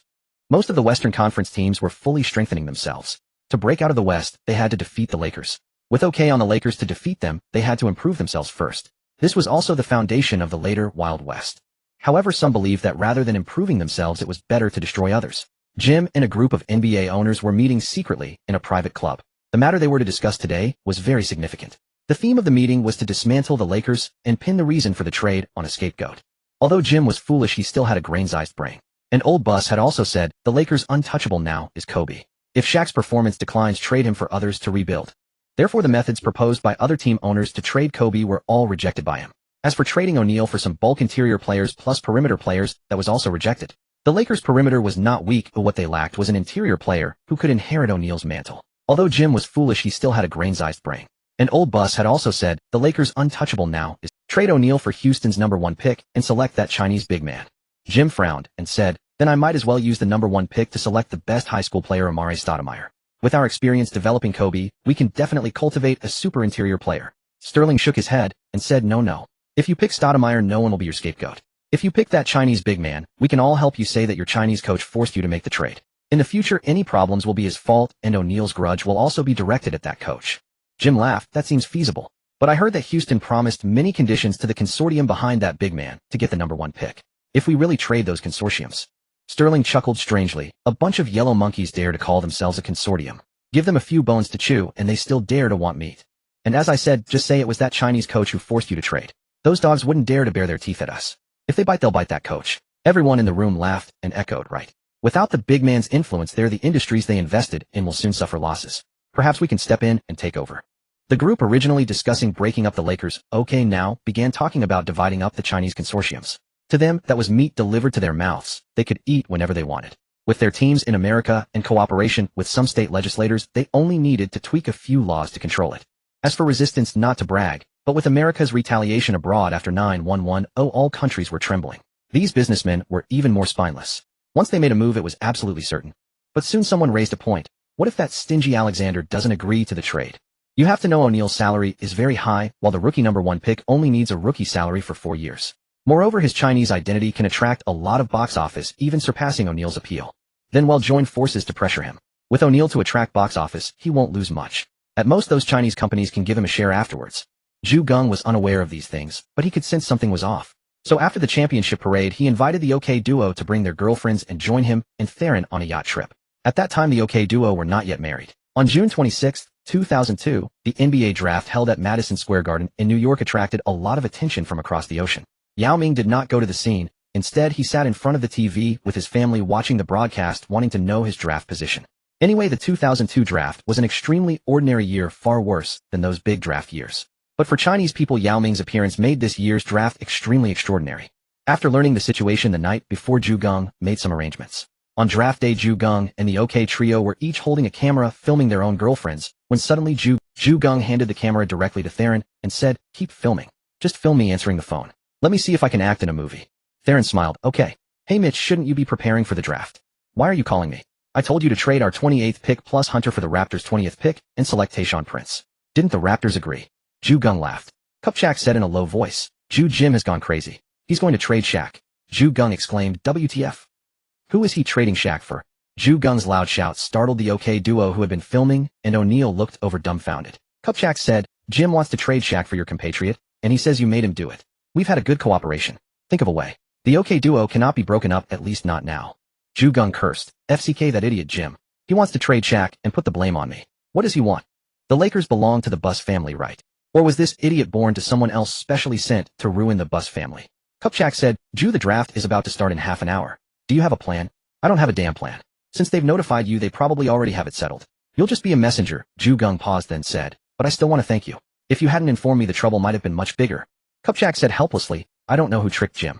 I'm really afraid the Lakers will be ruined like this. Geng said, are you afraid of being fired by the Lakers? Kupchak laughed, not really. You are the head coach. You shouldn't be kept in the dark. Even if I get fired for this, I won't be unemployed. We can continue to cooperate then. It's been really great working with you. Geng said, haha, okay. They'll clear this up as soon as possible. Jim wants me to be the scapegoat. No way. After hanging up, Geng looked at O'Neal's girlfriend Shawnee Nelson, who hadn't changed her surname yet. Frankly, Geng really didn't understand many Chinese women striving for fanciful feminism. After all, women hold up half the sky. In China, it's not just talk, it's truly practiced. Respect is mutual, even earned by oneself. And now Chinese women don't need to change their surnames when marrying a man. This has been leading America by who knows how many years. Shawnee, can you help me send this news out before the draft officially starts? Geng asked. Shawnee patted her chest and said, I'll call my colleague right now and send it out through our station's channels. Shaq, watch me get back at them for you. Shawnee and Theron took Geng's camera and got busy to the side. O'Neal and Kobe sat down beside Geng. Finally O'Neal said in a low voice, "Coach, I'm leaving." Kobe bit his lip, cursing Jim Buss inwardly. He had just been about to become the Lakers' core with O'Neal supporting him, and now they were actually trading this fat guy away. Although Kobe thought O'Neal didn't train seriously and couldn't be a good team leader, he didn't think O'Neal would fail as his side. Geng sighed and said, "Shaq, I actually vaguely guessed something. Think about it. After the Celtics' 8 consecutive championships and 11 titles in 13 years, how were they targeted by other teams? Stern didn't even let them get close to Duncan. After Jordan's first three-peat, his father was directly shot, and Jordan was forced to retire. After the second three-peat, the Bulls were forced to dismantle the team. So I was worried this might happen, which is why I brought you all out before the draft. I didn't expect a trade would still happen." O'Neal immediately gasped with a pained expression and said, "Then I'd rather be traded." Kobe thought of many sad things, but in the end couldn't help it and burst out laughing. O'Neal, despite his 300 to 400 pounds of flesh, was really timid. In the original history, after being compared to Yao many times, the Big Shark with 3 FMVPs was very unhappy, so he learned some Chinese from somewhere to provoke Yao, making a "come here" gesture while filming a video. "Eat my big elbow." This phrase was considered racial discrimination. At the time, many Chinese people protested near his home, scaring O'Neal so much that he stayed home and didn't dare go out to train. Under pressure from his stepfather and mother, O'Neal quickly came out to apologize, which resolved the matter. Xiang and I quickly informed her colleague of the matter over the phone. Upon hearing such a major scoop, the colleague immediately recorded the details from the video call and published the news in less than 20 minutes. The draft was already the day's biggest headline, but suddenly news broke that the Lakers were trading Shaquille O'Neal to Houston for the No. 1 pick, orchestrated directly by the Lakers' minority owner, bypassing the general manager and head coach, and even setting the coach up to take the fall. Could there be any bigger news than this? However, by this time the draft had already begun. Everyone was just waiting for Stern to finish his speech and announce the No. Jim was still on the phone when Stern announced that Houston had selected Yao Ming from China as the No. 1 pick. Before he could even finish hearing the news, he saw Kupchak, following the original plan, submit the trade details alongside Houston. At that moment, Jim panicked. He had no desire to be crucified by the furious Los Angeles fans, nor did he want to lose his status as the Lakers' heir apparent. Stern frowned when he saw the trade details, but the league could not easily overturn a legitimate trade, unless it was managing the Hornets. So Stern announced, "A trade has occurred. The Los Angeles Lakers trade Shaquille O'Neal, 23. $57 million for newly crowned No. 1 pick Yao Ming 3. $86 million Glenn Rice 9. $20 million Maurice Taylor 7. $15 million Kenny Thomas 1. $56 million and a top 6 protected 2006 first-round pick." To minimize player payouts, Alexander opted for a Signan trade for Yao Ming's contract, allowing him to spend less. Every move was made to save money. Those in the audience who had not yet heard the news gasped audibly. Had the Lakers gone mad? Trading away a 3-time Finals MVP. Lakers fans had not been paying close attention to trades since the Lakers only had the 28th pick after the Timberwolves pick was revoked. It fell to No. 28. They were merely watching which players other teams selected and whether any posed a threat to Los Angeles. But now Lakers fans erupted. When Sterling and others saw what Jim Buss had done exposed, they called him, "Little Jim, it's not that we don't want to help you, it's just that you're beyond saving. Take care of yourself." Rice never expected a second chance to return to the Lakers. But though he was earning nearly $10 million a year, he was now averaging fewer than 10 points per game. When Geng saw the trade details, he wished he could blow Jim's head off with a shotgun. Even if you wanted to trade for Yao, you could have brought in other teams for a 3 or 4 team deal. Did you really have to sift through Houston's garbage? And not trading Francis and Mobley, instead bringing in a bunch of aging players? How are we supposed to compete? In truth, Geng didn't fully grasp Jim's mindset. Jim wanted to acquire a heap of garbage so he could pin the entire mess on Geng. Through a concerted media campaign, they could topple Geng from his pedestal and even expel him from the NBA. They always acted to eliminate any threat, root and branch. But they never expected Geng to meet with O'Neal outside, nor had they anticipated that Geng would instruct Kupchak to inform him immediately of any trades. This allowed Geng to preemptively absolve himself of responsibility for trading O'Neal. The draft continued. Jay Williams was taken by the Bulls with the 2nd pick. The Duke product, undisputed National College Player of the Year, had also won the Naismith and Wooden Awards, collecting trophies effortlessly. In addition, he had claimed the CBS Player of the Year award, was named the consensus National Player of the Year by the Associated Press, and was also voted the top player by ESPN. His trophy cabinet overflowed. As a guard, he was immensely talented. Why did he later disappear without a trace? Because next year he would crash his motorcycle and vanish from the NBA forever. Mike Dunleavy Jr. was selected 3rd overall by the Warriors. The Grizzlies took Drew Gooden. Without Pau Gasol, Memphis might now pair him with Sharif Abdurrahim in the front court. The Knicks picked Nene with the 7th pick. The Suns chose Amare Stoudemire at No. 9, and the Heat selected Karen Butler at No. 10. The Lakers traded the 28th pick and Lindsey Hunter to Toronto for the 20th pick, and Tracy Murray, a veteran who had little left in the tank and could barely contribute in the regular season. With the 20th pick, the Lakers selected Tayshaun Prince, the Kentucky alum whom Geng had promised to draft. Geng called Kupchak and also dialed Jeanie, asking her to get Jerry Buss on the line. Then before the second-round picks began, Geng had Kupchak execute a trade to salvage the Lakers roster. Forward James Posey was traded to the Lakers from Denver. The Lakers sent Kenny Thomas to Philadelphia. Philadelphia shipped Mark Bryant and Art Long to Denver. In addition, Denver received a future first-round pick from Philadelphia and the Lakers' second-round pick. With the second-round pick traded away, the Lakers draft came to an end. Jerry Buss immediately announced the suspension of Jim from all duties, appointing general manager Kupchak and Jeanie Buss to jointly assist Geng in managing day-to-day team operations and overseeing the rebuilding process. The next day, when Geng and the O'Neal-Bryant duo docked at the pier, the shore was packed with sports reporters. The relentless click-click-click of cameras nearly blinded them. O'Neal was the most displeased. However, because Geng had comforted Kobe with words that he had also heard, O'Neal now knew that Yao Ming possessed tremendous talent. Though weak now, he would develop into a top-tier center within a season or two. So O'Neal refrained from directly provoking Yao. Instead, he unleashed a tirade against Jim Buss, labeling him a brain-dead child. Kobe said, "I'm sad to see Shaq leave, but life goes on. I believe Coach can make the Lakers great again." Although some by frame-by-frame replay noticed that when Kobe said Shaq is leaving, the corners of his mouth involuntarily turned up, harder to suppress than an AK. The moment was too brief to present as proof. Geng then stated, "The Lakers' rebuild indeed caught me off guard. But after the trade occurred, I contacted Mitch to make a few minor remedies. The Lakers will be back soon." Do you also disapprove of this trade? Do you consider it a foolish move? Geng smiled and said, "No, I think the general direction of this trade is fine. Yao Ming is my compatriot. I've watched his game footage, and he's extremely talented. He's a different kind of center compared to Shaq. But he's still young and needs time to grow. He and Powell will be the pillars of the Lakers' frontcourt. If I had made this deal, I would have secured better assets. Then even without Shaq, we would still be a championship-caliber team." No one expected Geng to speak this way at such a moment. Wasn't he passing up the chance to completely crush Jim? Nevertheless, they quickly released headlines. Lakers still have a chance to bounce back. Geng bets on Chinese rookie. Geng declines to pursue Jim's scalp, hinting at Jeannie's plea. Lakers' internal turmoil temporarily quelled. Geng shows Chinese benevolence. The Lakers roster for the new season was largely set. Geng temporarily set aside thoughts of championships, focusing solely on developing the young players as quickly as possible. Let's break down the salaries from high to low. Lakers starting shooting guard and new leader Kobe Bryant, $38 million. From the moment he learned O'Neal was traded, Kobe's lips were curled upward. Although he knew it would take a year or two of struggle, he trusted Geng's ability, and that was no joke. Lakers backup small forward Glenn Rice, $20 million. Now Rice was a classic case of high salary, low performance. The only good news was that this was the final year of his contract, though he could still occasionally help the team with experience. Lakers backup small forward Maurice Taylor, $15 million. Another overpaid, underperforming player, handpicked by Dawson. Geng planned to use him well this season and see if he could find some sucker to take over his onerous contract. Lakers backup forward Robert Horry, $30 million. Horry's energy could no longer be fully devoted to basketball. His daughter was born with a genetic disorder, and he frequently traveled to a hospital in Texas for her treatment. Lakers starting center Brad Miller, $50 million. With O'Neal gone, Geng would not thrust Yao Ming straight into the starting lineup.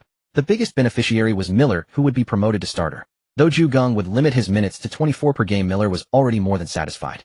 Lakers backup center Yao Ming, $86 million. The rookie's 4-year contract was signed and traded to Los Angeles. Although it was known that Yao would become dominant, the only limitation was that he couldn't be played for over 36 minutes. As long as he had a reliable power forward, he could stand and defeat most teams. Lakers benchwarmer veteran Tracy Murray, $74 million. He was merely a byproduct of the Prince trade and had only 1 year left on his contract. Geng's deal was quite advantageous. Lakers starting point guard Derek Fisher, $300 million. This year, with no broken leg, Fisher could finally play a full season in peace. Lakers starting power forward Pau Gasol, $19 million. In his sophomore year with Samaki Walker gone, Gasol had firmly secured the starting spot. Lakers starting small forward James Posey, $72 million. However, the Lakers had a glut at the 3 and 4 positions, so his playing time would not be extensive. Lakers backup point guard the Argentine Blade, Manu Ginobili, $33 million. Though new to the NBA, he was already a seasoned veteran signed for only 2 years. Lakers backup swingman Tayshaun Prince, $2 million. His opportunities would be limited in the new season, but Geng's development direction for him was simple perimeter defense, 3-point shooting, and occasional drives. Lakers backup small forward Andrei Kirilenko, $850,000. The reason Posey was given the starting nod was because Posey was more experienced. Both Kirilenko and Gasol were sophomores, and starting them together could cause problems. Lakers backup shooting guard Michael Redd, $810,000. He was now Kobe's most important backup. When offense was needed, he would be called in. Mitch Richmond retired, and Rick Fox, due to the crowded small forward position, had to shoot his way to Boston. This was the new 14-man roster for the 200,203 Lakers. Murray would basically not make the 12-man game roster. As for Horry, Geng would grant him leave based on his situation, allowing him to focus on his daughter's care. No more playing with his mind split, resulting in a dreadful 5 3-point percentage in the playoffs. Prince, Rice, and Taylor, their roles would depend on their form. The season has ended, and so has the draft. The NBA is momentarily closed, but there is a basketball world championship this year, and Yao Ming will be participating. Regarding Yao Ming being the first overall pick, it is not just little Stoudemire who is dissatisfied. Even Pierce from the Me Country's second team is unhappy. He has bet with Marion, Shaquille O'Neal, and others, each putting in $400 million, with the winner being the one who can dunk over Yao Ming, taking home $4,800 million. Although the second team is only playing a warm-up match against the Hua Country team, the gap between the two sides is still significant. However, in an attempt to dunk over Yao Ming, the Me Country's second team was blocked by him 6 times, showcasing their stubbornness. Big Yao's strong performance has made this group of equally young NBA players realize that he is not to be trifled with. This first overall pick truly possesses remarkable strength. Although Geng has achieved sufficient success in the NBA, he has not entered the coaching radar for the men's national basketball team. After all, hiring Geng wouldn't cost much and leaves little room for maneuvering, but hiring a foreign coach would be a different story. Geng has no intention of getting involved. His main focus is on Legend and Dodo, and as it is only June, Legend has already helped the future gaming company achieve a revenue of 1.5 billion soft sister coins. With a net profit of over 60 million, the Kings are expected to have a revenue of about 320 to 330 million this year, with a net profit likely around 140 million. The future gaming company has now reached 300 employees and has not messed up the experience of the Legend game like in the past. With continuous updates, it has completely become the #1 game in the country. Furthermore, in order to prevent source code leakage incidents, Geng has taken precautionary measures. This way there won't be a scene filled with private servers, allowing him to continue earning significantly for several more years. On the Dodo side, Geng had many discussions with Little Ma, getting him to develop a chess and card platform, and is ready to launch the project. Dodo is now striving for an IPO, continuously generating profits, making it a rare internet company that can actually make money. After some discussions, and through transactions involving funds and shares, Geng's company and the Dodo team each hold 50 of the shares, facilitating future IPO plans. Geng has nearly completed his business affairs in the country. He is now preparing to establish a farm in rural areas, processing agricultural products for sale in cities, leading the people from his hometown to prosperity. However, negotiations on certain conditions and the clearing of local personnel have been ongoing for about a year, which is why he is just starting this endeavor. There is a saying, riches that don't return to their hometown are like wearing gorgeous clothes while walking at night. However, there is also a saying, the rich do not return home, and the poor do not visit relatives, which is very reasonable. Investing in one's hometown carries the risk of tragic outcomes if not careful. Having seen many similar news stories in later years, Geng naturally won't jump into pitfalls. Geng has long been prepared, resolving various issues and investing through agents while taking foreign investment channels to avoid bringing problems onto himself. However, Geng cannot disregard his reputation. He promotes that the investments are from friends he brought in, which means he takes credit for the good things. If someone were to target these industrial chains, foreign investments could resolve most issues. Like before with Sterling and others who dared to take action, they ensured that those enterprises would not be as tough as some military background companies in Hua Country. They can manipulate and have taken advantage of pure businessmen or those who succeeded in ancient studies but turned to business, having successfully plundered countless times while making a fortune. Unlike Geng, who only established a simple security company in Me Country. On September 20th, the film Desperate Situation premiered, and Geng specially rushed to Los Angeles for the screening, where Charlize Theron donned a powerful queen outfit. After the promotion ended, Geng and Theron took the opportunity to travel around Me Country. They say reading thousands of books and traveling thousands of miles broadens one's horizons, and if conditions allow, it is truly worthwhile to travel around. Moreover, with Geng accompanied by 8 bodyguards, he is not worried about any issues. In this era, the roads in Me Country have not completely aged, yet making it possible to drive around freely. In a few more years, without investment in infrastructure, many places will become inconvenient for driving, necessitating the use of planes or helicopters. By mid-October, the Lakers began to gather, and Geng returned to the team. Yao Ming only arrived in Los Angeles on the 21st, and the next day, he had a brief training session with the team to adjust to the time difference, as the preseason had already started. On the 24th, Yao Ming came off the bench in the preseason, scoring 6 points, grabbing 4 rebounds, and blocking 1 shot. There was nothing he could do. He was practically playing like in a pickup game, as he had not yet integrated with the Lakers. The next day, Yao Ming played in the last preseason game, scoring 13 points, 5 rebounds, 2 blocks, 2 assists, and 1 steal, showing significant improvement, which barely allowed the Lakers to accept the late-arriving Yao Ming. If Yao Ming had not been under Geng's guidance and instead remained in Houston, he would have had a very tough time. After all, everyone was preparing for the new season. Oh, why should he be allowed to be late? Just because you are the first overall pick, do you think you can get special treatment? Thus, Yao Ming's poor performance at the beginning of the regular season is understandable. Without any integration, he simply went on to play against other teams. This is the NBA. Expecting a rookie to perform well without integration is unrealistic, akin to a streetball star entering the FIBA arena. Moreover, other players are dissatisfied with him for not arriving early enough to gel with the team and are reluctant to pass him the ball, making things even harder for him. However, with Geng around, and having clarified that Yao Ming is late due to needing to recover from injuries after the World Championship, he will only be given slightly less time initially. In Houston during his rookie season, Yao Ming played all 82 games, averaging nearly 30 minutes per game with stats of 13, 5 points, 8, 2 rebounds, 1, 7 assists and 1, 8 blocks, already becoming a competent starting center. On the Lakers side, with Yao Ming reporting late, Houston is almost enraged as O'Neal underwent surgery just before the season started. And since there are no power struggles involving Kobe in Houston, this guy is planning to rest for 20 games before discussing. This is no joke. In the original history at the start of this season, without O'Neal, Kobe played aggressively, and O'Neal was almost forced to return early, truly fearing that Kobe would be remembered as the star by the fans. On October 29th, the Lakers' opening game is about to start, and there will be ring presentations. At this time, Yao Ming is still a minor player, watching Kobe lead the team to receive the ring with envy alongside other rookies like Ginobili and Prince. However, as they are all rookies, Yao Ming reached out to pat Ginobili's head, saying, "We will have our turn too." Ginobili nodded vigorously. Although both are rookies, Ginobili is a second-round pick, while Yao Ming is a first-round pick. He is quite pleased that the team has such a tall player. If their national team had such a big guy, it would be much easier for Scola. Yao Ming had already spoken to Geng on the phone and understood what kind of role he had in the Lakers.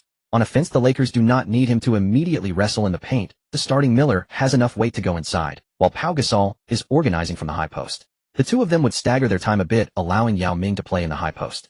Both could go inside to fight, while on defense Yao Ming would be stationed under the basket, not needing to run out for help defense, maximizing his strengths and minimizing weaknesses. He just needs to focus on building his toughness, and Geng has also set a weight limit of 140 kilograms for Yao Ming. No matter how much he gains, he cannot exceed this weight. The Lakers' starting lineup consists of Fisher, Kobe, Posey, Pau Gasol, and Miller, with primary substitutes being Ginobili, Reed, Prince, Kirilenko, Rice, Taylor, Horry, and Yao Ming. The last player, Murray, has been completely abandoned. The opponent in the Lakers' opening game is none other than the formidable Spurs. The Spurs are without Ginobili, but at this time he is also a rookie and cannot influence the outcome of the game. The Spurs' starting lineup features this year's powerful combination of Parker, Steve Smith, Bowen, Duncan, and Robinson, with strong substitutes like Malik, Rose, Kerr, and Steven Jackson, showcasing their undeniable strength. Before the game, Geng specifically instructed Kobe to avoid forcing shots even if his teammates were missing. If his teammates were truly off, he would adjust. He just needs to play according to the tactics and take about 20 shots without thinking that since his teammates are missing, he might as well take over. Moreover, Geng told everyone on the night of receiving the ring, "I have never lost a game. I do not want to hear news about us losing the game after receiving the ring, nor do I want to conduct special training for you." Fisher felt distressed and forced a smile that looked worse than crying, saying, "Coach, don't worry. If I perform poorly, just..." As the game began, the Spurs showcased their tremendous strength. Duncan immediately exploited a mismatch against Fisher, drawing a foul and making one of 2 free throws.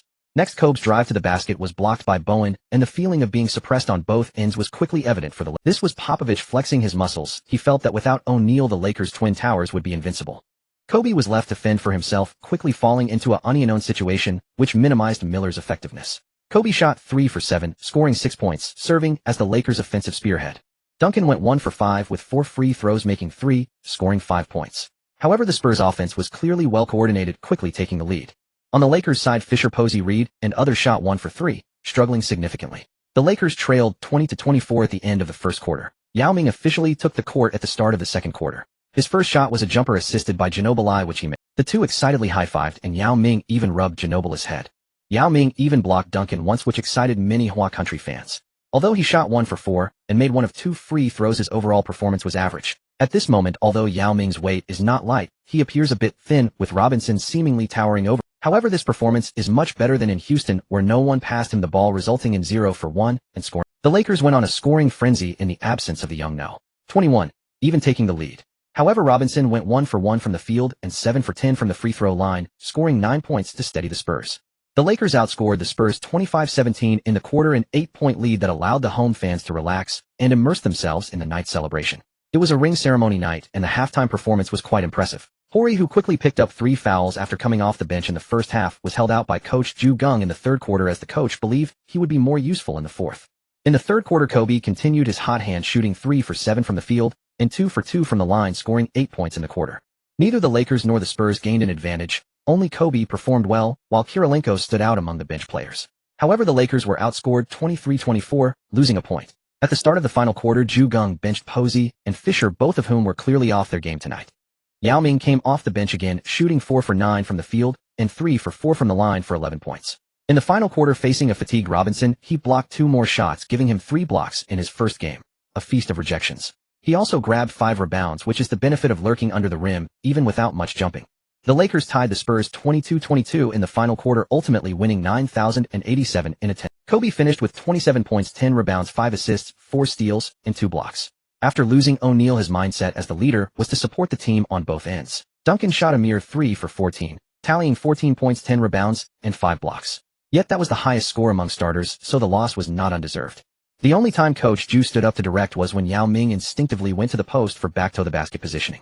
Ju scolded him, instructing Yao to first play face-up offense from the high post, and utilize more pick-and-rolls and rolls to the basket. At his current stage, Yao could not effectively establish post position, so there was no need to exploit the opponent's strength with his own weakness. On the contrary, with his height and his current vertical leap, still just that Kola can rather than the later matchbox, a slight fadeaway on his jump shot was a nightmare for Spurs defenders. There was no need to battle Duncan inside. Moreover, Yao lurking near the rim, always ready to block, meant that while others needed a jumping process, he only had to extend his arm to nearly reach the hoop, giving him ample block opportunities.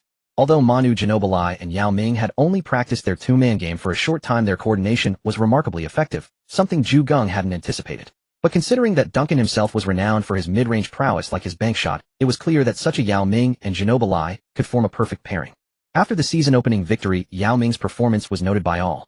Barkley and others, using Yao's reluctance to engage in interior physicality as a pretext, criticized the rookie's play, standard operating procedure at the time. However, Yao remained modest, but Geng smiled and said, "He's already done very well. He's a technical player and is still building strength. Centers never develop that quickly, but his skills are already polished. At least we no longer fear opponents' hack-a-shack." As for Barkley's claim that he avoids contact, did Barkley win a championship just by relying on his big butt? Barkley. The Chinese media, however, made a big deal of it, as Yao's performance was indeed better than that of Wang Zhizhi. Moreover, Los Angeles is a natural traffic pool. Any celebrity attending the game could be written about, and Yao's 3 blocks amazed many. The Lakers players, however, had little time to observe. The next day, they rushed to Portland for a back-to-back game. The Lakers' defeat came quickly. In this game, the interior duo of Dale Davis and Rasheed Wallace perfectly countered Miller and Gasol. Kobe shot 9 for 18, finishing with 25 points, 10 rebounds, 2 steals, and 2 blocks, but couldn't withstand the Trailblazers, a team so deep that even Pippen played off the bench. Yao Ming went 4 for 8 for 10 points, slightly worse than the previous game, but still steady, showing no trouble with the back-to-back. After all, as a backup facing other backups with decent passing, he could play 20 minutes finish with face-up shots. That was within his capability. On November 1st, the Lakers played a road game against the Crosstown Clippers, a matchup between 2 Chinese players. Unfortunately, Wang Zhizhi was only getting minimal rotation minutes with the Clippers, but thankfully, he was no longer in conflict with the national team. Even for the sake of the Chinese market, Wang could still earn more opportunities with the Clippers. At that time, the Clippers were missing Odom due to injury, but their starting lineup was still strong: Andre Miller, Quentin Richardson, Corey Magette, Elton Brand, and Oluwo Candy. Although Candyman was a bust, he could barely function as a blue-collar player, but Gentry's Clippers managed a 1939 record and got fired. So in this game, Wang could only watch Yao perform. Yao went 5 for 13 for 10 points. Though the shooting percentage was unimpressive, as long as he had open looks, he was willing to shoot. Geng's task for Yao now was to shoot boldly and use his elbows aggressively. One issue that Ju could easily handle was Yao's reluctance to dunk. Just rule, if Yao has a dunk opportunity, he must dunk, or else the whole team would run suicides with him. This would quickly force Yao to adapt to dunking, even posterizing. In this game, the Lakers won big, but Yao Ming still managed only an inefficient 10 points. The NBA media has never shied away from stirring trouble, especially Barkley, who was desperate for attention.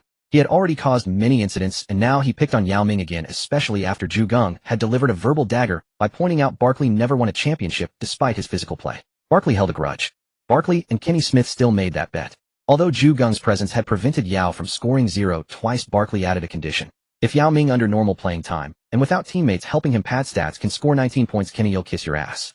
Kenny Smith immediately said no problem. He would just show it on air. The two quickly made the bet, and it spread across. Yao just smiled. Geng's training regimen was thorough, and though his face-up shooting percentage was not high yet, it would improve. He had temporarily given up posting up against those bulky defenders. Those guys were built to stop O'Neal. Why would Yao want to suffer by banging with them? On November 3rd, the Lakers faced the Trailblazers at home. Before the game, Geng said, "This is a revenge game. We have no choice but to beat them and avenge our last loss." This time, Geng had Posey and Gasol double-team Rasheed Wallace. With their combined effort, Rasheed couldn't explode for high points like before.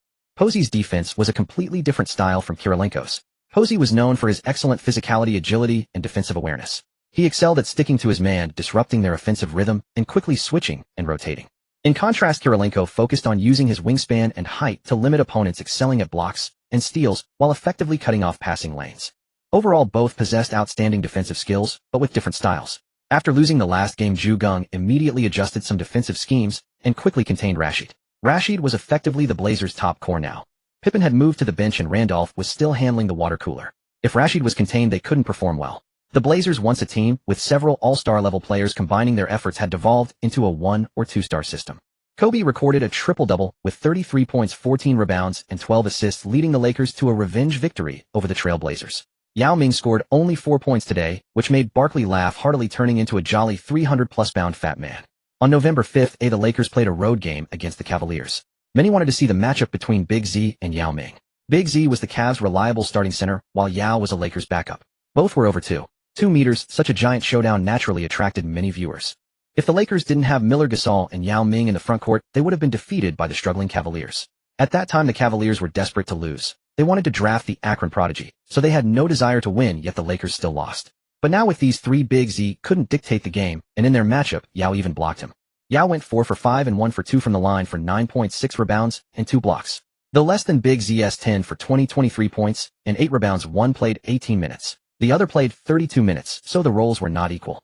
The Lakers soon lost again on the 7th in a road game against the Celtics. Geng knew that the Lakers weren't supposed to win now, so in this overtime loss to the Celtics, he made no adjustments. Pierce hit a crucial three-pointer, and when the Lakers tried to chase, the opponent made their free throws, while Kobe missed a 3 to tie, losing 9,598. Kobe, with Miller out due to injury, started and fired relentlessly, 17 for 47 from the field, 0 for 8 from 3, 7 for 7 from the line, finishing with 41 points, 9 rebounds, 4 assists, and 4 steals. Such performance naturally earned him a scolding from Geng and extra practice. But Kobe gritted his teeth and endured. He had been affected by Pierce's trash talk today. However, Geng didn't bench him. In fact, he deliberately let the game slip to teach Kobe a lesson. If Kobe kept taking wild shots when provoked by trash talk, the Lakers might lose the championship.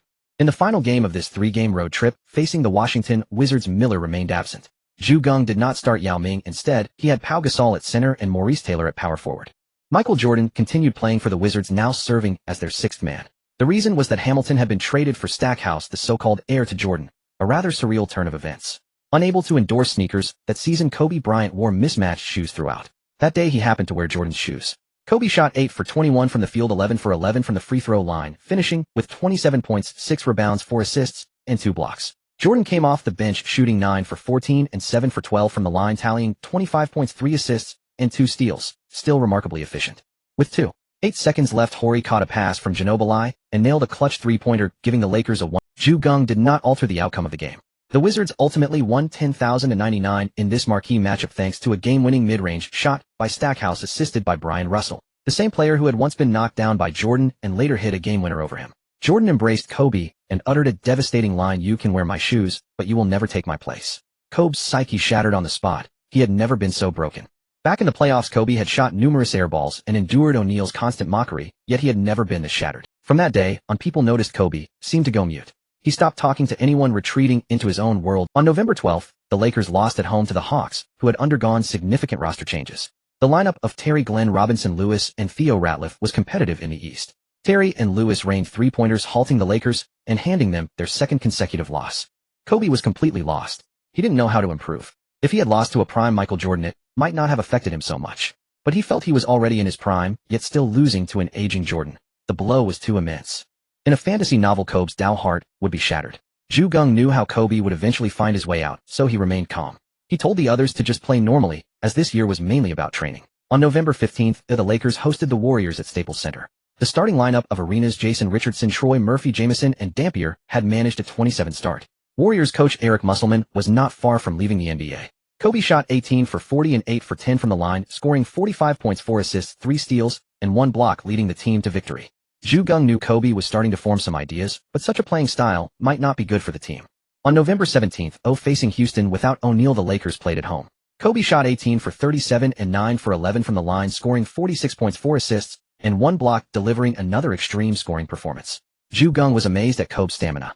Not only did he attack, but he also had to defend against Francis or Mobley, exerting effort on both ends of the floor. Yao Ming finally conquered Barkley's mouth with his performance against the weak Houston interior. He shot 9 for 9 from the field and 2 for 2 from the line, scoring 20 points and 6 rebounds, leading the Lakers to a big win over Houston. Barkley was speechless. He glanced at Kenny, his gaze drifting to Kenny's posterior. Kenny Smith felt a chill and said, "The network said we can't have anything rated R." However, TNT wouldn't let the opportunity slip. They found a donkey named Kenny. Laughing, they kissed. Yao Ming naturally watched Barkley kiss the donkeys, but in the locker room. But now his laughter was still restrained without Arteist's antics to turn him into a meme. Arteist might be slow-witted, but he was truly a comedian, just with a different thought process. On November 19th, the Lakers flew to Dallas and lost to the Mavericks on the road. Kobe had an off night and didn't shoot as much, but Yao Ming stepped up shooting 10 for 12 and 10 for 12 from the line, exploding for 30 points. For the second consecutive game, Yao Ming set a new personal scoring high. He truly owed it to Miller's injury and Maurice Taylor's poor play. Still, the Lakers lost. After the game, Geng rode with Yao Ming to San Antonio. He smiled and asked, "How do you feel? Like you're not able to make an impact?" Yao Ming chuckled and said, "Nash is really tough to guard. Every time he drives, if I step up he passes, if I don't he shoots. And his shot is deadly." Geng said, "You need to understand your strengths. You already weigh 135 kilograms, but you haven't trained in strength like these guys, so you seem weak in physicality. After a year of training you'll be fine. For next year's Asian Games and other tournaments he'll try to get you excused. Let Wang Zhizhi lead the team, and you stay in the U.S. Under the guise of recovering from injury. He'll arrange specialized training for your core strength and defensive footwork." Yao Ming frowned. "Isn't that a bit off? I've already promised them ID play. And Geng waved his hand. "After you finish the NBA season you'll rush back to play those commercial games and the Asian Championship. Will that help you improve? You have softer hands than any other big man, a high release point, and decent footwork. If you calm down and train from June to September honing your strengths into lethal weapons, I guarantee you'll be a 20-10 player in 3 months." Seeing Yao Ming still reluctant, Geng continued, "If the Asian Games can secure an Olympic spot, that's enough. If you train hard for 3 months next summer and significantly improve, you'll perform even better at the 2004 Olympics. Otherwise, with your current level, just warming up, playing games, and doing light practice, how fast can you really improve?" Yao Ming let out a deep breath and grinned.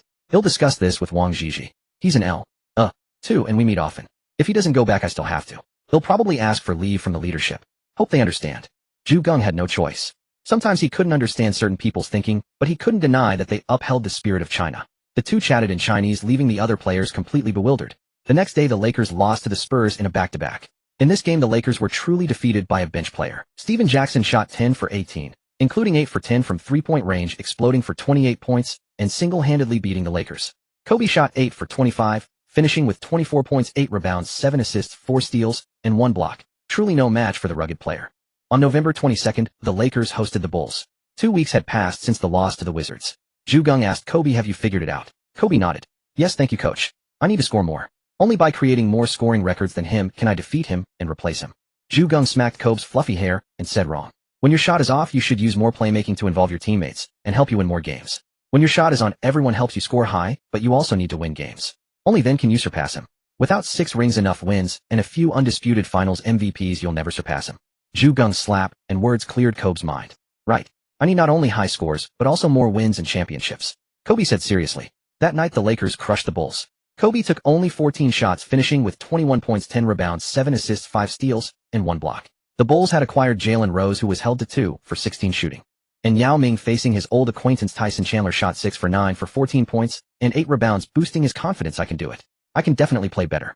In the NBA there's no bigger upgrade pack for Yao Ming than Chandler. If Yao Ming had a system, every time he faced Chandler he'd probably draw a top-tier prize. On November 24th, after Geng's brainwashing, Kobe took only 15 shots again, recording a triple-double with 15 points, 11 rebounds, and 11 assists, leading the Lakers to another victory over the Bucks. Facing the Bucks' weak interior, the threatened Pau Gasol scored 24 points, 11 rebounds, 4 assists, 2 steals, and 1 block. Lakers fans at home watched Gasol increasingly showing a fighting spirit, and Yao Ming, who was heating up and felt conflicted. Could they keep all these stars? Geng remained calm. There was still time. The contracts of Gasol, Yao Ming, and even Kobe could be maneuvered. After that game the Lakers began another 3-game road trip. The first game was against the 2-10 Heat, and the Lakers. Eddie Jones, the guard once traded by the Lakers, harbored a deep grudge against Kobe. He felt Kobe had stolen his championship. Every time he faced Kobe he gave it his all. This game he led the Heat to victory over the Lakers. The next day the Lakers played the Magic in a back-to-back. Yao Ming met T-Mac, who in his original timeline would become his, but now Yao Ming's first wife was Kobe, his second wife in the original timeline. Kobe and T-Mac were already close friends, though their relationship had cooled slightly due to the sneaker issue. Still, they went head-to-head on the court. Playing back-to-back with Miller still out, the Lakers faced some issues in their interior rotation. Kobe shot 14 for 31, 10 for 13 from the line, scoring 38 points, 10 rebounds, 4 assists, 1 steal, and 2 blocks. T-Mac shot 12 for 28, 2 for 2 from 3, 12 for 16 from the line, also scoring 38 points, 6 rebounds, 9 assists, 2 steals, and 1 block. Their performances mirrored each other, but ultimately the Lakers, fatigued from the back-to-back, lost the game in the final moment. The Lakers remained a team that could beat anyone and lose to anyone. After losing 2 consecutive games to Eastern Conference teams, they returned to the West for their third road game. On November 29th, the Lakers visited Memphis to face the Grizzlies on the road. The Grizzlies did not have Pau Gasol. Instead, Sharif Abdurrahim led the team with Drew Gooden, White Chocolate, Shane Battier, and others. Their record was 2 wins and 13 losses. Jerry West had just taken over and would need some time to turn the team around. The Lakers won easily, concluding their first month of games. Yao Ming's monthly highs were 30 points, 16 rebounds, and 4 blocks. It could be said that he had outstanding performances in the 3 major center statistics. The Eastern Conference Player of the Month for November was awarded to Tracy McGrady with averages of 31, 9.6, 3 rebounds, 4, 6 assists, 1, 2 steals, and 1, 3 blocks, leading the Magic to a 97 record. The Western Conference Player of the Month was unprecedentedly awarded to the Big Three of the Mavericks: Nash 18, 3.7, 8 assists, 1, 5 steals, Finley 21, 3.6, 9 rebounds, 2, 9 assists, 1. For steals, Nowitzki 21, 6 points, 11, 3 rebounds, 2, 8 assists, 1, 3 steals. With the combined efforts of the three, the Mavericks went 151-A, displaying great dominance in the West. The Wild Wild West had officially begun. With the Lakers' OK duo broken up, it was as if the old heaven had died and a new one must take its place. On December 1st, the Lakers narrowly lost at home to the Timberwolves. Facing the young Pau Gasol and Yao Ming, Kevin Garnett shot 8 for 15 and 7 for 9 from the free throw line for 23 points, 15 rebounds, and 6 assists. Among the Timberwolves starters, except for Kendall Gill, who scored only 9 points, all others scored in double figures, and 2 bench players also reached double digits. The Timberwolves' competitiveness this season relied almost entirely on Garnett. However, his iron-blooded jumper had reached its peak, and leading the team to the playoffs in the West was still possible, as the consequences of losing draft picks had not yet fully manifested. Kobe shot 9 for 15, scoring 22 points, 5 rebounds, and 11 assists. He had begun to adapt to his role as a combo guard. After the Timberwolves game, Brad Miller finally returned. Without Miller, the Lakers' interior had been depleted for a long time. On the 3rd, the Lakers defeated the Grizzlies, but the next day, in a back-to-back, they lost to the Jazz. At this point, the Lakers were 1,010, no longer displaying the dominant performances of the previous 2 seasons. Kobe shot 5 for 14, failing to show his usual efficiency. Although the Jazz were old, their defense remained. Karl Malone played fiercely today, shooting 10 for 19, 1 for 2 from 3, and 6 for 6 from the line for 29 points, 15 rebounds, and 4 assists. He also used his elbows to teach Pau Gasol and Yao Ming a lesson on the court. The only good news was that Malone didn't injure anyone, but he certainly made the 2 players uncomfortable. Geng stood courtside with a helpless look. The 2 still lacked enough toughness. Unlike Dirk Nowitzki, who would retaliate after being elbowed, he might wait for Malone to jump and then bump into him, tripping him. So after this game, Geng added a training item for the 2: resistance to hits. Since you're so gentle and unwilling to elbow others, you should practice getting hit. Don't end up in the hospital after one. Geng dodged their punches while continuously striking them. Soon the 2 collapsed on the ground from being hit too much. Alright, that's enough for today. From now on, every time after a game, if I see you being elbowed or otherwise fouled without retaliating, you'll spar with me. It's been a while since I've had such a harmonious boxing session with players. Geng smiled, took off his boxing gloves, and left the training court. Yao Ming then turned over and sat up, saying, "Paul, are you okay?" Gasol also sat up and said, "Not bad. Derek told me before that the coach often beats people up, but I didn't believe it. Now it seems true. I never saw the coach beat anyone like this last season." Yao Ming said helplessly, "It seems the coach really hates not retaliating after being fouled on the court. We need to toughen up from now on." Gasol and Yao Ming helped each other up, deciding to practice elbowing techniques together. For a tall guy like Yao Ming, when he raised his elbows, ordinary people could only catch them with their heads. So they had to train their elbow skills. Even when retaliating, they shouldn't kill anyone. On December 6th, the Lakers faced the red-hot Mavericks. This time the Lakers intended to seek revenge. The Mavericks' starting lineup consisted of the Big Three, plus Adrian Griffin and Raef LaFrentz. On the bench sat Van Exel, Sean Bradley, and others including Raja Bell. Once the game started, Kobe showed great form driving inside and shooting from outside. Neither Griffin nor Finley. After Kobe stepped up, the others performed well, but Pau Gasol and Yao Ming fell short. Outsiders didn't know why, but inside the Lakers it was known that the 2 had been extra trained by Geng and hadn't fully recovered.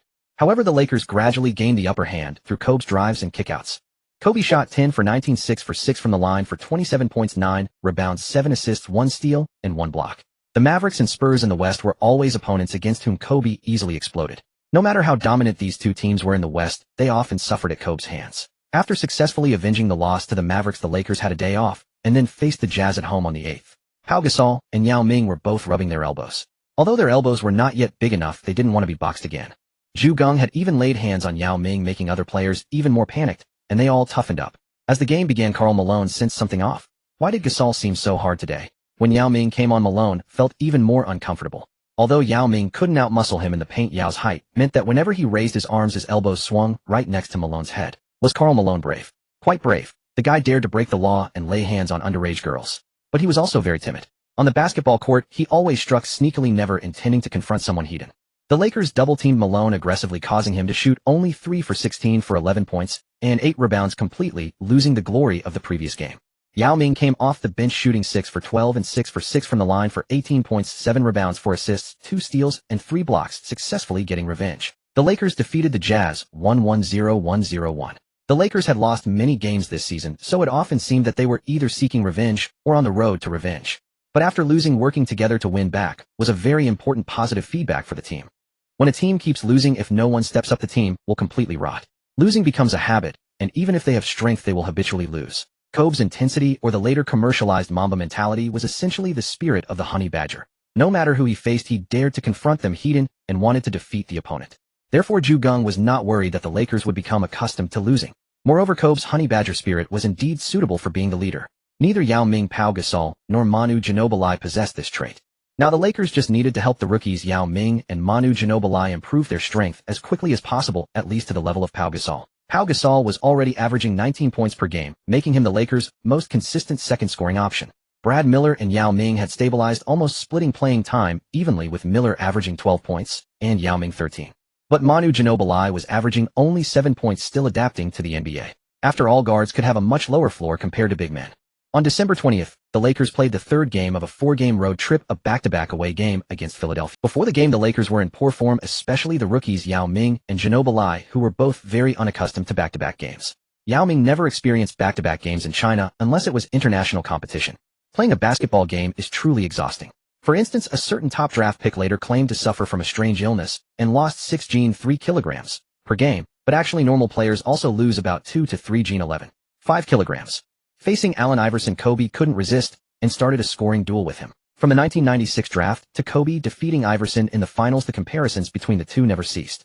Now under Larry Brown's narrative, Iverson had become a troublemaker, his value declining. Meanwhile, Kobe had pushed out O'Neal early and become the Lakers' core, holding 3 championship rings with a bright future. The two seemed to have completely diverged.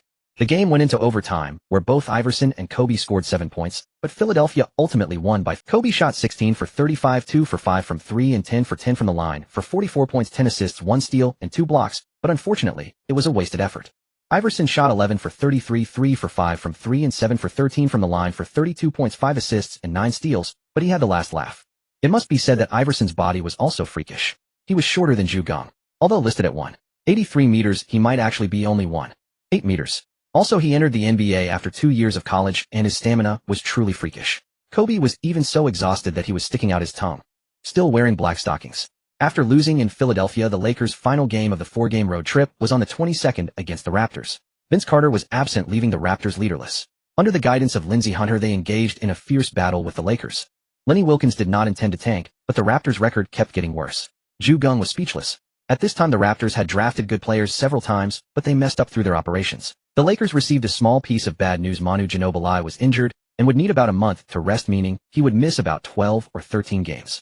On December 25th, the Lakers faced the Kings at Staples Center, but Geng lost his first Christmas game as a coach. Geng was frustrated. The Lakers had a 6,142 rebounding advantage, a seemingly secure win, but they still lost. It could only be said that the Lakers were not strong enough yet and needed to grow quickly to compete for a championship. The Kings' roster this year remained almost unchanged, with their combat power still relying on the same group of players, so their ceiling was even lower than last season. However, during the Christmas game, the Kings had a record of 22 wins and 8 losses, far better than the Lakers' performance. After losing this game, the Lakers' record dropped to 14 wins and 16 losses. Following this trend, not only would they fail to achieve a good result, but they might even miss the playoffs entirely. A reporter asked Geng, "Can the Lakers still make the playoffs this year?" Geng smiled and said, "We have a few new players, so it's normal to need some time to adjust. Bradley was injured earlier, and we encountered some difficulties, but everything is fine now. We will keep improving. All of us are progressing. Once they shed their inexperience, you will still see us in the playoffs." On December 28th, the Lakers defeated the Denver Nuggets on the road.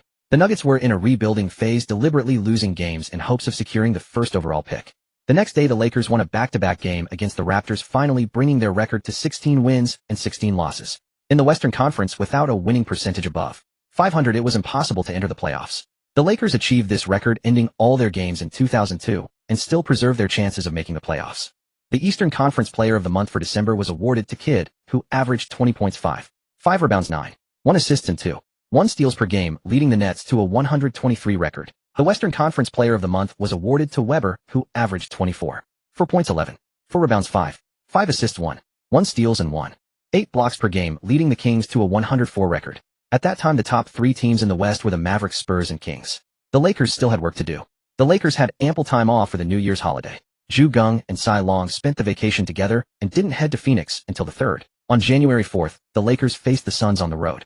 In this game Yao Ming made 5 of 6 shots, scoring 10 points, 2 rebounds, 1 steal, and 1 block, but he also embarrassed himself on the court.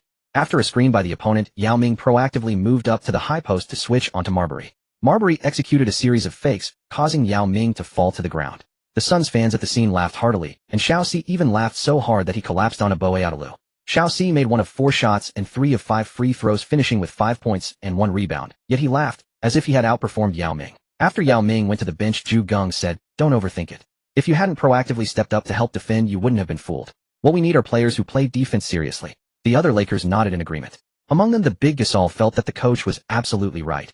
Even being dunked on was nothing, as long as one defended, one had to face it bravely.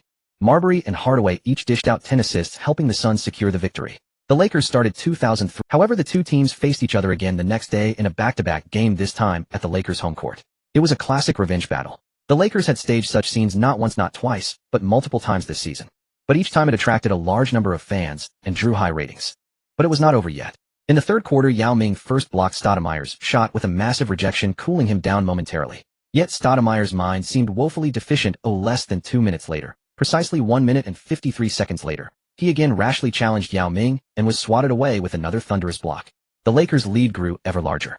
Sensing defeat, Stoudemire sought to ignite a new battleground. While driving for a layup, he drove his elbow directly into Yao Ming's chest. The referee saw it clearly and immediately whistled Stoudemire for a foul. Yet the Lakers players were not about to let Stoudemire off the hook. He instantly recoiled in fear, hiding behind Joe Johnson and Randy Brown.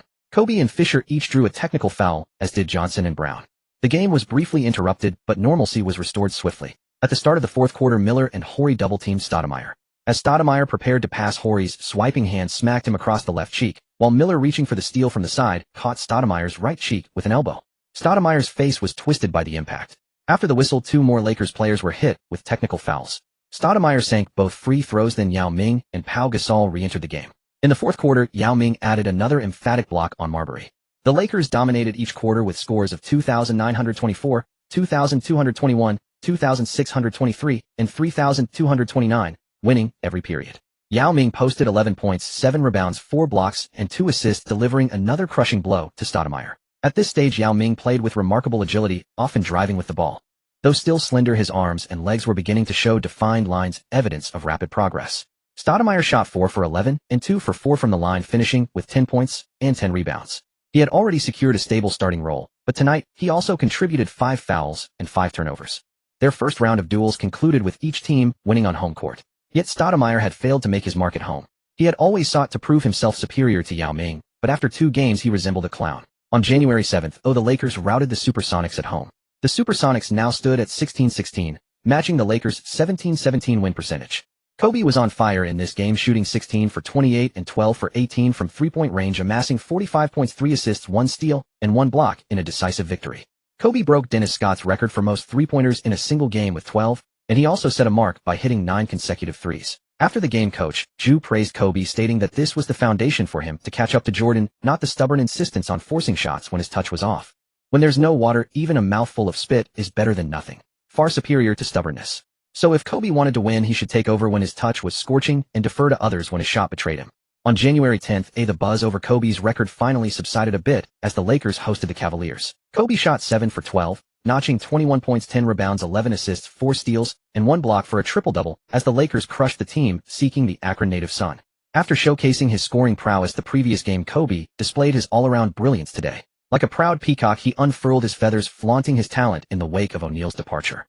On January 12th, the Lakers demolished the Heat at home by 25 points. Kobe shot 12 for 21 and 13 for 13 from the line, finishing with 36 points, 4 assists, and 4 steals. All these days he had been in a state of euphoria, for the moment was drawing near. On January 15th, the Lakers defeated the New Orleans Hornets on the road. Kobe again put up 36 points, 11 rebounds, 4 assists, 2 steals, and 2 blocks. Finally, on January 17th, it arrived: Lakers versus Rockets in Houston. The OK combination met once more, and the first clash between Yao and Shaq drew maximum attention.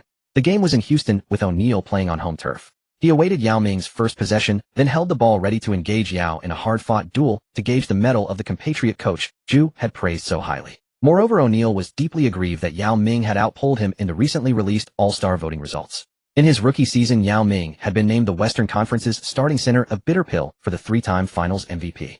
O'Neal went up for a reverse layup, protecting the ball with both hands. Swat. Yao Ming, guarding the paint, extended his right arm and delivered his first block. The first one. Hey. O'Neal was unfazed, but the Lakers counterattacked swiftly. Yao Ming received a pass from Kirilenko and slammed it. 100 seconds later, O'Neal again had the ball, driving from the left side, ready to attack the rim, both arms raised high. Yao Ming leaped high in the paint and slapped the ball onto the backboard. A second massive block. O'Neal was now truly livid. A minute later, he drove straight down the middle, attempting to posterize Yao Ming with a dunk. But Yao Ming soared high, his right hand meeting O'Neal's in midair, and he slammed the ball down. The third block. 3 swats in 5 minutes. The second, then the third. Since Yao Ming's entry, O'Neal had not completed a single successful offensive play. Good heavens. Lakers fans watching in Houston erupted, as did those watching the live broadcast, and the fans in front of television sets in China were equally electrified. Just as everyone expected Yao Ming to unleash his offense again, O'Neal struck back. One could say Yao Ming had only dominated O'Neal for those few minutes. Then the tide turned. By the fourth quarter, Yao Ming delivered yet another emphatic block on O'Neal, steadying the ship and forcing the game. The main issue was that Kobe had an off night, thoroughly outplayed by the duo of Francis and Mobley. Kobe went 5 for 21 from the field, 2 for 6 from 3, and 10 for 12 from the free throw line, posting a near triple-double of 22 points, 11 rebounds, 9 assists, and 3 steals, yet his inefficiency disrupted the Lakers' rhythm.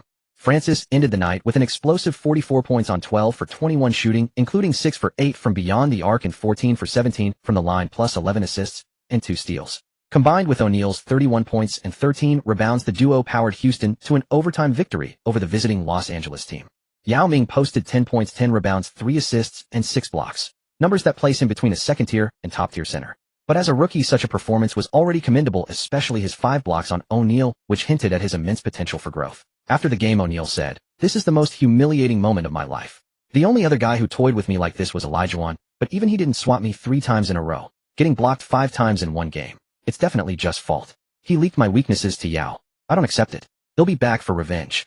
Yao Ming meanwhile chuckled during the interview and said, "I'm still a rookie. Shaq is just too strong. Right now I feel like my whole body is about to fall apart." For a moment he nearly blurted out, "It's almost as brutal as taking a beating from the coach." Luckily, Yao's emotional intelligence kicked in and saved him from saying something that could never be said. Though they lost the game, if you were to ask Lakers fans how they felt, they would surely say the Lakers have a future, no need to worry. No matter how dominant O'Neal was now, Lakers fans knew that the great shark, born in 1972, was already 31 and soon to be 32. His peak might last at most 2 or 3 more years. However, Yao Ming was only 22 and Kobe was 24. Clearly the two had a much longer partnership ahead. On January 20th, Odom, returning from a major injury, was no longer the Clippers' first choice, but he was quite happy about it. He no longer wanted to play for the Clippers and was just coasting along, planning to play well at the end of the season and then enter the free market next season. The Lakers defeated the Clippers with ease, though Wang Zhizhi only played for 1 minute.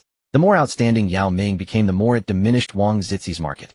Sterling had hoped to make a profit, but Gentry did not utilize Wang Zhizhi as effectively as Nelson had. With his current coaching style, Gentry was on the verge of being fired. On January 22nd, the Lakers stumbled against the Warriors. Kobe efficiently scored 23.7 assists, 2 steals, and 1 block, but Gasol was ejected early with 6 fouls, and Miller also had 2 early fouls before finishing with 5. The Lakers fell just short. Jamison had regressed into an inconsistent gunner, 10 of 20 from the field and 10 of 10 from the free throw line for 30 points. Aside from him, Jason Richardson, Arenas Murphy, and bench players Boykins and Adonal Foyle all scored in double digits. Boykins, the 165-meter guard, went 7 of 10 from the field, an absurd performance. Back on the bench, Red's face was grim. He simply couldn't defend him. Even with such an explosion, the Warriors only won by 4 points. The gap between the two teams remained significant. On January 24th, the Lakers lost at home to the Nets in consecutive games. Kobe shot 4 of 14 for 11 points, 7 rebounds, 5 assists, and 2 steals. To be honest, the current Kobe often struggled against Kid's defense imposed significant limitations on various guards. Whether it was the current Kobe or the later Wade, scoring heavily against him always came at a price. Kid himself was not an offensive threat, but he had the ability to make his opponents the same. This was far better than stars who were only moderately skilled on offense yet refused to put in effort on defense. By now the Lakers had fully become Kobe's team. But Gasol and Kirilenko were only in their second year, while Yao Ming and Ginobili were rookies. So winning truly depended on Kobe's performance. If he played poorly, the Lakers struggled to win. This season the Lakers' losing streaks almost equaled the total of the previous 3 seasons combined. However, their record had improved significantly, and at least they had entered the top 8. On January 29th, the Lakers 22-20 faced the Suns 26-20 on the road, and Kobe and Marbury engaged in a shooting duel. Kobe was trying to find a balance in his own rhythm. But without Geng revealing how his shooting would be that game, he had to figure it out on his own. Kobe shot 15 of 29 and 10 of 11 from the free throw line for 40 points, 5 rebounds, 4 assists, 1 steal, and 1 block. Marbury went 12 of 21, 2 of 4 from 3 and 7 of 10 from the line for 33 points, 10 assists, and 2 steals. Yao Ming had an average shooting night, 5 of 12, but made all 6 free throws for 16 points. Stoudemire went just 1 of 12 from the field and 5 of 5 from the line for 7 points. In their 3 matchups, Yao Ming prevailed each time. Their per-game stats were similar, but the Suns had a better record, so despite Yao Ming being an all-star starter, Stoudemire's Rookie of the Year buzz remained slightly higher. Stoudemire remained defiant, saying, "I'm better than him." The Lakers side just laughed heartily and didn't bother to respond. On January 31st, the Lakers faced the Kings, who were missing Weber. As the saying goes, strike while the iron is hot, and the Lakers decisively went for the kill. Kobe shot 14 of 29, 3 of 6 from 3 and 7 of 8 from the free throw line for 38 points, 5 rebounds, 4 assists, 1 steal, and 1 block, leading the Lakers to victory. Against the aging Divac, Yao Ming also delivered a powerful performance, tallying 15 points, 17 rebounds, and 4 blocks. Even though Turkoglu and Peja kept trying to draw Yao Ming outside, his current speed was not slow. Even if he went out, he could recover quickly. Making Yao Ming abandon his speed and go into the paint against the bulky centers meant to handle O'Neal would be an idea born only from a mind squeezed by a door. On February 1st, the Lakers played a back-to-back game. By now, 3 months of the season had passed, and even Yao Ming had adapted to back-to-back games. While he couldn't guarantee a great performance every time, he occasionally strung together consecutive highlights. This was thanks to Geng's arrangement of playing time. Yao Ming and Miller both played around 26 minutes, ensuring they stayed in good form. Even in back-to-back games, they didn't drop off too noticeably. Gasol played a bit longer, but never exceeded 30 minutes. The remaining minutes went to either Taylor or Horry. That was the Lakers' current interior rotation. Miller was in his prime. Though his physique limited him to only 30 minutes of quality play, he remained a very useful. Gasol and Yao Ming were continuously improving. Both were talented and hardworking, and their increasing adaptation to the NBA's intensity was why the Lakers' record kept getting better. Against the Jazz, Kobe shot 12 of 25, 2 of 3 from 3 and 16 of 18 from the free throw line for 42 points, 4 assists, 3 steals, and 1 block. Scoring 80 points across the back-to-back, Kobe had fully unleashed his scoring potential after being spurred by Jordan this season. The Lakers trounced the Jazz. Yao Ming toughened up and posted 25 points, 10 rebounds, 3 assists, and 1 block, also demonstrating his prowess in the back-to-back. The Eastern Conference Player of the Month for January was awarded to Jermaine O'Neal, 19. 4 points, 10, 1 rebounds, 2 assists, and 4 blocks. The Pacers went 106. As he grew more formidable, the Trailblazers increasingly became. The Trailblazers spent lavishly poaching players from everywhere, but in the end the one they had nurtured for years was the true franchise cornerstone, and they had sent him away. In the West, the monthly honor went to Kobe, 30. 5.7, 1 rebound, 6, 3 assists, 2 steals, and 2 blocks. The Lakers went 84. These numbers truly filled the stat sheet. Excellence on both. Geng also declared to the Lakers the words that officially started the winning mode. The Lakers were now 25-20, having stepped into the playoff door, but to secure a good seed, they needed to keep improving. At least they should win 25 of the remaining 37 games, essentially a full sprint after the All-Star break. On February 4th, the Lakers happened to face the Pacers on the road. The matchup between January's 2 players of the month naturally drew plenty of attention. The Pacers were unlucky, Artest happened to be out. Still, the lineup was decent. Jamal Tinsley, Reggie Miller, Al Harrington, Jeff Foster, and Jermaine O'Neal as starters, a respectable squad.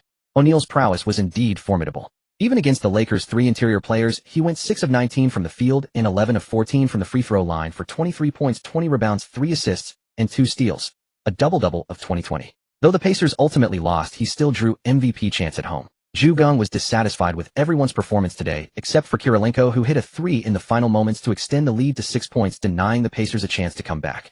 Geng criticized nearly everyone. With players, you can't always praise, always scold, or always punish. Geng learned how to maintain this balance from Kentucky coach Smith. On February 6th, the Lakers traveled to New York to face the Knicks, the last regular season game before the All-Star break. At Madison Square Garden, Kobe naturally wanted to perform. He shot 17 of 27 and 4 of 4 from 3 and 8 of 11 from the free throw line for 46 points, 3 assists, 2 steals, and 1 block, leading the Lakers to victory over the Knicks. After the winning streak, the Lakers players dispersed. Those participating in the All-Star game headed to Atlanta, while those on vacation returned to Los Angeles. Geng also went to Los Angeles to rest with Charlize Theron. This All-Star game in Atlanta was the only one the Eastern Conference would host in the next decade. The Eastern Conference head coach was Pacers coach Isaiah Thomas, while the Western Conference coach was again Adelman, who shared the duty with Geng for the 4 years of Western Conference All-Star head coaching. Unsurprisingly, Kobe was the All-Star vote leader. He had always been popular, and having Yao Ming as his teammate only amplified that. The second highest vote-getter in the West was Yao Ming. The West starters were Francis Kobe Duncan Garnett, and Yao Ming with Nash Marbury Peyton Peja Marion Nowitzki, and O'Neal off the bench. This lineup was of exceptionally high quality. In the East, McGee narrowly edged out Carter for the vote leader, but Carter felt the pressure and ceded the starting spot to Jordan. The East starters were Iverson, McGrady, Jordan, Jermaine, O'Neal, and Ben Wallace. Yes, Wallace earned 12 million votes through his defense, even more than O'Neal.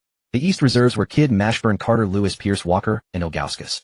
Lewis on the Hawks was the host player. From this, it was clear that the East was slightly weaker than the West in terms of all-star talent. But the East had Jordan, and everyone was passing to him hoping the boss could win the All-Star MVP to cap his career. In that sense, the East was more united. After 4 quarters, the game was tied. In overtime with 5 seconds left, Jordan jumped high and calmly sank a mid-range jumper, giving the East a 1-3-8-1-3-6 lead. Fans were ecstatic. Jordan was about to leave another legendary game winner. Then Kobe caught the ball beyond the three-point line and shot. O'Neal, in a moment of excitement, lunged directly and fouled him. The East players were stunned. Are you a spy? Kobe made 2 of 3 free throws. Ultimately, the East's inferior depth compared to the West caught up with them. In the second overtime, they ran out of steam and lost 155,145. Garnett posted 37 points, 9 rebounds, 3 assists, and 5 steals to win the All-Star MVP.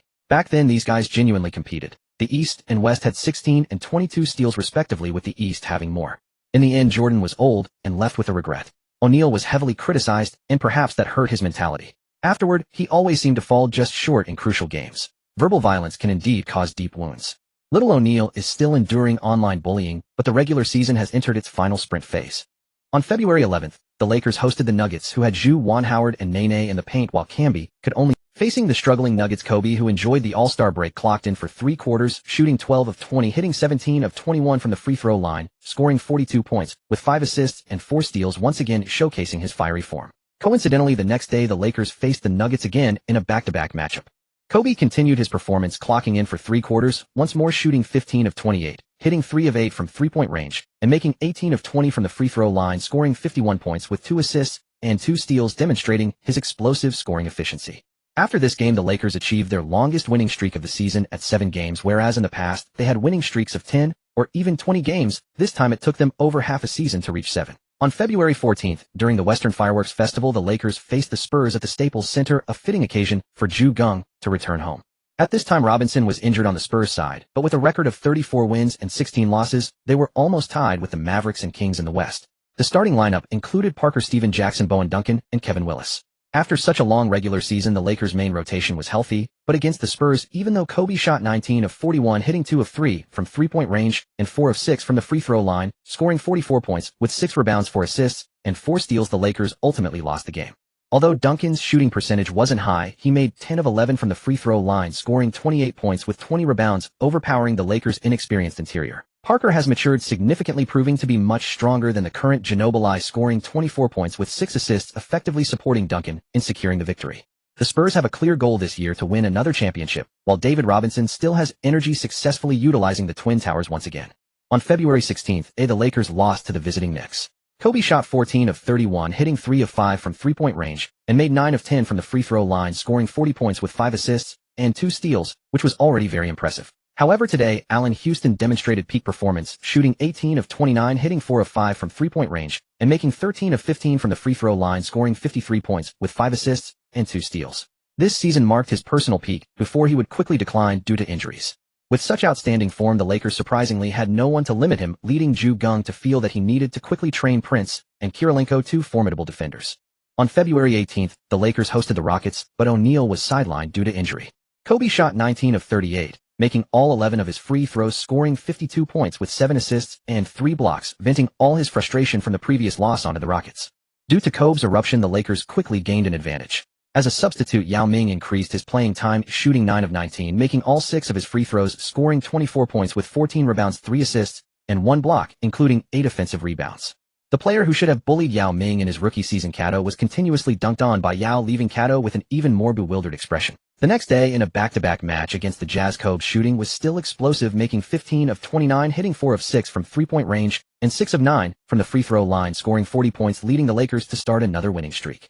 However, Kobe's performance was far from over. On February 21st, he shot 15 of 32, continuing to score 40 points with 5 steals and 2 blocks, leading the Lakers to defeat the Trail Blazers. Seeing poor Randolph, who could only play for 2 minutes with the current Trail Blazers, Geng even thought about trading for him, but he clearly remembered the previous trade operation involving Billups. As long as it was from his side, even Kupchak's trade operations would be immediately recognized for their potential, so he had to give up. On February 23rd, the Lakers hosted the Supersonics after a major trade where Ray Allen and Peyton swapped. Ray Allen and Kobe have too much animosity. Naturally, they were at each other's throats today. Ray Allen scored 26 points with 13 rebounds, 9 assists, and 3 steals, almost achieving a triple-double. Kobe, on the other hand, scored 41 points with 3 assists and 3 steals, leading the team to defeat the Supersonics, once again gaining the upper hand in his duel with Ray Allen. To be honest, when Ray Allen later went to the Celtics, it was probably with the intention of fiercely competing with Kobe. He really hated Kobe's cocky attitude and the rivalry between the Celtics and the Lakers. Defeating Kobe here was indeed killing 2 birds with 1 stone. On February 25th, the Lakers defeated the Clippers with Kobe scoring only 33 points, 5 steals, and 1 block. Compared to previous games, he didn't perform as explosively, but the Lakers' winning momentum continued unabated. On February 27th, the Lakers hosted the Pistons, whose starting lineup included Billups, Hamilton, Michael Curry, Clifford Robinson, and Ben Wallace, with a bench featuring Oker Atkins and Corliss Williamson, indicating they were quite strong. Under defensive coach Carlisle, the Pistons became a formidable wall, but the Lakers' offense was exceptionally fierce today, and no matter how fast Wallace swept through, he couldn't keep up with the Lakers' passing speed. Kobe scored 30 points with 3 steals and 1 block, leading the Lakers to a resounding victory over the Pistons. Without Rashid to pair with Wallace and countering the agile, Yao Ming became quite a disadvantage. Moreover, the Lakers still had Pau Gasol and Miller, both of whom prefer high-level play, making Wallace run all over the place, exhausting his energy significantly. After all, Wallace's height was a disadvantage, requiring him to jump at least 10 centimeters higher than normal big men for each block. The biggest problem for the Pistons is that after successfully defending against their opponents, their offense always falls short, otherwise their achievements would be even higher. The Lakers achieved a 6-game winning streak, but the next day they faced the Supersonics in an away back-to-back. Although Kobe scored 34 points with 9 assists, this time Ray Allen achieved a triple-double with 29 points, 10 rebounds, and 10 assists, and the Supersonics defeated the Lakers. In February, Kobe performed exceptionally well, yet he still did not receive the Western Conference Player of the Month award. Kevin Garnett averaged 7 points, 9 rebounds, 8 assists, 3 steals, and 5 blocks, being incredibly versatile, leading the Timberwolves to 12 wins and 1 loss, winning 2 more games than the Lakers this month. The Eastern Conference Player of the Month award went to Marshawn, who is hailed as the first forward of the new century, averaging 8.6, 8 rebounds, 6 assists, and 1 steal, showcasing equally versatile statistics, leading his team to a record of 9 wins and 4 losses, indicating that the East is still significantly weaker than the West. Kobe was quite upset because he had been so strong this month, averaging 6 points, 6 assists, and 6 steals, with his team boasting an 113 record and a shooting percentage close to 48, yet he still did not win the Player of the Month award. If it weren't for his good relationship with Garnett, he would have definitely raised this issue. On March 5th, the Lakers resumed play after a 2-day break, which was quite rare during the regular season, and they wouldn't have such an opportunity until after the playoffs. The Lakers hosted the Pacers, and this time Artest was present. His defense against Kobe showcased how a top-tier perimeter defender can limit Kobe. As soon as Kobe received the ball, Artest would immediately apply two-handed pressure. If Kobe attempted to drive, he would use his elbow to stop him, and even if he had to take Kobe's elbow with his chest, Artest remained expressionless. Facing such a defender, Kobe struggled, shooting only 9 of 26, scoring 20 points with 10 rebounds, 5 assists, 3 steals, and 1 block. However, the Lakers' overall strength still surpassed that of the current Pacers, or rather the Smiling Assassin's coaching was considerably weaker than Geng's. In the final moments, Little O'Neal made a turnaround jumper, and with 102 seconds left, the Pacers led 9-3-9-1. Horry made a mistake, and Eric Strickland hit a mid-range jumper with 71 seconds remaining. Geng called for Fisher to take a mid-range shot, which he made, cutting the lead to 2 points with 2 seconds left. At a critical moment, the Lakers' defense stepped up, and Kobe successfully stole the ball from Artest.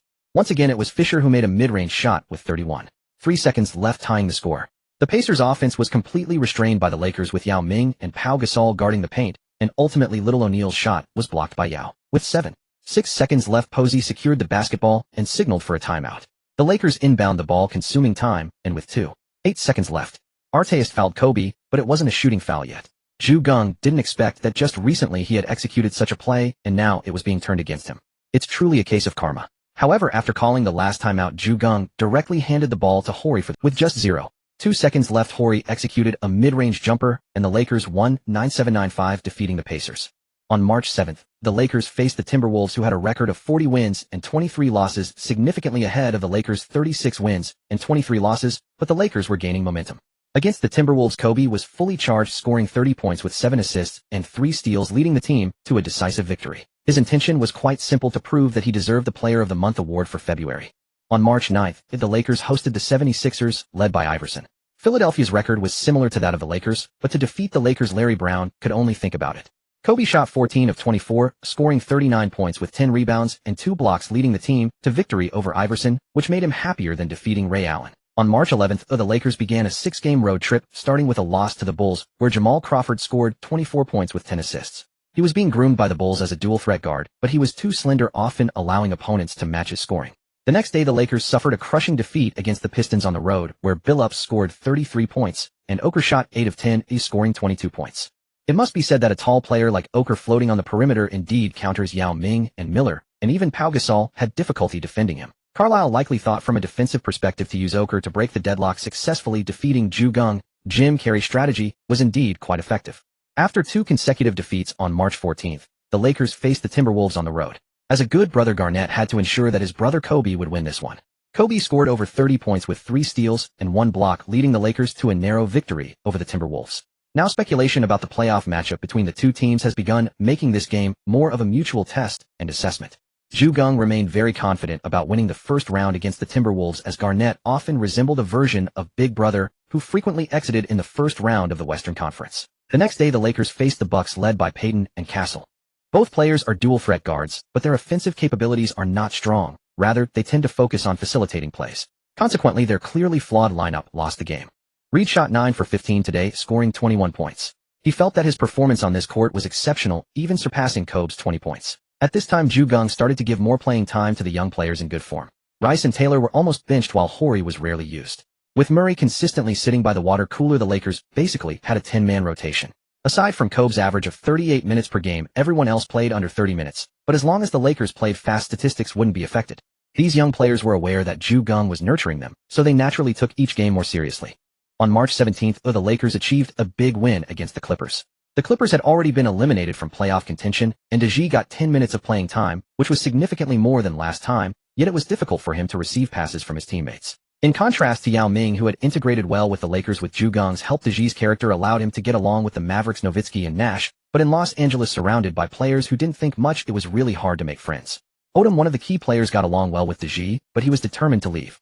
Of course, DeJi's biggest problem was that even now his English was still inadequate. Even by the end of the year, there were reports stating that he was not fluent, which was unacceptable. Although Geng also thought it was absurd for all Chinese students to learn English, believing it should be a requirement based on their major in college or elective, he felt that someone who had been abroad for years should have mastered English by now. On March 20th, the Lakers' last game of their 6-game road trip was against Sacramento. Weber had already returned, and Christie once again limited Kobe, allowing him to score only 11 points on 30 attempts. Although he achieved 34 points and 13 rebounds, his efficiency made Geng's face darken. The main reason was Kobe's poor start, hitting just 1 of 8 in the first quarter, and his shooting percentage improved afterward, making it hard for Geng to express his frustration. Finishing the 6-game road trip with a loss, the Lakers were not pleased and returned to Los Angeles with long faces. The next day, they hosted the Celtics in a back-to-back matchup, and there was no doubt they were brimming with anger, especially against their nemesis. Kobe was troubled by foul trouble today, shooting 5 for 11 and scoring 13 points with 7 assists, 1 steal, and 1 block. However, Yao Ming came off the bench, scoring 10.6 rebounds, 5 blocks, and 2 steals on 4 for 7 shooting. Meanwhile, the starting big brother had a fantastic game, shooting 14 for 22 and scoring 32 points, leading the Lakers to a 1-0-4-9-6 victory over the Celtics. Although Kobe's performance was average, he was incredibly happy at this moment, as he had risen through similar circumstances. While these two big guys lacked the talent of Shaquille O'Neal, they worked exceptionally hard, far surpassing the often lazy O'Neal. Yao Ming was often advised by the coach to reduce his workout time to ease the strain on his legs. With these two big men, Kobe felt that next season they would dare to challenge the former Lakers. On March 23rd, the Lakers faced the Spurs on the road, where Robinson had returned, but the Lakers still exchanged blows with this Spurs team. Ginobili played 24 minutes, shooting 5 for 9 and hitting all 4 free throws, scoring 14 points with 2 steals and 1 block. In Kobe's subpar performance, he often broke through the Spurs defense as a surprise weapon, but unfortunately, he was still not enough to change the outcome of the game. However, Popovich felt great pain as he clearly wanted Ginobili, but was outmaneuvered by the Lakers in the draft. After losing this game, the Lakers decided to train even harder. On March 25th, the Lakers achieved a significant victory over the Hawks, who were not performing well mainly due to their coaching staff being too foolish. Although everyone knew 2003 was a year of great drafts, their current general manager had already traded away their draft pick. With such a Hawks team, there was no change. Thoughts of contending for the championship would have to remain just thoughts. The next day, the Lakers faced the Rockets in a back-to-back matchup marking Yao and Shaq's final regular season clash. At this point, O'Neal was extremely frustrated because he had rested a bit too long at the start of the season and then suffered an injury, which now put the Rockets in a precarious position regarding the playoff roster. Therefore, he was determined to win. O'Neal completely dominated Yao Ming, shooting 16 for 26 and hitting 7 of 8 free throws for 39 points and 5 rebounds. Kobe scored 31 points, 9 rebounds, and 5 assists, performing pretty well and managing to restrain himself against O'Neal. Yao Ming finished with 6 points, 10 rebounds, and 2 blocks. With 12.2 seconds left in the game, Francis drove in and assisted O'Neal for a dunk. Mobley chose to foul Kobe, who made both free throws, bringing the score to 9,693, still leading by 3. The final shot for Houston went to Eddie Griffin, but his three-pointer missed, allowing the Lakers to narrowly escape. O'Neal's face was extremely dark, but he couldn't afford to be upset now because if he couldn't lead Houston to the playoffs this year, he would lose face. For a moment, he even regretted resting too long, but it was just a fleeting thought. The reason Kobe was restrained in the last game was entirely due to the upcoming matchup on March 28th. The Lakers were set to face the Wizards at home, which might be his last chance to battle Jordan, and Kobe was gearing up for it. The Wizards' starting lineup included Tyronn Lue Stackhouse and Jordan, who would face Kobe's attacks directly. By halftime, the Lakers led significantly at 5,948, yet what surprised all Lakers fans was that out of those 59 points, Kobe had scored 42. Indeed, Kobe exploded for 42 points in 2 quarters, going completely berserk. Would Jordan concede? Not at all. He leapt high, and while his opponents landed, he executed a single-handed floater in midair. Fisher asked, "Why are you still up there?" Jordan finished the game with 23 points and 4 assists, still showing the skill of a Kobe. Shot 29 times, making 15, hitting 9 of 13 from three-point range and 16 of 18 from the free throw line, finishing with 55 points, 3 assists, and 3 steals, leading the Lakers to a resounding victory over the Wizards. In the final moments of this game, Kobe managed to counter Jordan's previous remark about him. Jordan acknowledged that this kid had some talent, even getting a pat on the head from Kobe at the end. Pat on the head. Perhaps the intensity of this game was Kobe shot 5 for 13, hitting 4 of 8 from 3, scoring 14 points, with 5 assists and 3 steals. Ray Allen scored 32 points on 11 for 21 shooting, once again defeating Kobe, which thrilled him. The next day, the Lakers back-to-back defeated the Grizzlies. The Grizzlies coaching staff was nearly cursing Geng as they had wanted to trade Richard for Gasol, but were thwarted by Geng. Big Brother had a fantastic performance against the Grizzlies, scoring 22 points, 10 rebounds, and 3 assists. He demonstrated a well-rounded game, and being in his second year, played less than 30 minutes, making him a stable scoring option among the starters. He was much more stable than Kobe. After all, when Kobe was on fire, he could score 40 or 50 points, and even on an off night, he could still get a dozen points, whereas Big Brother was consistently dependable. On April 3rd, the Lakers faced the Mavericks on the road. By this time, the Lakers had a record of 46 wins and 28 losses, and unbeknownst to them, they were already ranked high in the second tier of the Western Conference. 7 rebounds, 6, 3 assists, and 2 steals. The Magic had a record of 10 wins and 5 losses, and were also vying for the playoffs. In the West, the player of the month for March went to O'Neal, who was 7 rebounds, 6, 3 assists, and 2 steals. The Magic had a record of 10 wins and 5 losses, and were also vying for the playoffs. In the West, the player of the month for March went to O'Neal, who was leading his team on a furious push for the playoffs, averaging 31 points. 6 rebounds, 11 rebounds, 2, 6 assists, and 9 blocks. The data of the Inside Dominator showed that he led Houston to a record of 11 wins and 5 losses, fiercely contending for the playoffs. Unfortunately for Houston, Tomjanovich fell ill and needed treatment, leading to assistant coach Smith being promoted to However, Smith discriminated against Yao Ming, relegating him to the bench and even denying him playing time. This led to a decline in his statistics, causing him to lose out in the Rookie of the Year race against Stoudemire, but facing O'Neal, he adopted Larry Brown's early coaching methods with Iverson. Francis and Mobley had to serve O'Neal, and under these circumstances, Houston continued to improve. After finishing with the Mavericks, the Lakers back-to-back defeated the Grizzlies, securing their playoff position as the season neared its conclusion. On April 6th, the Lakers hosted the Suns, marking the final regular season matchup between Yao Ming and Stoudemire. Their performances would likely determine who would earn the Rookie of the Year title.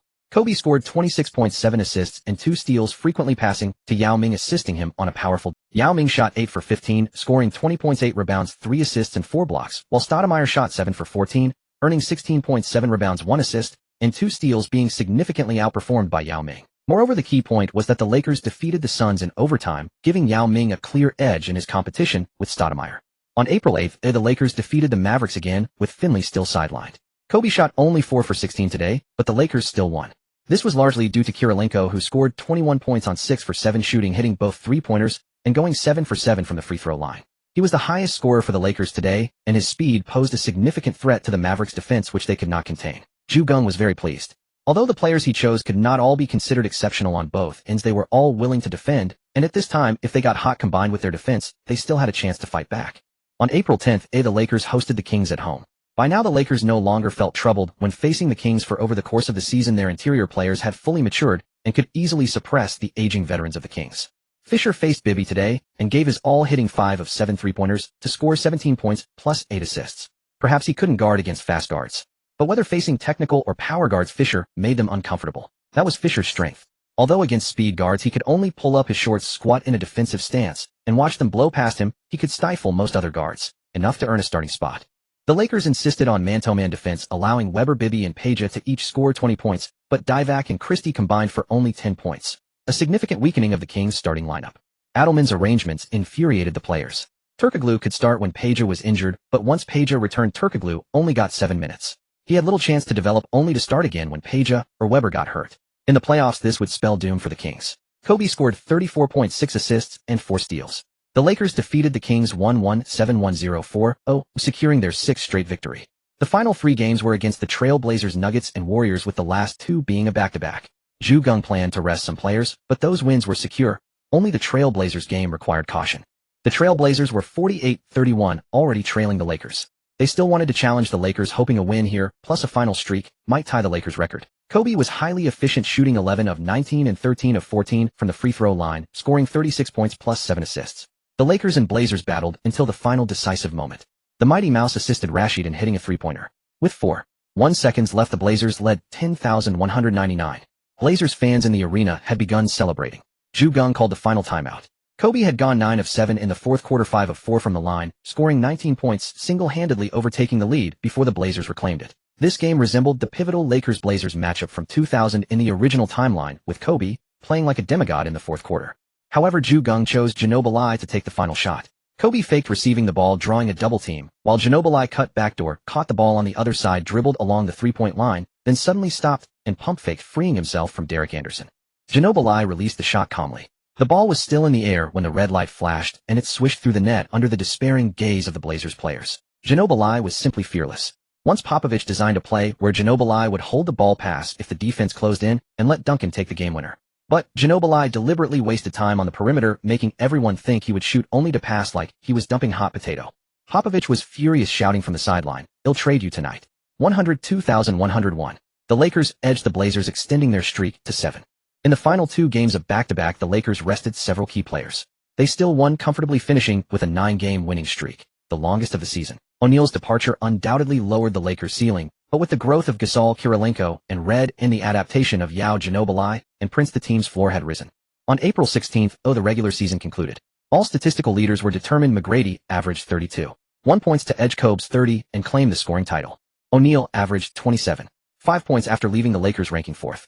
The rebounding crown went to Big Ben, averaging 15.4 boards. Despite being barely 2 meters tall, he was an extraordinary rebounder. Garnett ranked 2nd with 13.4 rebounds, while O'Neal was 5th with 11.1. His efforts helped Houston win consistently, like the Lakers down the stretch, to squeeze into the playoffs. Kidd averaged 8.9 assists to lead the league. With the defensive intensity this year, dishing out easy assists was no easy task. White Chocolate and Peyton tied for 2nd and 3rd with 8.3 assists. Perimeter assists would only flourish after the no-hand check rule. Still, this highlighted the explosive scoring ability of peak McGrady and Kobe. Even under intense defense, their scoring prowess remained unaffected. In blocks, Ratliff averaged 3.2 per game to take the title. Big Ben also had 3.2, ranking 2nd. O'Neal averaged 2.4 blocks, 6th overall. He remained an elite center. But Lakers fans didn't particularly miss O'Neal. Gasol and Yao offered more variety, providing more entertainment than the Big Sharks' dunk-heavy style. But Lakers fans didn't particularly miss O'Neal. Gasol and Yao offered more variety, providing more entertainment than the Big Sharks' dunk-heavy style. The West had entered its wild mode. Although the Lakers performed well, they couldn't even crack the top 4. The ranking rules were: Western Conference first seed San Antonio Spurs 60-22. Greg Popovich was delighted. With the OK combination gone, they had finally risen in the West. Regular season champions, now they set their sights on the championship. With Timmy, he had that confidence. Western Conference second seed Sacramento Kings 59-23. Rick Adelman's Kings dominated the regular season, but few believed they could do much in the playoffs. If they changed coaches, the Kings might still contend. Spending $42 million, paying the owner. Western Conference third seed Dallas Mavericks 60-22. Don Nelson was furious. The league rule that division winners must be top 2 seeds meant the Mavs, despite a better record than the Kings, ranked third. 94 million didn't hurt Cuban too much. The results satisfied him as the Mavs improved step by step. Western Conference fourth seed Minnesota Timberwolves 51-31. Flip Saunders was grateful the Northwest Division was weak, allowing the Timberwolves to secure the 4th spot by winning their division. Western Conference 5th seed Los Angeles Lakers 54-28. Geng was satisfied with the record. Although the second round would pit them against the Spurs, they had to face them. Moreover, the Lakers' $58.05 million salary ranked 8th among all teams, a successful rebuild. Western Conference 6th seed Portland Trail Blazers 50-32. Maurice Cheeks felt the Trail Blazers declining since taking over. He also failed to develop young players. Compared to the Lakers, Portland's $105.6 million salary was an enormous waste. No splash at all. Still, at least the Blazers made the playoffs. Dolan, who spent $93.45 million and missed the playoffs, sneered, "Haha, I'm going to sacrifice someone." Western Conference 7th seed Utah Jazz 47-35. Jerry Sloan's pick-and-roll faced Princeton plus system. The aging Stockton and Malone were in their final season, as Stockton would retire afterward. Western Conference 8th seed Houston 46-36. After Shaquille O'Neal arrived, he missed time early and mid-season, and head coach Rudy Tomjanovich battled cancer late. They nearly missed the playoffs, but managed to preserve the Sharks' face. The Suns finished 44-38 in 9th in the West. Amare Stoudemire missed the NBA playoffs, enraging him. The East was more consolidated. Playoff teams had similar records. Eastern Conference first seed Detroit Pistons 50-32. Rick Carlisle led a half-new, half-old Pistons to shine again in the East. Though not comparable to the West's top teams, they were very strong. However, their roster depth was insufficient, and Carlisle used an 8-man rotation, leading to tired legs in the playoffs. Eastern Conference second seed New Jersey Nets 49-33. Byron Scott, with a more mature Nets roster and Kidd, aimed for another finals run. Eastern Conference third seed Indiana Pacers 48-34. Isaiah Thomas had a good hand, but his coaching ability was questionable, preventing the Pacers from matching previous years. Eastern Conference fourth seed Philadelphia 48-34. Larry Brown and Iverson had completely fallen out. Earlier, Brown overlooked Iverson's missed practices, but now he publicly exposed them, ruining Iverson's reputation. Eastern Conference 5th seed New Orleans Hornets 47-35. Paul Silas moved to a new location, but the Hornets' core remained, allowing them to reach the playoffs in the East. Eastern Conference 6th seed Boston Celtics 44-38. Jim O'Brien proved the Celtics' twin stars could make the playoffs. But coaches not adapted to the NBA, even famous ones, struggled. Eastern Conference 7th seed Milwaukee Bucks 42-40. George Karl, lacking the Big Three's firepower, saw the team's record slide. He had also fallen out with every star he coached, a signature trait. Eastern Conference 8th seed Orlando Magic 42-40. Doc Rivers had been on edge since failing to keep Duncan, but at least they made the playoffs. In the East, the 9th-place Wizards had only 37 wins. The East gap with the West was stark. This year, the NBA changed the rules, making the first round a best-of-7. This alteration led to a historically iconic moment. On April 20th, the Lakers hosted the Timberwolves at the Staples Center. The Lakers' starting lineup remained unchanged: Fisher, Kobe, Posey, Gasol, and Miller, with key rotations, including Ginobili, Red, Kirilenko, and Yao Ming. Horry played, depending on the situation, while Rice, Prince, and Taylor only saw court time during garbage minutes. In the playoffs, the Lakers primarily utilized a 9-man rotation. As for the Timberwolves, after Marbury left and they lost another guard to tragedy, they managed to acquire Billups, but lost him to the Pistons. Their current starters were Troy Hudson, Wally Szczerbiak, Kevin Garnett, Rasho Nestorovic, and Joe Smith. A classic case of weak guard play compensated by a strong frontcourt. The Lakers won the opening tip. Gasol initiated the offense with a mid-range jumper that clanked off the rim, but Miller grabbed the offensive rebound. The ball found Posey, who drove, and dished to Fisher, who drained a three-pointer. Szczerbiak assisted Garnett for a jump shot. Garnett pounded his chest and roared, showcasing his alpha demeanor. Kobe drove, but under Garnett's help defense, he attempted a reverse layup that missed. Garnett quickly pivoted, leaped again, secured the rebound, and let out another roar as he passed the ball. Nestorovic's layup was blocked by Miller. Kobe collected the ball, advanced upcourt, and after several drives were thwarted, he found Fisher again for another three-pointer. Nestorovic's pass sailed out of bounds, drawing Garnett's ire as he was showered with spittle. Kobe continued driving but couldn't penetrate the defense, so he assisted Gasol for a mid-range jumper. Garnett isolated against Gasol and hit a fadeaway jumper. Fisher caught and shot a mid-range jumper that missed. Nestorovic secured the rebound. Hudson's jumper clanked and Posey grabbed the board. Kobe pushed the ball in transition, drove, and dished, allowing Miller to score a layup. The Lakers led 104 early, and their advantage only grew. Fisher shot 3 of 2 from 3, and Posey hit 3 of 3. With Kobe relentlessly driving and kicking, the Timberwolves were forced to collapse inside, leaving ample opportunities beyond the arc. Kobe went 4 of 7 from the field and 3 of 3 from the free throw line, posting 12 points and 5 assists in the first quarter. The Lakers led 39-23, a 16-point advantage. Kirilenko came off the bench with 2 of 3 shooting, adding 1 assist and 1 block, delivering a commendable performance. Geng had no choice but to bring Kobe onto the court early and let him operate in the post with back-to-the-basket moves. Kobe exploited mismatches with smaller defenders, hitting consecutive turnaround jumpers. He went 8 of 9 in the second quarter, scoring 16 points. However, the Timberwolves bench erupted. Center Mark Jackson went 4 of 4 from the field and 1 of 1 from the line, racking up 9 points. Combined with Rod Strickland and Anthony Peeler each contributing 4 points, Minnesota outscored the Lakers 29-27 in the quarter, gaining a 2-point edge. When the second half began, Kobe's stamina dipped, but Pau Gasol scored 8 points to stabilize the Lakers. The quarter ended 22-24, with the Lakers allowing another 2-point deficit. Yet the overwhelming deficit prevented the Timberwolves from playing their normal game. At the start of the fourth quarter, they could only rely on Hudson's drives and Garnett's mid-range jumpers. After getting sufficient rest, Kobe regained some rhythm, scoring 6 points in the fourth quarter. Combined with Pau Gasol and Miller's 12 points, the Lakers sealed the game with a 29-22 quarter, securing the victory.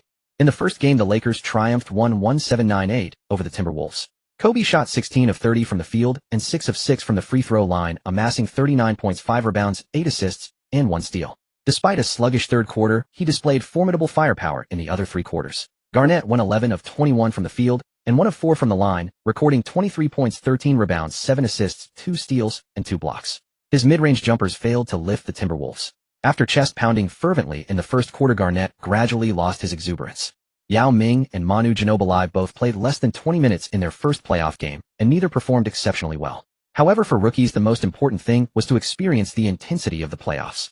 Both Yao Ming and Manu Ginobili had encountered the so-called rookie wall, but they crossed it with relative ease. Although not as extreme as Deng Mei, who retired upon hitting the rookie wall, it still proved their exceptional caliber. On April 22nd, the Lakers hosted the Timberwolves again, but suffered a major upset. Minnesota replaced Joe Smith with Anthony Peeler in the starting lineup, and the veteran Peeler targeted Kobe relentlessly. In the first quarter, Hudson shot 5 of 7 for 11 points, breaking through the Lakers' defense with ease. Garnett also went 5 of 6, his mid-range jumpers finally proving lethal, scoring 10 points. The Timberwolves led 28-23 after the opening period. Pau Gasol was heavily targeted by Garnett in the first quarter, going 0 of 4 from the field. The sophomore Gasol still struggled to break free from Garnett's tenacious defense. In the second quarter, Hudson and Garnett each scored 8 more points, whilst Szczerbiak added 7. The Timberwolves extended their lead with a 29-20 quarter, building a 9-point advantage. Kobe went 2 for 6 in the final quarter and 3 for 14 in the second half, as the Lakers suffered a devastating 9-1-1-1-9 loss to the Timberwolves. The veteran Peeler managed to contain Kobe, astonishing many as they praised Saunders' adjustments as nothing short of genius. Hudson delivered 37 points and 10 assists, while Garnett posted 35 points, 20 rebounds, and 7 assists. Together, they powered the Timberwolves to victory and joyfully returned home. In the playoff series between the Spurs and Houston, O'Neal erupted in the first game. Against the Spurs double teams, he held his ground against 3 defenders, leading Houston to a narrow 9,695 victory. Whoa. In the first game, the Spurs fell short. Duncan managed only 17 points, while Jackson emerged as the team's top scorer. With both teams cranking up defensive intensity, Jackson thrived in the chaos. In the second game, Duncan scored 22, but Jackson added 23 as the Spurs defeated Houston 84-76, tying the series at 11. O'Neal endured a brutal ordeal, surrounded and hounded at every turn. He couldn't help but miss Kobe. Over in the Mavericks vs. Trailblazers series, Dallas seized both home games. With Nelson at the helm, their spending was judicious and their money was well invested. In the first game, Nowitzki shot 16 of 27 from the field, 4 of 5 from 3, and 10 of 11 from the free throw line, erupting for 46 points and 10 rebounds in a dominant 9,686 victory. But in the second game, Bonzi Wells went 16 of 24, 5 of 6 from 3, and 8 of 11 from the line, pouring in 45 points to drag the game into the final moments. However, Nash went 3 of 4 from 3 in the fourth quarter, hit both free throws, and tallied 11 points and 3 assists in the period. He scored 5 straight points in the closing seconds to seal the win, finishing with 28 points. Nowitzki added 25, and their combined effort led the Mavericks to a hard-fought 10,399 victory. In the last Western Series, the Kings and Jazz showed a clear gap. Sacramento eked out a 9,690 win in the first game. The Kings' victory hinged on a 198 second quarter that stunned the Jazz. That single quarter's margin. In the second game, the Kings unleashed a 3,220 second quarter and cruised to a 10,895 win. With Stockton limited to just over 20 minutes, his absence in the second quarter left the Jazz vulnerable to a relentless pounding. In the West, the Lakers and Spurs held regular season advantages, but had both been tied in their respective series. Over in the East, the Magic turned the tables. McGrady shot 15 for 28, 3 for 6 from deep, and 10 for 12 from the line, scoring 43 points to lead Orlando past the Pistons 99-94. It was an embarrassing result for Carlisle, whose team was the top seed in the East. McGrady was unstoppable in that era. In the second game, he went 16 for 26, 4 for 9 from 3, and hit 11 of 10 free throws for another 46-point outburst. But Carlisle adjusted his defensive scheme, letting McGrady score while smothering everyone else. The Pistons won 89-77 to even the series. Orlando was in a desperate state, utterly reliant on McGrady, a dependence that drained his already fragile body. Hamilton shot 10 for 16 and 10 for 13 from the line for 30 points. The mid-range assassin stubbornly refused to shoot threes, but his mid-range game was lethal. Just as everyone thought McGrady was dominant, Iverson stole the spotlight. In the first game, he went 21 for 32, 3 for 5 from beyond the arc and 10 for 11 from the stripe, erupting for 55 points and 8 assists to lead Philadelphia to a 98-90 victory over the Hornets. 50-point playoff games are rare. A 55-point masterpiece is even more ferocious. In the post-Jordan era, it was these scorers who pushed the NBA into the era of the four guards, keeping viewership afloat. Perhaps he had expended too much energy in the opener, but in the second game Iverson regressed to the mean clanking shots. Yet Philadelphia still won 9,085, taking a 20 lead. The Bucks suffered a humiliating defeat in their first game at the Nets' home court. Payton went 3 for 11 for just 8 points. The glove and Karl failed to spark chemistry, instead creating chaos that nearly drove Bucks fans into a frenzy. Kidd posted 14 points and 14 assists, and the Nets had 7 players in double figures taking the first game. In the second game, Payton regained his touch, shooting 11 for 20 for 22 points and 7 assists. Castle added 21, and the duo propelled the Bucks to an 8,885 narrow victory over the Nets. Castle hit a clutch two-pointer in the final moments to secure the lead, forcing the Nets to foul. The ensuing three-point attempt missed, eliminating the chance for a tie. As long as a team keeps its composure, follows the coach's instructions, and avoids foolish fouls on three-point shooters, it won't easily lose. The series was tied 11-11, and the disgruntled Nets headed to Milwaukee. In the last Eastern Series, the first game between the Celtics and Pacers nearly drove Pacers fans to despair. Pierce shot 8 for 24, but went 21 for 21 from the free throw line, finishing with 40 points, 11 rebounds, and 6 assists. The Celtics escaped with a 103,100 win. Artest, having played brilliantly with 26 points on 12 for 8 shooting, was suddenly called for a foul, while his team was leading, forcing him to foul out. Despite being the Pacers' leading scorer, his ejection contributed to the loss. Still, one cannot claim the refs favored the Celtics. The Pacers shot more free throws, though their attempts were less concentrated. In the second game, Jermaine O'Neal posted 23 points and 20 rebounds, rising to the occasion. The Pacers relied on defense to claim an 89-77 victory, leveling the series. Artest and Pierce became entangled in a fierce duel, effectively canceling each other out. Their rivalry, a tale of enmity and grudging respect, had begun. On April 24th, the Lakers faced the Timberwolves in Minnesota for the third game. At this moment, the Timberwolves were riding a wave of momentum, eager to strike the Lakers down once more. As the game commenced, Kevin Garnett was exceptionally fired up. In the first quarter alone, he unleashed 10 fierce jump shots, sinking 5 of them to rack up 10 points. On the Lakers side, Kobe Bryant went 3 for 6, scoring 6 points. However, Derek Fisher emerged as the Lakers' surprise weapon, shooting 4 for 5, including a perfect 3 for 3 from beyond the arc, contributing 11 points. Yet Garnett, after all, was the Wolf King. He roared with intensity as he performed, and the entire Timberwolves team rode a wave of overwhelming momentum at home, ending the first quarter with a 29-24 lead, of 5-point advantage. The home fans of the Minnesota Timberwolves were fervent, especially as Kevin Garnett's tenacious image had intimidated count. When the second half commenced, Garnett roamed relentlessly to provide help defense, often weaving between Pau Gasol and Kobe Bryant to defend against both, showcasing his toughness to the fullest. Kobe continued to miss shots in the third quarter, making only 1 of 4 attempts. The Lakers trailed 2,528. This was undoubtedly the highlight of Garnett's career. The Timberwolves entered the fourth quarter with a 9-point lead.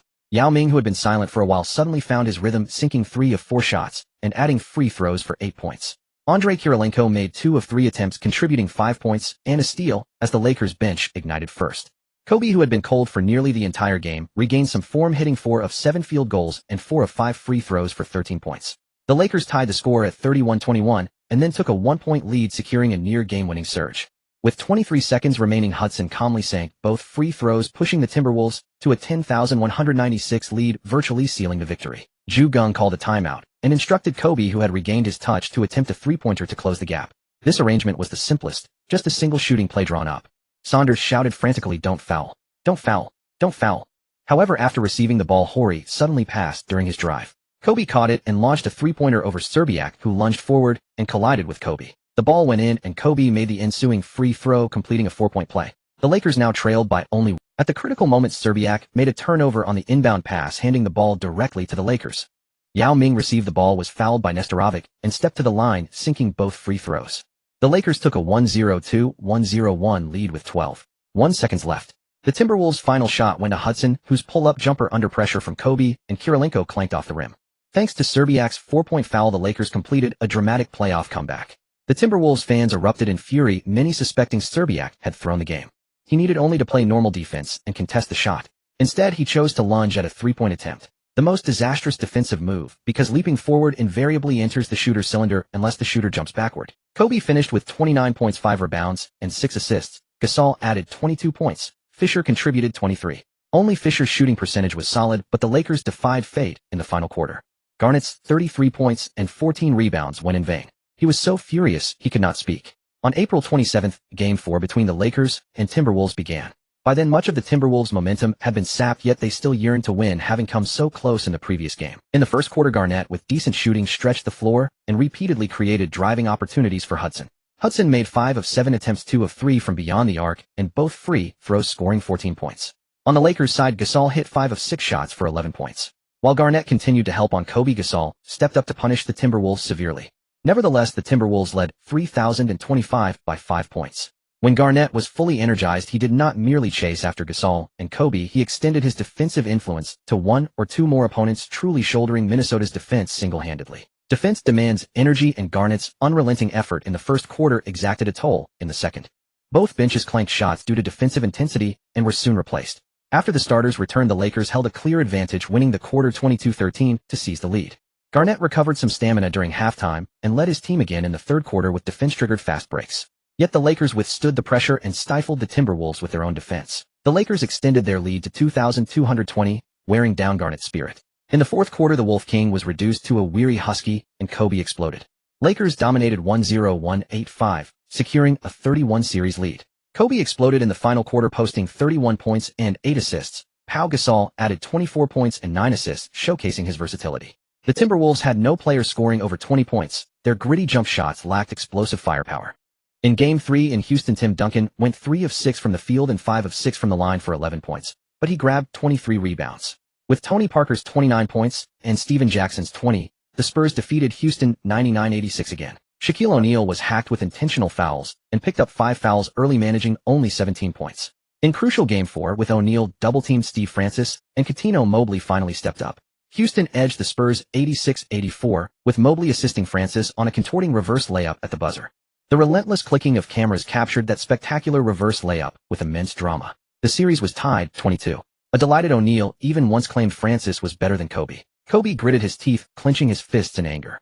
Over in Dallas, another triumph in Game 3, Dirk Nowitzki went 15 of 20 from the field, 5 of 6 from 3, and 7 of 9 from the line, erupting for 42 points and 10 rebounds. The Mavericks led 30 with a 115,102 victory, just one step away from advancing. Backed into a corner, Cheeks finally changed his lineup. Or rather, ever since Pippen's injury after Game 1, the Trailblazers had been adjusting each game. This time he inserted the Black Bear, Randolph the benchwarmer, into the starting 5 alongside Stoudemire, Bonzi Wells, Rasheed Wallace, and Dale Davis. Once on the court, Randolph unleashed his Black Bear lineage, going 9 of 17 and 7 of 10 from the line for 25 points and 15 rebounds. The Trailblazers even went on a monstrous 210 run, sweeping away the Mavericks in one overwhelming surge. Finley shot 3 of 12, Nash 0 of 4, leaving only Nowitzki among the big three, with 10 of 20 for 26 points and 11 rebounds. Cuban could only bury his thoughts. The Trailblazers crushed the Mavericks 98-79, pulling back one game to trail 13. Back home, John Stockton gave his all, playing 33 minutes to help the Jazz edge a 107,104 victory. Down the stretch, Stockton sank all 4 free throws to preserve the lead. The Jazz exhausted their final strength, losing Game 4 badly, 8,299. The Kings took a 31-series lead. In the West, only the Spurs had a 22 tie, which shocked many people's perspectives, yet it seemed reasonable as the Spurs were facing the 3-time Finals MVP O'Neal. Over in the East, Darrell Armstrong erupted for 20 points, leading the Magic to an 8,980 win. The Pistons' offense hit a major snag. They managed only 17 points in each of the final 3 quarters, a terrifying consistency. By Game 4, Armstrong went 6 of 6 from the field and 4 of 5 from the line, nearly perfect with 18 points. Drew Gooden added 20 points and 13 rebounds, and the Magic defeated the Pistons again, 10,092. The Magic led 31, and Tracy McGrady still uttered those words. If this were last year, would already be thinking about our next opponent.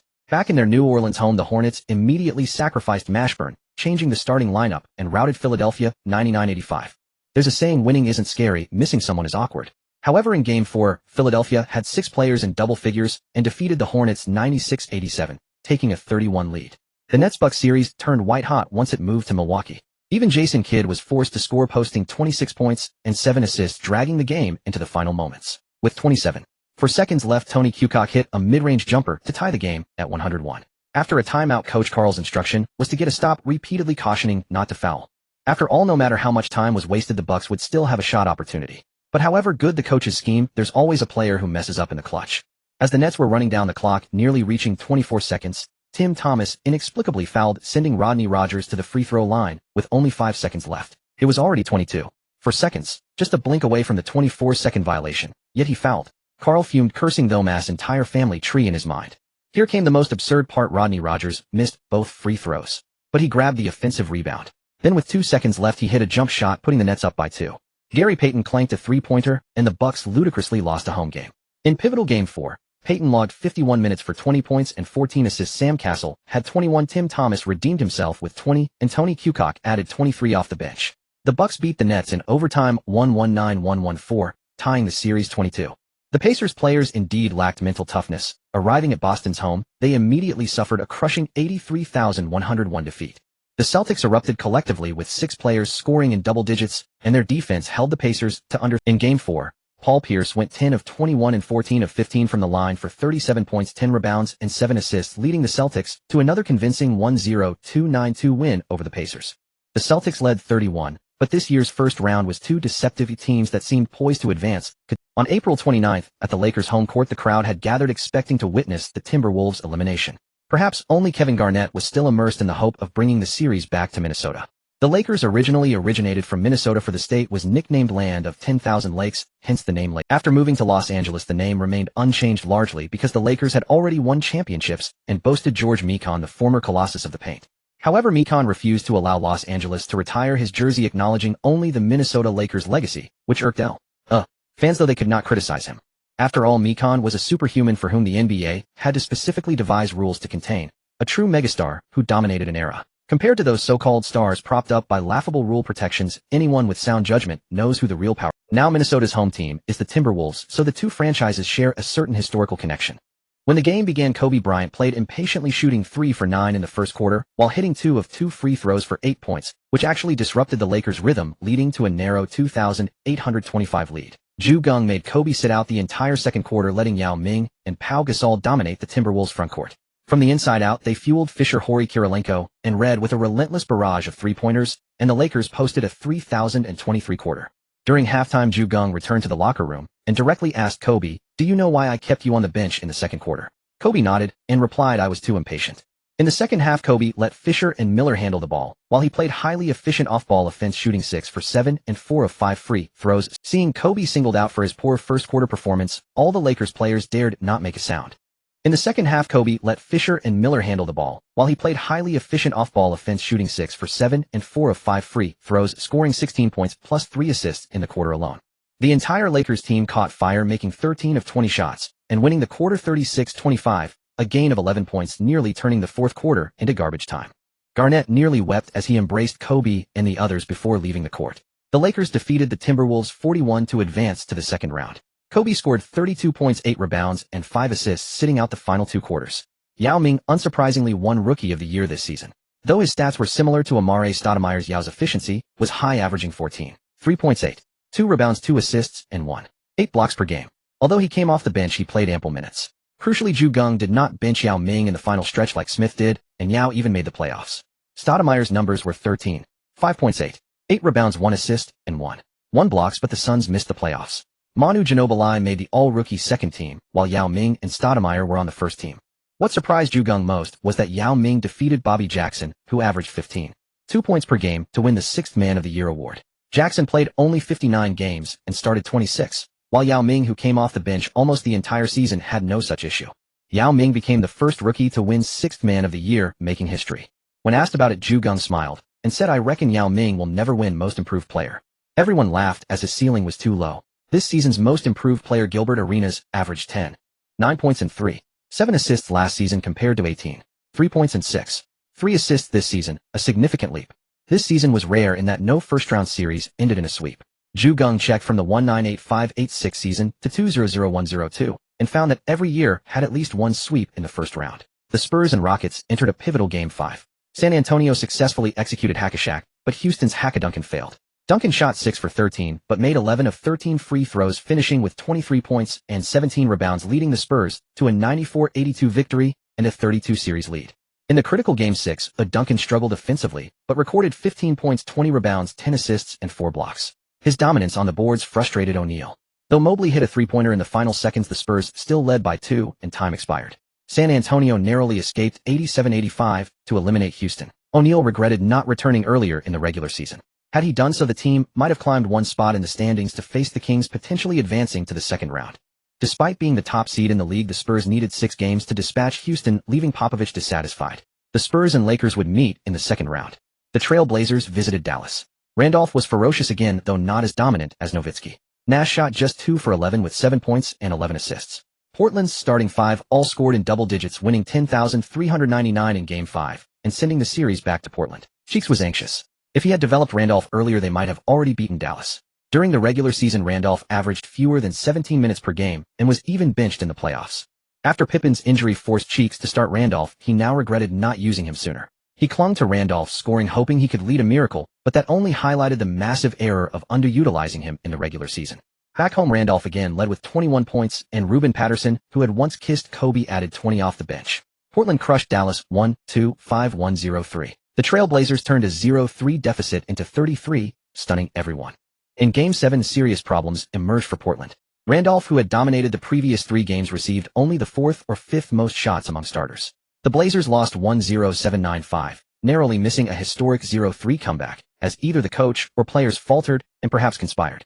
In Portland's 3 wins, Bonzi Wells and Randolph had taken the most shots. But in Game 7, both had only 12 attempts fewer than the other 3 starters. This shows that in the NBA, sheer strength isn't enough to win. When teammates don't want you to win, you realize how powerless you are. Wait, I'd give you a 9. The Trail Blazers fell, and the Mavericks advanced in a thrilling series. Back home, Weber dominated Malone, holding him to 5 for 17 shooting. The Kings won 1-1-1-9-1, taking the series 41. The Kings' Princeton offense and the Mavericks' trio of scorers, both teams favoring offense over the era's defensive grind, offered a refreshing contrast. In the East, T-Mac's comments fired up the Pistons. They played the kind of defense that had once shut down Jordan, holding McGrady to just 19 points in Game 5. Ben Wallace shot 6 for 9, finishing with 14 points, 21 rebounds, 10 offensive, 4 steals, and 3 blocks. Detroit crushed Orlando 98-67. In Game 6, the Magic returned home. Considering they were the 8th seed, their run was impressive. If not for the playoff rules change, they might have pulled off the upset. McGrady shot 11 for 28, 1 for 6 from 3 and 14 for 17 from the line, totaling 37 points, 11 rebounds, 5 assists, and 2 steals. He gave everything. But Billups caught fire, shooting 11 for 23, 7 for 14 from 3 and 11 for 12 from the line, exploding for 40 points to outshine McGrady. Ben Wallace shot 6 for 11, but only 8 for 22 from the free throw line, nearly falling victim to Hack-a-Ben. Still, he recorded a monstrous defensive line of 20 points, 17 rebounds, 4 steals, and 5 blocks, leading Detroit to a 10,388 win and forcing a Game 7. Rivers sensed trouble. In the decisive game, McGrady shot 7 for 24 for 21 points, running out of steam. Billups shot 11 for 19 and 12 for 12 from the line again, scoring 37 points. Ben Wallace went 3 for 8 and 1 for 6 from the line, contributing 7 points, 12 rebounds, 5 assists, 2 steals, and 5 blocks. The Pistons won 1-0-8-9-3 to eliminate Orlando. Rivers, I knew, would capsize with a tailwind. The Mavericks advanced without much drama. The Magic talked big, and McGrady had his famous moment. In Game 5 between the Hornets and Sixers, Mashburn returned. New Orleans scraped by 93-91 to send the series to a 6th game. In the pivotal Game 6, Mashburn played well, trading baskets with Iverson. Mashburn shot 14 for 27, 3 for 4 from 3 and 5 for 7 from the line, for 36 points and 5 assists. Iverson went 14 for 34 for 10 from 3 and 13 for 18 from the line, exploding for 45 points and 4 assists. Thanks to Iverson's heroic performance, Philadelphia squeaked out a 1-0-7-1-0-3 win, taking the series 42 and setting up a second-round clash with Detroit. In the Bucks-Nets pivotal Game 5, a defensive battle unfolded. Kenyon Martin struggled, shooting 3 for 11. But Richard Jefferson contributed 17 points and 16 rebounds, and Kidd added 19 points, leading New Jersey to an 8,982 win. Karl was clearly thrown off by an unfamiliar pace. So in Game 6, he unleashed the offense, only for Kidd to post 22 points, 11 rebounds, and 11 assists, lifting Kenyon Martin. Martin proved typical. He crumbled under high defensive intensity, but thrived when it was lower. The Nets blew past the Bucks 1-1, 3-1-0-1, winning the series 42. In Game 5 between the Pacers and Celtics, Artest went berserk, scoring 26 points, 10 rebounds, and 4 blocks. He held Pierce to 5 for 21 shooting. Indiana outscored Boston 50 in overtime, winning 93-88 to force a sixth game. Back home the Celtics came out roaring, scoring 33-15 in the first quarter, more than double Indiana's output. Despite Jermaine O'Neal's 25 points and 19 rebounds, the Pacers fell 42 to the Celtics. On May 5th, at the home court of San Antonio, the first game of the series between the Lakers and the Spurs officially. On the Lakers side, Posey was examined by the team doctor and found to have a slight strain. He plays with tenacity, often ignoring minor injuries, and he remained the starter for this series. On the Spurs side, the starting lineup was set: Parker, Steven Jackson, Bowen, Duncan, and Robinson, still the Twin Towers. Moreover, this lineup featured a pair of Marshall Saints, one truly formidable and the other capable of rendering opponents ineffective. It was a truly versatile unit. The Lakers won the opening tip-off with Duncan merely jumping in place. Miller missed a mid-range jumper. Duncan grabbed the rebound, then went to the front court and made an inside pass to Robinson, assisting him on a layup. Kobe faced Bowen, pulled up for a fadeaway, but the shot clanked off the rim. From the opening tip, the Lakers' offense was stifled by the Spurs. No matter who caught the ball, they couldn't score easily.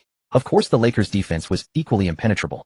Miller in particular kept jostling Robinson or Duncan to push them away from the paint, neutralizing the Spurs' Twin Tower threat. In the first quarter, Fisher went 0 for 3 from the field, Posey 0 for 4. After Geng adjusted the lineup, they finally stabilized the situation with the combined efforts of Pau Gasol and Miller. The defense from both sides made it impossible for each team to play properly.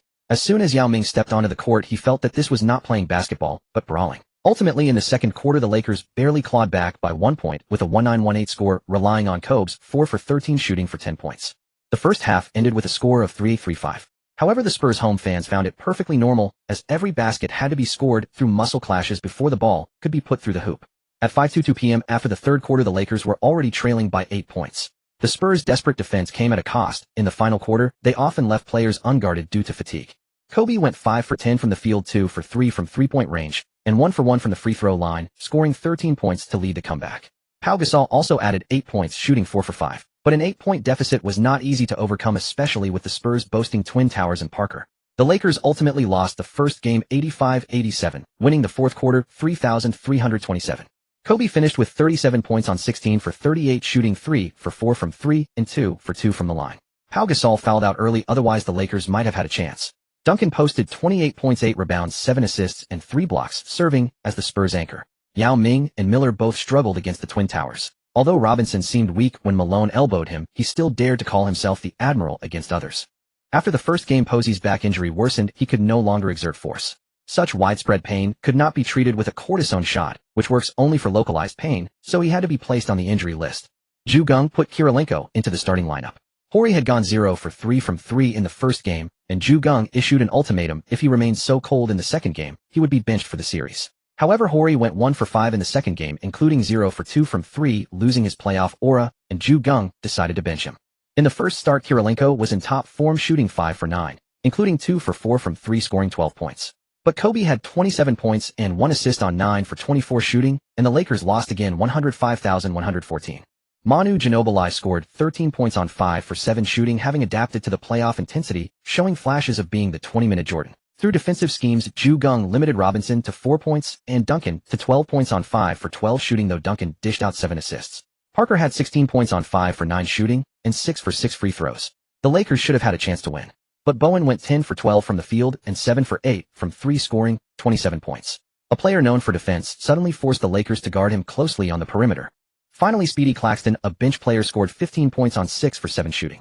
The Spurs recorded 27 assists, with Duncan attracting defense and dishing out brilliantly, leading the team to a 56 shooting percentage and the victory. The Lakers returned to their home court in silence, determined to defend their 2 home games. In Dallas, the Mavericks lost the first game 124,113 to the Kings. Both teams had 3 players scoring 20, but the Kings' firepower was clearly stronger, taking the first game. In the second game, though, Nash had only 19 points, Nowitzki and Finley each scored 24. Van Exel off the bench went wild, shooting 14 for 19, including 5 for 8 from 3 for 36 points and 6 assists, leading the Mavericks to a 132-110 blowout, tying the series 11. In the East, the Pistons easily defeated Philadelphia 98-87 in the first game. Ben Wallace turned in a bizarre stat line: 1.2 steals, 3 assists, 4 blocks, and 12 rebounds. However, bad news emerged for the Pistons. Billups could not play in the second game. Atkins started, but the Pistons still won 10,497, taking a 20 lead. Larry Brown's face was as dark as a pot after the loss, but he soon gloated to Carlisle: "Kid, you may be capable, but this society is about connections. Once I take a pay cut and join the Pistons, they'll welcome me with open arms." The Nets narrowly won the first game at home, 9,793. Kidd and Martin's clutch free throws secured the victory without much drama. In the second game, Pierce scored a triple-double with 32 points, 10 rebounds, and 11 assists. But Walker shot only 3 for 15, and the Celtics lost again, 95,104, falling behind 0-2. Both powerhouse teams trailed 0-2. Returning home on May 9th, the Lakers faced the Spurs in Game 3. As the three-peat defending champions, the Lakers could not accept being swept. Kobe drove and had his layup blocked. Duncan grabbed the rebound, and Stephen Jackson's three-point attempt missed. Pau Gasol secured the rebound and initiated a fast break, catching the Spurs off guard. Kirilenko and Kobe spread the floor quickly. In a 3-on-2 situation, Gasol passed to Kirilenko for an easy layup. Stephen Jackson drove and missed. Miller grabbed the rebound. Again, Gasol and Kirilenko connected, with Gasol assisting Kirilenko on a dunk. Duncan missed a turnaround jumper. Gasol grabbed the rebound facilitated from the high post and assisted Kobe on a fadeaway jumper. Right from the start, the Lakers went on a 60 run. Popovich immediately called a timeout, trying to make adjustments, but to no avail. Kobe and Gasol each shot 3 for 5, and Kirilenko went 4 for 5. The Lakers led 29-17 after the first quarter. If not for Duncan's 8 points on 4 for 10 shooting, the Spurs might have been blown out in the first quarter. During the halftime break, Geng brainwashed Yao Ming, urging him to be bolder. Kobe shot 2 for 6 and made all 4 free throws, scoring 9 points to stabilize the situation. After being targeted, Pau Gasol refrained from his usual aggressive play. Yao Ming entered the game and took 6 consecutive shots from the left side of the basket, hitting for contributing 8 points. The Lakers and the Spurs tied at 31 in the quarter as the Lakers held their ground. Duncan exerted himself a bit too early, shooting 1 for 4 in the fourth quarter, running out of energy. Kobe shot 3 for 7 and made all 8 free throws. The Lakers led 29-28 in the quarter and ultimately triumphed 110-95 over the Spurs, securing their first home victory. Kobe finished 10 for 23, scoring 39 points. Pau Gasol recorded 16 points and 8 assists, while Yao Ming added 14 points. Duncan put up 28 points and 11 rebounds, but he stood alone. He was the only starter to score in double digits. Popovich never anticipated that his defensive strategy would ultimately be dismantled by the Lakers. The crucial fourth game commenced on May 11th. By this point, both teams had pushed their defense and offense to the absolute. Unable to contain the Lakers' flashy passes and screens, the Spurs resorted to fouling, tallying just 2 steals and 2 blocks for the game. The Lakers, however, avoided fouling when they could defend, but committed aggressive fouls when clearly outmatched, finishing with 7 steals and 8 blocks. Neither team could gain a decisive edge, and the game remained tied until the final 77 seconds. Pau Gasol hit 2 free throws, knotting the score at 95. Duncan attempted a back-down post-up, but was locked by Miller at the waist, unable to pivot. His pass was intercepted by Pau Gasol, leaving 1 minute on the clock. Kobe drove for a layup, drawing a foul from Malik Rose. He made one of 2 free throws with 47 seconds remaining. The Spurs ran down the clock. With 24.6 seconds left, Stephen Jackson launched a three-pointer, but under the interference of Kirilenko's long arms, he adjusted the arc and missed everything. An air ball. With 14.3 seconds to go, Kobe suddenly drove, drawing a foul from Stephen Jackson. The drive was utterly unexpected, catching the Spurs off guard. Kobe sank both free throws, giving the Lakers a 98-95 lead. The Spurs inbound the ball to Parker. Kobe immediately lunged for the ball, forcing a turnover and securing the steal. Parker had no choice but to commit a tactical foul. There were 11 seconds left. For seconds, Kobe made one of 2 free throws. Duncan grabbed the rebound. The Spurs had no timeouts left. They sprinted to the front court, but Duncan's three-point attempt clanked off the rim. The Spurs lost all hope of a comeback. Duncan gave his all, shooting 10 for 17 for an efficient 36 points, 11 rebounds, and 5 assists. Kobe went 10 for 24, finishing with 35 points, 7 rebounds, 3 assists, 2 steals, and 1 block. The Lakers narrowly won 9,995 over the Spurs. Popovich deeply missed the days of facing Shaquille O'Neal, when he could resort to the hack-a-Shaq strategy in desperate moments and possibly turn the tide. However, the Lakers' victory was perilously close. That crucial steal was the result of Ginobili blocking Parker, Kirilenko obstructing vision, and Kobe double-teaming to rip the ball away, all while Kobe was carrying 5 fouls. After completely benching Horry for these 2 games, the Lakers won both. Many sighed that this man, whose championship rings made Charles Barkley green with envy, was truly fading from the stage. The Lakers and Spurs were tied 22, heading to San Antonio for the pivotal Game 5. The Mavericks visited the Kings' home court in Game 3, which went to double overtime before Dallas narrowly won 141,137. Nash had 31 points and 11 assists, the best among starters, but Dallas owed the win to Van Exel, who off the bench was like an everyday, all-star upgraded version of J.R. Smith. Van Exel shot 14 of 26, 6 of 12 from 3, and 6 of 7 from the line, racking up 40 points, 7 rebounds, and 7 assists, making Cuban feel it was a great deal. Despite double overtime, Adelman still only used 8 players. Gerald Wallace played, but less than a minute now. Pages scored 39 points in vain, but went scoreless in both overtimes while playing 56 minutes. As a shooter, he simply didn't have that much stamina. In the double overtimes, Dallas lost starting Adrian Griffin to a season-ending injury, while Sacramento lost Weber, clearly worse for the Kings. But in Game 4, Turkoglu replaced Weber as starter and successfully shut down Nowitzki, limiting him to 4 of 14 for 11 points. The Kings also routed the Mavericks 99-83, tying the series and forcing a Game 5. Truly humbled. Over in the East, Iverson at home had 25 points and 11 assists, and Philadelphia showed tenacious defense, routing Detroit 93-83. In Game 4, Billups made an emergency return but shot only 1 of 6, as Detroit suffered another big loss 95-82, leaving Billups slightly embarrassed by his rushed comeback. Iverson was a two-way force, putting up a massive double-double of 36 points, 11 assists, and 5 steals, once again showcasing his incredible stamina. Those two also reached a Game 5. The final matchup was different. At the Celtics' home, Kidd posted an odd stat line of 9 points, 9 rebounds, and 11 assists, leading the Nets to a 9,476 win and taking a series lead. In Game 4, Kidd had 29 points, 10 rebounds, and 8 assists, and the Nets outlasted the Celtics 1-1-0-1-0-1 in double overtime. The Nets swept the Celtics 40. There wasn't a single sweep in the first round, yet one appeared in the second round. The proud Celtics couldn't stomach such indignity. The crucial Game 5 began on May 13th in San Antonio. All the Spurs seemed to be in a very different state. A breakup was inevitable. The crucial Game 5 began on May 13th in San Antonio. All the Spurs seemed to be in a very different state. Duncan shot 2 of 4 in the first quarter for 5 points and 7 rebounds, dominating inside. Tony Parker shot 4 of 6 and 2 of 2 from the line for 10 points. The inside-outside duo ignited, leading the Spurs on a different path. Bryant shot 4 of 7 for 8 points, but he couldn't carry the team alone. The Lakers trailed 29-18 after the first quarter, down by 11. But it got worse. Speedy Claxton scored 6 points first, then Bowen and Duncan each added 6, and the Spurs led 27-20 in the second quarter, extending their lead. At halftime, the Spurs led 56-38, up by 18. The home fans were all excited, but Geng did not give up. He actively adjusted tactics, making Gasol and Bryant the primary scorers in the third quarter, having Yao Ming off the bench finish the latter part of the third, then launch a massive comeback in the fourth. Bryant struck first, shooting 4 of 6, 2 of 3 from 3, 1 of 2 from the line for 11 points. Gasol shot 3 of 5 for 7 points. Yao Ming came off the bench shooting 1 of 1 and 2 of 2 from the line, while Ginobili also went 2 of 2 for 4 points each.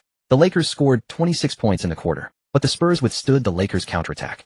Duncan shot 4 of 7 and 3 of 4 from the line for 11 points, while Parker shot 2 of 5 and 3 of 4 from the line for 7 points, scoring 24 in the quarter and only allowing the Lakers to cut the deficit by 2. Seeing the Lakers' morale falter, Geng unleashed a great encouragement, 64-80. Just 16 points and you want to give up? His voice burned with defiant anger, as if to ignite everyone's fighting spirit. We still have time. One quarter is 12 minutes. If we outscore them by 5 points per minute, we can come back, he continued. As long as we unite and give our all, we can definitely erase this 16-point deficit. We cannot give up. We cannot back down. His eyes were resolute and confident, as if telling everyone that they had the ability to overcome any difficulty. Believe in yourself. Believe in your teammates. We can do it. His words were like war drums, galvanizing every. Hearing Geng's words, the Lakers lifted their heads, their eyes reigniting with fighting spirit. They clenched their fists, ready to rejoin the battle. Let's go, Lakers! Geng shouted, leading them in a chant. Let's go, Lakers! The players roared in unison, their voices echoing throughout the arena. At that moment, the Lakers' morale was fully ignited. They resolved never to give up and to fight until the very last. Yao Ming started the fourth quarter strong, shooting 3 of 4 and 1 of 1 from the line for 7 points, while repeatedly battling Duncan to prevent him from scoring easily.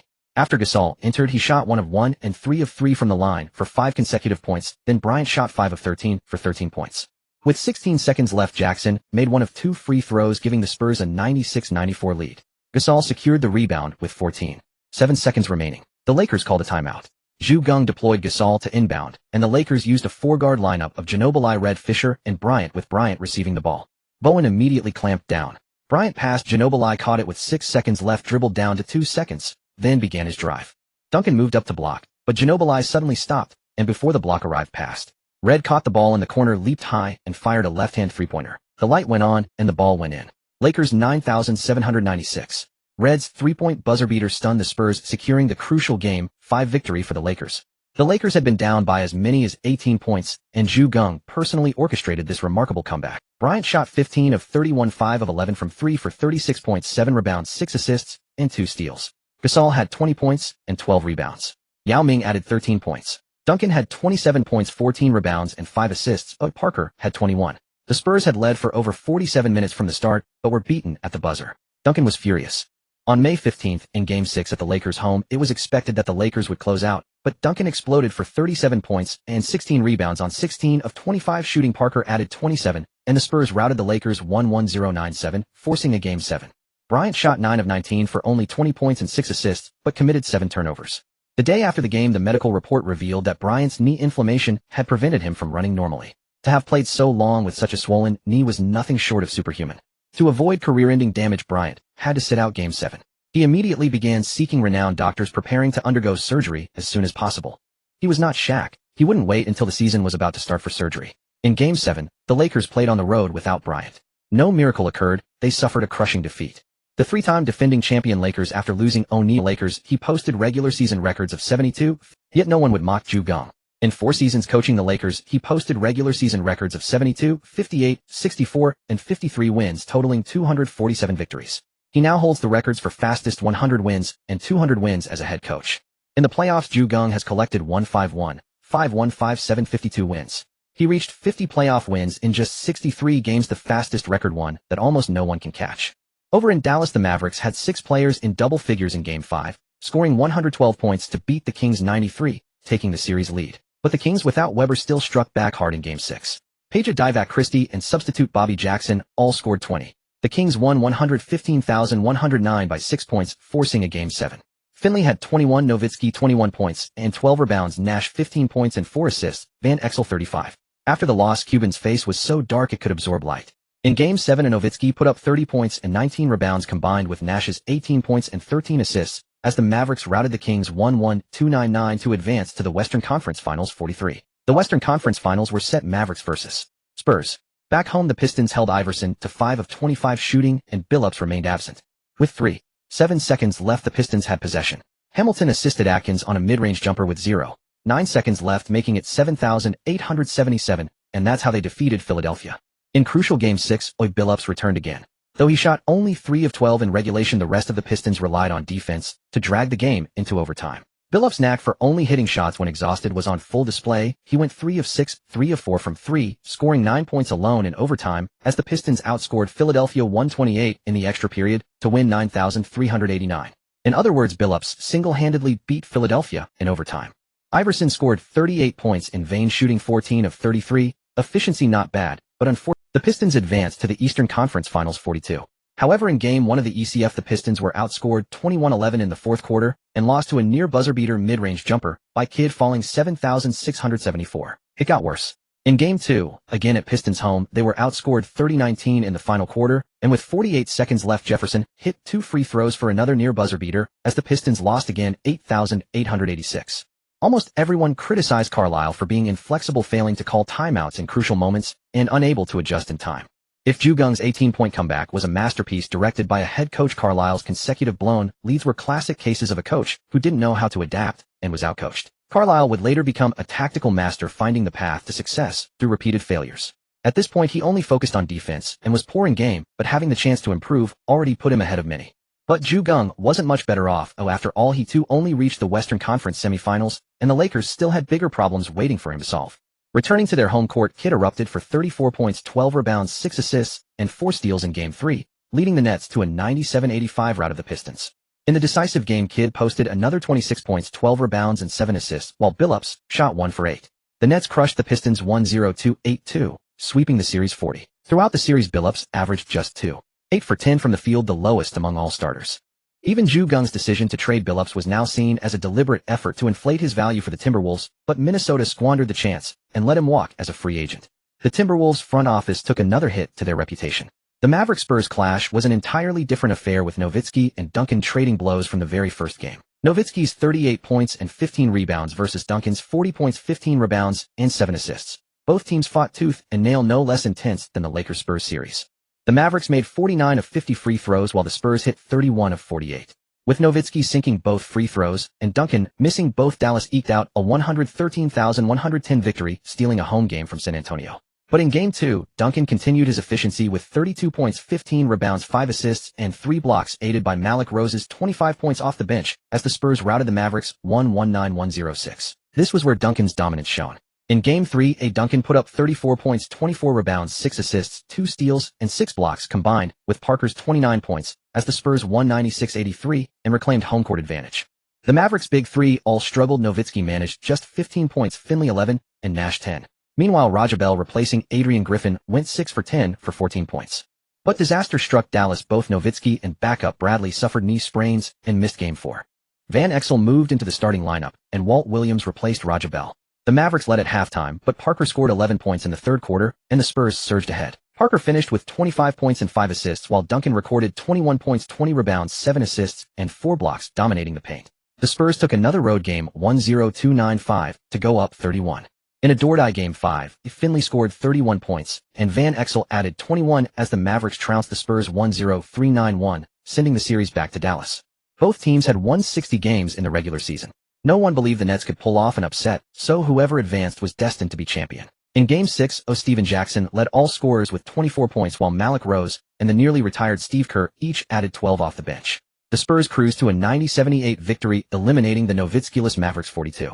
In the finals, the Spurs defeated the Nets 42. Duncan averaged 24, 2 points, 17 rebounds, 5, 3 assists and 5, 3 blocks, and 1 steal per game, showcasing his all-around fundamental brilliance on the grandest stage. Parker Robinson and Steven Jackson all averaged double figures in scoring, and the Spurs captured their second championship in franchise history.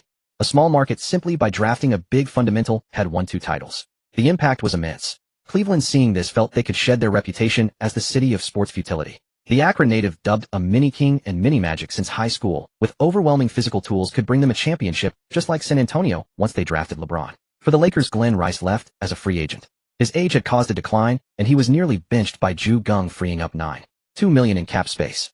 Horry also departed as a free agent, joining the Spurs, a prearranged move as his daughter needed treatment at a hospital in San Antonio. This freed another $5.3 million. Tracy Murray, having barely played, was also let go. With Kirilenko and Prince on the roster, Geng reluctantly let Posey walk at the end of his contract, especially after West called to say the Grizzlies could offer him a chance. Posey signed with Memphis. The Lakers let go of a starter and a rotation player right after the season, making everyone believe their strength had plummeted. Soon after the Spurs championship parade on June 26th, the NBA draft, hailed as the Platinum Generation, commenced at Madison Square Garden. The Lakers held the 26th pick in the first round, the 3rd pick in the 2nd round via trade, and their own 2nd-round pick swapped with Houston for a future 2nd-rounder by Kupchak. Cleveland, manipulated by Stern, secured the No. 1 pick. Another high schooler became the top pick. Cleveland's mini-king James was chosen No. 1. Nike promptly offered a 7-year, $90 million contract. How staggering was that deal? When Kobe's contract with Adidas expired, he signed only a 5-year, $45 million deal with Nike. Logo Man was helpless, as the Grizzlies' 2nd pick had years ago been sent to the Pistons. Detroit, the East's top seed, oddly owned the No. 2 pick and selected Milicic. Denver, after losing so much, used the No. 3 pick on Melo. Toronto chose Bosch. Miami took Wade. The Clippers picked Come On, and Chicago selected Hinrich, the Wade stopper. Milwaukee, using Atlanta's No. 8 pick, chose T.J. Ford. The Lakers at No. 26 had many options: Perkins, Barbosa, Josh Howard. Given that the Lakers already had Gasol, Yao, and Miller, Geng opted for the big-bodied interior Perkins. This way, if they faced a physical center, Perkins could ease the burden on Yao and Gasol. Of course, the main reason was the Lakers were flush with guards, but after Horry's departure, they had only 3 big men, 2 vulnerable to injury disruptions. After a season, Jerry Buss felt the heat fade and let Jim resume management. Jim Buss instructed Kupchak to select Luke Walton with the 2nd-round No. 3 pick. Geng disagreed. Kupchak mediated. In the end, Jim spent $3.0 of his own money to hire the Red Giant Bill Walton to train Yao Ming in post moves for July through September. Only then did Geng reluctantly agree to draft Luke Walton. Geng didn't intend for Yao to learn from Ewing or Olajuwon. Ewing's techniques relied on his gorilla-like physique, unsuitable for Yao. Olajuwon's footwork would only be a bonus. Yao's own Shanghai Tango was already solid. Given his height, a slight fake and fadeaway sufficed without needing Olajuwon's complexity. Of course, both those players' declines after injuries showed that their bodies were the foundation of their success.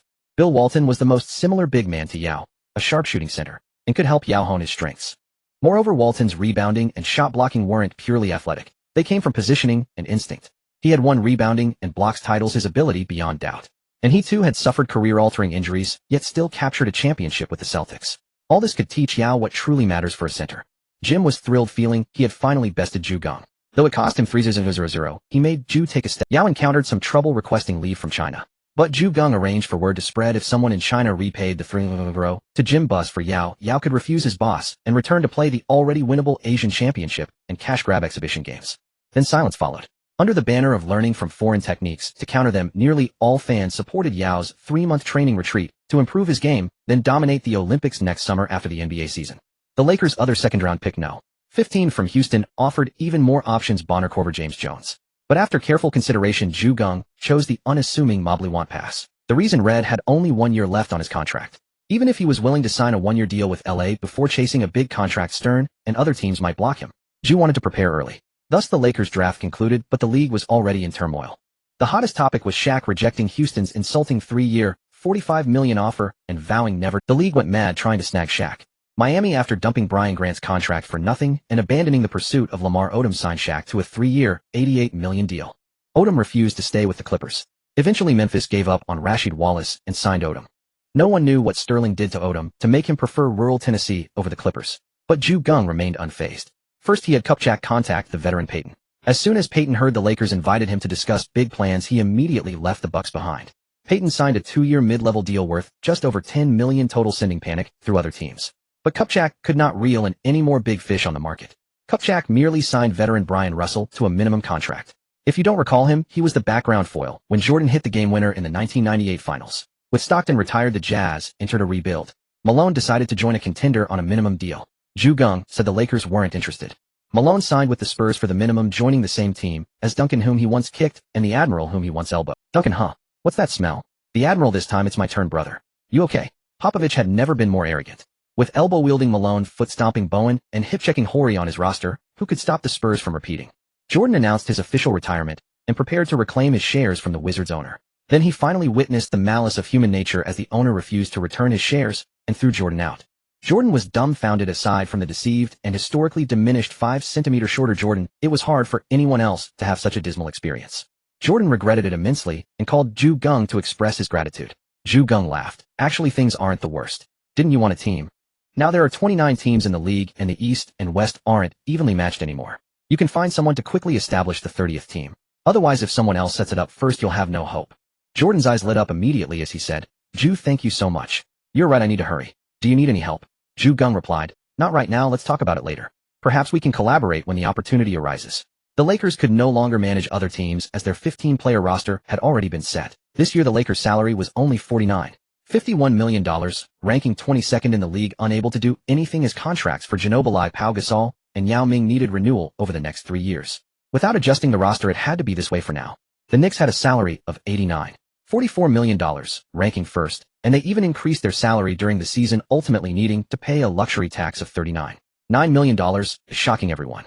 However, just as the Lakers roster was confirmed, Kobe went to treat his knee and things went wrong. Previously, he had terminated his contract with 3 stripes, and Geng had reminded him that this action offended people and to be particularly careful, yet he still gave others a chance. While resting at a hot spring hotel after treating his knee, a 19-year-old female receptionist showed Kobe around the hotel, knowing where he was staying, and later visited his room at night. Kobe, who always prided himself as the handsome guy among African Americans, ultimately could not withstand the test. He also did not follow the advice given by Shaquille. Thus, just the next day, Kobe was accused of assault, igniting a firestorm in the sports world. Thankfully, Yao Ming had already entered closed training, or he would have been overwhelmed. The entire summer was dominated by the Kobe Eagle County incident. Geng returned to his country after the draft and could not manage him. Later, Kobe's phone was confiscated, and during questioning, Miguel Polisi twisted the words and spread them Shaq was involved too. At that moment, Shaquille, who was on vacation with his newlywed wife in Miami, was furious and declared an end to his friendship. Shaquille indeed was involved. The reason Geng did not prevent the Eagle County incident was primarily that these athletes had too much energy. Even without Eagle County, there would be Pung County, Crow County, and Chicken County. It would be better to follow history and resolve it quickly. In case other incidents occurred, Geng did not know how to wrap things up, but he knew how to handle this matter.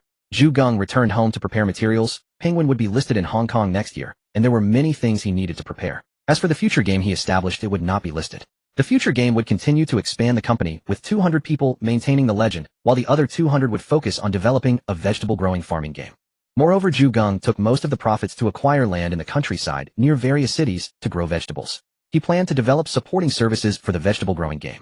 Once the vegetable-growing game became popular and started accepting advertisements for profit, players would receive a portion of their grown vegetables every month or two, extending the lifespan of the game and forming a closed loop, creating numerous job opportunities. This series of jobs, from growing vegetables to transportation and delivery, could easily transition into cold chain logistics and takeout services in the future. What Geng was doing was not to earn money, but to set rules and establish standards. Later, various platforms would exploit these workers, leading to chaos in the entire market, preventing people from enjoying quality service.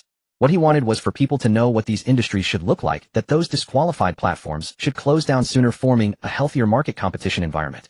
Moreover, to ensure no black hands could easily break this environment, Geng employed many young individuals who were alone and provided them with better advancement opportunities. Let's review the Lakers' new 15-man roster sorted by salary from high to low. Starting shooting guard, Kobe Bryant, $13.5 million. The new season hadn't even started, yet Kobe was already in trouble. Many shadows of his former team were lurking in this situation, and at this time Kobe still did not know what would happen when Geng arrived in Los Angeles. Backup power forward Maurice Taylor, $7.8 million. There really was no one left for the power forward position, and this guy's contract was both terrible and long. Starting point guard Gary Payton, $92 million. Although Payton was a starter, Geng would not let him play 35 minutes, at most about 20 minutes, as the Lakers needed his defense. Backup center Brad Miller, $5 million. As Yao Ming entered his second year, Miller knew he would be returning. Starting center Yao Ming, $15 million. Yao Ming had practiced hard for 3 months, weighing 137 kilograms with almost no change since his rookie season, but his core strength was incomparable and his positioning awareness had improved significantly. Furthermore, since the power forward position was occupied by Pau Gasol, he had not played such an advantageous role. Starting power forward Pau Gasol, $42 million. The three main interior rotations would each play around 30 minutes, totaling 90 minutes, leaving the remaining 6 minutes to either Perkins or Taylor. However, in the early stages, Perkins would likely be the water cooler attendant. Backup point guard Derek Fisher, $3 million. This season, he would spend much of his time occupied by Payton unless three-pointers were needed, in which case, he would suppress Payton. Backup shooting guard Michael Redd, $5 million. This season, due to the Eagle County incident, Geng would allow Kobe to play a maximum of 30 minutes, even 25 minutes, with most of the remaining time going to Redd. Backup guard Manu Ginobili, $46 million. A super dual-purpose guard, 20 minutes for Jordan, but the most important thing is still 20 minutes. Payton and Fisher would enter based on demand, but he would stubbornly stick to just over 20 minutes. Backup small forward Tayshaun Prince, $1 million. Last season, due to Posey being around, he had fewer opportunities. However, this season, with Posey gone, he became the most important backup for the small forward position. Kirilenko would aim for efficiency, ideally around 25 minutes, with the rest being his. Lakers locker room leader Brian Russell, $7 million. Upon hearing that Kupchak had sought him out, Geng asked him to talk more in the locker room about his interstate challenging Jordan. Failed experiences are still experiences. Occasionally, he could show his serious defensive attitude to his teammates. Starting small forward Andrei Kirilenko, $910,000. Last season, Kirilenko was a backup, and now he is back in the starting lineup feeling invigorated. Backup center Kendrick Perkins, $940,000. He came in just to be a punching bag, and now there are no expectations for him to do anything. He just needs to step up and take the hits. Luke Walton, $370,000, the number 2 water cooler attendant. Unless Kirilenko and Prince get injured, his opportunities this season will be very limited. However, what matters most for him now is to improve his physicality. His strength lies in organization. Water cooler attendant Maurice Williams, $370,000. He is the most stable water cooler attendant this season. It's absolutely hard to find his position on the guard line, but with Geng's targeted guidance, he can grow faster. The main roster for the Lakers in the new season should be Payton, Kobe, Kirilenko, Pau Gasol, Yao Ming, with Fisher, Ginobili, Redd, Prince, Miller forming a regular rotation of 9 to 10 players, while Perkins and Taylor occasionally step in to bolster the interior. The most inexperienced among this roster are Yao Ming, Ginobili, and Prince, but it's not difficult for these three to average 10 points in the new season, and their mentality is already strong. Most importantly, they have a whole season's time to grow. After finishing up domestic matters and completing the layout, it was already past the National Day holiday. Geng immediately headed to Los Angeles, and the first thing he did was to visit Kobe's house. Seeing Geng storming out of the car, Kobe, who had initially shown a hint of a smile, immediately turned to run. Vanessa, seeing the situation, wanted to say something, but Geng said, "Vanessa, I'm just going to teach him a lesson, no need." After finishing his words, Geng quickly caught up with Kobe, grabbing the back of his neck. "Kobe, is this how you lead?" and continuously kicked Kobe in the butt. "Damn it, kicking you hard." Kobe panicked. "Coach, I was wrong, but this isn't my fault. She came to my room to do things, and after she left she found 2 other people. Otherwise I would have definitely been accused of assault." Geng gripped the back of his neck with his right hand and slapped his left side of the head with his left hand. At that moment, due to the overwhelming annoyance from this incident, Kobe had already shaved his head. Kobe felt a buzzing in his head. Geng scolded, "Did I not say that even if you can't help it you must resolve the issue properly? Isn't it enough to just pay her? Doesn't that show your capability?" Geng loosened his right hand and slapped him on the right side of his head. "Couldn't you check if her mom was sick and she needed money?" And 3 Stripes was fanning the flames from behind. "Don't you know that the longer you drag this matter the more troublesome it becomes? Do you still want to win the championship? Even if the Lakers win the championship, now do you still want the FMVP? I'm telling you, you're dreaming. Should Stern tell the whole world that the NBA's FMVP is a criminal?" After being slapped on both sides, the imprints of Geng's hands formed a symmetrical pattern on Kobe's head, but surprisingly, he seemed much more awake. Under Geng's scolding, he suddenly burst into tears. It definitely wasn't the pain from the beating. Remembering the comic they had introduced the rebounder rules the world, Kobe suddenly thought of Mitsui's mistakes. Kobe stopped running away, crying his heart out, kneeling before Geng, saying, "Coach, I want to play basketball. I want to win championships. I want the MVP. FMVP. Geng looked at Kobe, who was crying bitterly, while Vanessa stared in shock from a distance. Geng smiled at Vanessa, signaling her to be at ease. Geng patted Kobe on the head. The finger marks he had just drawn were already swelling on Kobe's scalp. Asked Geng.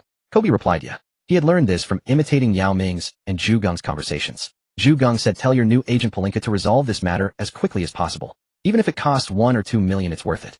And leverage the power of the swoosh to help fend off the attacks of the three stripes. There's still 1 month until the new season and less than 3 months until Christmas. I want you to speed up, completely settle this matter before Christmas, and clean up the aftermath, then focus all your energy on the game." Kobe nodded in agreement. Vanessa, hearing the amount of money to be spent, felt a pang of distress. Geng continued, "For the next 3 years, don't even think about MVP or finals MVP. You can still be the alpha on the team, but in crucial games you'll have to play second fiddle. This is the mess you've made. You have to wait 3 years until everyone stops using the Eagle County incident to block you from those accolades. Only then can you become a contender for awards again. You have to lie low for another 3 years. Do you understand what I mean?" Kobe looked up in shock, but meeting Geng's fierce gaze, he gritted his teeth and said, "I agree." Though unwilling, he knew Geng was right. Stern, that little old man, though always smiling, cared deeply about the league's image. The moment the incident happened, Stern had called to warn him. Even if he played well, Stern would never award him. And even after 3 years in 2006, if he could win a championship by the summer of 2007, he would still be only 29, just 1 year older than Jordan when he won his first title. There was still hope. Kobe kept calculating these numbers, comforting himself. After Geng left, Vanessa came over and helped him up. Kobe said, "When I win the championship and the finals MVP, I'll earn back even more. I'll listen to the coach settle this quickly and stop dragging it out." After dealing with Kobe's issues, Geng went home to rest for a night, and then visited Yao Ming, who had just finished his special training and was recuperating. After a year, their family had finished filming the documentary, Yao Ming Year, and they were starting to return to a normal life. Yao Ming still looked lean in the face, but his body was noticeably more muscular. After 3 months of core training, he was now far stronger than Pau Gasol. After arm wrestling with Geng, Yao Ming was still dazed. He hadn't expected Geng, with his normal build, to be so strong. Scratching his head, he asked, "Coach, how do you train your strength?" Geng smiled and said, "You can't replicate it. How's your touch now? Any fluctuation from the strength increase?" Yao Ming nodded. "A little, but I'm almost used to it. I guarantee I'll be back to last season's second half level before the new season starts." Geng was relieved. Yao Ming's form was the key to winning the championship this year. He and Pau Gasol both had the ability to average 17 points, and that was without a good interior partner. If they covered for each other, averaging 20 would not be difficult. If Kobe could comfortably play as a combo guard and focus on drive and kick, it would be easy to nurture an interior player averaging 25 points. Moreover, Payton was a defensive playmaking guard who was also excellent at feeding the post. Some even said he had turned Shawn Kemp into a superstar big man. In the original history, one of the reasons the 2004 Lakers F4 lost was that Phil Jackson had Payton play as a combo guard, handling playmaking, defense, and scoring, averaging 35 minutes per game. For an aging veteran, Jackson asked too much. A man at his age inevitably lacks stamina. Payton could no longer be regarded as the all-star guard he once was. At most, like a 20-minute version of Jordan, being efficient for 20 minutes was already impressive. Although Kobe had asked Pelinka to speed things up, he was still unable to participate in the Lakers' season opener this year.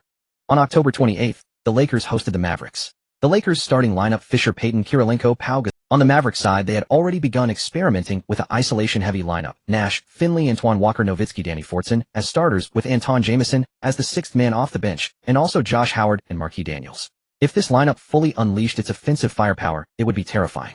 But in this era where outside shooting had not yet been liberated, it was difficult for them to realize their potential. Nash was a strong playmaker, but due to injuries he couldn't play 40 minutes like a stamina freak. Even averaging 36 core minutes was a stretch. So the Mavericks' isolation-heavy style seemed out of place in this era. At the tip-off, Kirilenko caught the ball and fast broke. Walker was almost blown by in 2 steps, so he pulled his jersey. The Lakers inbound again. Yao Ming received the ball in the low post. Nowitzki pushed him outward with effort. Yao Ming turned and shot, with Nowitzki contesting quickly. The ball rolled around the rim and fell out. Fortson grabbed the rebound. Though only just over 2 meters tall, he had been a rebounding monster. Even after several major injuries, he still had a nose for the ball. Walker, perhaps having been hit by a bull in Texas, made a low-level mistake right after his foul and gave the ball back to the Lakers. Pau Gasol went unknown against Fortson and missed a jumper. Both teams had terrible shooting. It wasn't until 2.5 minutes into the game that Fisher assisted Kirilenko on a cute dunk, breaking the 0-0 deadlock. Nowitzki drove from the 45-degree angle and went for a layup. Suddenly, a big black blur dashed in. Payton. Just as Nowitzki released the ball, Payton slapped it away. The ball was picked up by Kirilenko, who quickly dribbled to the front court. Finley shadowed him all the way. When Kirilenko reached the basket, he noticed Yao Ming following closely. With a crafty fake shot, he tossed the ball behind his head. Yao Ming caught it at the perfect height. He jumped, and even glided a short distance for a one-handed slam. Finley, catching a glimpse of a huge shadow bearing down, stepped back 2 paces. Nash missed a three-pointer. Yao Ming secured the rebound. In transition, Pau Gasol set a pick for Payton, and then rolled. Payton, seeing Nash switch past the ball. Pau Gasol drew a foul from Nash, and made both free throws. Walker's drive layup was blocked by Yao Ming. Payton picked up the ball and started a fast break, but missed his layup and then knocked the ball out of bounds while fighting for the rebound. He slapped his hands in frustration, thinking he should have passed like Kirilenko. Nash missed another jumper. Yao Ming grabbed the rebound. Payton shot a three-pointer and missed. Pau Gasol, after Yao Ming boxed out, grabbed the offensive board and found Payton again. Payton hit a mid-range jumper. With about 2.5 minutes left in the first quarter, the Lakers led 80-0, forcing a Mavericks timeout. After the outside players showed some performance, Geng set up some plays for Yao Ming, who quickly went 3 for 3 for 6 points. The Lakers were warming up. Even Brian Russell, who was sent in for a look, went 2 for 3 for 6 points. The Lakers led 29-15 after the first quarter. At that point, all the Mavericks players had faces as dark as the bottom of a pot, because after the first quarter, the Lakers' home arena began to broadcast how miserable the Mavericks had been here. Indeed, since the Mavericks last beat the Lakers in Los Angeles on December 12, 1990, they had never won an L. Again, a streak approaching 13 years. Soon the second quarter began. On the Lakers' side, the perimeter firepower of Ginobili, Red, and Prince was solid, maintaining the lead. But Jamison and Walker combined for a small run. Jamison went 4 for 7 and 2 for 4 from the line for 11 points. Walker went 3 for 5 for 8 points. The Mavericks outscored the Lakers 30-26 in the second quarter. Jamison was the kind of player who, if you made him the first option, was inconsistent and frustrating, but if he was just the sixth man, he was terrifyingly steady. During halftime, Geng arranged more plays for Payton and Pau Gasol. Payton went 5 for 8 for 11 points. Pau Gasol went 3 for 4 and 1 for 1 from the line for 7 points and 5 assists. The Lakers took the quarter 3,122. Pau Gasol's passing ability was so impressive that the commentators even compared him to the flashy power forward Chris. In the end, the Lakers triumphed over the Mavericks with a score of 109-93 in their season opener. Mark Cuban smashed his television at home, having believed that the Mavericks roster had been upgraded, only to see them extend their record of losses at the Lakers' home ground. It was utterly shameful. At this moment, he felt that he shouldn't be thinking about how Nash's contract only had 1 year remaining. He should have sought to trade. Payton scored 21 points along with 9 assists, 2 steals, and 1 block. Yao Ming contributed 16 points, 9 rebounds, and 5 assists, and Big Baby scored 15 points, grabbed 10 rebounds, and made 9 assists. The statistics of these 3 players were quite impressive, and the effectiveness of this roster within the Princeton system was unexpectedly good.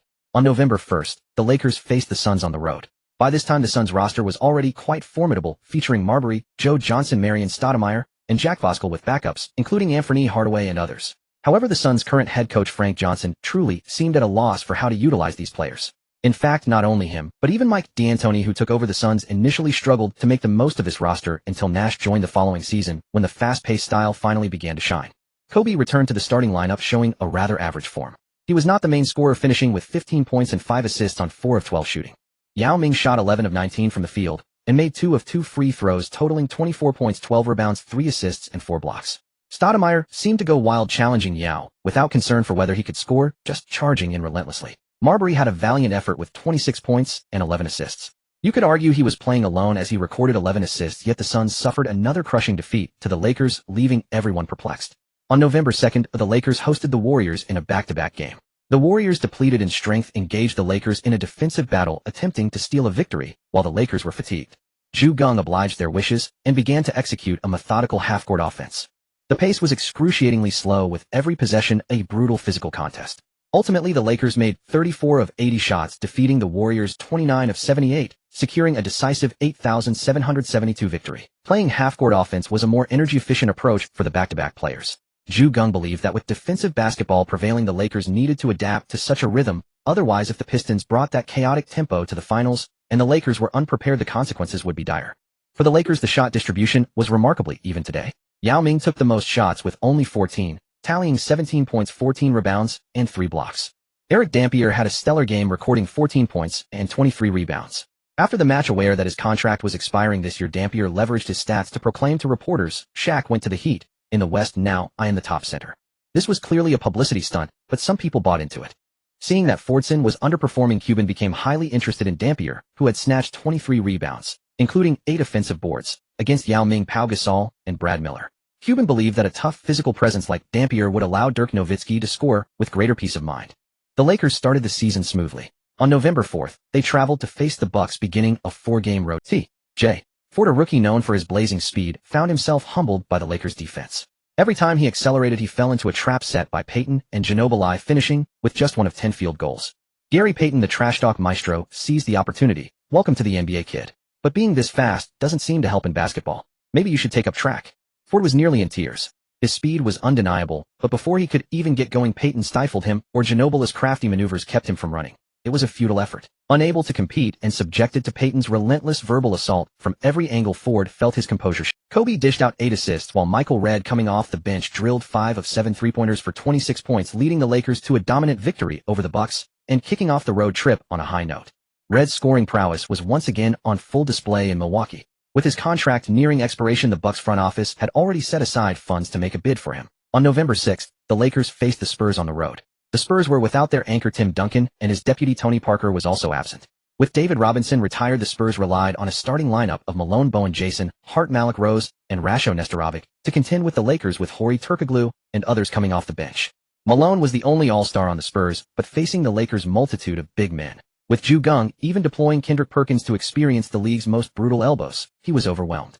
Malone truly felt the truth of the adage, one man cannot fight four hands. The Lakers won 1-0-1-8-2, a 19-point blowout. Kobe scored 30 points, relentlessly attacking whenever he saw Bowen's punchable face, finishing with an impressive 13 of 20 from the field.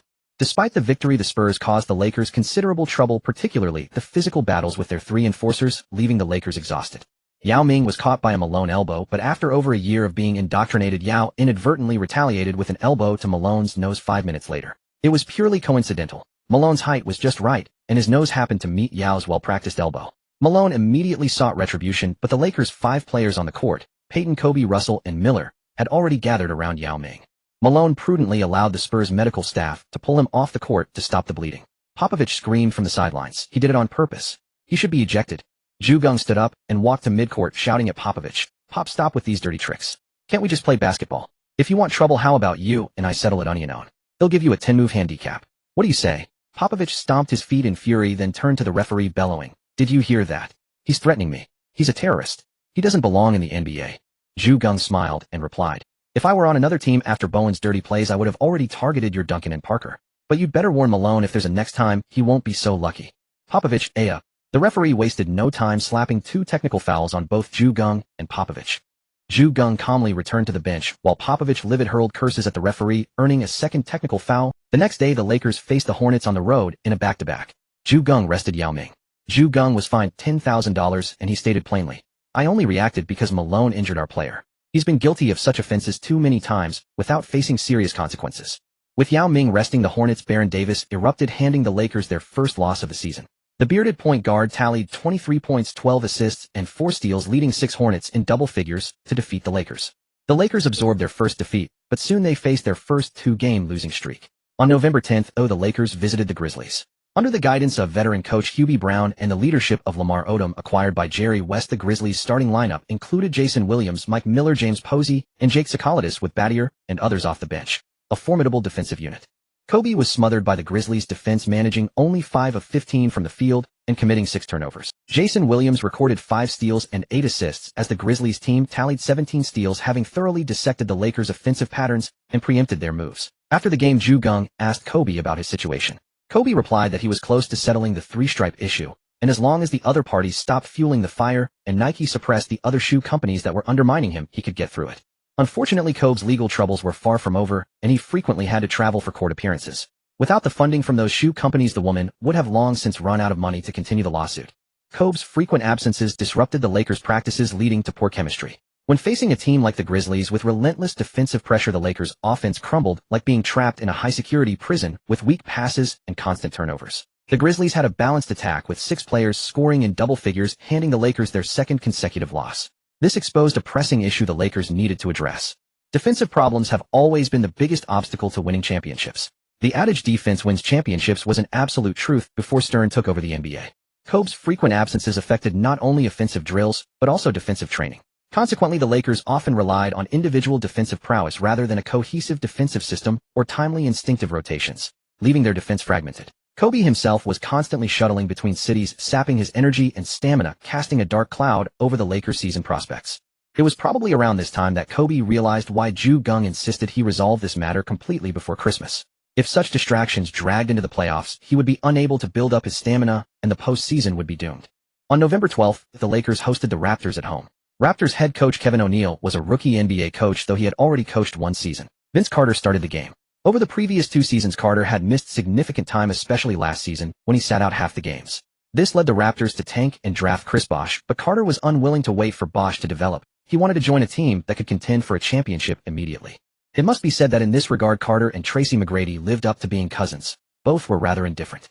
The Raptors' starting lineup featured Milt Palacio, Michael Curry, Jerome Williams, and Antonio Davis, with Bosh, Morris Peterson, and others coming off the bench. Of course, this game drew considerable attention from Chinese fans as it featured a matchup between Yao Ming and Monk Botter. The Raptors' head coach had to shoulder the blame. Aside from Carter's 23 points, the other 4 starters were dismal. Curry scored 5 points, the highest among them. With the game already out of hand, Bosh played 28 minutes off the bench, but attempted only 6 shots, eventually fouling. If they wanted to develop Bosh, they should have given him the freedom to shoot. The coach, despite his name Kevin O'Neal, had no NBA experience. If the Raptors with no playoff hopes had let Bosh lose for a season, he might have been grateful and stayed. The Lakers crushed the Raptors 94-79. For the Lakers, the highest shot attempts were Yao Ming and Pau Gasol, with 12 each. Kobe only took 11. This was largely due to the intense defensive pressure and frequent free throws, so the starters' stats remained balanced. On November 14th, the Lakers hosted the Pistons at Staples Center. The Pistons' starting lineup featured Chauncey Billups, Richard Hamilton, Corliss Williamson, Eldon Campbell, and Ben Wallace. The Pistons had more than one familiar face. Campbell and Lindsey Hunter were former Lakers, and the bench included Mehmet Okur, Bob Sura, and others. The Lakers were 62, the Pistons 53, not a huge gap. But on the court, Geng finally saw how Yao Ming handled Ben Wallace. Wallace's formidable help defense was rendered useless against Yao Ming. Even when Wallace pushed him out, Yao Ming shot 73 from inside the paint, and his mid-range percentages close mid and far were all above 40. Yao Ming dominated Wallace, posting a double-double of 22 points, 20 rebounds, 3 assists, and 4 blocks, reducing Wallace to a mere small Ben. The Lakers cruised to a 9,489 victory. Wallace himself shot 4 of 10 for 8 points, 5 defensive rebounds, 1 assist, 6 steals, and 3 blocks. His offensive numbers were negligible, and though his defensive stats remained impressive, he was completely out-rebounded. Not a single offensive rebound. Geng was amused. It turned out that just as Yao Ming struggled without a good power forward, so did Ben Wallace. Many people mistakenly believe that Yao Ming only began to dominate Ben Wallace after he had fully bulked up. In reality, this is a common misconception. In the first season of the original timeline, Yao encountered Wallace twice. The first time was in January 2003. With guards Francis shooting 5 for 14 and Mobley 5 for 17, Yao went 1 for 4 from the field and 2 for 6 from the free throw line, managing only 4 points and 6 rebounds. Under Carlisle's defensive system, he had a very tough game. But by March 4th, Yao faced Wallace again and went 6 for 10 from the field and 8 for 12 from the line, scoring 20 points and grabbing 8 rebounds. Meanwhile, he held Wallace to 1 for 5 shooting and 1 for 2 from the line, limiting him to just 3 points and 13 rebounds. In that game, it was Mobley who broke through on the perimeter, shooting 10 for 17, while Francis continued to struggle from. The last one is about Yao's 2020 game. Mobley made 6 out of 13 shots, but Cato made 6 out of 6. From the 4 encounters, it can be seen that as long as there is one player performing normally from the perimeter to share Yao's pressure, he can gain an absolute advantage against Ben. Unlike those players who entered the NBA straight from high school, Yao Ming is an older rookie and his skills are basically mature. He just lacks someone to help him define his style, having not yet met a coach who truly understands the direction of the NBA to guide him. Tom Janovich managed to use Yao very well, both the timing and style gradually cultivated according to Yao. However, Coach Tom had to resign due to illness before finishing a season, and interim coach Smith was a biased African-American, suddenly making him a bench player with very little playing time, leaving Yao confused for a long time. Later, Van Gundy only implemented Riley's ironclad defense, trying to turn Yao into a dominant center. Yao originally scored 41 points this season, although it was in overtime. It also proved that his potential had already been significantly unearthed. Now it's different. After 3 months of consolidation, Yao has summarized his strengths, and Geng knows how to utilize them, making him much stronger than before. Moreover, his previous inside partners were of poor caliber. Now he has big brother Gasol, and even Brad Miller is a big man who can shoot from long-range pass and has a knack for manipulating the game. Even in a backup brawling role, he no longer has the less than 2-meter rebounder Hayes, but rather the strong Perkins. Ben originally thought he would be dealing with a mid-range brute like O'Neal in the paint. He never expected to face a towering giant who was over 20 centimeters taller than him. On November 16th, the Lakers hosted the Heat at Staples Center. The big shark from the East finally returned to Los Angeles with his new teammates. However, the Heat, coached by Stan Van Gundy, seemed somewhat awkward. Their current record is not good, and aside from O'Neal's injuries, the starters Wade and Haslam are still inexperienced. Take this game as an example. Wade faced the double team of Kobe and Peyton, making it particularly difficult, shooting 4 out of 10, 2 out of 4 at the free throw line, with just 10 points and 1 assist, but he also recorded 5 turnovers. Moreover, to absorb O'Neal's hefty contract, they gave up Odom and Brian Grant. O'Neal could only face the onslaught of Ming, Gasol, Miller, and Perkins alongside the immature Haslam, making 7 out of 15 shots, 4 out of 7 from the free throw line, scoring 18 points and grabbing 9 rebounds. Yao Ming played only 24 minutes, shooting 6 out of 8, scoring 14.6 rebounds, 2 assists, 1 block, and 1 steal, but he committed 5 fouls, exerting all his effort to stop O'Neal. Perkins was even more aggressive, playing just 3 minutes, but committing 4 fouls, nearly provoking O'Neal. Every time the Big Shark got the ball, he was ready to dunk after a quick spin, but Perkins had already committed a foul before reaching the limit, forcing the Heat to continue to inbound the ball. Eddie Jones faced the Lakers again and was repeatedly broken through by Ginobilis' various tricky moves. The Lakers almost fully dominated the score, crushing the Heat 9-9-7-7. Kobe shot 6 out of 10, made 15 out of 16 free throws, scoring 27 points, playing aggressively against O'Neal. O'Neal and Kobe did not exchange a single word. They already had conflicts which Geng suppressed, and although things eased after the three-peat, they fell out completely after Shaq's departure. O'Neal chatted with Geng for a moment, subtly suggesting that if Geng were to join the Heat, he could have the owner fire Riley and Van Gundy directly so that they could build a powerful team together. On November 18th, the Lakers faced the Pistons at home again, and Geng felt very regretful since the Pistons at this time were far from complete. Oh wait, the Pistons cannot field Prince, so a complete team is impossible. However, they are still strong, but the lack of a perimeter defender makes it harder to guard against speedy or technical 2s and 3s. Having been dominated by Yao Ming in the previous game, Ben played very seriously this time, but the Pistons still lost, and it was again due to their defense, as they fell 7-5-8-4 to the Lakers. Geng used Peyton Reed and Fisher to chase Hamilton for 33 minutes, while Kobe and Billups were locked in for 35 minutes, resulting in Billups shooting only 1 out of 7. Ben could only score near the basket while Billups was entangled by Kobe. Ben faced a Yao in isolation and quickly ended up with similar stats, shooting 1 out of 7 for just 2 points and 8 rebounds. By limiting Hamilton and Billups on offense, the Pistons were basically left with no resistance against the current lineup. Geng would absolutely not let Kobe follow Hamilton around all the time. That would be a waste of his defensive abilities. Ginobili came off the bench and scored 17 points and 5 rebounds in 24 minutes, completely breaking down the Pistons' defense. He was the Lakers' sharp weapon today, leading the team in scoring. The Pistons' defense set up by Larry Brown was surprisingly torn apart by Ginobilis' drives, so even though the Lakers relied more on isolation plays, they still won the game. The Pistons experienced the slithering drives of the legendary Eurostep master for the first time, and later they would encounter the elusive steps of the second generation of Eurostep. They truly found such players to be very tricky. These Pistons at their peak preferred to defend against players who charged straight at them, only knowing how to barrel through. As long as the referees didn't interfere, they could make the opposing team cry. The next day the Lakers faced the Knicks back-to-back. The Lakers opened the game strongly with the starters resting early, hardly breaking a sweat as they finished the battle. The current Knicks are in a state of chaos, with 2 head coaches set to be replaced this season until Wilkins comes to save them and lead them into the playoffs. This kind of game is very fortunate for players like Prince and Ginobili, who are still in their rookie phases. They will gain ample experience, even more than the starters. Facing the still active Mutombo on the Knicks, Yao Ming shot 5 out of 10 and made 5 out of 6 free throws, scoring 15 points and grabbing 9 rebounds, finishing his work in just 26 minutes. Mutombo remarked, "This young man." However, just a day later on the 21st, Yao Ming's welfare bureau arrived again as the Lakers hosted the Chicago Bulls, where he saw Tyson Chandler. Facing this little brother who inspired him to join the NBA, Yao Ming was very happy, playing for 29 minutes, shooting 8 out of 15, making all 6 free throws, scoring 22.6 rebounds, 3 assists, and 2 blocks. In such a game, there was no need to consider anything else. Just enjoying the game was enough. The Bulls would also go through 3 head coaches this season. This season in the Eastern Conference is the craziest year for coaching changes. At the start of the season, it was common knowledge that Larry Brown and Carlisle were switching teams, so there's no need to discuss that. Silas from the Hornets replaced Tim Floyd, Carl from the Bucks replaced Terry Porter, Collins from the Wizards was replaced by Eddie Jordan, Riley from the Heat was replaced by Van Gundy, Wilkins from the Raptors was replaced by Kevin O'Neal, and Smart from the Cavaliers was replaced by Paul Silas.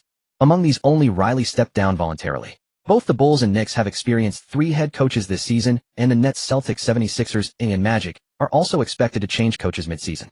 In the Eastern Conference, out of the 15 head coaches, only Hawks coach Terry Stotts remained unchanged, and he only took over midway through last season, meaning all 15 head coaches in the Eastern Conference were replaced. Do they want to change their head coaches? Clearly not. It's just that the Lakers and Spurs in the West have gone too far. Starting from the 98-99 season to the last season, they monopolized all the championships, leaving no room for Eastern teams to breathe. Letters of complaint from Eastern teams piled up on Stern's desk, but he did his best. He tacitly allowed the dismantling of the OK duo, but what could he do if the Eastern teams didn't put in the effort? Similarly, the Trailblazers spent money to bring in stars, and at least their draft picks have been decent. Even if some were traded away, they always had fresh blood. However, the Eastern powerhouse Knicks have become increasingly perplexing in recent years. They fail to sign players trade effectively, and their draft choices are equally poor, making it even more difficult to compete with the West. Stern could only say you can't polish a turd. On November 23rd, the Lakers defeated the Grizzlies 1-189, avenging their previous loss. In the last game against the Grizzlies, the Lakers were on a back-to-back and ultimately lost due to the Grizzlies' defense. This time playing at home, the Lakers were in excellent form with all starters playing no more than 30 minutes, finishing the game in about 2.5 quarters. On November 26th, the Lakers defeated the Wizards 1-2-0-9-9 in a blowout. Whether the Wizards owner intended to spite Jordan after reneging on the agreement to buy out Jordan's shares, he kicked Jordan out and then brought in Eddie Jordan, who had been the Kings' head coach for 2 years a few years ago.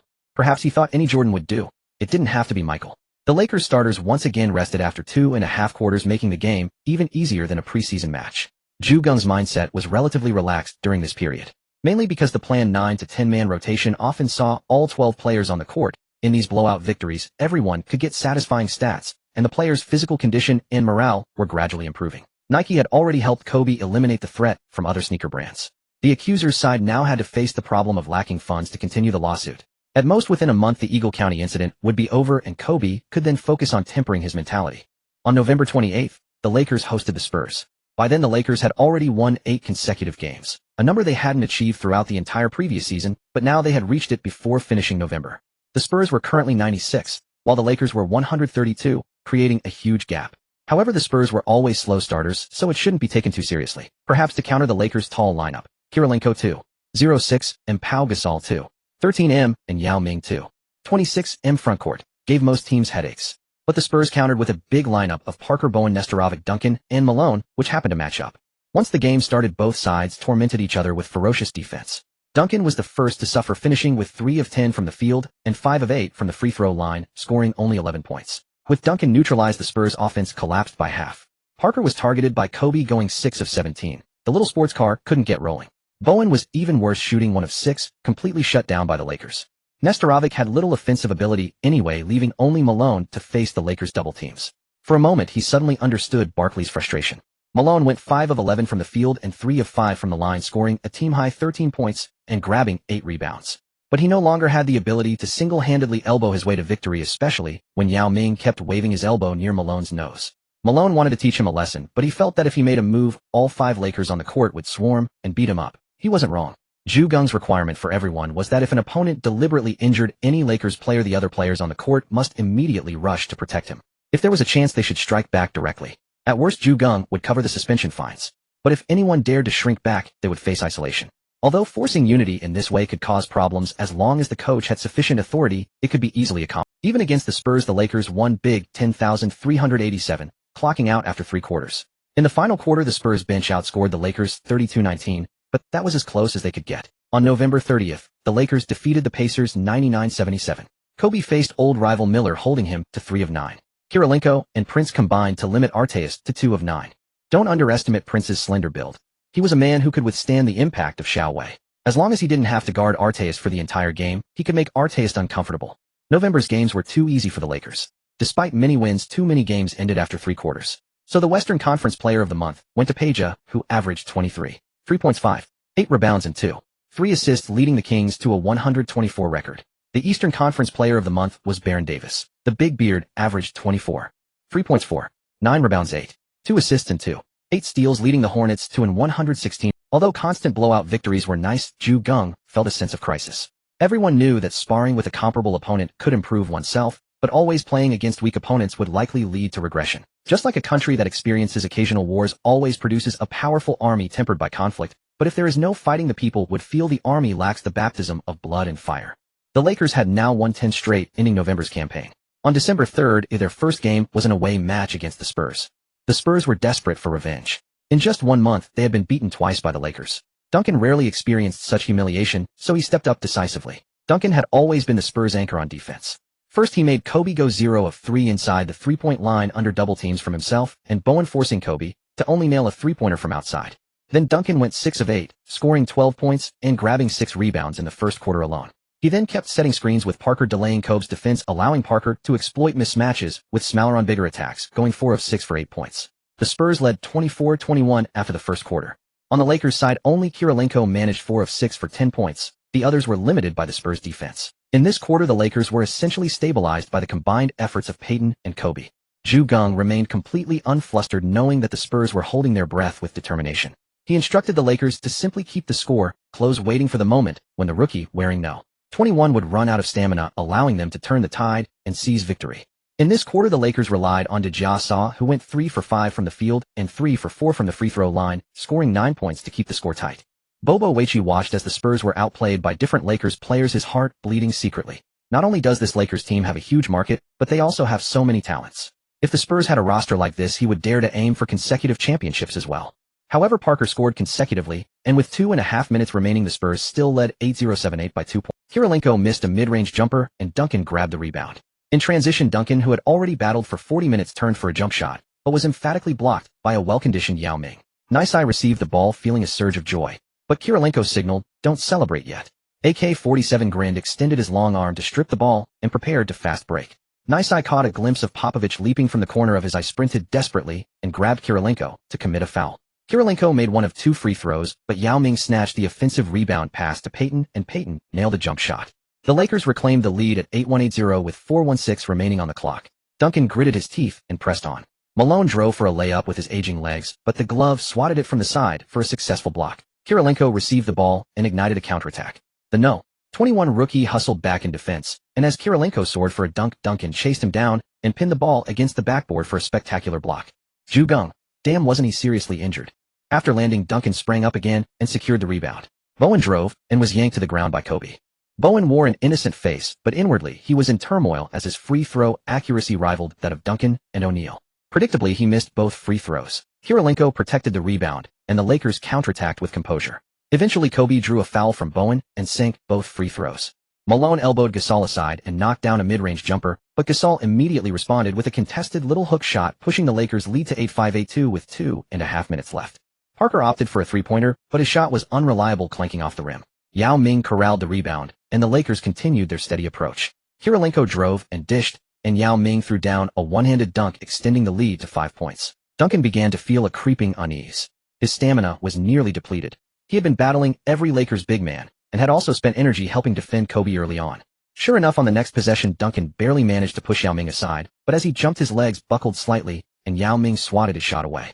Duncan fought to reclaim the ball, but as he looked down, the veteran Peyton was already grinning and poked it away. Yet Peyton's glee quickly faded. He was drawn into an offensive foul by Parker, leaving 76 seconds on the clock. After the Spurs converted their counterattack, Peyton made one of 2 free throws, reducing the Lakers' advantage to 4 points. Peyton's theatrics weren't over. He inexplicably fouled Duncan beyond the arc, sending him to the line for 3 free throws. Thankfully, Duncan made 2 of 3. With 16 seconds left, the Lakers had possession. Kobe knocked down both free throws, and the Spurs missed a desperate three-pointer. The Lakers narrowly escaped with a 9-0-8-6 victory, with no player scoring more than Kobe's 21 points. Yao Ming struggled mightily on offense, but still posted 15 points, 14 rebounds, and 9 blocks, falling 1 block shy of an unconventional triple-double. The decisive factor was Duncan's exhaustion. He battled for 45 grueling minutes against Yao Ming, Miller, Gasol, Perkins, and Taylor, enduring contact at least every 10 seconds. In the final quarter, almost all of his block shots came from Yao Ming. Duncan shot 11 of 20 from the field, 0 of 1 from 3, and 8 of 11 from the free throw line, totaling 30 points, 15 rebounds, 3 assists, and 1 block. Yet his efforts were ultimately in vain. With the season barely underway, the Spurs had already lost 3 times to the Lakers. Fans felt as if the sky had fallen, uncertain when their team would hoist the Larry O'Brien Trophy again. At that time, the concept of the Spurs winning titles only in odd-numbered years did not exist, so the fans truly had no idea when their next championship would come. This season, the Lakers' most formidable adversaries were merely 3 teams: the Spurs, who were being thoroughly dismantled, the Timberwolves with their triumvirate of terror, and finally the Pistons, fortified by the twin Wallaces after acquiring Rashid. Malone and Duncan were still coalescing, compounded by a relentless string of injuries besetting the Spurs. For now, they appeared poised to be the first to falter. Popovich retorted, "If you're so capable, give me back Ginobili first." In this Texas back-to-back, the Lakers faced the Mavericks on the road in consecutive games. However, with Nowitzki sidelined due to injury, the Lakers expended little effort against such a depleted Mavericks squad. Old Peyton, employing his signature jump kick layup, slashed through the Mavericks' triple-team defense to score. "Who dares to block me, Heaton?" Under the basket, Cuban and Nowitzki were both astounded by the maneuver. Cuban murmured, covering his mouth, "Dirk, when you match up with this old warhorse in the future, never confront his layup directly." Nowitzki replied, "I understand." Nowitzki then added, "Be careful." "Got it." After the Lakers seized a 3,120 lead in the first quarter, they never afforded the Mavericks any opportunity, ultimately prevailing 114,103. On the Lakers' side, their formidable frontcourt coalesced to protect the boards, and the final rebounding margin of 5,845 ensured their victory. On December 7th, the Lakers hosted the Jazz, who were bereft of the dynamic duo. At that juncture, the Jazz, leveraging their pick-and-roll offense, had surprisingly compiled an 117 record, leaving many astounded. The Jazz could have outright tanked, yet they persisted in fighting for victories. What were they playing at? Against the Lakers, they incessantly scored via pick-and-rolls and maintained high defensive efficiency, rendering the Lakers' offense disjointed. Sloan demanded excellence on both ends of the floor. Competing against such a team was ideal for honing skills. The Lakers methodically synced their rotation, and ultimately all 5 starters scored in double digits, securing a stable victory. Deshaun Stevenson and Matt Harpring were the lone Jazz starters in double digits, but their bench contributors, Aleksandar Pavlovich and Raja Bell, both netted 10 points. Unlike other coaches who slowly groom rookies within the team, Sloan grants young players opportunities. Under his tutelage, these individuals evolved into valuable role players. In Geng's estimation, the Jazz had always been at the forefront of player development in the league. They might fall short in cultivating superstars, but they genuinely possessed an abundance of capable players. On December 9th, the Lakers hosted the Knicks, a veritable graveyard for players. The seduction of the big city was epitomized in New York. Shandon Anderson opened the game with 5 of 8 shooting and 2 of 2 free throws, tallying 12 points. Coupled with Kurt Thomas and Mutombo's stellar first-quarter performances, they stunned the Lakers, surging to a 2,518 advantage. In the first quarter, Yao Ming went 0 for 3. By the second quarter, after Yao Ming had rested and returned, Mutombo was already gasping for breath. Exploiting his weakness, Yao Ming repeatedly posted up, converting 4 of 6 field goals and 5 of 7 free throws, amassing 13 points and 3 rebounds, leading the Lakers to a commanding 3,516 advantage. The Lakers triumphed over the Knicks 98-88, extending their winning streak to 14 games. On December 12th, the Lakers hosted the Mavericks, who were again plagued by injuries. Finley was sidelined. However, Nowitzki returned and Josh Howard was elevated to the starting lineup. Kobe had just concluded his court appearance in Eagle County the previous night and returned to Los Angeles that morning. He shot 4 for 18, finishing with 15.7 rebounds and 6 assists. However, Yao Ming incurred 5 early fouls and spent most of the game on the bench. Even though he shot a perfect 7 for 7 from the field and 11 for 13 from the line, registering 25 points, 9 rebounds, and 2 blocks, he could not thwart Nowitzki and Walker, who each scored 27 points. The Mavericks defeated the Lakers 110-103, dashing their hopes for a 15-game winning streak. Finley was left in an awkward predicament. After his injury, the Mavericks managed to beat the Lakers. That wound was too deep. Winning itself wasn't terrifying, but this was. Fisher was in a state of panic, for Geng had entrusted him with an opportunity, yet he went 0 for 9. Since Peyton's arrival, his minutes had already dwindled significantly, but Geng continued to give him chances. After all, he was a starting caliber guard who couldn't simply waste away on the bench. But as Ginobili and Red grew increasingly mature, Fisher's performance steadily declined. If this trend persisted, his prospects would vanish. The next day, the Lakers faced a back-to-back on the road against the Trail Blazers, suffering their second consecutive loss and 4th of the season. They either avoided defeat or lost in streaks. The Lakers certainly had character. After the game, the Lakers conducted a review of their consecutive losses. Fisher was the first to stand up. "I have failed everyone's expectations. I will definitely intensify my shooting practice and capitalize on every open opportunity." After all, it was a back-to-back, so Geng had to manage the players' energy over 2 consecutive days. Yet today, Fisher went 0 for 4 again, so his self-critique was warranted. Geng, however, retorted, "Your greatest flaw was failing to stick to Stoudemire, allowing him to go 5 for 11 from beyond the arc. Moreover, none of you contained the opponent's three-point shooting. They shot 9 for 19. How is that any different from offering them open looks?" Everyone lowered their heads. Geng had called 3 timeouts, emphasizing not to abandon defensive assignments for double teams, but they always forgot after a short while. The towering frontcourt of Rashid and Randolph, combined with Dale Davis battling Yao Ming in the paint, made the Trail Blazers' 3 big men more wild and aggressive compared to the Lakers' 3 towers. After playing the Trail Blazers on the 13th, the Lakers didn't host their next game until the 19th.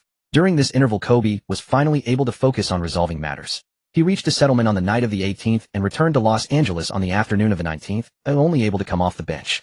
The Lakers' opponent that day happened to be the Nuggets, marking the first duel between Kobe and Carmelo Anthony. At that time, the Nuggets boasted a 169 record. Carmelo's leadership as a rookie was the best among the 2003 draft class, especially since the Nuggets had languished as a lottery team the previous season.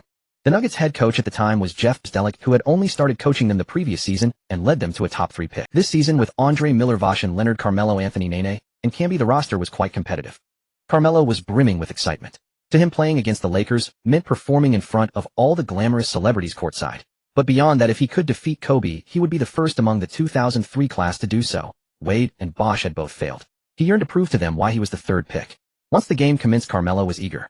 Seeing Yao Ming's massive frame in the paint, he yearned to throw down a thunderous dunk over him. Carmelo drove straight to the basket, gathered the ball early, and launched himself. Smack! Carmelo felt a resounding crack above his head as the ball was swatted away. But undeterred, he challenged Yao Ming again shortly after.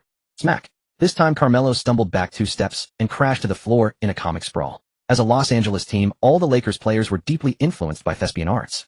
Their bench reactions were as theatrical as possible. Payton grew increasingly comfortable dishing out assists to Gasol and Yao Ming to finish plays, ultimately recording 11 dimes. Yao Ming tallied 26 points, 11 rebounds, 6 assists, and 4 blocks. He thoroughly enjoyed swatting shots today. At this juncture, Camby stood at a pivotal crossroads in his career. He had learned to play tenacious defense in New York, but received nothing in return. Then came a major injury, and he was cast off by the Knicks to the Nuggets. Last season, Camby suffered another major injury. After returning this season, he gradually grasped the truth: mere defensive dedication earns no accolades. Yet the lessons from New York still influenced him, and he couldn't bring himself to become a stat padder. But today, observing Yao Ming patrolling near the paint, never stepping out to help, leaving that duty to Kirilenko and Gasol, Camby suddenly realized that if Yao Ming could do it, so could he. He resolved to camp in the paint and become a sovereign of shot blocking. Camby bitterly lamented that his epiphany came too late. This season, he likely wouldn't achieve impressive statistics. In truth, Camby had no inkling of the meticulous arrangements Geng had devised for the 3 frontcourt players. The help defense in front of Yao Ming was delegated to the other 2, while on offense Yao Ming frequently set screens or assisted them. This was a system of mutual give and take, each fulfilling their role. Every Lakers player had their specific duties, and defense was a universal responsibility. Regardless of one's defensive prowess, a proper attitude was mandatory. The Lakers dismantled the Nuggets with a 3,015 assist disparity. The chasm between the 2 teams was magnified in this contest. One side boasted fluid offense, while the other suffered from clogged attack. Carmelo was stifled with frustration, but his pain was inexpressible. He would watch how LeBron fared against the Lakers. All 3 of them had failed, and he refused to believe that LeBron, once treated as a little brother by Ricky Davis, could overcome the Lakers. On December 21st, the Lakers hosted the Suns at the Staples Center. This night belonged to the Russian bear Andre. From the tip-off, Kirilenko delivered a string of spectacular plays, contributing in scoring, defense, and playmaking. Witnessing this, Geng's spirits soared, and he even sat up straighter. Although Marion was a defensive stalwart, he couldn't contain Kirilenko today, who scored repeatedly right in front of him. Only Geng kept a meticulous tally through an assistant coach. When Kirilenko was just 1 rebound shy, Geng dashed to the sideline and instructed Yao Ming and Gasol box out for Andre and let him grab the board. Although the 2 didn't comprehend the reason, they complied. When the arena erupted in pandemonium, many were oblivious to the cause. Then the scoreboard flashed Kirilenko's stat line: 19 points, 6 rebounds, 7 assists, 8 steals, and 5 blocks. A truly quintessential all-around performance. AK-47 had recorded his first 5x5 game. The crowd instantly ignited.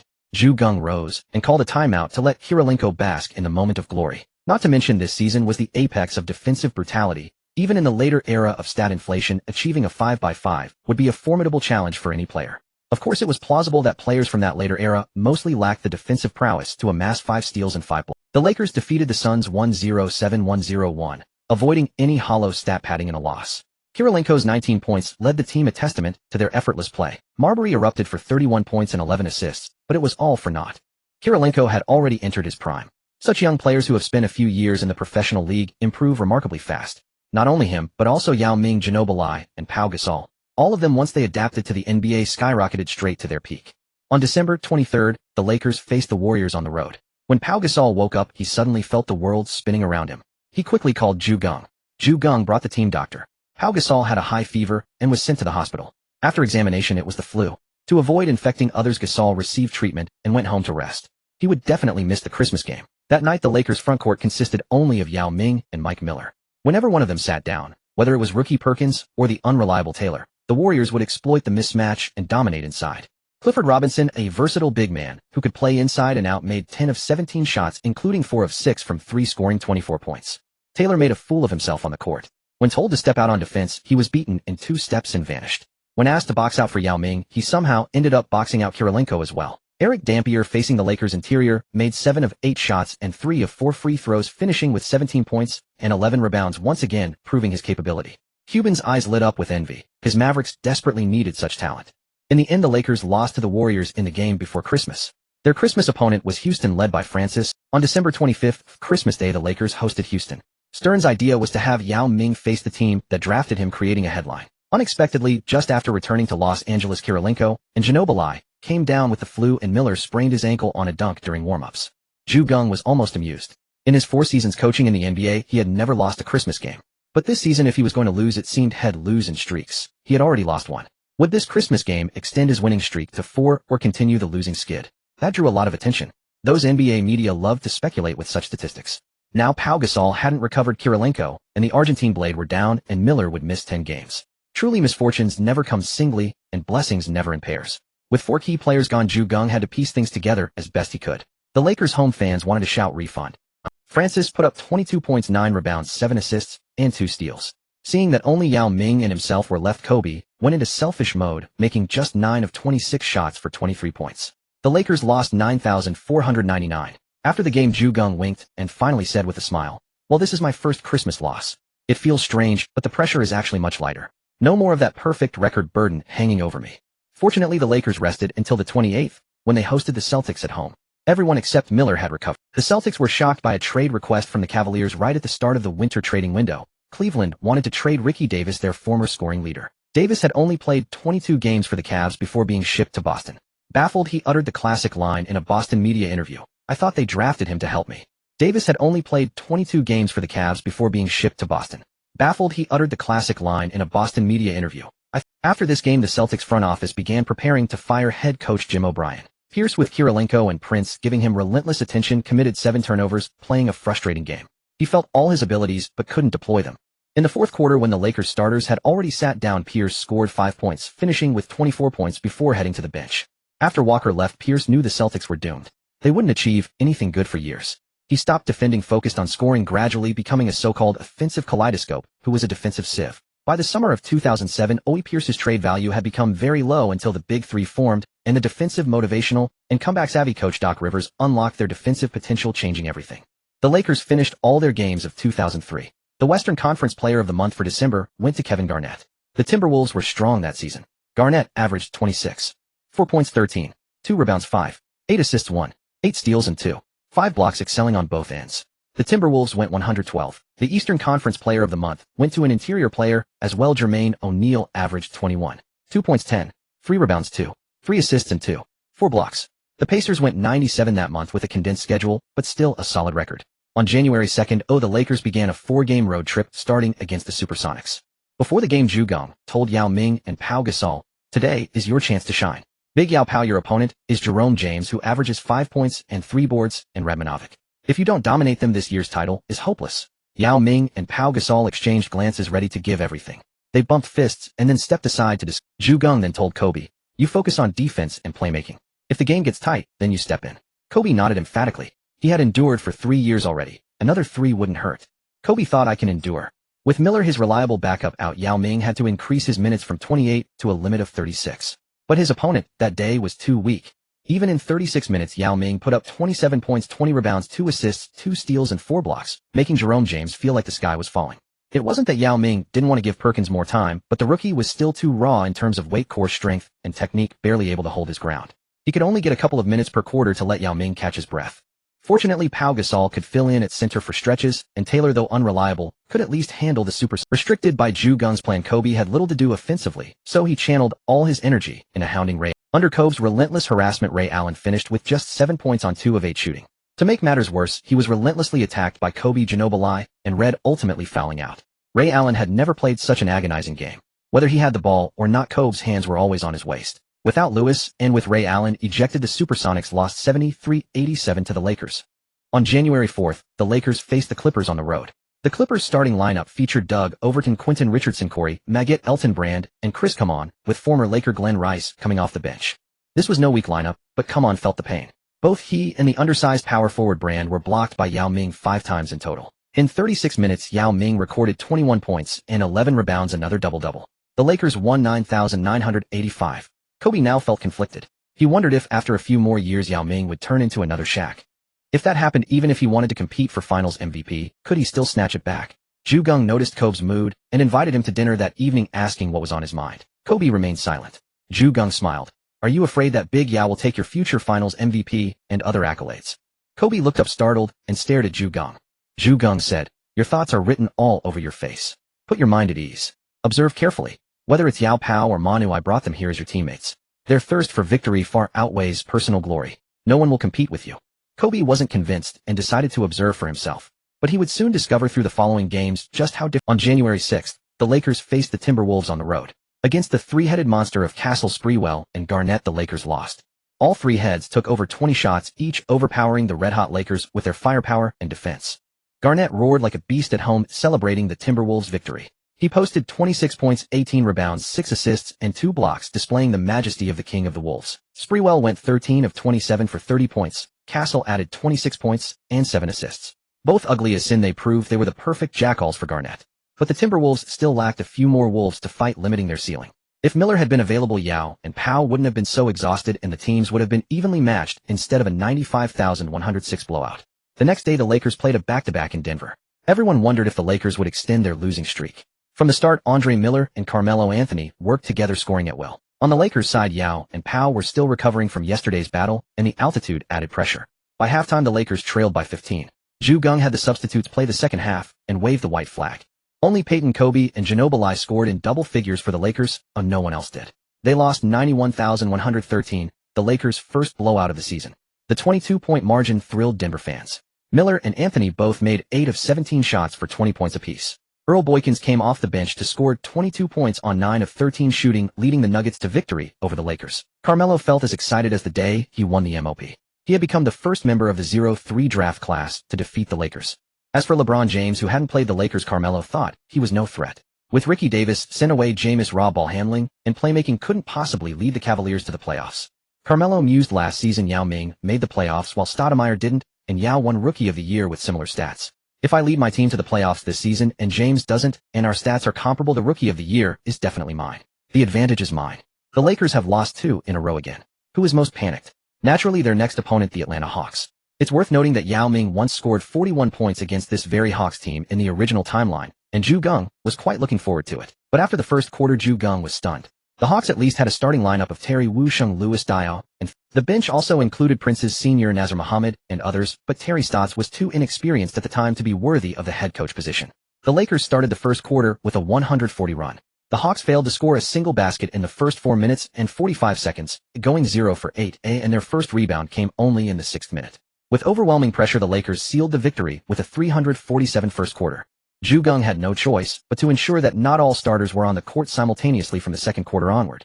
Even so, the Lakers handed the Hawks a 1-1-3-6-7 defeat, the second worst loss in franchise history. Soon the Akron native coming to Los Angeles was trembling. Yes, on January 12th, the Lakers hosted the Cavaliers. LeBron James, now the team leader, led his team to challenge Kobe.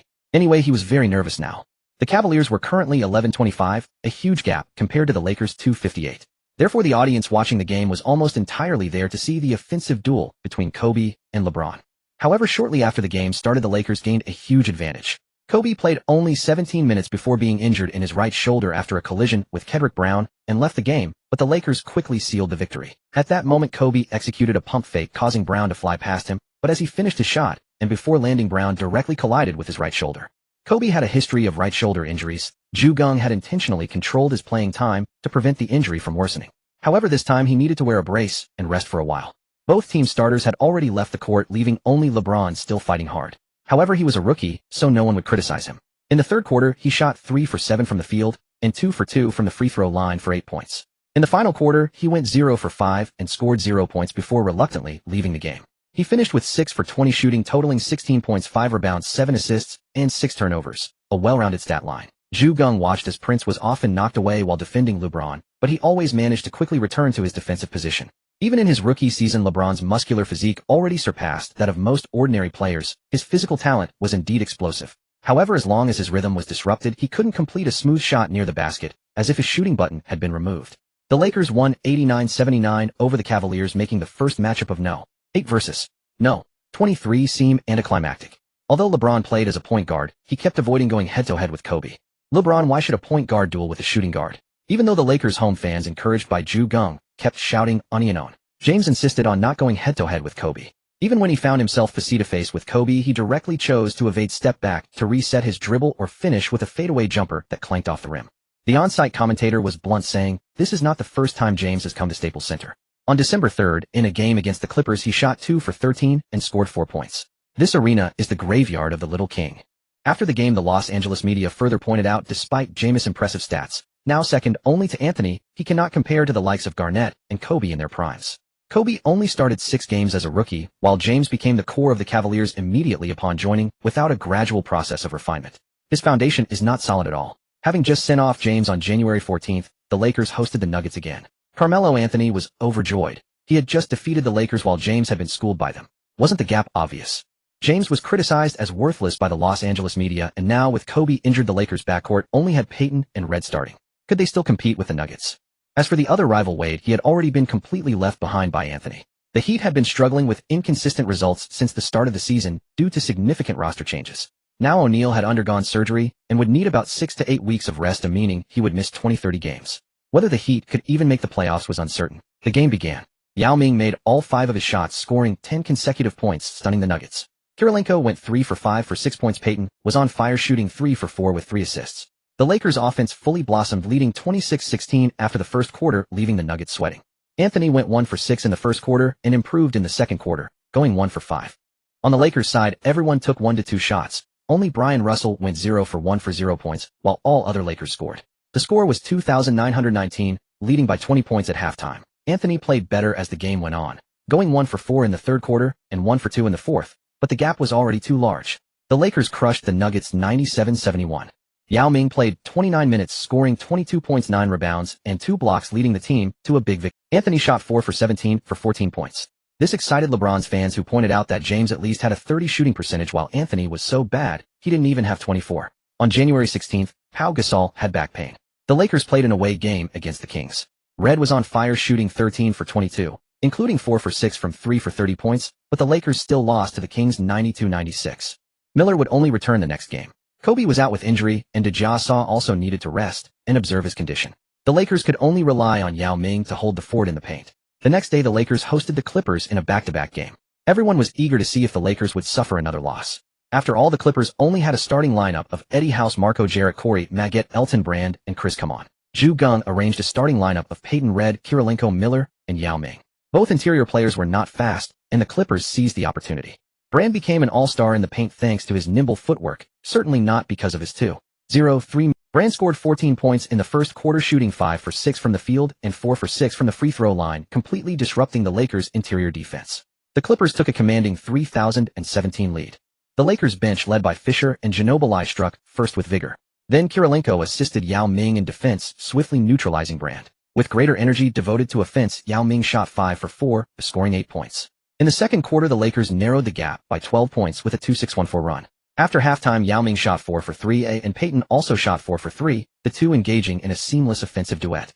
Peyton's passes made Yao Ming feel exceptionally comfortable consistently, allowing him to isolate against Kaman or Brand, a perfect positioning that led to effortless and decisive finishes. Although the Clippers mounted a frantic comeback in the final quarter, hoping to keep the Lakers trapped in the curse of back-to-back losses, Manu Ginobili refused to comply. 2 highly difficult three-pointers extinguished the Clippers' hopes entirely. Lakers fans finally breathed a sigh of relief, for if the curse persisted, it would surely become a problem in the playoffs. Geng was left with no choice. With a 1 big 4 small lineup, protecting rebounds became extremely difficult, as the Lakers' interior players were average in leaping ability. Brand snatched 35 points and 20 rebounds. Fortunately, injuries within the Lakers' current roster would be a negligible factor come playoff time. On January 19th, the Lakers hosted the Suns at home. At that time, the Suns were missing Amare Stoudemire and Stephon Marbury, their roster also incomplete. Pau Gasol remained absent. Geng moved Miller back to the bench and temporarily inserted Taylor into the starting lineup, ensuring continuous output at the center position. Both teams were plagued by injuries, but the Lakers, relying on their deeper bench, ultimately secured the victory. By the way, the Suns' head coach was now Mike D'Antoni, though their record was dismal, 15 wins and 27 losses after this game. Although Kobe was injured, he still received substantial All-Star votes. Especially after the Eagle County incident was fully resolved and the Lakers had a good record, he was firmly in the starting lineup.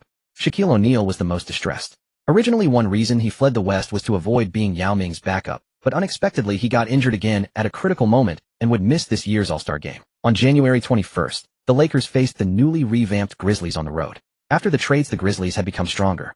Their starting lineup featured White Chocolate Mike Miller, Lamar Odom, James Posey, and Lorenzen, right, with Bonzi Wells coming off the bench. That guy Bonzi. If you put him in the starting lineup, his bad habits made him unsuitable. But as the sixth man, his scoring prowess could make even the Spurs tremble. Besides Bonzi Wells, the Grizzlies also had a defensive specialist in Shane Battier, whose eye-covering defense severely tested opponents' composure. White Chocolate scored 17 points and dished out 10 assists while Lamar Odom showcased his left-hand Magic Johnson-like playmaking. Under a grueling defensive battle, the Grizzlies eventually defeated the Lakers 88-82. After the game, Yao Ming's weaknesses were fully exposed. Although he hadn't drastically bulked up and weighed only 135 kilograms, his speed still wasn't fast. As the Grizzlies continuously accelerated the pace with Pau Gasol yet to return, even with Andrei Kirilenko's help, Yao Ming struggled to defend that group. Moreover, his stamina drained rapidly in the frantic back and forth, leading to frequent missed shots. Geng deliberately exposed Yao Ming's weakness. Even when his own team was dragged into a fast-paced game, he did not intervene to stop it, letting them follow the Grizzlies' tempo. The result was a flurry of missed shots, and both sides ended up with low scores. This was merely baiting the hook, hoping someone would remember this weakness and use it against the Lakers. After all, as long as Pau Gasol was healthy, the Lakers' three interior players could cover the full 96 minutes of a game. On January 22nd, the Lakers suffered a crushing 8-7-1-0-6 defeat to the Mavericks on the second night of a back-to-back road trip. Nash alongside Finley Nowitzki-Walker and Josh Howard sprinted across the court with the starting lineup, while Jamison provided a spark off the bench. The Mavericks executed a style of run-and-gun that Geng recognized intimately, though it was still the Mavericks' version of the fast break. Geng was taken aback when he saw the Mavericks' tactics. They used Nowitzki as the center in their run-and-gun system, a decision even more perplexing than Phoenix, using Stoudemire at the 5. After all, Nowitzki was synonymous with the label of a soft player. No matter how many points he scored, lacking the chest-thumping push-ups and rim-shaking of Garnett, he was deemed a softie. No wonder Nash immediately found his groove under D'Antoni. He had already been shaped by the run-and-gun philosophy. It was plug-and-play. However, good news arrived for the Lakers. Pau Gasol was finally set to return in the next game, completing the three-man in. Kobe wanted to return early, but Geng refused, insisting he rest until the All-Star break. Though Kobe was no longer the focal point of the offense, he remained the team's best decoy to draw double teams. Geng also did not want Kobe's shoulder injury to turn him into a shooter who clanked iron piling pressure onto Yao Ming and Pau Gasol. That would be disastrous. There is a saying, the most terrifying nuclear bomb is the one suspended overhead. Once it falls, it ceases to. Geng aimed to turn Kobe into a lethal assassin this year. If opponents did not double-team Kobe, he would get the ball and score. The moment they doubled Kobe, had to pass, forcing the opponent to choose between two poison chalices. Under no circumstances could Kobe continue taking wide-open shots against double or triple teams in the finals. Only then could the Lakers secure a championship with their young all-stars. Whether it was the interior duo of Yao Ming and Pau Gasol or Manu Ginobili, none of them had yet reached their peak in terms of breaking pressure while handling the ball. But Geng believed that with Kobe drawing the attention of two defenders, these three could dominate most opponents in unknown situations. If Geng added some pick-and-roll plays matching Yao Ming against the opposing small forward, or even guard, the advantage would become overwhelming.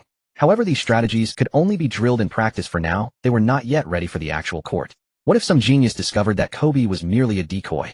Of course, in the regular season, with Michael Redd starting and Ginobili coming off the bench, their contributions were not far behind Kobe's.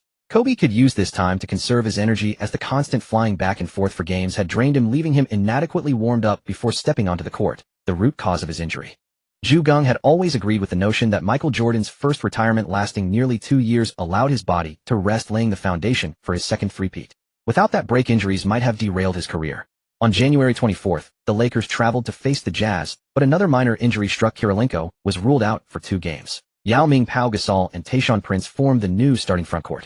With Gasol's help, Yao Ming displayed the prowess of an all-star starter, shooting 12 for 19 and 2 for 2 from the line for 26 points, 12 rebounds, and 2 blocks, leading the Lakers to a 93-86 victory over the Jazz.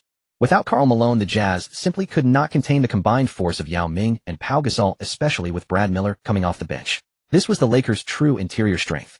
Even if the Jazz later acquired Mehmet Okur and Carlos Boozer, they would no longer be able to double-team Yao Ming effectively, since Pau Gasol would not shoot bricks and would punish them on both ends. Unknown, Yao Ming would demolish either of them. Only a double-team with Kirilenko's help could slow him down.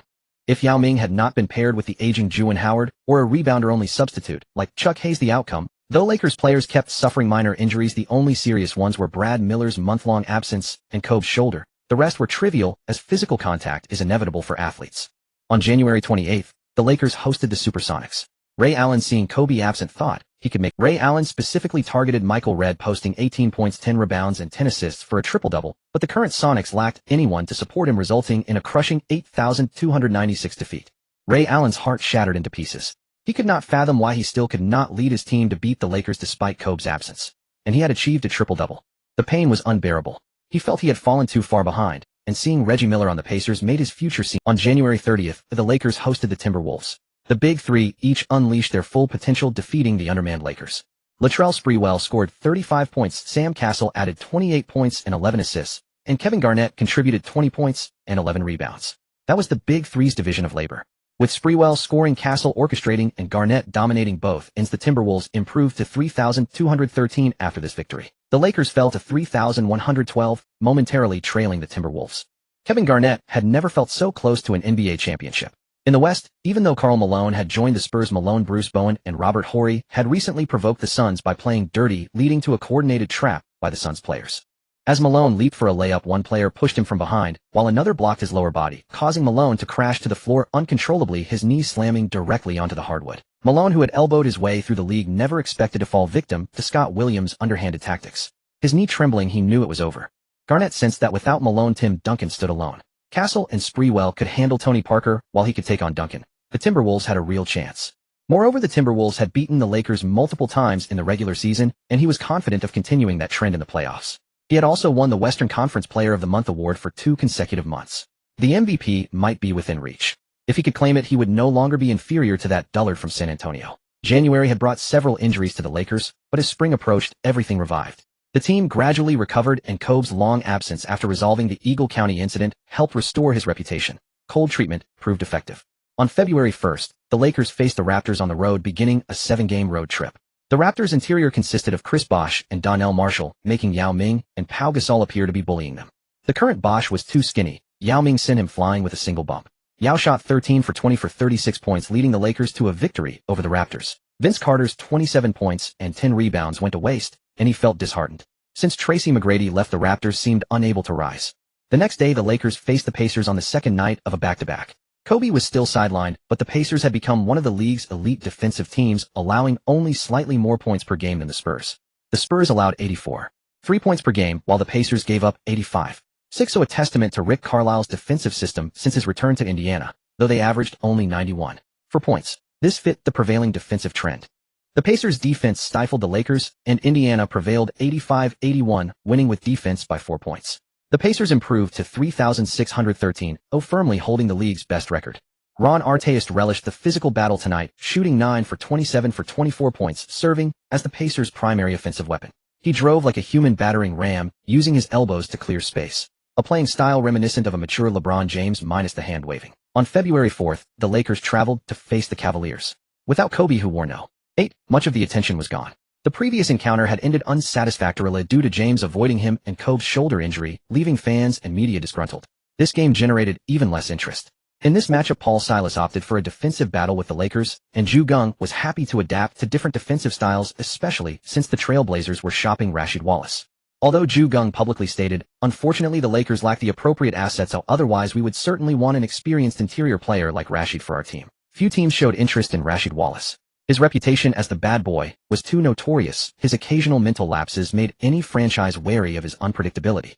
Back to the game, LeBron James was displeased with Silas' defensive approach. Everyone could play offensive basketball, rack up stats, and enjoy mutual benefit. But this defensive grind made for ugly numbers. The Cavaliers trailed 16-18 after the first quarter, with James going 0 for 3 and scoreless. In the second quarter, James went 1 for 3 and 0 for 2 from the line for just 2 points, as the Cavaliers fell further behind 17-21. After halftime, a beast emerged. Yao Ming had just made 2 of 4 shots when he was suddenly called for 3 quick fouls, bringing his total to 4, forcing him to the bench. LeBron James suddenly played like a man possessed, going 4 for 10 and 1 for 1 from the line for 9 points, while Jeff McInnes dished out 3 assists. The Cavaliers exploded for a highly efficient 28-21 quarter, taking the lead. Yao Ming made 3 out of 5 shots, striking first as the Lakers mounted a counterattack. LeBron James drove for a layup, but Yao Ming swatted the ball away with a massive block, muttering under his breath, "What is this nonsense?" LeBron James vanished. He went 0 for 2 in the fourth quarter. The Cavaliers were outscored 23-30 in that period, ultimately losing 8,490 to the Lakers. Jeff McInnes played hard, recording a double-double with 17 points and 10 assists. Big Z contributed 17 points and 7 rebounds, while Carlos Boozer added 16 points and 18 rebounds. LeBron James shot 5 of 18 from the field and 1 of 3 from the free throw line, finishing with 11 points, 7 rebounds, and 5 assists, a consistency that was terrifyingly steady. The Cavaliers lost twice to the Lakers, and James had very low shooting percentages, leading many to doubt whether he could handle tough games.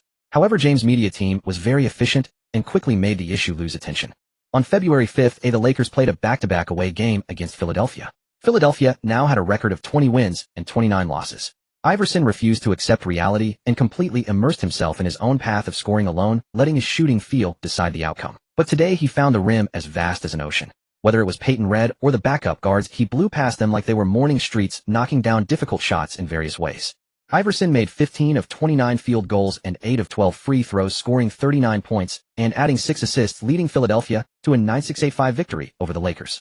For a player like Iverson, sometimes the more you try to guard him, the less you can, and it can even cause the entire defense to collapse, triggering a chain reaction. In the original Timeline's finals against the Lakers, he single-handedly dismantled the Lakers' defense to win a game.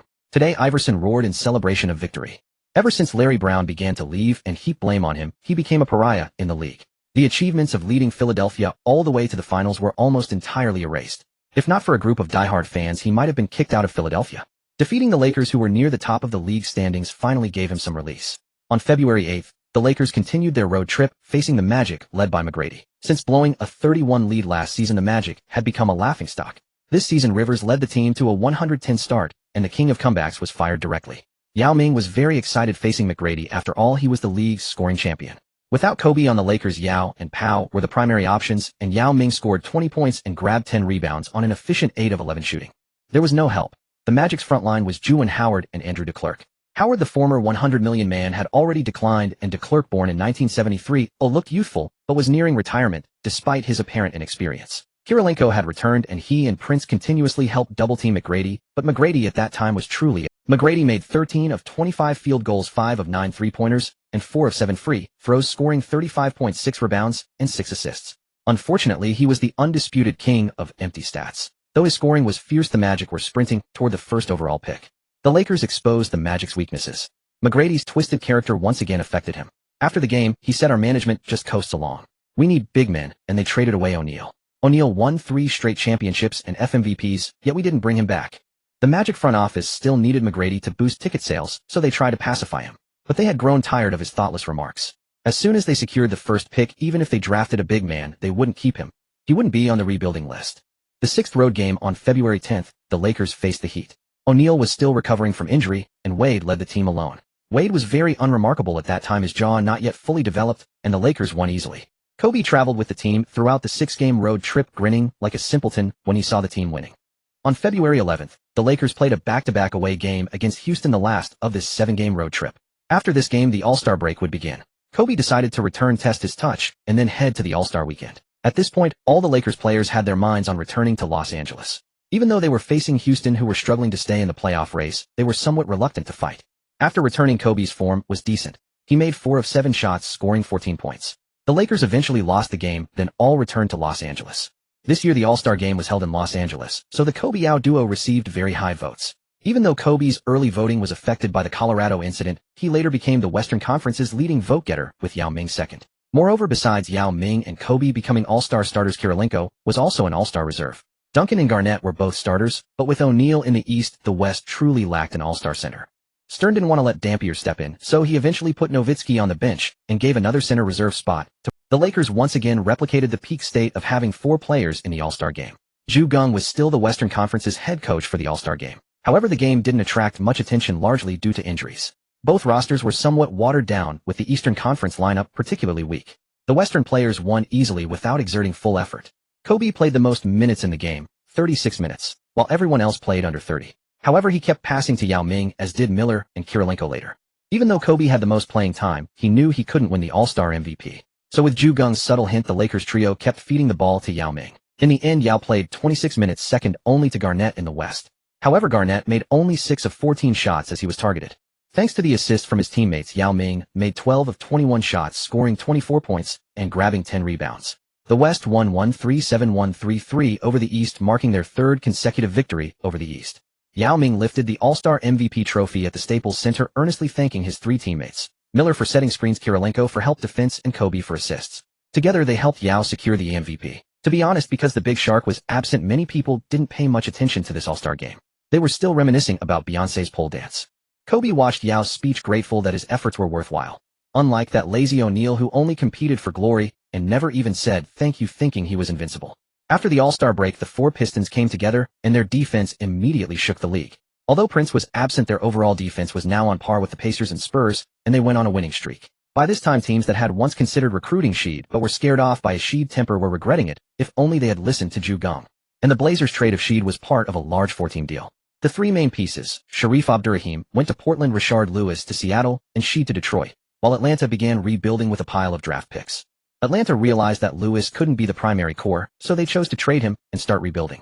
Abdurrahim, traded again after being shipped out by Memphis, was increasingly known as the NBA player with the highest blocked shots per game, truly not someone to rely on.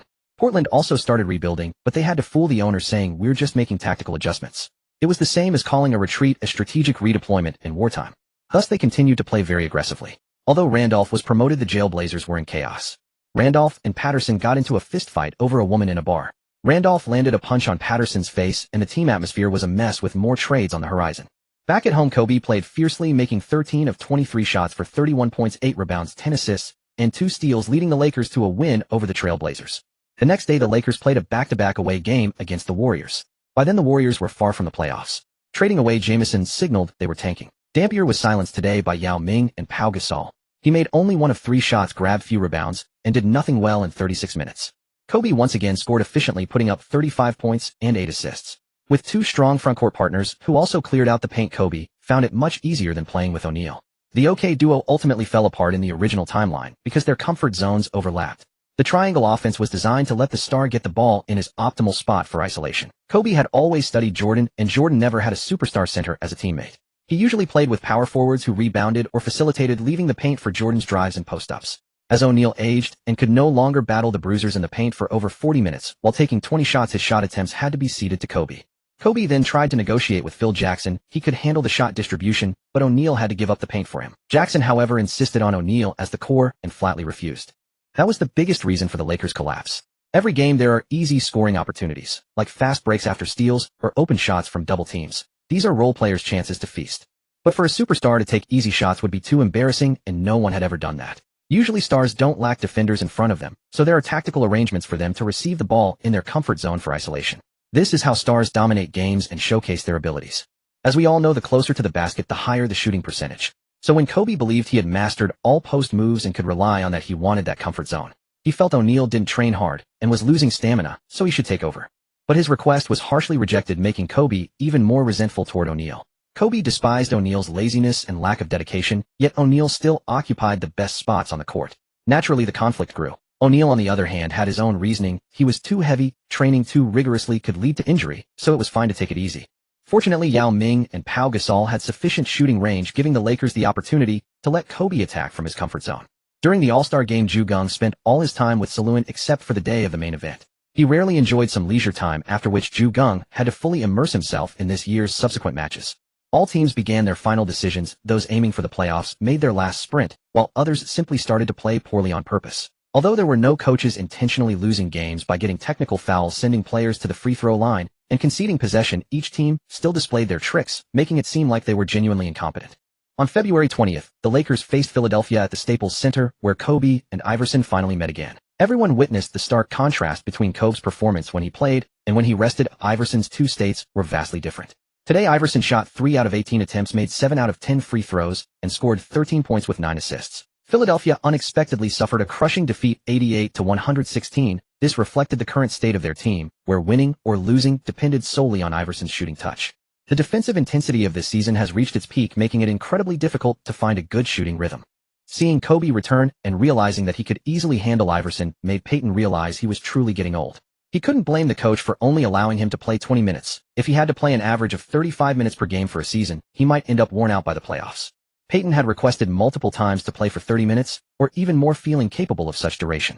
However, after being taken to school by Iverson several times, he realized his speed had diminished, and now he acknowledged Kobe returned in excellent form, and on February 22nd, the Lakers faced the Suns away. At this point, the Suns were without Marbury due to injury, and their backcourt consisted of Joe Johnson and Barbosa. Defending Kobe with such a lineup was akin to using a bag of rice to catch a mouse. Kobe played effortlessly today. Aside from Stoudemire, who could block shots inside, there was virtually no other defense. As long as he avoided Marion, he had a clear opportunity to score, and the triple team left him wide open. Kobe shot 15 out of 25, hit 2 out of 5 3-pointers, and made all 8 free throws, ending with 40.7 rebounds, 5 assists, and 3 steals, leading the Lakers to a 104-92 victory. In this game, both teams had an exceptionally high shooting percentage. Indeed, the Lakers' over 50% shooting was quite out. At this point, Joe Johnson had not yet developed the defensive prowess he would later exhibit. If he had played several more seasons like this, he might not have become Wade's nemesis. These two experienced phases with Wade dominating Johnson for a stretch, and then Johnson making Wade suffer in another. Overall, because of the frequency of their matchups, Wade had blocked Johnson the most times, totaling 12, equal to the number of times he blocked Ben Gordon. These two players were the most often blocked by Wade. D'Antoni was a master at training offense, but he completely neglected defense, which was truly remarkable. If he had simply hired a defensive coach for a salary of $3.0, the Suns might have won a championship. There was no need for constant defense, though just picking a segment in each quarter to focus on defense could suffice, for instance, when the opponents were in a scoring frenzy. On February 25th, the Lakers faced the Nuggets away. Before the game started, many fans who bought tickets were already online expressing their eagerness to welcome Kobe, the strong offender. This naturally stirred quite a commotion, and with a high online presence in the country, Denver's media even specifically went to the hotel where the Lakers were staying to interview Kobe. Kobe, looking calm, stated, "I once said that after this season I would sit down and carefully consider my options for the next season. I will seriously consider every invitation. Denver is one of the possible destinations for me." The reporters were stunned to hear Kobe say this, and after a brief pause, Kobe continued, "I am considering it." The fans could hardly contain their excitement. Kobe shot 14 out of 26, hit 2 out of 4 three-pointers, and made all 5 free throws, scoring 35 points, 10 assists, and 3 steals, leading the Lakers to defeat the Nuggets. This silenced the Nuggets fans. Vanderpool remarked, "I knew it. Why provoke him? They could have won." Jordan said, Later on I would PUA myself, imagining the other side was constantly provoking me, which motivated me to play hard and dominate my opponents." The next day, the Lakers faced the Kings at home, and Yao Ming felt soreness in his knee, prompting Geng to decide. Every time they played the Nuggets or the Jazz away, the players from other teams found it extremely uncomfortable. Simply being able to leave safely was a boon. Geng was acutely aware that Yao Ming's knee and ankle were potential injury points, and he had always paid close. If this were Houston, they would have certainly urged Yao Ming to tough it out, but here in Los Angeles, no one cared about winning regular season games if it meant making the playoffs. The Lakers' priority was winning the championship. Otherwise, even with several players on the Lakers suffering from less severe injuries, Geng would not have let them rest. Even the Lakers' medical staff would not have agreed. Only for the sake of the championship could everyone ignore the regular season record. Thus, when the Kings ultimately defeated the Lakers in this game, no one would say that they wouldn't have lost if Yao Ming had played. On February 28th, the Lakers faced the Wizards away. The Wizards signed Arenas to a big contract, which deeply stirred the second-round draft teams. Many teams requested the league ensure that the home teams have priority in signing contracts with second-round draft picks. However, despite the Wizards bringing in Arenas, they remained quite weak, with a record of 18 wins and 38 losses, reminiscent of Jordan's final 2 seasons, when he nearly led this weak team to the playoffs. Yao Ming returned to the starting lineup, efficiently shooting 13 out of 17 and scoring 29 points, making his matchup against Kwame Brown seem exceedingly easy. Yao Ming truly dominated the first overall picks from both years, showcasing his prowess with a massive block against the 2003 first overall pick. Fortunately, the camera angle was normal. LeBron's expression was painfully pained. However, this game was Kobe's time to shine, as he scored 25 points, 14 rebounds, 10 assists, and 2 steals, achieving yet another triple-double, leading the Lakers to a 122-110 victory over the Wizards. Arenas hit 8 out of 11 three-pointers, scoring 35 points in a losing effort. His scoring ability was already strong at this point. Later, he installed a device at home, simulating high-altitude, low-oxygen conditions, to train vigorously, elevating his scoring ability among the best. He should have been a player who wouldn't struggle much in high-altitude away games. This February had a 29th, and the Lakers faced the Nets away in a back-to-back. Geng allowed Yao Ming to rest for another game. By this point, the Nets were no longer as strong as in the previous 2 seasons.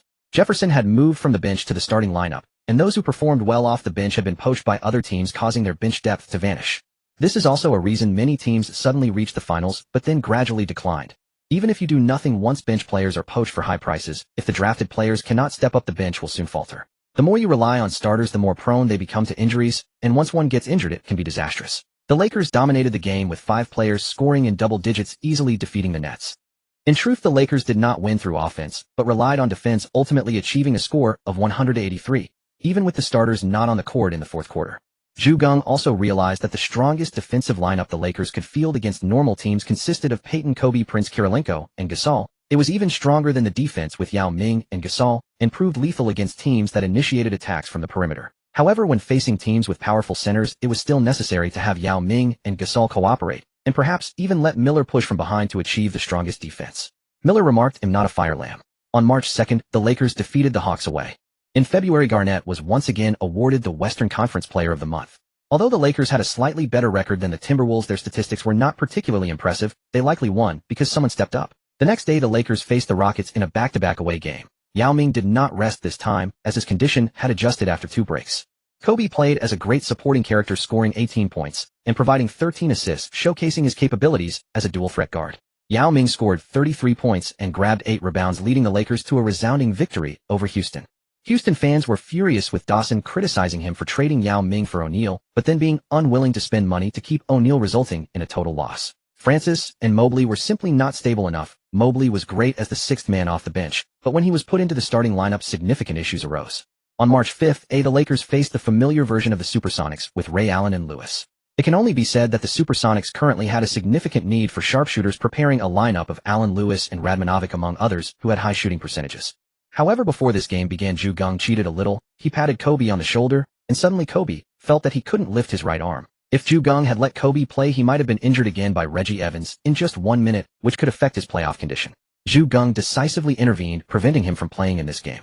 Geng looked at him, grimacing in pain, and frowned, saying, "Look at you, I told you not to return early. Your shoulder injury hasn't healed properly yet. Rest well for a while, and come back only when you're fully recovered." Kobe. Ginobili shot 3 out of 5 from 3-point range, leading the bench to defeat the Supersonics with a score of 99-91. Even without Kobe, they once again triumphed over Ray Allen. Ray Allen's heart was shattered into pieces. After this game, the Lakers announced that Kobe's shoulder injury had flared up, and he would continue to rest with the sole purpose of avoiding being a blacksmith in the playoffs. On March 7th, the Lakers hosted the Nets at home, with Kid absent. Geng was highly suspicious. Was it really because Kid's wife, who had once cried on TV claiming Kid was abusive to their children, had now turned the tables and abused him, forcing him to take time off to recover? Jason Collins expressed his frustration. Kenyon Martin was pulled away by Pau Gasol, leaving him to face Yao Ming alone. In 13 minutes, he racked up 5 fouls. Yao Ming was highly efficient, hitting 11 of 19 shots and 14 of 16 free throws, pouring in 32 points and grabbing 9 rebounds before clocking out after 28 minutes. The next day, Geng rested Pau Gasol, and the Lakers played a defensive battle against the Jazz on a back-to-back. The Lakers starters produced a staggering 58-20 advantage, but the bench unit was completely overwhelmed by the Jazz's reserves. Gordon Jurasek scored 21 points, Raul Lopez 17-0, and Rajabel 13, as the Jazz bench orchestrated a stunning comeback, ultimately defeating the Lakers 88-83. Geng witnessed the true power of the Jazz's pick-and-roll. It wasn't merely a simple screen and roll between 2 stars. When everyone was involved, continuous screens could confuse the defense, create mismatches, and even lead to open shots. Even after losing the legendary Stockton and Malone, the Jazz still held a 3,132 record, relying on their collective pick-and-roll system. This tactic wasn't exclusive to the Jazz. Many teams used it, though none as thoroughly as they did. The Spurs, for instance, incorporated numerous 2-man and 3-man pick-and-rolls into their sets, which was why even with just the big 3 of Duncan Parker and Ginobili, they could compete with almost any team. The Lakers had Brad Miller, and their bench unit had been practicing the Princeton offensive variant of the pick-and-roll. However, these players were too young and inconsistent. But with Kobe as the cornerstone, there was no need to panic. Perhaps this was the old saying, the speed of the train depends on the engine pulling it.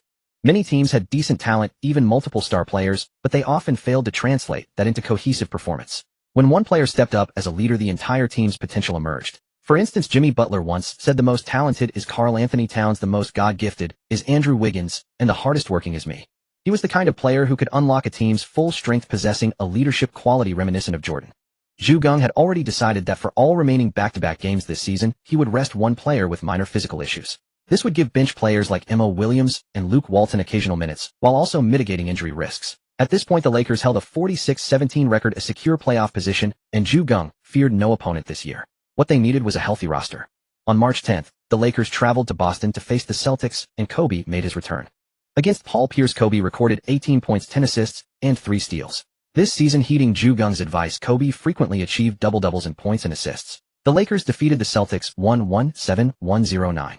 Pierce scored 30 points in vain. Fortunately for the Celtics, being in the Eastern Conference meant their sub-500 record still kept playoff hopes alive. Ricky Davis, the Celtics' 6th man, scored 24 points on 10 of 17 shooting. Yet no matter how many points he scored, it seemed to have little impact on the game's outcome. However, Davis had reason to be pleased. The Celtics had a chance to keep the Cavaliers out of the playoffs. If he made the playoffs, while the little king LeBron didn't, who was supposed to be whose backup became obvious. On March 11th, the Lakers played a back-to-back against the Timberwolves. During this stretch, the Lakers had 6 back-to-back games in a 7-game span. Andrei Kirilenko was rested for this game. Despite his spectacular defensive plays, he was injury-prone. To ensure playoff readiness, Geng naturally placed him on the rest list. The Lakers lost to the Timberwolves again. This regular season, the Lakers had lost 3 times to Minnesota, sparking growing speculation that the Timberwolves might win the championship and that Kevin Garnett would finally get his crown. Garnett, buoyed by the momentum, declared, "We will sweep the Lakers in the regular season. Without Shaq, they are no longer a championship-level team. We the Timberwolves are." The Lakers silently remembered Garnett's words. There would be another meeting between the two teams. We would see if Garnett could still be so tough then. On March 13th, the Lakers challenged the Bulls at their home floor. The Bulls' starting lineup: Kirk Hinrich, Jamal Crawford, Linton Johnson, 3, Eddie Curry, and Antonio Davis. Tyson Chandler came off the bench. This roster looked solid, but under Scott Skiles' coaching they played with great frustration. Now 1847, they were firmly in the lottery race.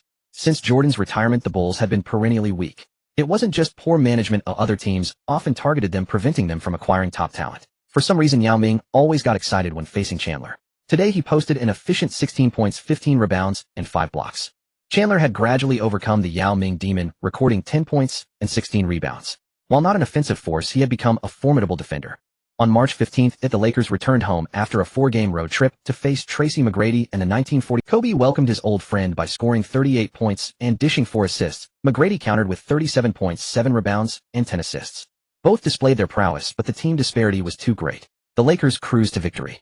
Against the aging Juwan Howard, Yao Ming dominated with 27 points, 23 rebounds, and 5 blocks. A monster double-double, celebrating with high fives from Kobe and others. McGrady trudged off the court, his long, slender legs moving slowly, his eyes drooping with an expression that said, "Don't." Jealousy burned inside him. What's the big deal? If I had such a big man, I could lead him to a championship too. After this game, only 1 month remained in the regular season. Following the next game, the Lakers would enjoy a stretch of 7 consecutive home games, including the upcoming game against the Clippers, which was also effectively a home game, and the victory over the Magic. That would be 9 straight home games. A very favorable schedule for the entire Lakers team. On March 17th, the Lakers visited the Clippers. The Los Angeles Derby had always been the Lakers' domain. Not only the fans thought so, but the Lakers players acted accordingly. From the start, they imposed their will, building a 3,625 lead and never looking back.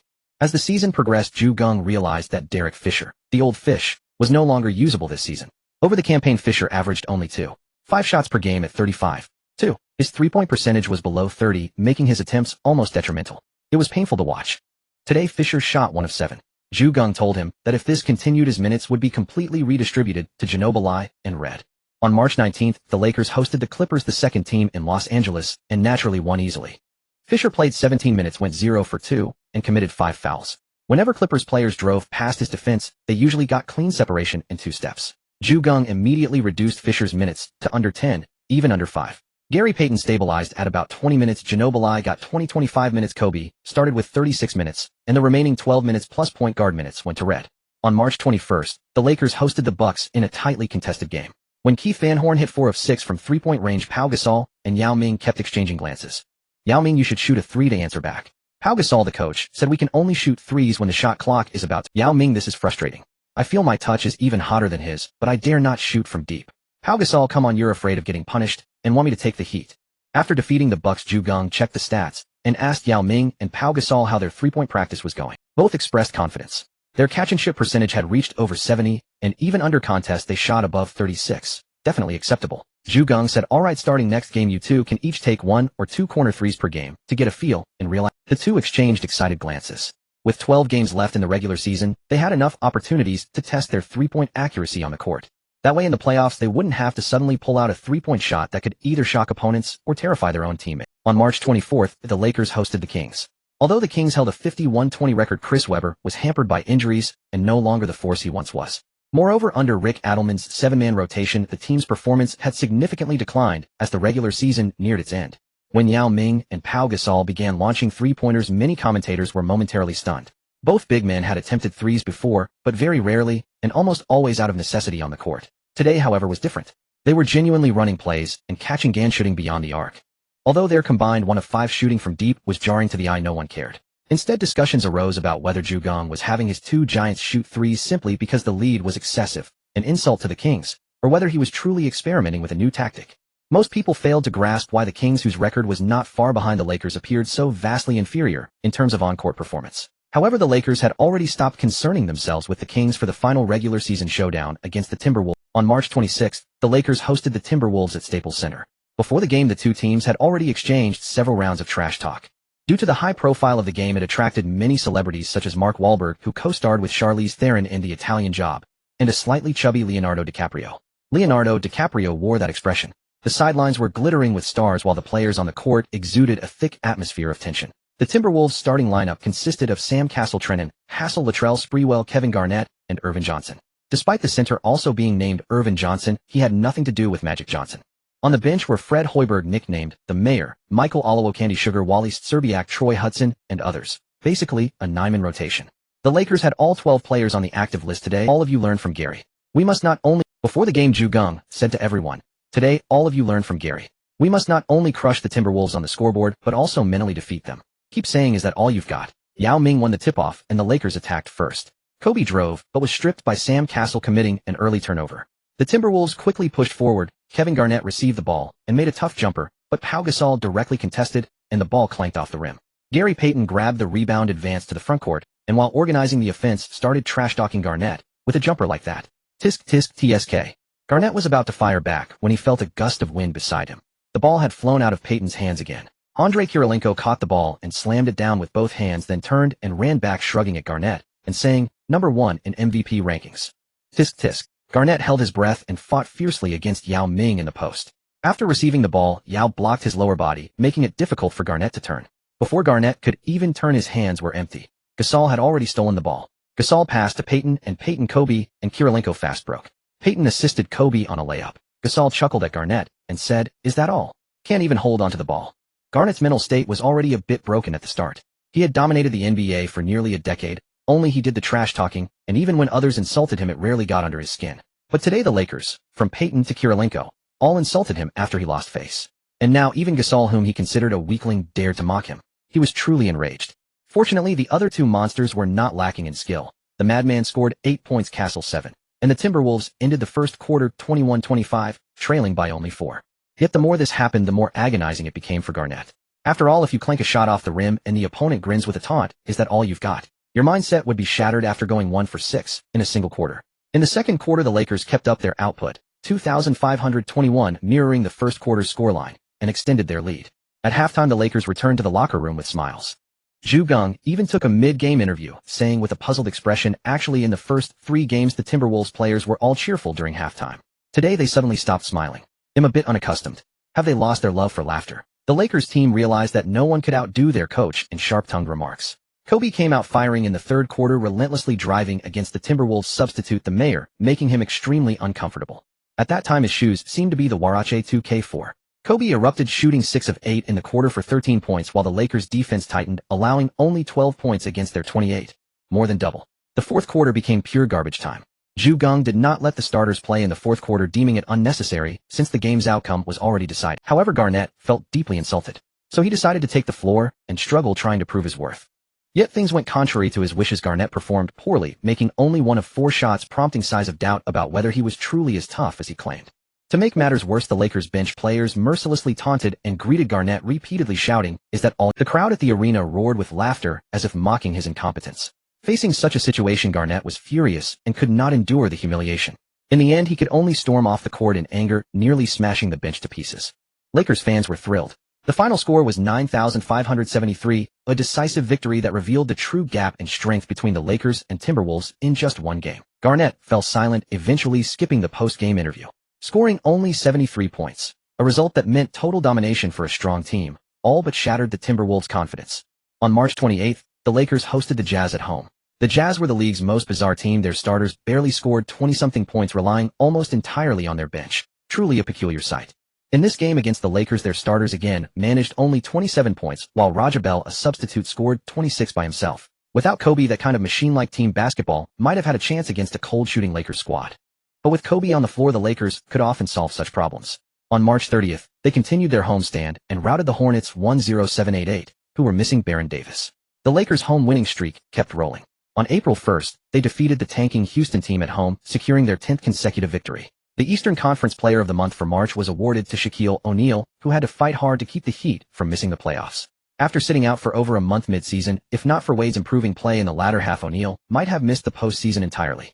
In the West, the monthly honor finally went to a Lakers player. Kobe Bryant claimed the award, averaging 25, 2.6, 3 rebounds, 5, 4 assists and 1.5 steals per game, with the Lakers posting a 121 record. Though the stats seemed modest, that was the price he paid. On April 3rd, the Lakers defeated the Supersonics. Ray Allen was thoroughly disheartened as he watched the Lakers celebrate their 11th straight win. The next day, the Lakers played a back-to-back against the Spurs with Yao Ming resting. The Spurs' starting lineup had become Parker Bowen, Turkoglu, Duncan, Nestorovic. By this point, the Spurs had shifted. Parker was the offensive focal point, or the player with the most shot attempts, while Duncan served as the central axis, indispensable on both ends of the floor.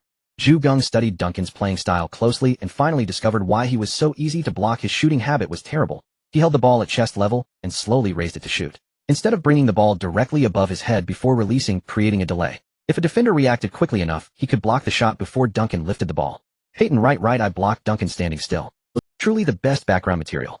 But today's spotlight was on Parker. Without Yao Ming anchoring the paint, Gasol and Brad Miller couldn't both be on the court simultaneously, allowing Duncan to draw them away from the rim and let Parker drive straight to the basket. Parker, of course, seized the opportunity. He slashed his way to 29 points and added 9 assists, a brilliant performance that completely shredded the Lakers' defense. The Spurs beat the Lakers 95-89. At this point, the Spurs' record trailed only the Lakers and the Timberwolves. Given the trend, they couldn't catch the Lakers, but the Timberwolves still had a faint chance. The Lakers had 5 regular season games left, including 2 against the Trail Blazers. On April 6th, the Lakers hosted the Blazers. The Blazers played fiercely, desperate to clinch a playoff spot, while the Lakers entered preservation mode, placing Miller and Ginobili on the injury list. Stoudemire scored 24 points with 3 steals, Randolph added 22 points, 9 rebounds, and 5 assists. The duo worked inside and out, and the Blazers' overall defensive pressure was suffocating. They won 9,186.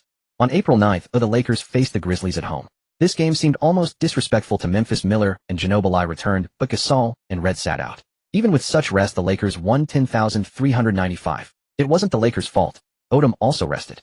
Without the left-hand magic, the Grizzlies had no chance to resist. On April 11th, the Lakers rested Kobe and Prince. They faced the Kings, who refused to rest their starters, and played 3 of them for over 40 minutes. The Lakers lost 9-0-1-0-2, but 12 players saw action, including some who had barely played in a while. Weber had suffered major injuries in recent seasons, yet Adelman still played him 40 minutes, truly overworking him. No wonder Weber played so poorly later in Philadelphia and Detroit. He had been drained.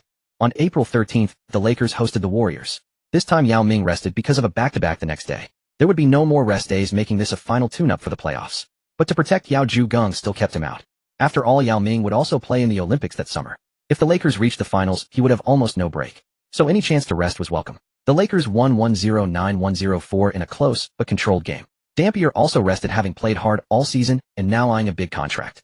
In the final game, the Lakers traveled to face the Trail Blazers on the second night of a back-to-back. But the day before, Kobe had played only 25 minutes, the most on the team, so the narrow victory was no fluke. The Trail Blazers, needing a win to secure their playoff fate, played with extraordinary intensity. Yet the Lakers refused to yield, dominating and taking the game. The Blazers were in despair, left to watch the outcome of the Jazz's final game, hoping for a Jazz loss. But what if the scoring champion Tracy McGrady, at the cost of the Magic's draft lottery hopes, averaged 28 points per game? Do not underestimate this scoring title. It was an overwhelming lead. The second and third places were 2 jump shot artists, Peja Stojakovic and Kevin Garnett, both averaging 24.2 points. Kobe Bryant, due to the Colorado incident and reduced shot attempts, averaged 24 points, ranking 4th. Shaquille O'Neal, ranked 10th, had already dropped to 21.5 points. Last season, there were 2 players with 30 points and 4 with over 25, making this year far less spectacular. Kevin Garnett grabbed 13.9 rebounds per game, claiming the rebounding crown with the demeanor of the Wolf King. Tim Duncan ranked 2nd, averaging 12. 4 rebounds, tied with Ben Wallace, who was 3rd. This was a sign of the power forward era. Jason Kidd averaged 9.2 assists, winning the assist title, followed by the so-called lone wolf Stephon Marbury, averaging 8.9 assists, and then Steve Nash with 8.8 assists. It was only after the league relaxed perimeter rules the following season that Nash took off. Otherwise, with his lack of physicality, he was merely a decent guard. Whatever points he scored, he would almost certainly give back on defense. The competition for this year's blocks title was not fierce, but the numbers were astonishing. Theo Ratliff secured the blocks crown with 3.6 blocks per game. Ben Wallace averaged 3 blocks for second, and Andrei Kirilenko, a forward, averaged 2.8 blocks, ranking 3rd. The steals title went to Baron Davis, averaging 2 for steals. On the surface, this might seem less impressive than previous steals champions, but one must consider the context. The defensive intensity this season slowed down every team, reducing the number of possessions and thus opportunities. From this perspective, the later trend of speeding up the game, inflating everyone's stats, was a rather peculiar maneuver. Sean Marion and Ron Artest both averaged 2.1 steals, ranking 2nd and 3rd. Andrei Kirilenko averaged 1.9 steals for 4th. His defense had reached elite level, but was far from peak. Only the Mavericks, 105.2 points, and the Kings, 102.8 points, averaged over 100 points this season. The Lakers ranked 3rd, averaging 99.2 points. The Rockets, 76ers, Raptors, Jazz, and Bulls all averaged under 90 points. With poor records and low scoring, selling tickets was truly difficult. In the West, the Los Angeles Lakers finished 6,121. Geng once again led the Lakers to the top of the Western Conference, tied with the Pacers for the best record in the league. This season, the Lakers did not rely on a single player, but on the collective effort of Kobe Yao Jameer, a.k.a. 47, a Prince Red Miller, and Old Peyton, to achieve this result. Second in the West, the Minnesota Timberwolves at 5,824. Flip Saunders finally had the three-headed monster, and Garnett had reached his true peak. After all these years, the Timberwolves had finally cultivated a winner. But the Timberwolves likely never imagined Garnett was thinking, "Don't let loyalty ruin me." Third in the West, the San Antonio Spurs at 5,725. Greg Popovich had Duncan and Karl Malone, but Malone's sudden mid-season injuries sidelining him for half the season forced overuse of Duncan, resulting in a third-place finish. Fourth in the West, the Sacramento Kings at 5,527. Rick Adelman had an even stronger lineup, but the starters were heavily worn down. How the playoffs would unfold depended on how much punishment these players could endure. Fifth in the West, the Dallas Mavericks at 5,230. Don Nelson was unlucky. The Mavericks could have built around the Big Three and gradually filled other positions, giving them a solid chance at a championship. But Mark Cuban couldn't wait. He assembled a bunch of scorers, almost all isolation players. No wonder later the little General Avery Johnson, with his 5 or 6 isolation plays, better suited this Mavericks team. Sixth in the West, the Memphis Grizzlies at 5,032. Hubie Brown elevated players like Lamar Odom. In cooperation with logo man Jerry West, they turned the weak Grizzlies into a 50-win team. In the East, that would have been a top 3 record. Seventh in the West, the Denver Nuggets at 4,339. Jeff Bzdelik and Carmelo Anthony led the Nuggets to the playoffs. Anthony's rookie numbers were solid, though not as all-around as 2055, but he was already near all-star level at small forward. And considering last year's Rookie of the Year, the Cavaliers didn't even make the playoffs. Eighth in the West, the Portland Trail Blazers at 4,141. Maurice Cheeks was especially grateful to the Jazz, who were eliminated by a last-second shot. With the same record but a worse head-to-head, the Jazz finished ninth. The Blazers might get crushed by the Lakers, but at least they made the playoffs, allowing Cheeks to report to the owner. The top 6 in the West all had impressive records, while the East showed a stark contrast. First in the East, the Indiana Pacers at 6,121. Rick Carlisle made the Pistons take off, and returning to the Pacers, he made them take off too. Though his playoff record was mediocre, this guaranteed he wouldn't lose his coaching job. Second in the East, the New Jersey Nets at 4,735. After Byron Scott, 2220, was fired, the Nets hired Lawrence Frank, 2,515, finishing second in the East due to winning their division. Third in the East, the Detroit Pistons at 5,428. Larry Brown reaped what Carlisle sowed, and used his mentor's connections to acquire Rasheed Wallace, forming the Twin Towers defensive front. Initially aiming for a good playoff run, the Pistons suddenly went on a winning streak at the end of the regular season, holding opponents under 70 points repeatedly. They recalled the code of the bad boys and began to dream of a championship. Fourth in the East, the Miami Heat at 4,240. Stan Van Gundy and Shaquille O'Neal never saw eye to eye, but to get the Heat into the playoffs, they cooperated after O'Neal returned from injury, and Miami succeeded. Among the top 5 picks of the deep draft, only Chris Bosh and LeBron James missed the playoffs. Fifth in the East, the New Orleans Hornets at 4,141. Tim Floyd's Hornets were the East spoilers. They couldn't contend, but facing them was a torment. A rogue style defined them. Sixth in the East, the Milwaukee Bucks at 4,141. Terry Porter inherited a team that was supposed to tank, but the Bucks acquired the Hawks' 8th pick and played with aggressive defense, sneaking into the playoffs. Seventh in the East, the New York Knicks at 3,943. Don Chaney, 1524, was fired. Herb Williams, 10, took over briefly, and finally Lenny Wilkens, 2319, guided this broken ship into the playoffs. Eighth in the East, the Boston Celtics, with a mere 36-46 record, still made the playoffs. Jim O'Brien, 2224, stepped down, and John Carroll, 1422, was even worse, but they edged out the 35-win Cavaliers. Rumor had it that Ricky Davis celebrated that night at a Boston bar, splurging tens of thousands of dollars on drinks. On April 17th, the Lakers hosted the Portland Trail Blazers, with the Blazers owner watching courtside.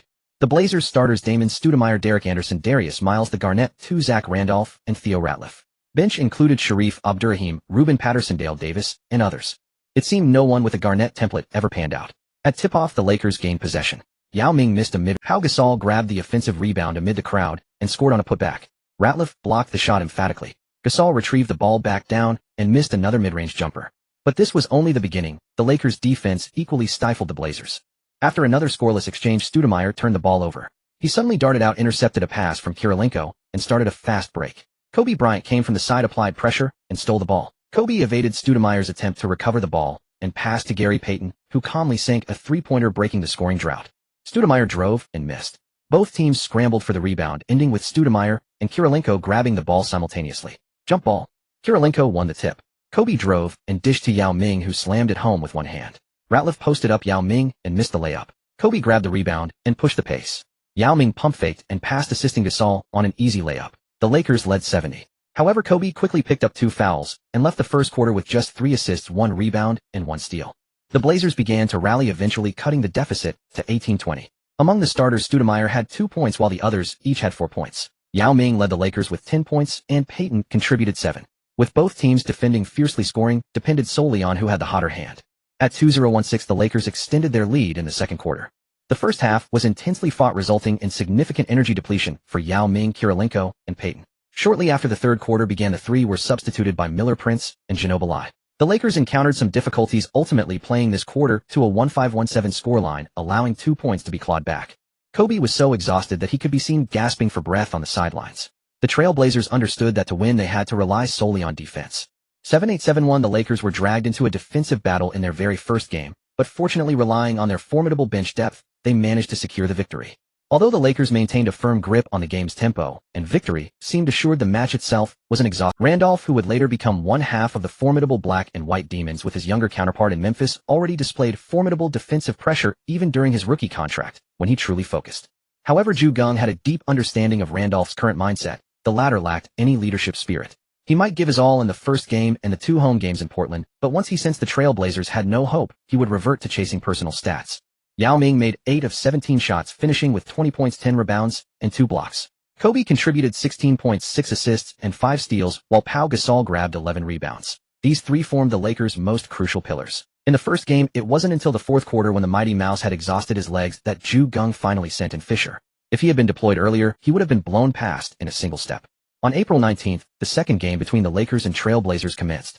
The Blazers won the opening tip, and Randolph immediately challenged Yao Ming.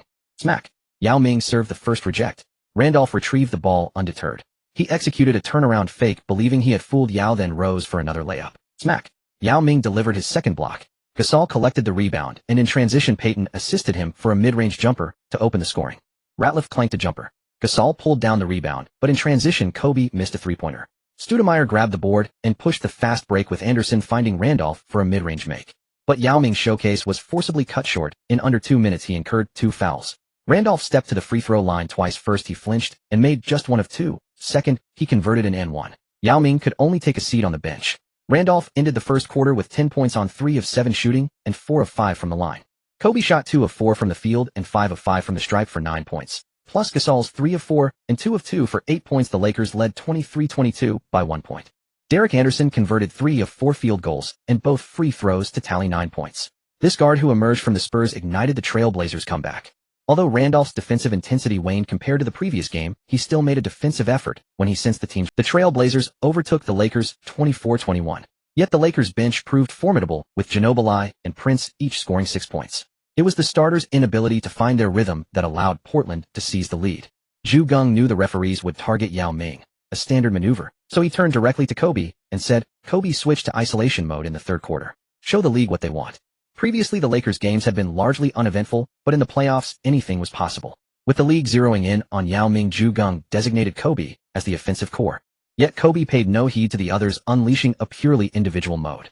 He made 4 of 10 field goals and sank all 8 free throws, erupting for 17 points and igniting the entire Staples Center. Pau Gasol hit 3 of 5 shots for 7 points, and feeling the referees had it in for them, the Lakers defended with even greater ferocity. The Lakers roared to a 3-0-1-8 lead, draining the Trailblazers of their spirit in one decisive surge. Kobe's explosive scoring prowess had a way of suddenly shattering an opponent's composure during a game. The Lakers defeated the Trailblazers 98-84, with Kobe Bryant scoring 36 points and 4 assists, while Pau Gasol contributed 17 points, 8 rebounds, and 4 assists. Yao Ming, plagued by foul trouble, played only 17 minutes, recording 7 points, 7 rebounds, and 4 blocks, but fortunately secured the victory. The Lakers took a 20 lead and headed to Portland. Randolph scored 21 points, the highest for the Trailblazers, but struggled throughout the game and engaged in multiple altercations with Miller. In the first game of the Timberwolves-Nuggets series at home, Sam Cassell made a name for himself, shooting 16 of 24 from the field, 5 of 6 from 3 and 3 of 3 from the free throw line, scoring 40 points.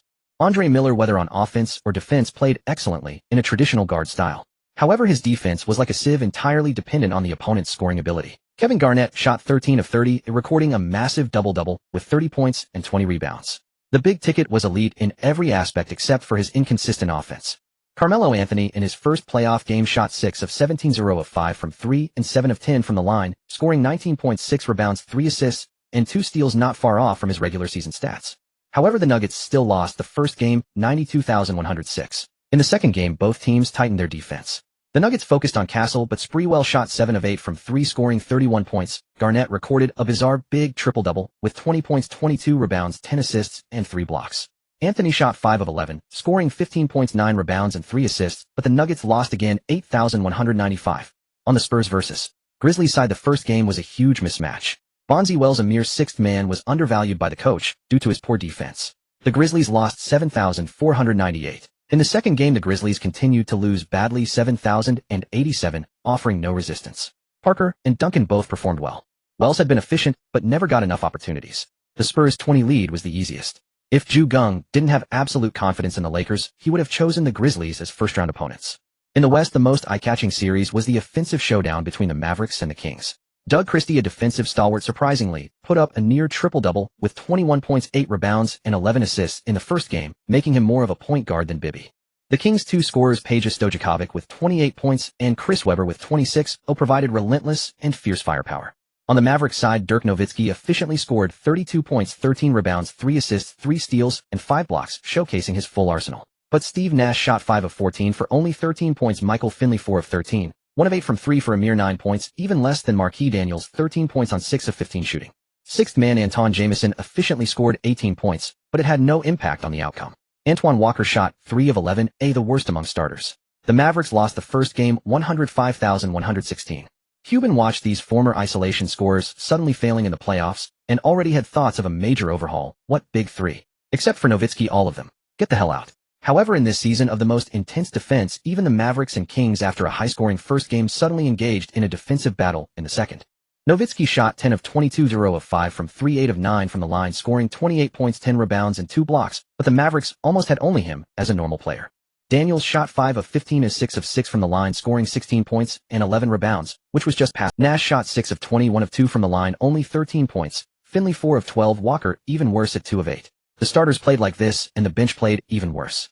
Josh Howard 1 of 9, Jamison 0 of 2, Scott Williams 0 of 2. The Mavericks ultimately lost to the Kings 79-83. Webber was flashy and all-around, recording a triple-double with 19 points, 13 rebounds, and 12 assists. Bibby scored a game-high 24 points. Because the second-round opponent would be the winner of this series, Geng seriously studied the current Kings.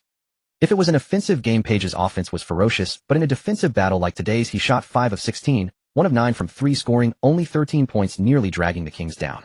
But Bibby was different. In such a defensive battle, he could still score high with decent efficiency, very much like Chauncey Billups of the Pistons. He feels uncomfortable without physical play and can't play offense otherwise. It could be said that this very Bibby defined the Kings' floor. In the West, all series were 20, which certainly meant that unlike last season, there would be no sweeps in the first round. Over in the East, the Pacers were eliminated by the Celtics in the first round last season. This year, the two teams met again, and it was a fierce battle to the death. Rick Carlisle was no smiling assassin. He cranked up the defense from the start. Paul Pierce shot only 5 of 18, completely shut down by Ron Artest. Jermaine O'Neal and Artest both scored 24 points, leading the Pacers to a 1-0-4-8-8 victory over the Celtics. In terms of sixth men, the Celtics had Ricky Davis and the Pacers had Al Harrington, both of whom were strong offensively, but weak defensively. But today marked the beginning of the Celtics' dirty tricks. They sent Brandon Hunter onto the court, who directly body-slammed O'Neal to the ground. O'Neal immediately got up to fight, but was held back by Davis. Artest was sitting on the bench, but his brain suddenly heated to 100 rage, and he charged onto the court. When he cooled down a bit, he hurried back to the bench, but it was too late. He was suspended for the second game. The Celtics used a rookie to provoke and successfully neutralized the dim-witted Artest. In the second game, without Artest, Pierce got cocky, shooting 7 of 18, 2 more field goals. But the Celtics didn't expect Fred Jones with 17 points, Jonathan Bender with 11, and Crosher with 10. These three bench players, after Harrington moved into the starting lineup, capitalized on the increased shot attempts and erupted. The Heat vs. Hornets series was brutal from the first game. McGlure was still fierce, and together with the veteran P.J. Brown, they double-teamed O'Neal. The game was tied at 79 with 1 seconds left. Wade held the ball very composed, faked right, then drove left into the middle, suddenly released a floater, and the ball swished. At that time still known as Wade, the rookie hit a game-winning floater in his first playoff game. The Miami cheerleaders, although Wade wasn't particularly renowned during his high school and college years, he adapted to the intensity of NBA playoffs the fastest upon entering the league, demonstrating his clutch big heart prowess from the very first game. In the Heat's second home game, the Hornets fiercely targeted Wade, but he simply reduced his attempts, going 5 for 8 and remaining highly efficient. Shaquille O'Neal unleashed his dominance, leading the Heat to a crushing 9,363 victory by 30 points. Only Baron Davis for the Hornets managed 13 points, all others scored in single digits. Truly a brutal outcome. The Heat took a 20 lead. Malisic was barred from playing by Larry Brown for the sake of American basketball, making Wade the most promising candidate to advance to the second round. Meanwhile, the Pistons routed the Bucks 1-0, 5-9-0. The Bucks' defense was truly problematic. They allowed Ben Wallace to go 8 for 15, tallying 17 points, 14 rebounds, and 3 steals. However, the Pistons stumbled in the second game. Their offense was too inconsistent, losing 8,892. In the last matchup, the Knicks versus the Nets, Jason Kidd led his team to an easy 10,783 victory. The Knicks roster was a chaotic mix. Some players only focused on offense without defending, while aging Mutombo and others could only defend. The fragmentation was severe. Although they barely made the playoffs, no team was weaker than them. In the second game, the Nets again crushed the Knicks 99-81, taking a 20 lead. This series was utterly with. On April 23rd, at the Rose Garden in Portland, the Trail Blazers, returning home, were prepared to give it their all. They were reluctant to be swept without leveraging their home court advantage. However, they probably didn't expect that Pau Gasol, who had been mostly a supporting role for the Lakers, suddenly shone brilliantly. In the first quarter alone, he went 4 for 5 for 9 points and finished the game 11 for 17 from the field and 8 for 11 from the free throw line, posting 30 points, 13 rebounds, and 3 steals. Although Kobe Bryant and Yao Ming both encountered difficulties, Pau Gasol single-handedly helped the Lakers win the toughest battle 9,288. Kings head coach Rick Adelman, who was about to face the Lakers in the next round, was so furious at Gasol's performance that he wanted to curse. They cheated. Originally, they only had to contain Yao Ming. How did another one emerge? Although all starters of the Trail Blazers scored in double digits, none reached 20 points, ultimately tasting defeat. On April 25th, the game that would decide whether the Trail Blazers would be swept began. Anderson struck first, going 5 for 5 in the first quarter, including 3 for 3 from three-point range, scoring 14 points, and helping the Blazers take a 2,724 lead. However, with Little Flying Squirrel and Raheem stepping up, the Trail Blazers only reduced the lead by 2 points, making it 2-3, and they still held a 1-point advantage. During halftime, Geng gave only one instruction in the third quarter: ramp up the intensity and maximize the defense. Goodness, the Blazers fans were stunned. Little Flying Squirrel went 0 for 5, Randolph 0 for 4, and the team scored only 9 points in the quarter. Was this what an NBA playoff team was capable of? The Lakers' 2-5-9 third quarter silenced the Blazers' home crowd. Eventually, the Lakers won 9-7-7-8, denying any chance for Portland and sweeping the series 4-0. Returning to the Nuggets' home court, Anthony immediately showcased his prowess, shooting 9 for 22 for 3 from 3 and recording 24 points, 10 rebounds, and 4 assists, leading Denver to a 107-86 victory over the Timberwolves and staving off elimination. In truth, the Nuggets win also owed to Wally Szczerbiak's severe injury, which dealt a heavy blow to the Timberwolves' morale. However, in Game 4, Carmelo faced relentless targeting from the veterans, suffering immensely. He made just one of 16 shots, experiencing the harsh realities of the league for the first time. The Timberwolves narrowly won 8-4-8-2, securing a hard-fought victory. Anthony was completely lost throughout the game, and they dared not even give him the ball for the potential game-eating shot. Andre Miller and Vashan Leonard missed consecutive attempts, and the Nuggets squandered the chance to force a pivotal Game 5. After the game, it was reported that Anthony had been playing through an injury, explaining his poor performance, and he would not play in Game 5. Returning to their home court, the Timberwolves crushed the Nuggets 1-0-2-9-1, advancing to the second round with a 4-1 series victory. Back on their home floor, the Mavericks relied on Daniels Nowitzki and sixth man Jamison, each scoring over 20 points to blow out the Kings 1-0-4-7-9. Only Bibby and Weber performed decently for the Kings as the fatigue of the starters began to affect their combat effectiveness. Bibby was an outlier. The more intense the battle, the stronger he became. As for Weber, having played only about 20 games in the regular season, he had no stamina issues, but the others were a different story. In Game 4, still in Dallas, Nowitzki shot a poor 5 for 22, but the entire Mavericks team was off, resulting in a tight contest. Weber made only one of 2 free throws, leaving the deficit at 4 points. Nowitzki then calmly sank 2 free throws. Bibby missed a jumper, and Nash's game-eating attempt clanked off the rim. The Mavericks suffered a 9-2-9-4 loss, again failing to reach a Game 5. In Game 5, Nash finally stepped up, shooting 9 for 19 for 24 points and 14 assists. Yet Bibby torched him for 36 points and 8 assists, reminiscent of Andre Miller. Whatever you scored, your opponent matched. But in the final moments, Nowitzki's potential game-winning shot missed, and the Mavericks lost 118-119, another defeat by a single point. Mavericks fans were furious. A 4-point loss, then a 2-point loss, and finally a 1-point defeat, like rubbing salt and chili powder into the wound, and then scrubbing it with a brush. The Spurs, arriving in Memphis, found themselves struggling against the Grizzlies' stifling defense. But the Spurs had more talent, and after Mike Miller's 3-point miss, the Grizzlies fell 9-3-9-5. In such a defensive battle, the Spurs relied heavily on Duncan, while Parker saw his shot attempts significantly reduced. After the heartbreaking Game 3 loss, the Grizzlies lost all momentum. After all, Odom was not suited to be a primary star. His second fiddle temperament was evident.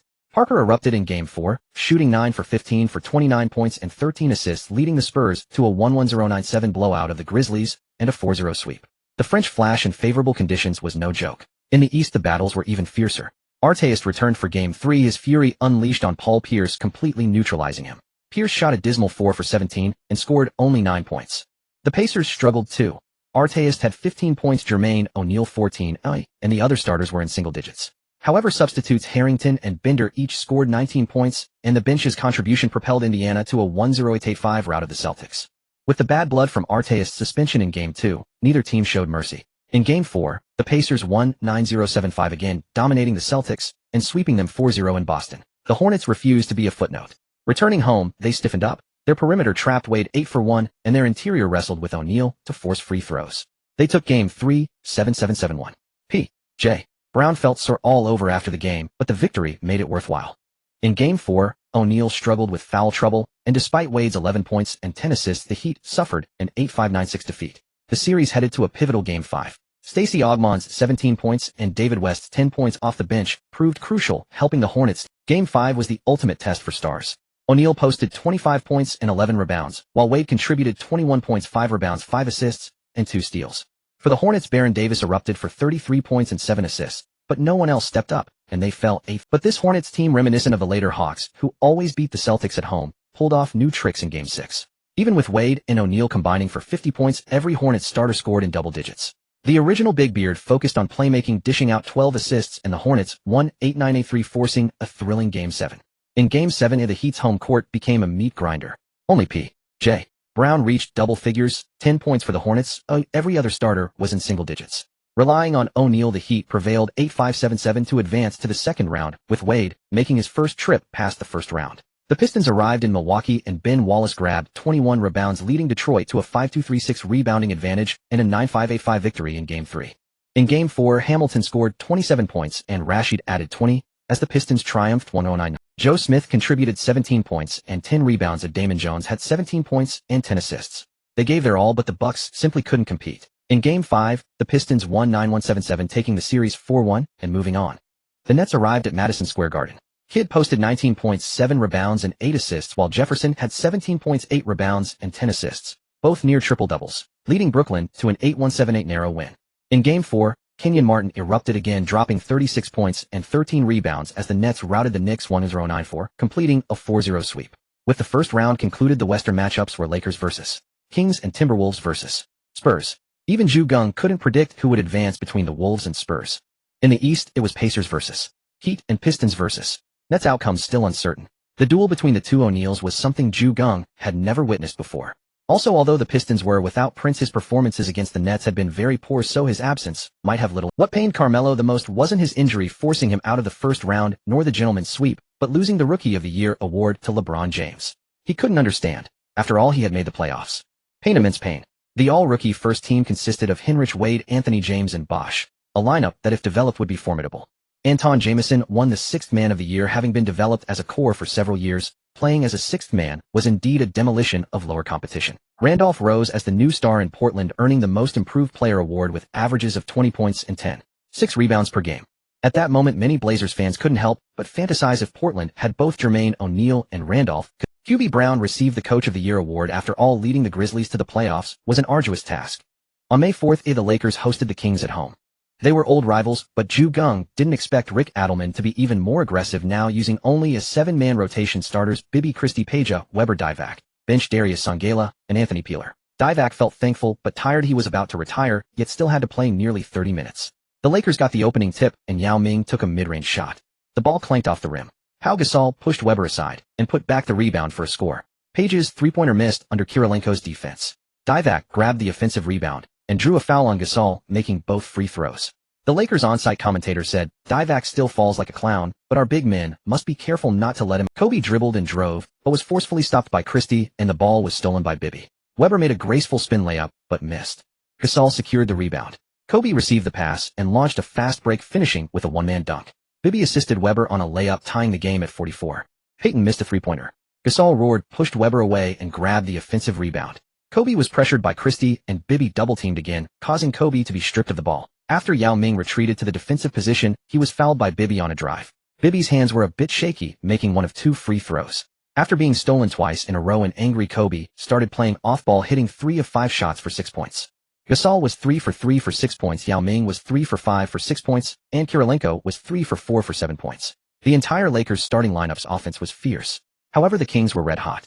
Bibby hit 3 of 4 threes for 14 points and Divac was 4 for 4 for 10 points, giving the Kings a 34-29 lead by 5 points. As the game entered the second quarter, the Lakers substitutes began to take the court. The atmosphere on the court grew tense. The audience hoped these bench players would bring new energy and changes, allowing the starters to rest longer. Manu Ginobili and Michael Redd suddenly began to attack the interior ferociously, their movements resolute, as if to tear apart the opponent's defense. Although Redd's three-point shooting form was somewhat odd, his driving ability was not to be underestimated. As a player capable of being a core despite his awkward shooting form, Redd naturally had his unique offensive skills. In contrast, Ginobili appeared more agile and versatile. His driving methods were dazzling and unpredictable. The pioneer of the Euro step made the Kings' head spin. With tight cooperation from their teammates, the two successfully broke through the opponent's defense and created multiple scores. Despite the opponents trying to strengthen interior defense, Ginobili and Redd always found a gap and sent the ball. Meanwhile, other Lakers players also displayed excellent defensive ability, effectively limiting the Kings' scoring. In the end, the Lakers went on a run in this quarter, outscoring the Kings 22-14, leading by 8 points. During the halftime break, Geng kept emphasizing defense and finally said, in the third quarter, the offense, Kobe, as if his spot was triggered, eagerly went on the court. The Lakers' offense became extremely simple. Others spread the floor, Kobe isolated, or others drew defense and passed to Kobe for jump shots. Kobe executed perfectly, shooting 6 for 8 from the field, 3 for 3 from 3 and 3 for 3 from the free throw line, scoring 18 points in the quarter. The Lakers extended their lead to 2,825. Christie and Bibby grew more accurate in the matchup, causing great trouble for the Lakers. However, Kobe stepped up once again, hitting 4 of 7 three-pointers for 12 points in the quarter. The Lakers ultimately finished the final quarter at 2,731. The Kings fell short, pulling within 104,106, but time had run out. Adelman fell silent as he watched Yao Ming go 4 for 4 from the free throw line. If he had swapped Yao Ming for O'Neal, perhaps O'Neal would have gone 2 for 4. Kobe shot 15 for 25 from the field and 7 for 11 from three-point range, tallying 40 points and 5 assists. The Kings' bench was truly explosive. Bibby scored 33 points, and 5 other players reached double figures. They should have run out of steam in the final quarter, but they managed to push through the fatigue and stage a late revival. After the game, Geng remarked that the Kings were truly a distinctive team, very complete, and a tough opponent for the Lakers. On May 8th, the two teams played Game 2 at the Lakers' home court. Geng actually wanted to play the second game on May 6th, when the Kings would still be sore from the previous match. But the extra 2 days of rest meant the tactics had to be rearranged. Geng's tactics were simple: start slow, making the Kings think it would be a defensive battle, then suddenly have the bench play fast. During the game, whenever the big center, Yao Ming, was on the court, they played a slow pace. When he sat out, they sped up. With constant changes in rhythm and the Kings having only a 7-man rotation, they ran out of energy in the final quarter, allowing the Lakers to secure the victory steadily. In half-court sets against an aging opponent like Divac, Yao Ming became a dominant weapon, so Geng easily arranged the tactics. In the first quarter, Yao Ming scored 6 points with an average performance. At the start of the second quarter, Prince, the small forward who had been silent for a long time, made 3 of 4 three-pointers, scoring 11 points with 2 assists and 3 steals, accelerating the rhythm greatly. However, the Kings, being a fast-break team, soon launched an offensive surge, so Geng promptly called a timeout and sent Yao Ming onto the court. Yao Ming made 3 of 4 field goals and 2 of 2 free throws, scoring 8 points, while drastically slowing the pace. The Lakers' alternation of fast and slow disrupted the Kings' rhythm, ultimately extending their lead with a 3,227 quarter. During halftime, Rick Adelman continued to emphasize offense. In the third quarter, Peja suddenly turned hot, making 4 of 7 shots for 11 points. Chris Webber then contributed 4 of 6 field goals and 4 of 5 free throws for 12 points. Together, they led the Kings to a 31-24 quarter, cutting the deficit by 7 points. Yao Ming scored 9 points on 3 of 5 shooting and 3 of 3 free throws. Kobe Bryant had held back for the first 3 quarters, but unleashed his full play in the fourth. Facing the Kings' desperate comeback, Kobe Bryant scored 10 points in the quarter on 4 of 8 field goals and 1 of 2 free throws, while Yao Ming made 5 of 6 free throws. The Lakers ultimately won another game, 9,489. Yao Ming finished with 28 points, 12 rebounds, 4 assists, and 6 blocks. Kobe Bryant had 19 points and 7 assists. Prince contributed 13 points off the bench. Both Gasol and Kirilenko also scored in double digits, with a collective effort securing the Lakers' victory. Relying solely on Yao Ming to win a playoff game is challenging, depending on his form. However, Geng can control players' shot attempts to let a specific player shine in statistics. Despite Peja Stojakovic's 26 points and Chris Webber's 21 points, the Kings, led by their 2 generations of stars, could not clinch the win. Mike Bibby made only 4 of 17 shots. In today's fragmented rhythm, the point guard struggled. Such an erratic pace troubled Gary Payton as well. The Lakers led 20. On the other side, the Spurs seized home court advantage in the first game. Tim Duncan scored 30 points with 11 rebounds, 3 assists, 3 steals, and 2 blocks, Tony Parker added 20 points and 9 assists. The Spurs defeated the higher-seeded Timberwolves 88-78. In the second game, Tony Parker scored 30 points and 5 assists, supported by Duncan's 24 points. The Spurs won again 9,585. Kevin Garnett was completely overwhelmed by Karl Malone losing his trademark roar and resorting only to chest beating. But unexpectedly, Malone's knee injury, which had troubled him during the regular season, flared up again. Without Malone, Garnett feared only Duncan. He could limit his own offense and rely on Castle and Sprewell. But with the Spurs trio of Parker, Malone, and Duncan, losing Malone meant that if Garnett contained Duncan, Parker alone could not beat the Timberwolves' two standouts. Popovich lost a key defender against Garnett and had no solution. He considered having Bowen undercut Garnett, but feared Garnett's boxing skills. One punch from him could send Bowen stumbling half a court away. In the East, the Pacers overwhelmed Shaquille O'Neal at home with Jeff Foster and Jermaine O'Neal double-teaming him, making the Big Diesel's moves difficult. Ron Artest also locked down Dwayne Wade, who still managed an efficient 22 points and 4 assists. However, Artest scored 25 points with aggressive play, and the Pacers' strong defense led them to a 94-81 victory over the Heat. In the second game, both Wade and O'Neal gave their all, but the rest of the Heat could not match the intensity.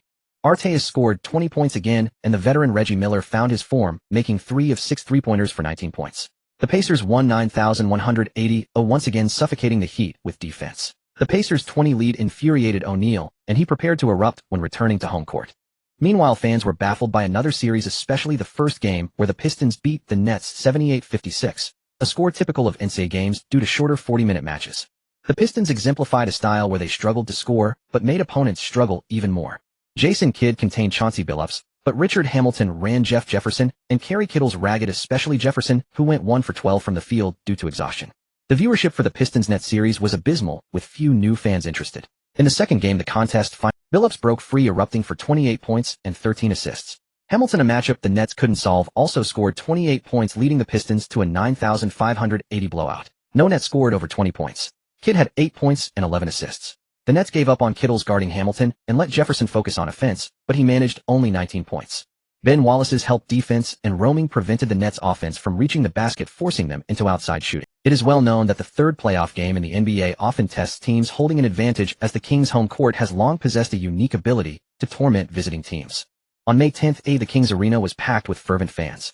At the tip-off, the Kings claimed the first possession, and Vlade Divac, holding the ball, challenged Yao Ming directly, aiming to prove to the crowd that he hadn't yet grown old. Yao Ming delivered a resounding block, bringing Divac back to reality. Kobe Bryant received the ball and launched a counterattack, ultimately driving to the basket, only to be thwarted by Doug Christie's defense. Peja Stojakovic secured the rebound, and the Kings swiftly countered with Christie finishing the layup. Yao Ming missed a mid-range jumper, and Peja grabbed the defensive board, only to find himself trapped by Yao and Andrei Kirilenko, eventually passing the ball out of bounds amidst the crowd. Kirilenko's shot missed, and the rebound was deflected out of bounds by Divac. The Lakers regained possession, and Kirilenko assisted Kobe on a driving layup that found the net. Throughout the first quarter, both teams engaged in a fierce physical battle. Pau Gasol went a perfect 3 of 3 from the field, delivering the best performance on the court, and the Lakers capitalized to take a 2,218 lead. In the first half, Kobe made only 3 out of 12 shots, but Geng still made him the primary scorer in the third quarter, since both interior core players were dealing with foul trouble. Christie was truly a rare gem of a player. His man-to-man defense was outstanding, and his scoring ability was streakier than most. Had he not gone 5 for 7 from the field and 4 for 4 from the free throw line for 14 points, the Kings would never have managed to trail only 2,333, a mere 10-point deficit. The Kings were backed against a cliff. Bibby shot 4 for 6, including 2 for 2 from three-point range, racking up 11 points and 4 assists, leading the Kings in their comeback bid. On the Lakers' side, Yao Ming had 9 points on 4 for 8 shooting, yet the gap kept shrinking. Peja was on fire, hitting 5 of 6 field goals and all 3 of his three-point attempts. With just 17.2 seconds remaining, Bibby assisted Peja for the final three-pointer, tying the game at 104,104 between the Kings and the Lakers, a dramatic equalizer. The game entered overtime, and Geng remained unflustered, calmly instructing Manu, Kobe, Tayshaun, Brad, and Yao. "You 5 start. The rest. Play steady." In overtime, working from inside out. By now, only Peja could still score for the Kings. The others were completely drained. Peja went 3 for 6 from the field and 2 for 3 from the line, scoring 9 points alone in overtime. For the Lakers, Yao Ming contributed 6 points, Kobe 2. Kirilenko returned to the court for 2 points, and with 1.9 seconds left, swatted away Peja's three-point attempt for a massive block. The Lakers narrowly won the third game, 114,113.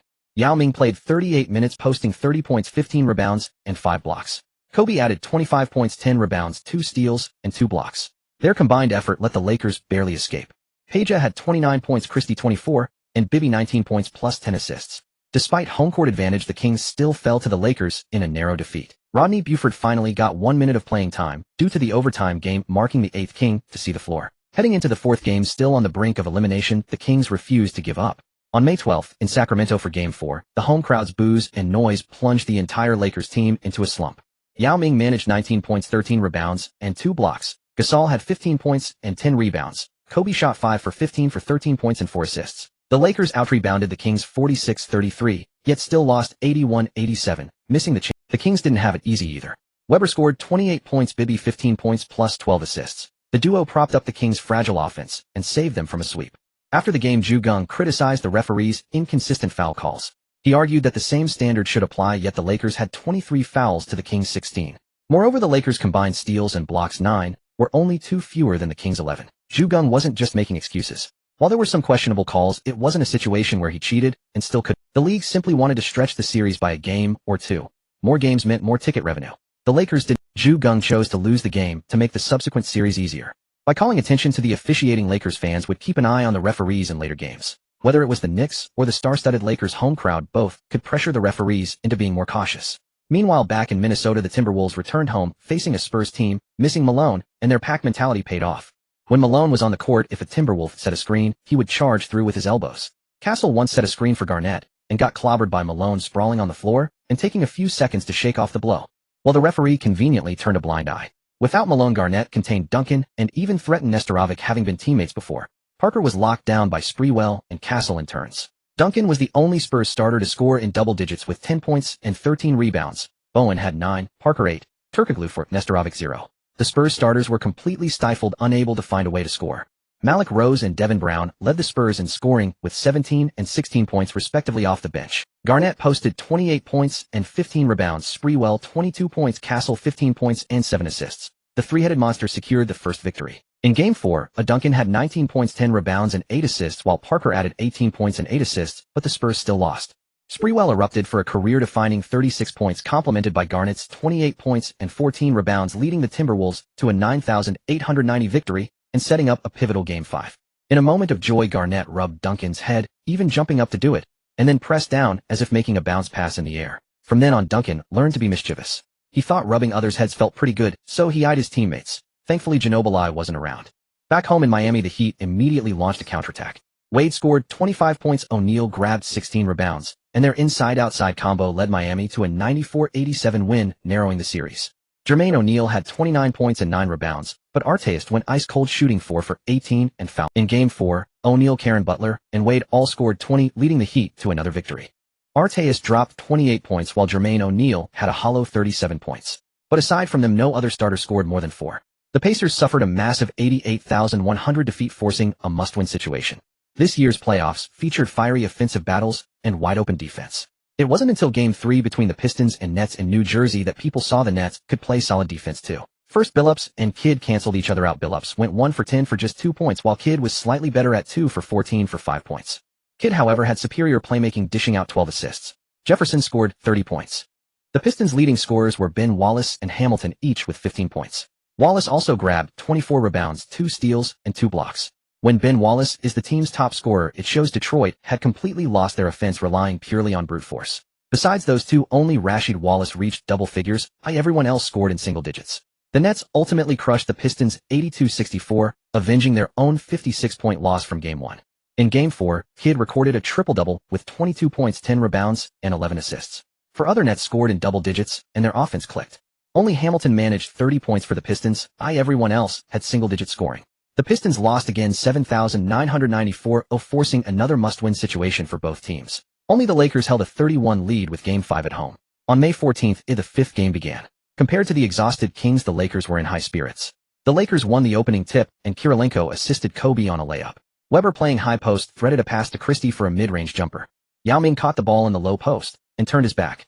Before he could release, the referee blew the whistle. Yao turned to see Divac already on the floor. Divac covered his face dramatically, and when he saw the referee signal an offensive foul on Yao, he jubilantly grabbed Weber's hand to be pulled up. Soon after, Payton picked up 2 fouls, giving the Kings a slight edge. That angered the Lakers players. Kobe scored 4 points with 2 assists, Yao Ming went 3 for 5 for 6 points, and Ginobili off the bench contributed 5 points.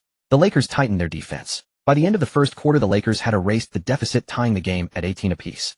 High-intensity defense continued into the second quarter. The Lakers could barely run any offense except through Kobe, who rose to the challenge. He caught fire, shooting 4 for 6 from the field and 4 for 5 from the line for 11 points in the quarter. The Kings lacked such a scorer. Bibby went 1 for 4, Weber 0 for 4, Divac 1 for 5, Christie 1 for 3. The Kings scored just 16 points in the quarter to the Lakers' 20, falling behind by 4. Bibby went 4 for 3 from the field and 3 for 3 from the free throw line, scoring 9 points. Weber went 4 for 3 from the field and 2 for 2 from the line, tallying 8 points. Kobe went 5 for 4 from the field, 3 for 2 from beyond the arc, and 2 for 2 from the line, scoring 12 points with 4 assists. Yao Ming went 10 for 5, contributing 10 points. The Lakers extended their lead to 2-6-2-3, and by the fourth quarter, Reed and Prince initiated the assault, with Kobe adding 7 more points. The Lakers went on a surge, decisively widening the gap to 8-1-6-6. Eventually, the Kings pulled all their starters, sending in Jabari Smith, who had yet to see playing time, and Gerald Wallace. The Lakers secured an 8-6-7-4 victory in Game 5, eliminating the Kings 41 and advancing to the Western Conference Finals. Merely a year later, the Lakers returned to this stage. The Lakers defeated the Kings in their final game, and their defense made the remaining teams deeply uncomfortable. Bibby had 14 points, Weber 13, Peja 12, while the rest were in single digits. The other 3 teams preparing for pivotal Game 5s have been driven mad by defenses this year. With the Lakers displaying such intense defense again, it's hard for anyone to pad their stats. How can they increase their value and secure big contracts? Although Adelman was defeated by defense, he still believed that defense should be left to the players themselves and didn't require training. Kobe scored 34 points with 6 assists, while Yao Ming had 23 points, 13 rebounds, and 3 blocks. Geng knew that even if such stats appeared simultaneously in the finals, Kobe would not win the FMVP. Stern would never give it to him. As for whether to give it to Yao Ming, Stern would definitely be torn. For the NBA, the most lucrative market is still domestic America. If Yao Ming, a foreigner, were awarded the finals MVP besides gaining the Chinese market, there would be a massive uprising among domestic fans. Geng knew that even if such stats appeared simultaneously in the finals, Kobe would not win the FMVP. Stern would never give it to him. As for whether to give it to Yao Ming, Jordan, as the NBA's flagship player, also attended the meeting. He was now a minority owner of the new team, the Bobcats, and had full control over the franchise. He was in a bad mood. Some time ago, because the massage girl he called from a certain club was so satisfying, he accidentally gave the wrong phone number when contacting an advertiser. As a result, the magazine's phone number for Bobcat season ticket orders ended up being the massage girl's number. Had been dealing with the cleanup for days. Hearing a bunch of people say they'd rather give it to Kobe than Yao Ming, Jordan let out a cold laugh. Sterling, the Clippers owner, whom Jordan had once told to sell his team sooner, immediately fired at Jordan. Jordan, what's on your mind? Jordan said, I don't know how much you'll lose by giving it to Yao Ming, but I know that if you give it to Kobe, you'll be beaten to death. After my first three-peat, I had to retire and lie low because of gambling issues. Gambling, drugs, and prostitution are things teenagers shouldn't touch, and most NBA fans start watching in their teens. Do you think parents would let Kobe win FMVP without protest? Stern gave Jordan a puzzled look. When did this bald head get so sharp? Jordan confidently shot Stern a look that said, not bad, MIA. After Jordan laid out the 2 major group factors the NBA decision-makers compromised. Even if the FMVP went to Yao Ming, whom they least wanted to give it to, it could not go to Kobe. Kobe, who had just advanced, looked at his stats and couldn't help but hold on to a sliver of hope. What if? But he would never know that the NBA had already decided to deny him the FMVP.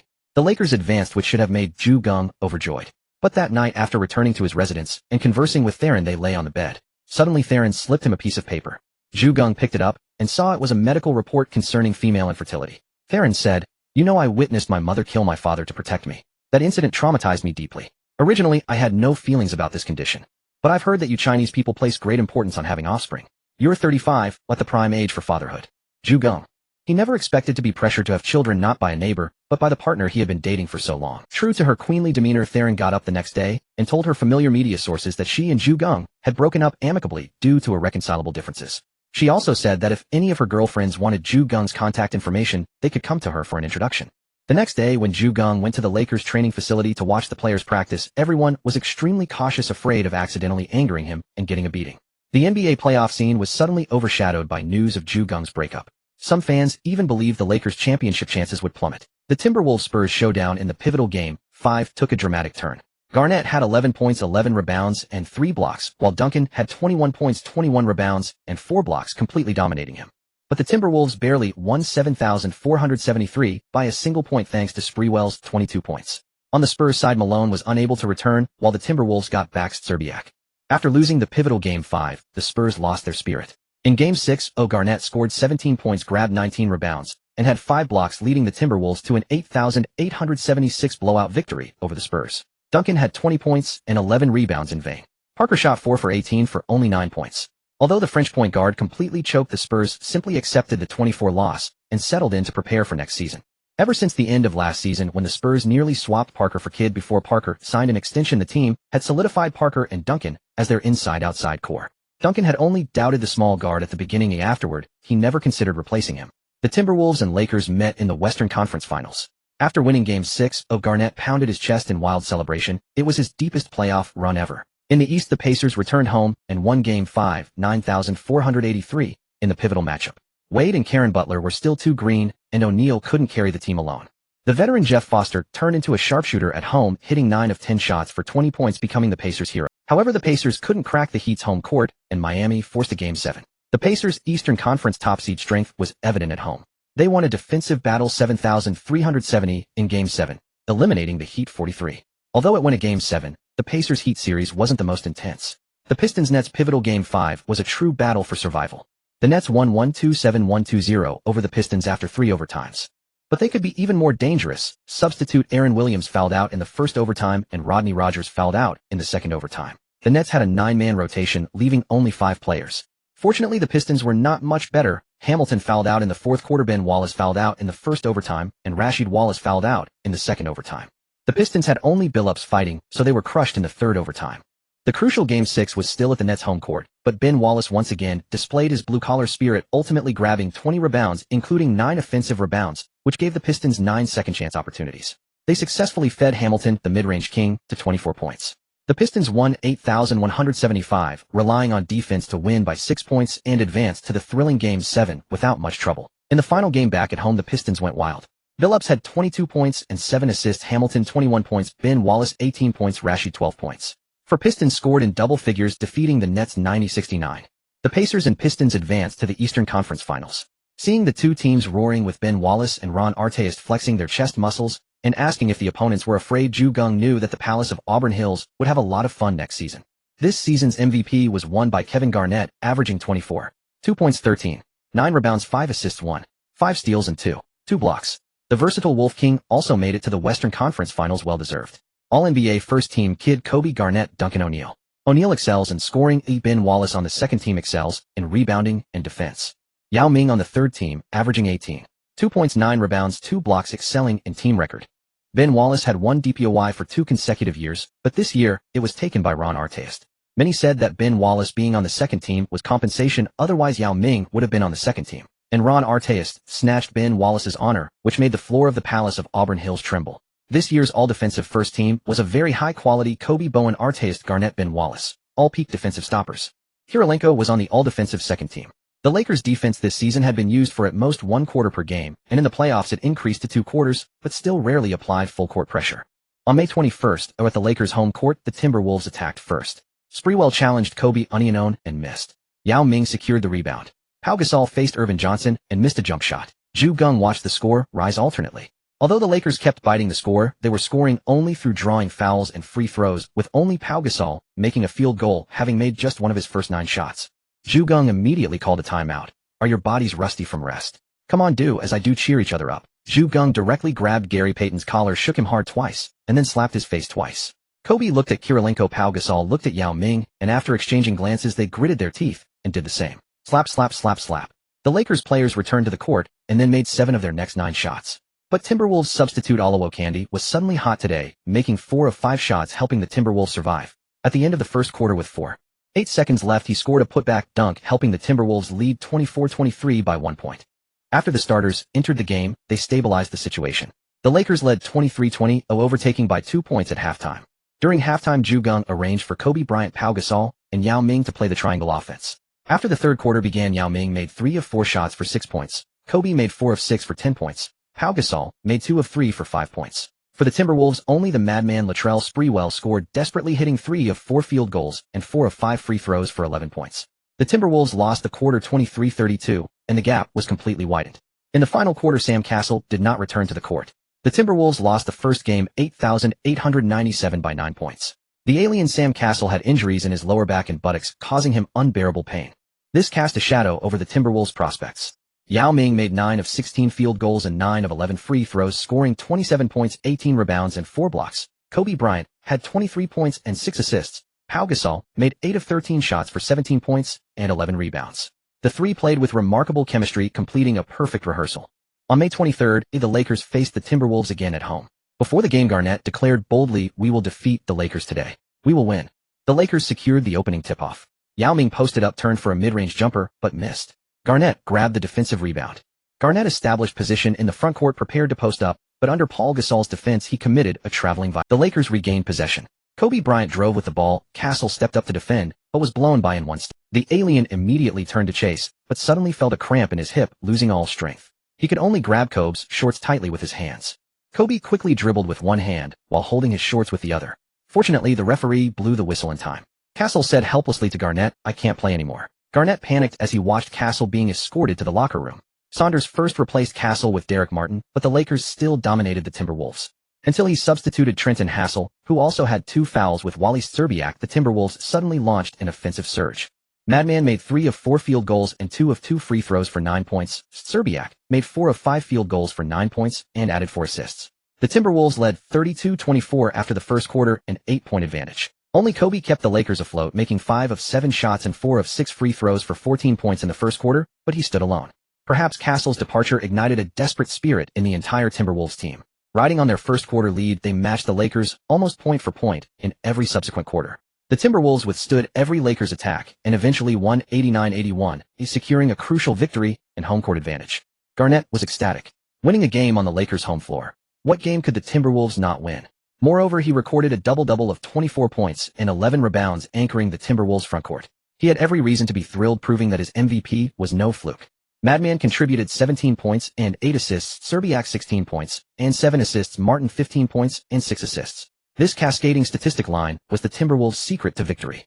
No one expected that after Castle's injury the Timberwolves' offense would become so fluid. On the Lakers' side, Yao Ming was plagued by foul trouble, scoring 14 points with 8 rebounds. No other Lakers player reached double digits. It was a game where the entire Lakers team had cold hands, and the Timberwolves' relentless defense prevented them from breaking. Irvin Johnson Garnett and the Candyman employed a fronting defense on Yao Ming, making him uncomfortable. Then Garnett's lightning-fast lateral movement neutralized Pau Gasol, fragmenting the Lakers' offense. Such defense could only be executed by a peak Garnett. Although Geng often joked online about Garnett's fight and retreat style, he had to praise Garnett's defensive tenacity. Garnett was called Big Spider by other interior defenders because his quickness and immense defensive coverage resembled Garnett was called Big Spider by other interior defenders because his quickness and immense defensive coverage resembled Fans called Garnett's defense a one-man zone. If asked which superstar had the best defense, the answer in the early 2000s was Garnett, followed by a premature injury player. The Western Conference series tied at 11 surprised few. The Lakers lost due to their cold shooting and being caught off. In the East, at the Pacers' home court, the first game was intensely fought. Although Artest missed shots himself, he made Billups laugh and cry simultaneously. Billups made that expression. Hamilton scored 23 points, leading all scorers. Billups had 18 points and Ben Wallace added 11 points, 22 rebounds, 5 assists, and 5 blocks. Only these 3 Pistons reached double digits. Rashid shot a poor 1 of 7. He and Garnett were opposites. Rashid excelled at interior post defense and paired perfectly with Ben Wallace's help defense. However, Jermaine O'Neal relied on footwork rather than strong interior offense. Jermaine O'Neal, as usual, struggled in the playoffs, making only 7 of 20 shots, but he still managed 21 points and 14 rebounds via free throws, providing the foundation for the Pacers' victory. Arest scored a rugged 17 points, 7 rebounds, 3 steals, and 3 blocks. Tinsley added 13, and sixth man Harrington had 12. The Pacers won a close 7,874 game. In the second game, Artest and Tinsley both fouled out while chasing Hamilton through screens. The game went to overtime, where the Pistons won 8,075. Even with an extra period, they barely reached 80 points, leaving both teams with sore muscles from the defensive intensity. Hamilton again led all scorers with 23 points. The Pacers' defensive scheme was decent, but they failed to assign a dedicated chaser to Hamilton. Apart from the masked man, only Rashid had 10 points on 4 of 19 shooting, everyone else was in single digits. However, Ben Wallace, Corliss Williamson, Billups, and substitute Oker each scored 9 points. Miller led the Pacers with 21 points, Jermaine O'Neal had 16, Artest 13, and only 3 Pacers reached double figures. Reggie Miller still had some fuel left in the tank, but it came at an inopportune moment. More importantly, the Pacers' defense wasn't as ruthless as the Pistons. On May 25th, the Lakers played on the road. Castle made an emergency return for the Timberwolves. The Lakers got the first possession again. Today, Yao Ming didn't post up, but stationed himself near the left baseline corner, confusing the Timberwolves. Gasol caught the ball, Irvin Johnson rushed to defend, but was faked out and Garnett quickly rotated. Gasol kicked it out, and Yao Ming hit an easy jumper. Madman drove and pulled up for a mid-range jumper, nodding disdainfully at Kobe guarding him. Kobe fought through one defender then another, and finally found Peyton in the seams. Peyton caught and drilled a mid-range jumper. Back down turnaround. Castle assisted Garnett for a patented mid-range jumper. Hassel was fouled by Kirilenko on a drive. Lakers inbound. Gasol's pass was stolen by Madman, who assisted Castle for a transition three. Peyton drove and dished, simultaneously blocking a help defender assisting Gasol for an easy layup. Garnett backed down. Yao Ming turned for a fadeaway, but Yao Ming rejected it with a huge block. Hassel tipped the ball to Castle, who hit a jumper. Yao Ming received the ball at the high post, drew the defense, and kicked out to Peyton for a three. Tied at 9. Kobe ran over to Geng and said, "I want to guard Sprewell Onion." Geng stood up and signaled Peyton. The Lakers players obeyed. Kobe shifted to a supporting role, making no field goals in the first quarter, but dishing. Yao Ming made 2 of 4 shots for 4 points and 2 assists. Gasol made 3 of 4 for 6 points and 3 assists. Today Yao Ming played outside while Gasol operated inside. With Yao Ming's height, if Garnett didn't guard him, he could shoot over anyone. If Garnett did, Yao Ming would kick it inside to Gasol to bully Johnson. When the Timberwolves doubled, they immediately passed out. The strategy worked perfectly. Peyton finally found his former core rhythm, hitting 6 of 7 shots and 2 of 3 threes for 14 points. The Lakers led 24-17 after the first quarter, a 7-point advantage. Garnett shot 3 of 8 in the first quarter, struggling with his mid-range jumpers. In contrast, the injured Castle made 3 of 4, being the only reliable Timberwolf. Kobe was embarrassed on the first possession by Madman's face-up jumper. After that, he ceded the offense to Peyton and relentlessly hounded Madman, who shot 1 of 5, hitting only his first shot. Kobe had always been a strong defender, but his best defense came when angered and locked in intense onion battles. Of course, such defense would mostly be fouls under later officiating standards. But in this era, that kind of defense was exactly what fans loved: good basketball. Kobe Bryant still went 0 for 1 in the second quarter, scoring 0 points. But he held Madman to 1 for 4, forcing him to join in the clanking as well. That was Kobe. Because of a single glance from Madman, he locked horns with him for the entire half. During halftime, Geng focused almost entirely on defense and finally said, "In the second half, Kobe will take the lead on offense. Everyone else plays support." At that moment, Kobe had ample stamina. Having defended in the first half, he could still lock horns with Madman in the second half, while also attacking on offense. Madman was also improving. He made 1 of 3 shots in the third quarter. However, Szczerbiak exploded, shooting 3 of 3 from the field and 7 of 7 from the free throw line, scoring 14 consecutive points. Thanks to his outburst, the Timberwolves outscored the Lakers 30-26 in that quarter, cutting the deficit by 4 points. In the final quarter, the Timberwolves began to close the gap. While everyone else seemed exhausted, Madman suddenly erupted, making 4 of 5 shots, including 3 of 4 from three-point range, scoring 12 points on his own. Kobe, who was guarding him, saw his form decline. He went 2 of 5 from 3 and 5 of 5 from the line, scoring 11 points. In this offensive duel, Kobe and Madman ended up evenly matched. On the Lakers side, besides Kobe, Yao Ming had been floating around the perimeter for 3 quarters. In the final quarter, with plenty of energy left, he suddenly moved back to the paint. The Timberwolves were completely flustered, and he scored 8 consecutive points, sealing the victory. The Lakers outscored the Timberwolves 30-24 in the fourth quarter, ultimately winning 100, 8-9, and reclaiming home court advantage. Kobe stepped up in the second half, finishing with 22 points and 6 assists. Yao Ming had 22 points, 10 rebounds, 4 assists, and 4 blocks. Pau Gasol contributed 11 points and 13 rebounds. Peyton added 18 points and 9 assists. Garnett recorded 22 points, 11 rebounds, and 7 assists. His game-high score was composed entirely of Madman and Castle, each scored 18 points, and Szczerbiak added 21. Unfortunately, just 4 players performing at this level was not enough to help the Timberwolves defeat the Lakers. On the Lakers side, Kirilenko, Miller, and Prince only showed flashes for about half a quarter before having few further up. What Geng now had in mind was to accelerate the offensive tempo in the finals, forcing the game into a pace with which the opponents were uncomfortable. Castle fought desperately, and after this match his injuries were already quite serious, forcing him to sit on the bench for the previous matches had long durations with ample rest, and everyone was fairly well prepared, but the Western Conference Finals featured a game every other day, which was beneficial for the Lakers. The Timberwolves were plagued by injuries, wishing they could play one game and rest for half a week. Unfortunately, time waits. Derek Martin started in the lineup, while Castle sat on the bench, uncertain if he would play. In the original timeline, Kobe was still embroiled in the trial over the Eagle County incident, leading to a severe decline in his physical condition. Although there were rules for catching up, there was no time to build chemistry with his teammates, resulting in the Lakers playing disjointedly and being defeated by the unified Pistons. Now, Kobe had long resolved that issue and had been conserving energy for nearly half a year, also training consistently with the Lakers players, which was the source of Geng's confidence regardless of the opponent. After the last game, Geng thought about increasing the pace. The Timberwolves could play fast, so he planned to test its effectiveness in the first quarter. It wasn't great, but not bad either. The Lakers trailed 23-24 by 1 point. The problem lay with AK-47, who committed 2 fouls too early, forcing the Lakers to bring in substitutes prematurely, which naturally caused some coordination flaws. Old Peyton was also ambushed by the opponent, nearly ending up with a 0-point game like Ginobili. Peyton's head was just Fisher desperately needed such an opportunity to shine. Plagued by poor form this season, he had often been benched by Geng. Given the chance today, he engaged in fierce battles from the moment he stepped on court, converting 4 of 3 attempts in the second quarter to score 6 points, fulfilling his role admirably. The Lakers again slowed the tempo in the second quarter, leaving the Timberwolves disoriented. With a 2-16 advantage, Los Angeles completed the comeback, taking a 5-point lead into halftime. Throughout the first half, the Lakers distributed their offense evenly. Kobe had 9 points, Yao Ming 8, and Pau Gasol 9. None reached double figures, but at least they held the lead. Geng's plan remained to tighten the defense, and then entrust the third-quarter offense to Kobe. In retrospect, fans later recognized this tactic as akin to the Warriors' third-quarter frenzy, the Splash Brothers erupting abruptly in the third period, catching opponents off guard and blowing the game open with a single wave. Given Kobe's explosive scoring ability, having conserved himself in the first half, if he found his rhythm in the third quarter, it was entirely feasible. Castle, battling injury, finally entered the game with 7:40 left in the third quarter.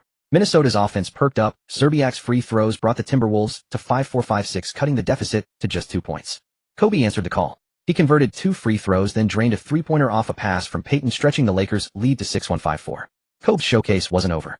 With 5:19 remaining in the period, he drove past Szczerbiak on the right side, then forced a layup over Oluwakandi's challenge. While airborne, Kobe pulled the ball back, evaded Oluwakandi's block beneath the basket, glided past the rim, and converted a reverse layup on the opposite side.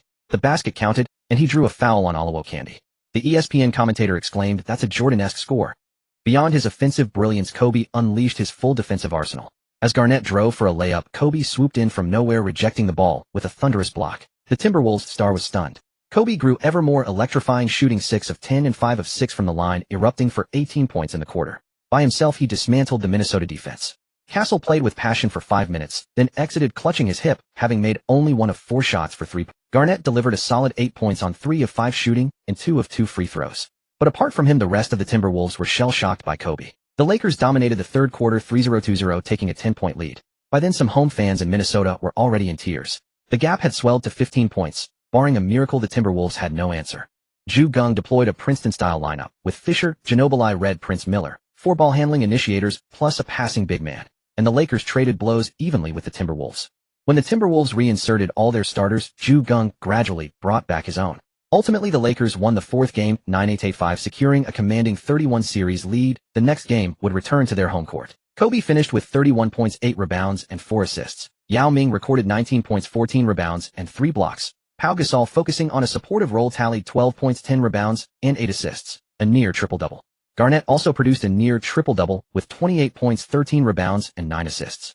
But aside from him, only Sprewell scored 12 points, and Szczerbiak contributed 19 off the bench. The rest were all single-digit, and very low ones at that. Thus, after the game, Garnett uttered a classic line, "The loss isn't on me." Over in the East, the third game took place in Detroit, and the most warmly received figure was Carlisle, besieged by reporters from Motown. Larry Brown leveraged home court advantage by relentlessly pressuring the referees, successfully ejecting Tinsley and substitute Crozier, while also saddling Artest with 5 fouls, limiting him to just 37 minutes. This left the Pacers shorthanded. Without timely guidance, Carlisle showed some flaws in player management. Miller was clearly off form tonight, 1 of 4 shooting, yet played 31 minutes. Giving some of his minutes to the bench would likely have bolstered Indiana's firepower. Hamilton ran with even more energy on his home floor. He and Rashid each scored 20 points. Big Ben added 17 points and 16 rebounds, and Billups contributed 14 points and 8 assists. With 4 key performers clicking, the Pistons won the pivotal contest 8-5-7-8. Only Jermaine O'Neal, 24 points, Artest, 13, Tinsley, 12, and 6th man Harrington, 13. I reached double figures for Indiana, no one else did. The game's pace was excruciatingly slow. The Pacers shot just 25 of 72 under 35, while the Pistons were a more respectable 30 of 68, 44. 1. The low field goal attempts were telling. In the post-game interview, Artest and Jermaine O'Neal both swore, "We will definitely win the next game."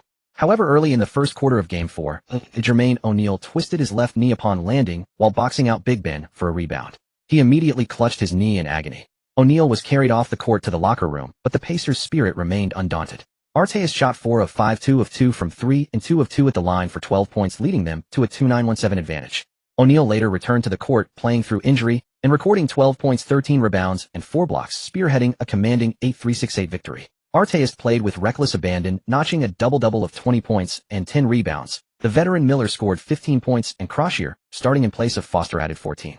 The Pacers successfully forced a Game 5, far better than the Timberwolves' fate. Hamilton scored 22 points, Billups 21, and Rashid had 10 points and 10 rebounds. These 3 were the only Pistons in double digits. Big Ben posted a bizarre stat line 0 of 5 from the field, 1 of 4 from the line, a single point. However, he snatched an astounding 19 rebounds, revealing even less offensive inclination than the later Tony Allen. Honestly, scoring just 1 point in a 40-minute NBA game is quite a feat in itself. In this game, no Pacers player fouled out, and they won decisively. One must acknowledge how drastically referees can influence the outcome of a contest. On May 29th, the Lakers hosted Game 5. They had no intention of returning to Minneapolis. They wanted to. Kobe started aggressively, opening with a classic Mamba layup. Geng, however, signaled for him to involve his team. Kobe begrudgingly channeled his fire into locking down Sprewell, who promptly reverted to a bricklaying mode. Energized by Kobe's defensive intensity, the rest of the Lakers also gave maximum effort, taking a 2-1-1-4 lead in the first quarter. Despite Castle being inactive DNP, the Timberwolves refused to surrender hope. At the start of the second quarter, Sprewell and Garnett both remained on court, determined to play the entire game. Garnett shot 4 of 7, Sprewell 5 of 8. They fired all their ammunition, scoring consecutive baskets, while the Lakers starters were resting. Pharrell, Fisher went 4 of 4 for 9 points. Prince was 0 of 2. Red also struggled. Fortunately, Ginobili stepped up with relentless drives to steady the ship. Guided by Geng, Kobe hit 2 of 4 from deep for 8 points. The Lakers lost the second quarter 2-1-3-0, surrendering 9 points. At halftime, remarkably, the Timberwolves held a 2-point lead, drawing sharp displeasure from fans who frantically cheered the Lakers on. When the third quarter began, Geng anticipated that the Timberwolves would expect another Kobe explosion. Instead, he had Kobe play a supporting role. Yao Ming scored 7 points on 2 of 3 shooting, Pau Gasol 9 points on 3 of 4, and Peyton added 4 points on 2 of 3. The Lakers erased the deficit and tied the game. But Garnett, shooting 4 of 6 and 4 of 4 from the line, erupted for 12 points in the quarter, securing 4 clutch free throws in the final moments. The Timberwolves won the period 2-6-2-5, regaining a 1-point lead. The Lakers took the lead directly from their bench. The Timberwolves panicked, and Saunders called a timeout, devising a number of defensive strategies tailored to counter the Princeton offense. Geng, however, countered by putting the starters back in and reverting to the triangle offense. Kobe scored 6 points, Yao Ming added 5, and Pau Gasol contributed 6, as the trio steadily held onto the advantage. The Lakers won 1-0-3-9-8, denying the Timberwolves a chance to return home. Garnett recorded a hollow 30 points and 19 rebounds. Sprewell poured in 28 points, while the other starters combined for a mere 9 points. In contrast, bench players Fred Hoiberg scored 14, and Wally Szczerbiak added 11. Martin, who replaced Castle, had only one spectacular game before being neutralized by the Lakers. Saunders had overthought the situation.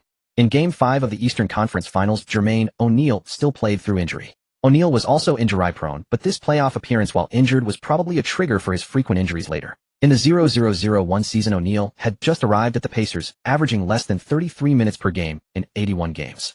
Over the next 2 seasons, he played 72 and 77 games respectively, both averaging over 37 minutes.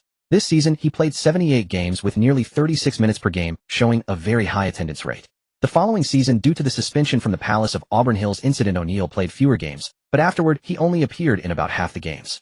In the pivotal Game 5, Ron Artest had 13 points and 11 rebounds. O'Neal had 11 points and 6 rebounds. The combined score of the two core players was barely more than Rasheed Wallace's 22 points. However, Richard Hamilton completely broke out, scoring 33 points alone. Although only 2 Pistons players scored in double digits, the numbers were substantial. The Pacers also had only one player, Fred Jones, scoring 13 points in double digits. The rest were single digits. The Pistons crushed the Pacers 83-65, taking the pivotal game on the Pacers' home court. Back in Detroit, the two teams engaged in another defensive battle. The Pacers attempted only 66 shots, making 24, with a decent shooting percentage. But the Pistons attempted 82 shots, making 27. Both teams had 15 free throws, making 11. The Pistons won narrowly 6,965, relying on more shot attempts to make 3 more field goals. After watching the 6th game between the Pacers and Pistons, Geng became more determined in his belief in taking more shots. If they competed with the Pistons in defense and slow pace, that would be the Pistons' preferred rhythm and would be giving away their own advantage of having more offensive options. This time, O'Neal didn't disappoint, recording a double-double of 20 points and 11 rebounds, giving his all. Artest had 11 points and 10 rebounds, but went 0 for 4 in the fourth quarter. Al Harrington was promoted to the starting lineup, but his poor defense was fully exposed, and his offense also failed against the Pistons' full starting lineup, going 2 for 6. Reggie Miller went 2 for 8, and the other starter, Jamal Tinsley, played only 3 minutes before his left leg injury flared up, forcing him to leave the game. Hamilton scored a game-high 21 points. Throughout the series against the Pacers, if not for the masked man running wild, the Pistons would have been eliminated. Chauncey Billups, Rasheed Wallace, and Ben Wallace scored 10, 11, 0, and 12 points respectively, a steady tractor-like output. Only these 4 scored in double digits. The Pistons' 69 points came almost entirely from them. The Pistons finished the Pacers on June 1st, while the first game between the Lakers and Pistons began on June 6th. After much deliberation, Geng finally settled on the lineup. Geng said, Yao Ming and Pau Gasol are still the starting interior pair. You two and Brad Miller will rotate with Kendrick as emergency. The four big men nodded in agreement. Maurice Taylor's face turned dark. He never expected to be completely abandoned in the playoffs, only serving as a practice player, and even having to imitate that loudmouth Rashid. Geng continued.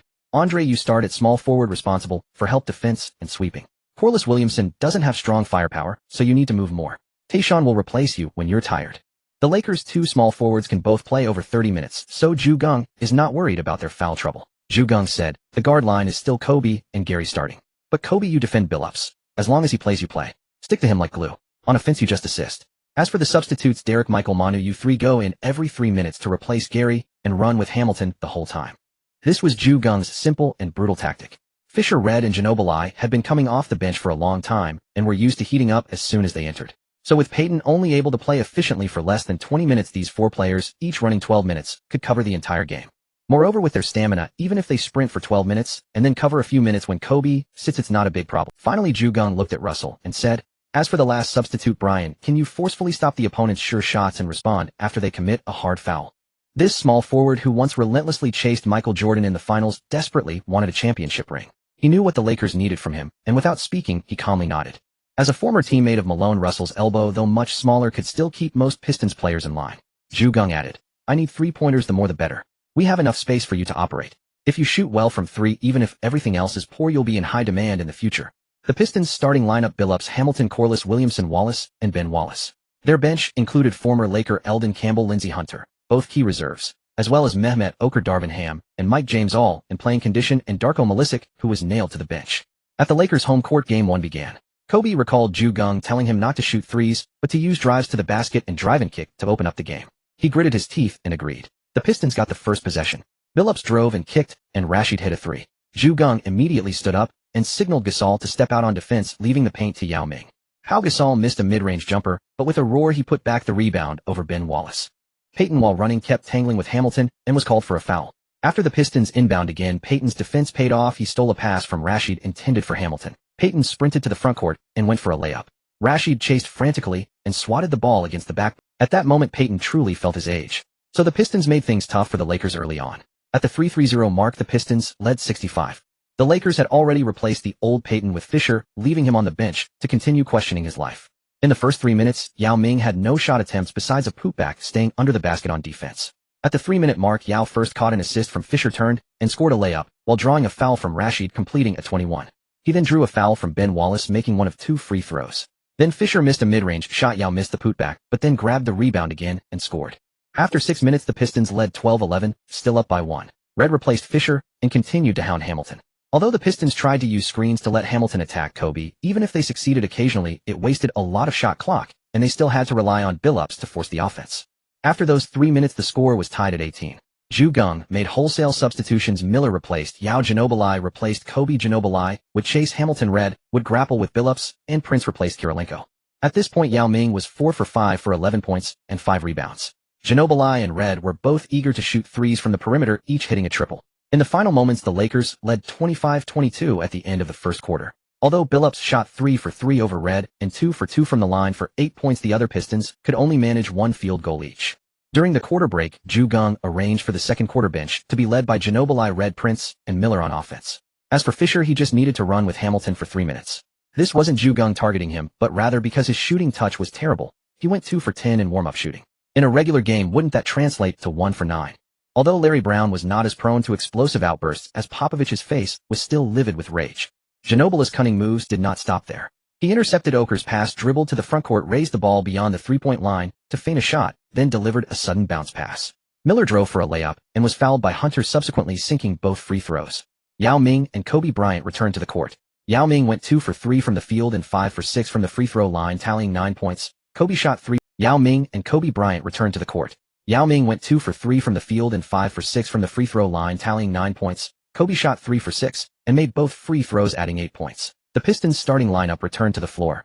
Williams went 2 for 2 from the field and 3 for 4 from the line, scoring 7 consecutive points, finally narrowing the gap for Detroit. The score stood at 108-8, with the Pistons losing the quarter by 10 points. In the first half, the Lakers made 5 of 10 three-point attempts, relying on their extraordinary shooting percentage to take a commanding lead. The Pistons, meanwhile, went 2 for 4 from beyond the arc, matching the same percentage, but with far fewer attempts. This is what people mean when they say it's not just about quality, but also quantity. At halftime, Geng instructed Kobe to primarily guard Billups, while letting the offense flow through others. Though reluctant inside, Kobe recognized that with the situation looking so favorable, any lapse in his defense could invite criticism from everyone. When the second half began, the Pistons hit 2 consecutive three-pointers within just 3 minutes, prompting Geng to call an immediate timeout. He also substituted Payton out and brought Fisher in to continue shadowing Hamilton. In the next 3-minute stretch, the Lakers matched the Pistons blow for blow. Ginobili replaced Fisher. Although he lacked the ability to consistently break through Detroit's defense, his presence kept the Pistons scrambling. Kirilenko received an assist from Ginobili and knocked down a three-pointer. A while later, Yao Ming suddenly caught a pass from the baseline and also drained a triple. The Pistons, after missing a three-pointer, reverted to only shooting 2 pointers. Larry Brown still favored the mid-range game. Billups went 3 for 5 from the field and 2 for 2 from the line, scoring 9 points. He led the Pistons to a 2-4 three-quarter, clawing back a single point. With 5 minutes and 30 seconds remaining, the Lakers led 92-73, the gap approaching 20 points. Geng substituted Ginobili and Miller in, replacing Yao Ming and Kobe. The Lakers' three-point shooting remained ferocious, sinking 3 of 7 attempts in the fourth quarter. They played the Pistons to a 2,323 tie in the final period, ultimately triumphing 99-87, a resounding victory for Los Angeles. Billups scored 22 points, 4 assists, and 3 steals. Rashid had 14 points. Hamilton went 5 for 16 from the field for 13 points. Big Ben contributed 9 points and 8 rebounds. Hamilton was worn down by the Lakers' rotating defense, which opened many teams' eyes. It seemed they no longer needed to worry about this tireless runner. However, many coaches merely entertained the thought before shaking their heads. First, their teams didn't necessarily have a lockdown defender like Kobe, who could contain Billups. Moreover, the player tracking Hamilton couldn't match the individual scoring skills of Red Fisher, Ginobili, and the veteran Payton. Even if they didn't put up huge numbers, they could ensure the point guard position's firepower didn't fall too short. On the Lakers' side, Kobe was restricted from shooting threes, going 9 for 21 from the field and 4 for 4 from the free throw line, finishing with 22 points, 4 assists, 4 steals, and 2 blocks. The high number of attempts was mostly a feint to make the Pistons allocate sufficient defensive attention to Kobe. Yao Ming shot 13 for 16, racking up 34 points and 11 rebounds for a double-double. He and Kobe were pulled early because the victory was secure, no need to expend further energy. As for Kobe, he could still play, but his stats had to be managed. With Rashid playing front defense, Yao Ming could calmly crash the offensive boards. Moreover, Kobe and Ginobili could drive and kick, and Pau could pass inside to inside. They just needed to find a few opportunities each quarter to feed Yao Ming. Kirilenko and Ginobili both scored in double digits. The Pistons simply couldn't cover all of their cuts and three-pointers. The veteran Payton, in his endurance race against Hamilton, realized he had truly passed his prime. On June 8th, still at the Lakers' home court after this game, came 3 Pistons home games. Thus, the Lakers absolutely could not afford to lose this one. If they did, the consequences would be disastrous. The Pistons again won the opening tip. Prime Big Ben's leaping ability was truly astonishing. He chose to drive to the rim on the first possession, but missed the layup against Yao Ming's defense. It couldn't be said that Big Ben had no offensive ability. His skills were just too crude. In high school, he practiced 5 sports: basketball, football, baseball, track, and soccer. He was even a first-team All-State selection in football, baseball, and basketball. Then Big Ben was deceived. He was told he could dual major in football and basketball in college, but after enrollment they informed him he couldn't dual major and had to choose one. Helplessly, he didn't even attend college and was recommended by his mentor Oakley to a junior college. Big Ben played ball while cutting hair on the side. Despite having thousands of hours of barbering experience, it wasn't enough to support his expenses. He then went overseas to play, only to be cheated again. He never received his salary. Eventually, he went undrafted and had to struggle into the league, starting as a shooting guard and barely getting any playing time. However, Big Ben could still manage a coast-to-coast dunk with no one guarding him, but his only real offensive move was working. The game continued. After Billups scored the highest for the Pistons in the previous game, Kobe went 1 for 1 from the field and 2 for 2 from the line in the first quarter, focusing all his energy on locking horns with Billups. Billups went 1 for 4, scoring only 2 points in the first quarter. He was targeted by Kobe throughout the period. The Lakers continued to contain Hamilton while Rashid and Pau canceled each other out. Yao Ming went 2 for 4 for 5 points, leading all scorers in the first quarter. The Lakers led 18-16 by. The meaning of this statement is clear: I think they are not shooting well, so you all should take more shots. Reed could only grit his teeth and look at Hamilton, deciding to go all out against him. But defensive issues are never just about following the opponent. When the Pistons did everything to set screens for Hamilton, Hamilton still went 3 for 5 in the quarter, scoring 8 points, striving to help the Pistons close the gap. Reed's defense indeed had issues, especially in navigating screens, but Geng still let him chase Hamilton for 3. Reed's defense indeed had issues, especially in navigating screens, but Geng still let him chase Hamilton for 3. Ginobili went 2 for 2, scoring 5 points with 4 assists. Prince went 2 for 3, also scoring 5 points. While Reed was struggling, the two of them struck hard. After Kobe returned to the court, he went 4 for 7 and 1 for 1 from the free throw line, scoring 9 points. Yao Ming also contributed 7 points. The Lakers outscored the Pistons 30-20 in the quarter, taking a 10-point lead. At halftime, Geng emphasized to Kobe again, "I don't want your three-pointers today, you should drive to the basket. If you have a good look, take it yourself, if not, pass. I only care about efficiency." The so-called success rate of drives and layups would be laughable if it's not above 50. Geng needed Kobe's offense to create space for others, but he couldn't let Kobe take too many shots. The reason for this cumbersome approach was to prevent future stat-obsessed fans from stirring trouble, claiming that Kobe had better stats and questioning why he wasn't the Finals MVP. Right now, due to the Kobe incident in Eagle County, it's certain that Kobe cannot be the Finals MVP. That's beyond doubt. But in a few years, when people no longer care about that incident, the focus will return to the stats themselves. If the stats are problematic, then even if the Lakers themselves are fine, the media and fake fans will cause the Lakers to collapse. It's like your subordinates think you're cold and drape a yellow robe over you. Even if you want to refuse, you cannot. If you don't advance, how can your subordinates advance? Geng had at least 5 or 6 years with the Lakers. Before Jerry Buss cancer flared up, the Lakers needed Geng. Only in this way could the Lakers challenge the Celtics' record for the most championships. But when Jerry Buss was about to die, to prevent the Lakers from being taken over by Geng, Buss would certainly drive Geng, and Jeanie had already discussed these matters. The two of them were now focusing on stabilizing and dominating for these 7 years first. Jeanie was confident that even if Jim took over the team at that time, she could make Jim voluntarily leave on her own. Although Yao Ming responded with 8 points, Billups' outburst left the Lakers somewhat helpless. Billups made 3 of 4 shots, 2 of 2 from 3, and 8 of 8 from the free throw line, scoring 16 points single-handedly. His relentless style of play had finally erupted. Kobe himself made 3 of 4 shots and scored 6 points, but it was merely a drop in the bucket, and he also incurred 2 fouls in that quarter. At the critical moment, Geng called a timeout and instructed Kirilenko to play consecutive isolation, who shot 3 for 3 and scored 7 straight points. The Lakers, with a quarter score of 2-4-3-0, saw their lead trimmed by 6 points. Geng naturally also extended a polite greeting to the referee. Using civilized language, he left the referee with no recourse. On the sidelines, Nicholson saw Geng's gesture and immediately rose to chase the referee, spewing abuse. While the referee was even more helpless against him, probably fearing he might take an axe to his own door. Old Fish nearly burst into tears. It had been so difficult. Due to his shooting touch, he could only take shots with Geng's approval this season, leading to a severe decline in his stats. He dared not recklessly attempt shots on his own. Now that he finally had the chance to shoot, he decided to flee as soon as the season ended. Once Old Fish entered the game, he swished 2 3-pointers in rapid succession, both finding the net, and the Lakers instantly extended their lead to 10 points. Just when it seemed the Lakers were about to seal the victory, Big Ben stepped up. First he blocked a shot, then stole the ball, followed by a dunk off an assist from Rashid. Finally, he consecutively tipped and missed shots from Billups and Hamilton. Big Ben was the spiritual pillar of the Pistons. Every time the team was on the verge of giving up, he would ignite everyone with his passionate defense and offensive rebounding. Geng instructed Yao Ming to specifically target Big Ben in isolations, and Yao Ming understood this was his opportunity. Big Ben could not retreat at this moment, nor could he allow Rashid to help defend.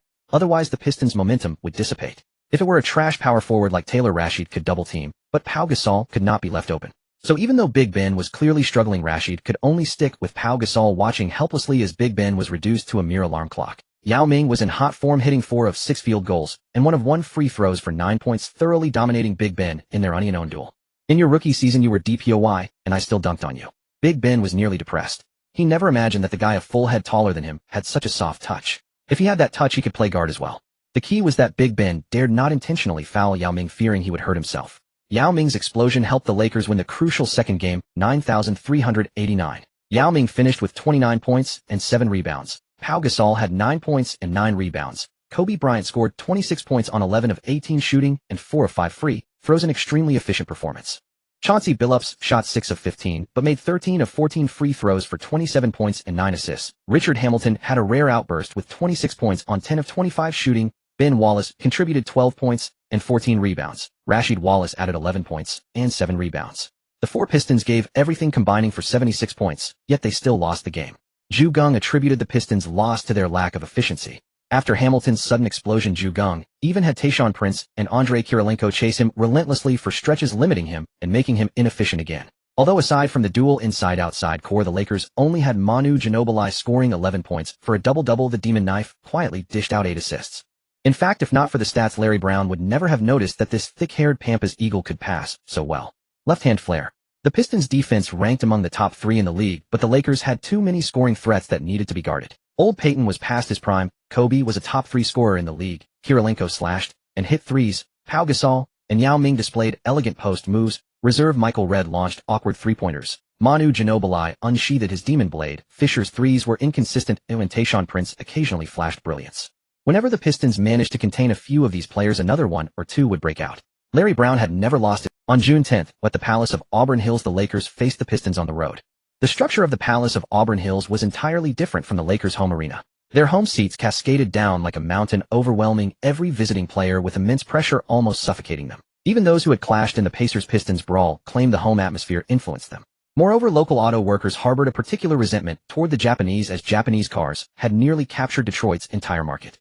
Some fans ignorant of geography and history even held signs reading, "No Japanese cars from China into America." Despite Geng pointing out in an interview that China and Japan were different countries, they refused to listen.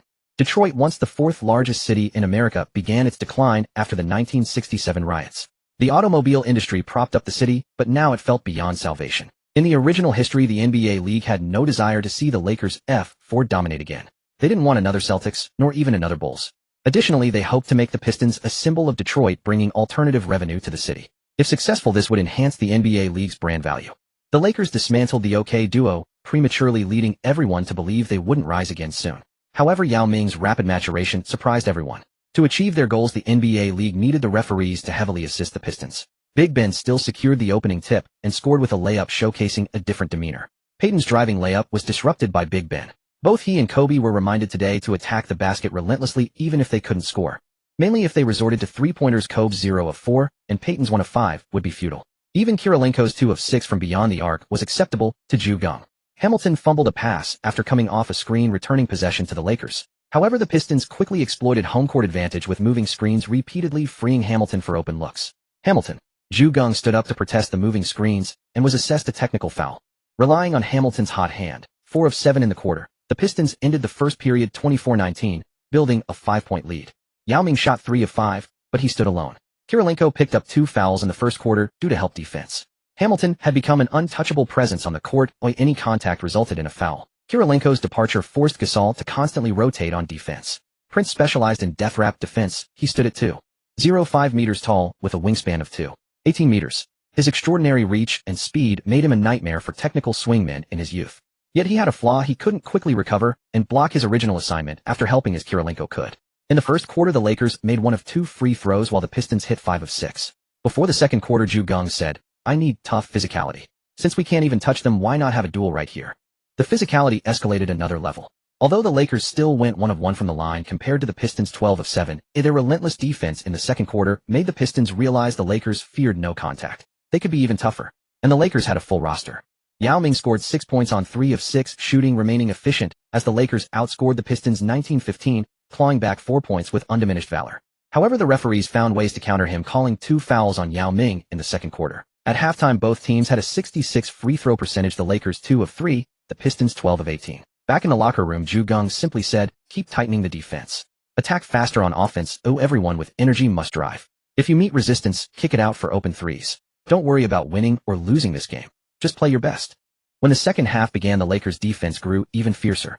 Pistons fans roared and cursed, and the players' intensity escalated. Unable to penetrate inside, the Pistons began trying their luck from the perimeter like the Lakers. The referees, realizing during halftime that the free throw disparity was a bit lopsided, attempted to be fairer in the second half. Hamilton remained hot, scoring 7 points on 3 of 6 shooting and 1 of 1 from the line.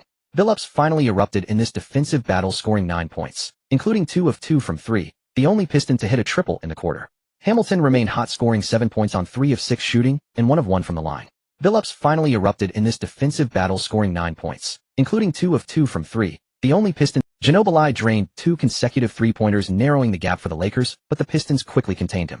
He missed his next 3 attempts, and by the time he hit another 3, time had already run out. Hamilton shot 3 of 6 from the field, 2 of 3 from beyond the arc, and 2 of 2 from the free throw line, scoring 10 points. As a mid-range maestro, his sudden three-point accuracy caught the Lakers off guard. In the final quarter, the Pistons outscored the Lakers 25-20, securing an 8,880. Hamilton finished with 31 points, Billups added 19, Big Ben grabbed 11 rebounds, and Rashid secured 10. The Pistons displayed superior overall shooting in the fourth quarter, with several role players hitting high-percentage shots. The Lakers failed to apply enough pressure late, allowing Hamilton to sink key baskets. Only 2 Pistons players scored in double digits, yet they still won the game. Yao Ming fouled out with 14 points and 8 rebounds, leading the Lakers in scoring. Kobe contributed 11 points. Ginobili came off the bench to easily tally 13. Prince had 11 points, and Kirilenko, also hampered by 5 fouls, allowed Prince more opportunities. Gasol remained locked in a stalemate with Rashid, who shot 1 of 4 from the field, and 1 of 4 from the line for 3 points. Gasol shot 2 of 4 for 5 points. Both players neutralized each other with neither able to find clean looks or score effectively. In the second half, the Lakers hit 6 of 10 free throws while the Pistons made 9 of 12, a relatively balanced stat. However, the overall free throw disparity of 13-30 still left Lakers fans aggrieved. The moment the game ended the next morning, Lakers GM Kupchak and minority owner Jim Buss took a video compiled by the Lakers video coordinator, a compilation of the Pistons' illegal screens for Hamilton throughout the game, to the NBA headquarters in New York. They slammed the video on David Stern's desk and filed a complaint. Cuban, I feel like my move got used before I could. With Game 4 scheduled for June 13th, the two-day break saw Lakers-friendly media incessantly questioning the Pistons' illegal screens, sparking heated debate across the basketball world. Geng was already prepared to battle the Pistons to a Game 6 or even Game 7, but he wouldn't hesitate to deploy every tactic at his disposal. Before tip-off, Geng patted Kobe's arm and said earnestly, "I don't need your offense in the first half. Just lock." Kobe pursed his lips and nodded. Kobe wore a shoulder brace before the game. If he had been allowed to freewheel on offense in the first half, he might have shot a dismal 3 of 14, under 22, which would have put the Lakers one step closer to elimination on the road. Geng then patted Payton on the lower back and said, "Drive more to the rim, then kick it out to Kirilenko for threes." The Pistons won the opening tip and Hamilton missed a mid-range jumper under Payton's defense. Big Ben fought hard to box out Yao Ming, and Rashid missed a putback attempt over Gasol. Gasol grabbed the rebound, Payton drove, and dished. Kirilenko missed a 3. Payton snagged the offensive board pass to Gasol, who hit a jump shot. Kirilenko was called for a defensive foul, and the Pistons reset. But would the fiery Russian back down? Of course not. He quickly stripped the ball from Hamilton, who nearly screamed at the referee, "Are you seeing this?" Payton's driving layup was strongly contested by Big Ben and missed. Big Ben secured the rebound, but Kirilenko swiped at the ball, only to have it clutched tightly by Big Ben's powerful grip. He couldn't pry it loose. Big Ben's strength dwarfed Hamilton's. Kirilenko tried to force a jump ball, but the referee's whistle blew another foul on Kirilenko. Kobe was stunned. As team captain, he pleaded his case to the officials, but received no change. Prince checked in. Yao Ming began isolating against Big Ben, while Gasol firmly shadowed Rashid, leaving the two to duel on and on. In the first quarter, Yao Ming shot 5 of 5, scoring 10 points and opening up the floor. Ginobili replaced Fisher midway through the quarter, and Yao dished 2 assists, one of which set up Ginobili for a 3. The Lakers' 4 guards combined for 4 drives to the rim, converting 3 of them for high efficiency. However, Billups shot 3 of 5 and 3 of 3 from the line, scoring 9 points over Kobe, helping the Pistons trail only 2,125. The Lakers bench was slightly at a disadvantage, allowing the opponent to cut the lead by 2 points. Yao Ming quickly returned to the court and continued his efficient play, making 3 of 5 field goals and 1 of 1 free throws, scoring 7 points and grabbing 7 rebounds. The Lakers immediately launched a counterattack surge. Larry Brown was not flustered at all because the referees were with the Lakers making 4 of 6 free throws and the Pistons making 10 of 15, aside from the Lakers' hack-a-Ben strategy that caused the Ben to go 0 for 4 from the line, which could be disregarded. The Pistons still held an absolute advantage. By the end of the first half, the Lakers had taken 8 free throws while the Pistons had an astonishing 23 free throw attempts. Pistons fans were overjoyed because during the Lakers' home games the referees favored the Pistons and were berated by Nicholson. So today, seeing the referees' performance, Pistons fans confidently held up a sign telling the Lakers to go back and get their Oscar-winning actor Nicholson to complain about the referees. Go back and ask the Oscar winner to curse the referees. The second quarter ended with both teams tied at 20. At halftime, the Lakers led by 4 points. The Lakers players silently returned to the locker room to prepare for the second half. Although they were leading, anyone who was targeted like this by the referees would be burning with indignation. Geng did not lose his temper in the locker room. Instead, he laughed and joked with the players. "Why the long faces? We're in the lead now," he said. In the second half, let Kobe and Yao Ming run a 2-man game. For every shot Yao takes, Kobe takes 1 too. Everyone else clears out. If they double team you, 2 kick it out for a 3-pointer. After laying out the offensive tactics, he left the defensive adjustments to the assistant coach. Geng pulled Russell aside and instructed, "You do this later." Russell's eyes lit up. He only had this one chance to win a championship this year. Even if the referees targeted him afterward, it didn't matter. So he said he could do it. Before the second half began, Geng shouted encouragingly, "I need an even fiercer defense than the first half. Don't shrink back because of the referees. I want the Pistons to score less than 20 points in the third quarter. Do you have the confidence?" "Yes," the Lakers players yelled at the top of their lungs. Geng was very satisfied and almost followed up with "good, very spirited." He nodded and said, "Go ahead, win this game, and we'll have 3 match points." "Charge!" The Lakers shouted in unison, "Charge! Charge! Charge!" Because Hamilton often used moving screens, the Lakers' complaints had an effect. So in the third quarter, Larry Brown had Rashid and Billups run a pick and roll, and the two also played a 2-man game. Kobe Yao Ming versus Billups versus Rashid. No one expected the third quarter to suddenly turn into a duel between these two inside-outside pairs. Yao Ming went 3 for 5, scoring 6 points, grabbing 5 rebounds, and recording 1 block, while Rashid went 3 for 6, made 1 of 1 free throws, scoring 7 points, 3 rebounds, 1 assist, and 1 block. Kobe went 2 for 5, scoring 5 points, dishing 1 assist, and making 1 steal, while Billups went 2 for 2, scoring 4 points, 1 assist, and 1 steal. The two sides were locked in a fierce battle, but in the end the Lakers relied on their stronger bench to win the quarter 2-0-1-5, extending their lead by 5 points. Red hit a difficult three-pointer. The left-hander came through.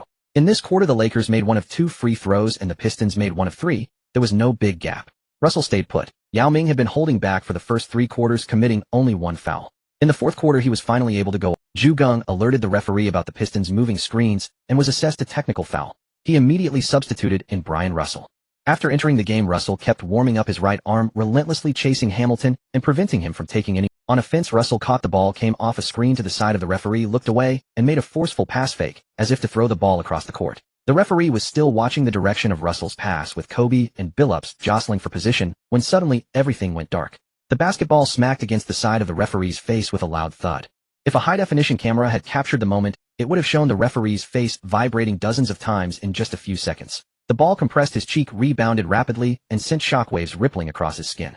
The referee collapsed to the floor, clutching his face, while Russell stood frozen on the court, looking like a big child who had done something wrong. The audience saw nothing but innocence in his expression. The Pistons team doctor rushed over, held up one finger in front of the referee, and asked how many. The referee replied 2. Startled, the doctor quickly performed a concussion check, then extended 2 fingers. The referee said still 2. The Pistons doctor felt a surge of joy. Truly, he was a genius medic. After the referee got up, the game resumed, and Geng replaced Russell. With Hamilton completely locked down by the Lakers, the game once again became a duel between Kobe and Yao Ming versus Kobe was in good form, shooting 6 for 10 and 2 for 2 from the free throw line for 8 points. Billups made 2 of 4 3-pointers and 2 of 4 free throws, also scoring 8 points along with 2 assists, 1 more than Kobe. Rashid shot 4 for 6 and 2 for 2 from the line, finishing with 10 points and 2 rebounds. Yao Ming went 5 for 6 from the field and 3 for 4 from the line, tallying 13 points and 3 rebounds. Because Hamilton had an early burst, the Pistons still managed a 3,227 single quarter, cutting the deficit by 5 points. Detroit attempted 15 free throws in the final quarter, slightly more than the Lakers' 12. After Russell's headshot on the referee, both teams' free throw counts finally evened out. The Lakers had led by 9 points after 3 quarters, ultimately winning the game 9,288 in a tense finish. Yao Ming recorded a monstrous double-double of 36 points and 20 rebounds, dominating his matchup against Rashid. In the second half, Kobe added 13 points, finishing the game with 15. Ginobili contributed 14 points. Rashid had 26 points and 13 rebounds. Billups scored 23. Hamilton ran tirelessly for 17 points. Only these 3 Pistons scored in double figures. Nevertheless, after the game, the Lakers huddled together, all agreeing that Paul Gasol had made the greatest contribution. Throughout the series, Gasol had battled Rashid relentlessly for 3 games, effectively making him disappear. When Rashid switched to guarding Yao Ming in this game, Gasol wrestled with Ben Wallace for most of the contest. Though Wallace grabbed 13 rebounds, Gasol prevented him from ever double-teaming Yao Ming alongside Rashid. Otherwise, Yao Ming could never have shot 16 for 21 from the field. His previous more dominant performance was shooting 21 for 21 in the CBA Finals. The Lakers took a commanding 31 lead, the worst possible news for the Pistons. As of now, no NBA Finals team with a 31 advantage had ever blown that lead, so the Lakers' winning probability remained 100%. After the game, Yao Ming heaped praise on Gasol and Miller. Without Paul, I wouldn't have had so many opportunities. Brad also surprised me, especially his passing, which made scoring easy for me every time. A reporter asked Yao Ming why Kobe's performance had declined so much compared to the regular season. Yao Ming replied, "No, he simply sacrificed some of his own shots for the team. Kobe is as great as Paul, and he's the real leader of this team. If you could see the defensive pressure he puts on the Pistons, you'd understand how much he does for us." Geng smiled after the game and said, "Kobe has matured into a true leader, and I'm proud of him. The Pistons' defense is too strong, so we had to choose more reliable scoring options. We'll keep working together in Los Angeles, one step at a time." A Detroit reporter asked, "Are you aiming for a three-peat?" Geng shook his head directly. Right now, the Lakers haven't reached the heights of the previous three-peat dynasty. A three-peat is extremely difficult. Not even one step short is allowed. But we can take it slow. I believe our total championship count won't be just 1, not 2, not 3, not 4. At least, Michael Jordan's face was a picture of utter bewilderment. Kobe, standing nearby, pursed his lips and managed to suppress a smile. Kobe himself felt that a three-peat was still a challenge with the current roster. Although there was plenty of talent, many were on rookie contracts, and it was uncertain how many would stay. He figured that over the next 3 years of silence he might win 1 or 2 titles. Even then, he would still be in his early 30s with plenty of time to chase Jordan's legacy, possibly earning 2 finals MVPs and 7 championships, as Geng envisioned. After losing Game 4, the Pistons were on the cliff's edge. They had only one home game left in Game 5. Even if they won, the final 2 games would be in Los Angeles, but Detroit had no choice but to win. If they could win but chose not to, David Stern would not have allowed it. The real Larry O'Brien trophy had already been sent to Los Angeles. During Game 5 in Detroit, a replica sat on display, destined to perform its true role in LA. On June 15th, at the Palace of Auburn Hills, Game 5 of the series began. Ben Wallace once again fired up his teammates before the game. Who would have thought that a former barber could deliver such an inspiring pre-game speech? At tip-off, Yao Ming finally won the jump ball, but Gasol's subsequent pass went out of bounds. Billups was forced further out by Kobe's relentless pressure. With the shot clock ticking down to 20 seconds, he had no choice but to shoot over Kobe. The referee blew the whistle, awarding 2 free throws. Kobe clenched his tiny fist in frustration. Billups sank both free throws. But the Lakers' troubles didn't end there. With 4 minutes and 2 seconds left in the first quarter, Yao Ming committed 2 fouls within 18 seconds, forcing him to sit out. Gasol stepped up to fill Yao Ming's scoring role. He shot 4 for 7 in the first quarter, committing only 1 turnover early on. He answered the call when the Lakers needed him. Thanks to Gasol's contributions, the Lakers' perimeter players found enough opportunities, closing the first quarter with a 27-25 lead, a 2-point advantage. In the first quarter, the Lakers attempted only 2 free throws, both made, while the Pistons shot 8 free throws, 7 made. This disparity once again delighted Pistons fans, who cheered the referee as a righteous and impartial official. However, the second quarter took a sharp turn. Gasol had expended much energy in the first, and Yao Ming and Brad Miller shared the court. Miller, who had also played nearly 8 minutes in the first quarter, was likewise fatigued. The Pistons suddenly deployed a front court of Ben Wallace and Mehmet Okur. Wallace set screens and rolled to the basket, while Okur stretched the floor. If either Yao Ming or Miller was a step slow, Okur would knock down the outside shot. Okur went 3 for 3 in the quarter, scoring 7 straight points. Wallace also shot 3 for 3, adding 6 points in a row. The Lakers' defense teetered on the brink of collapse. Hamilton made 2 of 5 shots and 3 of 4 free throws, also adding 7 points. The Pistons outscored the Lakers 30-24 in the second quarter, taking the lead. Yao Ming made 4 of 6 shots, scoring 10 points, but the Lakers were outscored 17-27 in the quarter, falling further behind. In the final quarter, the Lakers mounted a furious comeback, but the deficit never shrank to within 3 points, eventually losing Game 5 by a score of 96,100. The series moved to Los Angeles, where the decisive battle would be held on the Lakers' home court. Yao Ming, hampered by foul trouble, scored 20 points and grabbed 8 rebounds. Kobe scored 24. Pau Gasol had 10 points and 8 rebounds off the bench. Derek Fisher was uncharacteristically efficient with 10 points. Manu Ginobili also contributed 10 points. Ben Wallace posted a huge double-double with 18 points and 22 rebounds. It was his astonishing 10 offensive rebounds that secured the Pistons' victory in this game. Richard Hamilton led the Pistons with 21 points, while Chauncey Billups went 8 for 8 from the free throw line to finish with 14 points. On June 17th, the Staples Center in Los Angeles was packed to the rafters, an ocean of golden fans undulating in waves, all gathered to witness the Lakers' championship victory that day. Due to external pressures, the Lakers had traded away Shaquille O'Neal, infuriating fans at the time. Yet now they were overjoyed, for Yao Ming was younger and complimented Kobe Bryant far better. People are always inclined to embrace the new and discard the old. Before the game tipped off, verbal sparring between the two sides had already reached a fever pitch, with Lakers fans accusing the referees of rigging the outcome in favor of the Pistons. The Pistons countered by alleging that the Lakers leveraged their massive market to pressure the league, coercing the officials into altering the officiating standards. The war of words raged fiercely, drawing countless eyes to the spectacle. Geng made no further tactical arrangements regarding who would take the offensive lead before the game today. I demand only defense. If you have the confidence to score unknown, do so. Otherwise, execute the plays slowly per our system, channeling all your energy into defense. I need 48 minutes of ultimate defensive intensity to show the world the Lakers' true power. Andrei Kirilenko's catch-and-shoot mid-range attempt clanked off the rim, a long rebound secured by Chauncey Billups. The Lakers immediately transitioned back on defense with breathtaking speed. Ben Wallace received the ball and challenged Yao Ming, only to miss the layup. Yao turned to shield the rebound. Pau Gasol dribbled full court and drove toward the basket, but his shot was swatted away by a colossal block from Ben Wallace, sending the ball out of bounds, retaining possession for the Lakers. Yao Ming attempted a short hook shot, but Rasheed Wallace's contest caused it to miss as well. Rasheed grabbed the rebound, and the Pistons continued to attack the interior, with Ben Wallace again challenging Yao Ming. Another miss. Pau Gasol corralled the rebound. Yao Ming received the ball inside and forcibly backed down his defender, then suddenly dished an assist to Gary Payton, who drained a mid-range jumper. The Pistons' offensive possession was winding down toward a 24-second violation, still stifled by the Lakers' defense. Pau Gasol intercepted a pass intended for Corliss Williamson.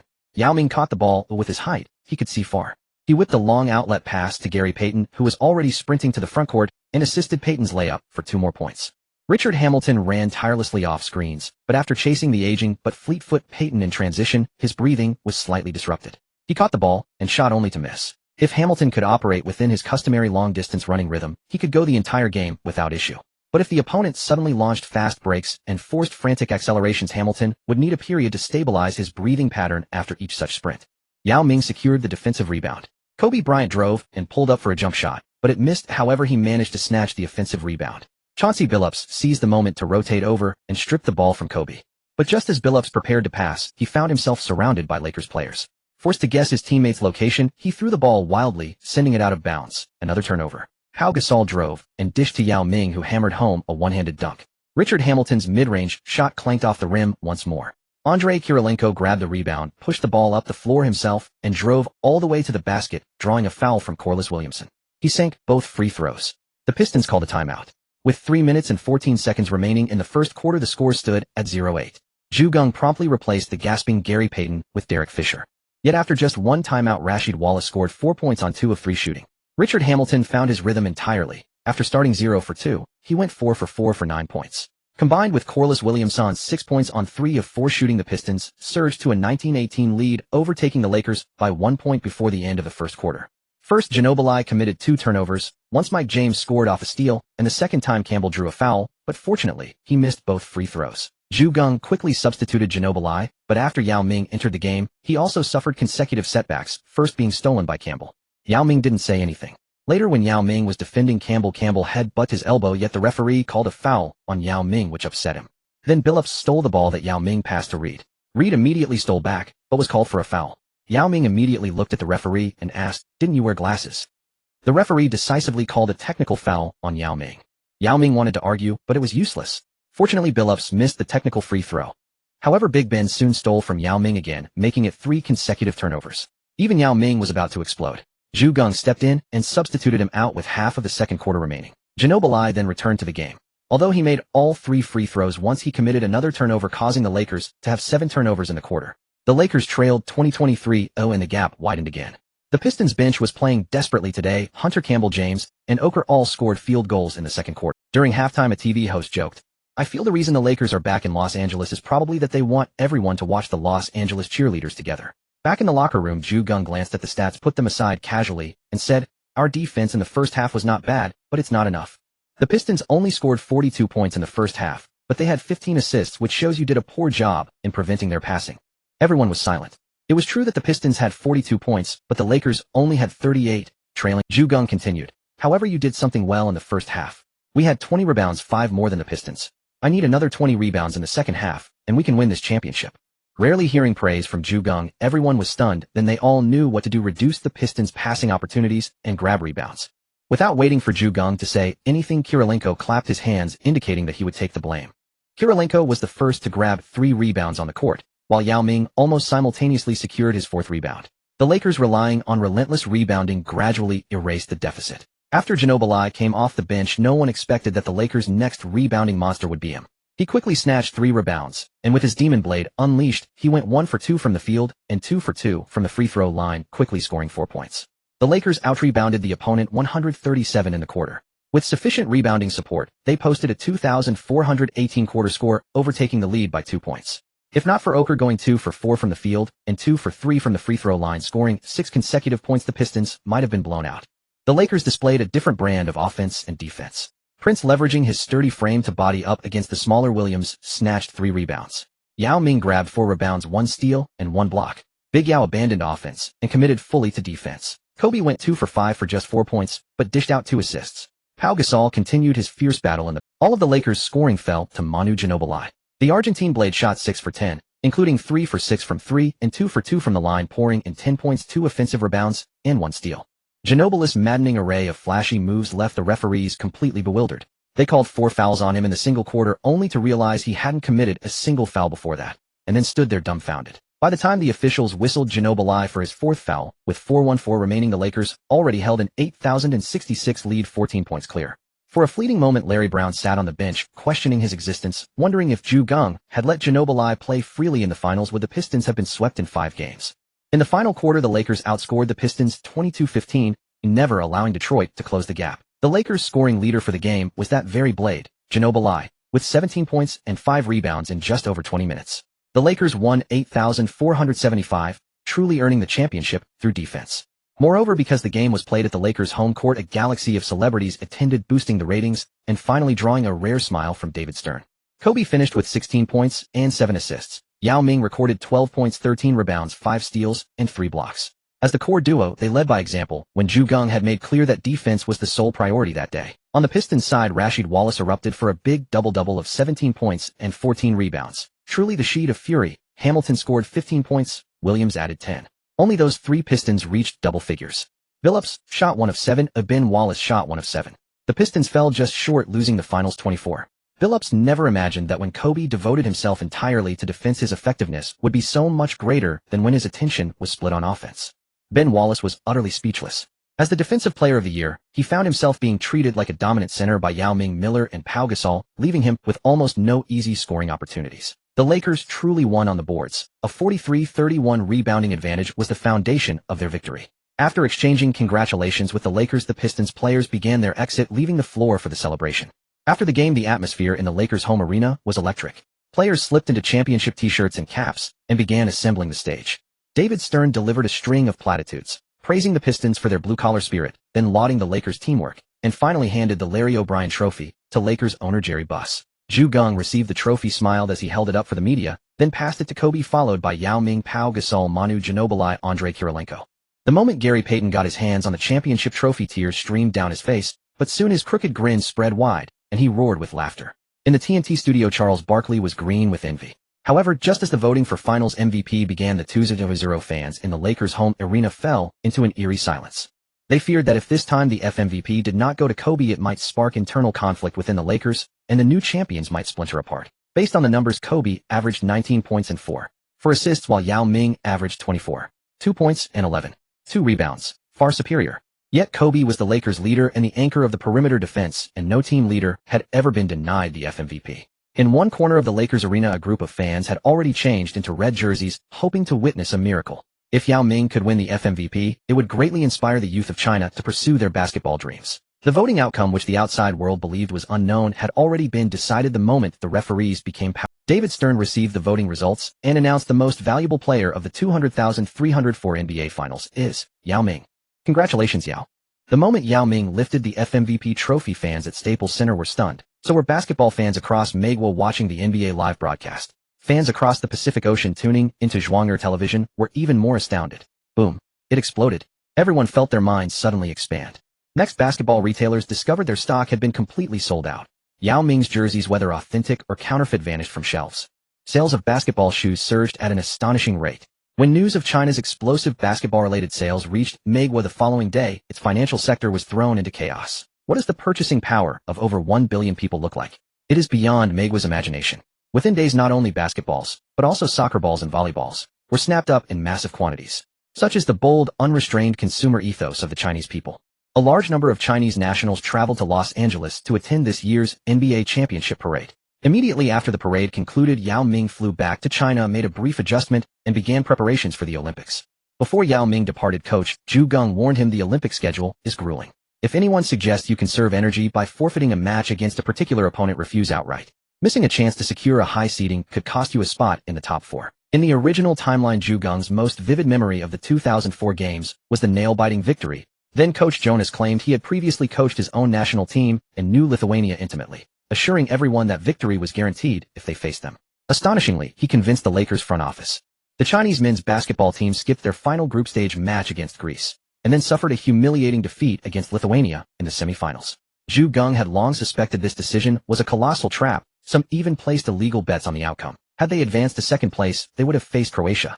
Their nemesis was far less daunting. That singular opportunity for a top 4 finish was thus squandered. After the parade, Geng met with Kupchak to discuss this year's NBA draft. Jim Buss reemerged, proposing a trade with the Celtics, Gary Payton and Reggie Miller, plus the Lakers' future first-round pick, the one used to select Rajon Rondo, for Chris Mihm, Chucky Atkins, and Jamal Jones. Jim justified the deal by noting that both Payton and Miller were under contract only through the 2004-05 season, and Miller would certainly not be resigned. Acquiring Mihm, the 7th overall pick in 2000, would fill Miller's role seamlessly, while Atkins and Jones possessed starting-caliber talent, making them more than adequate as bench contributors. Before Jim finished speaking, Geng seized him by the back of the collar and hurled him straight out of the room. Enraged, Jim stomped and pounded on the door outside. "If you're asking for a beating, I won't hold back," Geng declared. Jim immediately called Jerry Buss to complain. Jerry responded firmly, "All trade decisions rest solely with Mitch and Geng. You handle logistics only." Jim wept bitterly. The Lakers' 2004 second-round pick had been swapped with Houston's 2003 second-rounder, leaving them with just one first-round selection. No. 29, barely ahead of the Pacers. Fortunately, Minnesota's first-round pick was revoked, moving the Lakers up to No. 28. Considering Miller's expiring contract and Perkins' limited role, just 10 minutes per game, Geng resolved to select an interior player. This season marked the NBA's official expansion to 30 franchises. The Charlotte Bobcats, exercising their league-granted rights, posted one of the 3 worst records, entitling them to one of the top 3 draft picks. Yet Jordan's legendary bad luck was well known, some say universally understood, and he somehow drew the No. Fortunately, the Clippers held the No. 2 pick. With Elton Brand and Chris Common already anchoring their frontcourt, they lacked urgency for another big man, and unwilling to pay a premium for the No. 2 selection, they traded it to Charlotte for the No. 4 pick and the No. 33 second-rounder. The Clippers scrutinized every dollar. Frugality was their creed. When the draft commenced, Orlando selected the high school phenom with the No. 1 pick. Charlotte chose Emeka Okafor. Chicago took Ben Gordon at No. 3. At No. 4, the Clippers selected Sean Livingston. Washington selected Devin Harris at No. 5. Chicago selected Luol Deng at No. 7. The forward who would later carry the Lakers' salary cap burden back to China, catalyzing the future Spider-Man squad. His strength continued to grow steadily, provoking even Kevin Durant to nickname him N.I.G. Philadelphia selected Andre Iguodala at No. 9. No Jordan, no Shaq. At No. 15, Boston drafted Al Jefferson, a compact but powerful interior presence. Atlanta selected Josh Smith at No. 17. New Orleans chose J.R. Smith at No. 18. Orlando selected Jameer Nelson at No. 20. Boston selected Delonte West at No. 24. A mature, disciplined guard, and Tony Allen, the Little Wade, at No. 25. Watching Boston's draft history always evokes a sense of uncanny foresight, as if they'd consulted celestial omens. Their selections may not always be the flashiest, yet each possesses exceptional substance and resilience. Sacramento selected Kevin Martin, the master of the free throw line, at No. 26. At No. 28, Geng passed on Trevor Ariza, and adhering strictly to positional needs selected Varejao, a proven CBA-level center. One wonders whether without the method acting master mentoring him up close, Varejo's future flop performances might become even more theatrically unconvincing. Meanwhile, Lakers players began departing en masse, starting with Rick Fox, lured away by Milwaukee with a lucrative offer. Derek Fisher sensed Geng's waning confidence in him, and realizing he wouldn't receive a satisfactory contract in Los Angeles, chose to join the Warriors. Brian Russell, having secured his championship ring, departed contentedly on a minimum contract elsewhere. A title in hand meant 2 more years of earnings, even if his infamous incident of striking a referee might invite scrutiny. After all, profit is never shameful. Jordan selected Maurice Taylor for the Bobcats, then messaged Geng, "I'm doing you a favor. Charlotte needs higher salaried players anyway to reach 2/3 of the poverty-level payroll threshold." The Lakers weren't idle either. They resigned Manu Ginobili to a 6-year $52 million contract, securing their most valuable free agent. Morris Peterson also signed a 3-year $28 million extension. And perhaps to reassure Kobe Bryant of his irreplaceable status as the undisputed cornerstone, the Lakers offered him a 7-year $136 million contract. Thus, the Lakers roster for the upcoming season was finalized, and their salary structure ranked from highest to lowest was now. Starting shooting guard Kobe Bryant earned $18 million, a figure Geng viewed with deep reservation as it would strain the franchise's pursuit of consecutive championships. Though Bryant had averaged over 40 minutes in past seasons, Geng capped his workload at 36 minutes this year. Sixth man and backup guard Manu Ginobili earned $6 million, the second highest salary on the team.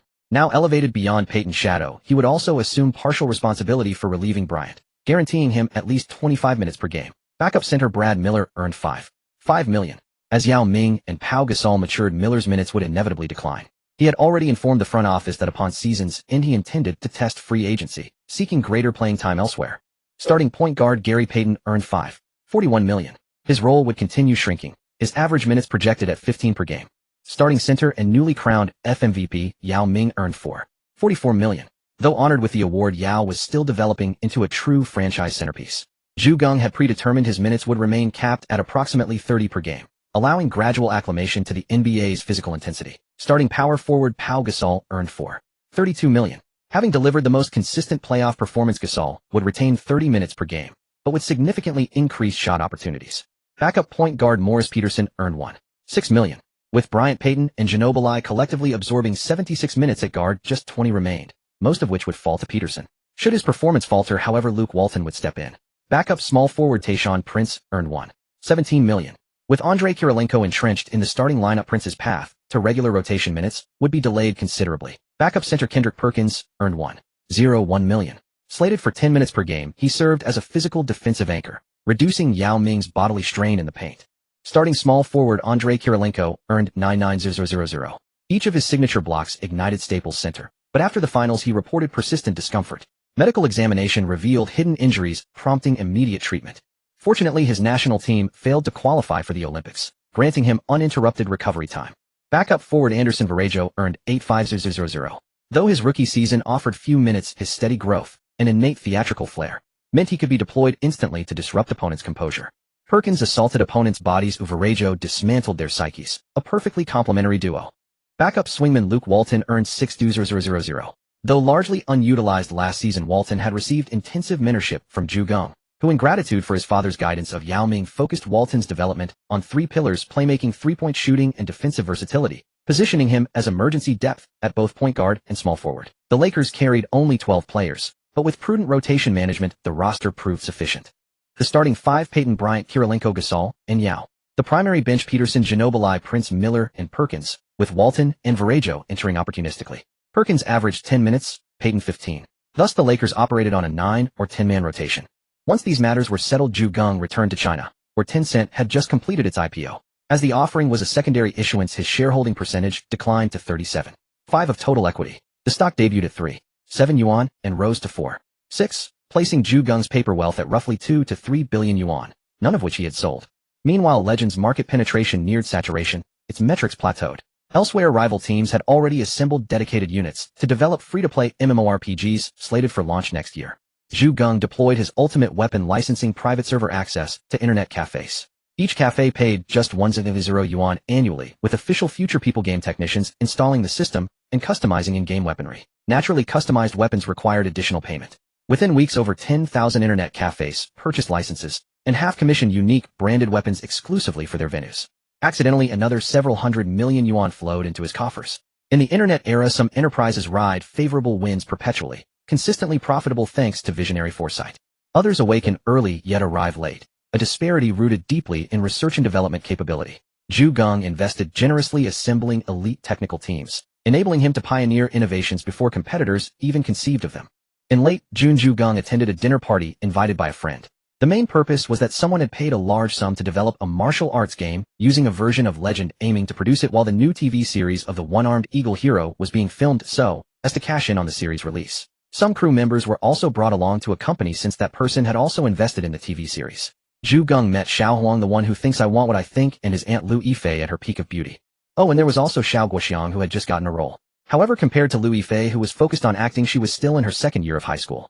Liu Yifei, born in 1982, was at her most beautiful. With the rise of the internet, her team planned to adjust her age based on her baby face, which has the function of confusing age anyway. However, with the arrival of Geng, a man born in 1970, who seemed like an uncle, everything changed. Because his physical fitness was far beyond what ordinary people could imagine, Geng's physique was excessively youthful. At the very least, he didn't look 35 at all. Moreover, having mingled among numerous Hollywood actresses over the years, Geng carried great news value, and he was very good at making women happy. So that summer, whenever Geng finished his work, he would visit the set. Until one day in Juzhegu, when Liu Yifei fell into the water while filming a waterfall scene, due to slippery rocks, Geng immediately pulled her out. A hero saving a beauty naturally touches the heart most easily. The appearance and figure of domestic beauties indeed better fit the Chinese aesthetic, and Geng experienced a completely different feeling. To shoot the period drama, Liu Yifei also learned some moves. While to Geng they were no less than thrilled thud punches. After everything was settled, Geng waited until the Lakers had played half of the preseason before heading to Los Angeles to join the team. That summer the NBA was quite eventful. The Mavericks disbanded, Nash went to the Suns, Jamison to the Wizards, and the Mavericks formed Dirk Nowitzki and Jason Terry. The Nuggets formed a duo of Kenyon Martin and Ngwa Carmelo Anthony. It was thought to be the start of a rise, but Martin immediately showed his flaws. What Geng cared more about was that Houston started tanking to compete for the one pick again.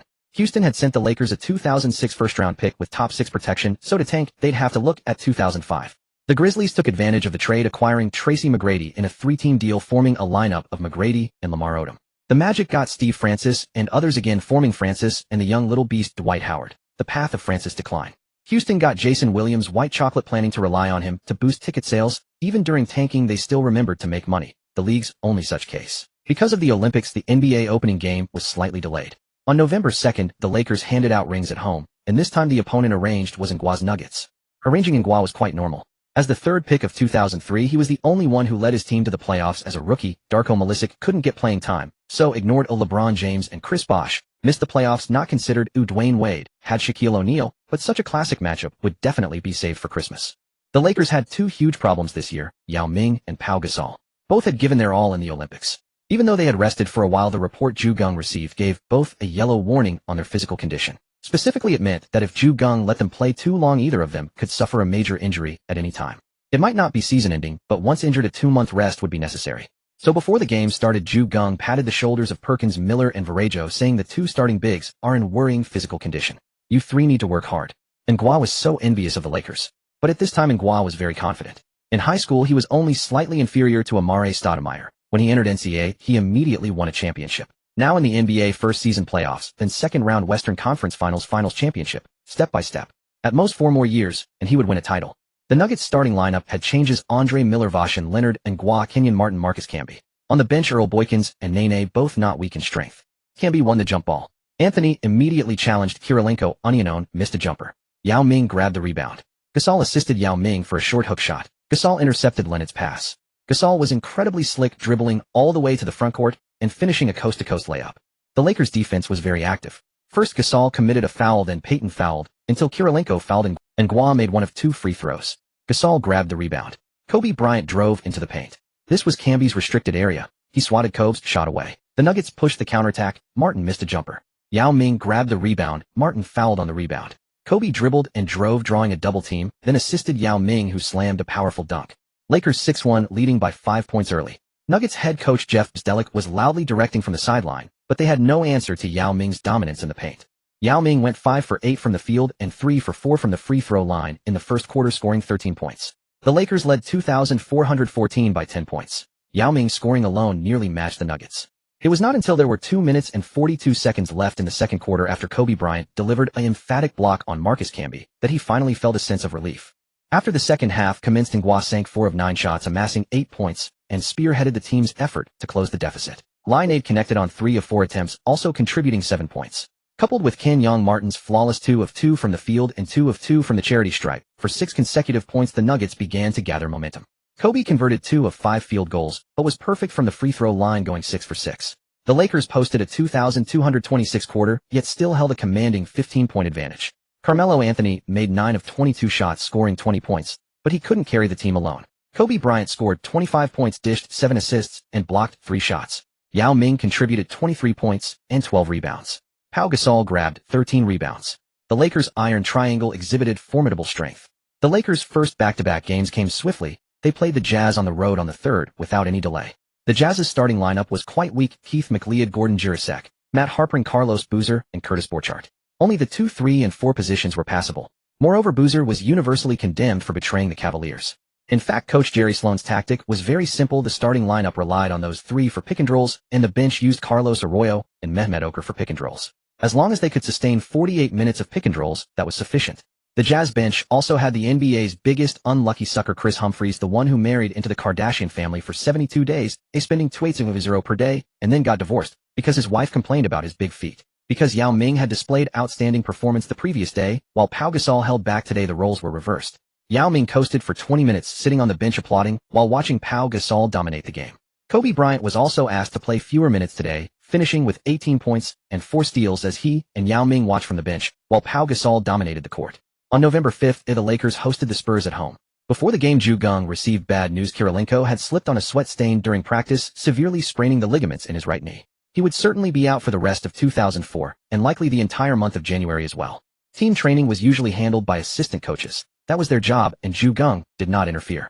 He refrained from intervening because Kirilenko's injury was particularly suspicious. Even if he hadn't slipped and fallen, he would have collided with a Spurs player on the court and gotten injured or been knocked over while sitting on the bench. If he had been injured on the court, Kirilenko could have returned in under 2 months. However, he would soon be injured again and then miss the entire season.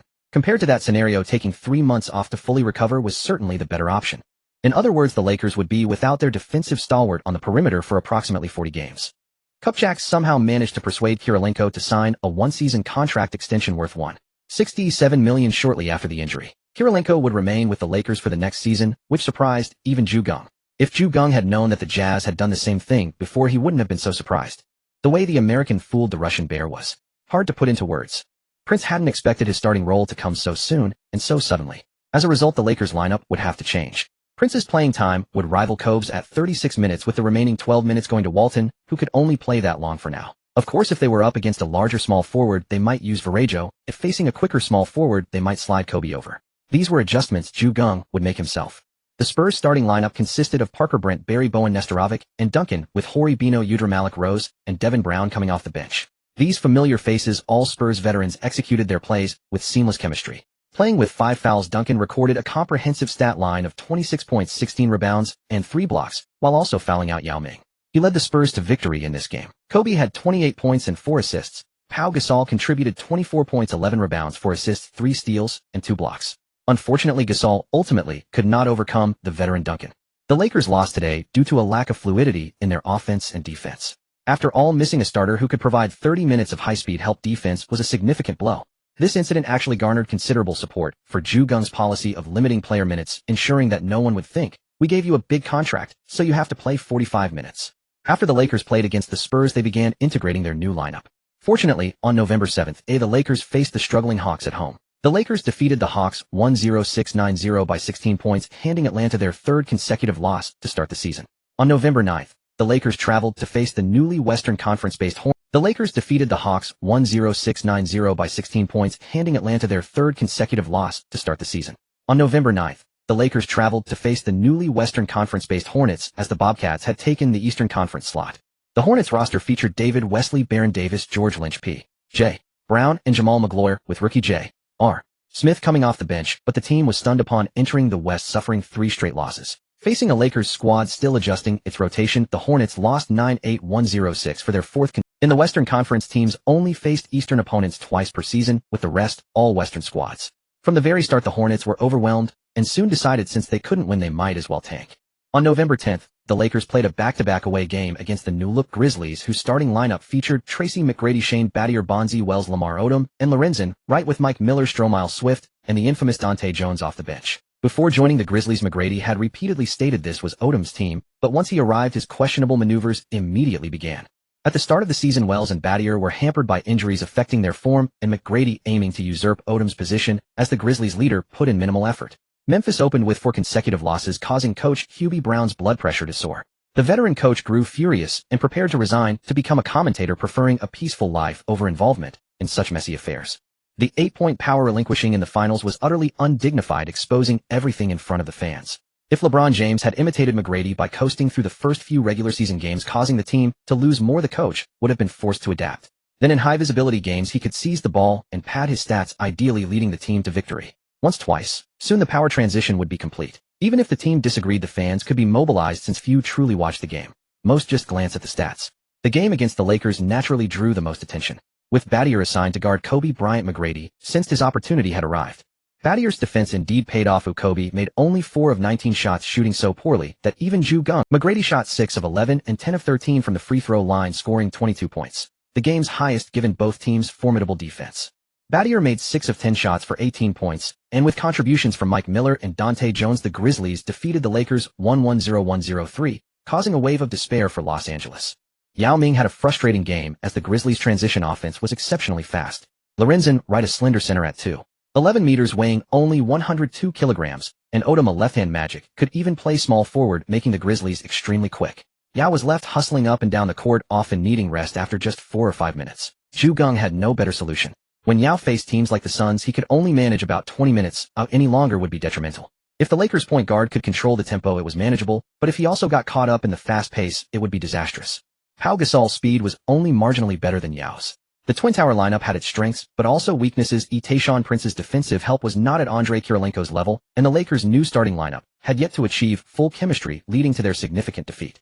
On November 12th, the Lakers traveled to face the Magic, whose roster featured Steve Francis, Grant Hill, Hedo Turkoglu, Kelvin Cato, and Dwight Howard, with key reserves including Jameer Nelson, Doug Christie, Pat Garrity, and Tony Batty. A solid lineup. Frustrated from the previous game, Yao Ming was eager to test the mettle of the new #1 pick.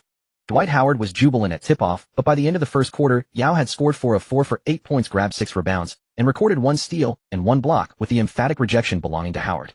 Fresh out of high school, Howard was thoroughly outplayed. The Lakers led 24-15 after the first quarter, a clear mismatch reminiscent of father against son. In the second quarter, Pau Gasol went 3 of 3 from the field and 2 of 2 from the line for 8 points, while Yao matched him with 4 of 5 shooting for another 8 points. The Lakers were even more ruthless this quarter, outscoring Orlando 24-12, exactly double.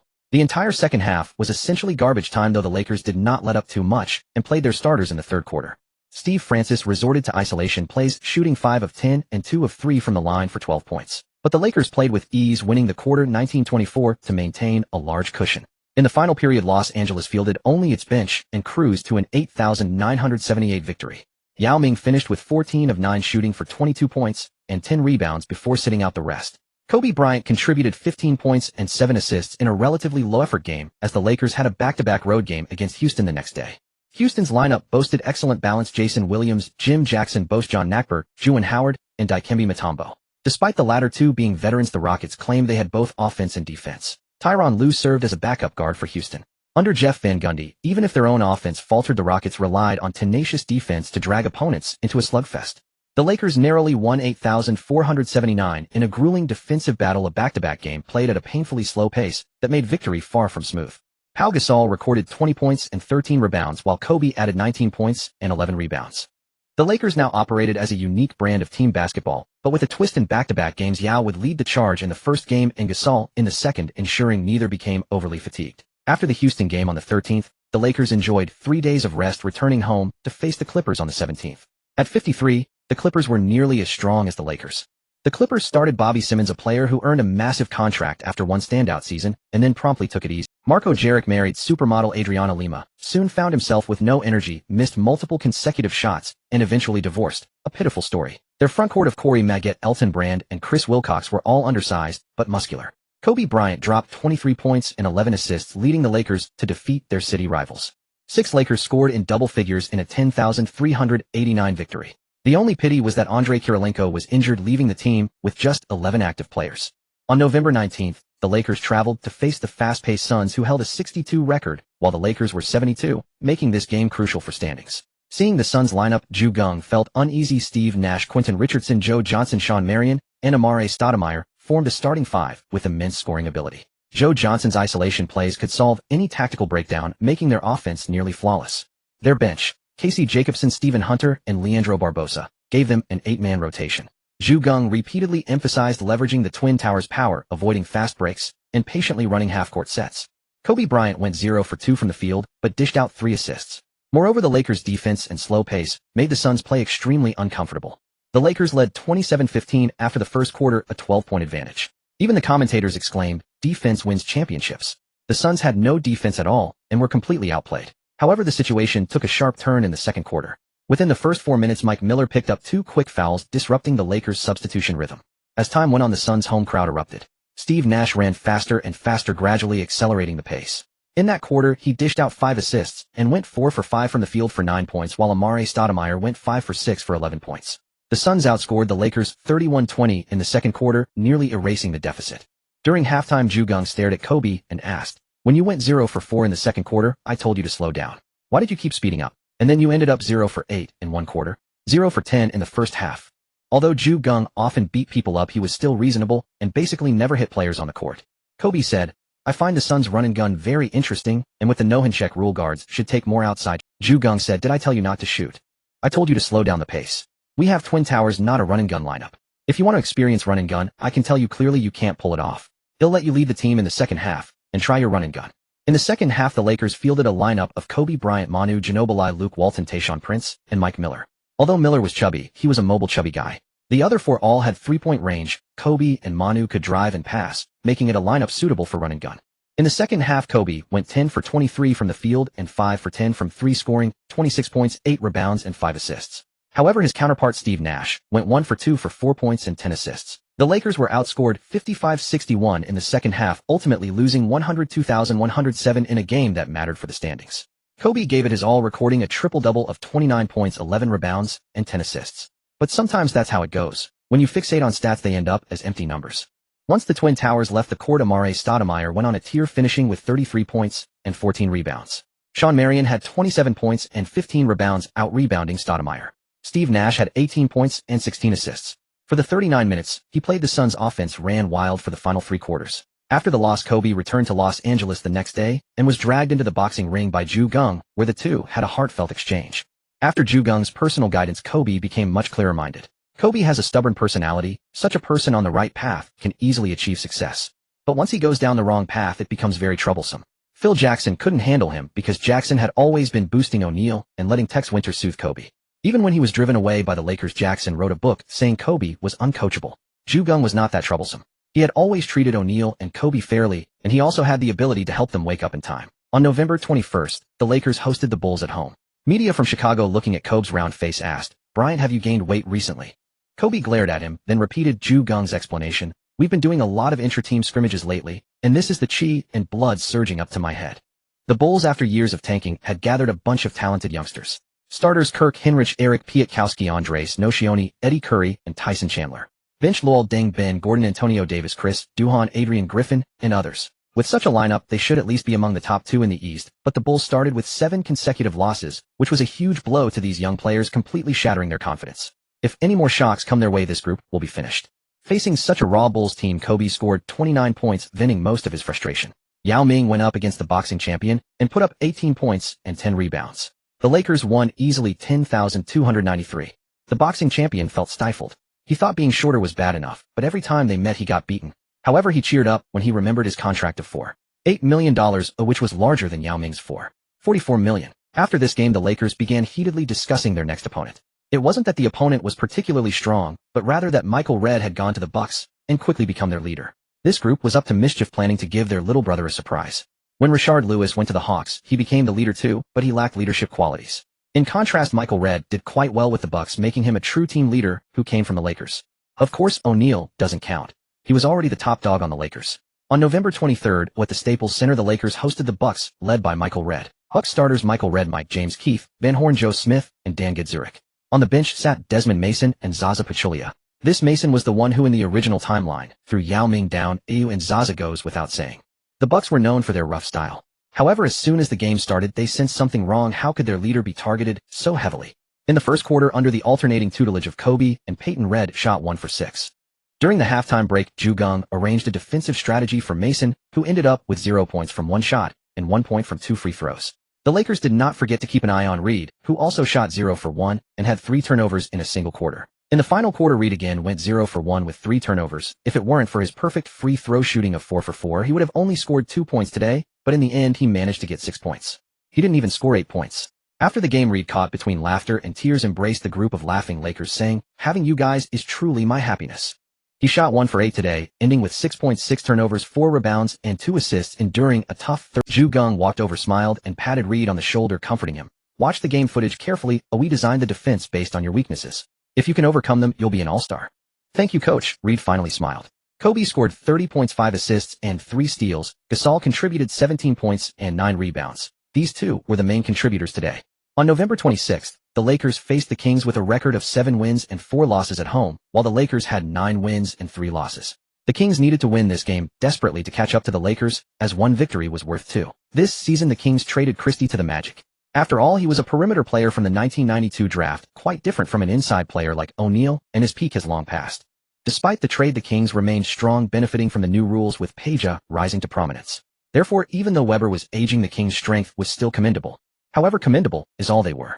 The Kings lost Gerald Wallace to the Jordan-led team, and the Kings' 8-man rotation now included Matt Barnes. Geng's pregame strategy was simple. He adjusted the previous game plan targeting Reed and applied it to Peja. Peja was indeed affected by the Lakers' intensity, shooting 6 for 17 and only making 1 out of 9 three-pointers. If not for his exceptional ability to draw fouls, hitting all 13 free throws, he wouldn't have scored 26 points. By neutralizing Peja, the Kings had already lost half the battle. Kobe shone brightly today, shooting 11 for 17, making 3 out of 4 three-pointers, and hitting 15 of 19 free throws, totaling 40.7 rebounds, 8 assists, and 2 blocks. Yao Ming scored 19 points and grabbed 7 rebounds, while Gasol added 11 points and 14 rebounds. The triangle offense struck decisively, causing the Kings to crumble. The Lakers defeated the Kings 114-109, nearly forcing the Kings front office to set their sights on merely making the playoffs this season. The Kings were on the verge of starting a 17-year drought from the playoffs, a goal that was already proving quite difficult. On November 28th, the Lakers faced the Hornets at home, who were suffering from a major injury to Baron Davis, with a record of 1 win and 10 losses. The Hornets management was contemplating whether to tank the season or tough it out, caught in indecision. If they wanted to tank, they needed to perform well after Davis returned to fetch a good price, and they couldn't afford to trade while injured, or they would suffer significant losses. Against a Hornets team lacking a core, the Lakers won decisively 89-76. On November 30th, the Lakers played their last game of the month against the Bucks. Once again facing his former team, Reed shot 3 for 13, hitting 2 out of 4 three-pointers for a total of 8 points and 7 rebounds, showing considerable improvement. Moreover, back on their home court, the Bucks players were more daring to play aggressively. The two teams nearly came to blows, but when it truly came to fighting, the Bucks retreated. The Lakers secured the victory with a score of 95-90, with Kobe achieving a double-double of 20.7 rebounds and 11 assists. Yao Ming also recorded a double-double with 25 points and 11 rebounds, while Gasol contributed 16 points and 11 rebounds, forming the Lakers' most stable trio in their ongoing winning streak. However, the Western Conference Player of the Month for November went to Nash. There was nothing to be done, as the Suns had changed dramatically and their fast-paced offense had skyrocketed, offering a refreshing taste to those used to hearty beef. Nash averaged 16 points, 11 4 assists and 1.3 steals per game, leading the Suns to a record of 12 wins and 2 losses. The Suns, who hadn't even made the playoffs last season, suddenly took off. However, Geng, familiar with the development of the NBA, knew that once the entire league shifted to a fast-paced game, it would be a disaster, leading to plummeting viewership. In sports without competition, what is the point? The Eastern Conference Player of the Month was awarded to James, which caused dissatisfaction among many because despite James' statistics of 26, 3.7, 8 rebounds, 6, 3 assists, 2 for steals and 1 blocks, the Cavaliers held a record of 9 wins and 5 losses, not quite the mark of a top team in the East. The NBA is very supportive of newcomers, and no one can stop it. However, everyone kept this in mind, preparing to challenge James when they faced the Cavaliers. On December 1st, the Lakers played against the Bulls in an away game where the Bulls had made adjustments, with veteran Othella Harrington starting and Chandler returning to the bench. This made Yao Ming uncomfortable, as he was well aware of Chandler's abilities.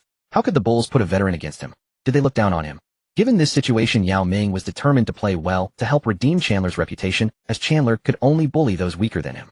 Thus, Yao Ming shot 9 for 10, scoring 21 points and grabbing 10 rebounds, leading the Lakers to a 105-92 victory, with the Bulls putting up no resistance. After the game, Yao Ming patted Chandler on the shoulder and said seriously, "See you next season." Chandler replied, "I hope I never see you again." On December 3rd, the Lakers faced the Warriors at home, where Fisher was playing as a backup for the Warriors, who had a record of 3 wins and 11 losses. It was no surprise that Geng had almost benched Fisher last season, and this season the old fish had not been performing well. Kobe shot only 3 for 12, but achieved a triple-double with 10 points, 12 rebounds, and 10 assists. 6 Lakers scored in double figures, with the Quiet Prince leading with 27 points, 2 steals, and 1 block, as the Lakers won 97-88 against the Warriors.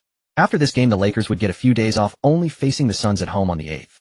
Louis Fei, who had been filming domestically for half a year, finally got a short break.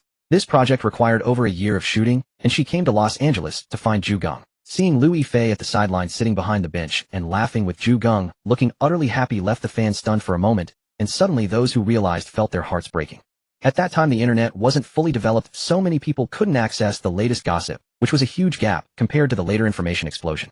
Most domestic media reported that Louis Fei had crossed the ocean to see Geng, while the Hong Kong media was different, directly writing sensational headlines about a niece crossing the ocean for a fling, reveling in the drama. The Suns currently held a record of 15 wins and 3 losses, distancing themselves from the Lakers, who were at 13 wins and 4 losses. Even if the Lakers won, they still lagged behind.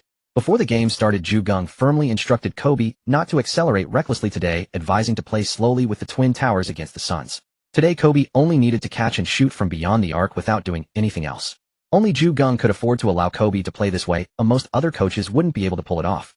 Stoudemire had always resented Yao Ming for claiming the Rookie of the Year award, and now, with Yao winning the championship and Finals MVP last season, Stoudemire's jealousy had reached its peak. But after the Suns' victory over the Lakers last time, he was insufferably proud, and with the Suns currently leading the standings, he grew even more arrogant, eager to declare that the championship this year was already theirs. Stoudemire had always resented Yao Ming for claiming the Rookie of the Year award, and now, with Yao winning the championship and Finals MVP last season, Stoudemire's jealousy had reached its peak. Nash, having trained in both soccer and basketball, possessed remarkable stamina. In the last game, due to routine defense, he had created numerous scoring chances. Today, Geng deployed Peyton Mo Williams, Ginobili, and even Kobe to hound Nash, relentlessly switching every 4 to 5 minutes to chase him down, and when facing him unknown, they decisively attacked, draining him on both ends of the floor. Nash indeed wore a pained expression, playing 40 minutes with 5 of 13 shooting, 2 of 6 from 3, finishing with 12 points and 10 assists. Though the stats seemed only slightly diminished, the Suns' run-and-gun offense barely materialized today. Quentin Richardson shot 6 of 19 and Marion 7 of 16, both heavily reliant on Nash's setups, suffered severe declines. Stoudemire, however, kept feasting on the Gasol brothers, or Yao Ming shooting 7 of 10 and 9 of 11 from the free throw line, scoring 23 points and grabbing 10 rebounds, but he fouled out in 39 minutes. The Suns were kept alive solely by Joe Johnson, who shot 10 of 19, 5 of 7 from 3, scoring 25 points and 7 assists, essentially fighting the Lakers single-handedly, while everyone else was neutralized. Witnessing Joe Johnson's performance, Geng suddenly understood the immense value of having a premier isolation scorer on a team. It could be said that if Joe Johnson hadn't left the Suns with their high-octane offense, they might have captured a championship in those years. Because the Suns' run-and-gun could be countered in the playoffs, but isolation scoring remains an evergreen method of putting. Kobe played a disciplined game today, shooting 4 of 10 from 3 and 2 of 3 from the line, posting 14 points, 14 rebounds, and 11 assists, securing another triple-double. Yao Ming had 22 points and 10 rebounds. Pau Gasol contributed 19 points and 12 rebounds. Ginobili scored 16 points, and the Lakers won the offensive battle 119,113. The Twin Towers were like nails stuck in the Suns' interior, leaving them helpless, while the Lakers' perimeter players got ample opportunities. The first 2 games between the Lakers and Suns ended in a split. On December 11th, during the Lakers' road game against the Clippers, Liu Yifei had already returned to China for filming. Kobe erupted for 37 points, 10 rebounds, 5 assists, and 2 blocks, leading the Lakers to a victory over the Clippers. The next day, the Lakers faced the Magic at home on a back-to-back. Yao Ming posted 25 points, 14 rebounds, and 2 blocks, sweeping the Magic in the regular season. On December 14th, the Lakers traveled to face the Supersonics. Ray Allen and Rashard Lewis, 2 elite shooters, had fully taken off under the new rules. The Hawks regretted their decision. They had Lewis in hand, but let him go because of his perceived lack of clutch scoring, only for the league to change the rules. In this game against the Lakers, Lewis shot 13 of 22, 7 of 12 from 3, scoring 37 points and grabbing 7 rebounds. Kobe shot 12 of 23, 3 of 8 from 3, and 8 of 10 from the line, amassing 35 points, 9 rebounds, and 5 assists, but it was in vain. Ray Allen shot 10 of 18, 2 of 6 from 3 for 26 points and 5 assists, and he was beaming with joy as the Supersonics won 1-0-8-1-0-1 over the Lakers. Ever since the league changed the rules, Ray Allen knew the era of sharpshooters had arrived. The Lakers' Twin Towers were formidable, but they scored in twos, occasionally hitting a 3, yet they couldn't inflict enough damage. The Supersonics made 12 of 27 three-pointers, far outperforming the Lakers' 7 of 26, and that was the key to their victory. Geng had always emphasized three-point shooting, but it relies on hot streaks. This is why the Splash Brothers championship run surprised so many. Over a 7-game series with enough defensive pressure, it's extremely difficult to shoot well in 4 games. Unless the opponent has a defensive liability, even the most aggressive man-to-man defense can make shooters uncomfortable. After the loss, the Lakers headed to Sacramento. On December 16th, they faced the Kings on the road. Kobe was fuming, losing to Ray Allen was hard to swallow. As for Lewis' breakout, he had no control over that. It was a player the coach valued. That guy's shooting is like that. Once he gets hot, he's terrifying. Otherwise, he wouldn't have made the All-Star team as a reserve, with the Lakers then been traded for Pau Gasol becoming the leader and playing happily with Yao Ming and Gasol winning a championship before Shaq. So against the Kings today, Kobe shot 10 of 17, 3 of 8 from 3, and 8 of 10 from the line, posting another all-around stat line of 31 points, 12 assists, 2 steals, and 2 blocks, leading the Lakers to a 11,599 blowout. Watching the two teams play, they felt like they were on completely different levels, even though the Kings were 157 after this game, not far behind the Lakers in record. Ginobili shot an efficient 6 of 9 for 15 points and 5 assists. Since winning the Olympic gold in 2004, Ginobili had become the most famous Lakers player on the international stage, and his hair grew longer, flowing more gracefully than Nash's when he ran. Kevin Martin, a rookie on the Kings, barely got any playing time. Geng guessed he was still studying the rules. He would become a master of drawing fouls before Harden. On the 17th, the Lakers hosted the Wizards in a back-to-back. The Wizards were currently in playoff contention with a starting lineup of Gilbert Arenas, Jarvis Hayes, Anton Jamison, Jared Jeffries, and Brendan Haywood. Against Haywood, Yao Ming, who had coasted the previous day, was determined to dominate. He shot 11 of 14 for 23 points, 9 rebounds, and 4 blocks, clocking out in 30 minutes, as usual. The Lakers crushed the Wizards 1-2-3-9-3, holding Arenas to just 3 of 14 shooting, which made the victory easy. On December 20th, the Lakers hosted the Grizzlies, who had a new head coach, Mike Fratello. Tracy McGrady had become the Grizzlies' leader, and Lamar was the second option. After the early season chaos, the Grizzlies, with players like Mike Miller, James Posey, and Shane Battier, were finally rising. The game was a grind from the start. The Grizzlies' defense gave the Lakers serious trouble. It had to be said that the foundation left by the old coach, combined with Jerry West's operations, made Memphis' defense unique. Kobe shot just 2 of 16 or 0 of 6 from 3, and if not for a 7 of 9 from the free throw line, he would have had a miserable 11 points and 8 assists. Geng didn't restrict Kobe's shot attempts today. Back in the locker room, Geng said, "Do you understand now why sometimes I don't let you shoot threes?" Kobe nodded silently. His face had slimmed down, and he didn't want it to puff up again. The Lakers lost 78-82 in a brutal game where neither team found any rhythm.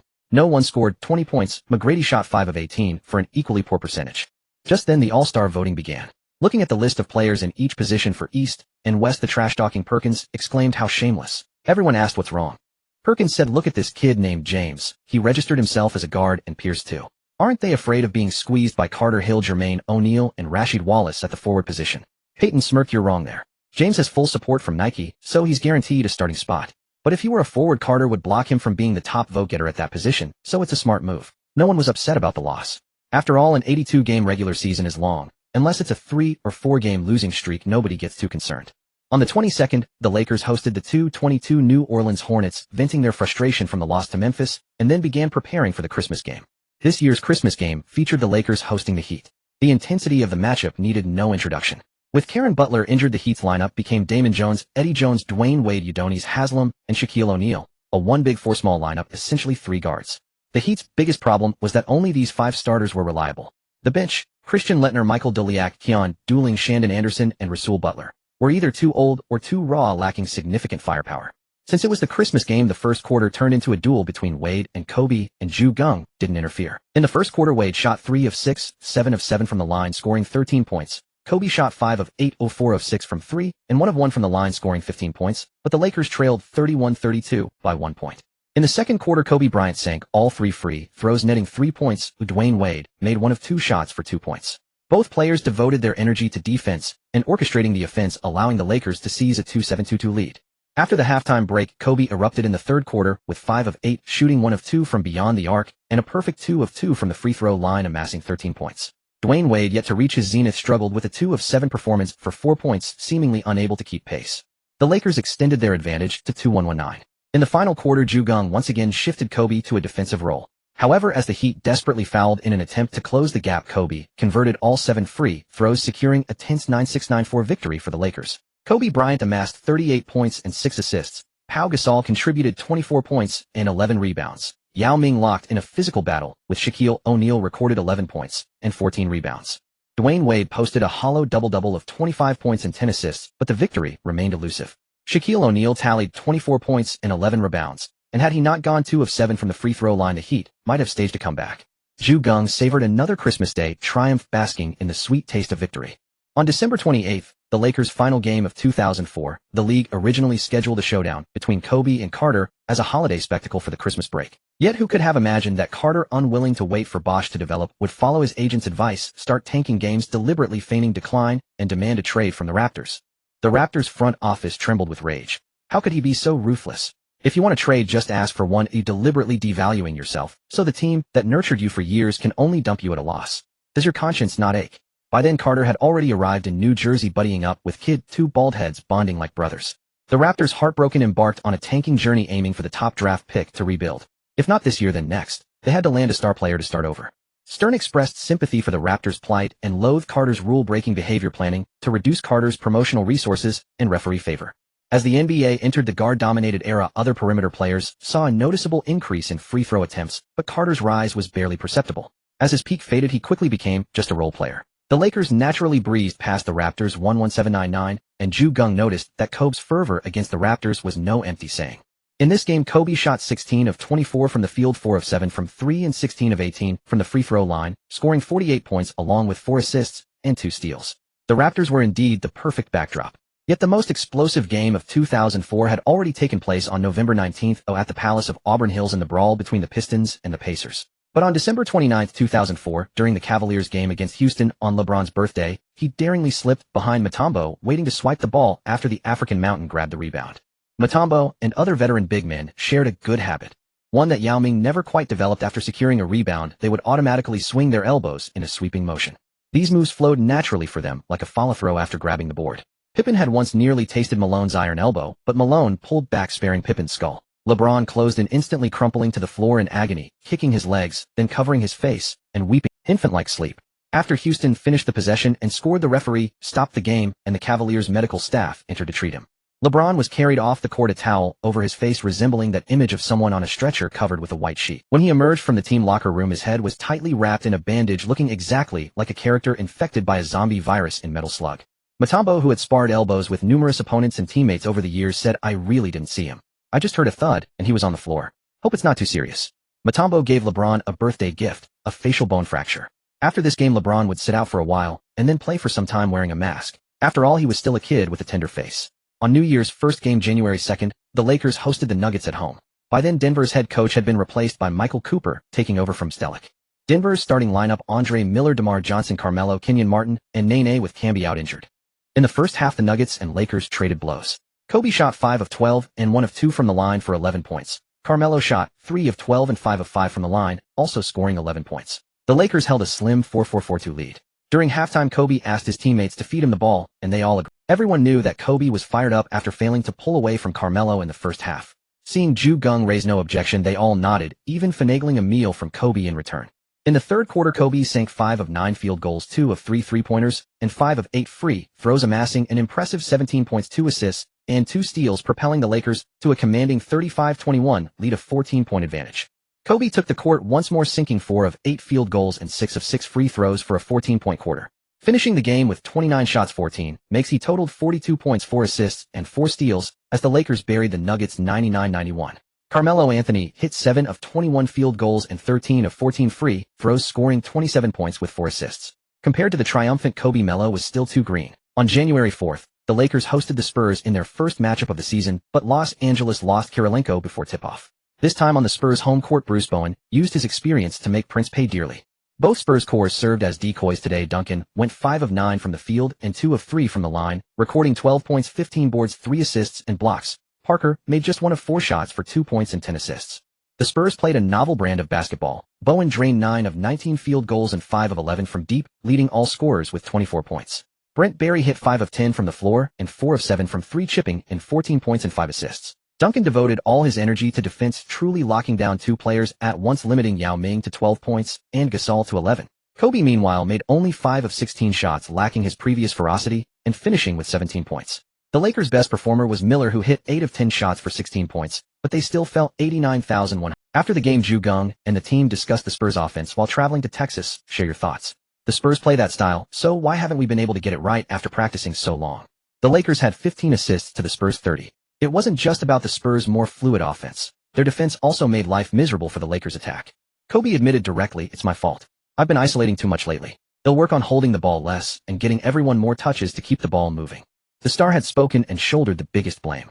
Everyone else then took responsibility for their own shortcomings and pledged to adjust for the team's betterment. Geng said a few words without piling on pressure, knowing the Lakers faced a tough back-to-back road game against the Mavericks. Though the Lakers held a 236 record against the Mavericks 2010, the Lakers were exhausted from running the floor with the Spurs and simply couldn't withstand Dallas' relentless barrage. Terry, Finley, Josh, Howard, and Nowitzki, all 4 starters, packed firepower with a hardened Black Dampier anchoring the middle. Off the bench, Devin Harris' speed left the Lakers' entire lineup dizzy, while Stackhouse's inefficient isolation plays still made the Lakers' defense more grueling as he matched Dallas' pace. If you could slow the Suns' run and gun by clamping down on Nash, the Mavericks simply had no obvious weakness. Every scoring option was faster than the last. Even Nowitzki could fake from beyond the arc, drive all the way to the hoop, and throw down a dunk. Over on the Mavericks side, Terry was wearing Peyton's shorts last night and went absolutely ballistic in the first quarter, shooting 4 for 4 from the field, 3 for 3 from beyond the arc, and 2 for 2 from the free throw line, scoring 13 consecutive points. The moment the Lakers double-teamed him, he dished out 4 assists. After the sharpshooter caught fire, the Mavericks crushed the Lakers 30-17 by the end of the first quarter. Harris was a perfect 3 for 3, marking yet another perfect shooting quarter for a Mavericks player. Stackhouse went 4 for 9, and the 2 substitutes nearly made Kobe's efforts all for naught. In the final quarter, Nowitzki shot 4 of 9 from the field and 7 of 9 from the free throw line, scoring 15 points with a transcendent performance that crushed his opponents, leading the Mavericks to a decisive 118-104 victory over the Lakers. The Lakers suffered a 2-game losing streak in Texas. Despite fighting desperately in the last 3 quarters and grabbing 20 offensive rebounds, far surpassing the Mavericks' 8, their fatigue hindered their shooting accuracy, ultimately costing them the game. Even after the Christmas Day game and leading into New Year's, the Lakers maintained a rigorous training schedule, with at most half. On January 7th, the Lakers returned home to face the tanking Houston Rockets. Coach Geng granted the players a day off on the 6th, allowing them to rest, otherwise more injuries might have occurred. After a day of rest, the team's performance markedly improved. Against the struggling Rockets, the Lakers led 26-13 in the first quarter and 35-24 in the second, effectively ending the game by halftime. On January 10th, the Lakers faced the Timberwolves on the road. Peyton, plagued by an aging body and knee effusion, required drainage and rest, so Ginobili stepped into the starting lineup. The Lakers anticipated a grueling battle, but Castle was also sidelined with an injury, leaving only Sprewell, Szczerbiak, and Garnett. Although Garnett reigned as the Wolf King, Castle was the true strategist, the cunning jackal of the 3-headed monster. Without his tactical direction, the Timberwolves' offense lacked coherence. Coach Saunders struggled mightily, finding no solution against the Lakers. Bryant shot 6 of 11 from three-point range, scoring 31 points and adding 4 assists. Ginobili went 4 of 10 from deep, contributing 23 points, 7 rebounds, and 7 assists. Yao Ming dominated the paint with 14 points, 17 rebounds, and 5 assists. In his first start of the season, Ginobili delivered an exceptional performance. His basketball IQ was off the charts. Despite being a guard, he displayed elite rebounding instincts and dazzling passing. Garnett felt deeply unsettled. The team was in turmoil, with Saunders facing imminent dismissal. His own contract, which had been $28 million last season, dropped to $16 million this season, yet it still failed to strengthen the Timberwolves effectively. The collapse of the franchise loomed on the horizon. On January 12th, the Lakers faced the Nuggets on the road. Before the game, Ngwa was eager to prove himself. He hadn't beaten the Lakers at their home court, but on the Denver Highlands after adapting for over a season, he naturally intended to exploit his advantages against them. For defense, the Nuggets changed their starting lineup: Wayne Miller, Greg Buckner, and Ngwa Kenyon Martin, a recovered Marcus Camby. Buckner was a defensive guard tailored specifically for Kobe. The Nuggets bench featured Nene Hilario, Damar Johnson, Earl Boykins. Nene could continue the interior defense of Camby. The game was fiercely contested, and Ngwa and Kobe often matched up in unknown duels. Kobe finished with 16 points, 5 rebounds, 7 assists, 3 steals, and 2 blocks, while Ngwa had 17 points and 5 rebounds. Kobe appeared more well-rounded, but Ngwa, despite modest stats, played with great intensity, making things difficult for Kobe throughout. In the end, the Nuggets avenged their loss with a 9,588 victory. Neither team had a player score over 20 points. The Lakers' biggest issue was their three-point shooting, 5 for 29 from deep. The misses were so frustrating that even Geng felt he could hear Phantom Duong sounds after the game. Seeing that winning would come at too great a cost, Geng gave up because the next day the Lakers had a back-to-back home game against the Cavaliers. Stern really knew how to schedule games: first play against Ngwa to wear down Kobe, then a back-to-back against Little King James. If Kobe lost to James, the league could go all out in promotion, making people realize that the changing of the guard was imminent. But if Kobe lost to Ngwa, but not to James, then there would be no need for promotion. The Lakers' flight back from Denver to Los Angeles was supposed to land at the airport at 1:30 a.m., but the plane's aileron malfunctioned, preventing landing. The plane circled over Los Angeles for nearly an hour. After the ground fire brigade was fully in position and the runway area was cleared, the plane used an auxiliary system to land safely. After touchdown, the plane bumped and jolted like a car on a rough road, but thankfully, it landed safely. Manu Ginobili and Anderson Varejao had no idea what had happened. They had just woken up when getting off the plane. Ginobili asked, "Hey, why are there so many fire trucks?" Yao Ming replied helplessly, "They were originally for us, but now..." Before the game, Geng said, "Everyone be careful, especially when landing after a jump. Imagine every opponent. However, some things cannot be avoided just by being reminded." The Lakers were definitely on a bad luck streak. The near-failed landing was already absurd, which left the Lakers poorly rested, and it was a back-to-back game. So after that, the Lakers really were in poor form. But Yao Ming guarded the paint, holding James to 1 for 5 in the first quarter for just 2 points. However, when the game was tied and James missed a driving layup, Kobe prepared to jump for the long rebound. However, Cavaliers' Ira Newble pushed Kobe from behind and placed his foot under Kobe's landing spot. Being pushed in the air near the waist is already the most dangerous situation, and to make matters worse, Kobe was undercut. Kobe fell straight to the floor, immediately clutching his right ankle. The referee blew the whistle. Geng stood up and shouted, "F later, go elbow him down." Kobe was helped back to the locker room by Miller and Perkins. The game continued. Yao Ming had a mismatch in the post against Newble. He executed a turnaround hook shot, his left arm swinging naturally. Newble leaned forward, bracing for contact, and felt his left cheek collide with something large and hard, then collapsed to the floor as if asleep. The referee immediately blew the whistle. After reviewing the footage, they assessed Yao Ming a flagrant foul too, ejecting him from the game. Newble was also carried off. So the Lakers lost 2 key players while the Cavaliers only lost 1 starter. Jeff McInnes went 5 for 5 from the field and 2 for 2 from the line for 13 points. Big Z went 5 for 8 for 11 points. The two led the Cavaliers to a 3,024 first-quarter advantage over the Lakers. James felt his opportunity had come. After going 1 for 5 in the first quarter, he finished the game 12 for 26, 1 for 4 from 3 and 3 for 4 from the line, putting up a near triple-double of 28 points, 13 rebounds, and 9 assists.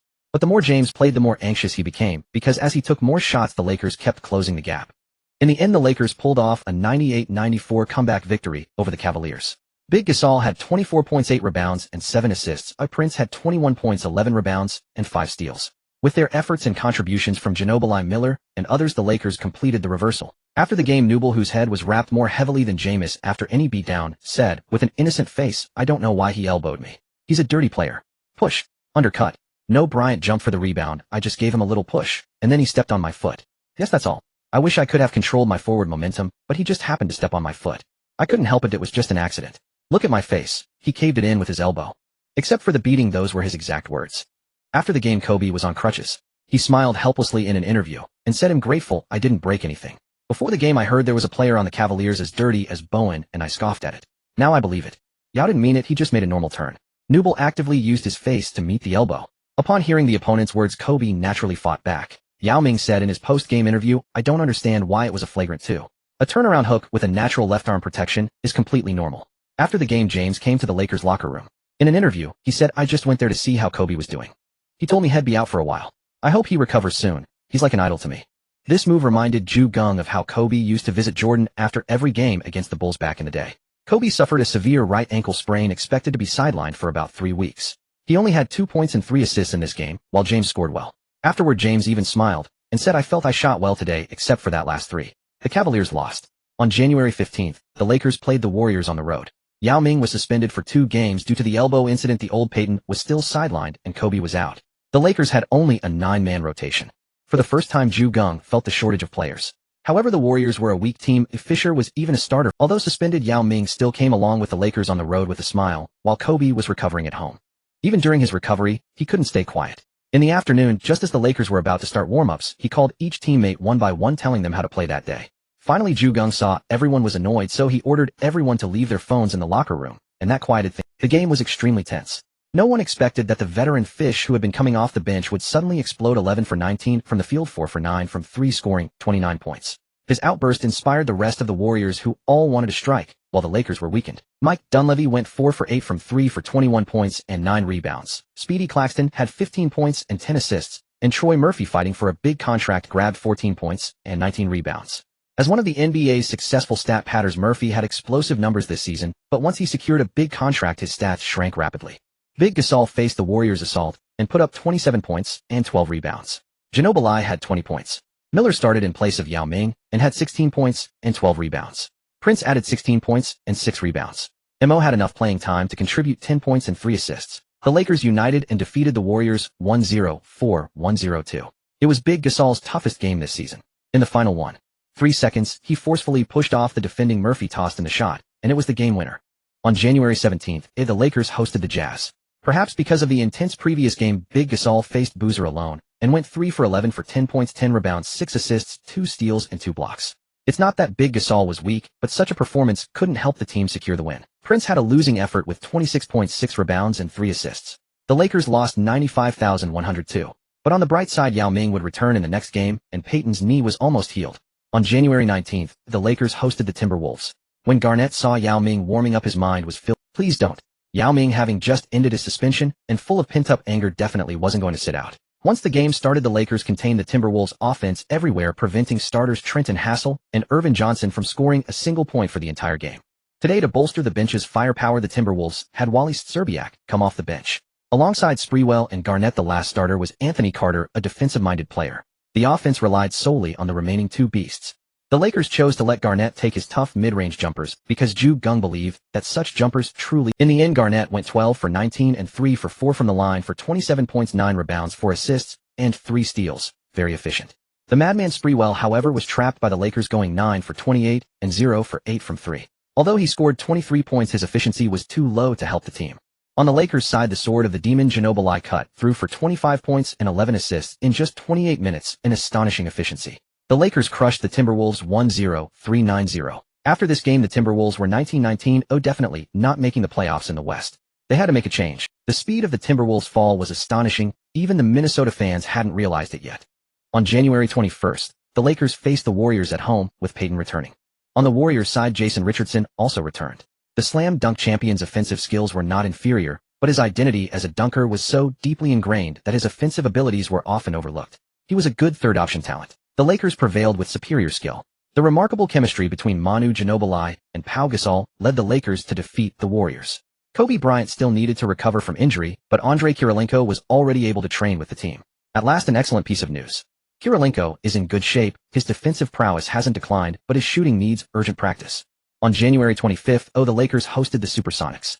Pau Gasol played only 17 minutes before exiting due to a sprain. His injury wasn't serious, but to be safe, Geng had him sit out. For athletes, bumps and bruises are the most normal things. Geng's requirement was simple: as long as it didn't affect the playoffs, he tried not to intervene. For these players, when injured, they still get paid as usual. Moreover, a sprain, aside from being fouled, most likely indicates that the player's body has reached its limit of fatigue. A minor injury gives him a chance to rest. If one tries to avoid minor injuries by substituting him just before he gets hurt, and then keeps playing him, the consequence could be injury upon injury, possibly ending his career. It's better to let him recover from minor injuries. The most obvious examples are the stars trained under Pat Riley's grueling regimen and the players under Tom Thibodeau, who famously overworks his starters. As long as they play long enough under them, their prime never lasts. Facing a Lakers team without Kobe, Ray Allen went all out, tallying 25 points, 4 assists, and 2 steals. Rashard Lewis added 21 points. Off the bench, Vladimir Radmanovic shot 8 of 14 from three-point range to score 26 points. The Supersonics rained threes and defeated the Lakers 1-0, 4-9-3. Pau Gasol needed a week of rest. The next day, the Lakers faced the Clippers on the road in a back-to-back. In the first quarter, the Lakers were outscored 26-17, trailing by 9 points. The Clippers exploited the weakness of Gasol's absence, allowing Elton Brand and Bobby Simmons to score at will. They recorded 28 points and 14 rebounds and 21 points respectively. To boost bench scoring, the Clippers had Corey Maggette play as the sixth man.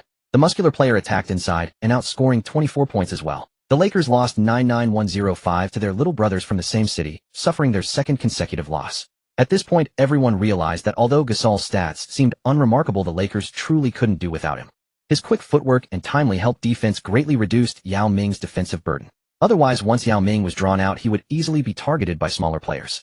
In previous seasons, Miller could barely keep up with perimeter defense, but as the years went on and his body grew heavier, his speed noticeably declined. On January 28th, the Lakers hosted the Nets. Vince Carter, the Nets star, erupted for 30 points and 9 assists. Jason Kidd had 15 points and 11 assists. The Nets routed the Lakers 1-0-9-1-0-3 at Staples Center. The Lakers lost 3 in a row. If only the players missed Gasol during the 2-game losing streak, now even the fans were longing for him. However, Geng was well aware of the reason for this loss.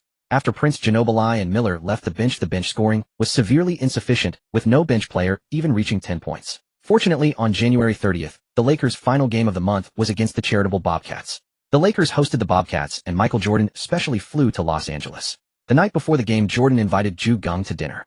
No one knew what they talked about, but the next day Jordan watched the game courtside as the Bobcats lost 90,101. However, Jordan's frequent smiles on the sidelines sparked countless speculations. What did Jordan do last night? His smile looks like he ate honey. Is Geng planning to go to the Bobcats after this season? All sorts of rumors circulated. The one that worried Lakers fans the most was the last one. Geng's contract would expire at the end of the season. For the Lakers to keep him, they had to offer a good price. Previously, it was $6 million a year. Now it should be at least $10 million. The fans' guess was quite accurate. The Lakers were indeed negotiating a contract extension with Geng. The final contract was 5 years for $50 million expiring in the summer of 2010. On February 1st, when the Lakers hosted the Trail Blazers, the news was officially announced by the Lakers, putting everyone. At this time, the Trail Blazers were in turmoil. Randolph had a huge conflict with the team and was now on the bench. The starting lineup consisted of Damon Stoudemire, Van Exel, Ruben Patterson, Theo Ratliff, and Joel Przybilla. The Blazers were 17-25, essentially out of playoff contention. The Lakers won 92-79 over the Trail Blazers. The Lakers didn't even exert themselves, but the Blazers collapsed on their own. Randolph came off the bench, went 0 for 12 in 30 minutes, scoring 0 points with 3 rebounds. If not for the ball falling into his arms for those 3 boards, it would have been an early 5-0 masterpiece. The Eastern Conference Player of the Month for January was awarded to LeBron James, who averaged 26. 5 points, 8. 4 rebounds, 8. 5 assists and 2 steals, leading the Cavaliers to an 84 record. In comparison, Dwayne Wade, who won Eastern Player of the Month for December, averaged 23 points, 5. 9 rebounds, 7 assists and 5 steals, leading the Heat to a 141 record. His stats were indeed less flashy, but their record was in a league of its own in the East.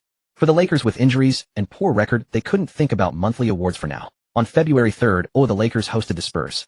Before the game, after evaluation, they decided to let Gasol rest one more game, and Kirilenko's return was also postponed to the next game. Facing Duncan, Yao Ming started the first quarter on fire, going 5 for 7 for 11 points and 4 rebounds. On the Spurs side, Duncan was efficient, shooting 3 for 4 for 6 points, not clashing with Yao in offense. Instead, Tony Parker went 4 for 8 and 2 for 2 from the free throw line, scoring 10 points with his lightning-fast drives. The Spurs led 2,623 by 3 points. In the second quarter, both benches matched up in defense, and neither gained an advantage, ending the quarter tied at 17. The Spurs' offense often came in waves. When strong, they would overwhelm the opponent in a single wave. When unlucky, they would fall into a slump and be swept away by the opponent. Taking advantage of the Lakers' incomplete lineup, the Spurs launched a wave. Parker first went 2 for 2 and 2 for 2 from the line for 6 straight points. After drawing double teams, he decisively drove and kicked out, dishing 4 assists. Duncan went 4 for 5 and 1 for 2 from the line for 9 points. Brent Barry went 3 for 3, including a 3-pointer for 7 straight points. With this trio, the Spurs outscored the Lakers 37-20 in the quarter, instantly pushing the lead to 20 points. Although the Lakers fought back with a 36-23 margin in the final quarter, it was too late. The Lakers lost to the Spurs again, 96,103. Yao Ming went 9 for 16 and 5 for 7 from the line for 23 points and 13 rebounds. Ginobili had 18 points and 5 assists. For the Spurs, Parker had 22 points and 9 assists. Duncan had 17 points, and bench player Malik Rose added. After the game, Geng was very critical of the Lakers' rebounding loss. Rebounds were 37-43 and offensive rebounds were 1,017, a complete beatdown. If the Lakers had matched the Spurs on the boards, the outcome might have been different. The Lakers had lost many games recently, especially that 3-game losing streak. Now Gasol and Kirilenko both returned, with Gasol starting and Kirilenko coming off the bench. Kirilenko had missed 42 games, so naturally, he couldn't start right away. Gasol had only rested a week, so that wasn't a big issue. In this loss to the Spurs, Kobe was watching from the sidelines on crutches.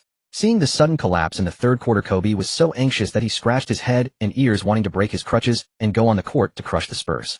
In the first game back on February 6th, the Lakers faced Houston on the road. Yao Ming, facing the team that drafted him and then immediately traded him, naturally played with great seriousness. He recorded 22 points, 12 rebounds, and 8 assists, near triple-double, leading the team to an easy victory. Gasol had 18 points and 13 rebounds, returning in excellent form. The two maximized their rebounding prowess and finished the game after 3 quarters. Rebounding is like that. If the head coach emphasizes it strictly, the players will be tense. If the coach relaxes a bit, the players will become careless. Kirilenko didn't play long today, mainly to find his rhythm. This was the first game of a 5-game road trip for the Lakers. A winning 1 or 2 more games would be good. The next day, the Lakers faced the Hawks on the road in a back-to-back. At that time, the Hawks were 937 pushovers for everyone. The Hawks actively played the role of a free win, ready to continue their lottery pick hunt. The Hawks had no aspirations now, with only one goal: to play offensive basketball at home, emulating the Suns' run-and-gun style, play fast, score high, and attract fans to watch. A simple requirement, and the players loved it because they could freely pad their stats. Antoine Walker thrived in such an environment. However, despite his still pretty stats, his trade value had greatly diminished. He had only this season's contract of over $14 million left, and even the Celtics were eyeing him, planning to trade for him, and then let him go in the summer to clear cap space for a major move. In yesterday's game, the Lakers didn't exert much effort, so today Geng also had the Lakers play offense to boost everyone's average stats. Gasol scored 28 points, Ginobili 25, and off the bench Kirilenko scored 27. The Lakers, with 3 players scoring over 20, easily crushed the Hawks 126-114. Kirilenko simply cut inside, caught passes for layups and dunks, and hit open threes. The points came too easily as the Hawks' defense was almost non-existent. Antoine Walker scored 25 points and bench player Tony Delk added 26 points, but on 7 of 20 shooting. That's an ordinary player who struggles to pad stats, even with opportunities. The truth is, without a change of ownership, the Hawks had no chance of rising in the modern NBA. Though the sun blazed fiercely, the Spurs still held the best record in the West, granting Popovich the role of head coach for the Western Conference All-Stars. The All-Star break was just around the corner. The Lakers continued their 5-game road trip. The Nets had acquired Carter, but injuries had crippled the team, leaving them with a 2,127 record. On February 9th, at the Nets' home court, the Lakers came seeking vengeance.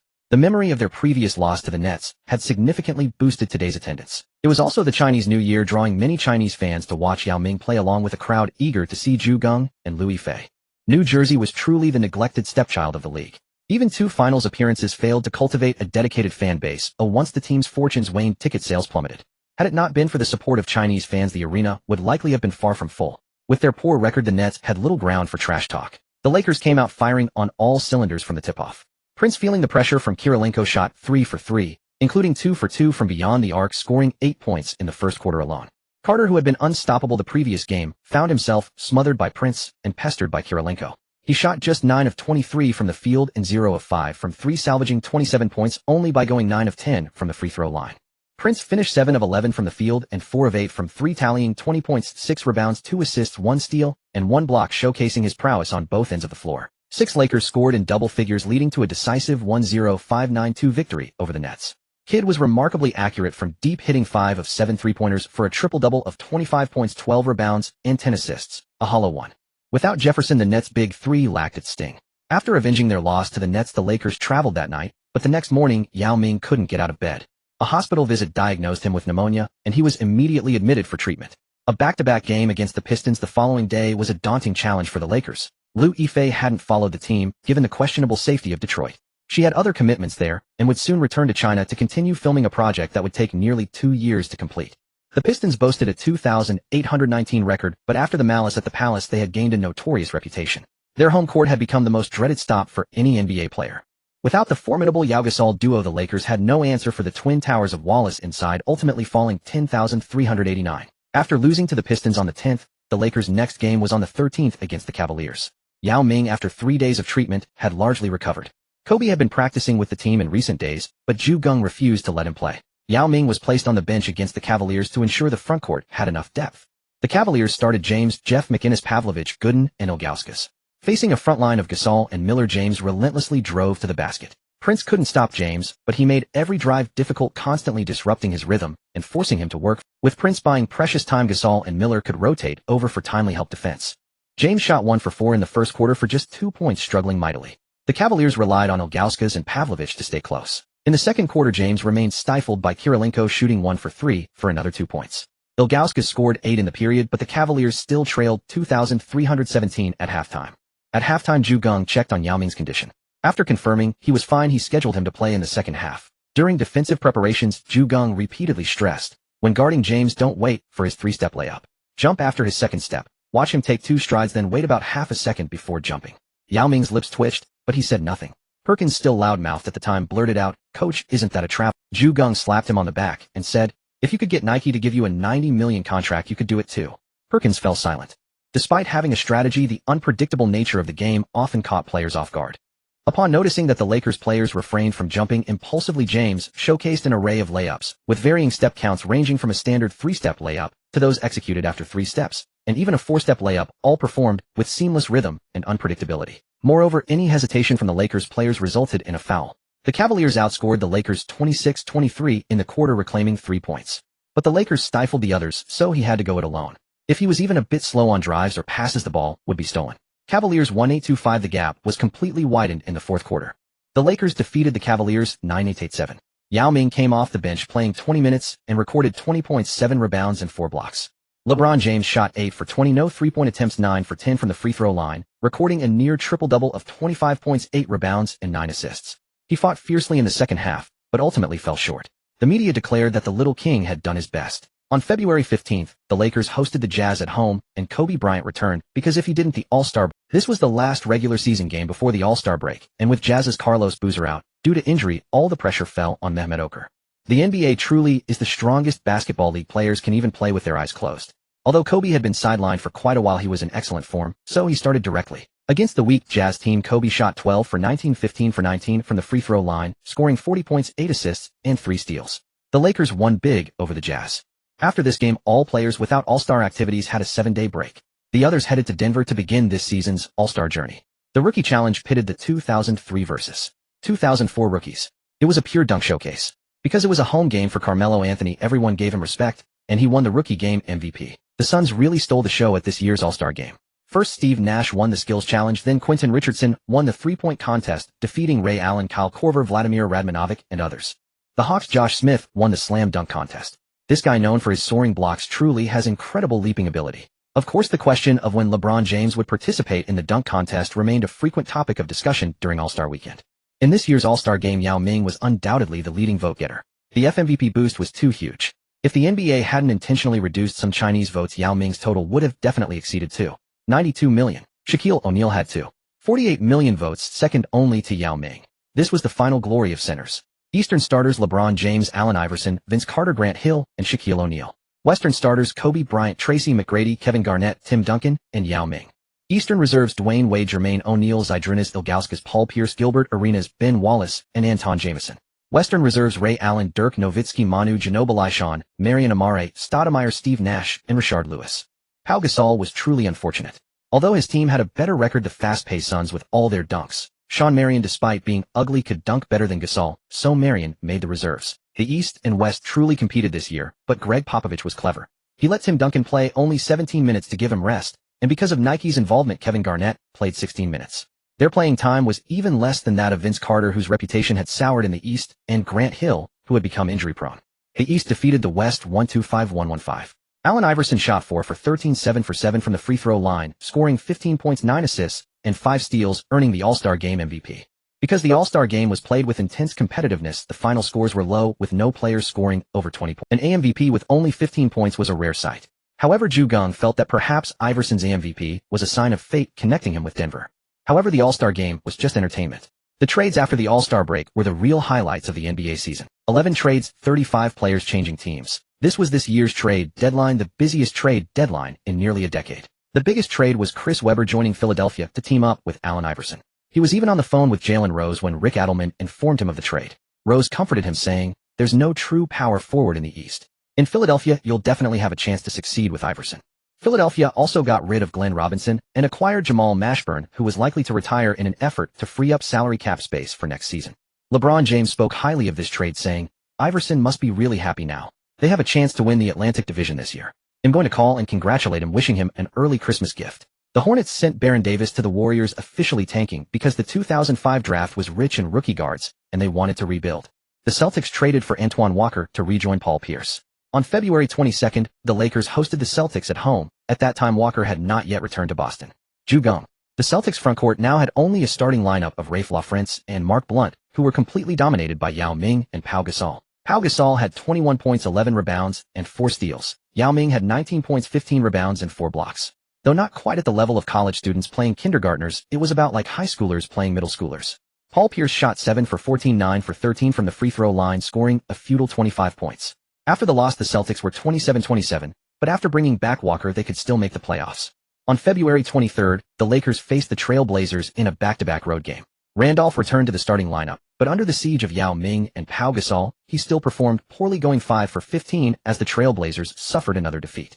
Kobe Bryant was in good form for the Lakers, shooting 8 for 17, 2 for 6 from 3 and 13 for 13 from the free throw line, scoring 31 points along with 6 assists to lead his team to victory. For these players, as long as injuries don't strike at their core, each recovery period is an opportunity to rest and regroup. Facing a team like the Trail Blazers is the simplest way to regain confidence. Not long ago, Trail Blazers fans stirred up a commotion. Since Geng's contract renewal hadn't been settled, they launched a poll asking whether they should bring Geng to coach Portland. At the time, rumors were swirling that Cheeks would be fired. When the poll was released, Trail Blazers fans were ecstatic, dreaming of Geng coming to Portland. Unfortunately, the Lakers signed him to an extension first. On February 25th, the Lakers hosted the Pistons at home. Before the game, Geng said in the locker room the Pistons dismantled the Pacers, so they're likely our finals opponent this year again. Kobe asked, doesn't the Heat have a chance? He desperately wanted to give Shaquille O'Neal a beating in the finals. If he could dominate Shaq on the biggest stage, Kobe could finally hold his head high. Geng nodded. They have a chance, but it's slim. Wade is still far from maturity. Aside from the main lineup, the Heat's bench is terrible. They need to overhaul the reserves to get past the Pistons. Relying on O'Neal alone won't beat the Wallace brothers. Kobe glanced at the Lakers bench. Indeed, after Payton got injured, Ginobili performed splendidly as a starter, and old Payton had become Kobe's backup. The bench unit of Payton and Kirilenko provided suffocating defense and could cover for Maurice Williams' mistakes. Against opposing reserves, Payton's remaining offensive skills could shine. The interior combination of Varejao and Miller, or Perkins and Miller, could handle most opponents. As for the Lakers' current starting lineup, Ginobili, Kobe, Prince, Pau Gasol, and Yao Ming. It could be said that every player was a two-way threat, ranking among the league's top 10 at both ends of the floor. That was undeniable. The Lakers had swallowed a defeat in Detroit the last time. Now back on their home court after hearing Geng's words, everyone took this game extremely seriously. The Pistons too placed great importance on this matchup. They had already eliminated their biggest Eastern Conference threat in the regular season. The only opponent left was their old Western rival, the Lakers. If they could sweep the season series, they would have absolute confidence to beat them. Yao Ming stole the ball from Ben Wallace at the opening tip, but with his small hands he couldn't secure it and tapped it to Kobe. Kobe, my hands aren't big either. Kobe's drive was intercepted, so he passed to Pau Gasol, who took a jumper and clanked it. Prince grabbed the offensive rebound and went for the putback. Ben Wallace stood tall like a pillar blocking the attempt. Though not a goaltend, the defensive pressure was immense. Prince felt a red headband flash before his eyes, and his shot veered off. Ben Wallace turned to secure the rebound. Phillips challenged Kobe Onyenon, but his jumper missed. Yao Ming grabbed the rebound. The Lakers moved the ball, but found no opening. Ginobili passed to Prince, whose mid-range shot clanked. Darvin Ham secured the rebound, and the Pistons fed the ball to Ben Wallace, who attempted a little hook shot. You see, a hook shot was too difficult for him. His face contorted with effort. Unfortunately, facing Yao Ming, he got swatted. The hook was still too much for Ben Wallace. Yao Ming seized the ball and passed to Ginobili. The Argentine blade went full speed, drove to the basket, and scored. Nearly 80 seconds into the game, both teams finally broke the deadlock. Both defenses were hell-bent on limiting the opposition to 0 points, but as the physical toll mounted, opportunities to score would eventually appear. Rasheed Wallace went 3 for 4 in the first quarter, including 1 for 1 from the free throw line, scoring 7 points. His performance helped the Pistons take an 18-16 lead. Geng glanced at the stats. In the first quarter, 7 Lakers scored, but they only had 16 points. The play was extremely tough, with the highest scorers managing just 3 points each. It was a back-and-forth affair with everyone sharing the ball. Geng said in the second quarter, let Andre attack the paint first. After the starters come back, Pau will be the primary scorer, and everyone else will complement him. Everyone looked up in astonishment. Did they hear that correctly? It wasn't Kobe Yao Ming or even Ginobili, it was Pau Gasol as the focal point. But this was the Lakers, and Kobe wouldn't challenge Geng's words. Kirilenko took the initiative, relentlessly attacking the rim.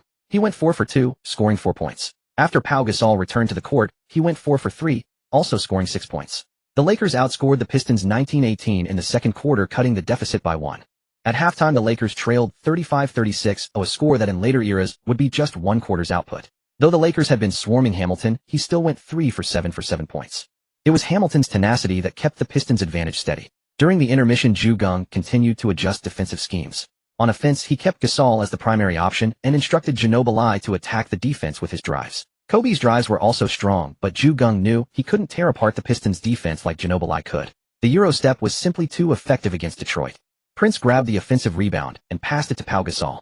Gasol operated near the basket, but missed the layup, though he only had Ben Wallace guarding him as Rashid was drawn away by Yao Ming. Gasol grabbed the rebound and scored on the putback.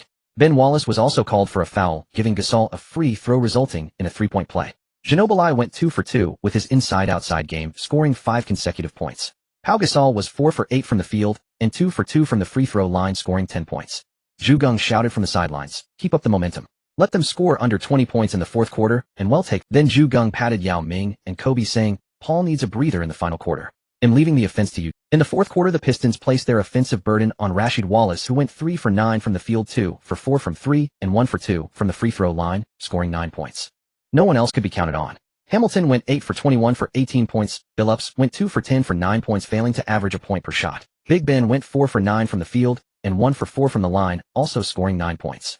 These 4 players accounted for nearly the entire Pistons team total.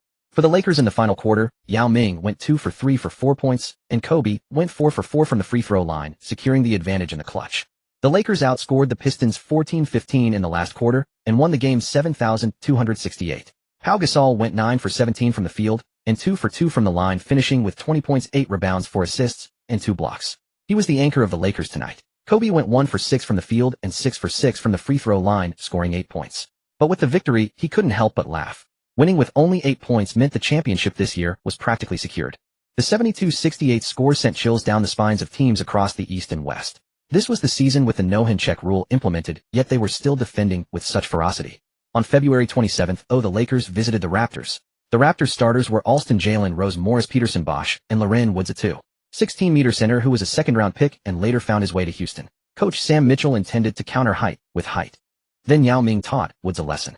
In the first quarter, Yao went 3 for 3 from the field and 4 for 4 from the line. Woods played 6 minutes, committed 3 fouls, and was sent to the bench. The Raptors brought in Matt Bonner to try to contain Yao Ming, but as they tried to contain him, they realized something was off. Yao Ming went 13 for 16 from the field and 14 for 18 from the free throw line, scoring 40 points, grabbing 10 rebounds, and blocking 1 shot. The Lakers crushed the Raptors 1-1-4-1-0-2. Kobe went 12 for 21 for 28 points, 12 rebounds, and 7 assists.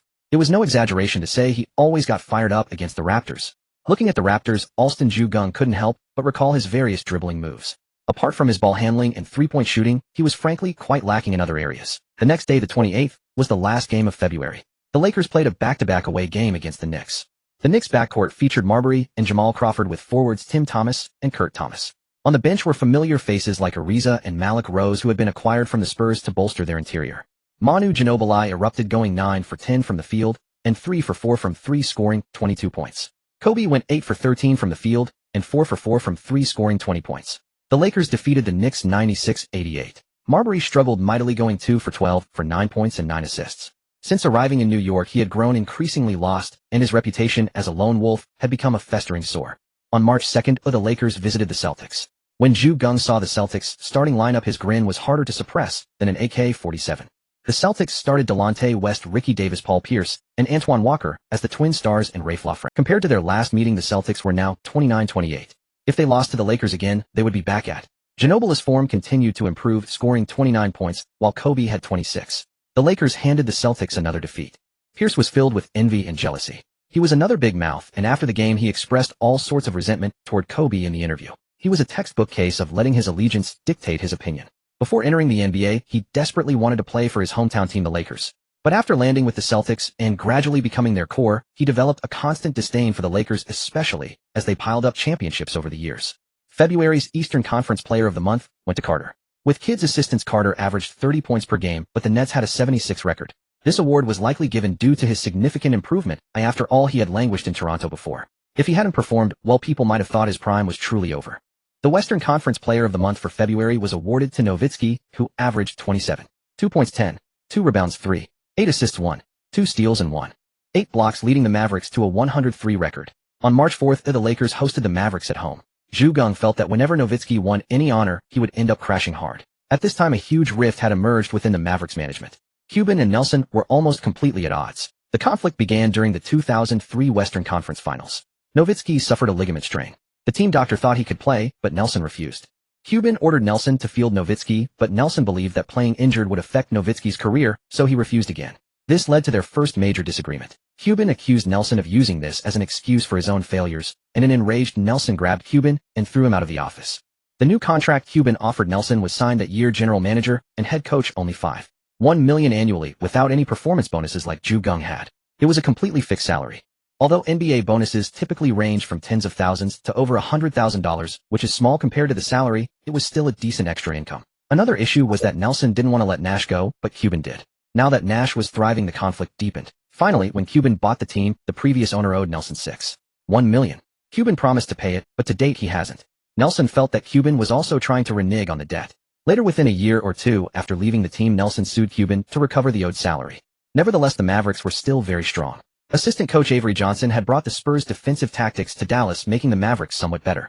The Mavericks had a 3,818 record, which was excellent, but the Lakers were even better at 4,214. After several trades and injuries, the Mavericks roster had changed considerably. The starting lineup was Terry Stackhouse, Josh Howard, Nowitzki, and Bradley. The bench included Marquis Daniels, Keith Van Horn, Darrell Armstrong, and Alan Henderson. The Lakers lucked out facing a Mavericks team without Dampier or Finley.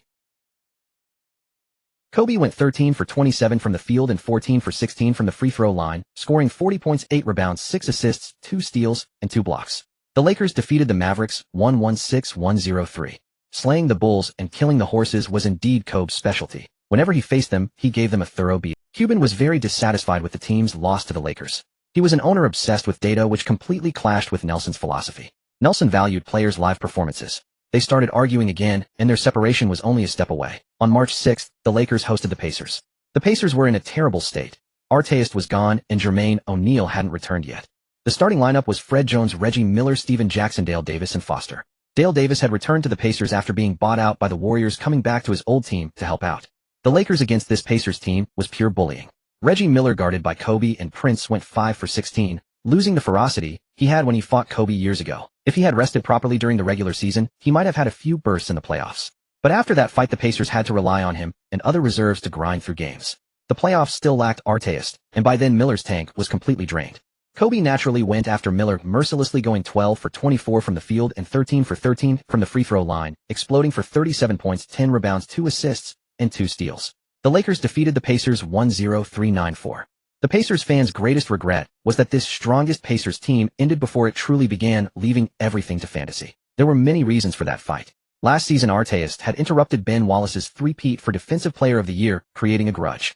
Of course, some said that Big Ben had lost a family member at the time and was in a bad mood.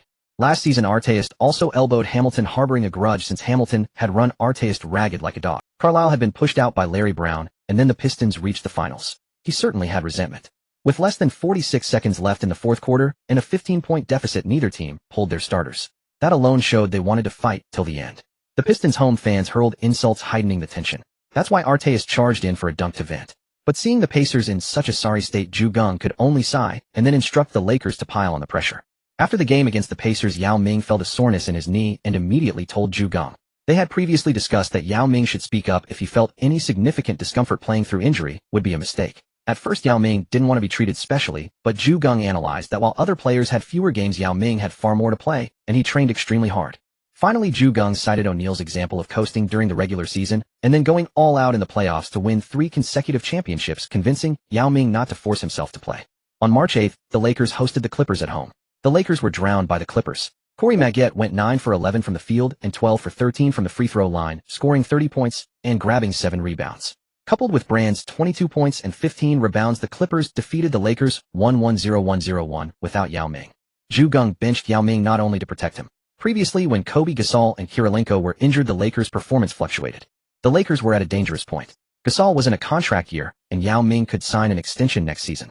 If the Bus family thought keeping just one of them would ensure the Lakers' dominance, there would be big trouble. By using this method, Geng made them realize that the Lakers' combination of Kobe, Yao, Gasol, and Kirilenko was indispensable. The fact that the Lakers without Yao Ming but with Kobe and others couldn't beat the Clippers shocked everyone. On March 10th, the Lakers visited the Mavericks, and Yao Ming returned. Although the Mavericks were stronger, Finley returned, while Stackhouse was sidelined with an injury. Yao Ming played only 20 minutes, shooting 5 for 7 for 10 points and 7 rebounds. Kobe went 14 for 22 from the field and 8 for 10 from the free throw line, scoring 36 points, once again showcasing his ability. The Lakers won 1-0-0-9-5 in a hard-fought game. For the next week, Yao Ming would only play 20 minutes per game to ensure his knee didn't relapse due to extended play. Nowitzki shot 6 for 19 from the field and 13 for 15 from the free throw line, scoring 25 points and grabbing 11 rebounds. Against the Lakers' interior defense of Yao Ming inside and Gasol outside, he struggled greatly. At this point, his signature one-legged fadeaway was not fully developed, but he already used his knee to create space while shooting, making it hard for opponents to block without risking a dangerous injury. On March 12th, the Lakers visited the Bobcats. The night before, Jordan invited Geng for dinner and took him to Charlotte's premier nightlife spots.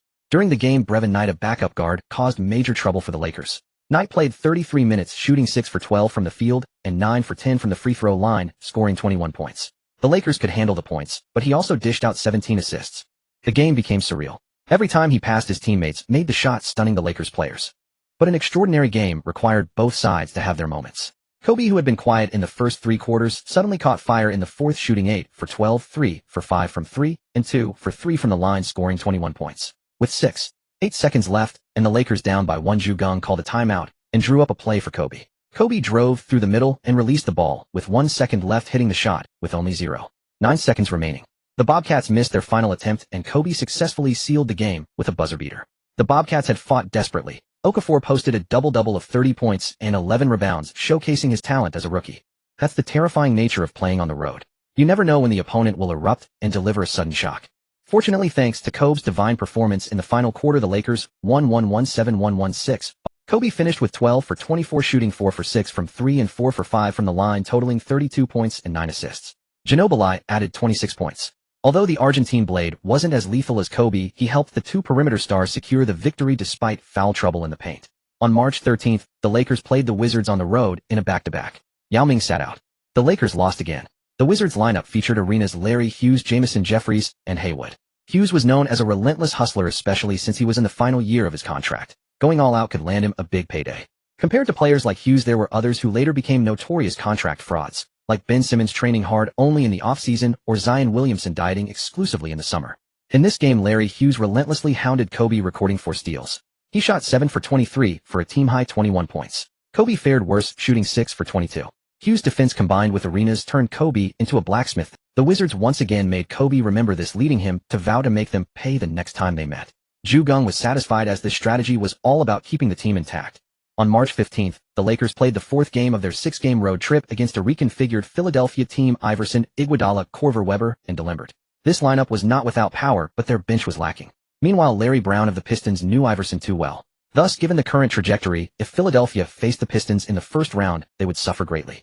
All of Iverson's flaws were meticulously noted by Larry Brown. The Pistons' defensive lineup made it easy to guard him. Yao Ming had been protected recently, playing only 20 minutes per game. Today, Geng made Pau Gasol the primary. If Weber had stayed with the Kings, his poor defense would have been masked by their offense, but in Philadelphia, his defensive weakness was magnified infinitely. Because Iverson was a sieve on the perimeter. If not for his gambling steals, his defensive threat might have been even less than Nash's. However, such steals required teammates to help with rotations. Now Philadelphia had Korver at small forward. Regardless of whether he later became an all-star 3-point shooter on defense, he basically could only serve as a wooden post to obstruct opponents. So when Weber arrived in Philadelphia, he found that Iguodala on the perimeter was being stretched to cover 3 positions, constantly covering for the other 2. But he only had 2 hands. He had to defend his own man, while helping out on 2 other spots, allowing opposing perimeter players to continuously break through Philadelphia's outer defense. Weber's defense was already average, and now he had to constantly rotate to help, leaving him completely overwhelmed. Pau Gasol shot 12 of 19 from the field, and 10 of 11 from the free throw line, tallying 34 points, 15 rebounds, and 3 blocks. If we were to judge a player's peak by their highest single-game scoring total, Gasol, with a season high of 34 points, had clearly not yet reached his prime. Yao Ming, on the other hand, had scored 40 points in regulation time, demonstrating that he had already reached his first peak. Iverson shot 8 of 27 from the field, 1 of 4 from 3, and 8 of 10 from the line, inefficiently scoring 25 points. Iguodala was like a minor henchman, shooting 2 of 4 for only 4 points. Though called Little AI, he truly did not like offense. He filled up the stat sheet otherwise with 6 rebounds, 4 assists, 1 steal, and 1 block. The Lakers defeated Philadelphia in 96-84 and headed to Miami for their 5th road game. On March 16th, the Lakers faced the Heat on a back-to-back. This time not only Yao Ming rested, but also Kirilenko. The Heat were still very strong, with Karen Butler added to the bench, a player who had been in and out of prison 15 times for various shady incidents. The Lakers, however, were missing 2 key players. Wade scored 27 points with 8 rebounds, 5 assists, and 3 steals, strongly outplaying Kobe's 26 points, 10 rebounds, 3 assists, and 4 steals as the Heat won. O'Neal recorded 25 points, 12 rebounds, and 4 blocks, also overpowering Gasol's 12 points and 11 rebounds. The Heat defeated the Lakers 1-0-2-8-9. Ginobili had 23 points and 6 assists, but Butler added 17 points, and starters Eddie Jones and Damon Jones each scored in double figures, securing the win for Miami. After the game, O'Neal flexed his arm and excitedly gazed at his biceps. Defeating the Lakers was truly a pleasure, but before he could fully curl his lips into a smile, he suddenly felt a chill and noticed Geng standing up from the Lakers bench, smiling slightly at him. O'Neal immediately dropped his arm, put on a serious expression, and ran over, saying, "Coach, are you free tomorrow? There's a bikini model show in Miami. He'll treat you." Geng patted O'Neal and said, "Watch out for the Pistons. I hope to see you in the finals. As for the model show, forget it. I have a girlfriend now." In everyone's eyes, Geng simply gave O'Neal a light pat. But O'Neal felt a numbness in that part of his arm. Fortunately, there were no other sensations, just like the feeling in one's legs after squatting on the toilet for over 15 minutes due to constipation. O'Neal thumped his chest and said, "Coach, just wait. In the finals, I'll show you my current strength." On March 18th, the Lakers played the final game of their 6-game road trip against the struggling Pacers with their full roster. Carlisle replaced Fred Jones with Anthony Johnson in the starting lineup. With Jermaine O'Neal still out, the Lakers faced the Pacers with ease. Yao Ming played 21 minutes, shooting 7 of 10 for 16 points, 4 rebounds, and 2 blocks. The Lakers won without much effort. Recently, Geng had been holding Kobe back. Unless Kobe's condition was explosive, Ju had him play defense, play off ball, and occasionally drive. He was being used as a regular team core to preserve his energy for the playoffs. With the Lakers often resting players and losing games, most media said that other teams had become formidable. For example, the Suns, whose record had been worse than the Spurs, had now surpassed them. Meanwhile, the Lakers' record was slipping, even at risk of being overtaken by the Mavericks. Thus, they believed the Lakers had lost their ability to defend the title.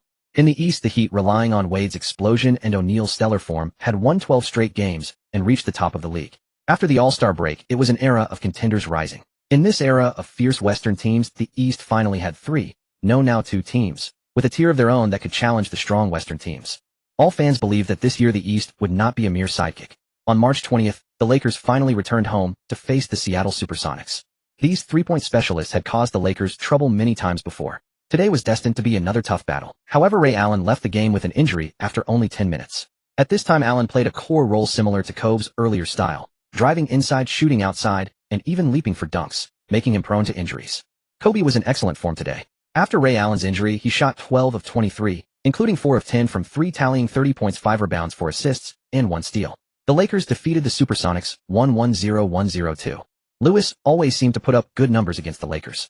Today he shot 9 of 15, 4 of 7 from 3 for 27 points and 11 rebounds. But he alone could not stop the Lakers' charge, even though only Kobe played 33 minutes while the rest played around 20. Ronald Murray replaced Ray Allen and scored 25 points.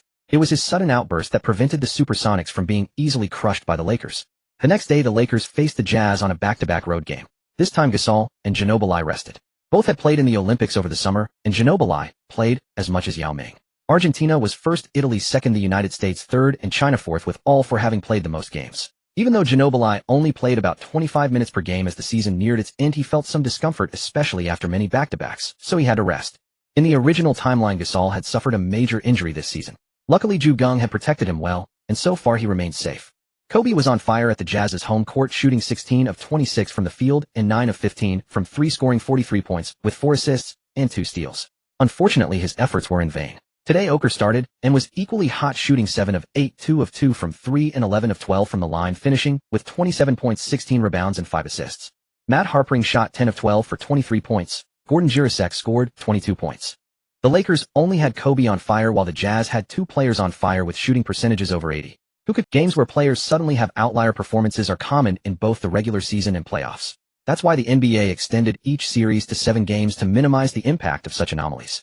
Utah had always been a difficult place for Yao Ming to conquer. He was now considering whether to modify his own living space, reducing oxygen levels to intensify his training. Stern knew how to arrange things. On March 24th, the Lakers faced the Nuggets on the road, alternating between Utah and Denver. Extreme challenges and pushing limits. The Nuggets had just welcomed their third head coach of the season, George Karl. The Nuggets' starting lineup: Andre Miller, Brian Russell, Carmelo, Anthony DeMar Johnson, and Francisco Elson.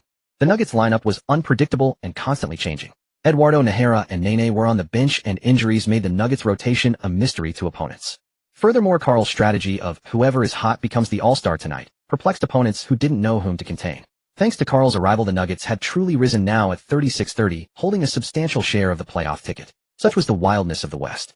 For Eastern teams, the best news was probably that only one Western team could make it. Since Kobe had exploded last game, but lost today, the entire Lakers roster was available, and everyone was helping Kobe find opportunities.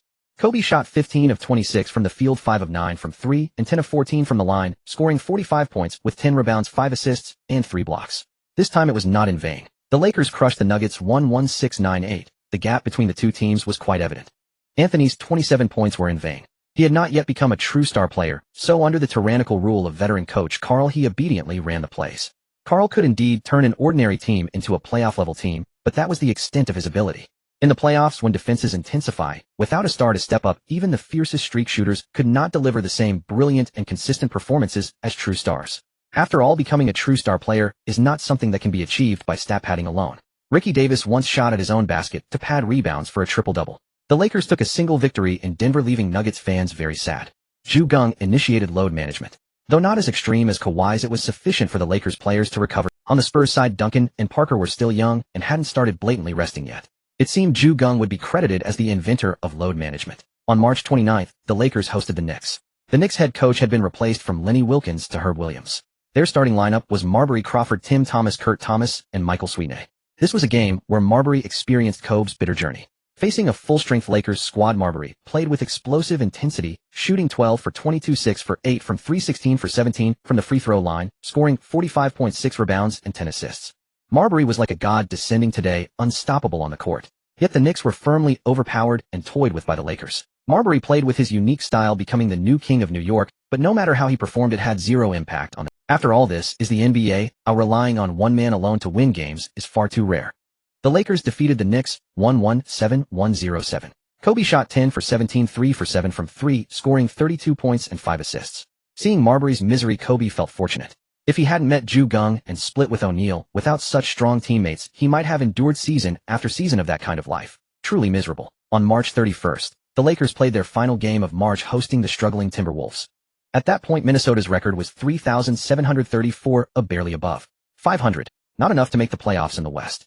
The Timberwolves' starting lineup: Troy Hudson, Sprewell, Trenton, Hassel, Garnett, and Olowokandi. Wally Szczerbiak was the sixth man, while Castle was out with injury, sitting on the bench. Before the game, Geng assigned Yao Ming a task. I need you to hit the Timberwolves hard from the start. Ideally get Olowokandi into foul trouble, so he has to sit out. Then we can surround Garnett. Everyone knew Olowokandi had great physical talent, but his basketball IQ might be lower than some college players. Against such a raw big man, Yao Ming's refined skills made it a father-son matchup. In just 9 minutes, Yao Ming forced Olowokandi into 6 fouls, sending him off. Without Olowokandi protecting the rim and bodying up, Garnett had a tough time against Yao Ming and Gasol. Yao Ming shot 10 for 19, scoring 23 points, 14 rebounds, 2 assists, and 2 blocks. With his dominant interior presence, the Lakers defeated the Timberwolves, pushing Minnesota one step further from the playoff door. Garnett nearly wept. He averaged 23, 5 points, 13, 7 rebounds, 5, 4 assists, 1, 3 steals, and 1, 5 blocks, leading the Timberwolves to a 105 record in March and winning Western Conference Player of the Month, yet his team was drifting further from the playoffs. Pain. So much pain. The Eastern Conference Player of the Month was Shaquille O'Neal with 23, 5 points, 10, 7 rebounds, 2, 3 assists, and 2, 1 block, leading the Heat to a 123 record. In his first season with the Heat, O'Neal was still the team leader. But before the season began, he suddenly said Wade was already a star mature and that the Heat was his team and he would assist Wade in winning a championship. Looking back now, he had the ability to achieve that. The biggest problem for interior cores is that offensive stamina cannot last an entire game. A perimeter player like the legend could play over 45 minutes under extreme defensive pressure without much decline. But for an interior player like O'Neal, exceeding 36 minutes with his current energy was purely detrimental. Even in his prime, O'Neal was often beaten because he could only handle about 40 minutes. Beyond that, he became a weakness, and the playoffs cannot afford obvious weaknesses. What O'Neal needed was a killer like Kobe or Wade, someone who could step up when his stamina waned during crunch time, secure the lead he had built, and carry the team to victory. On April 2nd, the Lakers visited the Spurs for the final regular season matchup between the two teams. But Spurs fans were disappointed, because the anticipated playoff preview didn't happen. Duncan was sidelined with an injury. A bit too convenient, but that's the NBA. It's not like Duncan had never missed playoff games. The Lakers sent out their full squad, showing the Spurs due respect, and applied suffocating defensive pressure. Parker couldn't penetrate the Lakers' paint, finishing with 17 points and 9 assists. Brent Barry managed 20 points. The other three Spurs starters, Bowen Horry and Nestorovic, scored little. Without Duncan as a focal point, scoring was too difficult against the Lakers' stacked lineup. On the Lakers' side, Kobe played a supporting role, putting up 15 points, 8 rebounds, and 6 assists. Prince led the team with 27 points. This season, Prince seized the opportunity when Kirilenko was injured, performing impressively. His self-created scoring wasn't strong, but on a hot shooting night, he could reach the 20s, with 30 being his ceiling. That's the limit for a player who cannot attack on his own. Only with genuine ability could one go further. Yao Ming and Gasol both played just 25 minutes and sat out the rest. Without Duncan, the Spurs were a strong team, but no threat to this Lakers squad. Manu Ginobilis' long hair had fully grown back, but when he ran under the lights, photos often made it look like he was already. His hair flew too wildly to one side. On April 3rd, the Lakers played a back-to-back road game against the Grizzlies. Geng sat both Kobe and Yao Ming, because if Kobe played, he would suffer a collision injury to his right leg, sidelining him for the regular season. Though he could return for the playoffs, it would be a huge problem for the Lakers. Such an impact injury, if it happened before the All-Star break, could be tolerated with recovery, but after the break, Geng simply used load management to avoid it. No cheating. Without their two cores, the Lakers lost 9-2-1-0-2 to the Grizzlies. At that time, the Grizzlies, having established McGrady as their core, were charging toward the playoffs. They fought tooth and nail with the Timberwolves for the 8th spot. After the Timberwolves lost to the Lakers, and the Grizzlies beat them, Memphis felt temporarily safer. Many media outlets analyzed who was the most important player on the Lakers roster. They found that Kobe, Yao Ming, and Gasol were all crucial. Missing any one of them made beating strong teams unstable. Losing one, or even two of the other players wouldn't matter much. Beyond those three, the most important was Ginobili. He could even become the Lakers' scoring option when Kobe was unavailable, which infinitely raised the team's ceiling. Then came Prince and Kirilenko's defense, which was vital for the Lakers, greatly easing the defensive burden on Kobe and Ginobili. Kirilenko could even help interior rotations, like guarding Phoenix's power forward Marion. Though Kobe avoided the collision injury, his body had indeed sent warning signals. So Geng, seeing the playoffs approaching, began to concede the last stretch of the regular season. The Lakers were about to embark on widespread load management. It was unavoidable.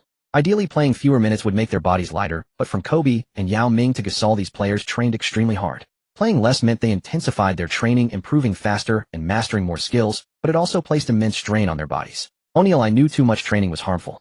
Geng had no choice. With players competing to train harder, he couldn't say, "Stop practicing, you'll get hurt."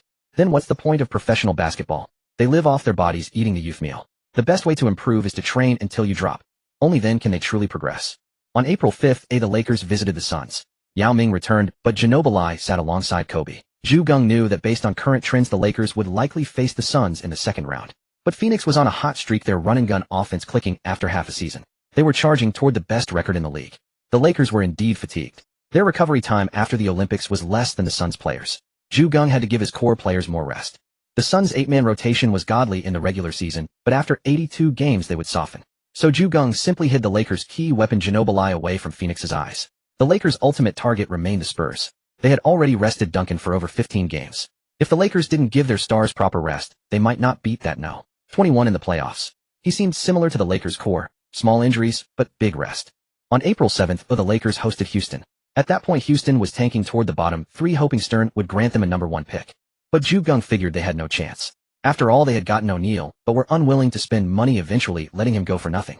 Kobe had been resting for several days, even cutting most of his training, doing only simple warm-ups and shooting for a week. Yet the gap between the two teams was too vast. With only Kobe resting, the Lakers won 99-80, ending the game after 3 quarters. All 11 Lakers players saw minutes. Kobe staying in Los Angeles for recovery was envious. He desperately wanted to improve. But the medical report forced him to stop and maintain his body, or he might be ruined for the season. He couldn't be so selfish, that would be too damaging. On April 7th, the Lakers hosted Houston. With a back-to-back away game against the Supersonics the next day, both Kobe Bryant and Yao Ming sat out this game. However, relying on Gasol, Ginobili, Prince, Kirilenko, Miller, and Mo Williams, 6 players scored in double digits, leading the Lakers to a 109-89 victory over Houston. This helped Houston continue their struggle for a lower draft pick, but tanking this year was no easy feat. Hornets, Hawks, and Bobcats all had fewer than 20 wins, and Houston couldn't even out-rank them. At this moment, many realized that the obscure bench player sitting as the fourth guard also seemed to possess great impact. Yet what worried other teams most was that after losing the Kobe-Yao duo, this team was playing better and better. In previous games without these two, the Lakers' coordination became a mess, making it hard to win. But now their coordination felt like team basketball, yet somehow different from the Princeton offense of old. The lineup's combat power seemed to be steadily increasing. The next day, Kobe returned while Yao and Ginobili rested. Ray Allen once again faced off against Kobe. The Supersonics were also in a sorry state. Ray Allen was back, but Rashard Lewis was placed on the injured list. Without Lewis, who always got fired up against the Lakers, Ray Allen simply couldn't outplay Kobe and Gasol. Two players returning from injury, Kobe and Ray Allen, engaged in a classic onion duel. Kobe went 15 for 22 from the field, 7 for 11 from 3, and 6 for 5 from the free throw line, finishing with 42 points, 5 assists, 2 steals, and 1 block. Ray Allen, meanwhile, shot 12 for 21, 5 for 13 from 3, and 1 for 1 from the line, tallying 30 points, 3 assists, and 3 steals. They traded blows, neither yielding, playing almost 38 minutes of pure isolation. And Kobe's most terrifying aspect after this brief rest fully revealed itself to the world. As long as he maintained a high level of performance, he could defeat opponents using their own tactics and skills in their very areas of expertise. Such formidable adaptability and offensive prowess left people in awe. Of course, this was also the easiest way to show off. Defeating you at your own strongest game exuded sheer dominance. Ray Allen actually lost to Kobe in three-point shooting. Countless fans rubbed their eyes in disbelief. Without Lewis, Ray Allen was thoroughly outplayed by Kobe, and the Supersonics fell 9-4-1-1-7, losing decisively. In the Lakers' final 8 games, 6 were back-to-backs, a disastrous schedule for a team aiming to defend their title. On April 10th, the Lakers visited Sacramento. Everyone was available, but each player logged under 25 minutes, resulting in a 108,124 blowout loss. By then, the Kings' management had made their choice. They made Peja Stojakovic their new cornerstone and traded away Chris Webber. With a starting lineup of Bibby Mobley, Peja, Kenny Thomas, and Brian Skinner, plus reserves like Eddie House, Kevin Martin, Darius Ongala, and other high-scoring players, they had fully embraced the Suns' small ball style. Facing such a team naturally required tremendous energy and back-and-forth sprints. But since the Lakers wouldn't meet the Kings in the playoffs and had a plan to handle the Suns, Geng chose to engage in an offensive shootout. As it turned out, playing run and gun without proper practice wasn't so easy. Even with the Lakers' numerous scoring options, their fast-break offense appeared somewhat chaotic and ultimately fell to the well-practiced Kings. After the game in the locker room, Geng said, "We've practiced this offensive system for a while, but today's execution wasn't effective. Still, we can't give up on it. We'll need these tactics in the second round against the Suns, so training must continue." Everyone nodded. The system itself wasn't difficult for them. The challenge was developing chemistry. These players had each learned over 100 tactical runs.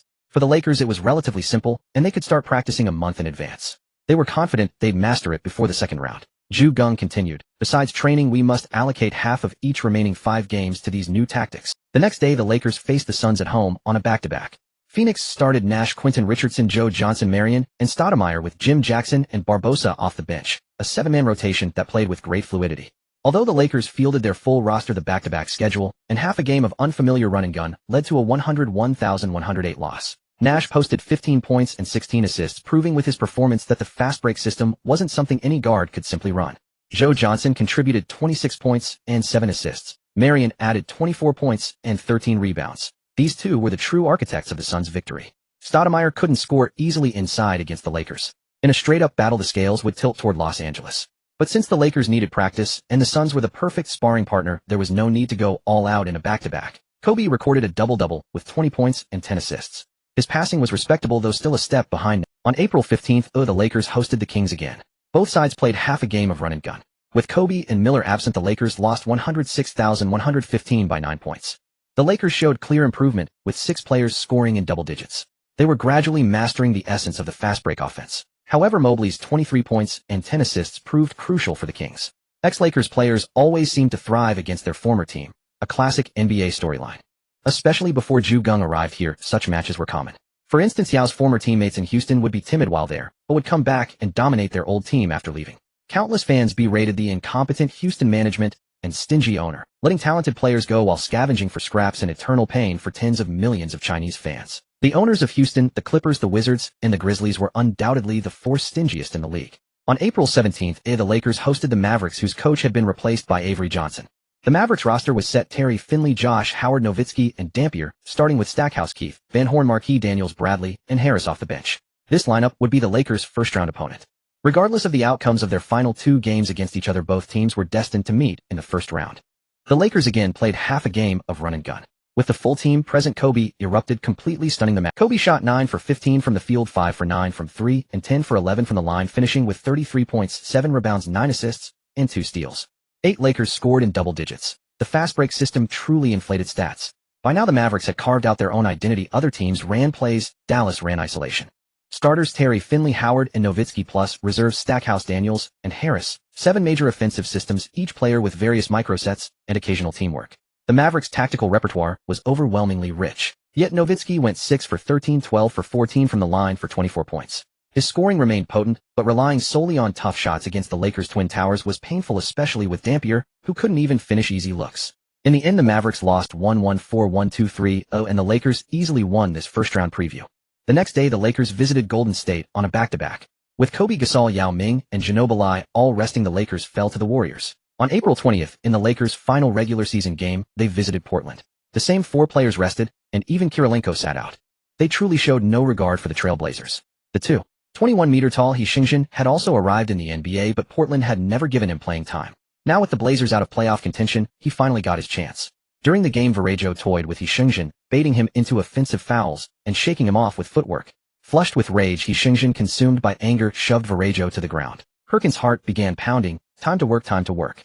The 250-pound Perkins charged toward the scene, then appeared to slip and accidentally crashed into He Xingjin. The 276-pound giant felt as if a cannonball had struck his chest. His face contorted, and he collapsed heavily to the floor. The remaining 3 Lakers rushed in chest-to-chest against 4 Trailblazers, exchanging trash talk. Referees and security flooded the court to separate them. Perkins clutched his left leg with a pained expression and said, "I was just trying to break it up.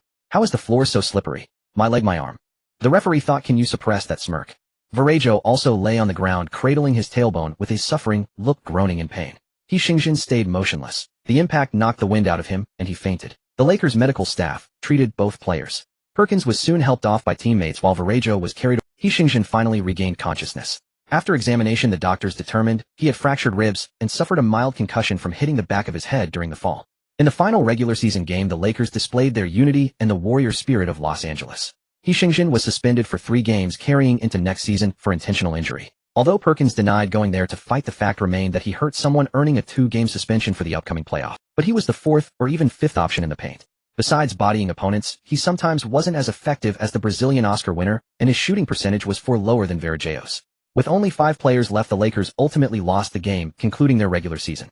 Varejao appeared in Texas the very next day to train with the team. After his tailbone injury, no one recovered faster than the Oscar-winning actor. In the Western Conference, the records were formidable, especially among the top 7. Leading the West, the Phoenix Suns boasted a 6,220 record. Mike D'Antoni had finally taken flight. With such regular season success and an appealing style of play, he would never lack suitors among the league's teams. Second in the West, the San Antonio Spurs at 5,923. Greg Popovich truly had something special. As long as he had Tim Duncan, the Spurs could soar. Even without Manu Ginobili, they relied on the still-flying Brent Barry and still produced excellent results. Third in the West, the Seattle Supersonics at 5,230. Nate McMillan was quite satisfied with this record. First in their division, guaranteed top 3, and the benefits of being in the upper half were evident. Fourth in the West, the Dallas Mavericks at 5,824. After Don Nelson, 42-22, departed, the reins were handed to Avery Johnson, 162. It must be said that what the Mavericks had lacked was defense, and once Johnson instilled a defensive mindset, they immediately took off. Fifth in the West, the Los Angeles Lakers at 5,626. Geng had given up the final few regular season games because the Suns were first in the division. The Lakers could chase them, but the cost was too high and not worth it. The Spurs and Mavericks were too close in record. Even if the Lakers finished above them, they would only be 4th and still face the 5th-seeded Mavericks. Sixth in the West, the Sacramento Kings at 5,032. Rick Adelman had assumed that after shedding the aging Weber and promoting the young Peja, the Kings would remain a powerhouse. He didn't expect Peja to be so brittle, fine as a second option, but a disaster as the core. Seventh in the West, the Denver Nuggets at 4,933. Buzzard, 1315 Michael Cooper, 410 George Karl, 328. From the 3 coaches' records, one could see the vast gap between a renowned coach and an average one. No wonder there's a saying, the gap between humans can be great. 137. QB Brown, 8th in the West, the Memphis Grizzlies at 4,537. QB Brown, 57 Lionel Hollins, 04 Fratello, 4,026. For the Grizzlies, it was pure injuries and internal discord that led to 2 head coaches leaving. Once they established a clear leader, they immediately took off. Timberwolves fans wept bitterly. Their team finished 44-38, just 1 win behind the Grizzlies, and thus fell short. Last season they had been so strong. Flip Saunders, 25-26, was fired due to poor performance, Kevin McHale, 1912, took over. From this perspective, if McHale had taken over just 3 games earlier, the Grizzlies might have been pushed out. In the Eastern Conference, the top teams could keep pace with the West, but the lower teams fell behind. First in the East, the Miami Heat, at 5,923. Stan Van Gundy, with a lineup of Wade, Karen, Butler, Shaquille O'Neal, achieved this record. Yet he vastly underestimated the challenges of the playoffs. Second in the East, the Detroit Pistons at 5,428. Larry Brown, a Hall of Fame coach who never won a championship, owed much to having apprenticed under a true master, a man who mentored many. Third in the East, the Boston Celtics at 4,537. Doc Rivers arrived in Boston, continuing his journey toward becoming the king of comebacks. Fourth in the East, the Chicago Bulls at 4,735. Scott Skiles, with a roster full of talented players, endured a string of early season losses before leading the team into the top 4 in the East. It only demonstrated how gifted these players were. Fifth in the East, the Washington Wizards at 4,537. Eddie Jordan also had a rising core, led by Gilbert Arenas and Anton Jamison. They finally broke into the playoffs. Sixth in the East, the Indiana Pacers at 4,438. Rick Carlisle, in his first season back with the Pacers, saw his team dominate the regular season. But he didn't expect the Pistons to acquire Rasheed Wallace and completely revitalize their squad. Even more unforeseen was that before the season began, Artest had been suspended, the DPOY at his peak. Jermaine O'Neal missed most of the season, and Steven Jackson nearly half. Yet Carlisle refused to surrender and led the team into the playoffs. Seventh in the East, the Philadelphia 76ers at 4,339. Jim O'Brien had some skill. Despite the front office's numerous questionable moves, they still made the playoffs. Eighth in the East, the New Jersey Nets at 4,240. Lawrence Frank had been carried by Jason Kidd for 2 seasons, but when Kidd began to be hampered by injuries, Frank's shortcomings were fully exposed. Like the West, the weeping fans included those of the Cleveland Cavaliers. The Cavs also had 42 wins, but their tiebreaker with the Nets cost them, pushing them to 9th place. LeBron James missed the playoffs for the 2nd consecutive year. Carmelo Anthony's team was truly poor at promotion, otherwise they could have overshadowed their rivals at this point. Or perhaps Melo's brotherly loyalty kept him from stepping on others. With the regular season concluded, the statistical leaders emerged. Allen Iverson averaged 37 points to win the scoring title. LeBron James followed with 27, 2 points, and Dirk Nowitzki with 26, 1 points, ranked 3rd. Kobe Bryant finished 8th with 25 points, the only Laker to appear on the scoring leaderboard. In rebounds, Kevin Garnett grabbed 13.5 rebounds per game to claim the rebounding title. Ben Wallace was 2nd with 12.2 rebounds, and Sean Marion 3rd with 11.3. In assists, Steve Nash averaged 11.5 to become the assist king. Brevin Knight posted 9.0 assists per game for 2nd, and Jason Kidd 8.3 assists for 3rd. Marcus Camby averaged 3.0 blocks, finally earning the blocks crown. Tim Duncan had 2.6 blocks for 2nd, and Theo Ratliff 2.5 blocks for 3rd. On this list, Yao Ming averaged 2.0 blocks, ranking 10th and barely making the cut. Larry Hughes averaged 2.9 steals to claim the steals title. Allen Iverson had 2.4 steals for 2nd. 3rd was LeBron James with 2.2 steals. This was the so-called young LeBron. Regardless, he played with plenty of drive. Except for that one moment when he tried to outthink Dikembe Mutombo and got taught a lesson by the big elbow, looking somewhat. Although only Kobe Bryant appeared on those 5 statistical leaderboards for the Lakers, everyone knew how strong the Lakers were as a team. Moreover, Yao Ming and Pau Gasol cooperated well, boxing out for each other. Neither made the top rebounding list, but both put up respectable numbers. The Lakers matched up against the Mavericks. On April 23rd, the first game tipped off in Dallas. The Texans and the crowd went wild, trying to rattle the Lakers' mentality. After the game began, Dampier won the opening tip. Howard singled out Prince, but his jumper clanked off the rim. Ginobili secured the rebound. In transition, Kobe was bumped to a stop by Dampier, and the ball was stolen. Zhu Geng stood up and shouted, "Where's your elbow?" He spoke in Chinese, telling Yao Ming to use his elbows. Nowitzki's jumper missed. Dampier tapped the ball to Finley, who drove and drew Yao Ming's defense, but his layup also clanked off the rim. However, the paint was empty behind him, and Dampier threw down a slam dunk. Kobe raised his hand, admitting he had lost his man. He saw Yao Ming about to grab the rebound and had sprinted ahead, not expecting Dampier to tip it out instead of fighting for the board. Gasol posted up, turned for a jumper, but was blocked by Nowitzki. Howard corralled the ball, and in transition assisted Finley for a trailing three-pointer. Kobe dribbled, drove, drew the double team, then dished to Yao Ming for a one-handed dunk. Nowitzki's jumper was again defended by Gasol. The two were locked in a duel today. Ginobili grabbed the rebound. In transition, the ball went again to Yao Ming, who turned for a jumper, but missed. Terry secured the rebound. Finley drove, stopped, and pulled up for a jumper, but was contested by Kobe, resulting in an air ball. Yao Ming attempted a baby hook, but Dampier bumped him in the lower back, causing the shot to clank.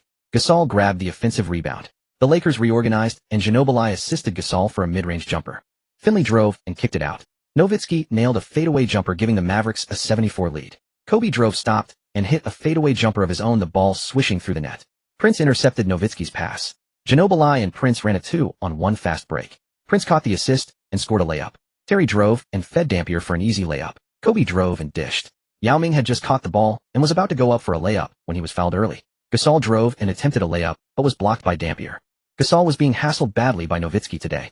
Nowitzki's defense was not exactly clean. He had just pulled Gasol, causing a delay in his shot. Kobe grabbed the loose ball and shot a jumper, but it clanked. After nearly half a quarter, the score remained close.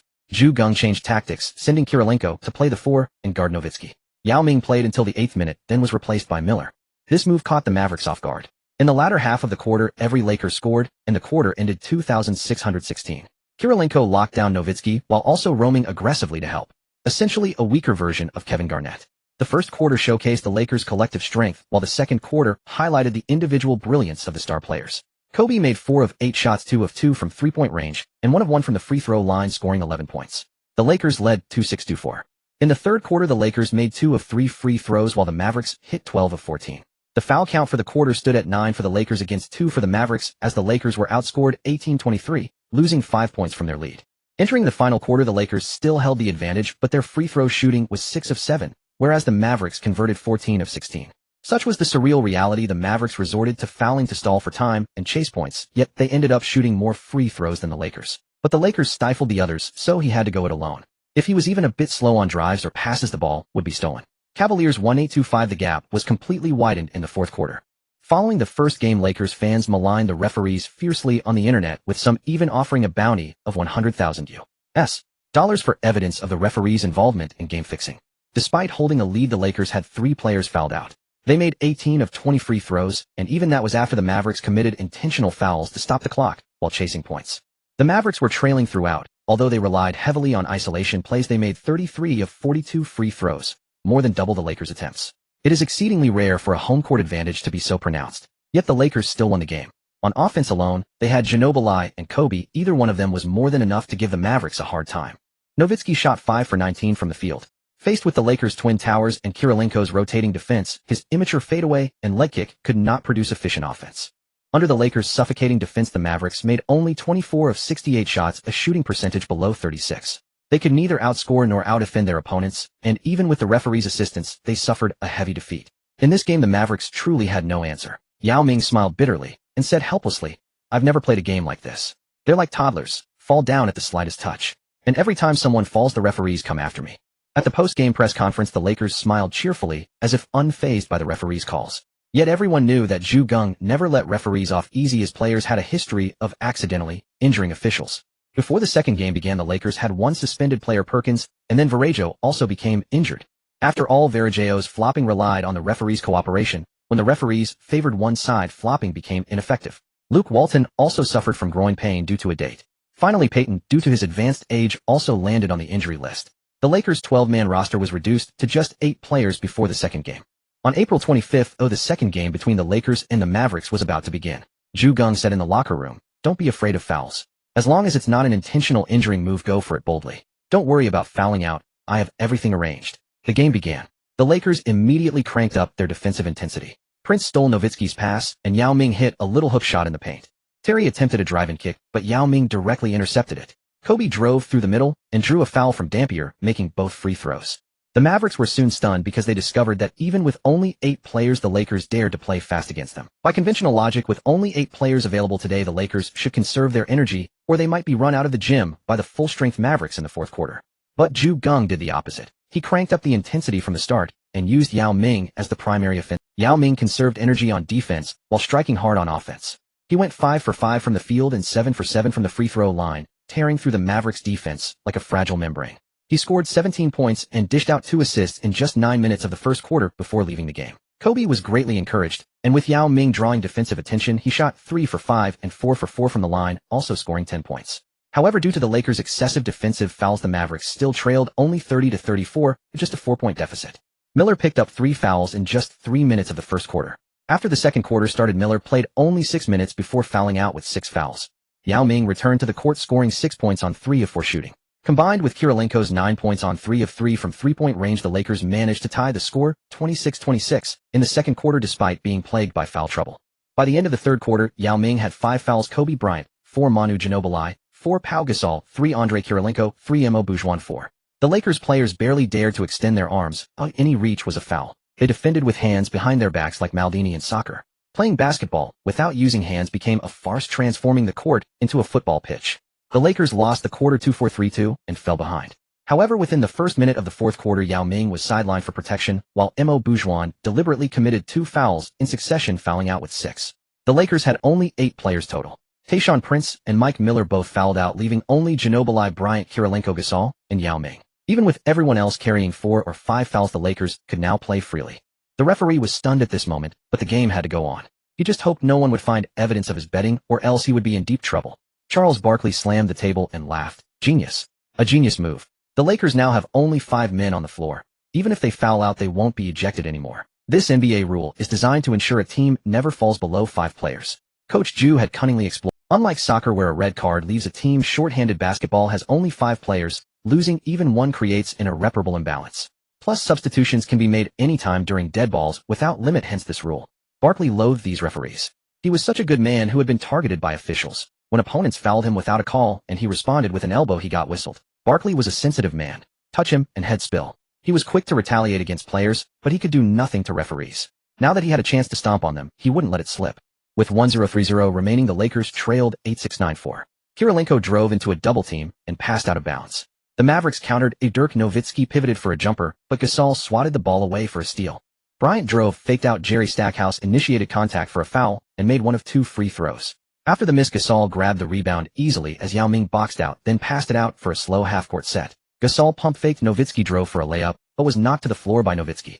Rising, Gasol saw Bryant, and Yao Ming had forced Nowitzki to retreat behind the referee. The game continued. Gasol missed the first free throw, but made the second. Keith Van Horn received a pass from Nowitzki and went for a dunk, only to be slammed into the backboard by Yao Ming. Man and ball. Playing with pent-up fury, the referee called a charging foul. Van Horn made both free throws, keeping the deficit at 8. Yao Ming posted up at the offensive end, turned aggressively for a tomahawk, but Van Horn wrapped him up. Yao Ming sank both free throws. Nowitzki's jumper missed. Bryant grabbed the rebound, and Ginobili hit a Eurostep layup. The Mavericks attacked, but the shot clock malfunctioned. 26 seconds, not 24. Fortunately, Bryant blocked Stackhouse's driving layup. Yao Ming dove for a loose ball, tipping it to Kirilenko, who buried a trailing three-pointer. 9-5-9-6. The Lakers cut the lead to 1. Coach Avery Johnson called timeout. Jason Terry and Josh Howard entered. Stackhouse and Devin Harris exited. On the Lakers bench, the 5 sat down as assistants massaged their muscles. Coach Ju didn't draw up complex plays. It was like holding 4 twos when the opponent's nukes were spent. As long as they couldn't throw all at once, the Lakers had won. Nowitzki and Gasol dueled, both clanking. Terry drove and kicked out. Nowitzki hit a mid-range jumper. Bryant drove and dished. Kirilenko missed a 3 and was knocked down by Howard on the way down, but no call. Terry and Nowitzki connected again. Terry assisted Nowitzki for a layup. Yao Ming backed down, but as he turned, Eric Dampier was already on the floor. Offensive foul.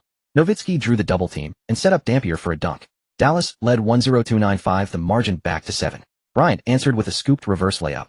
Dampier drew a foul on Kirilenko and made one of 2 free throws. Yao Ming grabbed the rebound. Kirilenko sprinted ahead for a 2-handed dunk. Howard drove and missed, but recovered his own rebound. Ginobili lurked underneath, stripped the ball, and raced coast to coast with a left-right-left Eurostep layup. Nowitzki switched on a Bryant, fouled him, and made both free throws. Bryant drove and dished. Kirilenko hit a 3. 1-0-3-1-0 the gap was 1. Terry pulled up for a jumper and missed. A pack of bigs fought for the rebound under the basket. In the end, Dampier used his black man's instinct to tap the ball out to Terry beyond the arc. Terry hoisted a 3. Bryant snagged the long rebound. Kirilenko drove and passed to Yao Ming for a 2-handed jam. With 2:50 left, the Lakers led 1-0-6-1-0-5. Nowitzki hit a fadeaway jumper over a 1-point lead. Bryant was double-teamed on a drive, but played rationally, kicking to Kirilenko, who hit another 3. Johnson called timeout and replaced Dampier with Van Horn to boost offense. The Mavericks trailed by 2 and couldn't wait. Terry hit a pull-up jumper to tie. Bryant's driving layup missed. Terry grabbed the rebound for a fast break. With 78 seconds left, crunch time arrived, the moment of the Argentine blade. Ginobili suddenly appeared beside Van Horn, executing a clean steal. The Lakers countered. With 66 seconds left, Bryant fed Yao Ming for a layup, regaining a 2-point lead. Dallas turned again to Terry, whose driving layup missed. Kirilenko secured the rebound. Bryant milked the clock and missed a fadeaway with 29 seconds remaining. Michael Finley grabbed the board. Nowitzki hit a fadeaway with 10.4 seconds left, tying the game once more. Coach Ju finally called timeout. Kobe, you take the last shot. Everyone knows it's coming, but I don't want overtime. Bryant nodded and listened to the spacing plan. Back on the floor, Bryant received the pass cleanly. Then it was pure talent. With 3 seconds left, he drove, shed Finley in 2 steps, and before Nowitzki could help, stopped and sank a fadeaway jumper. The Lakers bench erupted, leaping in celebration. except Coach Ju, who watched calmly. The Mavericks had 0.6 seconds of Finley's jumper missed. The Lakers won 1-1-3-1-1-1 on a near buzzer beater, taking Game 2. In this match, the Mavericks could only watch as the Lakers' final 5 players executed a seamless collaboration to overtake the score. Nowitzki shot 8 out of 21, made 10 out of 12 free throws, scoring 26 points. Among the Mavericks players who played over 15 minutes, only Stackhouse had a lower shooting percentage, hitting 3 out of 8. The efficiency of the other players was exceptionally high, while the star player underperformed. This also explains why Johnson is grooming Howard to become the new leader. Yao Ming dominated over the second center of the West, Dampier, shooting 13 out of 14, making all 7 free throws, nearly achieving 100 accuracy with 33 points. Kobe shot 10 out of 19, scoring 28 points along with 8 rebounds, 10 assists, 3 steals, and 3 blocks. Ginobili contributed 13 points and 6 assists with a crucial steal at a key moment that could be said to have saved the Lakers in this match. The Lakers had 12 steals compared to the Mavericks' 6. They recorded 7 blocks while the Mavericks had 4. The defensive pressure was absolutely overwhelming, yet they only won with a near buzzer beater, truly exhausting their efforts. Los Angeles is the entertainment capital with a deeply rooted media presence. The Lakers, as the home team, are destined not to be bullied without retaliation. They vehemently criticized the referees, viewing them as the villains in a movie, while the Lakers appeared as innocent victims. As for Geng, he is the Asian who cleverly helps everyone out of difficulties. Yao Ming likewise was a pillar in the early stages. Kobe Prince and Mo Buchuan sacrificed themselves, while Big Sister's data may not look impressive, but her identity fits that of the protagonist, making it a solid blockbuster. The Rednecks from Texas began to shout, claiming there was no bias, even suggesting that the referees aided the Lakers, as Yao Ming, clearly having committed 6 fouls, did not leave the court. As one of the most ardent opponents of the Federation, Texans tend to be aggressive in their pursuits, and they came at this time with, unfortunately, their biggest problem lies in their lack of wit. While skilled in verbal sparring, their reasoning often falls. The referees are under the league's scrutiny, and due to excessive betting, they are pressured by gambling entities to determine their own fates. They find themselves on a hot seat, forced to make choices. Although the match between the Lakers and Mavericks attracted most attention, other matches were equally compelling.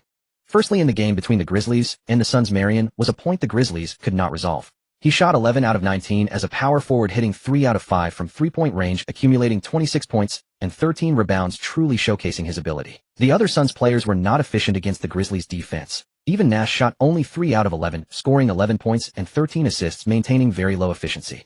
It can be said that this first game was directly led by Marion. Although his shooting mechanics may not be pretty, the key is that the basketball went in. On this note, if O'Neal had adopted Rick Barry's underhanded free throw technique, he could have easily scored an additional 5,000 points. In the first game, the Suns won decisively against the Grizzlies with a score of 114-103, reflecting the power disparity between the two teams.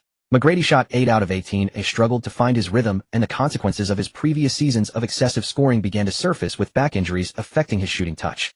In the second game, McGrady shot 12 out of 26, scoring 28 points, but still failed to lead the Grizzlies, losing again with a score of 103-108.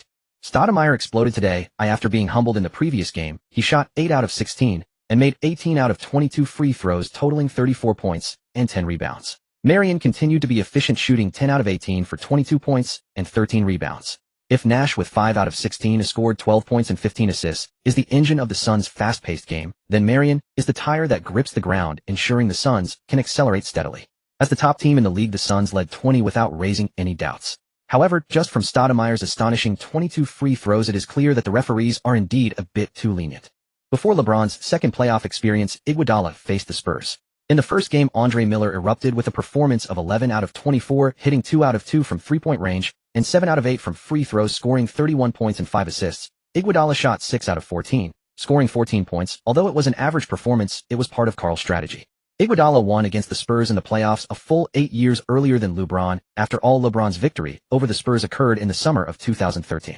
Duncan scored 18 points and 11 rebounds. Nazr Muhammad had 15 points and 15 rebounds, while Parker contributed 12 points and 6 assists, resulting in the Spurs losing the first match 8-7-9-3. The tough and resilient Muhammad liberated Duncan, allowing him to avoid excessive physical battles.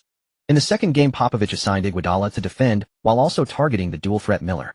The Nuggets had only Delmar Johnson scoring 12 points. Miller shot 2 out of 8 for 11 points. Iguodala shot 5 out of 14 for 10 points, with only these 3 reaching double digits. Under the Spurs' strong defense, the Nuggets suffered a crushing defeat of 7-6-1-0-4, with Iguodala being overwhelmed by the Spurs' fluid offense. Bowen's defensive skills are commendable. At least when the referees are lenient, he can play a physical game without drawing shooting fouls, causing Iguodala to falter. Anthony exclaimed, "He doesn't defend me when I shoot, but he sticks out his foot. He sticks out his foot." This crushing defeat inflicted significant psychological damage on Iguodala, who wished to replicate such a large margin victory over his future opponents, wanting to pass on this pain. This is the only 1-1 matchup in the West where the last series between the Supersonics and the Kings saw the Supersonics completely dominate. Peja shot 9 out of 19, hitting 4 out of 9 from three-point range, as the new King scoring 24 points, which is quite commendable. Mobley was his most steadfast ally, shooting 10 out of 19 for 22 points and defensively limiting Ray Allen to 8 out of 23, relying on free throws to score 28 points with 9 out of 10. However, Ray Allen displayed exceptional physical conditioning, grabbing 10 rebounds throughout the game. Although Peja excelled offensively, he could not contain Lewis, who scored 18 points on 8 out of 13 shooting. The Kings narrowly lost 8-8-7, with the biggest issue lying with Bibby, who shot only 1 out of 16 for 3 points. Although his matchup Luke Ridnour shot 0 out of 6, the opponent's shooting attempts were much lower. Despite scoring 0 points, he contributed to the team by completely neutralizing Bibby's offensive presence. In the second game, Ray Allen shot 8 out of 15, hitting 3 out of 6 from three-point range, and making all 7 free throws to score 26 points, securing another victory. This game was quite interesting. The Supersonics led 8-8-6 after 3 quarters, already ahead by 26 points, and both teams put in their substitutes. However, the Kings' substitutes suddenly exploded, with Bobby Jackson scoring 10 points, Darius Sangala 7 points, and Eddie House 7 points, leading to a surge that prompted the Supersonics to quickly reinsert Ray Allen. Ray Allen shot 3 out of 5, scoring 9 points, which steadied the situation. Adelman, however, did not substitute a starter to gamble for a chance, ultimately allowing the Kings bench to produce a single quarter score of 3-1-1-7, leading to a final loss of 9-3-1-0-5, falling behind 0-2. It must be said that some coaching decisions are indeed quite significant. Had they capitalized on the bench's explosive performance and substituted a starter who was in a good rhythm, the Kings could have created a miracle, but by forfeiting they lost all opportunity. Life is much the same, regardless of how hard the goal is to achieve. As long as there is a theoretical possibility, it is worth setting a time frame to put in the effort. On the Eastern side, in the first match between the Heat and the Nets, Wade had some exciting exchanges with Carter. Wade shot 12 out of 18, made 8 out of 9 free throws, scoring 32 points and 8 assists, while Carter shot 8 out of 21, hitting 3 out of 5 from three-point range, and also making 8 out of 9 free throws, totaling 27 points, 10 rebounds, and 8 assists. Both players performed well. Wade didn't attempt a single three-pointer, relying solely on drives to dismantle the Nets. Kid scored 18 points, 9 rebounds, and 4 assists. One must say that the Nets interior was truly overwhelmed by the Big Shark, leaving them to desperately fight for rebounds from the perimeter.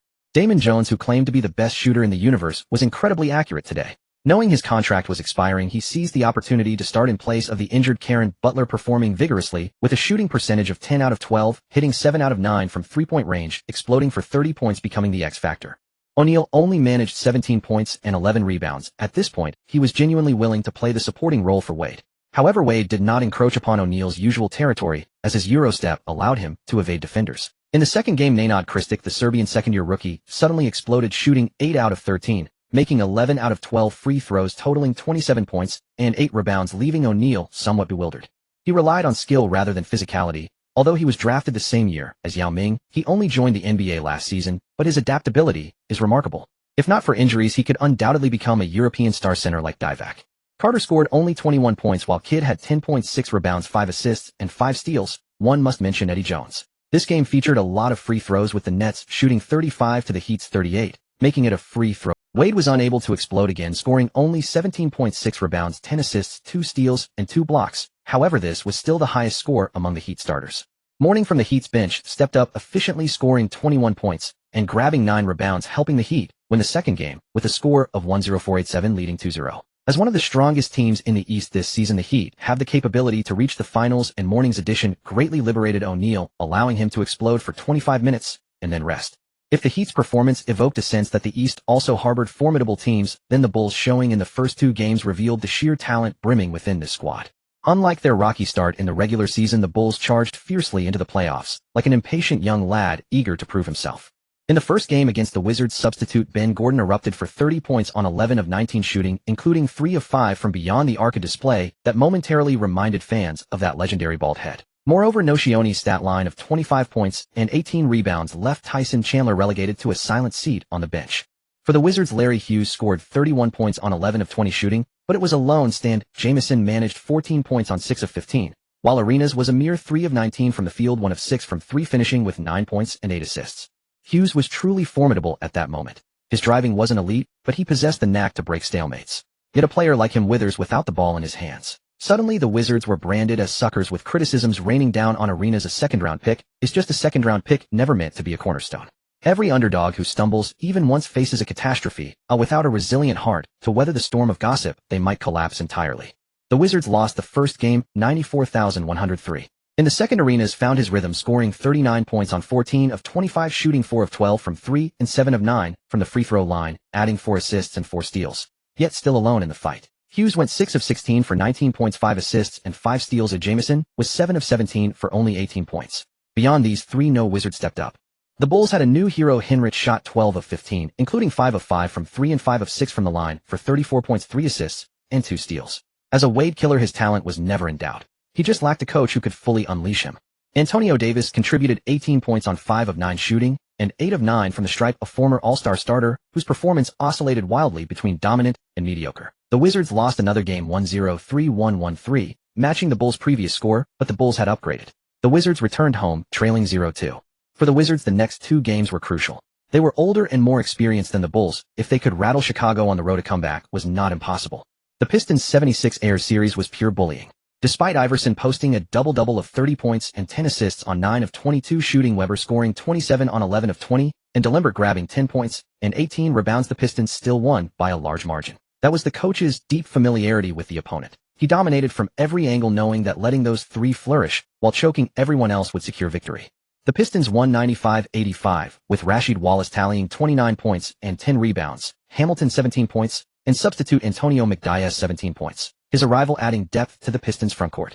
Big Ben put up 7 points, 10 rebounds, 4 assists, 4 steals, and 7 blocks. 1 assist, and 1 steal, shy of a playoff 5x5. Billups, tasked with defending Iverson, had a poor performance himself. In the second game, Iverson shot just 7 of 24 for 19 points and 10 assists. Weber went 7 of 18 for 15 points. DeLimbert had 14 points and 11 rebounds. Iverson fought fiercely, even diving to the floor and reaching for the ball after a fall, but the gap in firepower was those slender legs. Hamilton scored 24 points and 4 assists, Billups 20 points and 8 assists, Rasheed 15 points. The Pistons dominated again, 9,886, heading to Philadelphia with a 20 lead. The media's verdict: Iverson returned home empty-handed, failing to bring back a single victory. In the last series, the Pacers vs.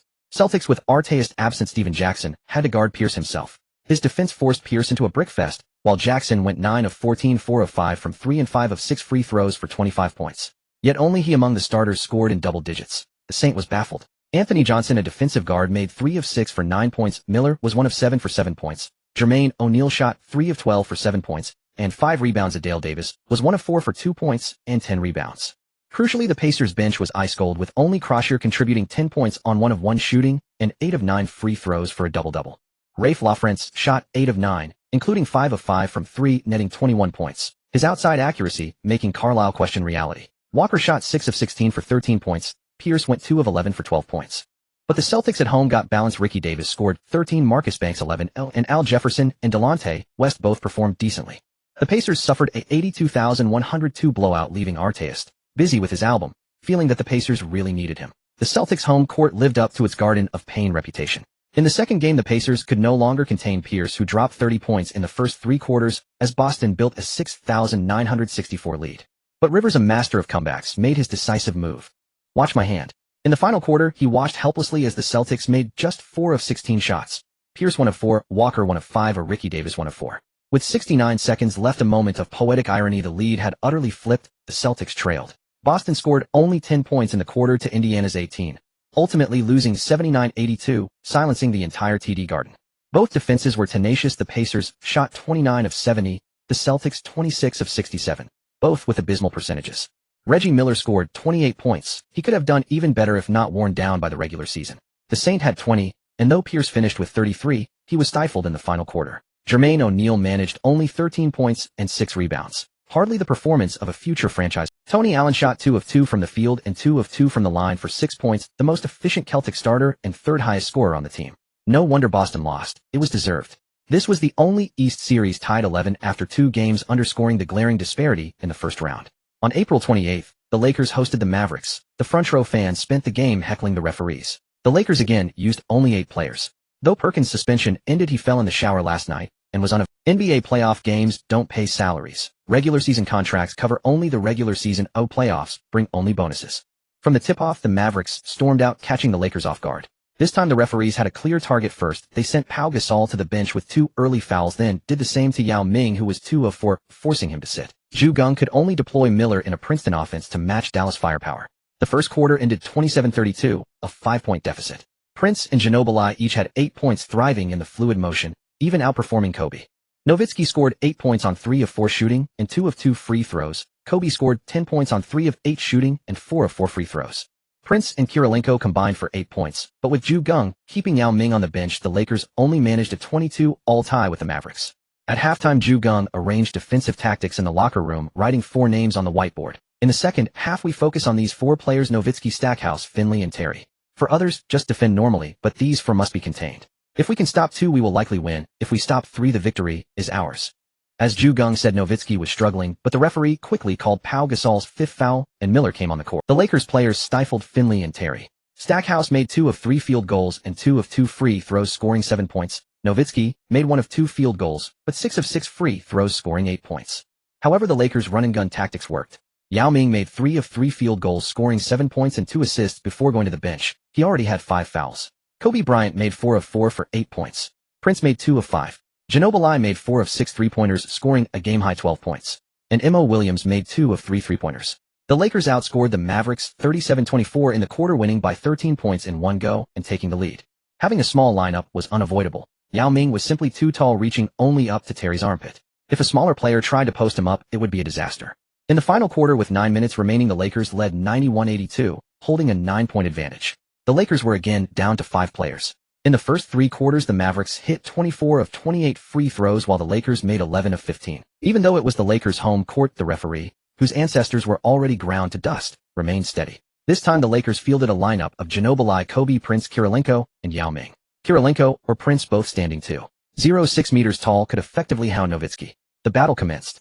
The Mavericks, aware of the officiating advantage, charged forward aggressively, steadily, closing the. On the Lakers' side, 3 players capable of creating their own shots were off their rhythm, leading to a gradual retreat. As things stood, though, the 5 Lakers were unafraid of foul trouble. The Mavericks were rarely whistled, and with only an 8-man rotation, the Lakers' stamina was indeed a concern. A Mavericks comeback seemed imminent. Just as the Mavericks fans were ready to celebrate the comeback, the relentless Russian Andrei Kirilenko, who always thrived in chaos, suddenly erupted. Though a substitute, he logged extensive minutes and did everything on the court.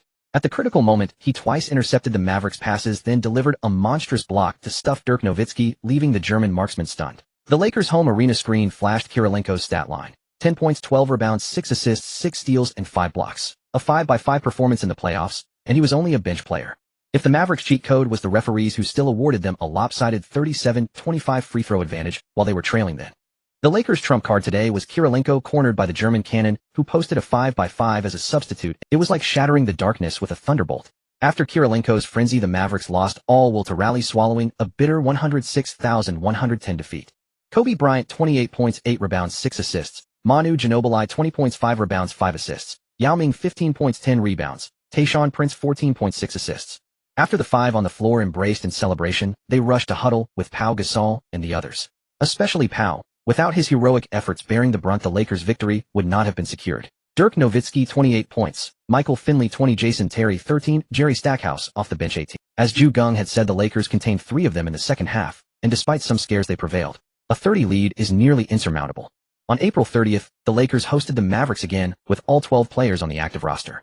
With a comfortable cushion, Geng needed to let Gary Payton, Kendrick Perkins, Anderson Varejao, and Luke Walton get accustomed to playoff intensity, otherwise troubles might arise in the next round. After such a long layoff, their form was indeed rusty. Though they practiced together, real games are the ultimate test. The Lakers treated it like a regular season game, using all 12 players, eventually losing 9,397. The series stood at 31-8 and the teams headed to Dallas. Jason Terry shot 11 of 18, including 6 of 8 from 3, scoring 32 points to carry the Mavericks. Michael Finley hit 8 of 13 for 18. Dirk Nowitzki managed 18 points, 7 rebounds, and 6 assists on 4 of 14 shooting. This time the Jet truly lifted the German cannon. The Lakers' practice session bore fruit, revealing many issues overlooked in the regular season. Over in the Suns-Grizzlies series, Amare Stoudemire dropped 30 points, and Joe Johnson added 20. In Game 4, the Grizzlies fought hard, but ran into Joe Johnson's 25, Steve Nash's 24, and Sean Marion's 23, a straight flush of scoring.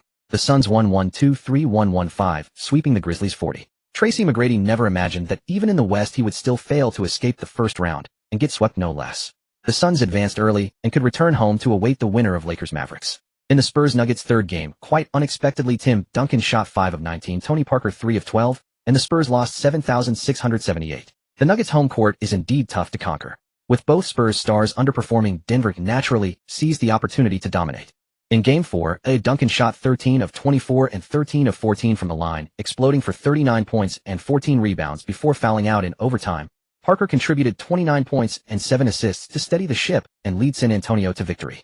Duncan's eruption sent Kenyon Martin back to the summer of 2003 when he got battered by Timmy. Today he relived that exact feeling. Carmelo Anthony scored 28 in vain while the other starters struggled, Kenyon Martin and Andre Miller. Instead, the diminutive Earl Boykins off the bench shot 12 of 20 and 8 of 9 from the line for 32 points, but the Nuggets still lost 115,126 in overtime, forcing a Game 5 decider. The Kings' fearsome home court felled the Supersonics in Game 3. Ray Allen shot 10 of 21, 3 of 9 from 3 and 10 of 10 from the stripe for 33 points and 5 assists, but he struggled mightily at Arco Arena, even laughing in frustration after a turnover. Jerome James shot 9 of 14, scoring 22 as an interior player, but it did little to help the team. Rashard Lewis and Peja Stojakovic neutralized each other. Two shooters playing defense. Lewis 2 of 10 for 9 points, Peja 3 of 11 for 12, neither made a single three-pointer. Mike Bibby exploded. He would later become the new king, pushing Peja aside, shooting 11 of 21 for 31 points. Kenny. They had 22. Coutinho Mobley added 21.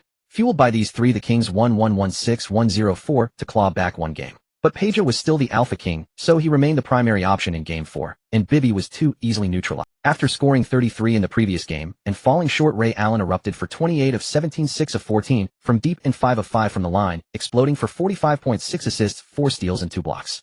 This was peak Ray Allen. He was far more than just a three-point shooter.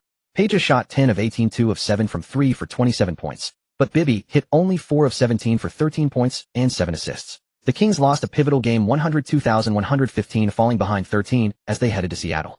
The Heat Nets Game 3 tipped off in New Jersey, and Shaquille O'Neal shined again, playing 47 minutes for 25 points and 6 rebounds. Miami survived 2 overtimes to win 108,105. Dwayne Wade displayed his all-around game, 22 points, 10 rebounds, 8 assists, and 4 steals. Eddie Jones added 20 points. Udonis Haslem chipped in 14 points and 19 rebounds, a man destined to become the Heat's soul. With Shaq's 300-plus pound body boxing out, he collected rebounds like picking watermelons. Vince Carter also showed his versatility, posting 36 points, 9 rebounds, 10 assists, and 3 steals. Jason Kidd recorded a massive triple-double of 16 points, 16 rebounds, and 13 assists. Richard Jefferson played the sixth man and scored 23, but the Nets ultimately lost the most crucial game. In Game 4, Lawrence Frank promoted Jefferson back to the starting lineup, leaving the Nets bench utterly depleted and forcing the starters to battle it out. Kidd shot 9 of 19 for an efficient 25 points and 7 assists, leading the team in scoring, a stat that roughly signaled big trouble for New Jersey. Carter shot 6 of 22 for just 23 points and 10 rebounds. Jefferson hit 4 of 11 for 17, again underperforming compared to his sixth-man role. Miami, however, charged ahead. Wade erupted for 34 points and 9 assists. Eddie Jones added 21, shouldering much of the burden to free Wade. If Kidd had abandoned Jones to guard Wade, the latter wouldn't have had such an easy ride. The Heat swept the Nets 40, effectively signaling the end for New Jersey. Shandon Anderson's head was so shiny, it could be mistaken for a second basketball. Both the top seeds in the East and West advanced via sweeps, reflecting the gap forged in the regular season. Once the Bulls arrived at the Wizards' home court, they were instantly intimidated by the playoff atmosphere. Tyson Chandler came off the bench to lead the team with 15 points. The young players were simply too fragile. Gilbert Arenas 32 points, 7 assists. Anton Jamison 21 points, 8 boards. Larry Hughes 21 points, 7 rebounds. This iteration of the Big Three's firepower was formidable as Washington routed Chicago 117-99. In Game 4, the Bulls starters struggled even more. Only Kirk Hinrich scored in double digits with 18. The bench's top scorer was Janiero Pargo with 18, and defensive specialist Adrian Griffin added 13. Chandler posted 13 points and 13 rebounds, clearly performing better in the playoffs than the regular season. Yet the Bulls deemed him defense-heavy and offensively limited. Ben Gordon, once expected to be the next Jordan, shot just 1 of 13, facing the same issues as Arenas. On the Wizards' side, Juan Dixon shot 11 of 15 for an explosive 35 points, carrying Washington to victory. The series was tied 22 heading into a decisive Game 5, but few believed in the Bulls anymore. They were too green, intimidated by the playoff pressure. Back on his home floor, Allen Iverson finally erupted, shooting 15 of 26 for 37 points and 15 assists, leading Philadelphia to a 115,104 comeback victory with an unstoppable display. When Ju Geng saw the Pistons' stats, he asked specifically, "Are you sure these numbers are right?" The answer was yes. Ben Wallace shot 11 of 17 and 7 of 9 from the line, leading the Pistons with 29 points and 16 rebounds. Yes, the hack-a-ben didn't work, and he became Detroit's top scorer, a testament to his days as a shooting guard. Chauncey Billups had 15 points and 8 assists. Only Rasheed Wallace looked awkward with 15 points. Chauncey Billups had 15 points and 8 assists. Only Rasheed Wallace looked awkward with 15 points and a single rebound. Far too few boards for an all-star forward. In Game 4, the Pistons entered their comfort zone again as the teams headed into overtime. Billups shot 8 of 15, 3 of 4 from 3 for 25.7 assists and 3 steals, showcasing his clutch prowess. Hamilton scored 6 points in overtime, finishing with 20. Rasheed netted 8 in the extra period for 17 total. Thanks to their overtime heroics, Detroit outscored Philly 149 in OT. Ben Wallace contributed 12 points, 12 rebounds, 2 steals, and 2 blocks, securing the Pistons' 97. Iverson shot 14 of 24 for a highly efficient 36 points and 8 assists. Chris Webber added 23, but no one else stepped up. Andre Iguodala was still a rookie. The Pistons took a 31-series lead, and Larry Brown wore a smug look of satisfaction. The final matchup defied expectations. Returning to their home court, the Pacers showed no respect to the Celtics. Even leading 7-1-5-9 in the fourth quarter, Reggie Miller struck, fiercely hitting 4 of 4 field goals and 6 of 7 free throws for 15 points, propelling the Pacers to a 2-8-1-7 quarter and a final 9-9-7-6 victory. On the home court of Indiana, Miller shot 10 of 16 from the field and 11 of 12 from the line, scoring 33 points. He proved to the world that he still possessed all-star caliber. Jermaine O'Neal also rebounded slightly at home, going 6 of 13 from the field and 9 of 13 from the line for 21 points, 11 rebounds, and 3 blocks. The Pacers' dominant win held all Celtics scorers below 20 points. In the NBA hierarchy of mental resilience, Paul Pierce ranked high. As a man stabbed 11 times yet back on the court within a month to play all 82 games, he was determined to retaliate after such humiliation by the Pacers. Antoine Walker was suspended for 1 game after berating the referee in Game 3, missing Game 4. The Celtics had to rely solely on Pierce. As mentioned, referees at the time were at their most audacious. Unlike the later era when the bald commissioner introduced gambling and the officials collaborated with the league, these referees openly challenged everyone. Thus in Game 4, Pierce shot 10 of 15 from the field and 9 of 11 from the line, amassing 30 points, 8 assists, and 5 blocks. Beyond him, Ricky Davis and Delonte West were both promoted to the starting lineup, and Tony Allen, who once beheaded Steven Jackson with a ferocious dunk, showed his fiery passion. Steven Jackson went 6 of 18 from the field, but relied on drives to earn 15 free throws, making 12 for a gritty 24 points. However, his teammates were all shackled into blacksmiths by the defense. Reggie Miller shot 3 of 12, Jermaine O'Neal 4 of 15, Dale Davis 2 of 7, Anthony Johnson 1 of 7, reserve James Jones 3 of 9, Eddie Gill 0 of 4, and Fred Jones 1 of 3. The Pacers got thoroughly spanked today, losing 7-9-1-1-0. The Celtics led 7-8-6-3 after 3 quarters and struck back hard in the fourth, especially Pierce, who scored 7 points as Boston dominated the quarter 3-1-6. Such a game was entirely different from the later era of brother basketball. Competition should carry grudges, not a friendly, good game, after the final buzzer. These players might hug and congratulate briefly, but they immediately turned around thinking how to beat you. Both teams headed to Boston for the pivotal Game 5. On May 2nd, Game 5 commenced in Dallas home arena. The Lakers' starting lineup announcement surprised many. They started Gary Payton and moved Manu Ginobili to the 6th man. A starter for most of the season was suddenly benched in the 5th playoff game. Geng had always known that starting Ginobili alongside Kobe was a huge waste of the Lakers' firepower, but he had done so to accelerate the development of Mo Williams. However, since they encountered trouble against the Mavericks, he no longer cared. Doesn't that mean he cared no more? Or rather, he uncared. Geng's pregame speech was entirely different. Today we play star ball. Kobe, you lead the starting attack. Manu, you take charge of the bench offense. Everyone else focuses on defense, supporting their scoring. We need to show the league that the Lakers are the most shining star team. Kobe instantly felt his state peak. It had been too long since he was allowed to go all out. However, in the first quarter, Yao Ming and Gary Payton both picked up 2 quick fouls, slightly disrupting the Lakers' rhythm. Still, Kobe shot 5 of 7 for 10 points. On the Mavericks side, without Payton to target, Jerry Stackhouse went 3 of 3 for 7 consecutive points, helping Dallas take a 2-6-1-8 lead with an 8-point advantage. At the end of the first quarter, Geng instructed Ginobili to play his own rhythm, attack the basket to disrupt Dallas and disregard the score. The Argentine Blade shot 5 of 8 and 3 of 4 from the line, scoring 13 points, and the Lakers tied the game. When Kobe returned to the court, he shot 3 of 7, 2 of 3 from 3, and 1 of 1 from the line for 9 points. The Lakers erupted 3-4-1-9, taking the lead emphatically. The Dallas home crowd was silenced by the Blade and the Black Mamba. Ginobili played only 12 minutes in the first half, mainly exerting his force in the first 8 minutes of the second quarter. Unstoppable. Absolutely unstoppable. Little General Johnson was very anxious because Ginobili didn't play in the third quarter at all, clearly saving himself. That was exactly Geng's plan, and he executed it. As soon as Ginobili entered the game, he put immense pressure on the Mavericks defenders. Meanwhile, he continuously collaborated with Kirilenko from the bench, the two of them performing a 2-man act. Ginobili went 2 of 3 from the field and 5 of 5 from the free throw line, scoring 9 points early in the final quarter. His partner Kirilenko shot 3 of 4 from the field, 2 of 2 from 3, and 4 of 4 from the line, adding 12 points. With just these two players, the Lakers dominated the Mavericks. However, Geng did not let up. After building a commanding lead, he sent in Kobe to deliver the final blow. Kobe shot 4 of 7 from the field and 3 of 5 from 3, scoring 11 points, completely extinguishing any hope of a Mavericks comeback. The three combined for 32 points. The Mavericks made only 4 of 27 field goal attempts and 1 of 12 three-pointers, scoring just 13 points in the final quarter. The Lakers crushed the Mavericks 1-0-1-8-3 in Game 5. Kobe went 14 of 28 from the field and 6 of 10 from 3, finishing with 38 points, 8 rebounds, and 7 assists.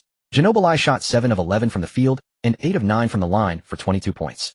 Both fulfilled Geng's offensive demands. As for defense, the rest of the Lakers combined to hold the Mavericks to just 31 of 86, shooting 36 and 7 of 26 from 3 under 27. Nowitzki shot only 5 of 22, Terry went 3 of 12, Finley was slightly better at 6 of 16. The three core starters all struggled mightily. This was a victory won purely through star power, and at this stage Nowitzki's caliber was clearly lacking. The Western Conference was truly a crucible. It was through these repeated failures that Nowitzki gradually became the Silverhorn King, who would later ascend to legendary status with a single championship. Pau Gasol and Yao Ming sandwiched Kobe in a group hug, while Yao Ming reached out his right hand to ruffle Ginobili's hair vigorously. The Lakers began their celebration of advancing. This series had been frustrating for them. Over 5 games the Mavericks attempted 150 free throws, while the Lakers only had 122. The Lakers' free throw attempts were steady at around 25 per game, while the Mavericks could reach 37 or even 42. In the final game, because the Lakers completely stifled the Mavericks, the Lakers actually held an 8-attempt advantage from the line, 25-17. If the Mavericks and Lakers had remained evenly matched throughout the game, the free throw disparity might have fluctuated more. But all that was in the past. The Lakers advanced 41. In the next round, the referees would change. Moreover, their opponent, the Suns, seemed to have an extra day of rest, but they had played an exhausting regular season and could not recover in just a few days. On the Lakers side, Kobe, Yao, Ginobili, and Billups had been building their stamina for almost a full month. Plus, the last 2 games against the Mavericks allowed them to run through all their tactics. They now felt terrifyingly strong. Meanwhile, the Spurs returned home for a pivotal Game 5. They received excellent news. Camby was injured and could not play. In Game 5, a Boykin started and the Nuggets' height advantage plummeted. Without the intimidating shot blocker inside, Parker drove freely like a buzzing sports car, scoring 21 points with 7 assists. If not for his 2 of 7 free throw shooting, which nearly infuriated Popovich, his performance would have been nearly perfect. Duncan posted 18 points, 11 rebounds, 5 assists, and 5 blocks, once again demonstrating his prowess as the premier power forward. Muhammad added 10 points and 13 rebounds. Without Camby, he was even more dominant in the paint. Substitute Horry shot 5 of 7 from the field, 3 of 4 from 3, and 4 of 4 from the line for 17 points. Back at home, the Spurs played ferociously. Anthony scored 25 points in a losing effort. The Nuggets lost the pivotal game 8,999, and more importantly, their morale was shattered. Without Camby, the Nuggets could not work another miracle even at home in Game 6, losing 9-3-1-0-1 and being eliminated 24. In the final Western matchup, the Supersonics returned home and engaged in a shootout with the Kings. The Kings' 2 leaders, Peja and Bibby, displayed their talent. Peja shot 14 of 25 from the field and 5 of 9 from 3 for 38 points. Bibby went 13 of 24, finishing with 35 points, 10 assists, and 4 steals. Both played the kind of star-level game the Lakers had in Game 5. However, Ray Allen shot 12 of 20 from the field and 4 of 6 from 3, scoring 30 points and 6 assists. Lewis added 24 points, and the Sonics had 5 players in double figures. Relying on team strength, they defeated the Kings 1-2-2-1-1-8. In this offensive showcase, the Sonics shot 56, and the Kings 51. The Sonics ultimately won with their incredible shooting, advancing 41 and meeting the Spurs in the second round. Emeka Okafor won Rookie of the Year with averages of 15, 1 points and 9 rebounds. A rookie posting a double-double immediately was last seen with Elton Brand. This year's all-rookie team was quite strong: Ben Gordon, Iguodala, Geng, Okafor, and Howard. Howard couldn't compare at this stage, being a high school rookie and a center. Ben Gordon averaged 15, 1 points and won 6th Man of the Year. If Ginobili had remained a substitute all season, he would have won the award, but he started for most of the season for the team's sake. Bobby Simmons won the Most Improved Player award, a classic example of a contract year surge. Mike D'Antoni, with his run-and-gun offense, captured Coach of the Year honors, finally standing tall with pride. The playoffs serve as the ultimate litmus test for a player's true caliber. This is a universal consensus in the NBA. No matter how brilliant the regular season performance, it remains unsubstantiated until proven in the postseason. Larry Hughes, with 11 of 24 field goals and 10 of 14 free throws, once again delivered a magnificent stat line of 33 points, 7 assists, and 3 steals. He is the type of guard who thrives with the ball in his hands, seamlessly blending offense, defense, and playmaking. Anton Jamison shot 9 of 13 for 19 points and 10 rebounds, showcasing remarkable efficiency alongside Brendan Haywood. Haywood himself went 8 for 10, tallying 17 points. In contrast, the team's star Gilbert Arenas struggled against Kirk Hinrich's stifling defense. He managed only 5 of 14 from the field, finishing with 16 points and 8 assists. Hinrich was the most consistent performer among the Bulls starters, converting 7 of 19 attempts, including 6 of 7 from beyond the arc for 23 points, 7 assists, and 3 steals. The only Bulls reserve to reach double figures was Othella Harrington, who scored 12 points on 5 of 8 shooting. Chris Duhon shot 3 of 9, Andres Nocioni 1 of 8, and Antonio Davis 1 of 4. These 3 starters combined for a mere 14 points despite logging at least 27 minutes each. Pressure mounted on the bench. Ben Gordon erupted for 27 points on 10 of 19 shooting, yet even he could not single-handedly counterbalance the Wizards' dominance. Then there was Tyson Chandler. Thrust into the role of backup center, he rose to the occasion, posting 22 points and 10 rebounds with 2 blocks on an astonishing 9 of 11 from the field. A Yao Ming-like display of efficiency despite a shaky 4 of 9 at the free throw line. But Chandler, a defensive-minded center off the bench, won a perfect 5 of 5 in the final quarter, while Janiero Pargo sank all 3 of his three-point attempts. Their combined heroics laid the foundation for a 3,726 fourth-quarter surge by the Bulls. Yet with 5.2 seconds remaining and the score tied at 110, Arenas, who had struggled for nearly the entire game, buried a buzzer-beater, delivering a blunt message to Chicago: your hopes are dashed, you are nothing. By Game 6, the Wizards returned home determined to deny the Bulls any further opportunity. But Skiles made a baffling decision, inserting Ben Gordon into the starting lineup in place of Chris Duhon. This move exposed Gordon's defensive deficiencies to a merciless degree.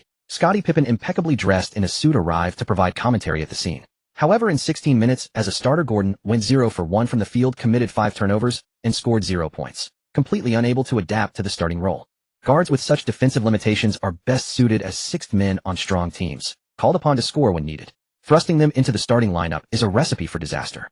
Had it not been for Hinrich's early 6 points leading to an 81 advantage, the Bulls might have been blown out immediately. Larry Hughes remained the Wizards' most tenacious player, even executing a diving save. Hinrich fought valiantly to keep the team afloat, while Nocioni rediscovered his rhythm, pushing the game to a nail-biter. Yet in the final quarter, the Wizards stormed back with a 2,617 surge. With 31 seconds left, Jarvis Jeffries intercepted a pass from Duhon and slammed home the go-ahead basket, sealing a 94-91 victory over Chicago. The Wizards' turnaround from a 0-2 deficit to a 42-series win was akin to a 720-degree spinning slap across the face of the young Bulls. This defeat dealt a crushing blow to the morale of Chicago's inexperienced roster, severely undermining their. Advancing past Chicago, the Wizards now face Miami. Given their struggles against the Bulls, confronting Dwayne Wade and Shaquille O'Neal will likely spell a swift downfall.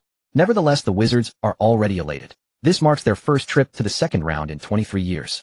Meanwhile, the Pistons crushed Philadelphia 88-78 in Game 5, closing out the series 41. Allen Iverson poured in 34 points and 7 assists on 14 of 30 shooting, but Chris Webber proved utterly overmatched against the twin towers of Ben and Rasheed Wallace. Webber managed only 4 of 16 from the field for 11 points and 8 rebounds. On the Pistons side, Richard Hamilton and Chauncey Billups each netted 23 points. Ben Wallace contributed 11 points and 14 boards. Rasheed Wallace tallied 9 points and 9 rebounds. Their offense was merely at an NBA average level, but their defense left Philadelphia in despair. The most fiercely contested matchup was between the Pistons and the Pacers. Antoine Walker cursed at the officials upon his return in Game 5, and though the home crowd in Boston rallied behind him, the subsequent suspension dealt a blow to the Celtics in that critical contest. Paul Pierce battled through the Pacers' siege to score 27 points. Ricky Davis emerged as his primary supporting asset, logging 19 points, 7 rebounds, 3 assists, and 4 steals, accounting for half of Boston's steals. Beyond these two, Walker managed 10 points on 5 of 15 shooting, and no other Celtic reached double figures. Indiana's team defense thoroughly suffocated Boston. The Pacers recorded 16 steals, double the Celtics' total, and 5 players scored in double digits. Jermaine O'Neal led with 19 points and 10 rebounds, steering Indiana to a 9,085 victory in the pivotal Game 5. Both head coaches were widely criticized for poor in-game adjustments, yet compared to Doc Rivers, Rick Carlisle seemed to hold. In Game 6, Rivers made a pre-game adjustment, moving Ricky Davis to the sixth-man role and inserting Delonte West into the starting lineup. This move instantly balanced Boston's scoring distribution. The dynamic duo anchored the starting unit, while Davis thrived off the bench. The game extended into overtime. Walker poured in 5 points in the extra period, finishing with 24 points and 11 rebounds. Pierce added 20 points and 11 boards. Davis contributed 22 points, 4 assists, and 2 steals. With 3 players eclipsing the 20-point mark, the Celtics eked out a 9,289 overtime victory, forcing a Game 7. O'Neal shot 6 of 19, but knocked down 14 of 18 free throws to finish with 26 points, 10 rebounds, and 5 blocks. Unfortunately, his teammates offered little support, leaving a frustrated O'Neal to execute a high kick on the court. O'Neal and Steven Jackson both logged 47 minutes. Without Ron Artest, Carlisle had no choice but to lean heavily on his starters with little time management flexibility. The result, a 58 scoring deficit in overtime with no one able to generate offense. This series was the only first-round matchup to go the full 7 games, with the Celtics hosting the decisive contest. In Game 7, the first half was tightly contested, but in the third quarter Stephen Jackson suddenly caught fire 2 of 2 from 3-2 of 2 from the line for 8 points. Alongside Anthony Johnson's 7 points on 3 of 4 shooting, the Pacers seized a 2,918 advantage in the period. In the final quarter, Fred Jones erupted for 13 points on 5 of 6 shooting, 3 of 3 from deep, 2 of 2 at the line, piling on the misery. Indiana dominated the period 33-20, ultimately demolishing Boston 97-70 to advance 43. Had Artest not been suspended, the Pacers' potential would have been staggering. In the second round, they faced their bitter rivals on May 9th at the Suns' home court, buoyed by home court advantage and an early series victory. The entire Suns roster appeared to be at the peak of their form. In the original timeline, this series would have been a routine sweep for the Suns. However, late in the second quarter of Game 2, Jerry Stackhouse committed a flagrant foul on Joe Johnson during a fast break dunk. Johnson lost his grip on the rim, crashed face first into the floor, sustaining a concussion and a fractured orbital bone. The Suns' starting lineup: Steve Nash, Quentin Richardson, Joe Johnson, Shawn Marion, and Amare Stoudemire. Before tip-off, Geng said, "Today in Game 1, well, make the Suns slow down first. Yao Ming, as I instructed, provoked Stoudemire into unknown duels. The rest of you needle Nash and Joe Johnson. Let the Suns fall into a feud between the two centers." Though reluctant, Yao Ming had no choice. Once on the court, he began hurling trash talk. The Lakers, aiming to create early opportunities for Yao, rolled out a starting lineup of Manu Ginobili, Kobe Bryant, Tayshaun Prince, Pau Gasol, and Yao Ming. Ginobili claimed the first possession and within 5 seconds pulled up for a jump shot, scoring 2 points. Yao sneered at Stoudemire. "With defense like that, you think you can vie with me for Rookie of the Year? Being the 9th pick means there are 8 players better than you." Nash drove and dished, setting up Stoudemire for a dunk, but Yao yanked him down. "This isn't a place where you can just fly," Yao said. "Without Nash, you wouldn't even come near the basket." Stoudemire sank both free throws. Kobe drove, pump faked past Marion's block, and executed a pull-up layup for the basket, drawing a foul on Marion. Kobe missed the free throw, but Yao, with Gasol providing a screen, slammed the rebound back with one hand. The Lakers led 62. Yao shook his head with a chuckle. "This is how a center plays. You still claim to be a center. It's like a toad riding a carp. Ugly, delusional, and trying to be fancy." Stoudemire flushed with anger, plunging into a unknown battle with Yao. In the first quarter, he shot 2 of 5, made both free throws, and posted 6.6 rebounds and 2 blocks, looking somewhat like a center. Meanwhile, Yao shot 3 of 4 and 4 of 4 from the line, tallying 10 points and 4 rebounds with markedly great. Nash repeatedly attempted to push the pace, but Stoudemire constantly called for the ball. Nash finished 3 of 7 from the field and 2 of 2 from the line for 9 points, with 0 assists. Joe Johnson and Richardson each scored 6 points, reflecting their individual abilities. This was the Suns' strength. Kobe shot 3 of 6 for 8 points. Ginobili went 3 of 3 from the field and 2 of 2 from the line for 8 points as well. The Lakers led 38-29, holding a 9-point advantage. Both teams had high scoring, but the Suns managed just 2 assists in the first quarter compared to the Lakers' 7. A testament to the strategy targeting Stoudemire's lack of basketball IQ. Geng instructed his players to intensify defense and continue provoking Nash and Stoudemire in the second quarter. The Lakers executed flawlessly. Stoudemire shot 2 of 6, while Nash 1 of 4, clanking shot after shot. On the Lakers' side, Yao shot 2 of 6, but made all 3 free throws for 7 points, extending the lead to 18-10 in that quarter. Indeed, they held the league's most explosive offense to a mere 10 points in a single period. Stoudemire finished 15 of 30 from the field and 4 of 6 from the line for 34 points, 11 rebounds, and 2 blocks versus Yao's 9 of 17 shooting and a perfect 15 of 15 at the free throw line for 33 points, 15 rebounds, and 3 blocks. Stoudemire excitedly shouted, "I scored more than you. I should have been the no. 1 pick." Yao applauded with a grin. Right. Beside them, Nash stood with hands on his hips, gazing at Stoudemire with a helpless sigh. The Lakers cruised to a 1-0-2-9-2 victory over the Suns, comfortably taking Game 1.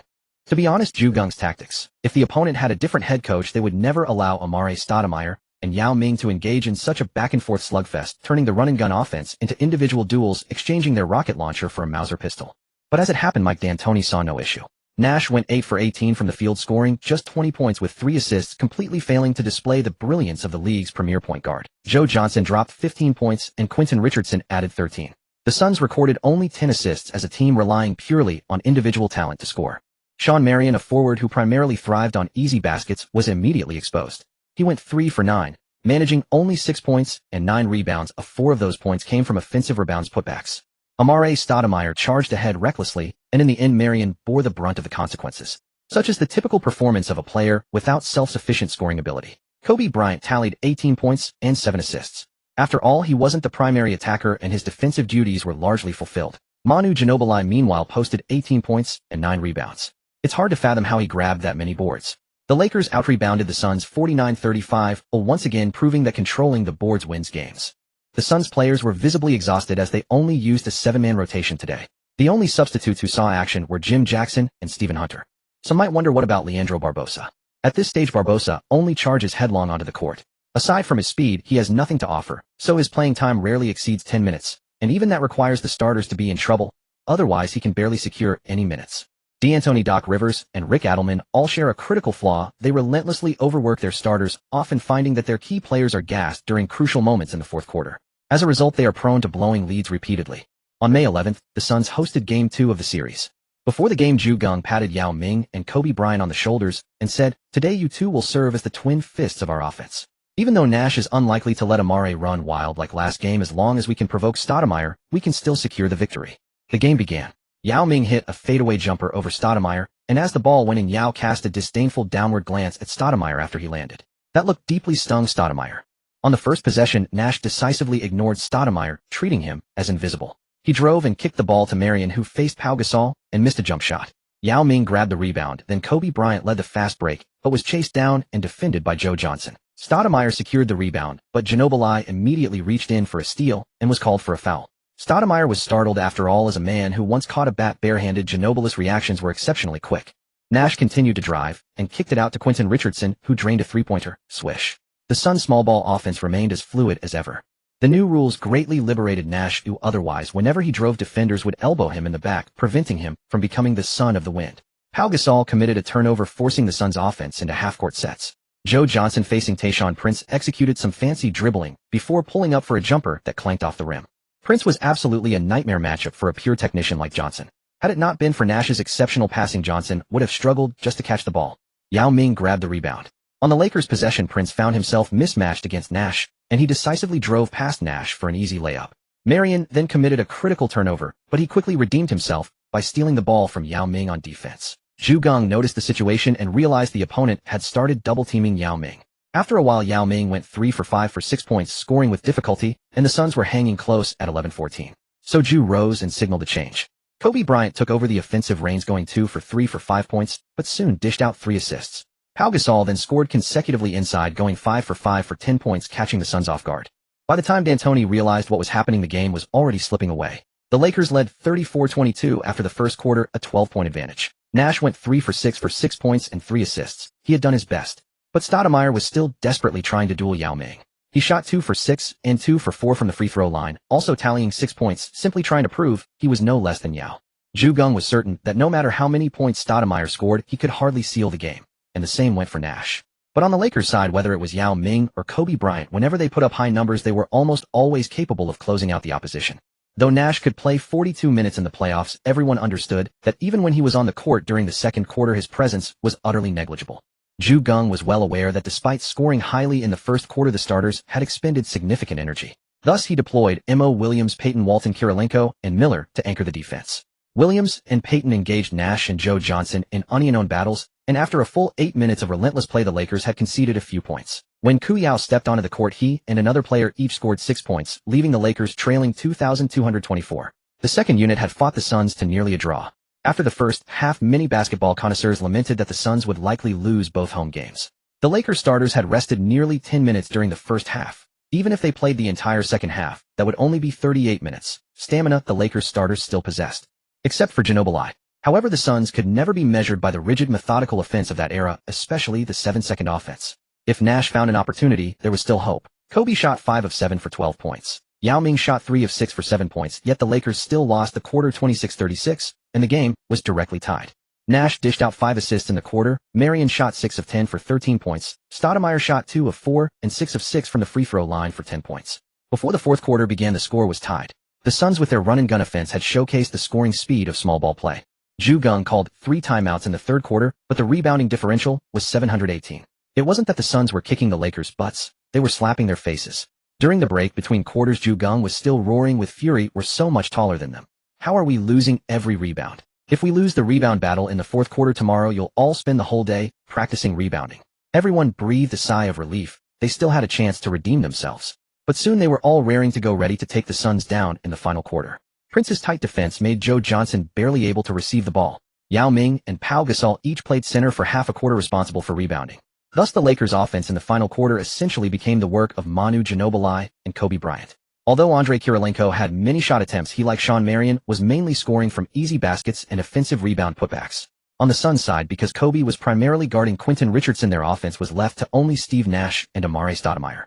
This is the playoffs. When a strong team tightens its defense, only one or two players on your team can find opportunities. Ginobili struck first, going 2 for 2 from the field and 2 for 2 from the free throw line, scoring 6 straight points with left-hand layups and sharp drives slicing through the Suns' interior as if it were undefended. The Lakers had already gained an advantage. Nash was 3 for 7 from the field and 2 for 2 from the line, tallying 8 points and 3 rebounds, but he had neutralized Kirilenko's impact from easy baskets. Stoudemire was 4 for 8 from the field, but in crucial moments he made only 3 of 5 free throws, missing 2 key free throws. Though he scored 11 points, he missed the chance to tie the game for the Suns. Kobe was 3 for 5 from the field and 2 for 2 from three-point range, scoring 8 points. With 7.3 seconds left, Yao Ming hit a hook shot, putting the Lakers ahead 110,106 by 4 points. The Suns' Joe Johnson missed a three-pointer, and Yao Ming secured the rebound. Stoudemire had no intention of fouling Yao Ming, given that Yao's free throw percentage had consistently remained around. Seeing the Suns give up, the Lakers also stopped playing. The game was tied after 3 quarters, and winning in the final quarter was simply exploiting the Suns' fatigue. Although the rebounding was even at 11-all, they no longer had to desperately battle for rebounds all day. Stoudemire went 9 for 20 from the field and 12 for 17 from the free throw line, tallying 30 points and 16 rebounds. Yet he could not be happy, even though Yao Ming had only 23 points, 12 rebounds, and 2 blocks. After all, no matter how impressive the stats, winning the game is what matters. Otherwise, it's just the team lost, but I didn't. Kobe finished today 12 for 18 from the field and 5 for 6 from 3, with 31 points, 5 assists, and 2 steals. Nash contributed 23 points and 13 assists. Pau Gasol had 15 points and 12 rebounds. Sean Marion had 23 points and 15 rebounds. After being overlooked in the previous game, Marion posted numbers that showcased his ability, yet it made no difference. The team still lost. The Lakers won the first 2 road games, taking a commanding 20 lead. If Geng relied on the Lakers' strength and his control over the team's morale to achieve 20, then the Spurs used their physical and dirty tactics to crush the Supersonics. In the first game, Ray Allen played only 13 minutes before being injured and leaving the court under the relentless targeting of Bruce Bowen, a former training partner in Allen's words, yet one who constantly grabbed, elbowed, and planted his feet underneath Allen. Then Vladimir Radmanovic, the important backup sharpshooter, also played only 9 minutes before being carried off the court. Alas, Lewis faced the Spurs siege alone, shooting 8 for 17 for 19 points. The Supersonics were blown out by halftime and eventually lost the first game 81,103. When Geng was asked about his view on everyone saying the Spurs would sweep the Supersonics, he laughed and said, "The Spurs, if they don't let Bowen resort to dirty kicks against Supersonics players, then let the Spurs get past the Supersonics first." Even with Ray Allen injured, the Supersonics can still bite 2 chunks of flesh off the Spurs. However, in the second game, Ray Allen played through injury. Though slightly less efficient, he attacked repeatedly, earning 10 free throws and scoring 25 points. In the end, only Lewis and Antonio Daniels stepped up, and the Supersonics still lost the second game 9,196. Geng's answer also became a point of mockery for some against him.